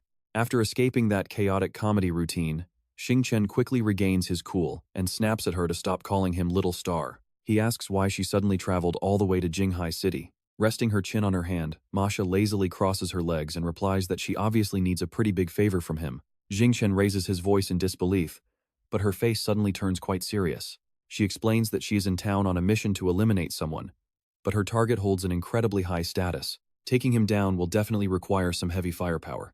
But since gun laws here are pretty strict, getting firearms without proper connections is almost impossible, which is why she wants him to supply her with some serious gear. Hearing this, Xingchen's face turns completely serious, as he asks what kind of target requires that level of firepower. Masha has no problem revealing the name, the military commander of Jinghai City, Luo Minghai.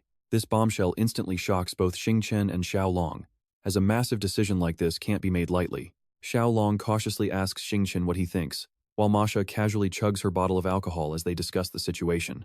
Although Luo Minghai's death would deal a pretty massive blow to the local military, his secret collusion with the Chrysanthemum sect is a known fact. Since they have no solid evidence to expose him, letting someone else take him out isn't a bad idea. Xingchen carefully weighs the pros and cons, knowing that once Luo Minghai is gone, Zhou Lidi and all the gangs relying on his power will definitely fall into complete chaos. Once that happens, they can just let Chief Cheng step in, making the unification of Jinghai City a matter of days. Xiaolong fully agrees, saying that since Xingchen is the leader, they should do as he says. Meanwhile, Masha quietly waits for their final decision. Xingchen finally turns to her, offering to help secure the weapons, but demands to know who hired her and why they want Luo Minghai dead, making her cross her arms and sigh deeply. She reminds her favorite little star that she obviously cannot just leak her client's identity. But a second later, she raises a finger to playfully offer him a deal. If he simply calls her big sister and admits they share a pretty special bond as former comrades, she might just tell him. And look at this as Xiaolong's jaw drops. Xingchen throws his pride away and dives right into her chest. Begging her to tell him, he completely wins her over as she giggles that her sweet little star is getting his answer. Her expression turns icy cold. It turns out the client behind this operation is the Black Hand Mafia, which leaves Ye Xingchen deep in thought. The Black Hand Mafia, Majia calmly explains, noting that Jinghai City is the strongest economic hub, where the financial stakes are absolutely massive. You probably already know this, but the Black Hand Mafia is scheming to show off their raw power and make a big statement. Naturally, Jinghai City is their very first target. Eliminating Luo Minghai is just a way to make an example of him and weaken the Chrysanthemum sect. With that, she hands over a list demanding 3 tanks, 10 self-propelled artillery units, 2 fighter jets, and 1 bomber. To put it simply, these are the exact heavy weapons they need. Xiao Xingxing, just do what you can, and pull off whatever is possible. Ye Xingchen agrees, but reminds her, got it, and please do not call me Xiao Xingxing. He stares intensely at the document, but the second his eyes scan the text, his entire brain completely freezes. His mind screams this is literally a declaration of war. Are you kidding me? Where am I supposed to get this? As night falls over the city, inside the Baiyun Gang headquarters, Wei Xianchao tilts his head, listening to the daily reports. After wasting half the day dealing with the mayor, he wanted to go home and sleep, but now his gang is in absolute chaos. Frowning as a drop of sweat rolls down, he orders all remaining members to launch a surprise attack on the Xingyao Association. Wei Xianchao gnashes his teeth, his voice dripping with pure hatred, declaring that whatever the Baihu Gang lost, the Xingyao Association must suffer even worse. With his orders issued, he dismisses the meeting. Soon, a massive crowd gathers outside a heavily lit, glowing neon bar. But the moment they step inside, the entire group freezes in absolute shock. What an absolute disaster. Xiaolong stands in the center with a dark look, surrounded by injured members. As Ye Xingchen walks up, a chilling aura fills the room. Xiaolong lowers his eyes, slowly speaking. He reports that Wei Xianchao personally led this brutal assault, and compared to the previous attack on Aoshan Bar, this devastation is far worse. Over a dozen of our brothers are dead, and over 100 severely injured are in the emergency room right now, though their survival rate looks pretty grim. Hearing this, Ye Xingchen gently places a comforting hand on Xiaolong's shoulder, his voice dropping low. Let's go. Blood must pay for blood. Wipe out the internal spies, and use Wei Xianchao's life as a sacrifice. Inside a massive skyscraper, a man asks, President Feng Jiading, what are your thoughts on this matter? Wei Xianchao warily studies the pale, sickly-looking man standing right before him, noting that while Ye Xingchen is indeed quite brash, his family had past business ties with him, making any alliance with the Baihu Gang risky. He frowns deeply, asserting that if President Feng Jiading helps the Baiyun Gang crush the Xingyao Association, all of their territory will belong to the Tianmen Association. Furthermore, Commander Luo, Director Zhou, and Mayor Li will definitely support him in securing his seat as the Tianmen Association president. Feng Jiading smirks, asking if that is true, while Wei Xianchao tightly presses his lips, firmly promising never to go back on his word. With the deal officially locked in, Feng Jiading immediately stands up to shake hands, sealing their dark alliance. He wishes their cooperation to go smoothly, as Wei Xianchao silently watches the Tianmen Association members depart in deep thought. Downstairs, a henchman asks Feng Jiading, Boss, are we really siding with them? He does not even bother looking back, simply letting out a cold snort of course. Promising them help is one thing, but actually putting in the work is a completely different story. Through the car window, Feng Jiading coldly gazes out at the towering city skyscrapers, musing that while Wei Xianchao has some talent, he is unfortunately still far too young and naive. With that, he turns back to his subordinate, ordering him to immediately contact Ye Xingchen and ask if he has any interest in teaming up, which the lackey quickly acknowledges. But here is the catch, both of them chat away, completely blind to the tiny hidden camera on the car roof. On the other side of that feed, Wei Xianchao freezes, his gaze darkening as he listens to the entire intercepted conversation.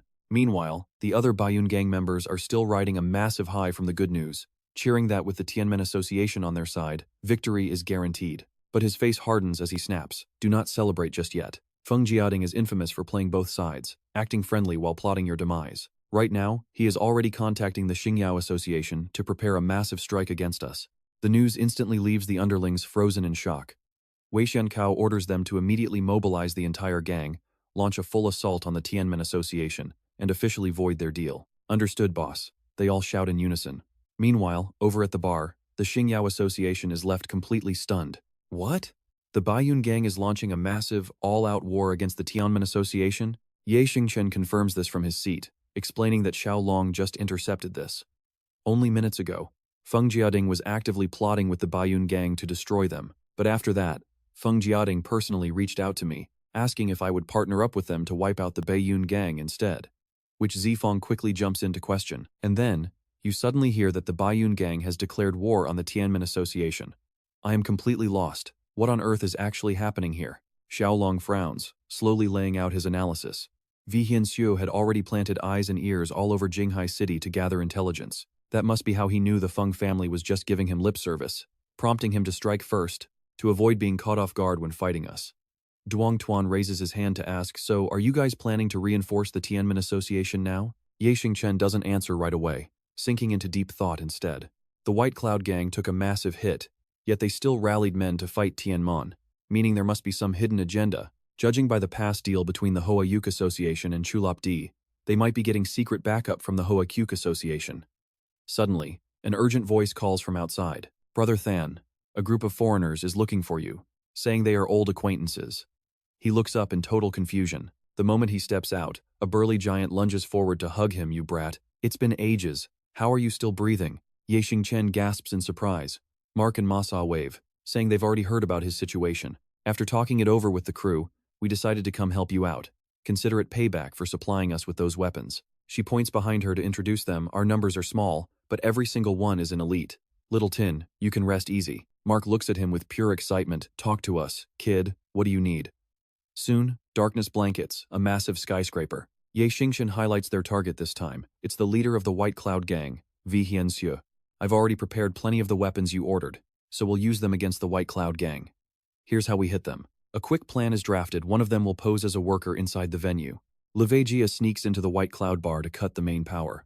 He slips quietly into the electrical room, plunging the entire place into sudden darkness. The enemies are bound to panic, giving us a massive advantage for our next move. A sinister smirk plays on his lips. Up on the rooftop of a nearby high-rise, Masa and Lin Kopping are already in position. Surrounded by tall structures near the White Cloud bar, they scouted from the absolute highest peaks to find the perfect vantage point for a long-distance sniper shot. Right now, the crosshairs are locked dead on Hianxiu's head. Lin Kopping keeps his finger on the trigger, ready to fire at any second. Down on the streets, the rest wait in a car as Ye Xingchen orders Mark, Jackson, and Han Lam to breach the front with him. Jackson and Ye Xingchen sit in the front while Han Lam grips his gun in the back. Wipe out every last White Cloud member inside that bar. Leave absolutely no survivors. Ye Xingchen chambers around. All right, let's get to work. Levejia throws the breaker switch, instantly plunging the skyscraper into pitch black. Hianxiu frowns, growling about the sudden blackout. Two lackeys switch on flashlights and scramble. Go check what's wrong and get the power back online. Fast. Suddenly, a loud gunshot rings out, sending a flashlight rolling across the floor as it flickers out. Levejia chuckles. I'm not letting you fix a thing. Right then, a car barrels straight toward the venue. Here is where the real fun begins. Goggles on, they are ready. Jackson climbs onto the roof, unleashing a hail of bullets.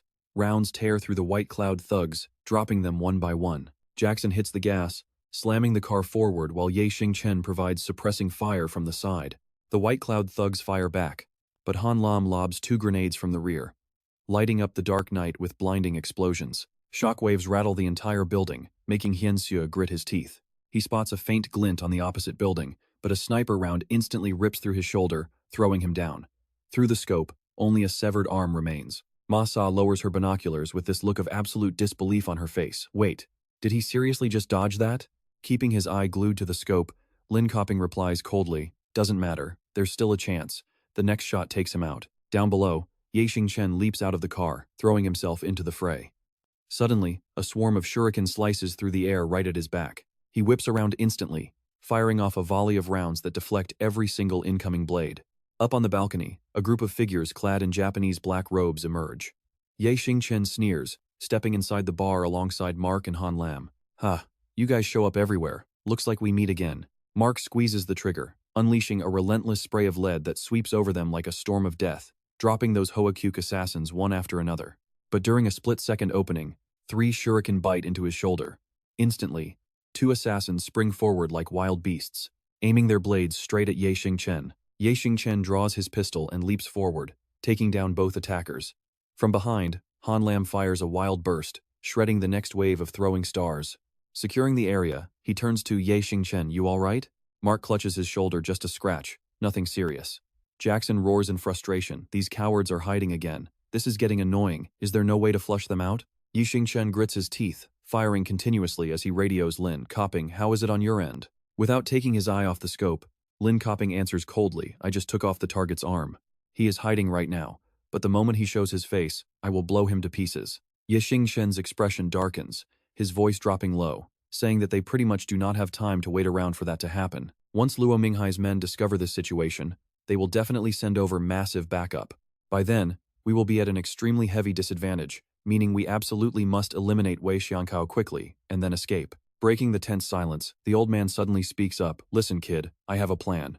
He suggests that their group of 3 will hold off the Chrysanthemum sect, leaving Wei Xiankao for Xingchen to handle. Xingchen hesitates, but the old man immediately cuts him off. "No more excuses. You said yourself that dragging this out only hurts us. If Wei Xiankao wants to keep hiding, then we will take the lead and strike first." Giving a confident thumbs up despite sweating heavily from his wounds, he says, "Do not worry. These annoying flies cannot do anything to us." He nods and tells them, "Cover me. Let us end this fast." The sniper responds with a short, sharp grunt. "Understood." Hear that absolute blast? Not even a massive sniper explosion can drown out our main character as he screams and charges. "Go, kid!" An assassin spots him running, but just as Xingchen prepares to strike the enemies ahead, a gunshot suddenly rings out. 2 bullets instantly tear through the assassin's vitals as Elder Wei appears, his gun raised high. "Keep moving. Do not stop. I have got you covered here." He also yells that the Baiyun gang inside the bar is completely wiped out, leaving only the main leader for him. Xingchen confidently replies, "Leave him to me, partner." In a dark corner, Wei Xianchao clutches his severed arm in agony. Xingchen vows, "I am not letting that man survive the night." Sweating profusely next to bullet-ridden TV screens, Wei Xiankao looks up at the bright spot on the building, his voice filled with dread. "He is still aiming right at me, clearly determined to take my life at all costs.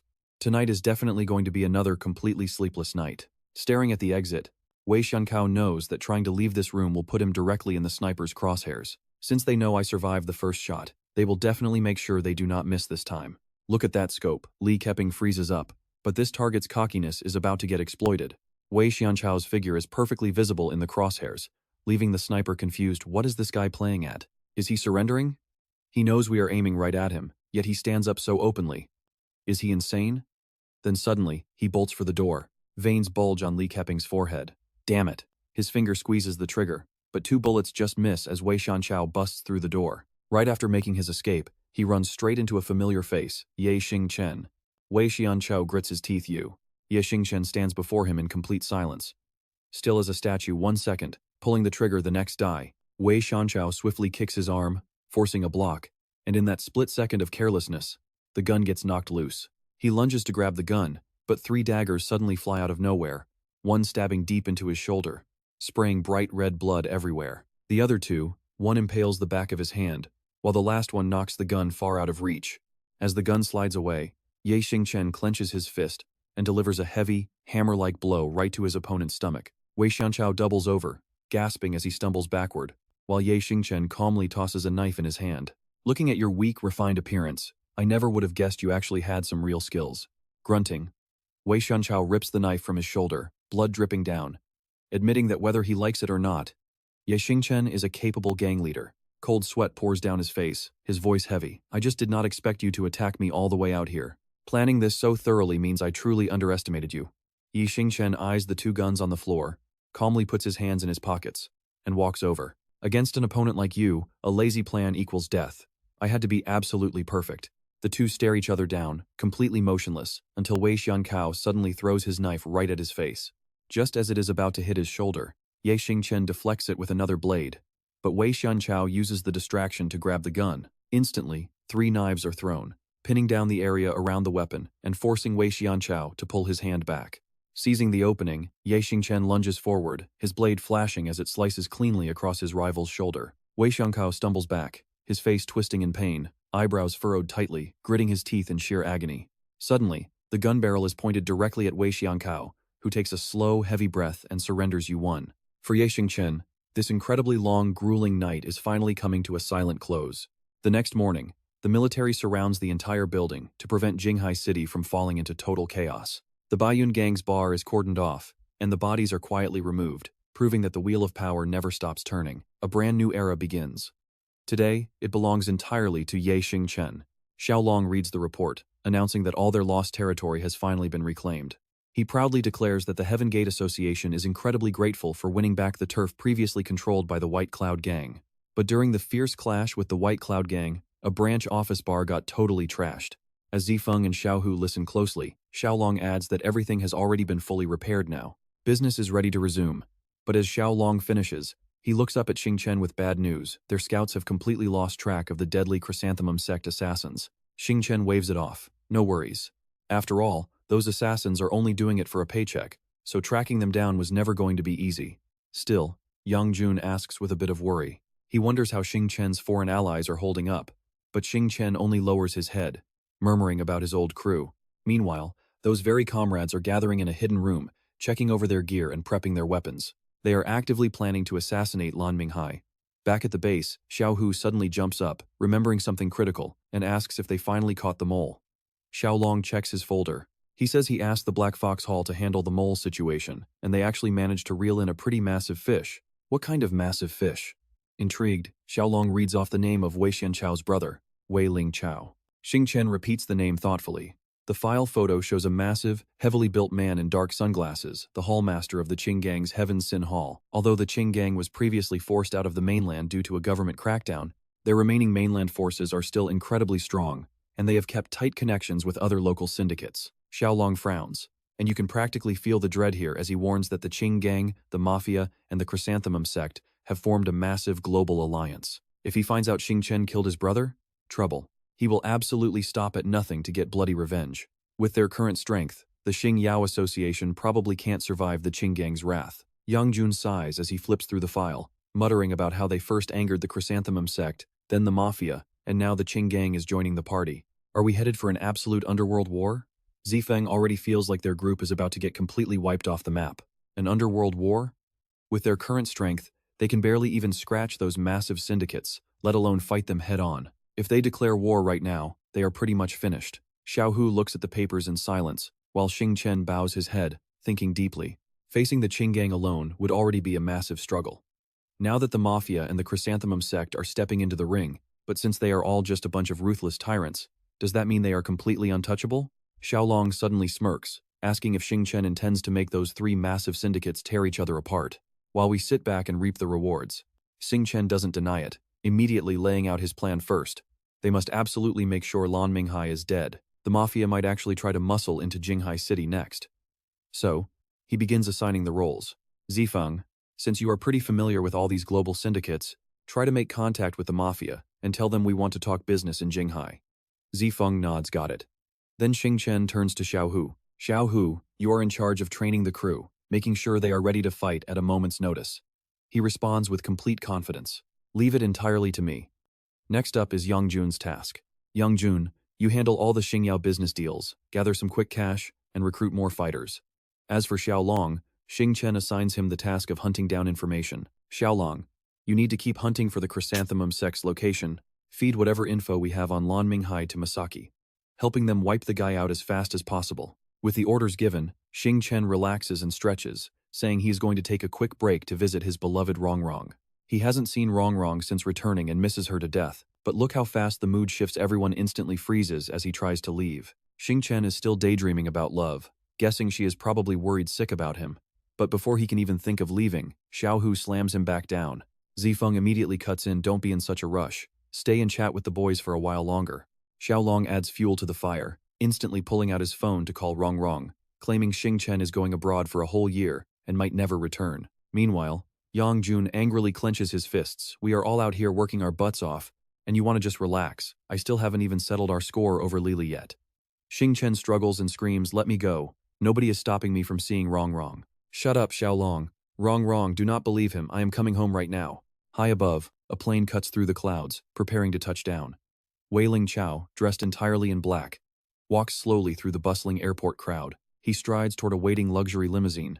The second he slides inside, he asks in a low, gravelly voice if they found anything yet. Two women with identical faces immediately bow their heads respectfully at his words. It is Yueji and Xingji. One of them hands over a tablet, inviting Hallmaster Wei to take a look, presenting all the data they managed to gather. Ling Chao glances at the file, skimming through it with a deep frown. Xingchen is running the Black Panther mercenaries, and she softly confirms it. Yes, Hallmaster.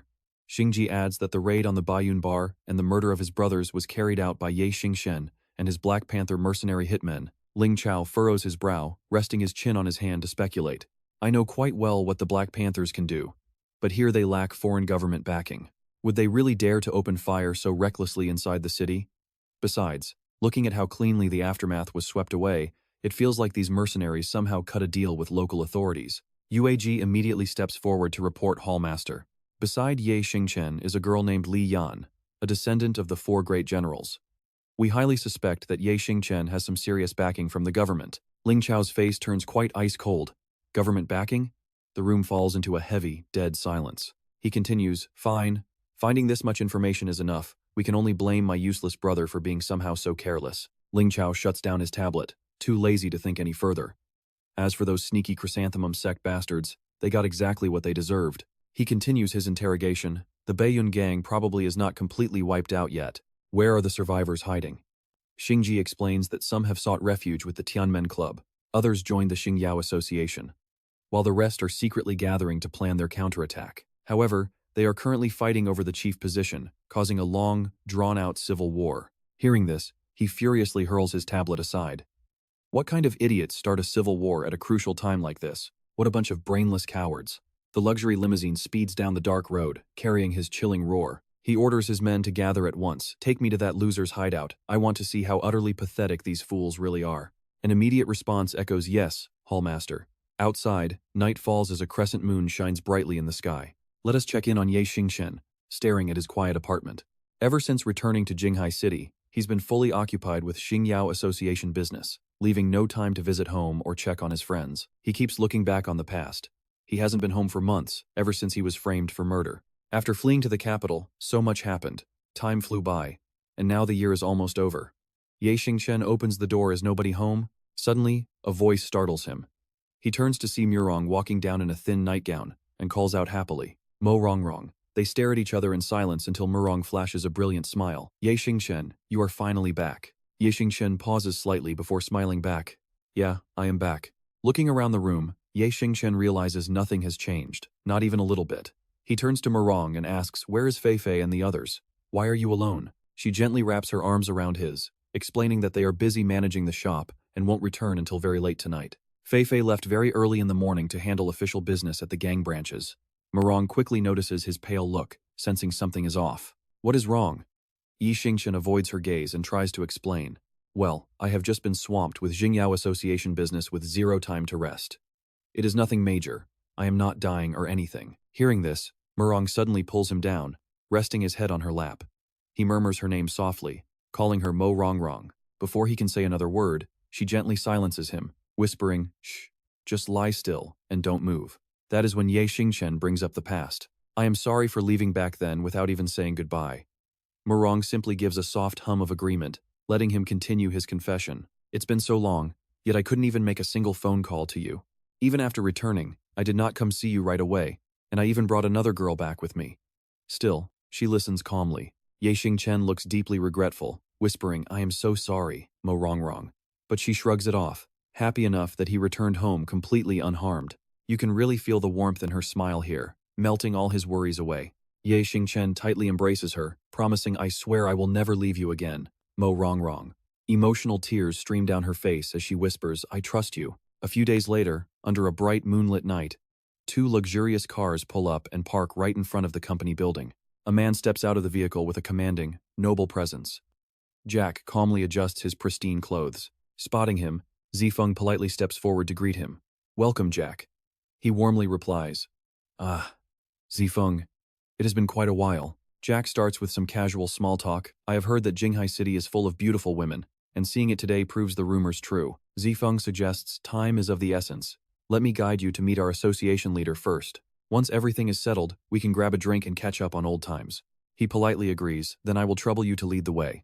Inside a neat, formal room, a polite clerk serves them hot tea. Jack carries a powerful, majestic aura, his intense gaze locked onto Xingchen. That is when Zifeng steps in to introduce them. Allow me to introduce you.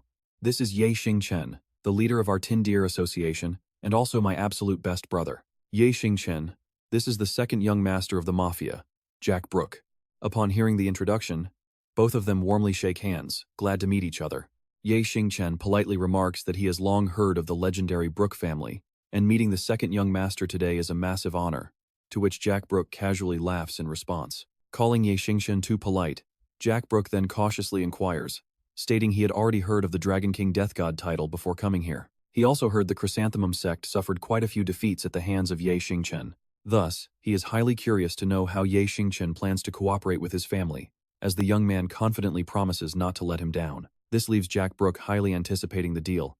But wait till you see this. A massive, sudden explosion completely tears La Minhai's villa apart. Xingchen is utterly shocked to hear the news, asking if they have actually eliminated La Minhai already.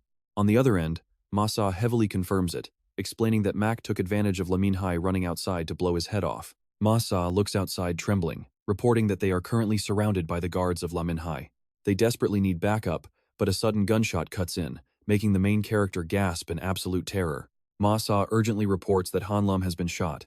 The situation is extremely critical, and they need immediate rescue. Xingchen struggles to keep his cool, telling them to hold on a little longer since reinforcements will arrive very soon. Tulong turns to the man beside him and tasks Tron Tiolong with quickly saving them from the ambush.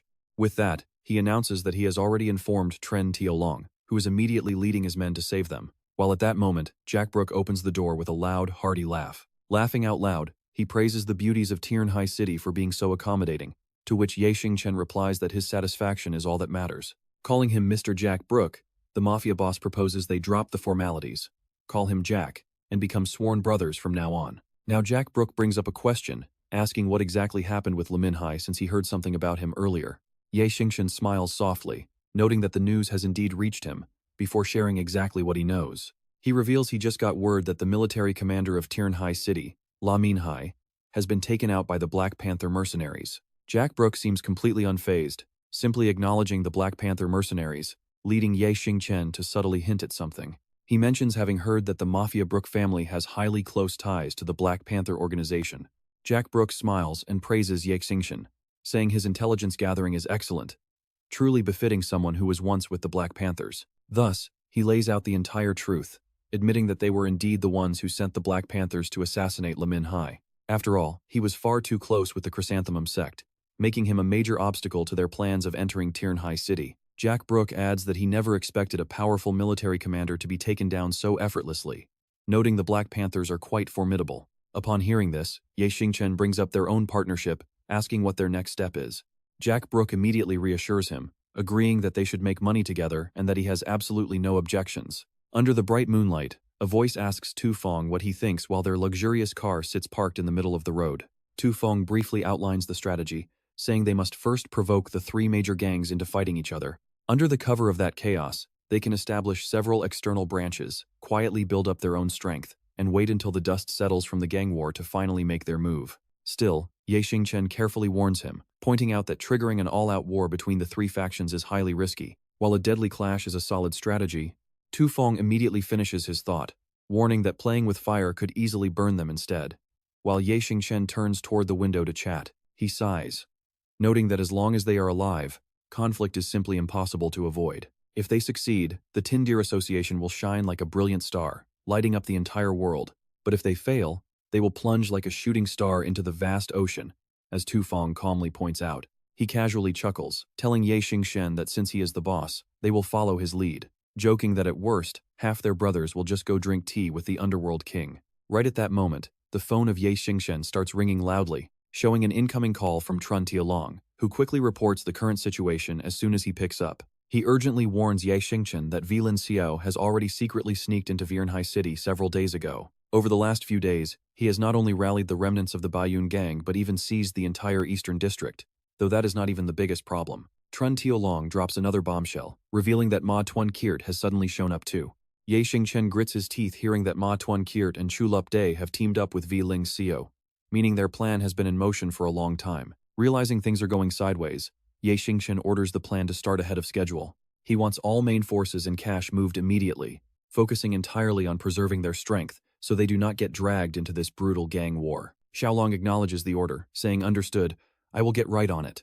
Next, Ye Xingchen discusses the situation with Zifeng, telling him to notify Jack immediately that the Qingba side has already started making their move. Zifeng seriously tosses aside his half-burnt cigarette and replies, yeah, I know. Feeling the tension, Ye Xingchen lights a cigarette, realizing that even Ma Junji has managed to get his hands dirty in this mess. As his car drives off, you can already feel the tension building. Jinghai City is about to face another massive storm. Days later, they meet up. Xiaolong gives a full situation update. Because they pulled back their men and supplies, the three great gangs easily moved in and took over their old territory. Xiaolong reveals that they only have 4 branches left, but they managed to recover a lot of men and resources during the chaos. To keep things looking real, the branch leaders put up a fake fight to avoid drawing any suspicion. They even injured quite a few of their guys. Ye Xingchen smiles brilliant. He then lays out their long-term plan. Their hidden overseas branches are finally ready to be put to good use. Once the three great gangs exhaust themselves, they can finally make their move and take everything. Closing his laptop, Xiaolong adds that their brothers will be highly trained by then, meaning even if those three great gangs unite, they still won't stand a chance. Meanwhile, a new military commander named Chen Xiaohua has just taken over, and this guy is known for his incredibly tough, ruthless style. He plans to team up with the local police to launch a heavy crackdown, completely crushing the three great gangs. It might not be long before the Chrysanthemum sect and the Black Hand Syndicate vanish from Jinghai City forever. Ye Xingchen suddenly remembers to ask about the Qing gang, but Xiaolong explains that they haven't made any major moves yet. Ever since the Black Hand Syndicate launched their attack, the Qing gang has been secretly pulling all the small local gangs to their side. But he quickly reassures him there is really nothing to worry about. Whatever they try, we will just tip off the Black Hand Syndicate to deal with it. Xiaolong reveals their plan is to quietly build their strength until the day they can wipe everyone out, and Ye Xingchen sighs, yeah, let's hope so. Out of nowhere, the Xing Yue twins block their path, and Yueji asks, excuse me, are you Ye Xingchen, the leader of the Xingyao Association? He calmly confirms yes, that's me. Confirming her target, she raises a deadly weapon and introduces herself as Yueji of the Qing gang's Heaven Sin Hall. Both girls glare at him with absolute hatred, but Ye Xingchen notices the blood spirit Fang Ouyang once gave to Feifei, instantly wondering if she has been captured by the Qing gang. Without warning, both girls charge straight at them, screaming for blood. Yueji aggressively lunges at Xiaolong, while Xingji targets Ye Xingchen from the other side. Xingji swings her sharp blade to finish him, but Ye Xingchen quickly blocks it, only for Yueji to suddenly redirect her attack toward him. Left with no choice, Xiaolong swings his laptop like a club, smashing it directly into Yueji's face. Xingji drives her blade straight into Xiaolong's stomach, and oh man, you can feel that brutal blow as Ye Xingchen screams out in absolute panic. Xiaolong. He delivers a brutal kick to Xingji, instantly spinning around to kick Yueji away too. The massive impact sends her flying hard against a nearby tree, but Ye Xingchen keeps moving, throwing out a deadly barrage of projectiles straight at Yueji. Unleashing his pure rage, Xiaolong lands a powerful punch that leaves her reeling in pain. Yueji collapses backward in pain, but as she struggles to get up, a cold voice stops her. Xiaolong points his weapon straight at Yueji, warning her if you don't want to die, stay quiet. Fighting through the pain to keep her pinned, Xiaolong watches as Ye Xingchen furiously demands, what did you do to Feifei? Why do you have her blood spirit Fang? He demands, but Yueji just smiles arrogantly, what else? She is dead, of course. Losing his temper completely at her words, he immediately fires a bullet straight into her thigh. He grits his teeth and warns her, my arm is shaking pretty badly from this wound, so I cannot guarantee where my next bullet lands. Meaning you have exactly one more chance. If you don't want that pretty face of yours completely ruined, you had better start talking right now. Yueji stubbornly spits back, go ahead and kill me if you want, because I am never telling you anything. Xiaolong is completely furious. Fine. Do not blame me for being ruthless then. Suddenly, a strange object flies out of nowhere directly at Xiaolong, exploding into a blinding flash that completely blocks their vision. Jingji seizes the chance and quickly pulls Yueji back, telling her they need to retreat. Once the blinding light finally fades, Xiaolong looks around wildly, but they are already gone. All that remains are a few drops of foul blood. Ye Xingchen stares at the spot where the weapon flew from, realizing an accomplice must have rescued them. Blood stains the ground. Ye Xingchen looks up, tracing the path they have left behind. Only then does he notice Xiaolong writhing in pain.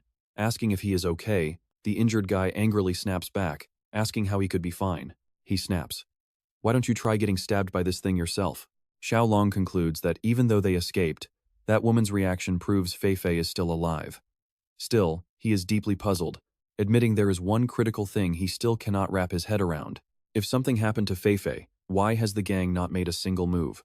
Xiaolong's anger shows no signs of cooling down as he furiously proposes a retaliation.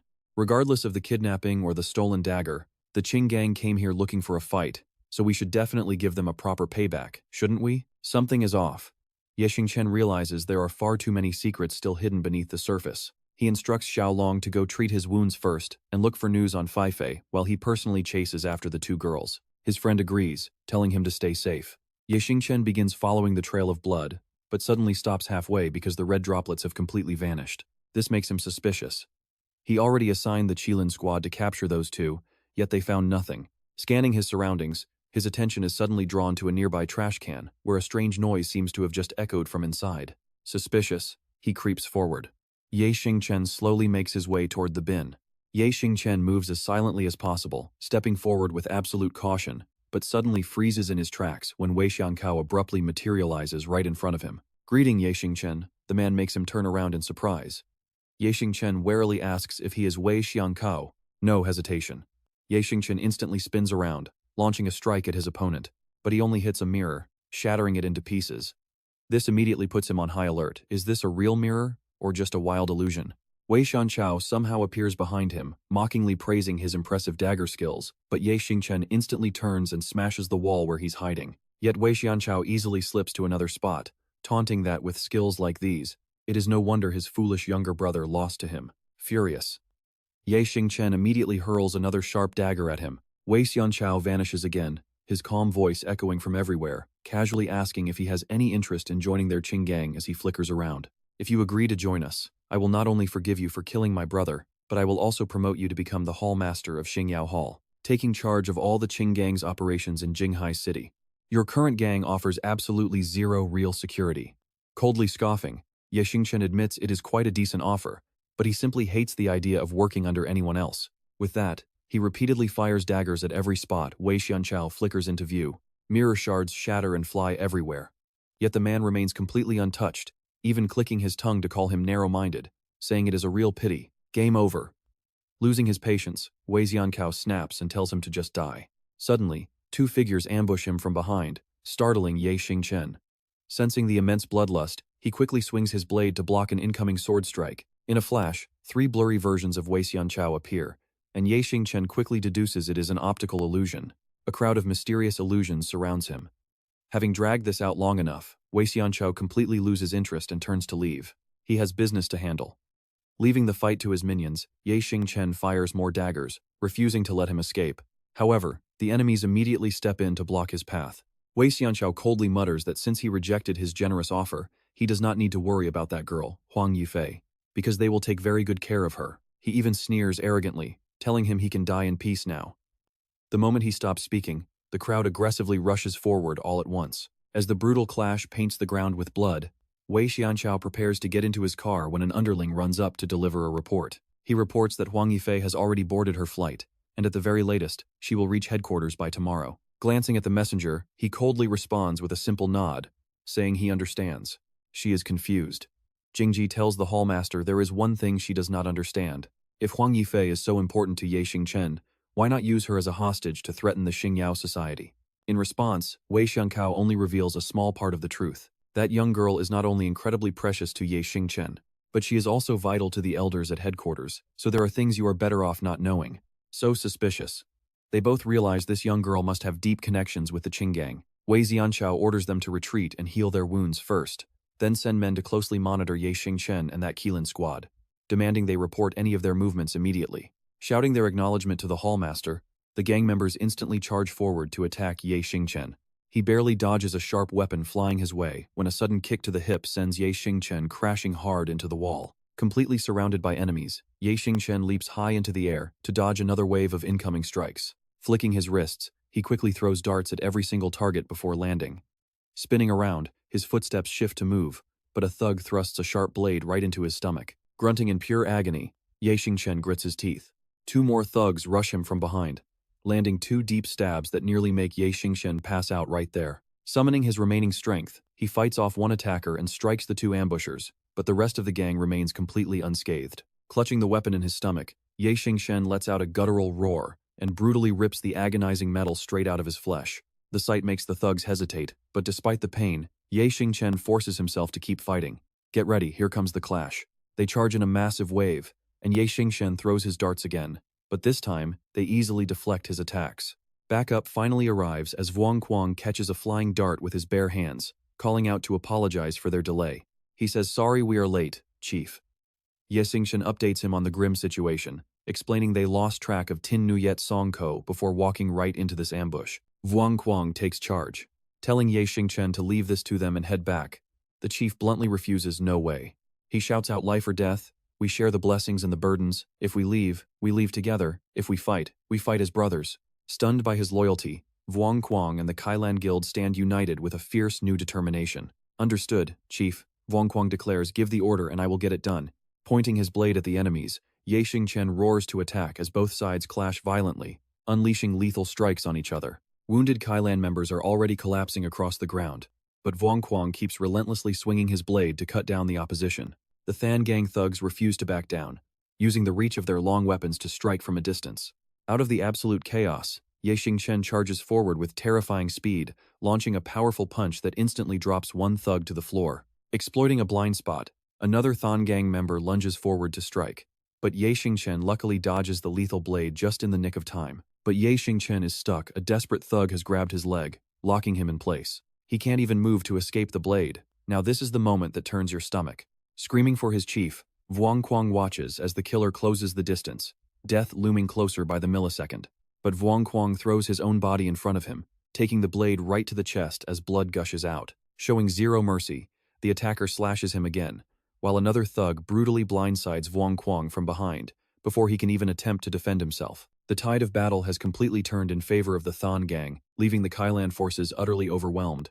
Vuong Quang coughs up a thick mouthful of blood, and seeing this, Ye Xingchen completely loses his calm composure. Even on the verge of collapse, Vuong Quang refuses to give up, suddenly thrusting his right hand right toward his attacker's face. He growls a fierce warning to those targeting his chief, "You must get past me first," before slamming the guy's head into the dirt. Inspired, the Kailan launch a counterattack while Ye Xingchen pins a thug down, viciously slamming his elbow right into the man's throat. Out of nowhere, a flying sword strikes cleanly through the neck of a Than gang thug, leaving survivors frozen in shock. Footsteps echo through the clearing as Xiaolong saunters into view, hands casually in his pockets, looking incredibly cool. He shouts, "Ye Xingchen, we've got your back."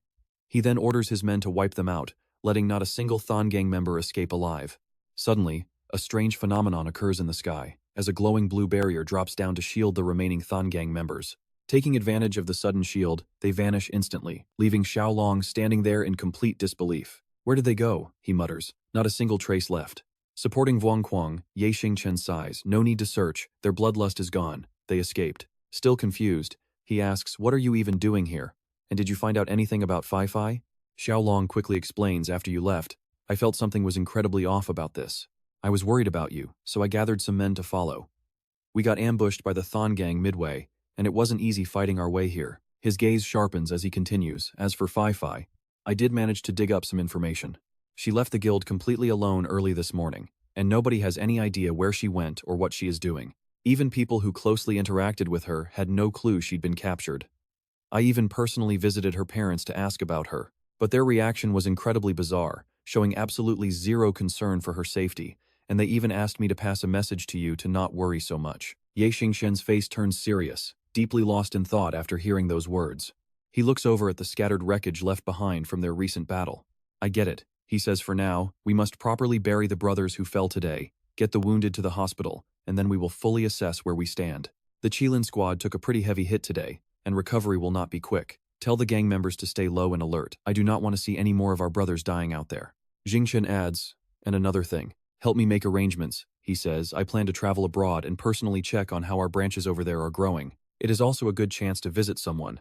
And Xiaolong immediately nods. "Leave it to me. It seems you already have a plan, but this blood debt the Qingbang owes us? One day, I will make them pay back every single drop of it. For now, we must stay patient." In the Golden Triangle, rival gangs and warlords are watching from every single corner, But let's shift gears for a second. Back at the hotel, Xingchen is typing rapidly on his laptop, mapping out the region. He studies their distribution closely. It is wild how this tiny golden triangle holds so many rival gangs and armed warlords. Gaining complete control over this place is not going to be easy. Xingchen calculates in his mind, but if we do not lock this area down soon, and the Qingbang and Chrysanthemum sect start acting up, the Xingyao Association will face its most brutal test yet. Suddenly, Li Lin steps forward, interrupting his thoughts. Master, please have some tea. After serving him, she stands quietly at his side. This sudden submissive behavior from Li Lin leaves Xingchen quite surprised. To think the proud eldest daughter of the Chrysanthemum sect could become this obedient and submissive to another person. Hong Lian's training methods are honestly on another level. Suddenly, the doorbell rings. Guessing it is Hong Lian bringing Lu Peihu, he calmly instructs her go open the door and prepare some more tea for our guests. Yes, master, she replies softly. As she walks away, his train of thought returns. No matter what it takes, he must gain absolute control over this region. This place must become a solid stronghold for the Xingyao Association in their upcoming war against the Qingbang and the Chrysanthemum sect. Suddenly, a sharp shout from Li Lin breaks the silence. Who are you? You are not allowed to disturb the master. Rapid footsteps echo through the suite, and suddenly, a strange girl bursts right into Xingchen's room. Are you Xingchen? She asks. He stares back, pretty confused. And you are? She quickly introduces herself as Lei Tingting. Her father is Lei Sun, leader of the Qingbang's Tiansun Hall, and she is here today to negotiate directly with Mr. Ye. Hearing this, Xingchen's face turns instantly dark and serious. Lei Sun, as far as I know, the Lei family is a massive power within the Qingbang, holding immense influence. But Lei is a pretty common surname in this country. You claim to be Lei Sun's daughter, but why should I believe you? Lei Tingting remains completely unfazed. What do you mean, Mr. Ye? She asks as he steps off the bed. I heard that since its creation, the Qingbang gathered top martial artists, and the Lei family was always the most prominent among them. If Miss Lei is truly of that proud bloodline, your martial arts should be second to absolutely none. Leaning back on the sofa, Xingchen calmly gives a sudden order. Li Lin, strike. In a flash, Li Lin lunges forward with a strike, but Lei Tingting easily blocks the attack with almost zero effort. Li Lin's eyes instantly widen in pure, unmitigated shock. Lei Tingting already has her lockdown nice strength, she says, but you are still lacking. Without hesitation, she slashes her fingers across Li Lin's neck, drawing a thin line of blood. She then rams a heavy knee straight into Li Lin's stomach, sending her stumbling back in absolute pain. Lei Tingting follows up with a vicious kick, forcing Li Lin to desperately dodge. In a desperate counter, Li Lin drives a heavy fist right into Lei Tingting's chest, making her gasp in pain. Taking the upper hand, Li Lin moves in to deliver a hard slap, but her wrist is caught in midair, leaving Li Lin gritting her teeth in frustration. Lei Tingting immediately twists Li Lin's arm behind her back, pinning her completely and forcing her entire body to collapse toward the floor. Before Li Lin can even react, Lei Tingting's right hand swings down to deliver a brutal, finishing strike. Just before the final blow lands, Xingchen suddenly appears, pressing a sharp blade right against her neck. That is enough, Miss Lei. Lei Tingting glances down at the blade, her mind racing. How did he even do that? She did not sense his presence at all, so she quickly decides to compromise and back off to save her own life. Catching her breath, Li Lin is helped up by Xingchen, who asks if she needs a doctor. Her voice is calm. It is nothing serious. Thank you for caring, master, she says. Only then does he turn back to business. Miss Lei, I believe your identity now, so what brings you to me? Lei Tingting looks on with a cold indifference that masks her true intentions. Our Qingang wants to cooperate with you. Xingchen slowly repeated those key words back to her. Cooperate? Lei Ting replied with a humble nod. The Qingang is incredibly strong, and every single member carries themselves with massive pride. Yet for some reason, standing before Xingchen, she felt that no matter how strong they were, they could never beat the Xingyao Association. Xingchen's face turned quite gloomy. You are putting us on a pedestal, Lei Ting. The Xingyao Association is just a minor gang that could be wiped out by the three giants at any moment. Xingchen's voice was completely dripping with sarcasm. Even our strongest elites were almost wiped out by your tiny branch hall. We have no right to stand tall next to the mighty Qingang. Hearing his harsh words, Lei Ting quickly spoke up to defend her faction. Xingchen, I know about the clash with the Tianzui Hall, but that was entirely Wei Xianchao acting on his own. Blaming our entire syndicate for one man's actions is incredibly unfair to the Qingang, don't you think? This is where he completely snaps, and honestly, we cannot even blame him. Xingchen points right at her, a personal action. Do you take me for some idiot? Wei Xianchao belongs to your Qingang, and without direct orders from the top, would he travel thousands of miles to Jinghai City just to avenge a brother he has not seen in years? Xingchen turns away, Ending the talk, I only spared your life because you are a child of the prestigious Lei family. Otherwise, the moment you proudly claim to be a Qinggang member, you would already be dead. Leaving Lei Ting frozen in shock, Ye Xingchen calmly walks away, muttering under his breath, cooperate with the Qinggang. Keep dreaming. His patience has completely run out. Show her out. That's his order. Li Lin calmly nods, understood, boss. But despite being blocked, Lei Ting desperately tries to speak. Wait, if cooperating with the entire Qinggang feels too risky for you, then join hands with my Tiansun Hall. We can take down Wei Xiankao and the Qinggang together. How about that? Ye Xingchen freezes mid-step. Destroying the Qinggang together? He turns back, seeing her face filled with anxiety. Lei Ting finally decides to tell the truth, admitting that while the Lei family is indeed a major clan within the Qinggang, holding vast amounts of power and high status, it is actually just a hollow show. In reality, the Lei family holds absolutely no real power. Listening to this, Ye Xingchen's expression shifts. She explains that according to her intelligence, the Xingyao Association on the surface only operates 4 main branch halls: Azure Dragon, White Tiger, Vermilion Bird, and Black Tortoise. But behind closed doors, you are secretly building a hidden branch, aren't you? Hold on, this is where things get really crazy. The Qinggang operates the exact same way, she claims. Ye Xingchen panics. How on earth did she uncover their most guarded secret? Lei Ting starts explaining the true structure of the Qinggang, moving past the 36 famous branch halls everyone knows about. They also have the Dark Sun Hall, Dark Moon Hall, and the Dark Star Hall. She does not hesitate to lay all her cards on the table.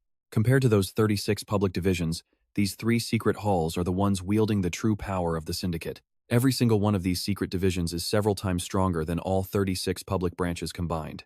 They are the true rulers of the Qinggang, leaving Ye Xingchen more puzzled. If the gap in raw strength is really that massive, why do you want to help me fight the Qinggang, Lei Ting? Isn't that just putting your own life in danger?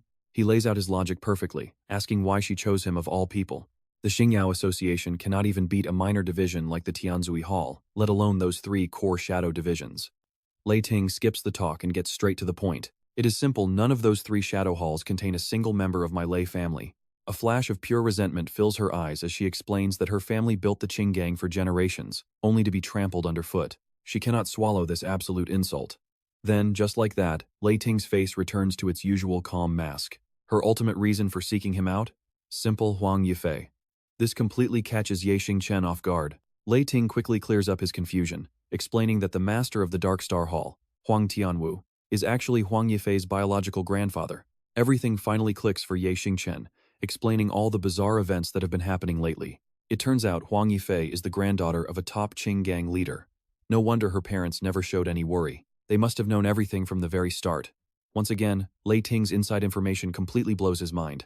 She clearly knows his close ties with Huang Yifei, wanting to use that connection to gain the support of the Dark Star Hall master. For her family, this is an incredibly clever move. In his mind, Ye Xingchen slowly begins calculating his next play.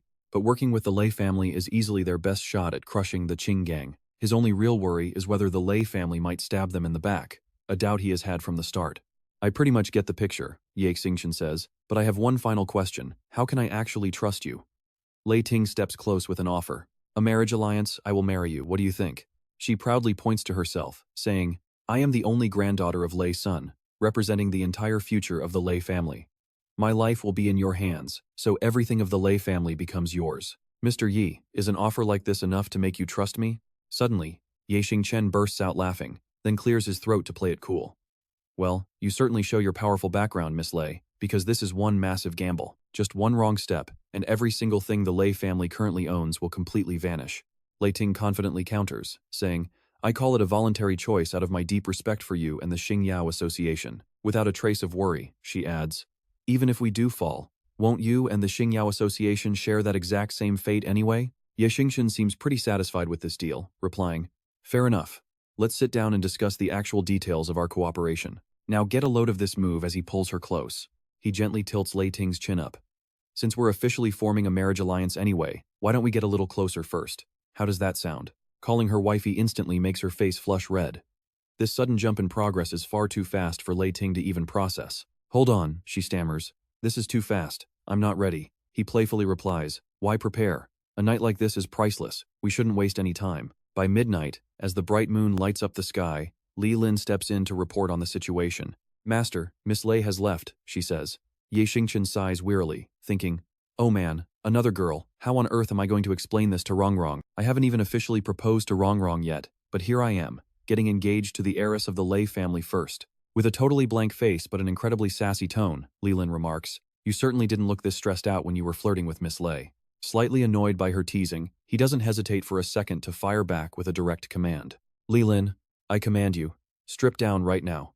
Hearing this, Leland instantly flinches, her entire body freezing in absolute panic. The streets are packed with beautiful girls, each with her own unique style.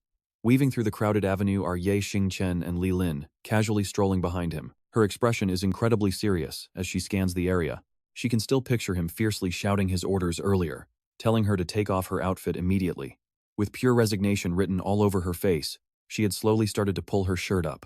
"I understand, master," she had whispered, fully prepared to serve him, while silently panicking that he was finally about to make a move on her. But get this, things don't go the way she thinks. Ye Xingchen had simply turned around, saying, "Since Hong Lian isn't back yet, come walk with me. Just change into any normal civilian clothes you want." She was so incredibly shocked, she could barely believe her ears. But shaking herself back to the present, Leland's grumpy face tells a different story, as if she actually hoped they might take their relationship past master and servant. Noticing her sour mood, Ye Xingchen playfully asks, "Is walking around with me really that miserable for you?" Just a few steps later, a stunningly tall, gorgeous woman walks through the crowd, catching everyone's eyes, including Ye Xingchen's. He immediately starts whistling like a typical guy, muttering, "Wow, this girl is seriously gorgeous." Seeing her walk straight toward him, he instantly gets smug, thinking, "She is totally coming over here because she can't resist my natural charm." Flashing a charming grin, Ye Xingchen winks and asks, "Hey there, gorgeous, did you come over to find me?" But she completely ignores him, walking right past him without a second glance, leaving him utterly humiliated in public. It turns out, this stunning stranger was actually aiming for Li Lin, gently lifting her fair hand to ask, "Hey there, beautiful lady, can we get to know each other and be friends?" The second that deep voice hits his ears, Ye Xingchen's entire worldview completely crumbles to pieces. Wait, that's a guy's voice? On the other hand, Li Lin has already noticed something is seriously off with this stranger. She doesn't hesitate for a second, landing a heavy punch right into the crossdresser's stomach, snapping, "Sorry, you actually make me sick, so I refuse." The knockout blow leaves the guy out cold, and she effortlessly lifts him like a sack of potatoes. Wondering if her master likes this type. Should we take him to a bar and get acquainted? Ye Xingchen hastily waves his hands, saying, "Absolutely not, just toss him over there."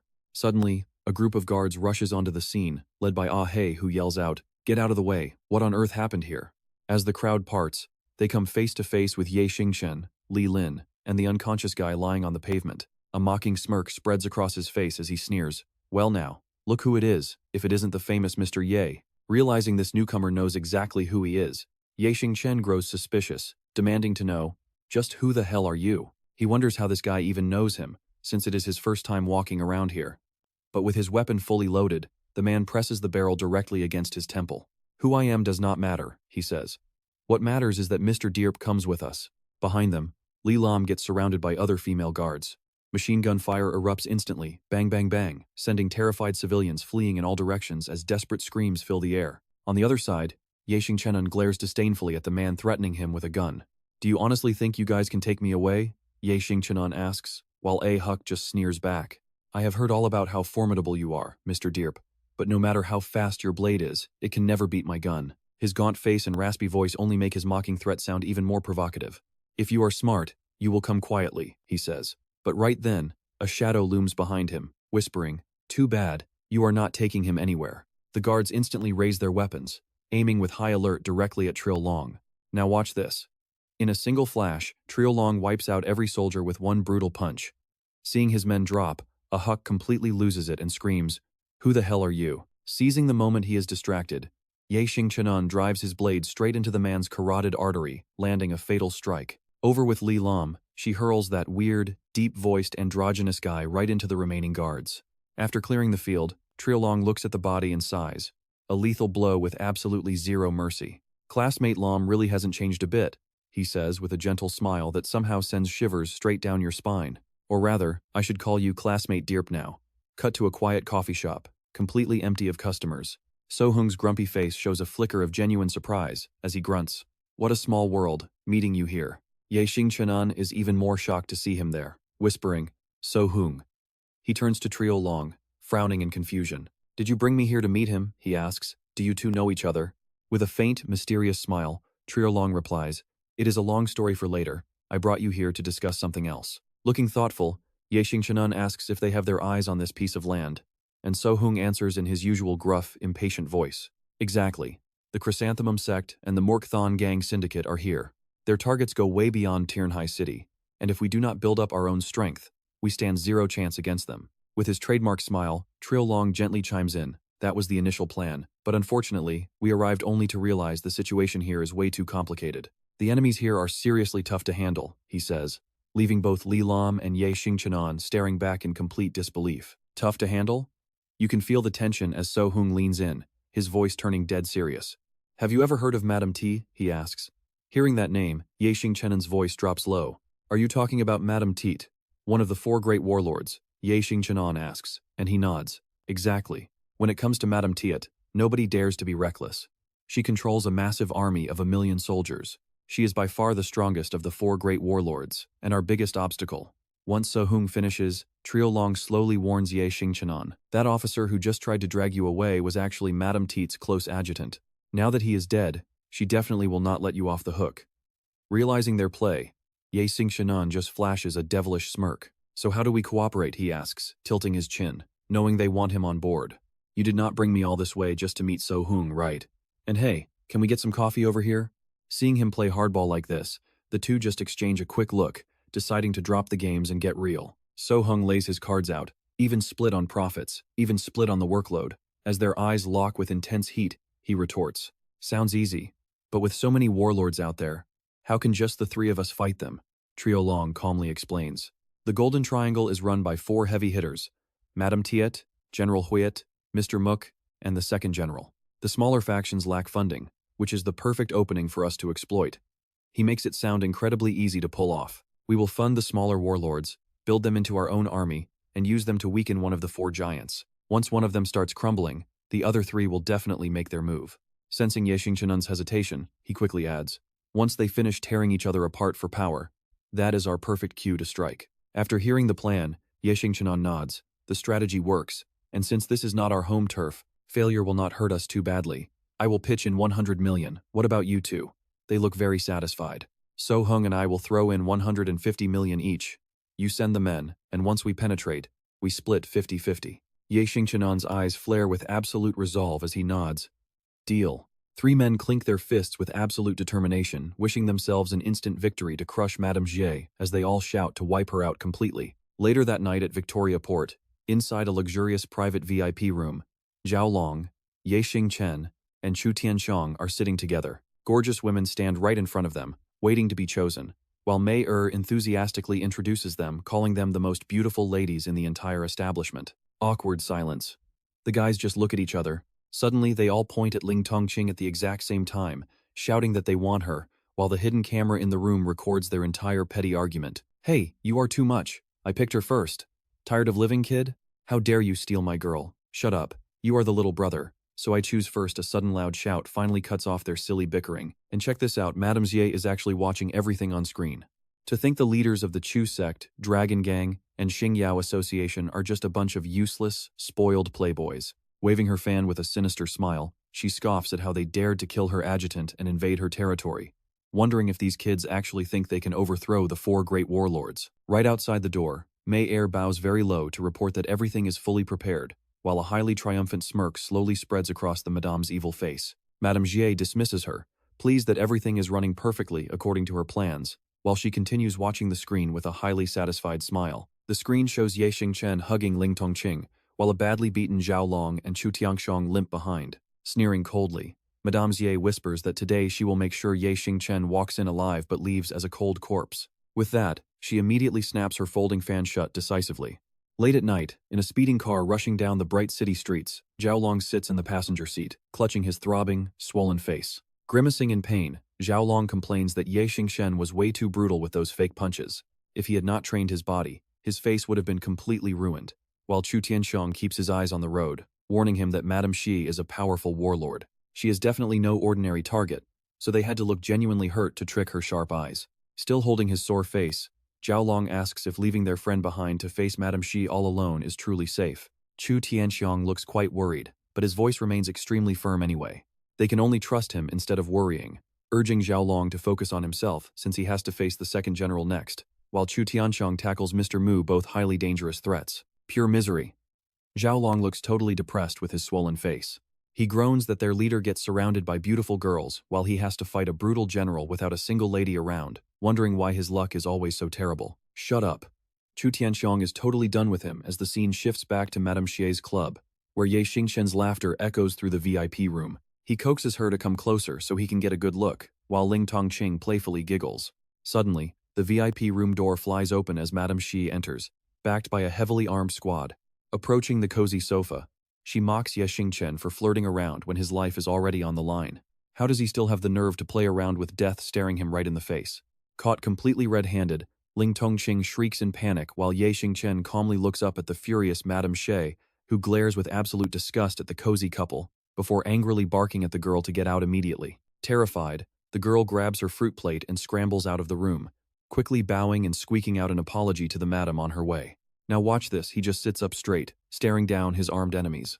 Still acting pretty tipsy, he calmly looks her up and down, asking if she is the famous Madame Xie. He praises her club as a true paradise for men, but then his playful tone turns sharp as he demands an explanation. Why is she playing this kind of game, he asks, wondering if his money is simply not good enough here. Sneering coldly, she spits out his name and warns Ye Xingchen to stop playing dumb in front of her. He killed her adjutant and dared to stroll into her territory, acting like a total fool, asking if he actually thinks she is an easy target. If she lets him live today, her reputation is completely ruined.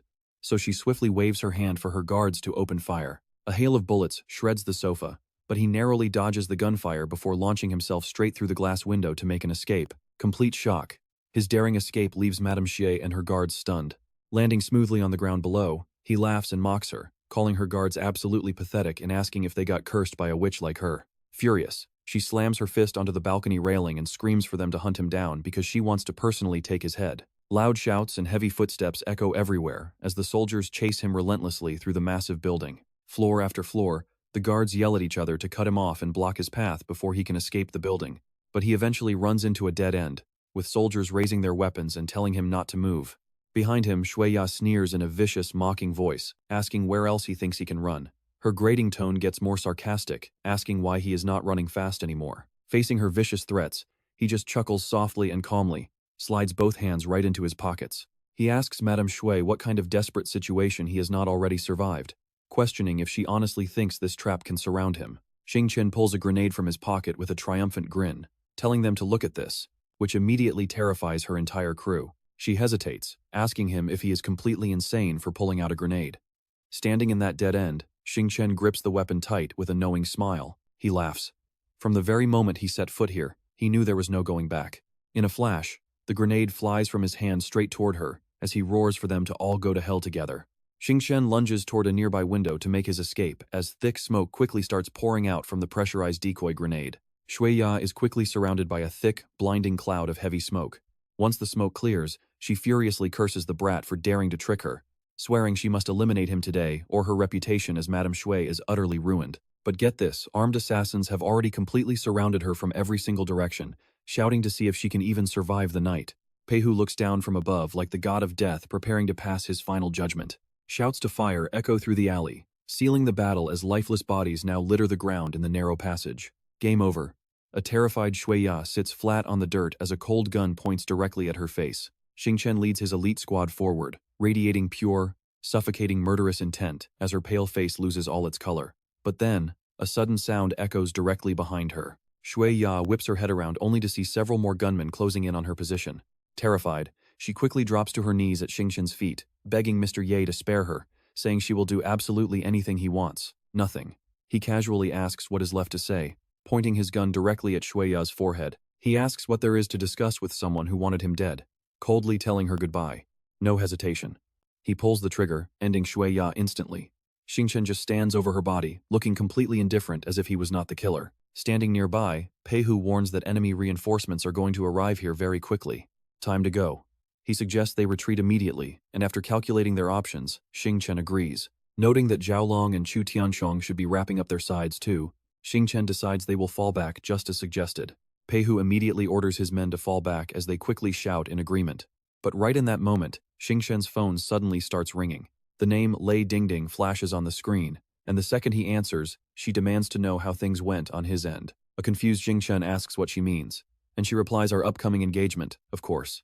Unfortunately, Lei Dingding is not letting him off, telling him to stop playing dumb because she knows he went to Madame Shui's turf with the leaders of the Chu sect and Long Gang to cause trouble. Confronted with her sharp interrogation, Xingchen can only offer a pretty awkward, forced laugh. Lei Dingding keeps going, stating that if she guessed correctly, Madame Shui is already dead by his hand. She adds that his two friends have likely split up to deal with the second general and Mr. Mu. Her accuracy takes him completely by surprise, making him admit that the Qing Gang's intelligence network is truly terrifying. Glancing down at Shui Ya and her fallen men, Xingchen admits that nothing escapes the brilliant eldest daughter of the Lei family. It is done. Confirming that he just killed Madame Shui, he heads directly to his car to pull back. But surely she did not call just to double-check on Madame Shui's status. Right on cue, Lei Dingding's voice turns serious. She warns him that one of the second general's military bases has just been completely wiped out. Now, Mr. Mu and General Blood are rapidly mobilizing their forces to head straight toward the Xingchen region. She gets straight to the point, reminding him about the heavy cash they spent hiring small warlord factions, saying it is finally time to reap those rewards. Xingchen is stunned that she knows this too. You have to wonder how this girl always stays 10 steps ahead. She warns that once a mad dog snaps its chain, it immediately starts sniffing out the scent of fresh blood. She tells him to be careful since they might turn on him, which Xingchen fully understands, promising to keep his guard up. Hanging up, he instructs Pei Hu to let the guys rest briefly before they prepare to march out toward Xingchen. Pei Hu immediately salutes. A few days flash by, showing their heavily armed crew carefully trekking deep through a dense forest. Xingchen frowns as they march, warily scanning the rotting corpses littered along both sides of the path. Even Pei Hu finds it incredibly bizarre, noting that dead bodies are scattered everywhere, and wondering what went down here. Scanning the area, Xingchen warns everyone to stay on high alert since this dangerous territory is definitely not Jinghai City anymore. In terms of timing and position, the enemy holds all the cards. His face looks pretty pale, and honestly, a deep sense of dread is starting to creep into my chest right now. The marching group suddenly spots something off and freezes. Just a second ago, the empty ground ahead of them was completely quiet then. In a flash, it erupts into a massive explosion. So-Hun calls out, sounding pretty unsure it's a bomb. Yunlong carefully scans the area up ahead, guessing they ran into the joint forces of the second general and Tit Funyunt. Since we already dealt with those two, they must have allied just to stand against Huit Tung Quan and Muktian Singh. Right then, two shadowy figures suddenly emerge, catching everyone's eye. It's Huit Tung Quan and Muktian Singh. Boyho quickly reports that the enemy seems to have lost the upper hand, and they're looking to make a quick retreat. The two figures quickly scramble into the deep woods. Huit Tung Quan and Muktian Singh are definitely trying to escape. Yunlong stands up in a rage, yelling for the Thirk-Long gang to follow him and surround them, with So-Hun right behind. The So sect gets the order to charge and capture the enemy alive. Meanwhile, those brutal images of dead bodies lining the roads flash in Ye Xingchenon's mind again. Hesitating for just a second, he hardens his resolve whatever, Ye Xingchenon says. Let's charge in too. Instantly, everyone gives chase after Huet Tung Quan and Muktin Sin, and it doesn't take long before they completely box them in. Ye Xingchenon steps up from the rear, telling Huit Tung Quan and Muktian Singh they've run out of road and should just surrender quietly. But instead, the two suddenly burst into tears, crying out, "Please, we aren't any Huit Tung Quan, and we definitely aren't Muktian Singh. We were just forced to disguise ourselves as them." Here's where the whole thing takes a massive, unexpected turn. These two reach up and literally peel the fake skin right off their faces. Seeing this leaves So-Hun completely stunned. It is a disguise technique. Yunlong stomps forward, demanding to know why they're faking their identities. Shaking with fear, they explain that they're just normal villagers from nearby, and their home was suddenly surrounded by a squad of armed soldiers last night. A female leader handed them props, telling them they had to act out a little scene. If they refused to play along, she threatened to slaughter the entire village, leaving them with absolutely no other choice but to go through with it. Hearing this makes So-Hun boil with pure rage acting.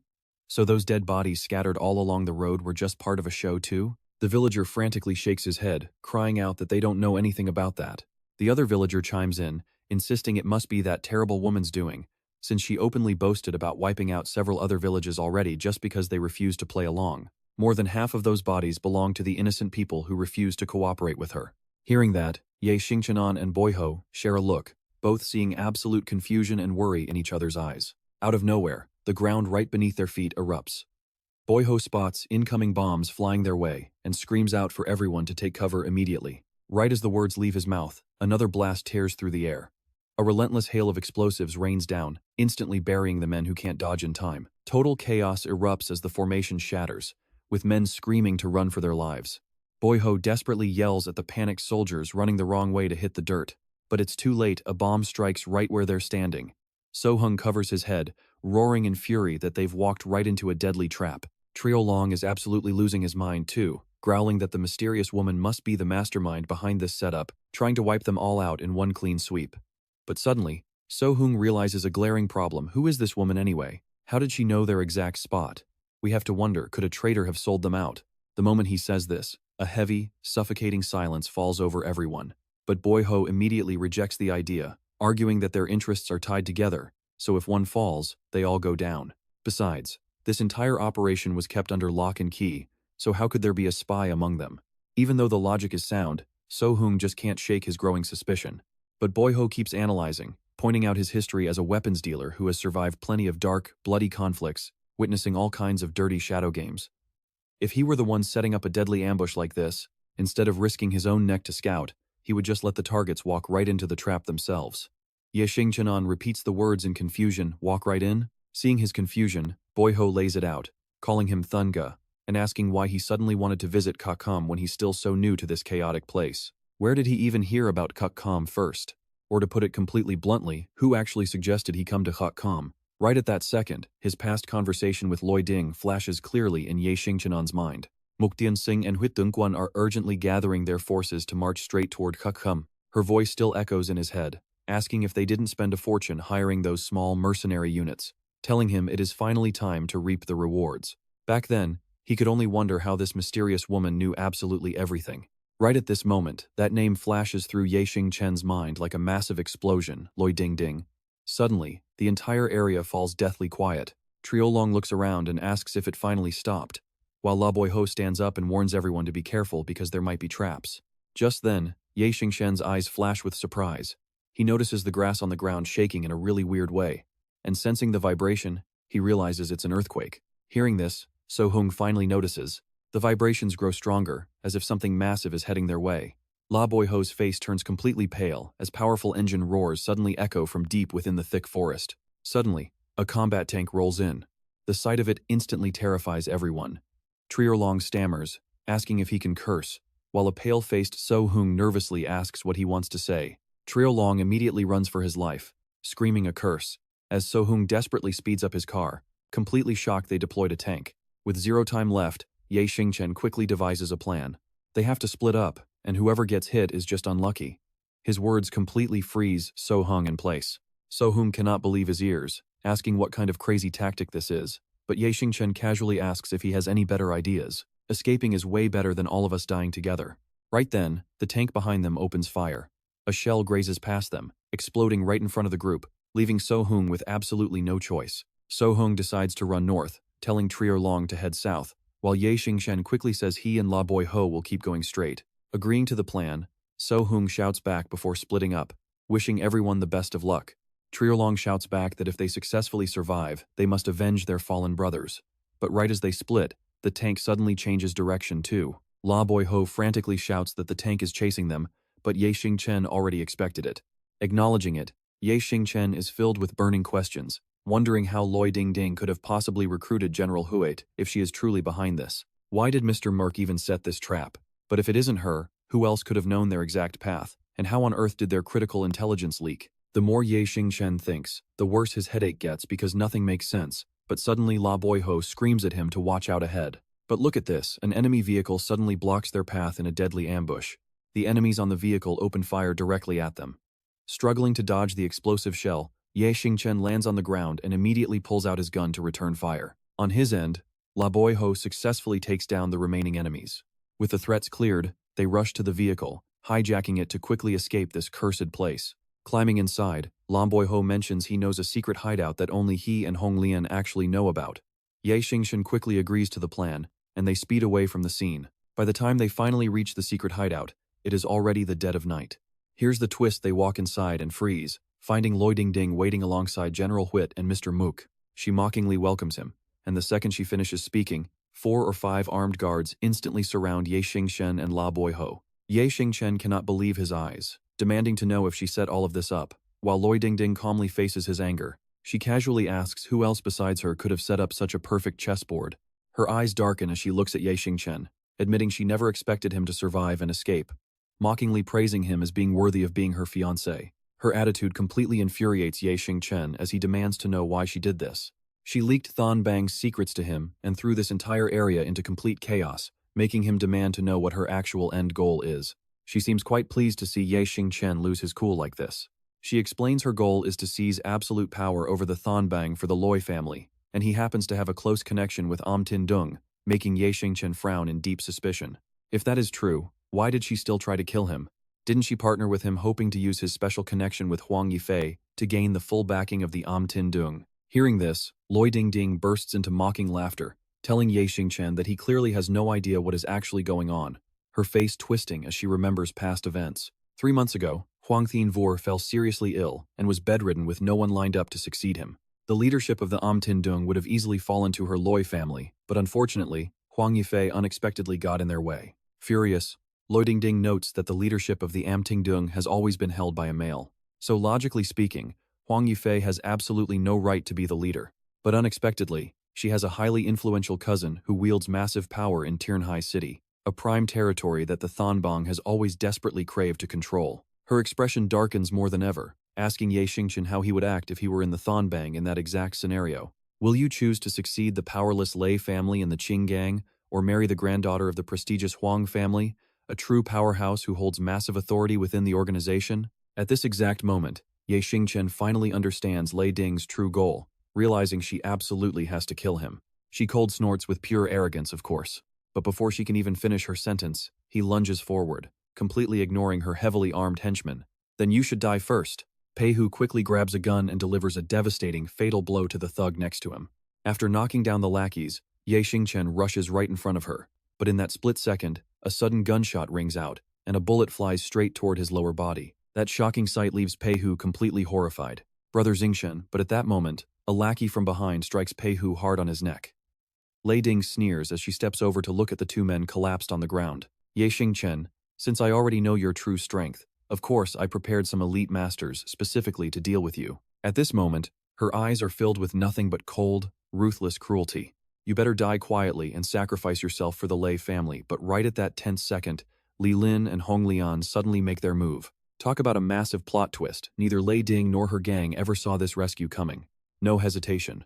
Hong Lian instantly fires her daggers at them. Do not even think about hurting my master. Lei Ding dodges cleanly.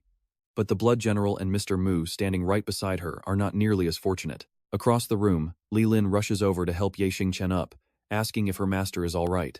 Li Lin immediately tries to get her master out of there. Seeing her near-perfect plan ruined, Lei Ding is furious, screaming that leaving will not be that easy. Apparently, she still has another hidden weapon ready for this exact backup situation. She fires it straight at them, sending Ye Xingchen into absolute panic. Over on the other side, assassins quickly surround Hong Lian, and Ye Xingchen watches in absolute horror as she is struck by multiple gunshots, severe wounds. Yet, Hong Lian stubbornly refuses to fall down. Suddenly, a massive explosion occurs, releasing a blinding flash of light that leaves everyone completely unable to see. Lei Ding frowns, trying to peer through the glare. But when the light finally clears, she is left staring at an empty room. They have completely vanished without a trace. Furious, Lei Ding slams her gun down. She curses. Meanwhile, on a nearby street, the group helps each other escape, safe at last.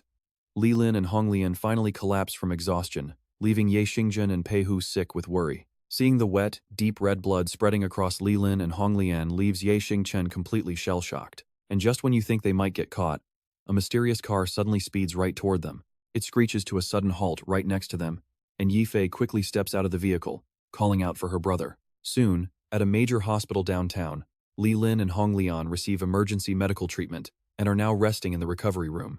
Outside the emergency room, Yifei leans against the wall as the doctor explains that they successfully removed the bullets. However, their wounds are extremely critical, and they are not completely out of danger yet. Sitting with his head buried in his hands, Ye Xingchen only lets out a soft, heavy grunt in response.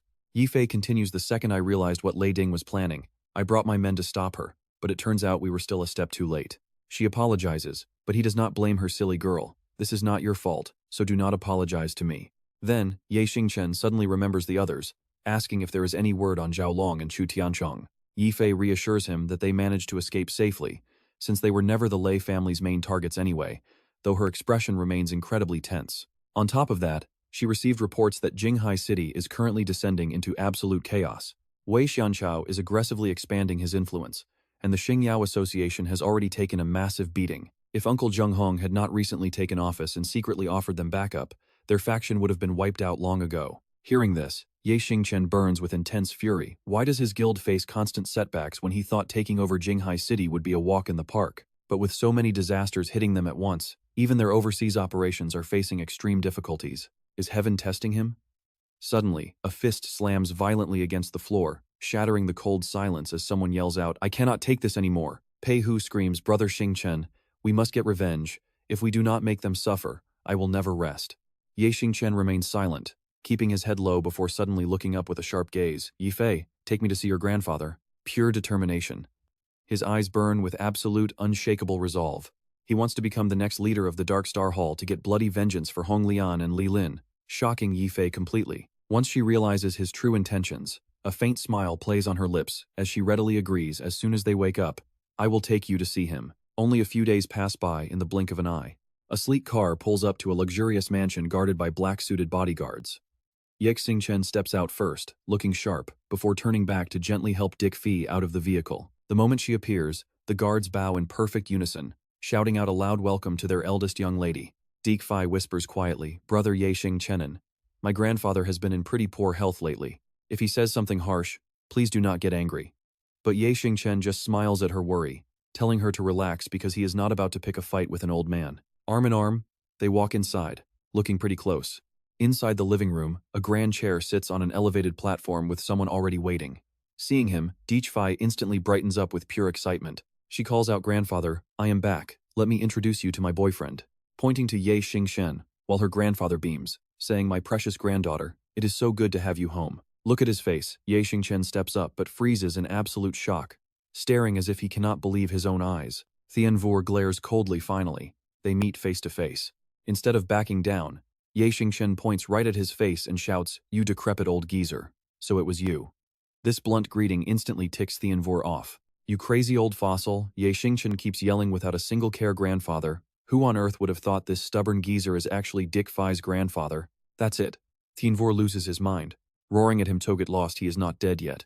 Nearby, Dick Fei and Boyho stand frozen in utter shock, watching these two look like they are about to throw hands right then and there. "I heard you were gravely ill. So if you are not dying, what is it? Did a horse kick you in the head?" He replies, "You actually believe that little brat's wild lies?" Ye Xingchen shrugs, saying, "Well, I was really hoping what she said was true." That gets him blasted with a wave of furious curses, with the old man yelling, "You brat, do you want me dead that badly?" Ignoring his rage, he demands, "Directly cut the chatter, hand over the hall chief seat, and get your old bones out of here. My time is worth pure gold, got it?" This smug attitude drives Tianvu crazy, making him want to beat some sense into the kid. "In your dreams, if you do not call me grandfather, do not even think about talking business with this hall chief." Seeing things spiral, Dick Fei quickly steps in between them, crying out, "Grandfather, brother, Ye Xingchen, please calm down. Do you two actually know each other from before?" The two keep glaring daggers at one another, until Ye Xingchen finally breaks the silence to explain. "Let's travel back 2 years. It all started in the dead of night," flashing back to their wild history together. "Back then, I was serving in the Black Panther mercenary group, tasked with guarding a high-profile noble in the Middle East. Out of nowhere, an assassin slipped in to take out the noble, and as Ye Xingchen calmly recalls, the two of them clashed so hard they fought right into becoming rivals." He rolls his eyes, deeply annoyed. "But I never expected that stealthy assassin to be the chief of the Qinggang's Dark Star Hall, and I definitely never thought I'd end up below him in rank." Hearing this, Tianvu bursts into hearty laughter, admitting he never expected to cross paths with this brat again either, as Ye Xingchen snorts in disdain. "Whatever, seeing how you already have one foot in the grave, I will barely force myself to call you grandfather." Leaning close to Tianvu, he whispers, "My dear grandfather, quickly hand over that Dark Star Hall chief seat to me. If you do, I will arrange a pretty grand funeral for you." The old man glares, shouting, "Beat it. Do you think my seat is just some cheap vegetable you buy at the market? Think you can just take it?" "No way, I am not dead yet." Dick Fei and Boyho watch in disbelief as the two fully grown men bicker again. Ye Xingchen snaps, "Did you not say if I called you grandfather, you would give me the seat? Are you going back on your word?" He fires back, "I only said we could talk about it. I never said I would actually step down." He fumes, growing even more furious. You are not even a member of our Qing gang, so if you want to become the chief of Dark Star Hall, you must prove your own strength. This smug attitude makes him furious. What are you talking about? Are you saying I have to go through some kind of ridiculous entrance exam or something? With a completely relaxed look, Tianvor replies exactly. After careful thought, I decided you must get accepted into Xiangbei University. You need to become the top boss there to prove your true capabilities. Ye Xingchen just stares in absolute disbelief as the old man keeps rambling on. If you fail or give up halfway, you can kiss that Dark Star Hall chief seat goodbye forever. Fast forward a couple of days later, standing right outside a highly massive and grand school campus. Xiangbei University is a pretty legendary breeding ground for elite figures in the underworld, and almost every famous powerhouse has some deep ties to this place. They do not teach you how to be a good citizen here. They only show students how to survive in the brutal underworld. Violent street fights are an everyday routine on campus, and without some serious power, entering this school is a straight death sentence. Once you successfully graduate from this school, every major gang in the underworld will immediately start fighting to recruit you. Whether it is money or beautiful girls, you will have plenty of both. Because of that, plenty of descendants of underworld legends come here just to experience what it feels like to stand right on the edge of life and death. Even the most rebellious and untamable kids from totally normal families get sent to study at this brutal school, hoping to one day carve out a world of their own. Inside his car, Tianwu leans out and grumbles, back in my day, graduating was no walk in the park, let alone becoming the top boss here. So giving up now is still an option for you, you little brat. Ye Xingchen shoots him a disdainful look, muttering, old man, even with your cheap cat scratch kung fu, you managed to graduate. This whole exam looks pretty easy to me. You better get ready to hand over that hall leader position to me. Tianwu does not even bother to argue with him, saying, you arrogant brat. It is getting quite late, so you better get going. But look at this, a group of figures suddenly appears ahead. It is Pei Hu and the gang walking over from the distance, all of them wearing the school uniform. Zifeng feels incredibly annoyed, grumbling, I joined the underworld specifically because I hated school, and yet here I am, carrying books at my age. Beside him, Xiao Hu sighs, we seriously have to study? My head is already hurting, but I do not want to drag Xingchen down. Meanwhile, Chu Tianxiang remains totally calm, asking, is that Xiangbei University over there? Looks pretty interesting. On the side, Yang Jun is worrying if Li Li will follow him all the way here. Seeing them like this, Tianwu feels a bit puzzled. Just as you asked, I have already finished their school enrollment procedures. But is it really okay to only bring this many guys? Since we are not dealing with the Qing gang, you could easily bring the entire Xingyao society here. Ye Xingchen replies with a confident smirk, no need, having just these guys is more than enough. He reminds Tianwu to just make sure Wei Ling does not touch the Xingyao society territory during the exam, and to get ready to step down. Turning around, Ye Xingchen looks seriously at his brothers. You all probably know why I called you here. This is about the future of the Xingyao society. Are you ready? Right now, their carefree smirks are the best possible answer. Satisfied, he turns around, all right. If we are good, let us move. Tianwu watches the school gates slowly close, feeling a wave of anticipation as he mutters, you brat, I will be waiting for your good news. Then, the car slowly drives away. Meanwhile, up in the classroom hallway, a massive brawl has clearly just ended. Ye Xingchen slowly walks past the bodies groaning on the floor and stops at a classroom door. He kicks it wide open, yelling, new student Ye Xingchen, reporting for duty. This cocky entrance instantly pisses off the teacher inside, who roars, where did this stray dog crawl out from? Can you not see I am holding a class? Right now, the whole room is filled with a dark, suffocating pressure. Seeing this, Xiaolong gets a bit worried, whispering, Xingchen, is this not a bit too much? Who even greets people like that? But Ye Xingchen does not care, standing his ground with absolute confidence. This is a school of violence, with no mercy and no rules, only raw power. We are just adapting to the local customs. But as he speaks, a flurry of flying daggers suddenly rains down. Thanks to his lightning-fast reflexes, he easily dodges the attack. Recognizing them, he mutters, these are Zhuhua Society daggers. Right then, Xin Ye steps forward with a savage grin. Not only did you disrupt my class, but you also dared to whisper right in front of me. You are going to pay for that. With a violent flick, he sends another wave of daggers flying, screaming, hand over your life. Seeing the immediate danger, Ye Xingchen quickly warns them to watch out, since he is a Zhuhua Society member. However, his crew does not know the meaning of fear. Knowing who he is only makes them wilder. Xiao Hu roars out, wipe him out, and Zifeng is not about to stay behind. Zhuhua Society, perfect. I have been wanting to trash you guys for a long time. Watching them rush him, Xin Ye just sneers. Well, this is quite a familiar scene. I remember on my first day teaching at this school, a bunch of little punks tried to cause trouble too. Xin Ye launches a vicious kick, adding, and then, I completely wiped every single one of them out. Suddenly, Xinye shifts his target and lunges straight at Ye Xingchen, shouting Xiangbei does not need weaklings, nor do we need a pack of narrow-minded stray dogs. Even though every single one of his strikes is incredibly fast and precise, he still cannot land a single blow on Ye Xingchen. Realizing his kicks are totally useless, he immediately switches to high-speed hand strikes. Ye Xingchen refuses to back down, smoothly drawing out a small blade and slashing back, but Xinye manages to dodge it, and just like that, the smug expert is already completely out of breath. He grits his teeth, thinking I am a top expert of the Zhuhua society with countless battles under my belt. My skills should be way above this rookie kid. But before he can even catch his breath, Zifeng launches a relentless attack from behind, his blade narrowly missing his head just as he turns around. A second later, Xinye takes a direct kick straight to his back, followed by a piercing stab right through his stomach. But it is not over yet, as Peihu is already waiting for him, positioning himself from above. Showing absolutely no mercy, he delivers a brutal punch to Xinye's face, sending his dazed body crashing to the ground. Even while utterly defeated, he desperately struggles to stand, claiming to be one of the top elites and high-level leaders of the Chrysanthemum sect. Xinye grits his teeth, spitting out threats about what kind of horrific fate awaits them for crossing someone like him. To his shock, his opponent does not even flinch, instantly delivering a clean, merciless slice straight across his throat. Ye Xingchen's deep, raspy voice echoes with pure, chilling provocation. Of course I know, he says, I am actually waiting for your entire Chrysanthemum sect to show up, so I can wipe all of you out in one go. Even on the verge of death, the guy still refuses to back down. You arrogant piece of trash, he gasps. But in the very next split second, a massive amount of crimson liquid sprays violently from Xinye's throat. With such a devastating fatal injury, his life officially comes to a brutal end. Before anyone can even process the shock, he steps forward to seize the moment, speaking up to formally introduce himself and reveal his true identity. My name is Ye Xingchen, and I come from Jinghai City. My only goal here is to become the absolute ruler of Xiangbei University. No wonder everyone there is completely losing their minds after hearing that. I hope we will have plenty of chances to get closer in the future, he says. Meanwhile, in the principal's office, Yuan Ti casually sips his tea and brings up the news about some new transfer students committing murder. Xingze, what do you think about this? Hearing this, Xingze lets out a heavy, tired sigh, muttering that chaos is bound to follow. Even though those new students belong to your Qinggang, whether it is a blessing or a curse remains unseen.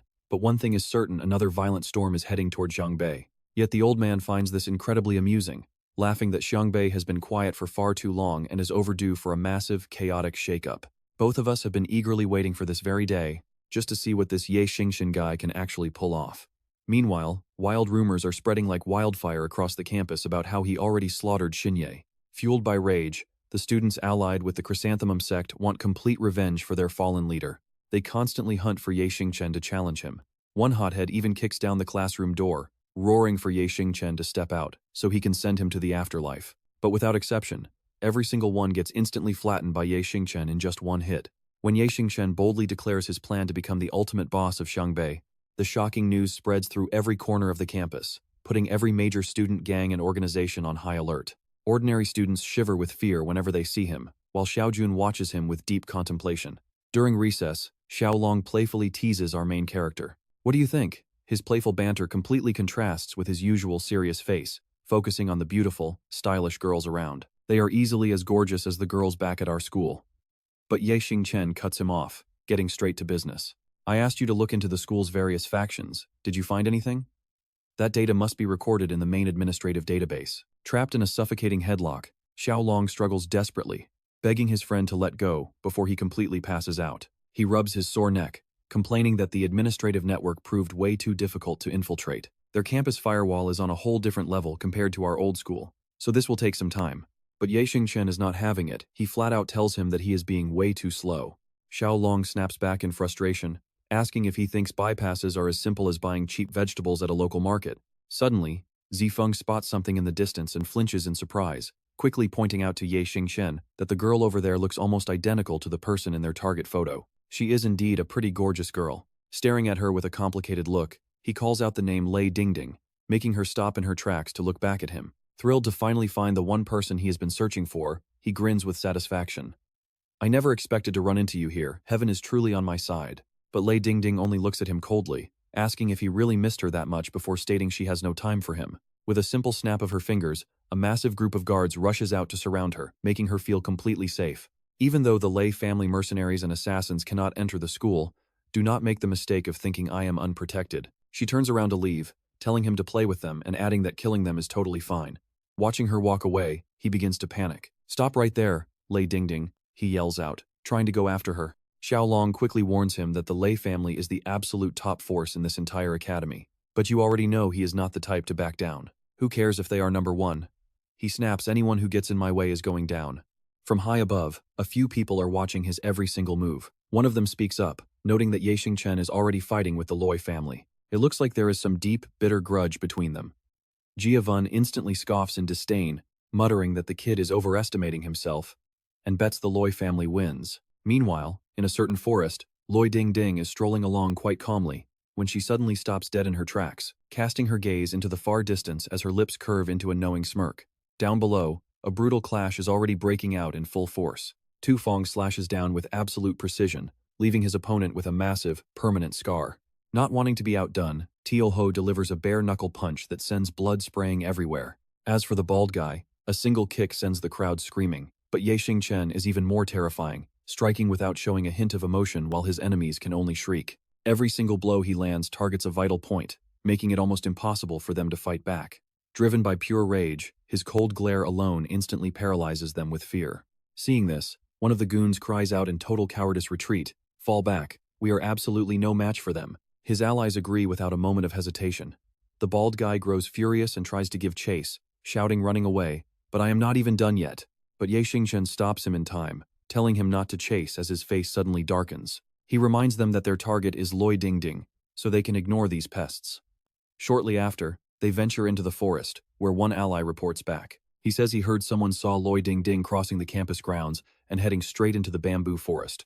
With this lead, Xingchen commands in a firm voice, all right, search every corner thoroughly. Suddenly, Dung Tuan notices something highly unusual, a thick stench of blood in the air. Questioning how a place like this could exist inside the school, Tio Ho immediately guesses that it looks like bloodstains left behind after a massive, violent brawl. Tu Long looks incredibly serious, noting that this situation seems far more complicated than they initially thought. To make things weirder, Tio Ho spots another clue, pointing out fresh footprints left right on the ground over here. And here is the kicker hearing this. Xingchen turns around to find a completely different landscape. Looking into the distance, he spots what appears to be a bunker, and quite clearly a heavy military-grade blockhouse. After a careful look, he silently notes to himself that the bunker looks like it has been here for years, leaving him wondering what lies inside. Just as he is lost in thought, Tio Ho suddenly calls out, boss. The footprints vanish right here. This makes the bald guy scratch his head, wondering if she ran inside the bunker, but reaching it means getting their clothes soaked. Next, Tio Long complains that there are no boats around, leaving them with no obvious way to cross over. Suddenly, a projectile flies at them from a distance, slamming straight into the ground right next to Xingchen's feet. Keeping his cool, Tu Feng realizes the arrow was shot from the bunker, carrying a small note. Xingchen quickly opens and reads it, if you want to kill me, meet me at the bunker tonight. Dung Tuan's expression turns grim as he confirms that she is indeed hiding inside that bunker. Hearing this makes Tu Feng quite anxious, warning that inviting them in at midnight is almost certainly a trap. Plus, they do not know the layout, meaning there could be hidden traps everywhere. Yet, these threats do not make Xingchen hesitate at all, so what if there is an ambush? No matter what trick she tries to pull, I will make sure she wishes she was dead. Who is there? He calls out on guard as Murkyo Quan steps out right in front of them. Seeing her leaves them completely stunned, and Tio Long stammers out, class president? Her sudden appearance throws everyone into total confusion. Tio Long gasps out, class president. Meanwhile, Tio Ho is deeply baffled, wondering why she is even here. This only leaves Xingchen scratching his head. Class president? Hearing his confusion makes Tio Long sigh in disbelief. You seriously do not know? She is the class president of our class. Her name is Murkyo Quan, but he flatly responds, never heard of her. Trying to diffuse the awkward silence, Tu Feng offers a logical excuse, pointing out that they always have to deal with endless troublemakers every day, so they barely have time to know their own classmates, let alone the class president herself. But Dung Tuan quickly shoots down that excuse, arguing that he fought in those battles too, yet he still knows who the class president is. Seeing this, Tio Long leans in to whisper a warning. Xingchen, she is actually the principal's granddaughter. You had better watch your mouth around her. But he is still struggling to process this sudden piece of information. The principal's granddaughter? Shock washes over his face, before he quickly adopts an overly polite stance. So you are the class president. Forgive my extreme rudeness for not welcoming you properly. Suddenly, Mukyo Quan steps incredibly close to Xingchen. She examines him carefully with her sharp eyes, and after a brief moment, reaches behind his head to pull out a pretty suspicious object. Seeing it makes everyone gasp in shock. A needle.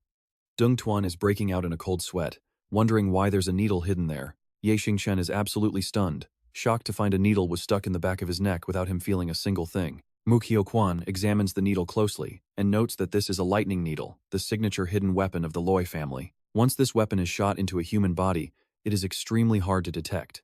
But after 12 hours, that golden needle melts into a deadly liquid poison, rapidly invading all of your internal organs. By that point, even the gods themselves cannot save you. And her next warning only throws the group into an even deeper state of panic. You guys do not know the dirty tricks of the Lei family, so when you fight the Lei family, be careful not to get hit by their hidden weapons without realizing. Luckily, I caught it just in time. Hearing this, Xiaolong suddenly speaks up. According to my investigation, both you and your grandfather, Principal Mu, are actually members of the Qing gang. If you share a gang with the Lei family, why are you even helping us? Understanding his deep worry, she starts to explain. The Lei family has always wanted to control the Qing gang, ruling Xiangbei like absolute dictators. I just want to give them a taste of bitter defeat. Mu Xiaojun glances toward the bunker, asking if Lei Dingding really challenged them to a duel there. They confirm it, making her turn dead serious as she warns them do not go. Hearing this, Xiaolong gets a bit worried, wondering if there is some hidden trap waiting inside that bunker. To ease his mind, Mu Xiaojun quickly explains that there are no traps, it is just an ordinary old bunker. She explains further that to any normal person, this is nothing but a rundown, useless old bunker. But to members of the Qing gang, this bunker holds massive historical significance. Mu Xiaojun suddenly turns to leave, but leaves them with one last warning. She likely wants to use the complex terrain inside to completely wipe you guys out. After all, you are still pretty new to Xiangbei. You do not know what secrets lie inside that bunker, so it is honestly best to just cancel this duel with Lei Dingding. Suddenly, she stops in her tracks as if remembering something important. Oh right, let me give you one last piece of advice. Ye Xingchen, if you want to become the undisputed boss of Xiangbei, relying on sheer brute force alone is not enough. Remember that, she says. He quietly watches her figure fade away, fully understanding her words. Naturally, I already know this very well, he thinks. Gazing at the distant bunker once more, the group decides not to waste another second, and sets out to face whatever lies ahead. As they walk, one of his friends asks, Ye Xingchen, what is your plan for tonight? Are we really going? He answers with absolute resolve, of course I am going. I've been through too much to feel any fear now. But the fact that they know the terrain so well is something we cannot overlook. We have to find a way to catch them completely off guard. Hearing Ye Xingchen's choice, Zifeng is still pretty hesitant, asking if the few of them can really pull this off on their own. If Mu Xiaojun had not warned us, we would not even have known we were poisoned by the Lei family's hidden weapons.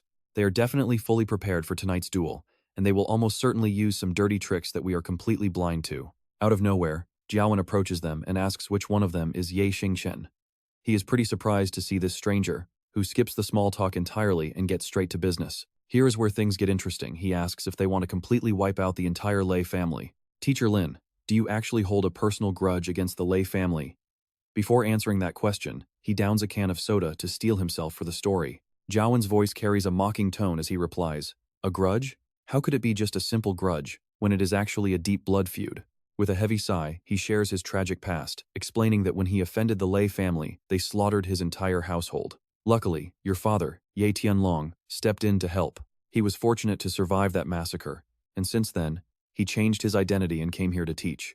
Ye Xingchen is absolutely shocked to hear this, asking if he actually knew his father. Teacher Lin nods with deep respect and gratitude. That is right. When I was young, your father protected me. It was because of his influence that I managed to secure a spot in the Hongmen. Oh, come to think of it, your father was actually the incense master of the Hongmen back then. His prestige and power were legendary. Unable to believe what he is hearing, Ye Xingchen quickly asks if he means the massive Hongmen that has influence spread across the entire globe. The teacher casually replies, asking if there is any other Hongmen in this world.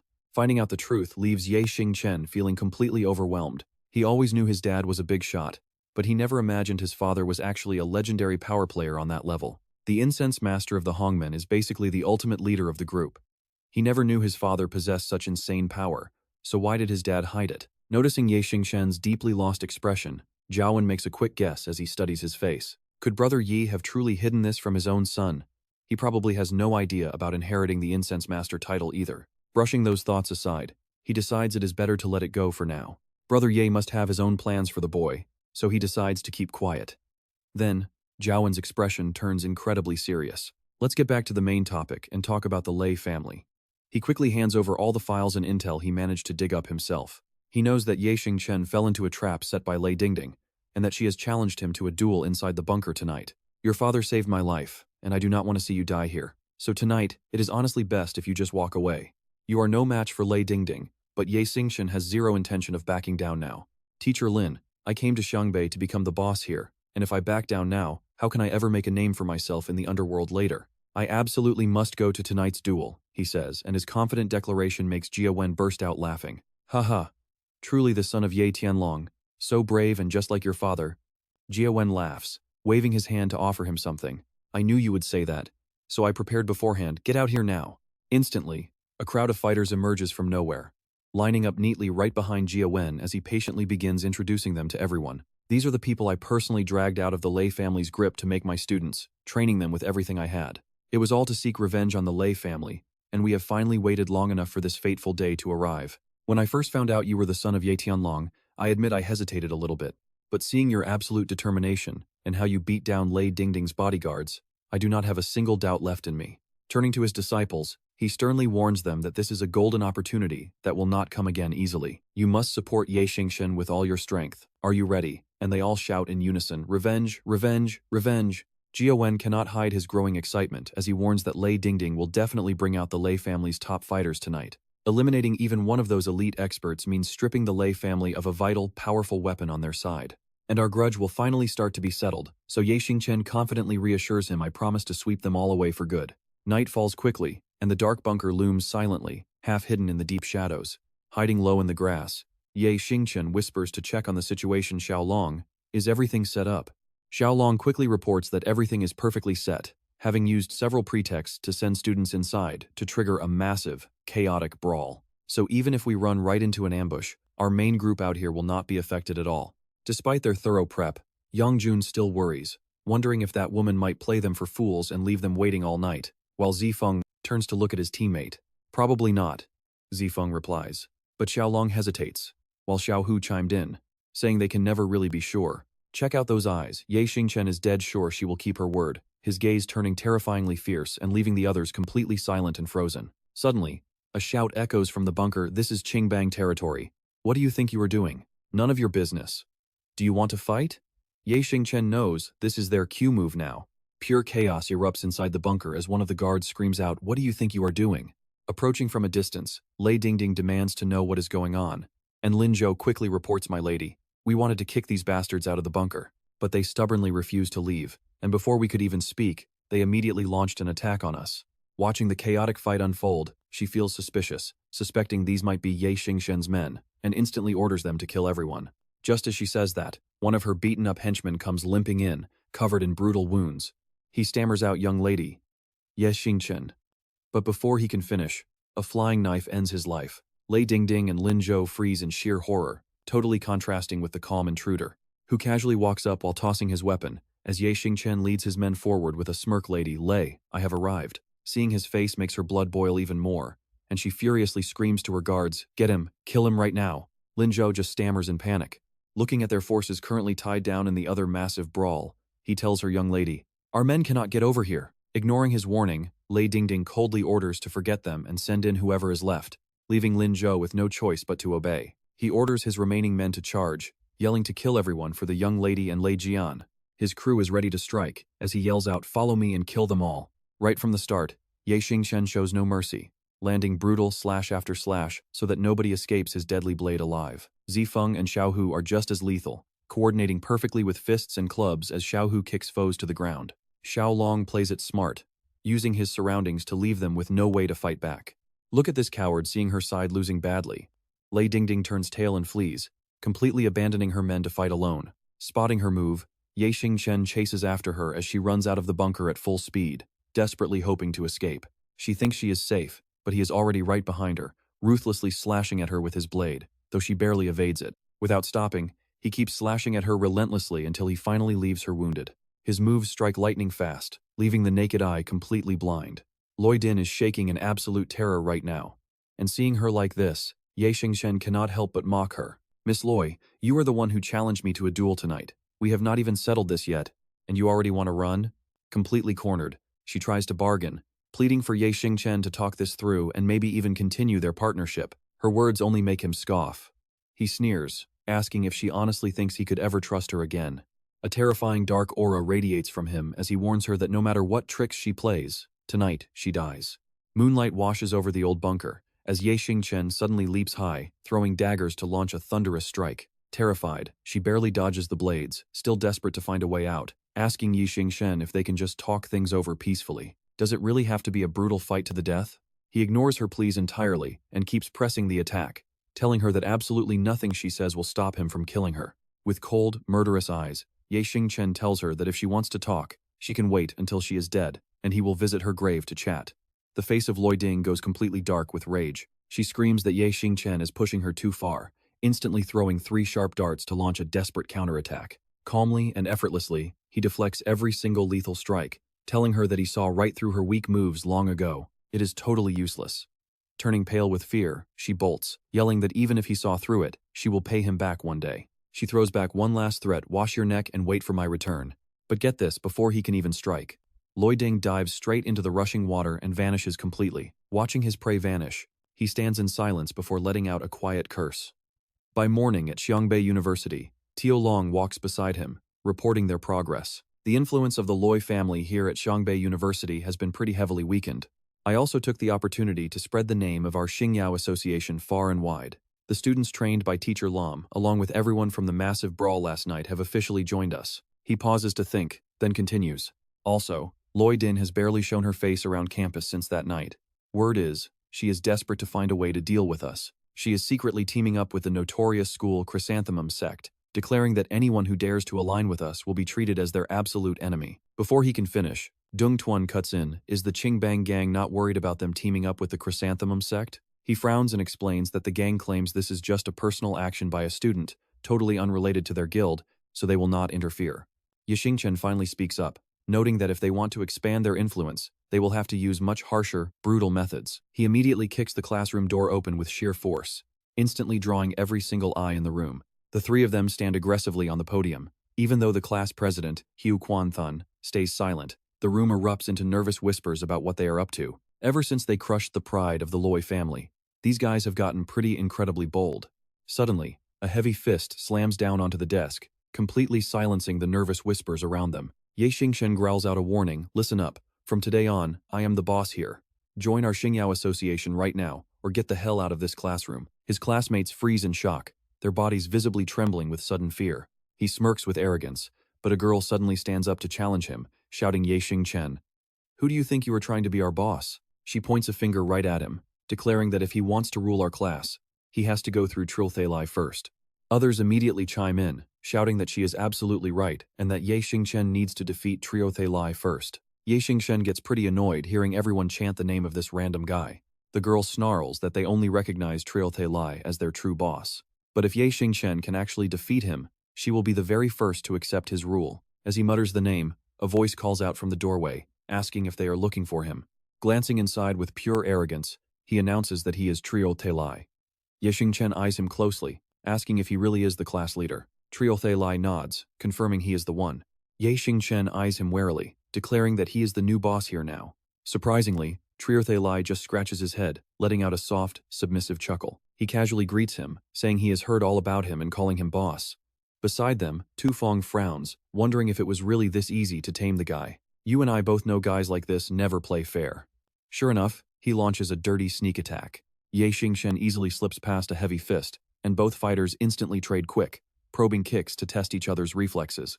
Trilthalai smirks, admitting his opponent has some real skills, and Ye Xingchen just smiles back, telling him he is not too bad either. Backing off, they reset their stances. Trilthalai aggressively points a finger at him, challenging him to a real fight tomorrow morning on the school sports field. If you can actually beat me in a fair fight, then you are officially the boss here. With a grim expression, Ye Xingchen sets his condition, but if you lose, don't expect to ever see tomorrow's sun. Watching him walk away, Ye Xingchen mutters softly, well, this is getting pretty interesting.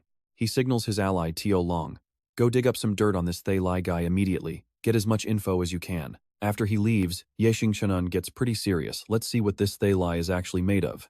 By the next morning, the court is totally packed, and you can practically feel the crazy hype.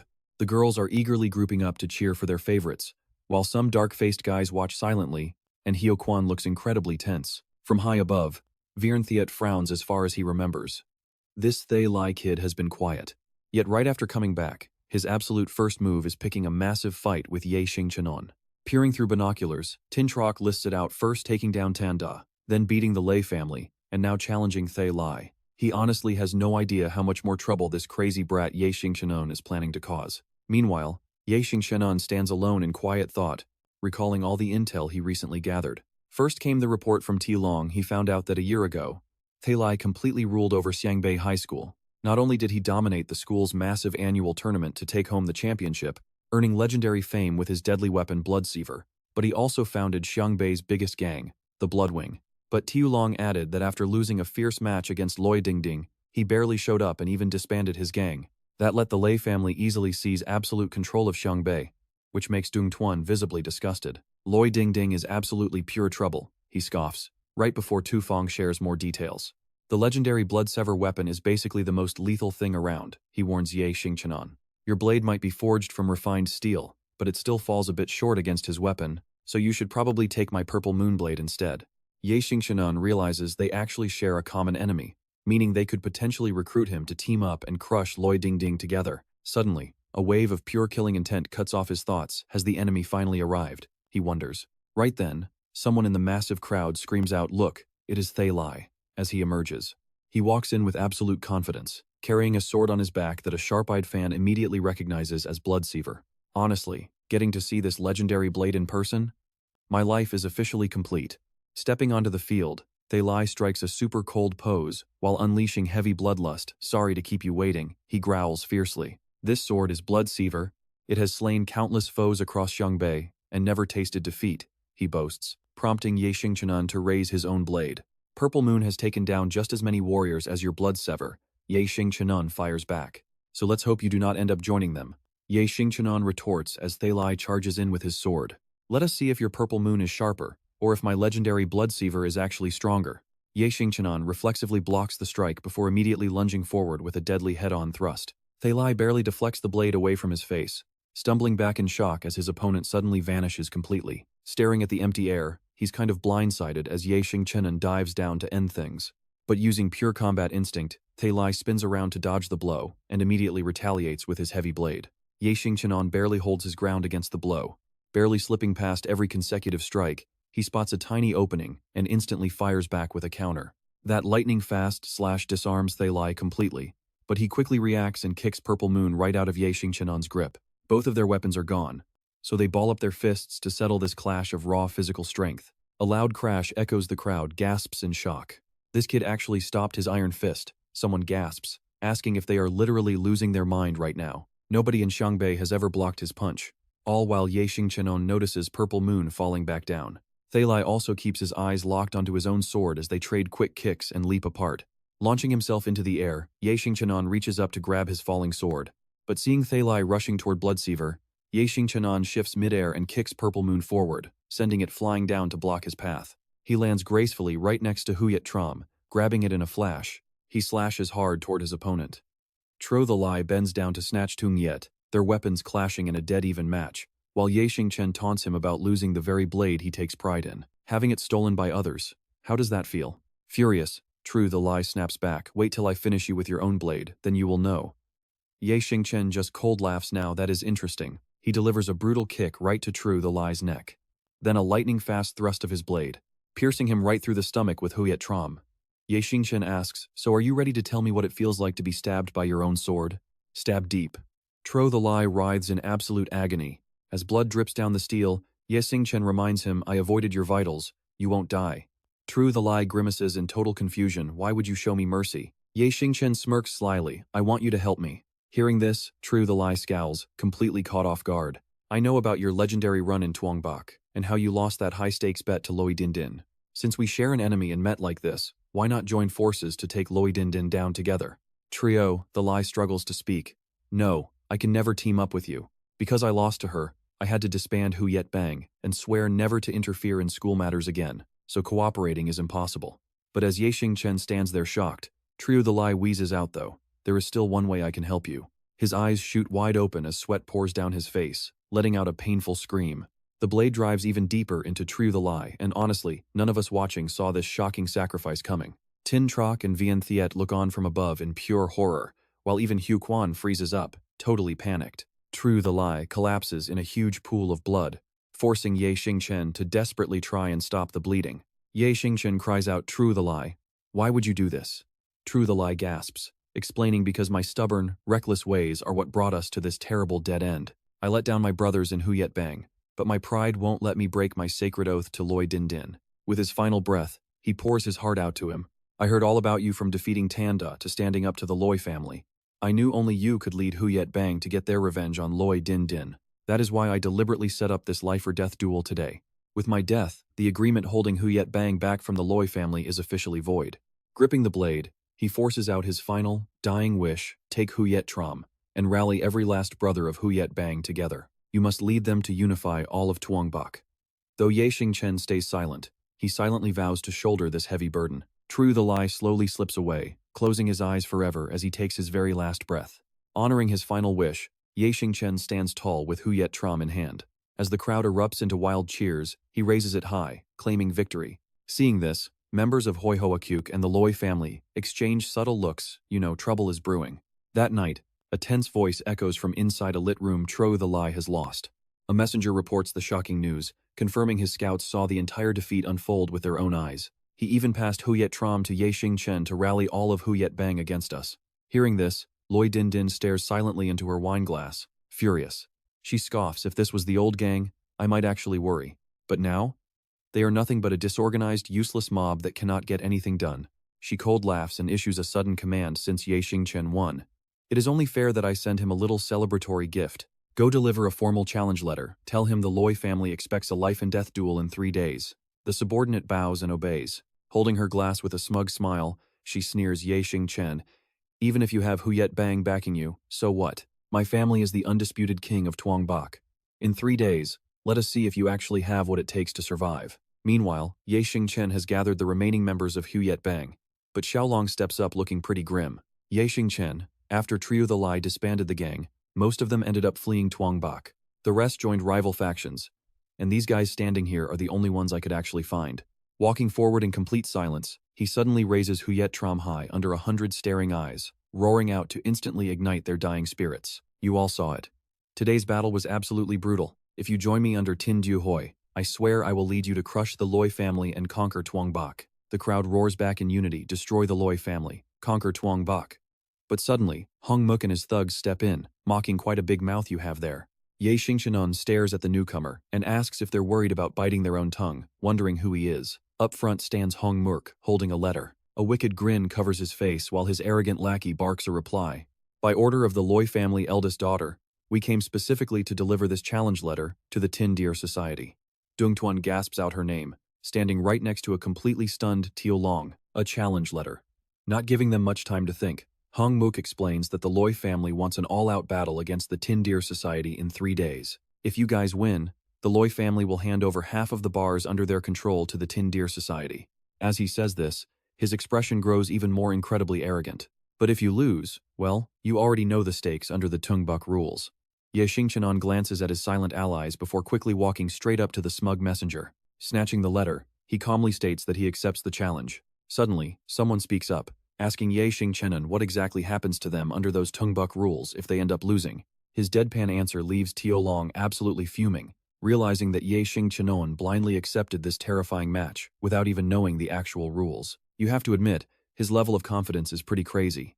Staring at the letter, he just smiles, claiming that once they win, rules won't even matter anyway. Tio Ho still feels pretty uneasy, but with Ye Xingchen putting it that way, there's really no arguing back. Watching the Loi family thugs walk away, Ye Xingchen finally voices a pretty cold assessment of their situation. With their current strength, matching up against the powerhouse Loi family is going to be incredibly difficult.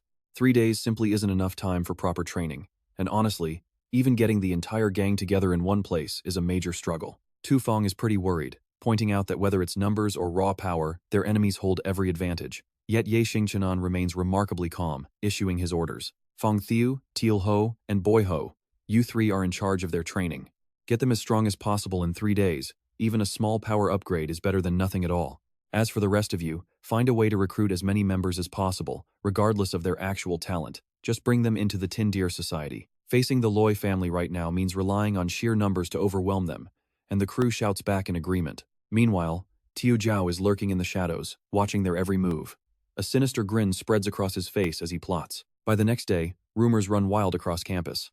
Everyone knows the Loi family sent a challenge, and they're betting the Tin Deer Society won't survive. Students are gossiping left and right about the match. Let's be totally honest here, even after absorbing the Huit gang, the Tin Deer Society is still way too far from matching the dominant Loi family. Minqi leads a group to block Ye Xingchen's path, holding out his hand and introducing himself as a member of the powerful Hongmon. He states that he is sent by his master to invite Ye Xingchen to the Hongweird bar. Ye Xingchen feels pretty suspicious about this Hongmon. Minqi stops once they arrive, telling Ye Xingchen that his master is waiting just over there. As a mere subordinate, he explains that it is not appropriate for him to go any further. Glancing in that direction, he spots a man drinking alone, surrounded by his personal guards. Two rough-looking thugs immediately lock eyes with him, glaring fiercely. As Ye Xingchen steps forward, a chalk blocks his path. Ye Xingchen gets cold-faced and demands that they move, since he was invited directly by their master. Holding his glass, Tiu Jiao's face darkens as he remarks that he does not recall inviting anyone tonight. With an annoyed scowl, he asks his subordinates if any of them used his name to invite this guy. A Chark denies it, and Minqi quickly shakes his head, claiming he knows nothing. Ye Xingchen is left pretty stunned by this sudden turn. Finally, showing his true colors, the boss sneers that since Ye Xingchen is an uninvited guest trespassing on Hongmon territory, he must have some sinister plot. His thugs quickly move in, ready to teach the kid a lesson. But Ye Xingchen is no pushover, quickly drawing his blade to fight back. He scoffs at the Hongmon chief for pulling such dirty tricks to trap him, refusing to explain anything. Instead, he demands to know what they are really after. What exactly is your true motive here? The surrounding Hongmon guards instantly raise their weapons, led by two extremely vicious thugs who are already lunging forward with drawn knives. The long-haired guy charges first, swinging his knife wildly, but Ye Xingchen effortlessly leaps back to dodge the slash. Retreating further, Ye Xingchen simultaneously hurls hidden weapons at the rest. A Chalk tries to sneak attack from behind, but Ye Xingchen spots him instantly. Spinning around, Ye Xingchen blocks the incoming strike with his blade. He then channels raw strength to deflect the blow, knocking the thug completely off balance. Seizing the moment, he delivers a brutal headbutt that leaves his opponent completely dazed. A Chark spits blood, flying backward. Tiu Jiao grows furious as his men get easily crushed one after another. Suddenly, another reckless fool lunges straight at Ye Xingchen. Ye Xingchen swiftly grabs his wrist, snapping it backward and forcing the screaming thug to instantly drop his weapon. Next, he delivers a devastating blow directly to the guy's groin, before finishing him off with a vicious slap to the face. The remaining thugs freeze in sheer terror.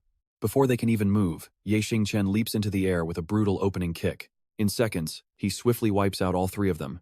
Then, he lands in a badass superhero pose. Suddenly, a flying dagger shatters a wine glass, startling Wang Xiaojiao. Ye Xingchen presses a cold blade right against his throat. Ye Xingchen demands the absolute truth talk now, or he will personally force it out of them. Wang Xiaojiao just smirks, completely fearless. He realizes the rumors about this kid were actually true. His skills are insane. No wonder Lei Tingting wants him dead. With that, he drops to one knee, bowing with deep respect. He speaks respectfully. Wang Xiaojiao of the Hong clan greets the young master. Please forgive my earlier offense. Ye Xingchen is stunned. Young master? The man explains that Ye Xingchen's father, Senior Ye Tianlong, is their grand leader. That makes him the rightful young master. Still confused, Ye Xingchen tells him to stand up, asking if you serve me. Why did you just try to kill me? The man carefully explains that this was actually orchestrated by his boss.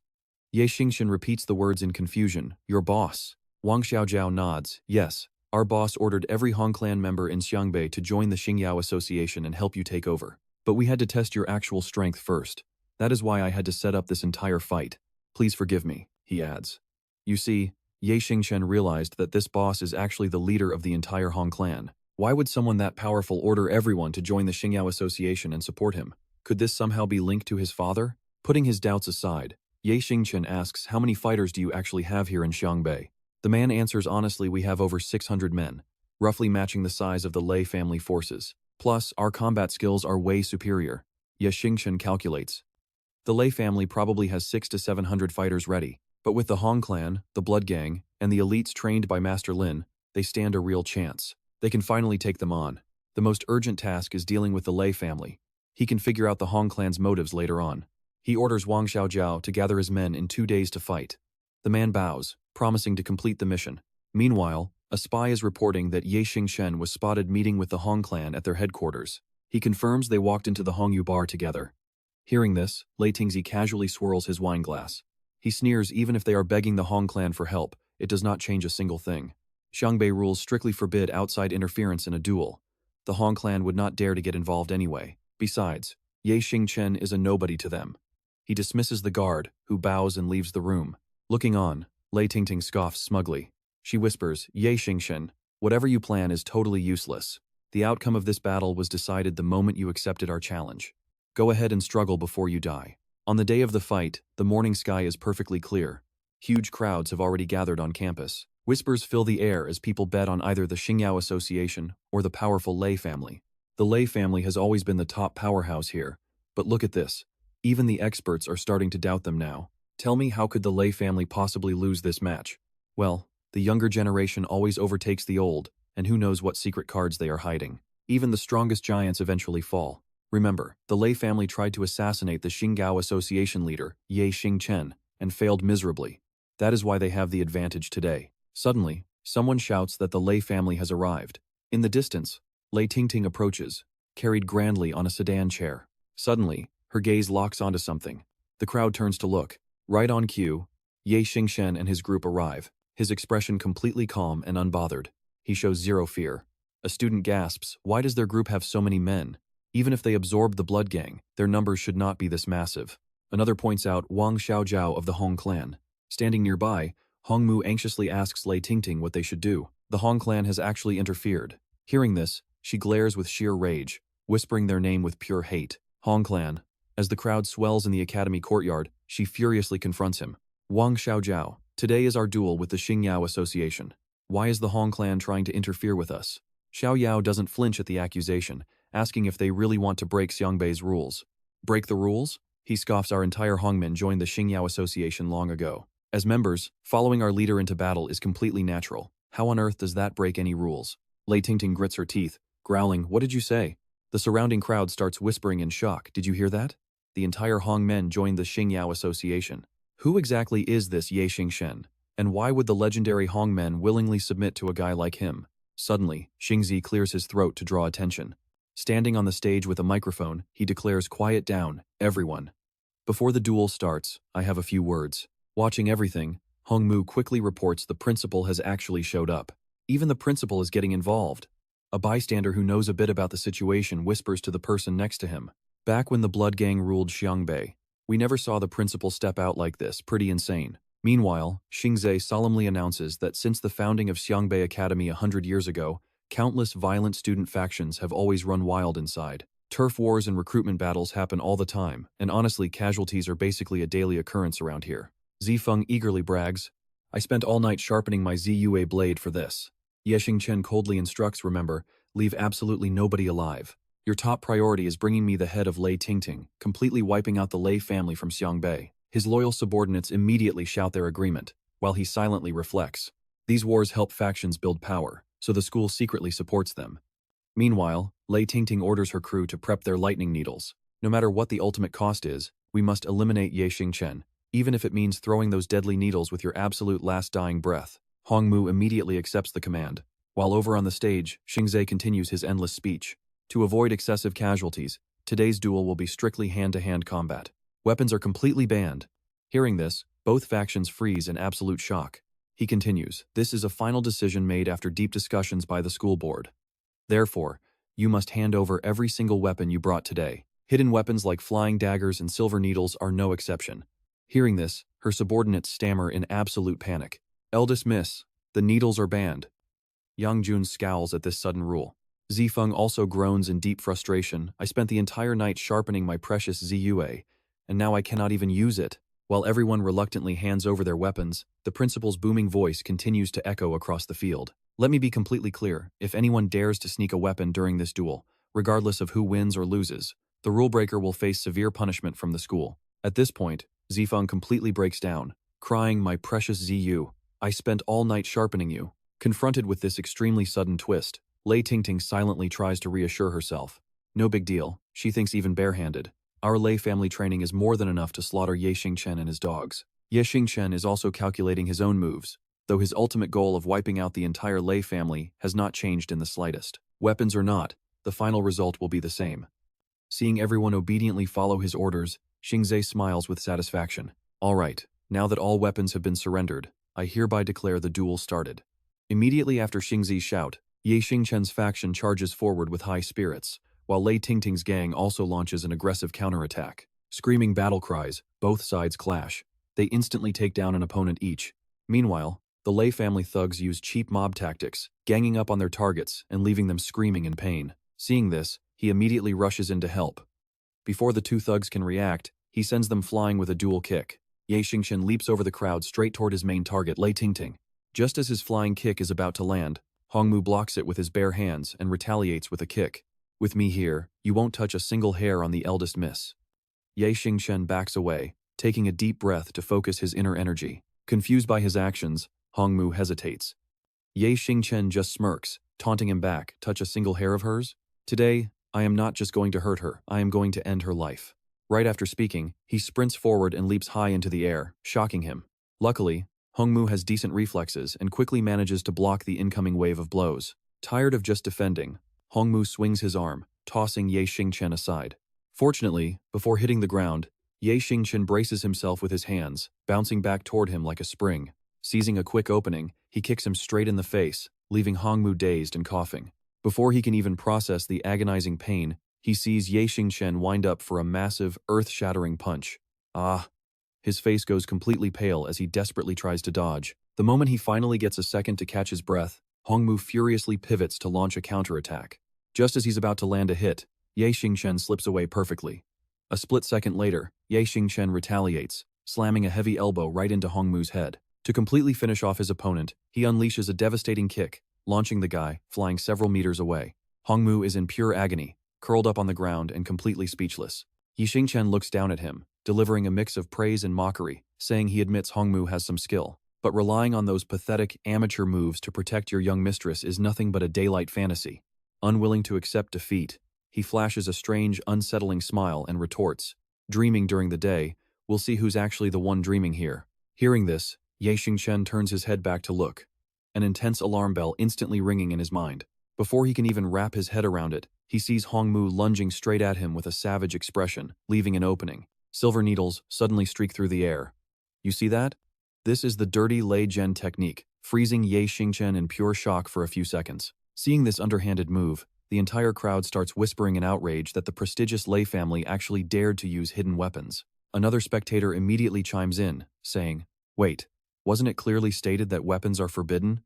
The Lei family blatantly broke the rules, so they should be disqualified on the spot." Xingze and Yuanze watch the unfolding drama unfold in heavy, tense silence. Down on the stage, Hongmu charges forward like a maniac, landing a powerful strike that sends Ye Xingchen flying backward. He quickly marches over to his fallen opponent. Looking down at Ye Xingchen sprawled on the ground, he sneers, asking, "How does it feel to get knocked out? As long as he kills Ye Xingchen, losing the match doesn't matter." Seeing him sit up, drenched in cold sweat, Hongmu looks at his own hands and asks tauntingly, "Ye Xingchen, are you starting to feel completely numb, like you can't gather any strength at all?" Without waiting for an answer, Hongmu gloats that he used his special numbing incense poison. It's the ultimate result of soaking his own hands in various medicinal herbs and wood liquids since childhood. That's how he perfected this deadly technique. Once you breathe in this incense, the toxin rapidly invades your nervous system, paralyzing your body until you die by his hand. Having explained his secret, the massive hypocrite tries to offer some twisted comfort. Saying he knows exactly how agonizing poison is, he tells Ye Xingchen not to worry, because he'll end this suffering very quickly. With that, he raises his fist and screams at him to die. But amazingly, Ye Xingchen dodges the blow at the very last second. Did you catch that?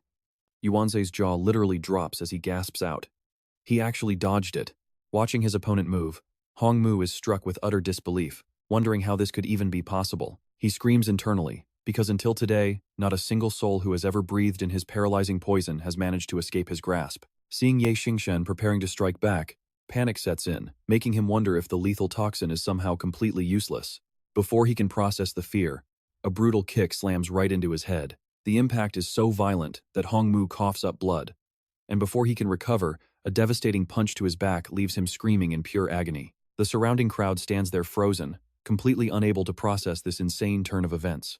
Watching everything unfold from the sidelines, Ding Ding grinds her teeth in absolute, seething rage. Sensing things are spinning out of control, Xingchen steps in and commands everyone to stop immediately, ending the duel. The crowd erupts into wild cheers as he officially declares that due to Hongmu violating the rules by using hidden weapons, the Miaosing Association takes the victory. Hearing the final verdict, a furious Ding Ding storms off, ordering her people to leave with her. Suddenly, Xingchen calls out to stop them. But before he can finish the sentence, he collapses, sending his worried allies rushing over. Young Jun helps him up and anxiously asks how he is, while Zifeng examines his state, suspecting the enemy's paralyzing poison is finally taking effect. The toxin has already breached his nervous system, meaning any sudden movement could be fatal, causing severe internal damage, so they must get him to the infirmary right away. Xingchen ponders the situation before consulting the man behind him. Asking Yuanzi for his thoughts, the elder immediately admits that this kid is a complete monster, possessing such immense power at his young age that his future potential is absolutely terrifying. After a short pause, he continues, "But more importantly, I want to know how you plan on handling the Lei family." Xing's replies, "Since Hongmu is a pawn of the Lei family, and their leader failed to keep his own subordinate in check, openly disrespecting my rules, we obviously need to have a serious chat with that leader." Meanwhile, back at her mansion, Ding Ding slams the table in a furious rage. "Damn it, how could we fail 3 times in a row?" She screams in a mad fury, swearing that she'll make Xingchen pay back this humiliation 1,000 times over, so he better watch his back. Meanwhile, Feifei is tearing down the highway in her high-end supercar. Pulling up to the train station, she spots her contact walking out and immediately waves them over. She smiles and greets the girl across from her long time no see, Mo Rongrong. And she happily replies, "Yeah, it really has been a while, Fei. Xingchen's sworn brothers are standing there completely stunned by the sudden announcement he just made. They spy on him from behind, watching him happily wrap his arms around this beauty and show off. He boasts, "I told Mo Rongrong to move here." She was pretty busy with her own things back in Jinghai City, but being completely alone with nobody to talk to was just too lonely. Hearing this, his crew starts muttering in pure jealousy. Tufong crosses his arms, gritting his teeth. "Wait. You can do that? If I knew, I would have called Kyo over too." Dung Tuan also frowns, holding his chin in deep thought, so this trick actually works. If I had known, I would have brought Lam Van Fei along. Seeing this, Tio Long teases, "Aren't you afraid of Jia Li?" He snaps back instantly, claiming fear never existed for him. Meanwhile, DM Tio Ho is just confused, wondering how they talk to girls so easily. Jokes aside, Dung Tuan decides to be nice, and walks over to warn him. He says, "Look, Xingchen, this school is pretty far from normal. If something happens to Mo Rongrong here, what is your plan?" Xingchen just smiles, "I already thought about that. But you know exactly how messy things are back in Jinghai City right now. Plus, with Bung Bung forced to return to her family, there is absolutely nobody left to protect Mo Rongrong. I was terrified she would get hurt living there all alone." He pauses, then adds, "At least here. If anything goes wrong, I can protect her in time." Reassured by this, he wraps an arm around Xingchen to offer some advice. He warns, "Fine, but keep in mind that Loi Ding Ding and the Chrysanthemum sect are still actively hunting us down. They might try to use Mo Rongrong against you, so stay sharp." Xingchen nods, truly grateful for the warning. He says, "I got it. I will take her home first, so keep an eye on the school." With that, he walks off, leaving his jealous bros staring in awe. Just then, a sleek supercar pulls up right next to them. Behind the wheel is none other than Fei. Xingchen quickly tells them, "Mo Rongrong, you and Fei head back to rest first. I just remembered some urgent business I have to handle." He adds, "Fei, take good care of Mo Rongrong." Hearing her task, she happily chirps back, "You got it, big brother Xingchen." As for Mo Rongrong, she reluctantly holds his hand, telling him to come back soon. "Xingchen, I will wait for you." He gently nods, "Yeah." He stands watching them drive off, keeping his eyes on the car until it completely disappears. Instantly, his cheerful smile vanishes, replaced by a deadly serious glare. He spins around and shouts, "Hey, friend in the tree, how long are you going to hide?" Sure enough, a masked girl is perched up on a branch. Realizing she is busted, Bung Ki leaps down, immediately hurling a volley of deadly hidden weapons straight at him as she lunges. Xingchen calmly dodges every single one with effortless grace. Landing and seeing her attack completely miss, she freezes for a split second. Then, to Xingchen's utter disbelief, Bung Ki spins around and bolts in the opposite direction. He sighs in annoyance, a one-shot kill, and if it fails, you run. Too bad for you. I am Xingchen. Let's see if you can actually escape alive. With that, he ignites his true speed and charges after her like a bullet. By now, Bung Ki is using her parkour skills to sprint along the overhead power lines. Halfway through, Sensing something is horribly wrong, she glances over her shoulder to check. And look at that, she turns around only to find him already hot on her heels. The high-speed chase is incredibly intense as they blur across the rooftops. Suddenly, a throwing knife comes slicing through the air right at him. Luckily, he blocks it just in time. Fed up with the non-stop weapon spam, Xingchen angrily draws his own blade and fiercely lunges at Beng Qi with a barrage of strikes. Buckling under his overwhelming pressure, she has no choice but to drop to the ground to regain her footing. Before she can even breathe, a silver flash streaks right past her face, sending a cold shiver down her spine. The blade thuds into the ground with a sharp ring, sounding like a grim warning bell echoing in her ears. Twirling another dagger in his hand, he walks over and warns that was just a friendly warning, so do not do anything foolish. He presses the blade right to her face, demanding spit it out. Who sent you, and what do you want? Beng Qi coldly snaps back, who I am does not matter. I only came to deliver one message. Stay far away from Beng Beng from now on. Wait, this is interesting. Since she wants him away from Beng Beng, could she actually be one of her allies? Why travel thousands of miles just to deliver a warning? Did something terrible happen to Beng Beng? As he begins to piece it together, her sudden loud shout startles him. 8 elders, where are you? Instantly, a swarm of armed, masked assassins drop from the shadows, completely surrounding him. Out of nowhere, a massive longsword comes slicing through the air straight for his throat. The blade is inches from his face before he senses the danger, barely managing to dodge. He realizes these guys are true elite assassins. He couldn't detect a single trace of their presence until the attack landed. Before Xingchen can even draw his weapon, the head assassin charges him again. Showing off his insane reflexes, he barely manages to parry the deadly blow. He angrily demands answers from his opponent. Are you guys from the same clan as Bing Bing? I do not want to kill you, I just want to know how Bing Bing is doing. But instead of answering, the man lands a heavy, painful strike right on his chest. Suddenly, a whole pack of assassins surrounds him from all sides. To deal with this dangerous situation, he bends backward until his hands touch the grass. Then, he flips into a quick handstand to kick them away. Springing back up, Xingchen throws his flying daggers at them and warns them about playing mute.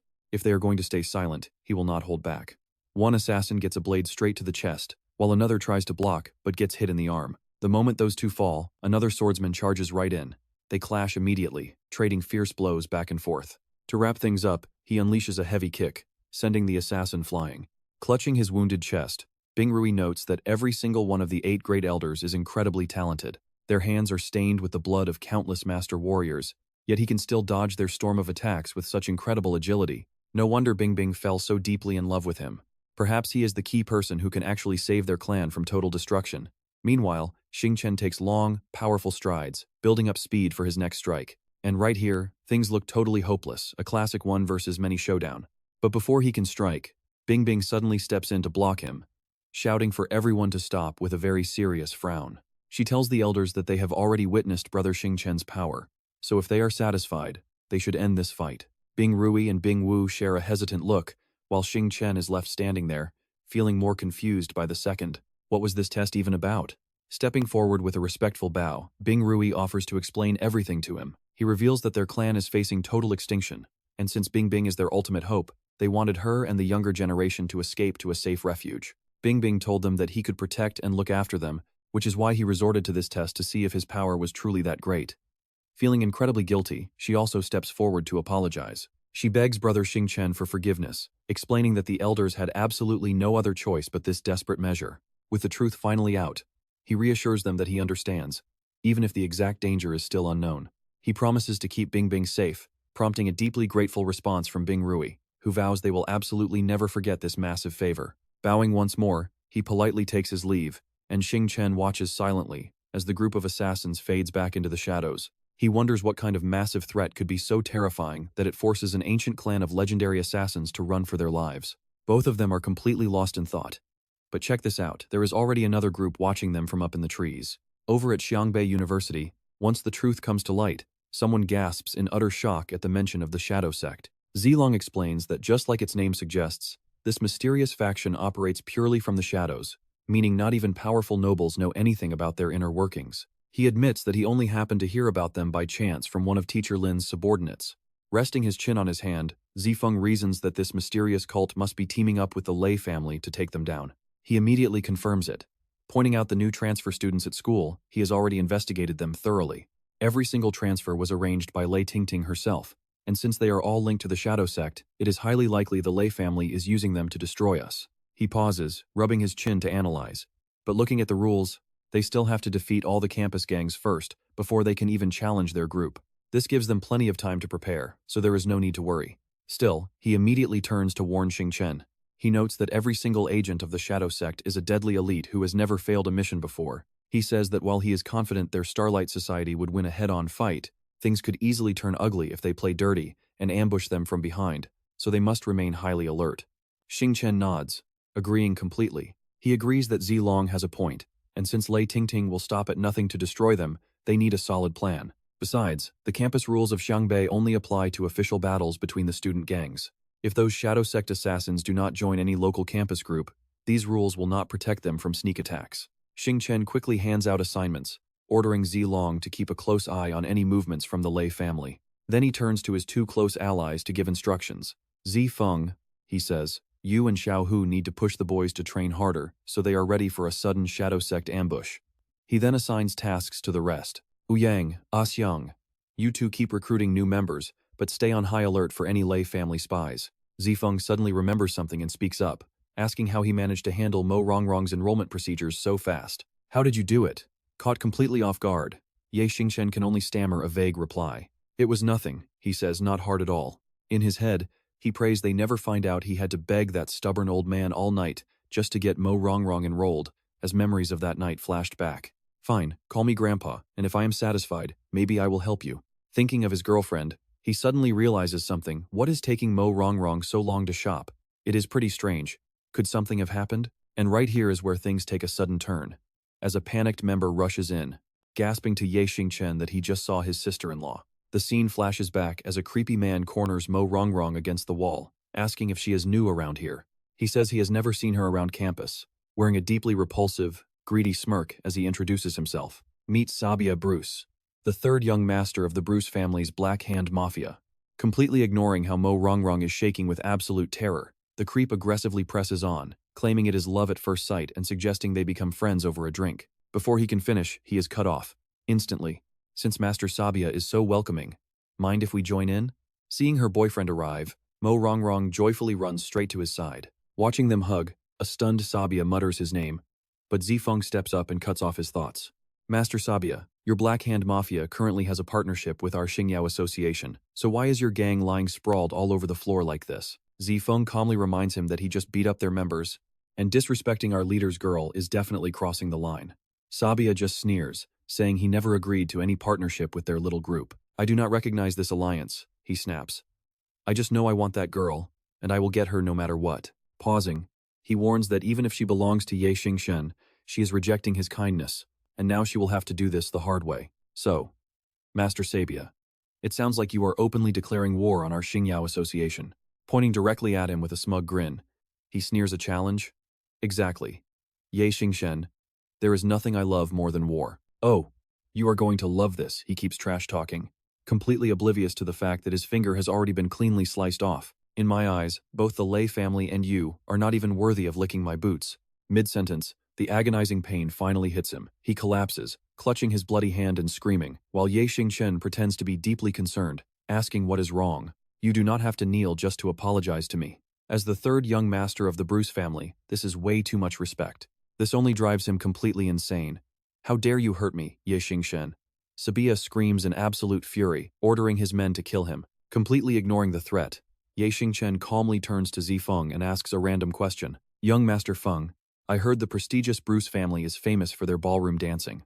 Though Zifeng is quite puzzled, he still answers him. I have heard of it. But so what? Instead of answering, Ye Xingchen turns and pulls the startled Mo Rongrong close, whispering, let us have a dance together. Ye Xingchen sweeps Mo Rongrong out of harm's way, and she spins, landing a devastating kick right to a thug's crotch, making him shriek in agony. Their coordination is pretty much flawless, flowing like a beautiful melody, with every elegant spin ending in a heavy, bone-shattering strike against their enemies. As the fight wraps up, he looks at her sweating forehead and smiles. That was a beautiful dance, Mo Rongrong. Sabia stands frozen in absolute shock, watching his crew get wrecked, when a heavy hand suddenly drops onto his shoulder. Turning around, Sabia is met with Zifeng coldly, asking if he still wants to fight. Behind him, 3 more of Ye Xingchen's loyal men stand tall, radiating pure menace. Realizing he is completely outmatched, Sabia frantically shoves Zifeng away. He mutters that the Xingyao Association got lucky this time and orders a retreat. But Yang Jun and Xiao Hu step in, cutting off their escape. As Sabia stands there frozen in fear, Ye Xingchen and Mo Rongrong walk over, blocking him. He glares at the guy, asking how he thinks he can just leave after laying a hand on his girl. Sabia's face turns pale, sweat dripping down his forehead. What do you want, Ye Xingchen? Do you actually want war with the Black Hand Mafia? Tilting his head with a razor-sharp glare, he says, Master Sabia Bruce, you have got it wrong. You are the one who started this fight, not me. Do not forget, you literally said you love war right before we clashed. Sabia grits his teeth, forced to listen to his chilling words. Honestly, I only let you off easy because of your family. After all, I am just a pretty humble, peace-loving guy. After a brief silence, Ye Xingchen points to his own head. How about this, shave your head bald right here, and we will call it even. Hearing this like a total thunderbolt, Long panicked to the extreme, nervously scratching his head. Xiaolong walked over with scissors and a sly grin, saying, Young Master Sabia, the tools are ready. If you do not do it yourself, I can help you. He glanced back with growing anxiety, realizing they actually wanted to shave him bald. Without his hair, how could he face anyone, let alone go out to hug beautiful girls? Cornered by Ye Xingchen's lackeys, Sabia quickly warned Ye Xingchen, You only won against me because of pure luck. If you dare touch even a single strand of my hair, the Bruce family and the entire mafia will absolutely never let you off. Ye Xingchen smirked, his eyes filled with pure contempt as he asked, What if I do touch you? Forget about Xiangbei. Even if this were your own home, I would still deal with you then. Facing the threat, a sudden idea flashed in his mind, leaving the guy stunned. I have changed my mind. Not just your hair, but your eyebrows, beard, and every single hair on your body must be shaved. Do not leave even one single strand behind.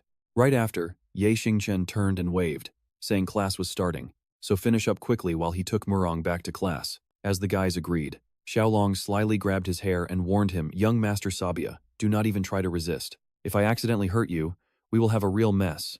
But I promise this will be over soon. As the guy struggled and screamed for them to stop.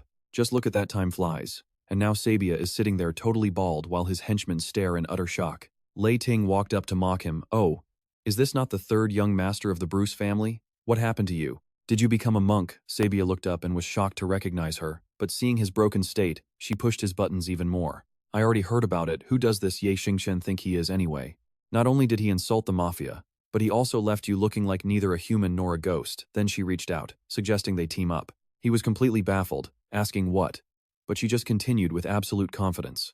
With your mafia, my Lei family, and the Chrysanthemum Guild working together, 3 major factions combined, how can we not crush a tiny Star Brilliance association?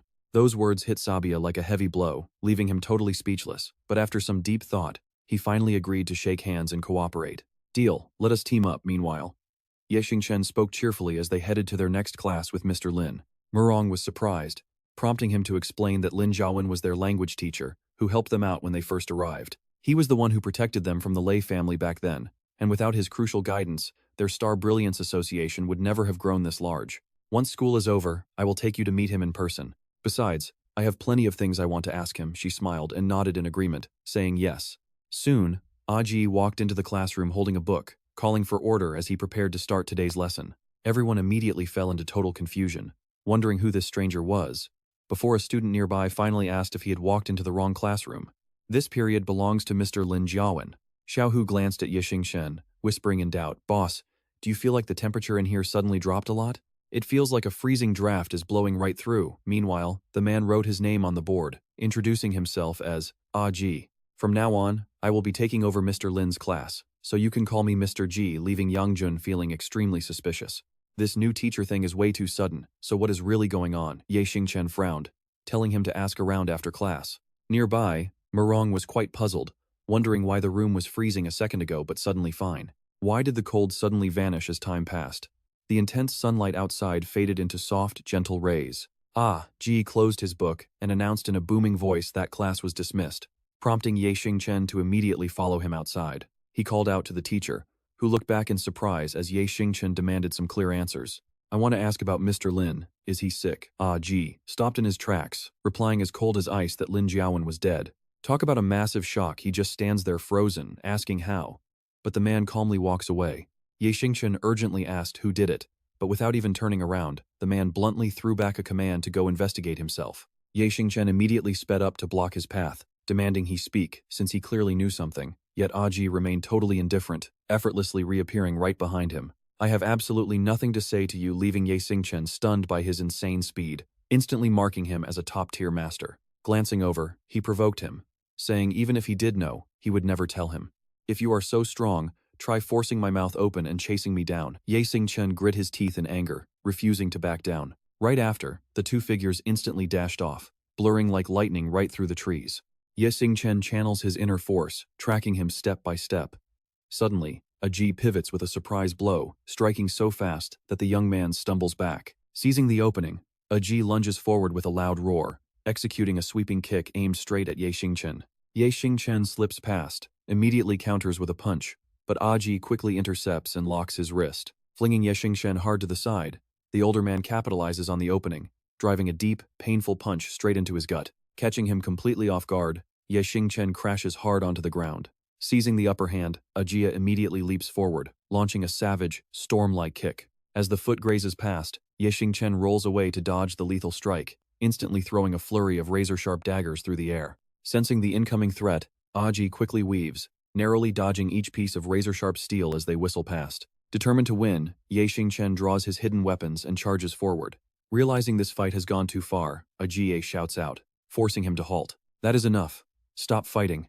I will tell you about Lin Jiawen. Xingchen tightens his grip on the blade, his face filled with irritation. Are you admitting defeat? Xingchen asks, while Aji smirks. I have always been afraid of dying, Aji replies. And with you holding such sharp weapons, there is no need to lose my life over Lin Jiawen. He then sits down in a corner and casually reveals that the one who killed Lin Jiawen was Lei Dingding. Apparently, she wanted to interrogate him about your alliance with the Hongmen sect. But Lin Jiawen chose death over talking, so Lei Dingding silenced him. Hearing this, Xingchen scowls, realizing she was behind it all along. Leaning back against the tree, the old man looks at him with pure curiosity. That is all I know, so what is your next move? He asks. And Xingchen replies, is that even a question? Tightening his grip with a single goal, revenge. And just like that, the night deepens as a neon-lit nightclub becomes the next battleground. A panicked lackey bursts into the room, gasping out that a massive disaster has just happened. While a tired Lei Dingding sits back with her wine glass. I just finished a meeting with the Chrysanthemum sect and the Black Hand, she sighs. So whatever it is, save it for tomorrow. The man shakes his head frantically, saying that it cannot wait, because Xingchen is currently leading the Xingyao Association right to their doorstep. Her eyes widen in shock, demanding to know what he just said, as he explains the angry mob heading their way. Word is they are here to avenge Lin Jiawen, with over 100 members of the Xingyao Association fully mobilized and closing in fast. Hearing this, she nervously bites her finger in pure anxiety, thinking that the Xingyao Association should be focusing on consolidating their current power instead of starting a war. Why are they seeking revenge so quickly, she wonders. Has this Xingchen guy completely lost his mind and developed a death wish? Without a second thought, she stands up and orders her subordinates to immediately notify every single member of their gang to prepare for battle. Also, contact the Chrysanthemum sect and the Black Hand right away, she adds. Tell them to send reinforcements immediately, she barks, as her crew acknowledges the command. While at the same time, Xingchen signals his men to halt. He stares closely at the flashing sign ahead, then glances over at Murong with a look that speaks volumes. Rewinding back to a few hours earlier, Yangjun slammed his hand on the table, yelling that Xingchen was being far too hot-headed. We only just defeated the Lei family a short while ago, he argued. Now is the time to stabilize the Xingyao Association and recover our strength. Yet you want to deploy our forces for a blood feud. Standing nearby, Xiaolong frowned with deep concern, advising that revenge is a dish best served cold, and asking if they could just wait for their faction to grow stronger. Xingchen shook his head, arguing that Lei Dingding will never stop her attacks. This time it was Master Lin, but who will be next, he argued, stating he will not let more people die in vain and must flatten the Lei family. He then turned to Yangjun and instructed Ouyang to stay behind and take care of Murong. I am worried Sabia might take this chance to trouble her, but with you there I can be at peace, he said, when suddenly Murong walked in determined. No, I am coming with you, she declared, making a shocked Xingchen spring to his feet. Grabbing his hand, Murong desperately pleaded with him, promising she would never become a burden, declaring that they will live together or die together. He fell silent for a brief moment before squeezing her warm hand, smiling as he finally agreed. Now, back in the present right before the big clash, pay attention as Xingchen orders Ouyang and Xiaolong to guard Murong, which they both immediately and loudly promise to do. Got it, they reply. Murong, do not stray too far from them. You have to keep yourself safe, Xingchen warns.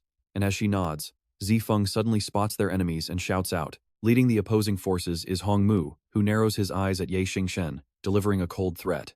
Heaven had a path, but you ignored it, he sneers, choosing to barge straight into hell instead. You only won the last clash because of pure luck. But do not dream of walking out of here alive this time around. Completely unfazed by the threat, Xingchen calmly steps forward, demanding to know where Lei Dingding is, prompting her underlings to burst into mocking laughter. Who do you think you are? Is our eldest miss someone a nobody like you can just meet? Another thug points mockingly at Murong and sneers, Xingchen, you better drop your weapons and surrender if you want to keep your corpse intact. If you proactively hand over the beautiful girl beside you for our bosses to play with, letting you walk out of here alive is not completely impossible. They burst out laughing. Before they can even finish their laughter, those two filthy-mouthed thugs instantly take fatal blade strikes straight to their heads as pure killing intent erupts from Xingchen. Are those your last words? He looks up with an ice-cold gaze and whispers a single word: perish. The brutal clash finally erupts, and Xingchen charges forward, slicing his weapon clean through two enemies blocking his path. Suddenly, Hongmu ambushes them from the side, landing a heavy punch on one of Xingchen's allies, causing him to whip around with his jaw tightly clenched in pure rage. Hongmu hastily raises his arm to block the sudden counterattack, and the two rivals lock eyes in tense silence. Look at that smug face, Hongmu sneers with sheer contempt while up above. Lei Ting watches the entire scene with an excited smirk, completely confident in her victory. Meanwhile, inside a quiet dojo, a man dressed in black enters, bowing deeply to the meditating Mu Ye and addressing him as leader. Meanwhile, Sabia receives the report while holding two girls in his arms, demanding to know what they just said. Is the Xingyao Association actually fighting the Lei family? His underling quickly confirms that the news is completely accurate. Learning that Xingchen's girlfriend, Murong, is caught in the middle, Sabia's face completely changes color as he gasps out, what? Murong is actually there. Over at the Chrysanthemum sect, a subordinate hesitantly asks what their next move is, prompting Mu Ye to quietly ponder before making his decision. Since this feud is strictly between the Lei family and the Xingyao Association, despite their alliance with the Lei family, they will only send a few men to help if requested, which his subordinate quickly acknowledges as he obeys the command. Sabia, on the other hand, cannot sit still, whipping around to order his men to deploy reinforcements for the Lei family immediately. Their sole priority is keeping Murong safe before capturing her for him while leaving the Lei family to rot, as his subordinate nods in agreement. The clash rages on. Xingchen launches a wide slash that forces Hongmu to hastily retreat. Refusing to back down, Hongmu quickly launches a counterattack. Xingchen unleashes a powerful sidekick that sends Hongmu stumbling back, and before his opponent can even recover, Xingchen throws a flurry of daggers that his rival barely deflects to the side. Exploiting the opening, Xingchen lunges forward and cleanly severs his opponent's arm in a split second. Clutching his bleeding shoulder, Hongmu screams in pure agony, looking up to see Xingchen mockingly gesturing him to come on, sparking deep worry and doubt in his chest. Could it be that Xingchen's victory during their previous match was actually not just pure luck? Hongmu grits his teeth in frustration, scanning the battlefield while cursing, where the hell are the Black Hand Gang and the Chrysanthemum sect? The Lei family is finished. Suddenly, Xingchen is right in his face. Radiating terrifying bloodlust, he growls through clenched teeth, where is Lei Ting? Hongmu turns pale, his entire body freezing up in sheer terror. Just as a Xingyao member raises his weapon to finish off an enemy, a barrage of throwing stars suddenly rains down on him from out of nowhere. They tear through the air and bury themselves in his back, prompting Lei Ting's cornered thugs to cheer in absolute relief. The Chrysanthemum sect reinforcements have finally arrived, yells a Xingyao fighter as he gets struck in the face, suddenly realizing they're surrounded. And the Black Hand Gang is here too, with a snarling Li Hai leading the charge, closely followed by Sabia. Spotting his target, Sabia points straight at Murong and commands his men, hurry up and drag that girl back to me right now. Surrounded by three factions in seconds, and you can just feel the dread as Hongmu laughs triumphantly at them. Look at this. Xingchen, this is what happens when you cross the Lei family. He sneers mockingly, aren't you supposed to be incredibly strong and elite? Go ahead and show off some more with both the Black Hand Gang and the Chrysanthemum sect backing us. Your little faction stands absolutely no chance against our alliance. Annoyed by Hongmu's endless rambling, Xingchen casually slams his head into a boulder once more. Xingchen growls out, where is Lei Ting? The terrified thug stammers back, are you completely insane? Don't you realize what kind of situation you are in right now?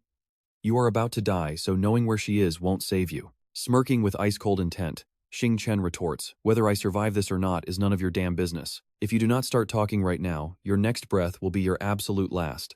Struggling to break free while gasping for air, Hongmu whimpers the Chrysanthemum sect and the Black Hand Gang are closing in. Your death day is here, Xingchen, but he instantly swings his blade to push them back, allowing Hongmu to desperately scramble away. No escape.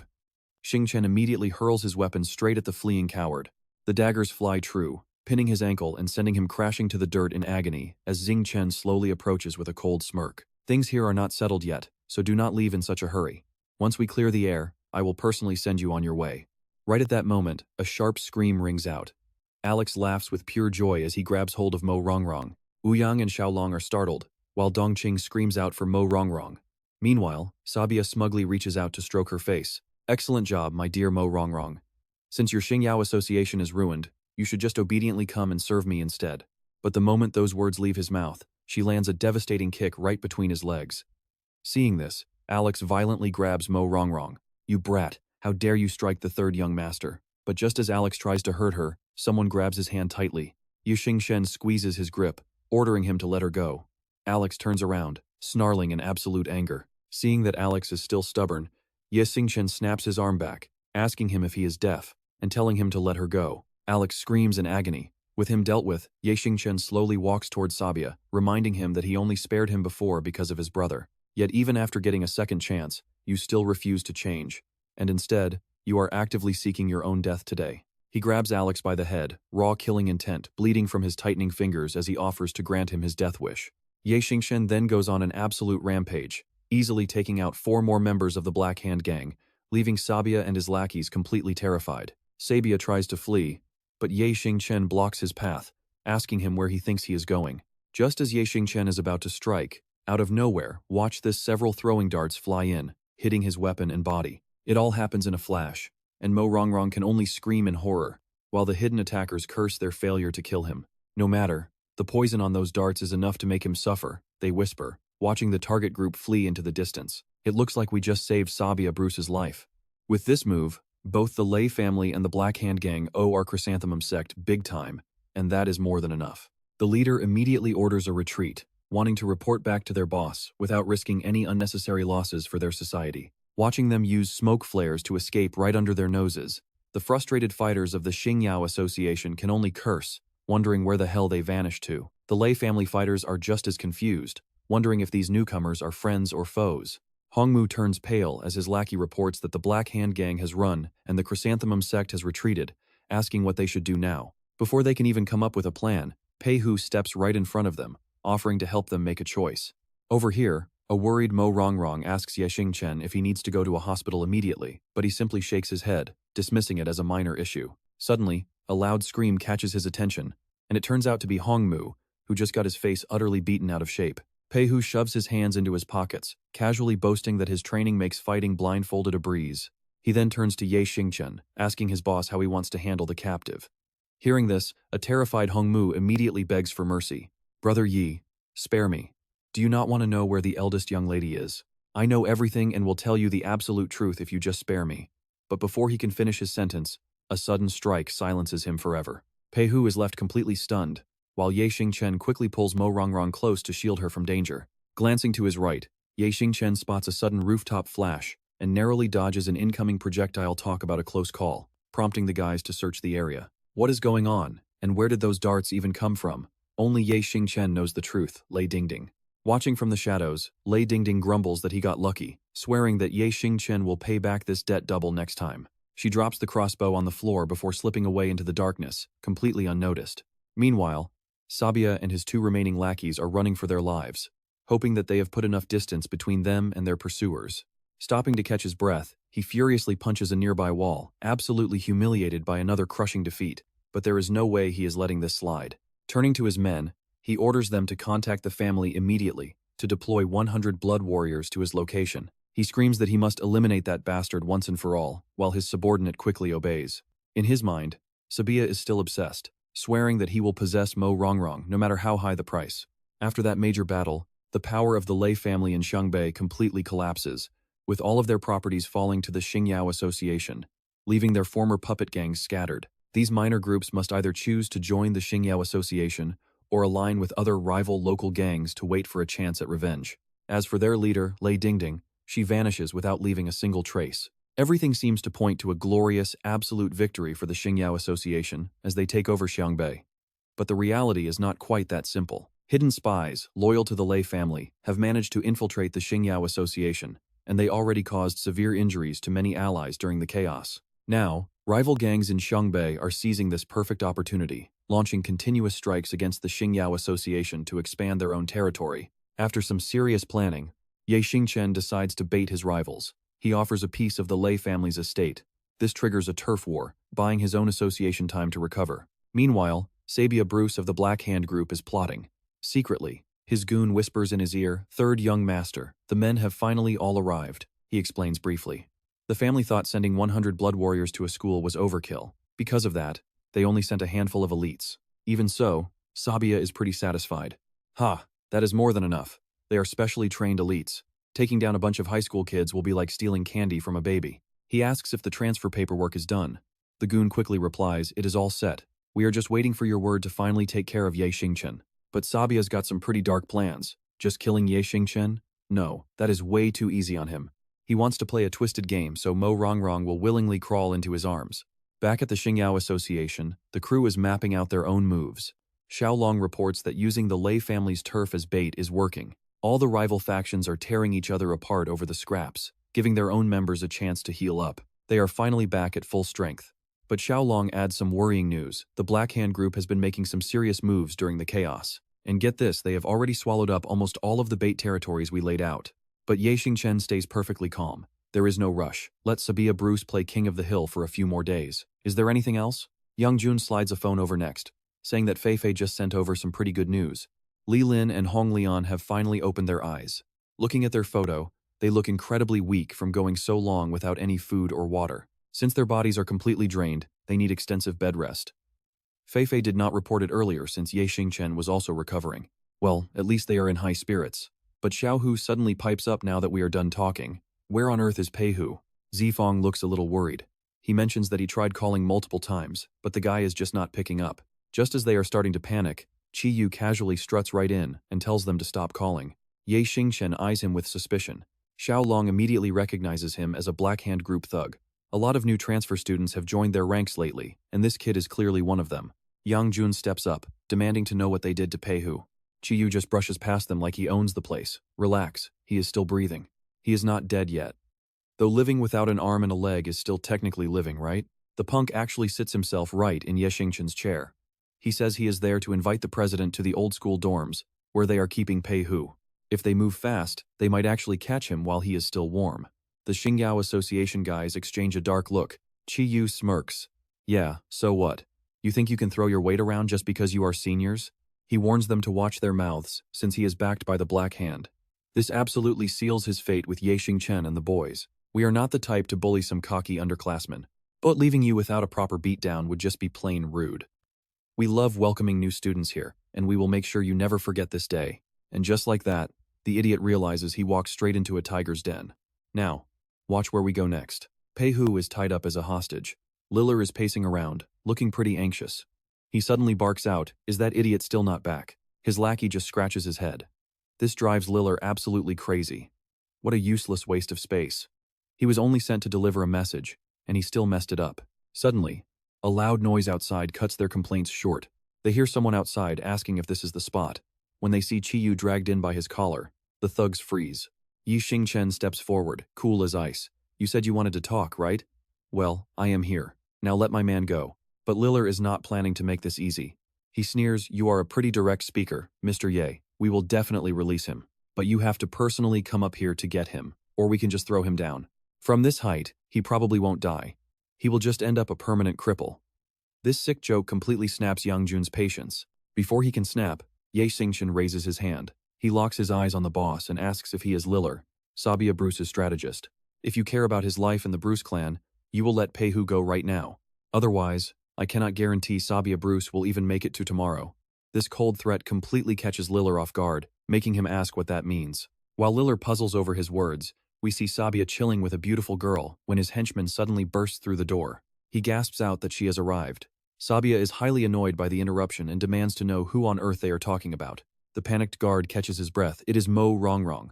He says she is actually standing right outside. The moment that name is mentioned, Sabia's eyes light up with excitement. What? Is it really more Mo Rongrong? His henchman confirms it is absolutely correct. That lackey says he already had her taken to the secret room to wait for the boss, feeling pretty smug about himself. He laughs, who knew Lil and those blood warriors could deal with Ye Xingchen this fast. More Mo Rongrong must be here to beg for his life, and he wonders just how much she is willing to sacrifice. Not wanting to waste a single second, Sabia rushes out. He orders them, I'm going to see more Mo Wrong now, and none of you are allowed to follow. But third young master Sabia snaps. Shut up.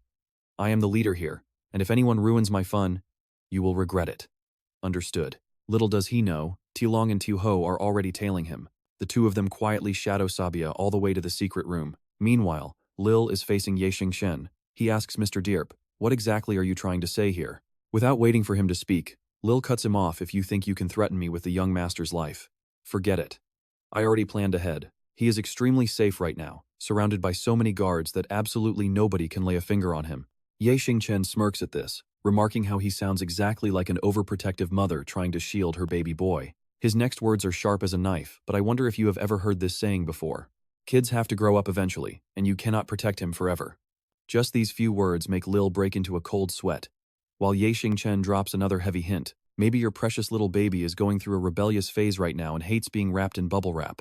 Now check out this guy's face. Sure enough, Sabia is opening the door, absolutely drooling at the sight of more Mo Wrong. Staring at her gorgeous figure, Sabia immediately starts teasing her beautiful and elegant lady Mo Wrong. Every time I see you, you completely bewitch me. Leering greedily, he steps forward. You came here to find me for a reason, right? Let me guess it is about Xingchen. Do not worry, I will say yes. Sabia rubs his greedy hands together, but in return, you have to show some appreciation, sweet cheeks. Suddenly, more Mo Wrong delivers a brutal kick right between his legs, maintaining her calm composure as she warns him, behave yourself, young master Sabia Bruce, or I will scream. Clutching himself in pain, he still refuses to back down, groaning, that cold expression of yours is just so beautiful. I already took care of your little friends outside. But the more you resist, the more it makes me want to conquer you. He boldly boasts besides, this is my bar, so even if anyone hears us, so what? Absolutely nobody is coming to save you. Right on cue, Yunlong and Ho decide to make their grand entrance. Hearing young master Sabia Bruce say that really puts our minds at ease. Staring at their smug faces, he panics and stutters, why are you guys here? How did you get in? Then he desperately screams for help, guards, get in here now. But Yunlong mockingly retorts, young master Sabia, Bruce has a pretty terrible memory, does he not? Did you already forget your own words? Did you not tell your men under no circumstances are they allowed to come here? He glances outside, adding, so, yeah, nobody is coming. Sabia freezes solid as the sounds of a brutal beating echo from outside the room. It turns out the Tin Deer Association has completely taken over his turf, leaving him utterly terrified as he stutters, what do you want? Sabia's mind is a total mess now. What do you guys want? If this is about Xingchen, just spare my life and I will order Lil to stop immediately. Hearing this, Yunlong and Ho can only smirk in pure amusement. Yunlong steps forward and slaps his face a few times. Young master, Sabia Bruce, you seriously think your pathetic life is worth as much as Xingchen? Wake up. Then, he places a hand on Sabia's bald head, eyes freezing cold. It looks like you have got it all wrong. We did not come here to make a trade for Xingchen's life. Man, you can literally feel the dread here. With every word, Sabia breaks out in cold sweat as Yunlong whispers in his ear. By the way, let me tell you that Xingchen is doing fine. His men will be sent to meet the King of Hell very soon, so I hope you all have some sweet dreams down there. The moment he finishes speaking, he strikes. Sabia clutches his chest and screams in agony within seconds. He collapses backward onto the floor, dead before he can even utter a final breath. Ho walks over to deliver the good news. The trash outside has been completely cleared out. Our boy nods calmly. Everything is right on schedule, not a single second wasted. Even so, he does not forget to show his gratitude to more Mo Wrong. Mo Wrong, thank you for your hard work. We could never have pulled off this plan without your help. Flashback to a few hours ago. Just as Dung Tuan noticed something was off, Sabia Bruce suddenly invited him to the old dormitory. There must be an ambush waiting. Xingchen already saw this coming, I know, but Boyho is in their hands, and Sabia Bruce definitely knew I would show up. Over here, Tufong is seriously considering the situation. If the ambush was just a bunch of low-level thugs, it would be fine, but that guy just confessed the Blood Warriors are there. They quickly squeeze vital intel out of him. Back when I partnered with CS, Sin mentioned that these Blood Warriors are the absolute elite of the Black Hand Gang. They are trained solely for brutal, merciless massacres. Every single one has taken hundreds of lives. They are normally kept as a last resort. This has Xifeng pretty worried. If the ambushers are all Blood Warriors, they are in serious trouble. Xingchen narrows his eyes in deep thought before splitting their forces. Xiaohu and Xiaolong, you two lead the sweep on the Black Hand Gang territory. Take out Sabia Bruce, while Feng Xiao, Ouyang, and I head to the old dorms to test these elite killers. Hearing this, Xifeng gasps in complete disbelief, asking if Xingchen has lost his mind. Even Yang Jun agrees this is way too dangerous. Facing the Black Hand Gang elite with just 3 men is a straight suicide mission. But Ye Xingchen remains cool and confident those blood warriors are still human, and no matter how strong they are, they cannot outrun his blades. Even so, Xiaolong still hesitates. Sure, it sounds good in theory. But even with this plan, Sabia Bruce has likely rigged their base with traps, and one wrong move could get the hostages killed instantly. Right then, Morong suddenly speaks up, "Leave Sabia Bruce to me," shocking everyone in the room. But her face remains dead calm as she offers to lure Sabia Bruce out to create an opening. And that is exactly how Sabia Bruce gets taken down. Looking around, Xiaolong barks out an order, "Xiao Hu, escort Rongrong back and guarantee her absolute safety." Xiao Hu frowns and asks, "What about you?" His eyes turn freezing cold as he replies, "I am going to pay the Chrysanthemum sect a visit, and guys, this is where the tension hits an absolute boiling point." He, Yang Jun, and Zifeng are forced into a chaotic 3-against-4 brawl. Watching from outside, Liller clenches his fists in pure rage, a bunch of useless trash. He orders his white-suited subordinate to unleash all blood warriors and kill Yi Xingchen immediately. In the blink of an eye, the elite blood warriors dive straight into the battle. The regular Black Hand thugs panic instantly, yelling, "Those are the blood warriors, scatter and run." Meanwhile, Yang Jun asks in confusion, "Are those guys really the blood warriors?" Back at the old dorms, Zifeng lands a heavy punch right to a warrior's jaw. But the killer immediately gets back up, returning a devastating blow that sends Zifeng flying backward. He shifts his focus to Yang Jun, driving a hard knee straight into his stomach, forcing the two allies to stand back to back as they get surrounded. Watching from a nearby window, Liller wears a highly smug grin. "Fools who do not know their place today, I will use your heads as an offering to young Master Sabia Bruce." But his smile vanishes instantly when a blood-curdling scream cuts through the air. Down below, Ye Xingchen is single-handedly tearing through the elite blood warriors. A purple-haired killer leaps at him with both fists raised high, but Ye Xingchen fluidly backflips to dodge the heavy, crushing impact. He immediately counters with a swift kick, slamming his heel down to pin the purple-haired guy's head to the ground. Staring at the pathetic sight, Ye Xingchen mocks his foes. Is this the absolute best the Black Hand Gang has to offer? It seems they are nothing special. Liller freezes in absolute shock, panic rising as he realizes even the blood warriors cannot lay a finger on him. Just who on earth is this Ye Xingchen anyway? When he notices Ye Xingchen looking right at him, his heart skips a beat. Ye Xingchen glares at him with absolute daggers, causing cold sweat to pour down Liller's terrified face. Honestly, that look would terrify anyone. He orders the blood warriors surrounding Zifeng and Yang Jun to ignore those two useless trash bags and focus everything on killing Ye Xingchen. To rile them up further, Liller reveals a hidden truth. Young Master Sabia Bruce died because of this man. If we do not kill him, how can we face our master? Meanwhile, Zifeng and Yang Jun clench their fists in pure anger at being completely ignored. Liller points his finger and screams to take him out. As the blood warriors charge, Ye Xingchen calmly readies 3 flying daggers in his hand. With just those weapons, he instantly drops 3 killers. He swiftly dodges an incoming punch, but fails to block a sudden follow-up kick, sending his body flying backwards straight into the arms of a blue-haired fighter. The fighter grabs him in a tight lock, and no matter how hard Ye Xingchen struggles, he cannot break free. This gives the remaining warriors the perfect opening to charge in, sending dark crimson blood splattering through the air. Meanwhile, a secret conversation takes place inside a luxurious bar. Ji calmly asks the man across the table what his instructions are. "I heard the Xingyao Association has started attacking the Black Hand Gang. If my guess is correct, they will be wiped out forever." Hearing this, Tianyang calmly asks what their next plan is. "Everything is ready according to your orders, but should we strike the Xingyao Association or eliminate the Black Hand Gang first?" As it turns out, he plans to do neither. He immediately spins around to look. Wait, what? That is when AGA clearly explains that the Xingyao Guild is massive, and beating them will not win people over. The Black Hand Gang has done so many dirty deeds, so helping them goes completely against any sense of justice. Xiang Tiansheng's expression turns pretty sour, demanding to know what his teacher actually means by that. The teacher boldly declares that they will strike the Chrysanthemum sect and steal the glory from the Xingyao Guild. Meanwhile, at the old dormitory, Ye Xingchen's feet dangle helplessly in the air. Look at this, the green-haired thug holding Ye Xingchen tight, while Lil stands there looking incredibly smug. Lil laughs, saying that Ye Xingchen is about to die, and mockingly wonders what trick he has left. The blood warriors seize their chance and charge forward, pouncing toward Ye Xingchen all at once. But right then, he remembers the weapon still in his hand, and smoothly spins it backward with expert precision. His target is the green-haired thug's leg, and the sudden attack forces the thug to loosen his tight grip. Once freed, Ye Xingchen quickly deals with the blood warriors one after another. The green-haired guy grabs his weapon for a sneaky backstab, but Ye Xingchen spots him and blocks with a spinning kick, sending the thug's knife straight into his own hands. With one swift, lethal slash from Ye Xingchen, the green-haired fighter collapses, leaving Lil absolutely terrified as he watches him take on 4 opponents at once. He suddenly leaps up, kicking the green-haired thug's neck to launch himself even higher. In a flash, Ye Xingchen lands right in front of him. Before Lil can even process what is happening, Ye Xingchen delivers a brutal kick that sends him rolling across the ground. His goal is to rescue Pei Hu, warmly asking if he is okay. Pei Hu quickly shakes his head, saying he is fine to fight, which finally lets Ye Xingchen breathe a sigh of relief. Clutching his ribs, Lil struggles to stand. Ye Xingchen and Pei Hu proudly stand before him, telling him that this wretched guy is all his to deal with. Meanwhile, over at the Chrysanthemum sect's territory, furious shouts echo through the halls as their leader curses.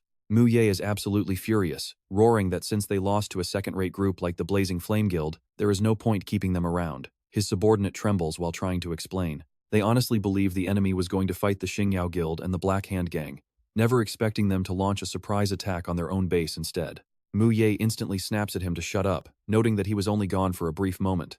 Yet they managed to drag him into this massive mess, telling them to clean up their own disaster before issuing an urgent command.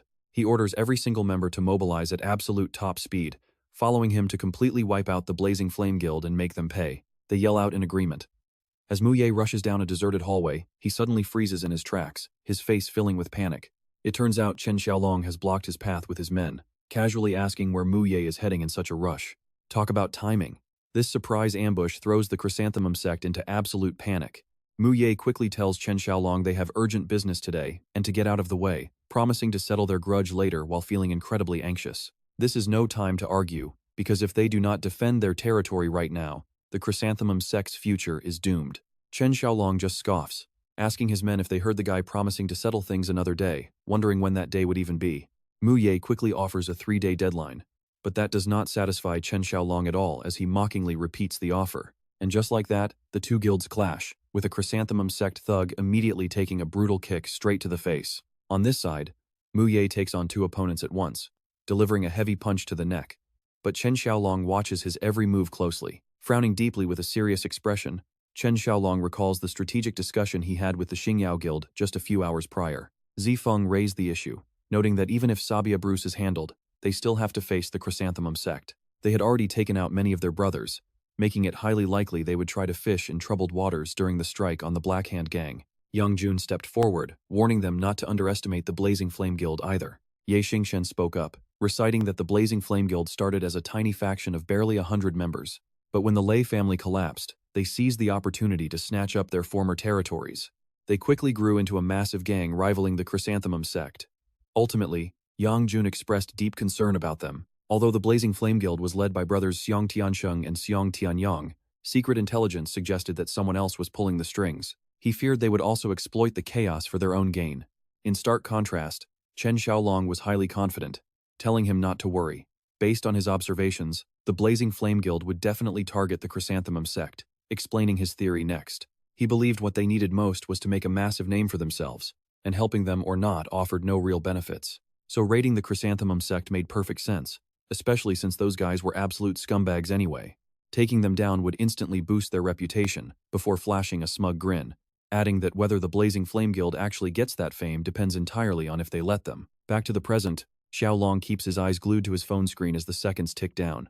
Timing it perfectly, he barks out the order for everyone to stop. Brother Mukdaw already said we fight in 3 days, so we will wait. My bad. Our guys lost their cool a bit over the Loi family business. Since you are busy, we will stop bothering you. Farewell. Mukdaw hears this with total suspicion, wondering what kind of game they are playing. The Xingyao Association lackeys are just as confused. Is Brother Long really just going to walk away like this? But Xiao Long explains in a low voice that stalling this long is enough for the Hoa Diem Association to gain the upper hand. Others still wonder. The lackey confesses that he does not understand how their reputation could possibly depend on whether our Xingyao Association allows it. He calmly tells him to use his brain. For instance, if we destroy the Hakthu gang and then interfere in the war between the Hoa Kuk and Hoa Diem, wiping out Hoa Kuk, what will people think? This strategy completely blows his lackeys away, proving that the Xingyao Association will end up directly and indirectly taking out 2 major factions. Once we build a heroic image in the minds of the students, growing our Xingyao Association is just a matter of time. Xiao Long flashes a vicious smirk. If the Hoa Diem Association uses us, we will use them right back. The Hoa Diem Association bleeds, but Tin Due reaps the rewards. Who knows how the mastermind behind Hoa Diem will react? The lackeys can only admire him in fear. He looks like a straight-up devious villain. Suddenly, his phone rings, and the caller is none other than Ye Xingchen. The moment he picks up, Ye Xingchen immediately asks for an update. How's it going? On your end. Xiaolong reports while looking at the unconscious blood warriors. All done. I had Xiaohu take Mo Rongrong home already. The Hoa Kuk situation is also settled. How about your end? Ye Xingchen delivers the good news that his side is cleared too. He casually asks if Xiaolong thinks the Hoa Diem Association actually has a shot at winning. The Hoa Kuk Association is still a massive faction. Even if we give Hoa Diem an edge, considering the deep resources Hoa Kuk holds, the absolute best scenario for us is if both of those factions just completely wipe each other out. Ye Xingchen looks up toward the sky. If that is how things stand, let us go ahead and give them a little push. He makes the final call to eliminate the Hoa Kuk Association. Over on a quiet street, warm lights from a roadside bar pierce through the night. In stark contrast to that quiet vibe, the situation inside the Hoa Kuk Association is absolute, utter chaos. If you look at the other side of this war, Mukda is currently tensing every muscle to block a fierce attack. During a fight like this, the weaker warrior is definitely going down, and that is not him. But enemies keep rushing in one after another. Mukda spins like a deadly whirlwind, cutting down the remaining fighters. Xingchen and his allies can only brace themselves against this overwhelming power gap. The clash is practically over, as Mukda stands tall with his sword. His clothes do not have a single stain on them. The air freezes as absolutely nobody dares to make the first move. Xingchen grinds his teeth in sheer frustration, never expecting the Hoa Kuk Association to hold this kind of power. We threw everything we had at them, but we still could not wipe them out. Even with the upper hand, Mukda is still absolutely furious inside. If those Tin Diu bastards had not interfered, we would never have lost this many top fighters. Curse that Xingyao Association. I am definitely going to make them pay for this very soon. Xingchen completely ignores the massive skill gap and continues to talk big. Surrender now, Mukda. Any struggle is completely useless. Just play nice and we might actually spare your life. Hearing this, Mukda laughs as if it is some hilarious joke. Surrender? Absolutely not. Proud warriors like us have never bowed down or surrendered to anyone in our entire lives. Dream on, you lowlifes. But the response to his pride does not come from Xingchen, but from a mysterious figure walking out of the shadows. But look who just walked in. If you will not surrender, then you can just die, says Ye Xingchen as he arrives. The Xingyao Association. Just an hour ago, he got a call from Xiaolong about challenging the Hoa Kuk faction. Are you absolutely sure about this? We do not need to waste a single soldier to make them bleed, and we still walk away with massive benefits. This decision was not made on a whim. I already know everything you are saying, but the Hoa Kuk Association owes us far too much. And even if only remnants remain, I must personally wipe them out for our fallen brothers. Back in the present, Xingchen looks incredibly displeased by his sudden arrival. What is the meaning of this, Ye Xingchen? He is completely losing his mind because they fought to the death only for these guys to steal their victory. Aren't they busy fighting the Hakthu gang? How are they even here? Ye Xingchen remains completely unfazed as if this is nothing. He simply replies that he has some old scores to settle with the Hoa Kuk Association, so he is here to chat. Hearing this, Mukda loses his mind and screams that Ye Xingchen is taking things way too far. An hour ago, I made a deal with Yunlong to settle this in 3 days. Are you trying to break our agreement? But he does not even care about his opinion. That deal was with Yunlong, and to me, the leader of the Tindir Guild means absolutely nothing. Seeing his promise tossed away like absolute garbage on the street makes Mukda completely lose his mind with rage. What did you say? But Ye Xingchen did not come here to argue. He turns to the ally standing right next to him. He tells him, Yunlong, do not move yet. Wait 3 days. And he reluctantly agrees. Fine, you are the leader, so I will do whatever you say. He then turns to his rival with a smug, mocking grin. Good luck, brother Mukda. See you soon. To prevent future infighting, Ye Xingchen calmly explains his real motive. Ye Xingchen asks Brother Xingchen, I did not come here to steal your territory. I only want to settle scores with Mukda. Surely you will not object. Xingchen knows pretty well he has no real choice here, especially with the Tindir Guild high on morale. Opposing them gets him nothing. And besides, the enemy of his enemy is a friend. Since they are both targeting the Kleinzatar, Dathemum Guild, joining forces to wipe them out is the smartest move. Making a clear-headed decision, he nods his head in agreement. With that deal locked in, Ye Xingchen fears absolutely no one. He orders his men behind him to charge. Kill these pests and avenge our fallen brothers. Just look at that, the scales of battle instantly tilt, leaving Mukda breaking out in a cold sweat. Damn it! Fight to the death! As the guild leader, he charges straight into the front lines. Gripping his weapon, he fights to the end. Every single sword swing draws fresh blood in the chaotic clash. Moving in absolute silence, Xingchen suddenly leaps high into the air, launching a surprise attack from behind. Luckily, Mukda raises his sword just in time, creating a metal screech that sends shivers down your spine. But the kid's raw strength is just way too overwhelming, and his opponent's blade begins to crack under that heavy pressure. Unsurprisingly, backed by that classic main character energy, the overwhelming pressure snaps Morgdon's weapon clean in half. Watching from a safe distance, even Xingchen cannot hide his sheer terror. He is too strong. We could never do anything to touch Morgdon. Yet Xingchen does not show a single ounce of mercy. He raises his blade high, completely ignoring those pathetic, desperate screams. Finally, tasting real fear, he desperately begs for his life. Staring into cold, lifeless eyes, his voice trembles with terrifying dread as he surrenders. I surrender. Well, Mukdan tried his best, but Xingchen does not care. One final devastating blow brings his journey to a sudden, permanent end. Xingchen disrespectfully stomps his foot onto his corpse, mockingly repeating those exact words back to him. My bad, I am just a normal guy, and I do not know how to surrender. With the battle finally over, news of his sudden demise spreads like wildfire over the next few days. The Chrysanthemum Guild in Tungbuk is utterly wiped out, making Xingchen and his crew look cooler than ever. After crushing both gangs, the Tindir Guild becomes legendary overnight. Every local faction in Tungbuk bows down, and their reputation reaches an all-time high, leaving the Haudirm Guild far behind. Meanwhile, inside a dimly lit bar, Thiendurng sits among shelves of neatly stacked bottles, completely powerless. Fuming with rage, he slams his hand onto the table, cursing his bad luck. The irritation consumes him as he rants. We were the ones who originally initiated the attack on them. Now look how it turned out. All the credit goes to the Tindir Guild while we look like mere side characters. Sitting across from him, Aji remains dead silent, letting him ramble on. What hurts most is they did not lose a single man, yet their fame keeps growing. On top of that, we took heavy losses with absolutely zero recruits. Our reputation is completely ruined. What a joke. Ignoring the tantrum, Xingchen suddenly drops a massive bombshell. I just heard the Thon clan dissolve their alliance to join Tindir, leaving only us and them as the last two major forces in Tungbuk. Hearing this, Thiendurng simply cannot believe his ears. What? You can bet things are about to get ugly. Out of nowhere, Ajie finally breaks his silence. What are you planning to do next? Without a single moment of hesitation, Xingchen reveals his plan to gather everyone for one final showdown against Tindir Guild. Even if we are not quite as strong, I still want to clash with them at least once. Hearing this, he does not judge immediately, turning to test the other brother. Do you feel the same way, Thiendurng? With absolute unshakable determination burning in his eyes, he firmly agrees. I will follow whatever my brother decides. Two tigers cannot share one mountain, and even if we do not fight, they will surely strike first. But Aji does not hesitate to completely crush their hopeful thinking. If you fight them, you will absolutely lose. This leaves Thiendurng entirely speechless. But master, he is cut off before saying another word. Ji cuts in with a suggestion. Tiansheng, go talk to Xingchen and arrange a 10-man showdown, as that might be our only shot at winning. Both of them are stunned by this proposal, a 10-man duel. But will he actually agree to it?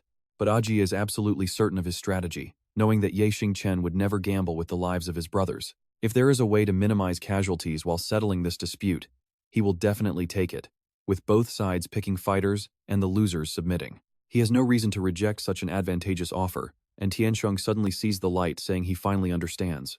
But if you join the fight as well, master, would that not guarantee us a much higher chance of victory? Tianyong eagerly agrees from the side, saying that if their master fights, it will heavily boost the morale of the entire gang. Aji does not reply right away, simply lifting his glass for a quiet sip of wine while a suffocating silence suddenly hangs heavy in the room. Only when the atmosphere becomes completely unbearable does he coldly announce his decision. Very well. I am in. Send a challenge letter to Xingchen immediately, proposing a 10-man battle to settle this whole thing once and for all. Hearing those words, they both instantly nod in agreement. Soon enough, Xingchen receives the official challenge from the Flame Association, accepting the duel immediately without a single moment of hesitation under a dark, sprawling night sky lit by endless stars. Both sides quickly lock in the duel time and immediately start mobilizing their elite forces. Pale moonlight silently bathes the Lei family suburban estate, where the leaders are holding the most critical clan meeting in their entire history. Inside the mansion, the three top leaders of the Lei family sit in dead silence, with no one daring to speak first and break the heavy tension. However, the onlookers standing nearby are far from quiet, constantly whispering and gossiping right behind their backs. Their hushed rumors accidentally reach the ears of Lei Ting, as they whisper about a guy named Xingchen who has apparently been causing absolute chaos back at school. Oh, I know him. That is Xingchen from Jinghai City.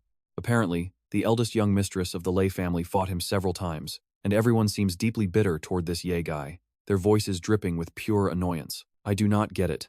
The Lei family poured so much effort into the Qinggang, yet that useless Ye Xingchen somehow got appointed as the master of the Dark Star Hall. Mu Xingzhe clearly favors him, and I fear he will eventually inherit the leadership of the entire gang. Wait, is that true? With the leadership constantly shifting, who knows when our Lei family will finally get a turn?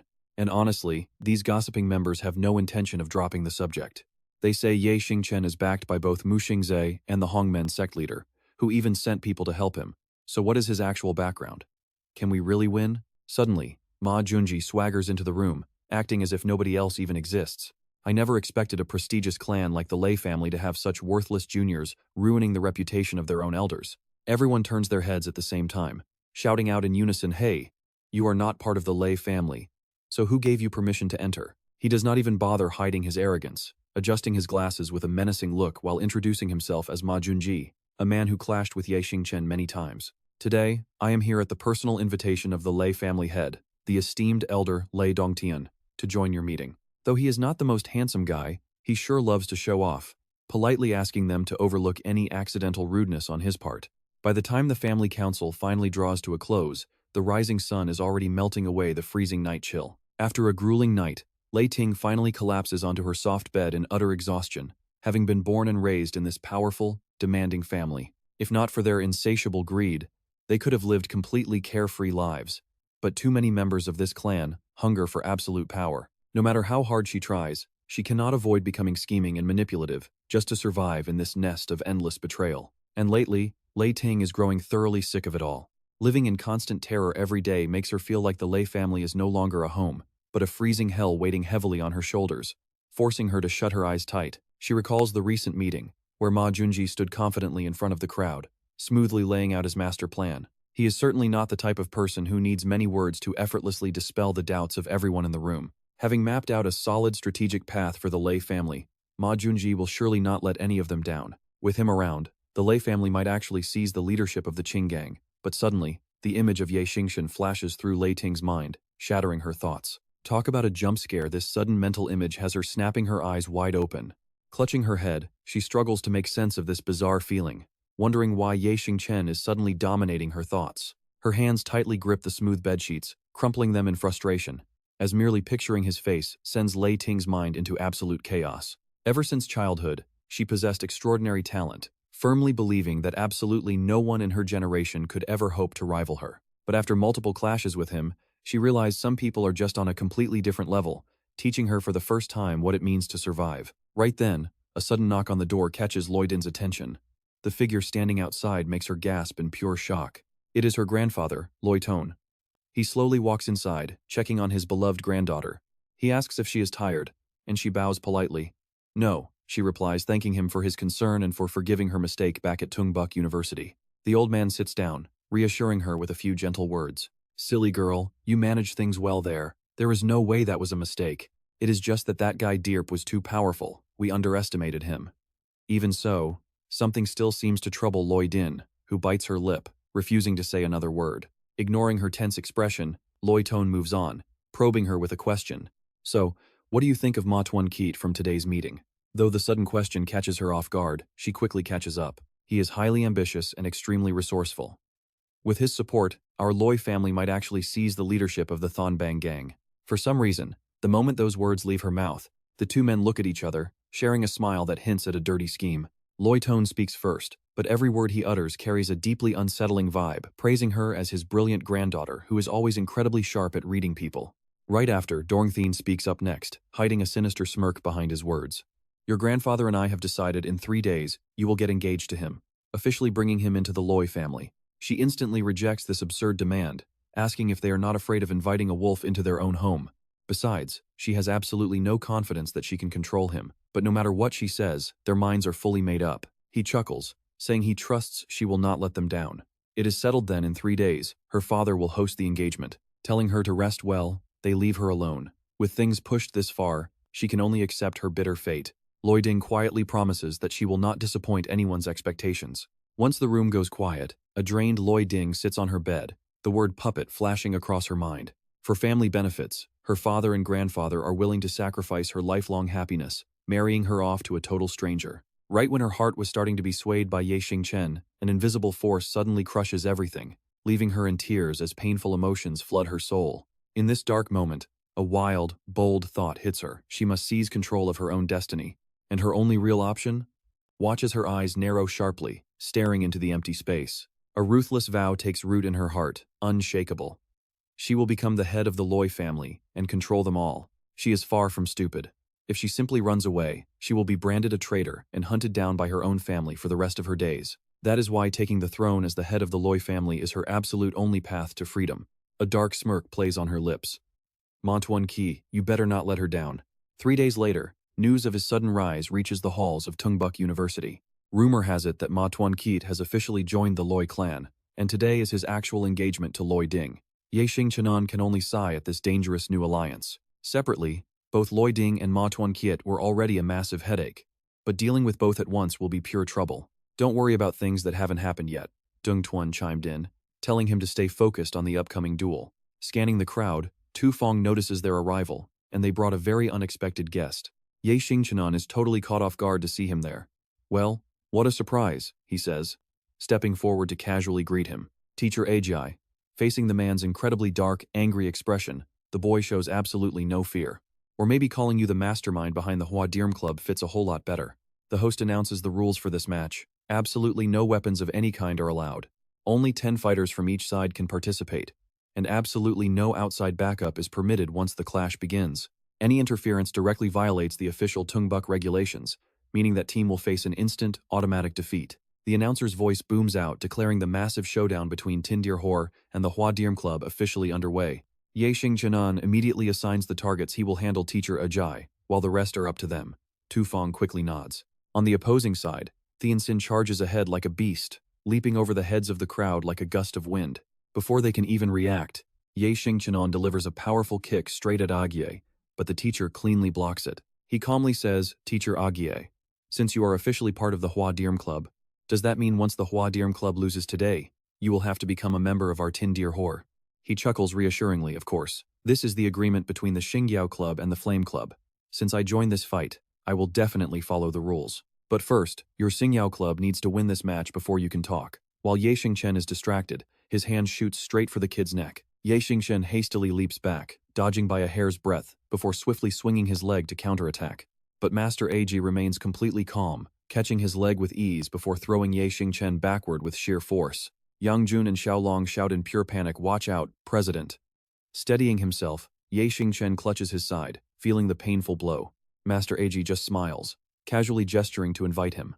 Frowning, Ye Xingchen admits he is truly worthy of being Master Ag. Ignoring the sharp pain, Ye Xingchen leaps forward, charging right back. Sensing the threat, Master Ag finally starts taking this fight seriously. The speed is insane, but he can barely keep up. Ye Xingchen suddenly smirks. His punch is just a feint to hide a brutal knee strike. Master Ag takes the blow dead on, stumbling back as his face goes pale with shock. Ye Xingchen arrogantly curls his finger to provoke. Wiping the drool, Master Ag grins. This is getting pretty interesting. He has clearly grown since their last fight. Let us see how much further the kid can actually push himself now. Ye Xingchen tries to grab him, but Master Ag slips past. In a flash, he gets behind the kid and delivers a sharp kick. Spinning around in alarm, Ye Xingchen sees the old man's foot heading straight for his face.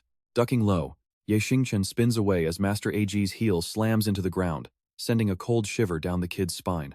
He can't keep this up, or he will lose. Clenching his fist, Master Ag points it at Ye Xingchen and declares his victory. It's over, just give up. Analyzing the fight, Ye Xingchen realizes that purely dodging will only keep him on the defensive, so he decides to make one final, massive gamble. He throws a heavy punch straight at Master Ag's face. The trade is brutal. Both fighters end up taking massive, painful damage from the mutual clash. Clutching the bruise on his cheek, Master Ag charges forward. Moving like a ghost, Ye Xingchen blurs out of the way, easily slipping past the old man's heavy attacks. The moment Master Ag raises his leg to kick, Ye Xingchen swiftly ducks under and drives a powerful fist right into his chest. Tiansheng yells out in horror as Master Ag staggers, drool escaping his lips. Feeling his internal organs turn upside down, the old man is completely dazed. Seizing the moment, Ye Xingchen rushes in and mercilessly lands a devastating kick right to his jaw. Master Ag collapses helplessly to his knees, but Ye Xingchen keeps rushing in to attack. Furious, Tiansheng charges in to block the hit, screaming, "Don't you dare hurt my master!"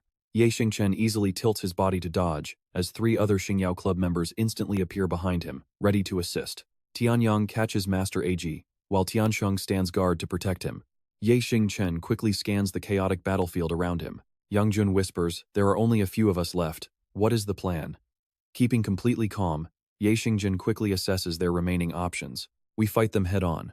Once we knock out Master Ag, their morale will instantly crumble to pieces. Only then will victory be ours."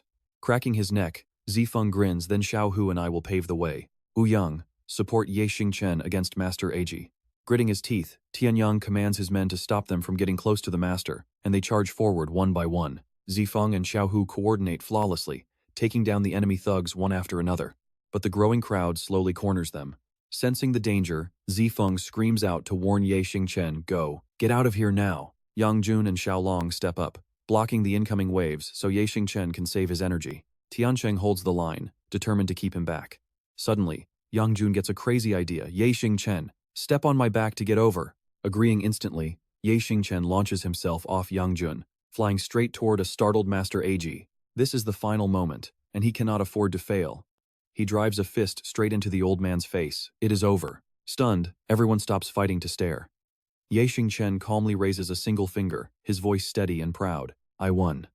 A few days later, inside a luxurious villa, guests are eagerly whispering about the latest rumor. "Have you heard old Huang is officially handing over the leadership of the Dark Star Hall to someone else today?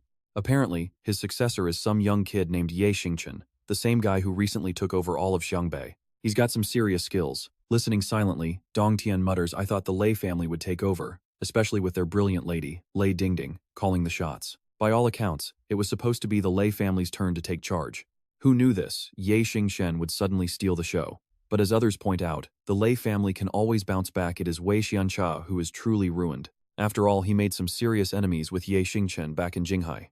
And now that the kid is the master of the Dark Star Hall, his rank completely eclipses him. His future days are going to be pretty rough." Ling Chao glares back in annoyance as a silent warning, and his men instantly shudder and shut their mouths. Then he starts planning, realizing that what his men said is actually pretty true. Though the Lei family had a history of bad blood with Ye Xingchen, they have incredibly solid backing. They do not worry about revenge, but I only have my heavenly crime hall. Fighting him is like throwing an egg at a rock. Maybe I should turn to the Lei family. Ling Chao rubs his chin in deep thought. The Lei family always loves playing dirty tricks. If he joins them, will they just turn around and backstab him too? Ultimately, he decides to leave things to fate. If Ye Xingchen pushes him too far, he will just invite that legendary powerhouse to step in and handle this. With that person backing him, even if Ye Xingchen is the master of the Dark Star Hall, he won't be able to touch him. Just then, someone calls out to Tian Yu. He smiles and announces that the official ceremony to appoint the next master of the Dark Star Hall will now begin. Xingzi looks at him with a serious expression, demanding, "Ye Xingchen, come up here." Tian Yu hands him a jade plaque, calling him a brat and declaring him the 38th Hallmaster of the Dark Star Hall starting today. From now on, every single matter within the Qinggang, big or small, is his to handle. He warmly advises that if anyone ever refuses to submit or shows disrespect to the Qinggang, he should wipe them out. Xingchen calmly agrees to the terms. Just as Xingchen goes to take the jade plaque, the old man grips it tightly, taking him by surprise. Tianyu whispers smugly, asking him to finally call him Grandpa. Xingchen just pouts and turns away, telling him to keep dreaming. He angrily complains, "My precious granddaughter married you. I handed over the master seat, and I cannot even get you to call me Grandpa once. Back when I helped get your little girlfriend into Xiangbei Academy, you actually called me that. Is my precious granddaughter and this entire master seat not even worth as much as your little girlfriend?" Xingchen snaps back, "Those are completely different matters. Do not mix them up. Feifei stays with me because of my own abilities, and this seat was a deal we made from the very beginning. I only had to become the boss of Xiangbei for you to hand this seat over. Why on earth should I call you Grandpa now?" They keep bickering as Tianyu says, "Fine, I change my mind.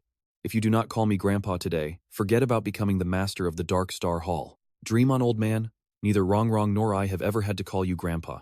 Do not expect me to say it again. Just hand over the seat and go enjoy a vacation, or better yet, go join our ancestors early." The others standing nearby do not dare to get between the two. Tianyu keeps shouting, "You brat. How dare you wish for my early death?" Yuanzhe cannot stand the bickering anymore and steps in to stop them. He tells them to save their arguments for after the ceremony. The two finally let go of the plaque as the elder approaches. He says, "Ye Xingchen, I have already heard about your situation from old Huang and old Mu. According to the rules of our founders, since you are taking over the Dark Star Hall, you must always put the Qinggang first. unless someone betrays us. Otherwise, you are strictly forbidden from using the strength of the Dark Star Hall against anyone within our own gang. He glances toward Ling Chao and asks what if they try to target me. Tianyu smacks him on the head and snaps, you idiot, then you fight back. And if all else fails, you can just start your own sect. After all, once you are officially the Hallmaster, how you choose to follow those rules is none of my business anyway. Xingchen casually brushes him off. Fine, I agree to this.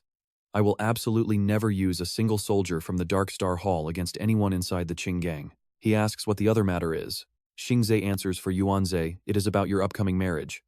Xingchen frowns in confusion. He goes on to explain that your father, Ye Tianlong, came to discuss your future with us quite a while ago, and so, we decided to use your inauguration today to announce another piece of great news. Xingchen is stunned to see his entire harem walk in Rong, Fei Fei, and even Xiao Ting. Even Li Yan is there, leaving him completely flustered. Why did the class monitor tag along too? Is she just here for the drama? Xiao Jun calmly explains this was all arranged between your father and my grandfather. For the sake of the gang's future, they want us to get married. He is totally shocked. A political marriage. Xingchen gets flustered, thinking they barely even know each other. Xiao Hu suddenly cuts in, telling him to take a call from his father. Xingchen looks completely dazed. Tianlong speaks over the phone in a cheerful voice. How is it? Are you happy with my arrangements? I even personally selected the makeup artists for your brides. Pretty good, right? Xingchen complains, what kind of game are you playing now? I am still so young. Why are you rushing me to get married? And what is this political marriage with the class monitor about? His father slowly corrects him, not marriage. Just get engaged first. Besides, this is for the future of your brides. And they have already agreed. Xingchen stands there, totally dumbfounded. His father casually adds, as for the alliance with the Mu family, just look at it as getting an extra wife. He angrily questions him, how can you be so reckless? Is your own son's future just something to be bought and sold? Tianlong basically leaves him hanging, saying that the deal is already finalized and done. You just need to decide whether to get engaged. I have other things to handle. He hangs up, leaving Ye Xingchen calling out. The sleek black luxury car continues rolling down the street as a tense voice suddenly echoes from inside. The original members of the Xingyao Association have fully gathered, and they have completely finished rebuilding the organization internally. As the young crew continues their endless chatter, we learn that Thien Wen Hall, backed by the Tuangbok faction, has been handed over to Master Ajioi. In addition, they just received some fresh intel regarding the Black Panther mercenary group. Currently stationed in the Golden Triangle, they are about to launch an assault to completely tear down the Lei family's power. Xiaolong sharply points out that hiring these mercenaries helps Ye Xingchen destroy the Lei family without breaking any gang rules. It is a good thing you came up with such a killer plan, but before he can even finish, he notices Ye Xingchen staring out the window, looking deeply troubled. Duang Tuan softly whispers a few instructions to the others, realizing they should probably give the young man some quiet space right now. Suddenly, his memories flash back to the past. Specifically, the day Ye Xingchen proudly stood before his entire harem and declared that he would get engaged and marry all of them. His expression was dead serious, but he made it clear that before any of that could happen, he still had one major thing to handle. He asked them to give him a little more time, while Mo Rongrong and Zhao Ting silently waited to hear what he was about to say next. He openly revealed his deepest desire to unite Tinhai and rebuild the Xingyao Association. Mo Rongrong, of course, had no intention of holding back the man she loved, promising they would wait for him. Ye Xingchen smiled warmly at her for a moment before turning his attention to their class monitor, Hyo Quan, to give her some careful instructions, telling her that even though they barely knew each other, he promised to treat her exactly like the other girls from now on, asking if she could also wait for him just a little longer. Hyo Quan hesitantly agreed, and snapping back to the present, Ye Xingchen closes his eyes tightly to sit back and quietly reflect on everything. But then, Zifeng suddenly drops a massive bombshell. Jack just contacted me to say the Bruce family wants revenge for Sabia, and they have already sent men to Jinghai City. Ye Xingchen coldly asks who it is, and Zifeng slowly explains that it is the young master of the Bruce family, the current boss of the mafia. His name is Sterling Bruce, and Jack wants us to help eliminate him so Jack can seize the top leadership spot for himself. Ye Xingchen remains completely silent throughout, absorbing every single detail of the plan. Once it is done, he promises to split half of the family fortune with us and give us their secret hideouts near Tinhai to help take down Sterling. Ye Xingchen quickly makes his call, declaring it a deal and leaving Zifeng in complete charge of handling the rest of the details. Turning to Xiaolong, he asks what moves Vilin Shi has been making lately. Now look closely at this, a sudden twist catches him completely off guard, making Ye Xingchen freeze in sheer shock. With a sharp command to stop the car, the tires immediately screech as the brakes slam hard. He eagerly shoves his way to the window to peer outside, leaving Zifeng and Xiaolong utterly baffled as they ask Ye Xingchen what on earth is going on. Ye Xingchen's face instantly turns completely dark, as if a heavy cloud of pure malice has suddenly swallowed up the entire space around them. Seeing Fuang Chi-hook right there only adds to his deep confusion. Why on earth is that guy showing up in this exact spot? Could he be looking for revenge after I completely crippled his power? Xiaolong quickly explains that the leader of the Trantian gang just arrived from the capital, often meeting with Vilin Xiu and the Tuang Ho gang club, raising Ye Xingchen's curiosity. He continues, explaining that they are the biggest faction within the Baiyun gang, running wild while we were away. Their leader, Quan Dai Ha, has been causing total chaos all over Tinhai. After pondering for a moment, Ye Xingchen calculates that this Quan Dai Ha must hold some serious insider intel regarding both the Bakvan and Trantian gangs. He decisively declares that they are going to track him down. Meanwhile, a luxurious villa comes into view under the beautiful, fading colors of the evening sky. Inside, the family gathers to discuss a major partnership when Lin Xue urgently addresses Elder Feng. Since Ye Xingchen returned, are you still blind to the reality? He is gathering manpower and has direct backing from the government. If this keeps up, we will all be wiped out sooner or later, but the old man still seems completely unconvinced. But Mr. Vai already pointed out that Ye Xingchen is now a branch leader of the Qing gang. Given his massive influence right now, how can we possibly stand against him? He confidently claims a dark turn is inevitable. Do not worry, Elder Feng. He might be a hallmaster, but he is still too new to freely mobilize the Qing gang power. We need to ambush him right now. If we wait until he actually rallies his forces, it will be too late. He rubs his chin thoughtfully as they begin dividing up the tasks. I will manage his backup and provide all the critical intel. Elder Feng, you focus on seizing his territory, and once we pull this off, we split the profits 30-70. They finally reach an agreement. All right, let us go ahead and do things exactly your way. Inside a VIP room of a high-end nightclub, flashing neon lights fill the room, giving the space a dreamlike vibe. Countless young guys and girls are gathered here to party and live it up in absolute luxury. Guandahi and his gang are in the middle of it when a massive commotion erupts. What are you guys doing? He immediately orders his goons to check it out. What is going on out there? Go look. But before his guys can even take a step, the heavy door gets blasted open, hitting one right in the face. Seeing this, the rest of the gang completely loses their minds in sheer panic as they scream, "Who the hell is that?" A shadow calmly steps over the mountain of knocked-out goons like they are nothing but trash. The remaining thugs charge straight at Ye Xingchen. They do not care who he is. They just want him dead. But these low-level goons are absolutely no match for his flawless throwing skills. You can actually see Guandahe sweating bullets as our hero slowly steps closer. Ye Xingchen casually sits right across from him. So, you are Guandahe? He casually flips his blade like it is a toy. I heard your Flying Tiger gang is the biggest faction here, so you must be close with Wei Xianchao. He stammers out his explanation. It is not like that at all. 3 months ago, he brought his men and forced our Flying Tiger gang into submission. I only swore loyalty to save my own skin. Ye Xingchen keeps digging for more information. Oh, then what is your connection with Fang Jishu? Hearing that name, Guandahe instantly shrivels up like a terrified turtle, his voice cracking with fear. Fang Jixu. Well, it is. Ye Xingchen is clearly not pleased with this pathetic hesitation. He suddenly throws a knife, barely missing the girl on the boss's lap. His voice drops to a chilling, threatening whisper as he slowly reaches for another blade. My patience is running thin, so you better start talking right now. Terrified, Guandahe falls to his knees and begins spilling all the beans. I will talk. Not long ago, Fang Jishu and Wei Xianchao met up to discuss a deal. They used me as a cover to host their secret meeting, but we actually have no real connection. Ye Xingchen ignores his excuses. What kind of deal are we talking about here?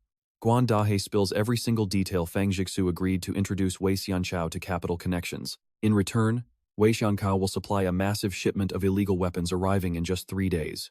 The deal goes down in the northern district of Jinghai. That is all I know. Please spare my life and let me walk away. Ye Xingchen studies his trembling face, silently forming a brand new plan in his mind. He was initially planning to put this guy down permanently, but this juicy intel makes him a perfect candidate for a double agent. He scoffs with a cold, mocking smirk. Fine, I will let you live today. Ye Xingchen leans in closer to Da, he warning him that since he leaked such critical info, both Fang Jixu and Ling Chao definitely won't let him off easily. But there's still a way out, just one. He must pledge his loyalty to the Xingyao Association. Xingchen guarantees him a peaceful life, but Da, he is just left standing there, completely baffled by this Xingyao Association. His eyes widen in absolute shock because he's heard of their president, Ye Xingchen, a legendary figure in the underworld. So, who exactly is he? Well, here's the big reveal. He's the legendary Ye Xingchen. Completely won over, Da he now swears absolute loyalty to the Xingyao Association, pledging to follow brother Xingchen through hell and back without a single regret. Ye Xingchen gives him some final, precise instructions. Then, he turns around and leaves the place. Now that they have a deal, Ye Xingchen takes his leave, telling Da he knows what to do next. Destroying the Baiyun gang will bring huge benefits. Da he promises, don't worry. Brother Xingchen, the moment I get any intel, I'll let you know. Da he watches his retreating figure. Deep respect. He wishes Brother Xingchen a safe trip. Later on, while Ye Xingchen and his crew scour the perimeter, a mysterious figure finally steps out of the shadows, calling him Hall Master Ye. Ling Chao casually strolls out, hands in pockets, pure confidence radiating from him. He sneers, saying he thought they'd never meet again after officially taking over the Dark Star Hall, delivering a cold threat with an extremely calm face. He mockingly asks Hallmaster Wei if his eager visit is just a death wish, but the only response is a sneering laugh. Haha, Hallmaster Yi really knows how to joke who would fight their own leader? He doesn't stop there, openly mocking him in front of everyone, boasting that even if he handed his head on a silver platter, Ye Xingchen wouldn't stand a single chance. Ye Xingchen already knew exactly what Wei Xiankao wanted, but he still asks a question to confirm. Since they are both Qinggang Hallmasters, he asks if this means he wants a real life and death duel. Talk about a total nightmare. This is the moment Ye Xingchen gets completely pinned down on all sides by Wei Xiankao's massive trap. He sneers grimly, ripping off the mask. Are we? After all, the two of us were bound to clash sooner or later anyway. Might as well settle this right now, he says, casually knocking out a reckless punk who rushes him, all while continuing his chat. Fine by me. Saves me the trouble of finding an excuse, but if you think these few weaklings can take me down, you should probably surrender. That comment clearly hits Wei Xianchao right in his pride, and he snaps his fingers to call in even more backup. Instantly, several more thugs emerge from the shadows, aggressively rushing in to join the brawl. But Ye Xingchen does not flinch at the numbers, showing off his insane speed by launching a flurry of deadly throwing knives. He just watches with a lit cigarette, saying the moment he heard the kid was here, he made preparations. He didn't just deploy the White Cloud gang. He even brought in heavy hitters from the Zentian gang. All of this is just to put an end to him right here, and while studying his map, he throws in a quick warning. Your Star Union backup route has already been completely blocked off by Fang Shixian. No help is coming. Tonight, Ye Xingchen, you are absolutely going to die by my hands. Elsewhere, Jishu is also casually watching the exact same feed until Ye Xingchen suddenly asks if that's really the case, throwing them both completely off. Seconds later, he loudly announces to the entire battlefield that the big fish has finally bitten. But get this, before the boss can even process what that means, a heavy military vehicle suddenly roars into view right behind his men.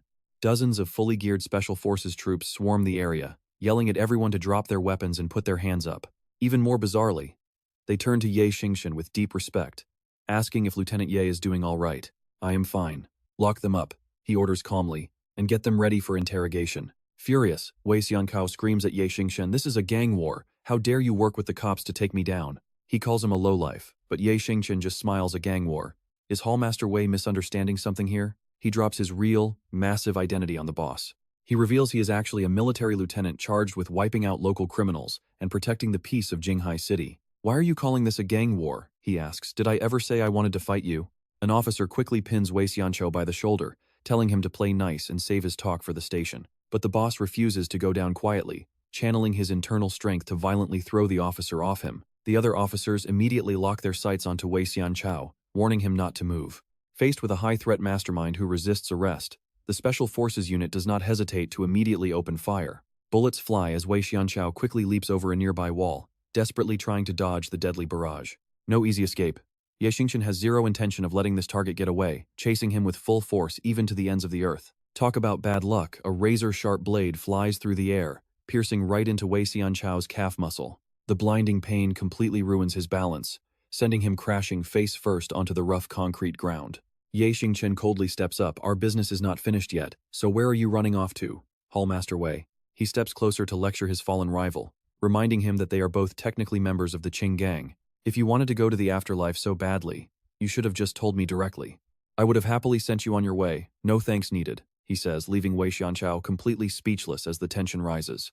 But a second later, the boss's lips curve upward into a dark, mocking smirk. The words that spill out of his mouth next make Ye Xingchen break into a cold sweat. He admits he actually wants to visit the underworld himself, causing Ye Xingchen to unconsciously gulp as a bad feeling washes over him. Tell him to save a nice spot for you down there. The rival sneers just as hidden assassins suddenly launch a strike from his blind spot.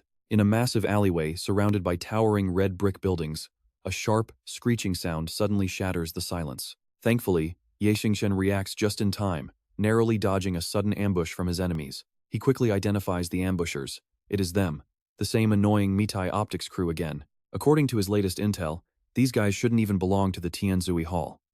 But right as Xingchen gets momentarily lost in thought, another assassin charges with blazing speed. Missed, Xingchen easily dodges the strike. His heavy blade slams hard into the solid ground. No pause. He immediately launches a quick counterattack, unleashing a deadly barrage of flying blades. They react incredibly fast, carefully shielding their vital spots from any of his lethal damage. Turns out, there are actually 3 of them, and the last guy was hiding in the shadows waiting to strike. He unleashes a powerful, precise kick. It hits hard, sending Xingchen sliding pretty far back despite his quick blocks. But get this, as he recovers, he senses that something is incredibly off. He scans the entire area, but there is absolutely no one left in sight. The enemies have already vanished without a trace, leaving Xingchen standing all alone in the quiet alley. Furious, he punches the nearby wall. Damn it! He grinds his teeth in sheer frustration. Damn it! Seeing him lash out like that, Xiaolong looks pretty worried about him. Xiaolong quickly steps forward to check on his teammate, asking Xingchen if he is hurt, while Yang Jun is much more concerned about their enemies. He answers in a hoarse voice, saying those Mitai Optics assassins suddenly ambushed him and rescued Wei Xiankao. They rescued Wei Xianchao. Hearing this, Xiaolong is left feeling completely stunned. Mitai Optics, he thinks back quickly. Could they be the ones who brutally beat up the Qilin team last time? Xingchen quietly nods as his bangs cast a dark shadow over his face, hiding his expression. He confirms it, and the two exchange a grim look. He turns to the tactical squad, asking how their situation is going. An officer reports, reporting to the commander. The troublemakers have all been arrested and are being taken in for questioning. Xiaolong looks incredibly serious now, noting they only captured some low-level thugs. Turns out Feng Jixu escaped during the chaos. And of course, right on cue, his phone starts ringing continuously. Xingchen listens closely to the panicked voice speaking on the other side. Brother Xingchen, we have a major emergency. Big trouble. Tianmen is suddenly under a massive attack, and they are about to completely collapse. Remaining calm like the others, Yang Jun notes that besides the headquarters, every single sub-branch is being attacked at the same time. Only Xiaolong breaks out in a sweat as a desperate scream echoes through the phone. This is bad. They are breaking in. Ah! Hearing this, the faces of all 4 men instantly darken as the air grows extremely heavy. The order is given to head back immediately, and the men quickly obey now. Understood. Elsewhere, Elder Feng stands relaxed in front of a giant glass window, gazing intently at the brightly lit city skyline outside. Suddenly, someone reports from behind that gang leader Wei is on the line. He takes this opportunity to mock him, saying that although Mr. Wei was supposed to stall Xingchen, he almost paid with his own life, which really does not look good. But the voice on the other end firmly reassures him. Don't worry, old Feng. I let him get the upper hand on purpose this time, but he won't be so lucky next time, he says in an ice-cold voice. If you do not send him to hell, Elder Feng, you better watch your back. He might make a major move. Elder Feng just lets out a sigh. You should focus on keeping your own head attached first. And as for Xingchen, well, it turns out Elder Feng already has a backup plan ready. I have already sent the gang's top elites, ensuring they are completely wiped out. At that exact moment, a group of massive, muscular men suddenly blocks Xingchen's path. Lan Feng steps forward, confidently greeting his old acquaintance, Zifeng, saying it has been a long time. He replies with an equally cold attitude, showing absolutely no friendliness toward Lan Feng. Tension fills the air once again as the two sides face off, with Zifeng quietly whispering a quick plan to Xingchen. Leave this place to me. You guys go reinforce the other branches before it is too late, which Xingchen immediately and quickly agrees to. He leaves him with a warning to be careful. Once they agree, the trio of Xingchen, Xiaolong, and Yang Jun immediately sprints in the opposite direction, causing Lan Feng's subordinates to shout out in pure frustration. Xingchen is getting away, but Lan Feng calmly stops them, telling them to relax. Someone else is already handling him, he says, glaring down at the sharp blade in his hand. Zifeng, I have been waiting for this exact moment for a very long time. He slowly raises his fingers, gently touching the deep scar permanently etched into his flesh. Back then you left this scar on my face. Today I can finally collect that debt, Tufong says, swinging his sword behind his neck with a terrifying look on his face. Is that so? Do you really think you can beat me? Because I do not mind adding a few fresh scars to your face. Meanwhile, Xingchen and his group keep racing through the winding streets and narrow alleys. Yang Jun feels a bit anxious, wondering if anything bad will happen to Tufong all by himself. But he chooses to trust his friend completely. If they survived that bloodbath on Enyok Long Street years ago, why would they fear a group like the Thinmon sect now? It is much better to focus on escaping this trap right now. He turns his head and asks his teammate, Trun Tiolong, if he has any brilliant ideas. With a nervous look, he explains that the Tianmon sect is run by 4 incredibly powerful branches, which are the Kim Ngu, Thun Long, Lam Feng, and Ngao Thian Halls.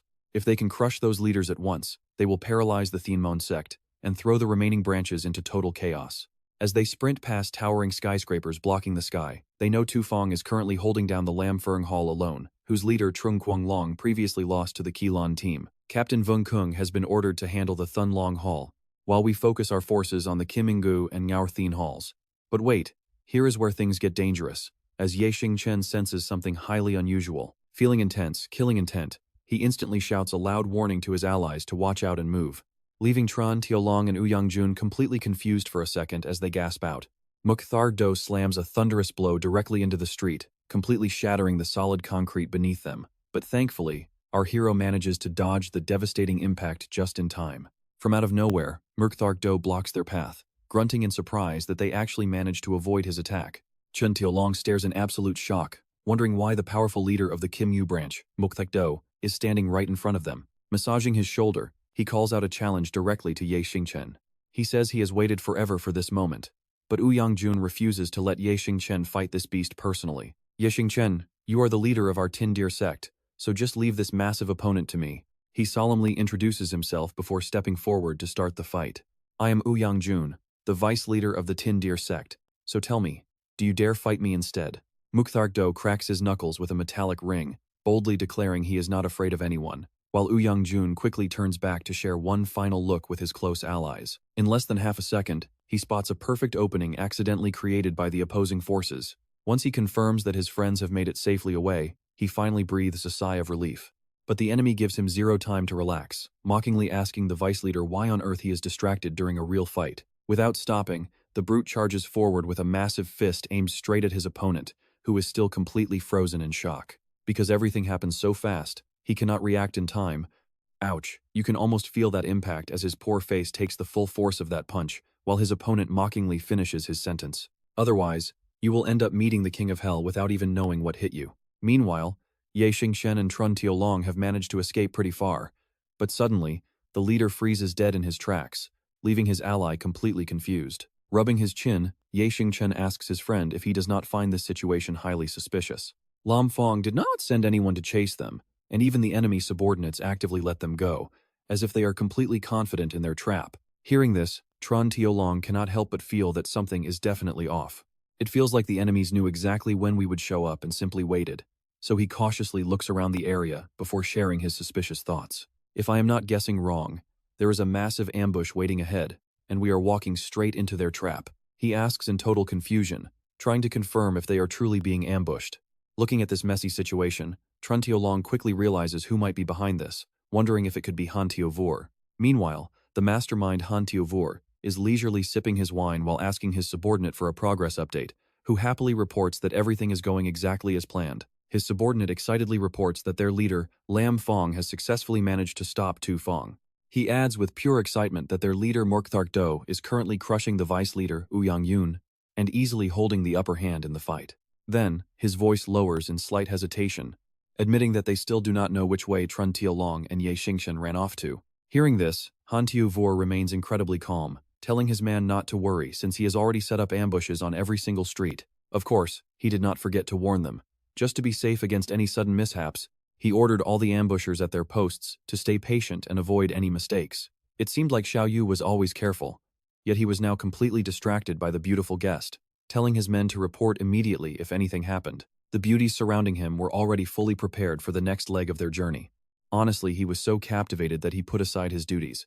No, report to me in 2 hours. Tell them to figure out how to handle it themselves first. Yes, young Master Han, the caller responded seriously. Meanwhile, Ye Xingchen is talking about him. Xiao Long, showing off his intelligence gathering skills, explained that Han Xiaoyu leads the Tianmen Association's Tianyi Hall. He is incredibly cunning, usually plotting for the Feng family. This sudden ambush from the Tianmen Association is almost certainly his mastermind scheme. Ye Xingchen's expression grew more serious than ever before. Based on your analysis, it is not just this road. I am afraid every single path around here has an ambush waiting for us. Hearing this, Ye Xingchen immediately studied every possible route. It seemed he had already formulated a clear strategy. Xiao Long, Do you know where this Han Xiaoyu is right now? Though unsure, Xiaolong still answered him. He is probably at the Bayou Pavilion. That is the Tianyi Hall's territory, and he spends most of his time there. Why do you ask? Remembering his past days of running, he smiled. I know a perfectly safe route. Want to go pay him a visit? Look at this. Over at the tense Qinglong bar, a brutal showdown between two rival hallmasters is about to reach an absolute boiling point. Zifeng landed a heavy punch on Lanfeng, but the opponent quickly swung his blade right back at him. Both fighters backed off to catch their breath, just long enough for him to notice a fatal opening in his opponent's stance. Even while gasping for air, Lanfeng mocked him. Look at your wounds, Zifeng. You are nothing like you used to be. Zifeng immediately snapped back, and you are still as arrogant as ever. As a sharp, deadly aura erupted from him, he prepared to strike. Lanfeng, I will only ask you once. Why did you launch a sneak attack on us? Lanfeng smirked with pure disdain. Why should I explain anything to you? Besides, what use is telling a dead man anyway? Zifeng gripped his knife even tighter, his mind completely made up on what to do next. Since it is like that, he declared coldly, I do not need to hold back anymore. This declaration pushed Lanfeng completely over the edge. Hold back? We will see who survives this. One single strike from my blade is more than enough to end you.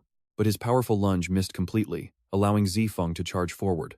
Spotting a glaring opening at Lanfeng's neck, Zifeng slashed it without hesitation. Lanfeng could only gasp out a few broken, fading words. I lost again. He collapsed onto the cold, hard concrete. Zifeng looked down at his longtime rival and whispered coldly, You lost again. A shocked voice pierced the dark night. Lanfeng is dead? It belonged to none other than Master Feng. Where is Ye Xingchen? Is he still alive? The subordinate continued to deliver his report. Apparently, Hallmaster Lan was so focused on killing Zifeng for revenge that he let Ye Xingchen slip away. Master Feng repeated in disbelief he escaped. This news made him take a deep drag of his cigarette, before slowly bringing up their tactician. What did Han Xiaoyu say about this? The lackey quickly replied. Young Master Han said that whatever happens, we must wait 2 hours before reporting to him. He probably has no idea yet. Hearing this was enough for Master Feng to realize that the kid was playing around again. With a grim face, he barked an order, contact him immediately and tell him to eliminate Ye Xingchen at all costs. Do not let him escape. The subordinate bowed respectfully. By now, the air around Master Feng was filled with intense anxiety. Ye Xingchen is too dangerous. Even if we hold the upper hand, as long as he lives, we can never truly win. We must eliminate this massive threat as quickly as possible. Meanwhile, an unexpected visitor arrived at the main gate, startling the guards. They immediately rushed forward, refusing to let him pass without a fight. Who could be showing up here at a time like this? It was none other than Ye Xingchen, always acting with deadly precision. Hearing the commotion, the other guards inside immediately panicked. What is going on? Go check it out. But the moment they saw who it was, their faces turned completely pale. It is Ye Xingchen. Suddenly, Han Xiaoyu's phone began vibrating on his nightstand, violently interrupting his sweet relaxation and leaving him deeply irritated. Did I not clearly tell you guys to only report back to me in 2 hours? The caller cut in frantically. Save me. Young Master Han. Ye Xingchen. Ye Xingchen is already here. Han Xiaoyu panicked instantly. What did you say? Before he could even process it, someone kicked his bedroom door wide open. The intruder calmly asked if he was Han Xiaoyu. Radiating a dominant aura, Ye Xingchen had successfully cornered the Tianyi Hallmaster. Sorry to ruin your mood, but I have 2 very important matters to discuss with you face to face. With just one look, Han Xiaoyu realizes his underling is lying on the ground completely lifeless, while Ye Xingchen stands there without a single scratch on him. I heard Brother Han is the mastermind who usually devises plans for President Feng. So this sudden raid by the Tianmen Association must be your handiwork too. Next, he questions him, just like Zifeng did back when he fought Lanfeng. Up until now, the Xingyao Association and the Tianmen Association have always minded their own business. Why attack us? Han Xiaoyu sneers coldly. He has no fear left in him. That panic from earlier? It is completely gone now. Ye Xingchen, why are you playing dumb? Everyone knows you want to completely unify the criminal underworld of Jinghai City. You already wiped out the Skull and Shenlong associations, leaving only Tianmen and Jinghai. For your grand ambition, would you really just leave us alone? Ye Xingchen's face darkens with every single word he speaks. War is inevitable. Sooner or later, it had to happen. So we struck first. That's why President Feng joined forces with Wei Shanchao. One keeps you busy, while the other takes over your territory. Han Xiaoyu completely spills every detail of their scheme, admitting they never expected Wei Shanchao to fail against you, forcing them to use Plan B instead. President Feng put me in charge of the battlefield, so I set up ambushes on every single street. But somehow you survived, ruining our next step. Then, lifting his chin, he questions Ye Xingchen back, asking if there weren't 2 things to discuss. I already told you everything about this one. What's the second thing? Murderous intent suddenly explodes from Ye Xingchen. The second thing. Before Han Xiaoyu can even react, Ye Xingchen swings his blade, declaring to kill you. Unfortunately, Ye Xingchen's surprise strike completely misses, and Han Xiaoyu uses his insanely agile movements to quickly slip away and escape. Even though Xiaolong was standing right there, his split-second hesitation costs him the chance, and he takes a hard kick straight to the chest. Being the leader, Ye Xingchen won't let Han Xiaoyu get away easily, shouting out where he thinks he's going. But his sharp blades fail to leave a single scratch, catching up, in no time flat. Ye Xingchen's closing speed is absolutely terrifying. But look at this, Han Xiaoyu has completely vanished, like he was never even there. With a grim expression, Xiaolong sighs that Han Xiaoyu is gone. Who knew that guy was as agile as a monkey, vanishing into thin air before they could even blink? Suddenly, Ye Xingchen shifts the focus, telling Xiaolong that Master Ajie's men should still be in Jinghai City. A bit confused, Xiaolong replies that they are indeed, since the original plan was for them to return to Xiangbei today to handle matters there. Ye Xingchen's mind races. He tells him to instruct those men to halt their return and immediately reinforce the other hallmasters instead. Since Han Xiaoyu fled, the Tianmen Association has no leader right now. We must seize this chance and launch a massive counterattack. He leaves Xiaolong in charge of the battle commands, but Xiaolong immediately asks what Ye Xingchen plans to do. With his bloodlust still boiling, Ye Xingchen says he is going to have a little chat with Feng Jianing. This completely terrifies Xiaolong. Are you kidding me? Going there completely alone when everything is in absolute chaos. Aren't you worried about Ouyang Jun and the others? Ye Xingchen's smirk is pretty clear as day. His voice is loaded with absolute confidence in his brothers. Xiaolong, how long have we been fighting side by side? How could you ever doubt their real strength? Right at that moment, Mushi lands a pretty devastating, crushing punch, right on Ouyang Jun. Staring at Ouyang Jun's battered state, he sneers, saying that as expected of the Xingyao Association's vice leader, standing tall after taking so many hits. He admits he slightly underestimated him. Then, a smug grin creeps onto his face as he makes an offer. The Xingyao Association is on the brink of collapse anyway, so why not ditch them and join our Tianmen Association? Your impressive skills make you a perfect hallmaster. Why go down with a sinking ship? But Ouyang Jun isn't about to let this guy look down on him, scoffing that the fight isn't over yet. Is he really that sure Tianmen will win? Ouyang Jun fires back with pure arrogance, telling him that Tianmen is garbage, and he should actually be the one begging to join them. Given your pathetic skills, you'd barely even qualify as a lowly janitor in our Xingyao Association. This completely pushes Mushi over the edge, calling him an ungrateful fool, and telling him not to blame him for being brutal. He immediately charges forward, shouting to take his fist, as he unloads a relentless barrage of heavy punches right at Ouyang Jun. Giving Ouyang Jun zero breathing room, Mushi strikes again, but right when you think it's over, a panicked underling suddenly ruins his momentum with some terrible news. He reveals that Hallmaster Lan was killed by Zifeng, and Ye Xingchen raided the White Moon Pavilion, leaving Han Xiaoyu's fate completely unknown, freezing Mushi in his tracks. What did you just say? Mushi roars, just as his phone starts ringing off the hook. Before he can even answer, a panicked voice screams through the line, begging him to reinforce them because the Xingyao Association is launching a massive counterattack they can't stop. Veins pop all over his face in pure rage as he mutters, "The Xingyao Association is counterattacking." Ouyang Jun, standing right there, overhears the chat and smirks, asking who just claimed the Jingju Association was about to collapse. He wonders if they want to rethink joining them while there is still time, but then, Mushitu's raging grip crushes his own smartphone into pieces. He growls at Ouyang Jun struggling, ignoring everything else as he wildly charges forward to kill him. He screams, "I don't know about my guild's fate, but you are definitely going to die here." Mushitu stares with pure contempt at this weakling, but a sudden shift in the air freezes him right in his tracks. Standing right before him is a perfectly healthy Ouyang Jun, completely catching him off guard. It turns out Ouyang Jun blocked that final blow easily, and now his entire aura completely shifts as he mutters, "I finally caught you." Before Mushitu can react, Ouyang Jun delivers a devastating headbutt, sending a massive spray of fresh blood from his mouth. His lackeys gasp in absolute terror, yelling for their boss while Mushitu struggles to comprehend what just happened. This kid was supposed to be a pathetic punching bag who could only take hits without even a chance to fight back. How did things change so fast? Fortunately for him, Ouyang Jun is happy to explain. He admits he took all those hits on purpose just to analyze the speed and angles of his opponent's strikes. Now that he has completely memorized his moves, Ouyang Jun clenches his fist tightly to deliver the final lesson. He loads up a strike far heavier than the last, yet Mushitu recklessly lunges forward anyway. Calling him a cocky brat who cannot possibly hurt him, Mushitu exposes a massive opening that Ouyang Jun immediately exploits. And he is not stopping there. He grabs him in a tight grip. He gives the thug some free flexibility training with a brutal slam, and finishes with a vicious kick that drags Mu Shitu's face right across the rough concrete, leaving the road clean. Barely conscious, his vision blurs into complete haze. The last thing Mu Shitu sees is Jun's designer leather shoe coming down, before everything goes pitch black. Elsewhere, another phone gets smashed as a boss roars in pure rage, "Damn it!" Feng Jiating completely loses his cool. Lan Feng is dead, Mu Shitu is finished, and Han Xiaoyu has run away. They are all completely useless. He growls that they are a waste of resources before screaming at the top of his lungs, "Where is Ye Xingchen? Is there any news?" he demands, as a terrified lackey bows low, whispering no, nothing. After taking down Baiyue Lu, Ye Xingchen disappeared, infuriating the boss. He screams out, "What did you say?" as his mind races to figure out his next move. With Ye Xingchen completely off the grid, could he be heading to reinforce the other branches? If I were him, which base would I back up?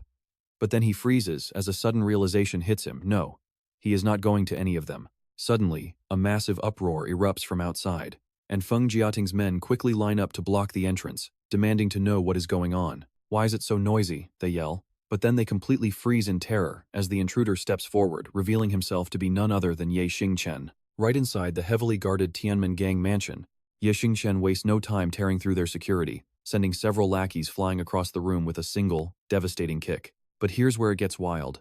The elevator dings, and another wave of mindless thugs charges out at him with furious battle cries.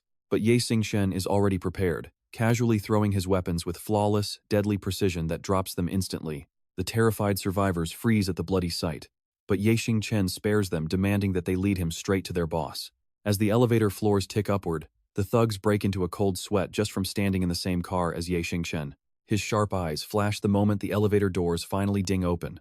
Waiting right outside is a firing squad of crossbowmen who immediately release a volley of deadly bolts, ruthlessly gunning down their own captured men in the process. Even their ruthless leader, Feng Jiating, joins the front line of the firing squad.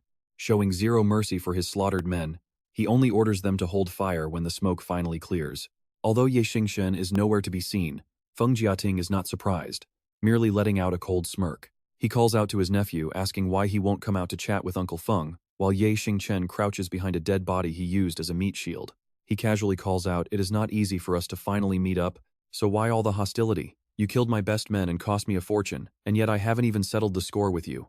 Though his words sound warm, his finger remains on his crossbow trigger, and his guards behind keep their weapons aimed. Feng Jiating hears no response from Ye Xingchen, but he doesn't seem to care. He mocks, "I am so sorry, nephew Ye, but I had to do this since a little rat sneaked into my room, and I absolutely have to deal with pests." A sinister grin spreads across his face, locking in his deadly intent. Feng Jiading tells him not to worry, promising he will kill that rat soon. But before the older man can even finish, Ye Xingchen hurls a dagger right at him. But Feng Jiadin is not going down that easily with his goons surrounding them. Instantly, his men raise their crossbows, but before they can fire, Ye Xingchen ignores the danger, grips his weapon tightly, and charges straight through. Unfortunately, that scoundrel Feng Jiading blocks the attack by using his own men as shields, and even takes advantage of the opening to mockingly tell Ye Xingchen to say his final goodbyes. But the arrows completely miss. Leaping high into the air with masterclass agility, Ye Xingchen instantly cuts down the useless guards who are just standing around. He nearly draws blood from Feng Jiading right then. Without a moment of hesitation, he presses the attack. A brutal kick shatters Feng Jiadin's shield, sending his knife flying and forcing the old man to recoil in pure horror. Feng Jiading doesn't just stand there. He draws his own blade to block the fierce onslaught, earning a cold snort of annoyance from Ye Xingchen. Look at that insane tension. Backflipping away, Ye Xingchen easily dodges the slash as the battle turns incredibly heavy. Feng Jiading sneers with utter disdain, telling his nephew that he is underestimating his old uncle way too much. He claims he never wanted this, but the kid is just too dangerous to live. Finally breaking his silence, Ye Xingchen points out that his father already passed the leadership of the Tianmen Association to him, yet his uncle is still trying to steal this territory. Since his uncle played dirty, Ye Xingchen won't play nice either, pushing the old man into a complete rage. The old man yells for him to die, swinging wildly and missing before taking a full palm strike from Ye Xingchen, though he uses his sword to barely stand. Pure rage. Feng Jiading is absolutely boiling with anger by now. Ye Xingchen hurls another flurry of throwing knives out of thin air, forcing the uncle to focus on blocking. This perfect opening allows our main character to strike right at the old man's blind spot. Even while dazed, Feng Jiading somehow manages to swing his blade at Ye Xingchen, but the gap in their power is just too massive, and Ye Xingchen easily counters him. Defeated and broken, the old man pathetically mutters that the kid is nothing but a brainless, cowardly rat. Even though he did it, Ye Xingchen actually feels a bit of pity. Apologizing to his uncle, Xingchen whispers that he originally wanted a peaceful resolution to their conflict. Staring at the lifeless body, Xingchen sighs, never expecting things to end this way. He pulls out his phone and makes a cold, low-voiced call. He tells Tianlong that he has officially taken care of Feng Jiading, ordering him to spread the news immediately and force the Tianmen Association to surrender or be wiped out on the spot. Meanwhile, overlooking the peaceful city skyline, Han Tiu-vor, who had previously fled, suddenly resurfaces on top of a high-rise building. It is a shame that the massive Tianmen Association has fallen so quickly in Jinghai City. Realizing there is no longer a place for him here, Han Tiu-vor knows he must find another way to make a living. But then, a group of shady figures suddenly approaches him. With just a single glance, he recognizes them as the Loi family from the Qingbang Gang, wondering what they could possibly want. The Tianmen Association descends into absolute chaos following Han Tiu-vor's escape and the death of Feng Jiadin. Their massive advantage vanishes in the blink of an eye. After just a single night of bloodshed, the defeated Tianmen Association finally bows down. This massive victory ensures that no other faction in Jinghai City will ever dare to oppose the Xingyao sect again. Now that order is established, the Xingyao sect has officially risen to the top.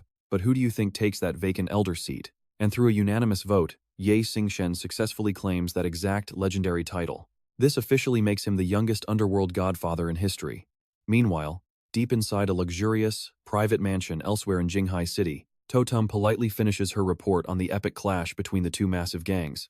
She softly asks if the young madam has any further instructions, while her mysterious master simply takes a deep puff of her cigarette. Exhaling a long, dramatic sigh, Tunlair laments that the old dog Feng Jiading was completely useless in the end. All my secret help was completely in vain since the Xingyao sect still crushed him. What an absolute failure. With an extremely serious expression, she immediately orders Totem to arrange a highly private meeting with Xingchen, which is accepted without hesitation. Deep in thought, Tunlair gets completely lost in her mind. To destroy the entire Tianmen Association in a single night and become the youngest underworld elder is wild. No wonder the old master values his strength. She realizes she must adjust her plans, otherwise her family's chosen candidate will never climb to the very top. Cut to Jinghai High School under the warm sun, where someone is currently struggling hard with a test paper, muttering, "What on earth is this garbage?" It turns out Ye Tianlong forced Xingchen into this, demanding he take the upcoming exam. He must score high to honor their ancestors, leaving our main character completely panicked, asking his dad what on earth he just said. Now, Xingchen can only panic in absolute terror. He is literally a respected underworld veteran in Jinghai City, the boss of the biggest Jinghao association in town, yet he still has to take exams, and worse, he cannot solve this question. There is not a single familiar face in this exam hall, making cheating completely impossible. Suddenly, someone whispers to him that the correct answer is B, and before Xingchen can even process it, the mysterious voice continues to murmur, telling him the next answers are A, D, and C, so Xingchen quickly scribbles them down. Heaven is truly on his side because he actually has a savior here. Her voice sounds so incredibly sweet, he is absolutely sure she must be some cute, innocent schoolgirl. Talk about massive luck. Grinning, he quietly whispers back to praise her, asking what the next answer is. Beautiful. Then comes a sight that completely shatters his soul. Oh my, big brother, you are so bad. Calling me beautiful makes me feel so shy. This instantly freezes Xingchen, a guy who usually fears absolutely nothing, sending him straight into a dry heave. The exam proctor instantly panics and yells, "Classmate Xingchen, what is wrong with you? Quick, get him to the school clinic." And finally, he stumbles out, looking completely defeated. It is over. Today's exam is totally ruined, and he has no idea how to face his father. He thought he had a sweet schoolgirl helper, but it was actually a hideous, ugly girl. Though right then, Xiaopu suddenly walks up to check on him. She asks if he is feeling all right, her soft voice immediately catching Xingchen's attention. Whoa, she looks genuinely worried about him, asking if he needs the school clinic since his face looks so pale. Now watch this, his eyes completely light up because a real deal beautiful girl is standing right there, not another nightmare. He chuckles and says, "Oh, it is nothing. I just ate something bad so my stomach is acting up." Hearing that, Xiaopu sighs in relief, but suddenly, Xingchen notices something else that is extremely important. He asks why she is out here, instead of taking the exam, and her eyes suddenly turn gloomy. She explains that she arrived late and got locked out, so she is just looking for a quiet spot to study her algebra. This got him thinking, missing an entire exam is seriously terrible, but if he had a similar excuse, maybe his father would not be so furious at him. Plus, getting to sit in the same exam room as this gorgeous girl would be amazing, infinitely better than being next to that ugly girl. A sudden idea flashes. Wait, sitting together. Exactly. He can just ask Principal Chi to transfer him, and while changing his grades is impossible, Changing exam rooms is an absolute breeze. Without wasting a second, he takes action. Telling her he just remembered something urgent, he says goodbye and runs off to find the principal. Minutes later, he arrives at the principal's office, confidently kicking the door open without even bothering to knock, calling out to Principal Chu that they need to talk. But the sight of two total strangers inside makes him freeze, and staring at Wu Yu, he blunts out, "Who are you?" The man has no clue who he is, snapping back that he should be asking the questions. Asking if he knows this is the principal's office, demanding why he did not knock, but our main character just scoffs, saying he is Xingchen from Class 7, here to discuss some serious business with Principal Chu, and whether he knocks or not is none of his business. This name makes the man snort, revealing that Principal Chu resigned ages ago. Declaring himself as the new principal, he demands that any discussions must be done strictly according to his own rules. But Xingchen only cares about the first part, demanding to know why Principal Chu resigned. This question only irritates Wu Yu further, who snaps that there are plenty of school secrets a mere student like him has no business knowing. Flexing his brand new authority, he tells him to get the hell out of his office right now, knock properly, and wait for permission to enter. Here is where things get tense. A terrifying murderous aura suddenly erupts around Xingchen as he looks back and coldly asks, "Or else what?" Unfazed by the threat, the man proudly pulls rank, warning him that carrying a homemade blade violates the school handbook. He threatens to expel him immediately, but Xingchen is definitely not someone who scares easily. He tells him to go ahead and try, daring the man to see if his pen is faster than his blade, and then, gritting his teeth, he demands the absolute truth about what happened to Principal Chu. Terrified, Wu Yu instantly loses all his confidence and spills everything he knows. He reveals that Principal Chu's wife fell seriously ill, forcing him to resign to take care of her, leaving the office to him. Shivering under the deadly pressure radiating from Xingchen, the man cowers, prompting our main character to finally sheathe his blade and temporarily spare the pathetic administrator, warning him that once he investigates this thoroughly, and if he catches even a single lie, Wu Yu will pay a devastating price. But now, it is time for his real request. "Since you are the new boss, let us get straight to the point. My current exam room is absolutely terrible, so you need to move me to a different one." Before he can even finish his sentence, Wu Yu eagerly nods and promises that it is absolutely no problem.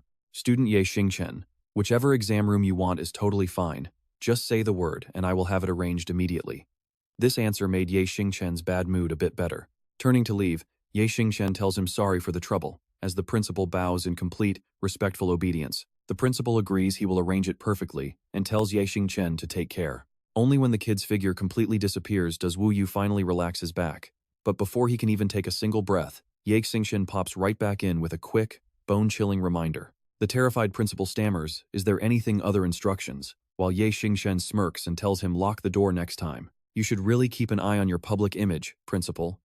And the old man quickly nods, swearing it will absolutely never happen again. Only now does Wu Yu finally have a moment to wipe away the cold sweat, staring at the shattered iron bar that almost ended his life. What kind of crazy student is this absolute monster? He wonders, and honestly, we are all wondering that too, as Xingchen suddenly freezes in the middle of a completely empty hallway. His razor-sharp senses have already picked up on something highly unusual. Xingchen steps out right in front of him, skipping the pleasantries to get straight to the point. She addresses him, "Mr. Xingchen. I serve the young mistress and am ordered to invite you to dinner tonight at a pre-booked location." Xingchen silently takes the invite, reading the message Qin Li sent him. "Mr. Xingchen, I am quite interested in your little secrets. Please meet me at 9 p.m. tonight at the Sufei Hotel, room 1207, she writes, attaching a private room key. By the time he looks up, Xingchen has already vanished into thin air. But Xingchen doesn't care, focusing entirely on the card in his hand, Sufei Hotel. The Jinghai district at night is absolutely gorgeous, glowing under vibrant city lights. Xingchen arrives at the Sufei Hotel completely alone at the scheduled hour, and finding his way to room 1207, he uses his key to easily slide the door open. Noticing his caution, Qin Li smiles and speaks up, "No need to be tense. Mr. Xingchen, there is absolutely no one else here besides me." Her seductive charm completely fills the room, nearly giving even a guy like Xingchen a massive nosebleed. He quickly backs up, protesting, "You dressed like this on purpose, didn't you? You promised there was something here I would be highly interested in, so do not even think about playing games with me." To his surprise, she gets bold and leans in. "What? Does my body not excite you at all?" Honestly, the poor guy is bleeding out from the sheer hotness, and it is definitely not a lack of interest. But shaking it off, he warns her, "If you are trying to seduce me, wake up, because I already love someone else." His cold rejection clearly catches Qin Li off guard, so she drops the act and gets serious. "All right, playtime is over, let's get down to business." Laying out her cards, She formally introduces herself. My name is Qin Li, and I am the true mastermind behind the entire Feng family. When the Tianmen Association clashed with the Xingyao sect, I was secretly backing them to help eliminate you and your friends. Hearing this shocking revelation, Xingchen instantly tenses up, radiating a thick, terrifying aura of pure, murderous intent. He asks if she is here to avenge the Tianmen Association, but she remains completely calm. Relax, Mr. Xingchen. Revenge is not my goal. I only backed the Feng family because I had some use for them. She says she invited him tonight to propose a partnership, and as Xingchen raises his doubts, she adds, in this world, only shared benefits last forever. We need your unique strength, Xingchen, and you definitely need our resources to back you up. If we partner up, she promises, I can personally guarantee my organization will turn a blind eye to all your future activities, ensuring nobody ever causes you any trouble again. She even brings up the painful struggles he had to endure in his past. Surely someone of your caliber, Xingchen, has no desire to get caught in a trap set by your hidden enemies. You do not want to end up behind bars or forced to flee your own home, do you? So give my proposal some serious thought. Cutting straight to the point, Xingchen asks what she actually wants from him, prompting a playful smile from Qin Li as she lays out her terms. Forget the bad blood with the Tianmen Association. Let us just be friends who can call on each other whenever we need a hand. Such an incredibly simple condition catches him completely off guard, making him ask if that is really all she wants as she slowly nods. Xingchen pushes further, asking if she wants money, territory, or something else. But Qin Li just raises an eyebrow with a soft, teasing pout. I was actually hoping you might stay the night, Xingchen, since I get so terribly lonely in a big room like this. Seeing how incredible your physical combat skills are, I bet you are just as skilled at handling other delicate matters. Talk about a massive plot twist. This seductive trap hits him like lightning, but keeping his mind sharp, Xingchen quickly delivers a very firm rejection. No thank you, he stammers. I am still a high school student with exams tomorrow, so I really cannot stay.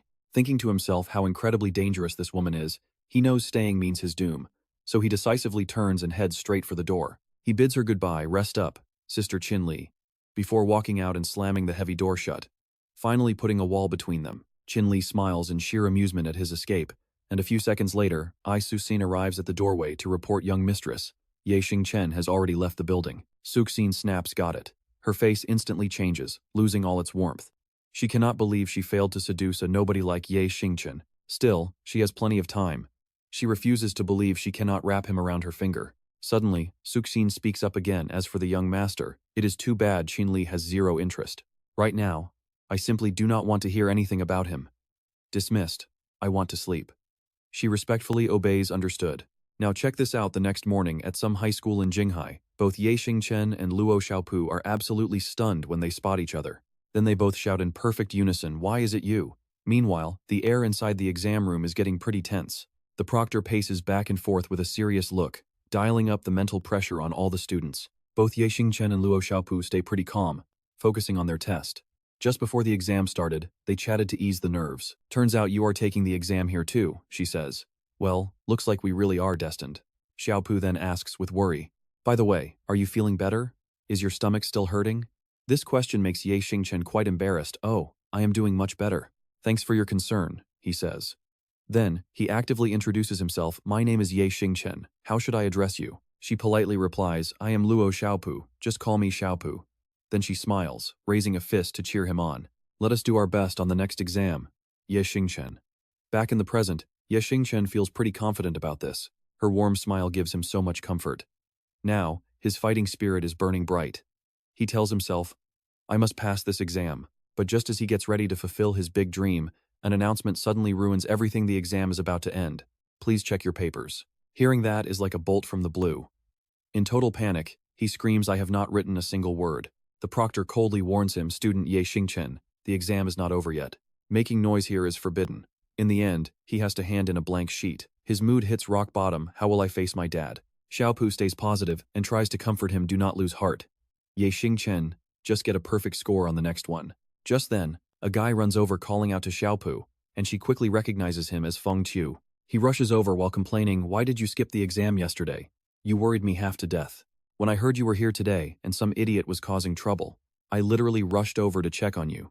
Looking suspicious, he points his finger straight at Xingchen. Hey, did you mess with Xiaopu during the test? Look at what kind of loser you are. If you ever dare to bother Xiaopu again, I will personally break you.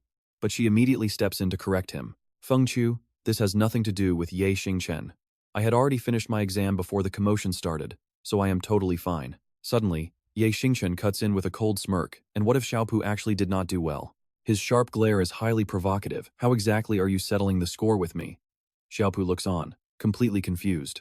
Our triggered Feng Chou starts cursing you trash, tired of living? I am going to show you who you are messing with. He screams at the top of his lungs for Brother Long. Suddenly, a massive, muscular guy in a tank top stomps over to ask what is going on. Everyone's eyes are locked onto Xingchen, but he doesn't even flinch.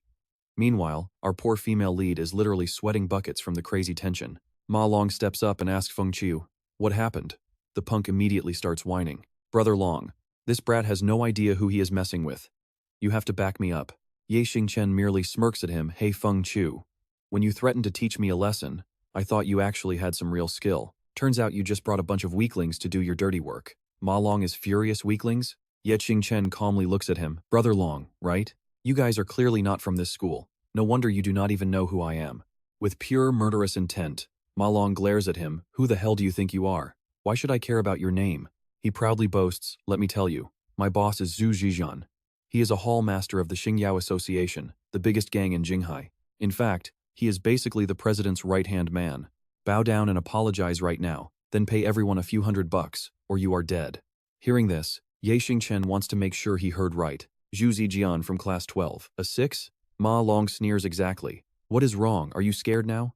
Xingchen's face turns slightly amused as he pictures that idiot. Since when did that guy become a hallmaster? And close to me? He decides to teach this arrogant punk a lesson, so he calmly makes a request. "If you need money, that is easy. But how about you call your boss over here?" Ma Long sneers. "Who do you think you are to meet my boss?" But before the guy can even finish his sentence, Xingchen suddenly delivers a massive slap. Feng Chiu, standing nearby, is completely frozen in shock. Xingchen proudly commands, "Did you not hear me? Get Shu Zijian over here right now, and do not make me repeat myself." Ma Long clutches his swollen cheek, glaring in pure fury. "You brat, how dare you strike me?" Xingchen immediately slaps him again in the exact same spot. This time, he completely loses his balance and goes crashing right into the tables and chairs. The others stand there jaw-dropped, unable to process the shock. Finally, snapping out of it, Hansha takes charge and yells he dared to hit Ma Long. "Get him, boys!" They swallow their fear and charge forward, while their leader stands safely in the back to watch. Xingchen casually raises his hand and slaps the first guy who gets close, twisting his face. He doesn't even move an inch, easily handling them before nonchalantly swinging his arm to deliver a brutal side blow to the next guy's head. Look at that absolute dominance. This one-sided beatdown completely freezes Hansha and Fong. Thursday cold sweat drips. As Xingchen gestures toward them, his face turns pale, and his body shakes. Right when he is about to finish them off, Hanka panics and surrenders. Wait, let me do it myself." He quickly slaps his own cheek with a loud smack, terrified that a second of hesitation will get him obliterated by Xingchen. After slapping himself, he winces and rubs his sore cheek. But Xingchen isn't satisfied and slaps him right back, sending him flying. Hanka lets out a painful shriek. Clinging to each other, the bruised gang tries to run away, but their leader still tries to act tough. "Just you wait, kid." Xingchen mockingly warns them, "And you better make sure to bring your actual boss, Tutu Kiern, along with you next time." Fang Thu doesn't dare to utter a single word, while Hu Fa can only give a tense chuckle. As silence falls over the room, Xingchen turns his gaze toward him. "All right, classmate Fang Thu, didn't you say you wanted to teach me a little lesson? I am waiting." Shivering in fear, Fang Thu scratches his head as sweat pours down his face. "I was just joking. Since you know Hu Fak, we are basically friends, and friends don't fight each other, right?" Seeing how quickly he changes his tune, Xingchen decides to let it slide. "Fine, if we are friends, I will let today go, but do not let there be a second time." He turns to say goodbye to Hu Fak, saying he has things to handle and will see her at the next exam. Still dazed, she answers mechanically, "Yeah, take care." Once he leaves, Fang Thu immediately whispers to her Hu Fak, "How on earth do you know a guy like that?" She answers, "Honestly, I don't really know. We just crossed paths, chatted a bit, and ran into each other at the exam hall today."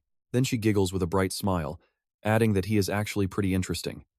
Meanwhile, Xingchen walks silently down the corridor. Gazing down at the school, he realizes it has been a long time since his last visit. Everything has changed, the principal is new, the scenery is different, and every single face in the crowd is completely unfamiliar. He clenches his fist so hard his veins pop, softly muttering her name, Miss Toe. Just then, a heavily bruised Ma Long returns with a whole gang. "Found you! Where are you running, brat?" He grinds his teeth and bellows, "You humiliated me in front of my boss, and I won't let you slide this time." Ye Xingchen, annoyed by the interruption, frowns. "You guys got here fast. Didn't I tell you to bring your big boss, Tutu Kiern, along too? Are you ready to catch a few more slaps from me?" As Ma Long smirks triumphantly, the figure behind him slowly steps forward. "Heard you were looking for me?"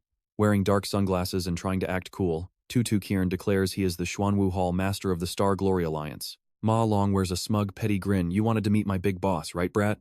Well, here he is. Let's see you act tough now that my boss is here. There is absolutely no way you are getting out of this." Tutu Kiern sneers. "How dare you lay a hand on anyone from our Star Glory Alliance? If we report this to our alliance leader Thun, you won't even see tomorrow's sun.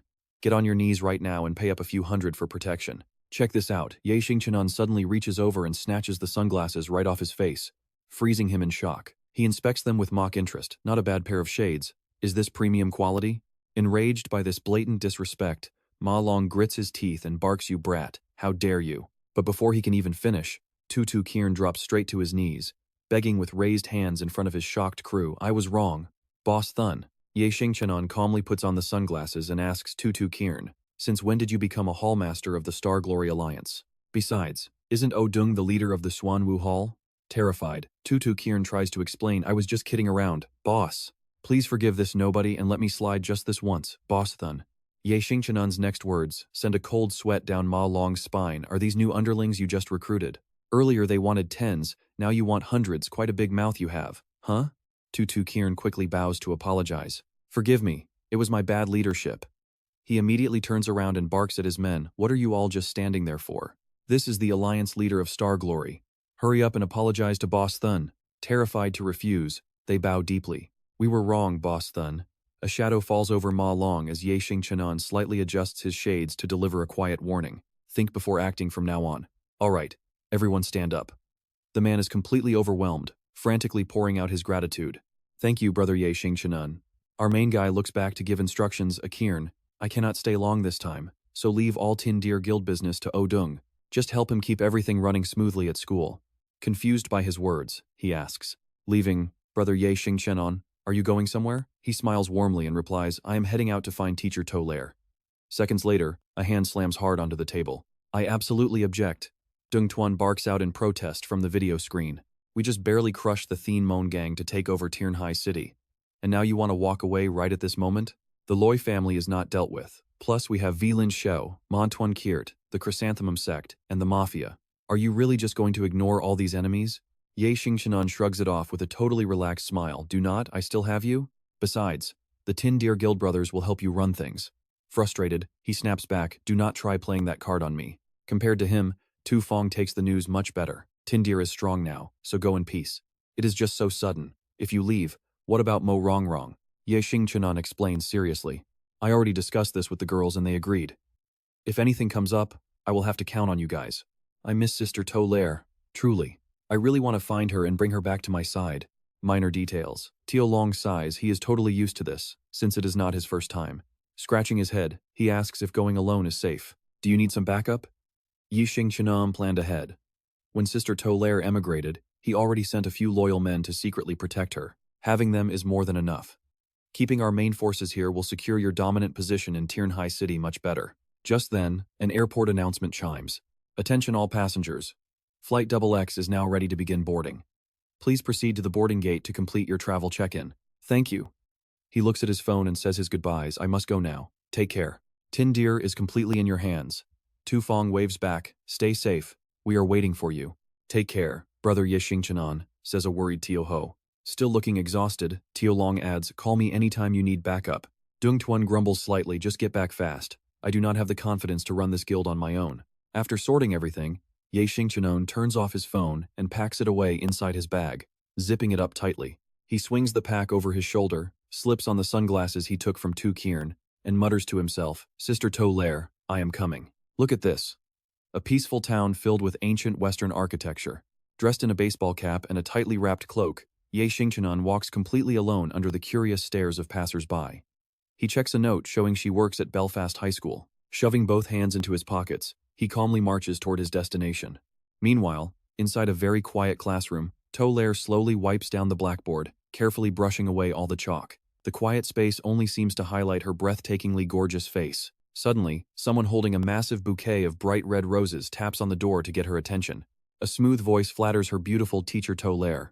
That sad look on your face really does not suit you. Bonanno smiles smugly, trying to act like a perfect gentleman.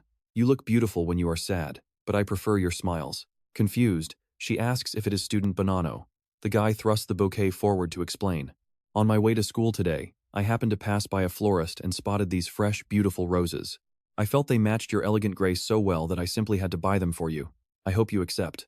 Extremely uncomfortable, Tolaire stays completely silent, unsure how to handle this. Eventually, she politely turns him down. Sorry, student Bonanno, but I cannot possibly accept such a formal gift. She quickly turns to leave him standing there, adding that she cannot accept things without a proper reason. These flowers are better off with the other girls. I have work to do, so excuse me. Bonanno fakes a polite smile and tries to insist. You are being far too polite, teacher Tolaire. I only wanted to become closer friends with you. If you do not want this rose bouquet, you can just throw it away. But at least let me walk you home to show my sincerity. He even shamelessly throws in a veiled threat. Security is pretty bad around here, and you surely do not want to meet with any trouble on your way home. Suddenly, a loud crash outside startles him. Here is where the chaos starts. Bonanno and Tolaire rush over to investigate. Down in the courtyard, Xingchen is casually resting his foot on a sleek sports car as a crowd watches. The sight makes the guy bulge his eyes out in fury. Who the hell dared to smash up my car? Xingchen smirks with pure contempt. Who said I smashed it? Your car is parked terribly, blocking my path and making me trip. And now you want to blame me? Recognizing that face, Tolaire gasps. Why on earth is he here? I must not be seeing things. His face is twisted in pure rage as he walks down, thinking, just you wait, you little brat. I am going to ruin you. She rushes to stop him, calling out in a total panic as she chases after him. Wait, please wait, student Bonanno, student Bonanno. Please wait a second, student Bonanno, she cries out, but his blinding rage completely blocks out her voice. But here's the crazy part. Xingchen is still just sitting on the hood, waiting, which makes Bonanno snap even harder. Tulae finally catches up, asking why he did that, but Xingchen just smiles warmly and says, Big sister, it has been so long. I came to take you home, he adds. She bites her lip in deep thought while Bonanno stares suspiciously, asking, Sister, are you two actually siblings? Xingchen nonchalantly takes off his hat to reveal his face, saying, I saw everything you did. You think you are pretty tough, do you not? Leaning against the car, Xingchen mockingly adds, You really think you can drive my sister home in a cheap piece of junk like this? Talk about not knowing your place. Bonanno grits his teeth, repeating the word junk while trying to keep his cool and figure out who this guy is. The guy just shows up, immediately starts talking trash, and keeps calling Tulae his sister. Could he actually be her younger brother? He glances back at Tulae with deep suspicion, thinking to himself that he secretly investigated her, and she has always lived only with her parents. He has never heard of any brother, yet looking at her face right now, she definitely does not seem to be faking her reaction. Could it be some distant relative? Suddenly, Xingchen grips Bonanno by the shoulder with a murderous glare, demanding, Hey, why are you not answering my question? Why are you staring at my sister like that? Do you have some dirty designs on her? Bonanno quickly fakes a smile and says, Absolutely not. I was just happy to see you two reunite. So I was trying to think of a nice, quiet spot where you guys could catch up. Xingchen completely brushes him off, asking, How old even are you? Since when did my sister and I need you running our lives? Tulae quickly interrupts, saying, Xingchen, do not be rude. This is student Bonanno. We first met back at a bar, and he actually looked out for me quite a bit here, she explains, making Xingchen obediently let go. Fine. Whatever you say, big sister, I will do, Xingchen says, making Bonanno curse silently at how fast the kid flipped his attitude. Bonanno starts plotting, thinking that a hot-headed, arrogant kid like this is actually easy to handle without having to force anything. If he just lets the brat act wild, Tulae will definitely start looking at Bonanno in a much better light. He turns to her with a warm smile, saying, It is totally fine, Miss Tu. He is just worried about you, and I actually like kids with his attitude. Xingchen gives him zero face, snapping, I have absolutely no interest in men, so beat it, forcing Bonanno to tell himself to just endure. It is all for Tulae, he thinks. The kid is just a bit hot-headed, exactly like he was. So, trying to clear the awkward air, he makes an offer. Since your brother came from so far away, Miss Tu, please let me treat you both to a nice dinner. That way you two can catch up, he adds. But Xingchen instantly flips his attitude, yelling, Free food, sister, let us go. I heard New York has tons of high-end spots I have never seen, he says, before smirking at Bonanno. Hey, brother-in-law, you look like a total street thug. but your character is actually pretty decent. Now hurry up and take us, he demands, leaving Bonanno completely stunned by the words brother-in-law. He laughs it off, saying, no problem, order whatever you want, it is on me, while secretly loving how good the word brother-in-law sounds. The kid is way easier to deal with than he thought. He thinks marrying Tule is just a matter of time, but you and I know he is walking straight into a trap. You really think you can get close to Tule? Xingchen thinks, well, I am going to eat until you are completely broke. Soon, night falls, and a crescent moon hangs in the sky. Standing by the car door, he waves, saying, thanks for driving my sister and me back, brother-in-law. That was easily the best meal I have ever had. Xingchen smiles, before casually adding, oh, by the way, I accidentally broke your ride earlier. But at dinner, you did promise to buy me a brand new one when the time is right, did you not? Bonanno just stammers in shock. He promises to deliver it first thing tomorrow morning, and Xingchen fake laughs, saying, you are the best, brother-in-law. I will not even play polite. Next time is on me, Xingchen adds, leaving Bonanno to frown as he realizes that single dinner just cost him over 10 million. This kid is absolutely ruthless, Bonanno complains, and now he even wants my brand new limited edition race car. Catching a glimpse of Tule's gorgeous face in his rearview mirror, he decided to just swallow the pain, telling himself to let it go. What is a few million anyway, and he can always buy another car, especially since today secured his spot in her heart a bit more. As Bonanno starts his engine and drives off, Xingchen watches him go before turning to her, warning, sister, do not stay here. She looks confused, asking, what? But his face turns dead serious as he asks, you never gave him your address, did you? So how did he know exactly where to drop us off? He asks. And that is when she suddenly realizes, has he been stalking her this whole time?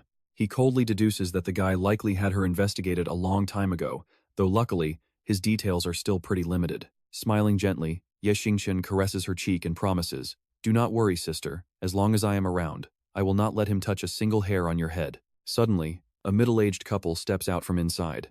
Suli happily calls out to them, Mom, Dad. They notice Xingchen standing there. He politely bows and introduces himself, hello, uncle and aunt. I am Xingchen, and I traveled all the way from Jinghai City just to visit Suli today. The name sounds pretty familiar to him, Xingchen. Are you Suli's former student? Su Qi asks, and Xingchen confirms it. Instantly, the old man's face turns sour as he furiously barks at him to leave. Get lost, Su Qi yells. Don't you dare pester our Suli. Xingchen completely freezes, shocked by this incredibly hostile reception. Su Dian softly tries to calm her husband down. That's enough, dear. This young man traveled a long way for Suli. Who treats guests like this?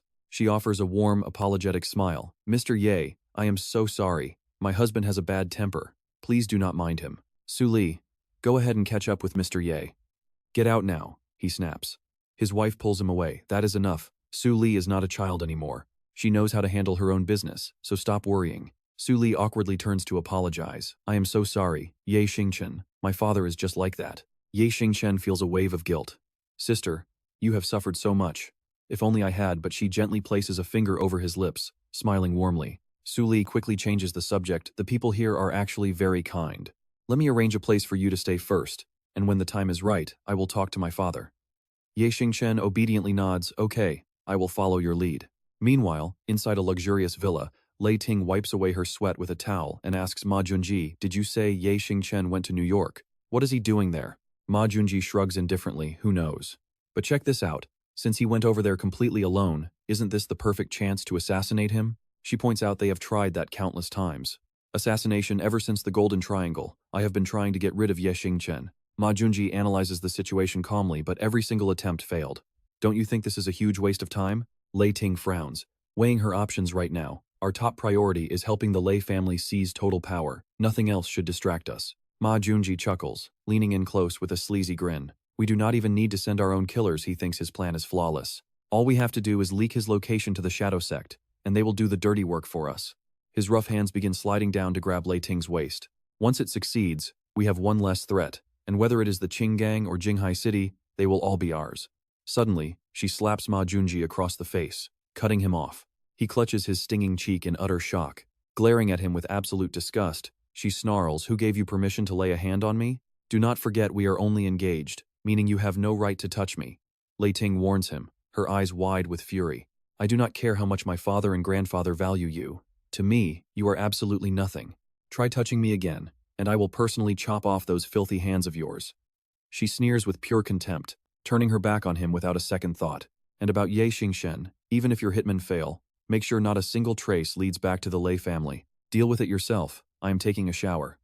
Ma Junji punches the wall in a rage, barely holding back his anger for the sake of his future. That arrogant woman. Striking me, then refusing to even let me touch her.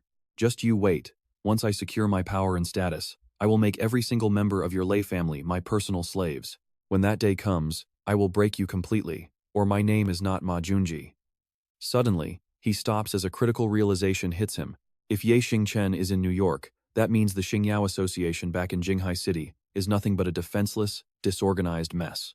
Ma Junji quickly pulls out his phone. If I cannot kill Ye Xingchen yet, surely I can crush his Xingyao Association. Destroying them is the ultimate way to secure my position, is it not?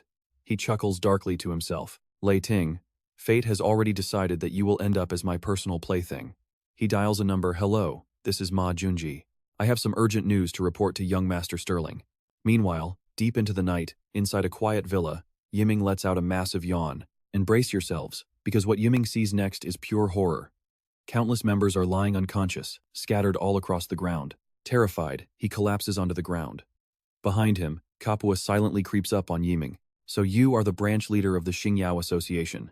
Yiming's face turns deadly pale as Kapua slowly draws his razor-sharp blade. We are from the Black Hand Mafia, and young Master Sterling ordered us to bring your group a gift. He creeps out a sick smile, licking the blade. You must accept this present. It is a quiet morning at Dragon B, where the core members of the Xingyao Association gather to review some documents. Yang Jun looks incredibly tense. Ye Xingchen just left, and yet branch leader Yiming has already been murdered inside his own villa. Isn't this an absolute, direct challenge to the power of our Xingyao Association? Xiaolong seriously analyzes the scene except for the chief. The entire family and all their guards were completely wiped out, likely with a blade. There are no signs of a struggle here, meaning the enemy silently took out our people with a flawless stealth assassination. He frowns, wondering if the Lei clan did this, but Xiao Hu thinks the Black Hand Gang did it. Zifeng immediately shuts that down, saying he knows the Black Hand Gang too well since they always prefer efficient guns over slow blades. Xiaolong reads the latest reports, guessing it might not be the Lei clan. He managed to secure the Lei clan activity reports from the section leader. They have been too busy expanding their own territory lately to target us, which makes him suspect the Black Hand Gang even more. No way. Did that absolute bastard Sterling really make a move this early? Suddenly, his phone buzzes with an incoming call, bringing a satisfied smirk to Xiaolong's face as he suggests they simply go ask them in person. He quickly briefs the team. He just got word that Sterling's top general, Kapoor, is currently hanging out with some goons at the Blue Sky Bar. Hold on, because Xiaolong is carefully calculating a dangerous move to confront them directly and wipe them out if they are actually guilty. If they are innocent, they can still use them as bait to force Sterling out. The others listen silently, knowing they already crossed the Black Hand Gang by killing the Brew clan's third young master at Tuangbak Academy. They might as well rip this threat out by the roots and eliminate the eldest young master Sterling too. That would send a clear warning to the Black Hand Gang and save them tons of future trouble. Zifeng still has some major doubts because Sterling is smart and would never let his top general expose himself this easily. Besides, is an elite general like Caper really going to be that easy to handle? Xiaolong just gives a smug grin, saying he already has a plan. While over at the Tu family villa, Ye Xingchen sits opposite Tu Qi. Ye Xingchen deeply confesses his feelings, begging Tu Qi to let him marry Tu Lei, promising to treat her with absolute care. But Tu Kai snaps back instantly, angrily asking who Ye Xingchen is calling father. He declares the prestigious Tu family would never marry Tu Li off to some low-life trash like him. He slams a strong bottle of liquor on the table, setting a hard condition that unless Ye Xingchen outdrinks him, he can forget about Lini. Ye Xingchen is completely baffled, wondering if prestigious families should be testing arts and poetry instead of slamming down heavy bottles. Takai snorts, asking what a kid like him even knows, and demands to know why prestigious families cannot drink. He claims drinking has its own deep culture that rivals any poetry, which leaves Ye Xingchen totally speechless since he has never heard of such a thing. The old man is clearly trying to corner him, warning that this liquor is incredibly strong if he is too scared to drink. But Tu Kai silently plots a backup plan, knowing that even if the kid drinks, he still will not let him near Lini. He believes drunk words reveal the honest truth, so he aims to get Ye Xingchen wasted so Lini can see his ugly, true colors. Ye Xingchen grits his teeth, challenging him right back, asking who is afraid of a little drinking as he accepts the challenge. He swallows his pride for the ultimate goal, mentally telling the old man that for Tu Lei, he will drink himself to death if he has to. You can practically feel the tension, and 50 minutes later, both of them are flushed red and completely wasted. Even though Takai is drunk, he still remembers his plan and mockingly limits him. He completely slurs his words. calling his beloved daughter Lini a priceless, cherished treasure that he will absolutely never hand over to some kid like him. Xingchen slurs back, agreeing that Tulei is indeed a priceless treasure, before turning the tables with a cheeky question. He asks if he is not also his own father's priceless treasure, and the hazy old man slowly nods in drunken agreement. Xingchen quickly sweet-talks the drunk man into agreeing they are both priceless treasures. He argues that together they will make two treasures, leaving the old man utterly dazed. The old man naively raises two fingers, counting them out before bursting into a joyful laugh at this flawless logic. He happily agrees to their marriage, but suddenly, a bouquet of red roses slams to the floor. Banano stands there in complete shock, yelling out to ask what kind of marriage this is. Is it really you? Xingchen instantly sobers up with a dark, cold glare. A confused Tukai wonders who this is, while minutes ago, Banano was holding those fresh morning roses. He had secretly planned to use the massive feast he bought her brother yesterday as leverage to ask Tuli out. He was certain she would say yes, ready to strike while the iron was hot before eagerly ringing their doorbell. Sudi quickly walks up to the door and knocks. He puts on a polite smile, greeting the woman. Auntie, I'm a good friend of Miss Su Li. Is she home? She immediately welcomes him warmly. So, you are a friend of Su Li. Please come inside. Su Li is in her room. Wait in the living room for a bit. He replies cheerfully. Thank you, Auntie. From inside, a slurred voice drifts over. Uncle, aren't you about to get two priceless treasures? Banano grows suspicious. Is that his brother-in-law's voice? Why is he talking nonsense? He looks in and sees Xingchen sitting across from Su Qi, who burps heavily. That makes sense. Burp. He agrees dizzily. The marriage between you and Su Li, I approve. Wait. Hearing this, his face completely pales, and the flowers slip from his hand in shock. He can't believe it. Growling what? Marriage? The sudden noise grabs their attention. Banano points blankly at Xingchen. Wait, aren't you supposed to be Su Li's cousin? Xingchen's expression immediately turns dark. It's you. Su Qi also frowns in confusion. Who is that? Now Su Di realizes this so-called cousin, Xingchen, is not related to them at all. Enraged, he grabs his collar to threaten him. You fraud, you dared to scheme with Su Li to trick me. I am the eldest young master of the Noah family, one of the 5 great families here. Do you even know what the consequences are? Xingchen darkly grabs his wrist, locking him completely in place. Of course I know you are the young master of the Noah family. But so what? A sudden sense of danger makes Banano stumble back. Is this kid not afraid? His entire body is radiating a freezing aura, pure killing intent. How can he possess such terrifying killing intent? Who on earth is this guy? Breaking out in a cold sweat, he stutters in pure fear. Who are you?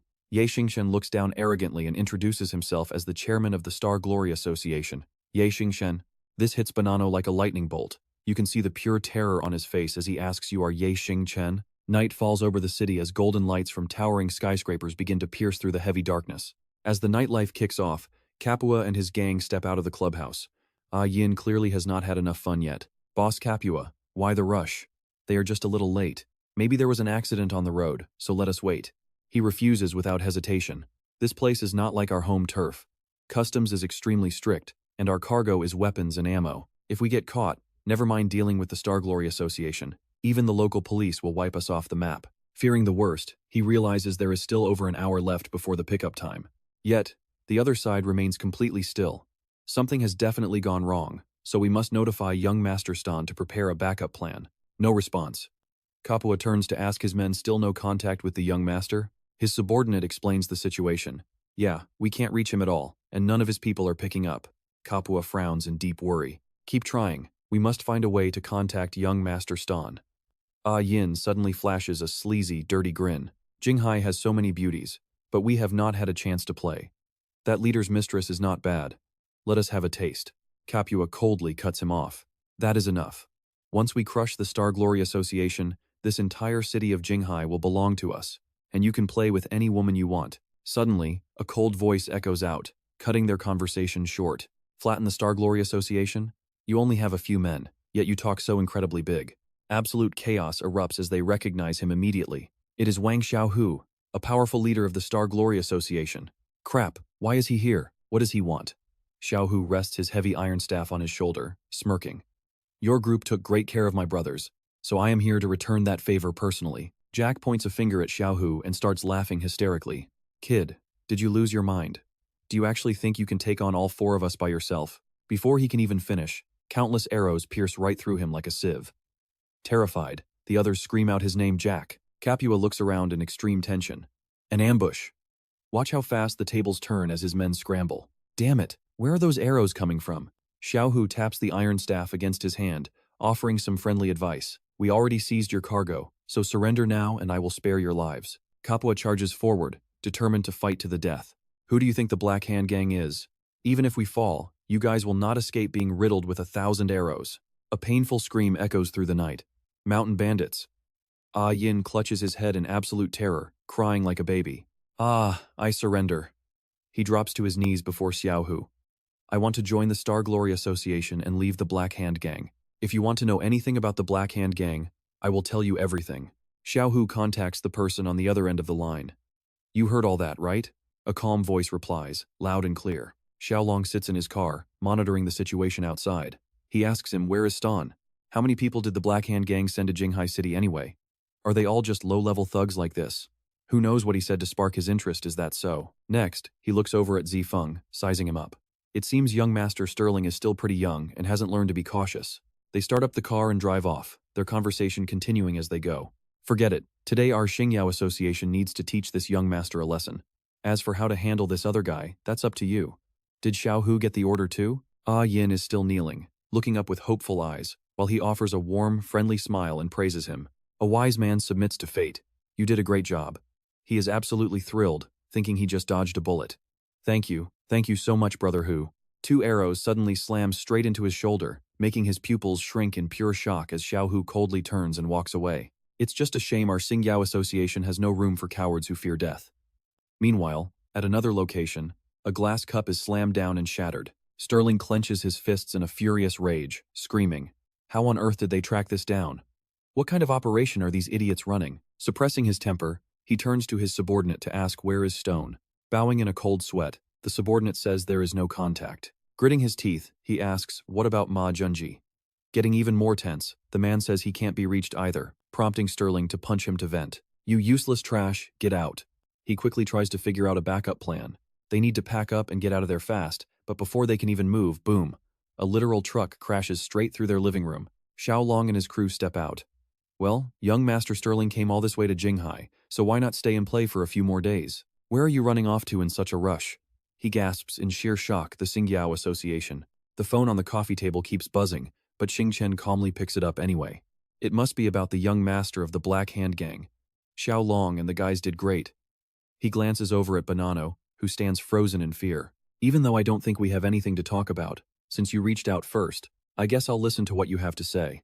His face turns pale with every single word from Xingchen. What is it you want to discuss, young Master Banano? Banano acts incredibly humble and submissive. Master Yi, I agree to leave Su Li alone, and I promise I will never bother her again. I only beg you to spare my life. This catches Xingchen off guard. Honestly, you surprise me. You did so much to win over Sister Su. You sent her rare roses, and even bought me, your future brother-in-law, a racing car to prove your love at first sight for her. But now you're just giving up. He points at him coldly, honestly. Instead of trusting your smooth words, I might as well just end you right here. If you disappear, you obviously won't be able to bother Sister Su anymore. Am I right? He desperately waves his hands to stop him. Wait, let's talk this out. I really liked Su Li, but I now see she deserves someone much better. I absolutely promise I will never bother her again because of this. I am a man of my word, and if you don't believe me, ask anyone. Xingchen silently listens as Banano desperately tries to persuade him. Plus, you just mentioned you took down the young master of the Black Hand Gang. I know how powerful your Xingyao Association is, but you surely can't believe your group can handle the entire Black Hand Gang alone. He breaks out in a tense, cold sweat. Our 5 major families have always had a deep feud with the Black Hand Gang. Help me become the head of the Banano family, and I will convince the other 4 families to ally with you so we can crush them together. Master Ye, what do you say to that? Xingchen thinks it makes sense and agrees. It's a deal, and they shake hands to form an official alliance. With the partnership settled, Ye Xingchen and Su Li's entire family pack up and officially leave New York. They don't waste a single second. Xingchen returns to Jinghai City, and you won't believe this, he actually gets accepted into Jinghai University, holding the letter in complete shock. Over with the Black Hand Gang, news of Sterling's death quickly reaches the powerful Bruce family. With the Xingyao Association and the 5 families making moves, the Bruce family decides to shift their focus back to the Golden Triangle to deal with them. Sterling being taken out actually helps Jack Bruce slide right into the driver's seat of the Black Hand Gang, making the guy absolutely thrilled. On the first morning at Jinghai University, Xingchen shows up completely alone, looking utterly exhausted as he drags his body over to register. He starts thinking about all his friends, since literally everyone else got into schools around the area, leaving him entirely on his own. Xiaolong had smiled and told him we're close by, so come grab a drink whenever you're free. Yang Jun had also chimed in, even if we aren't at the same school, we are all in Jinghai City and can meet up any time. Even Murong had warned him to be careful since he is completely on his own. He grumbles to himself, if it wasn't for that hideous girl, would a powerful leader of the Xingyao Association really be stuck studying here? And the girl he is talking about has a face that defies description. Oh my, when a guy compliments a girl so intensely, she is going to blush. Ye Xingchen sighs, walking away to calm down. Now that he is officially accepted into college, he really needs to make some time to visit Mo Rongrong. Honestly, having familiar faces around campus is a massive lifesaver. Suddenly, Heofak pokes his head out of the classroom to greet him, asking if classmate Ye Xingchenon actually goes here too, leaving him totally shocked. And look who else is here. He bumps into Tun Lair right before Bung Bung corners him. She asks if he missed her. Ye Xingchen stays silent, his wish came true, but he is not happy. He deliberately tries to back away, questioning her about why she is here wearing such heavy makeup, but she just presses right up against him. She whispers that she only became an instructor because he was here. Leaning in, she whispers a heavy warning. The Shadow Sect has reached Jinghai City, so he must be careful. He freezes. The Shadow Sect? His face turns dead serious. He remembers a warning from Yunlong. This Shadow Sect operates entirely in the dark, and no clan knows them well. Plus, they are tight with the Loi family. Are they finally making a move? Bung Bung winks, teasing that it was not easy to meet. Do you want to do something together? I know a very quiet spot where nobody will ever disturb us. Ye Xingchen panics. Wait, what? His desperate scream echoes across campus. Wait, Bung Bung, it is broad daylight. Soon, the sky fades into night. The crescent moon hangs over the dorms, while Ye Xingchen stumbles along completely drained of life. That girl is way too wild. Finally, he reaches his dorm. And check this out, his room number is 444. Shaking it off, he opens the door with a friendly smile, introducing himself as Ye Xingchen. He says he hopes they can all get along well during college. But the icy glares from his roommates make him freeze. Awkwardly, he tells them to just carry on. His bed is covered in empty beer cans and cigarette butts, but he still politely asks them about it first. Asking whose trash it is, he gets no response. Fine. He will just clean it up himself. Just as he reaches for a can, a rough voice stops him. Kid, what do you want? Behind him stands A Sawai, glaring furiously. He growls, demanding to know who allowed him to touch his stuff.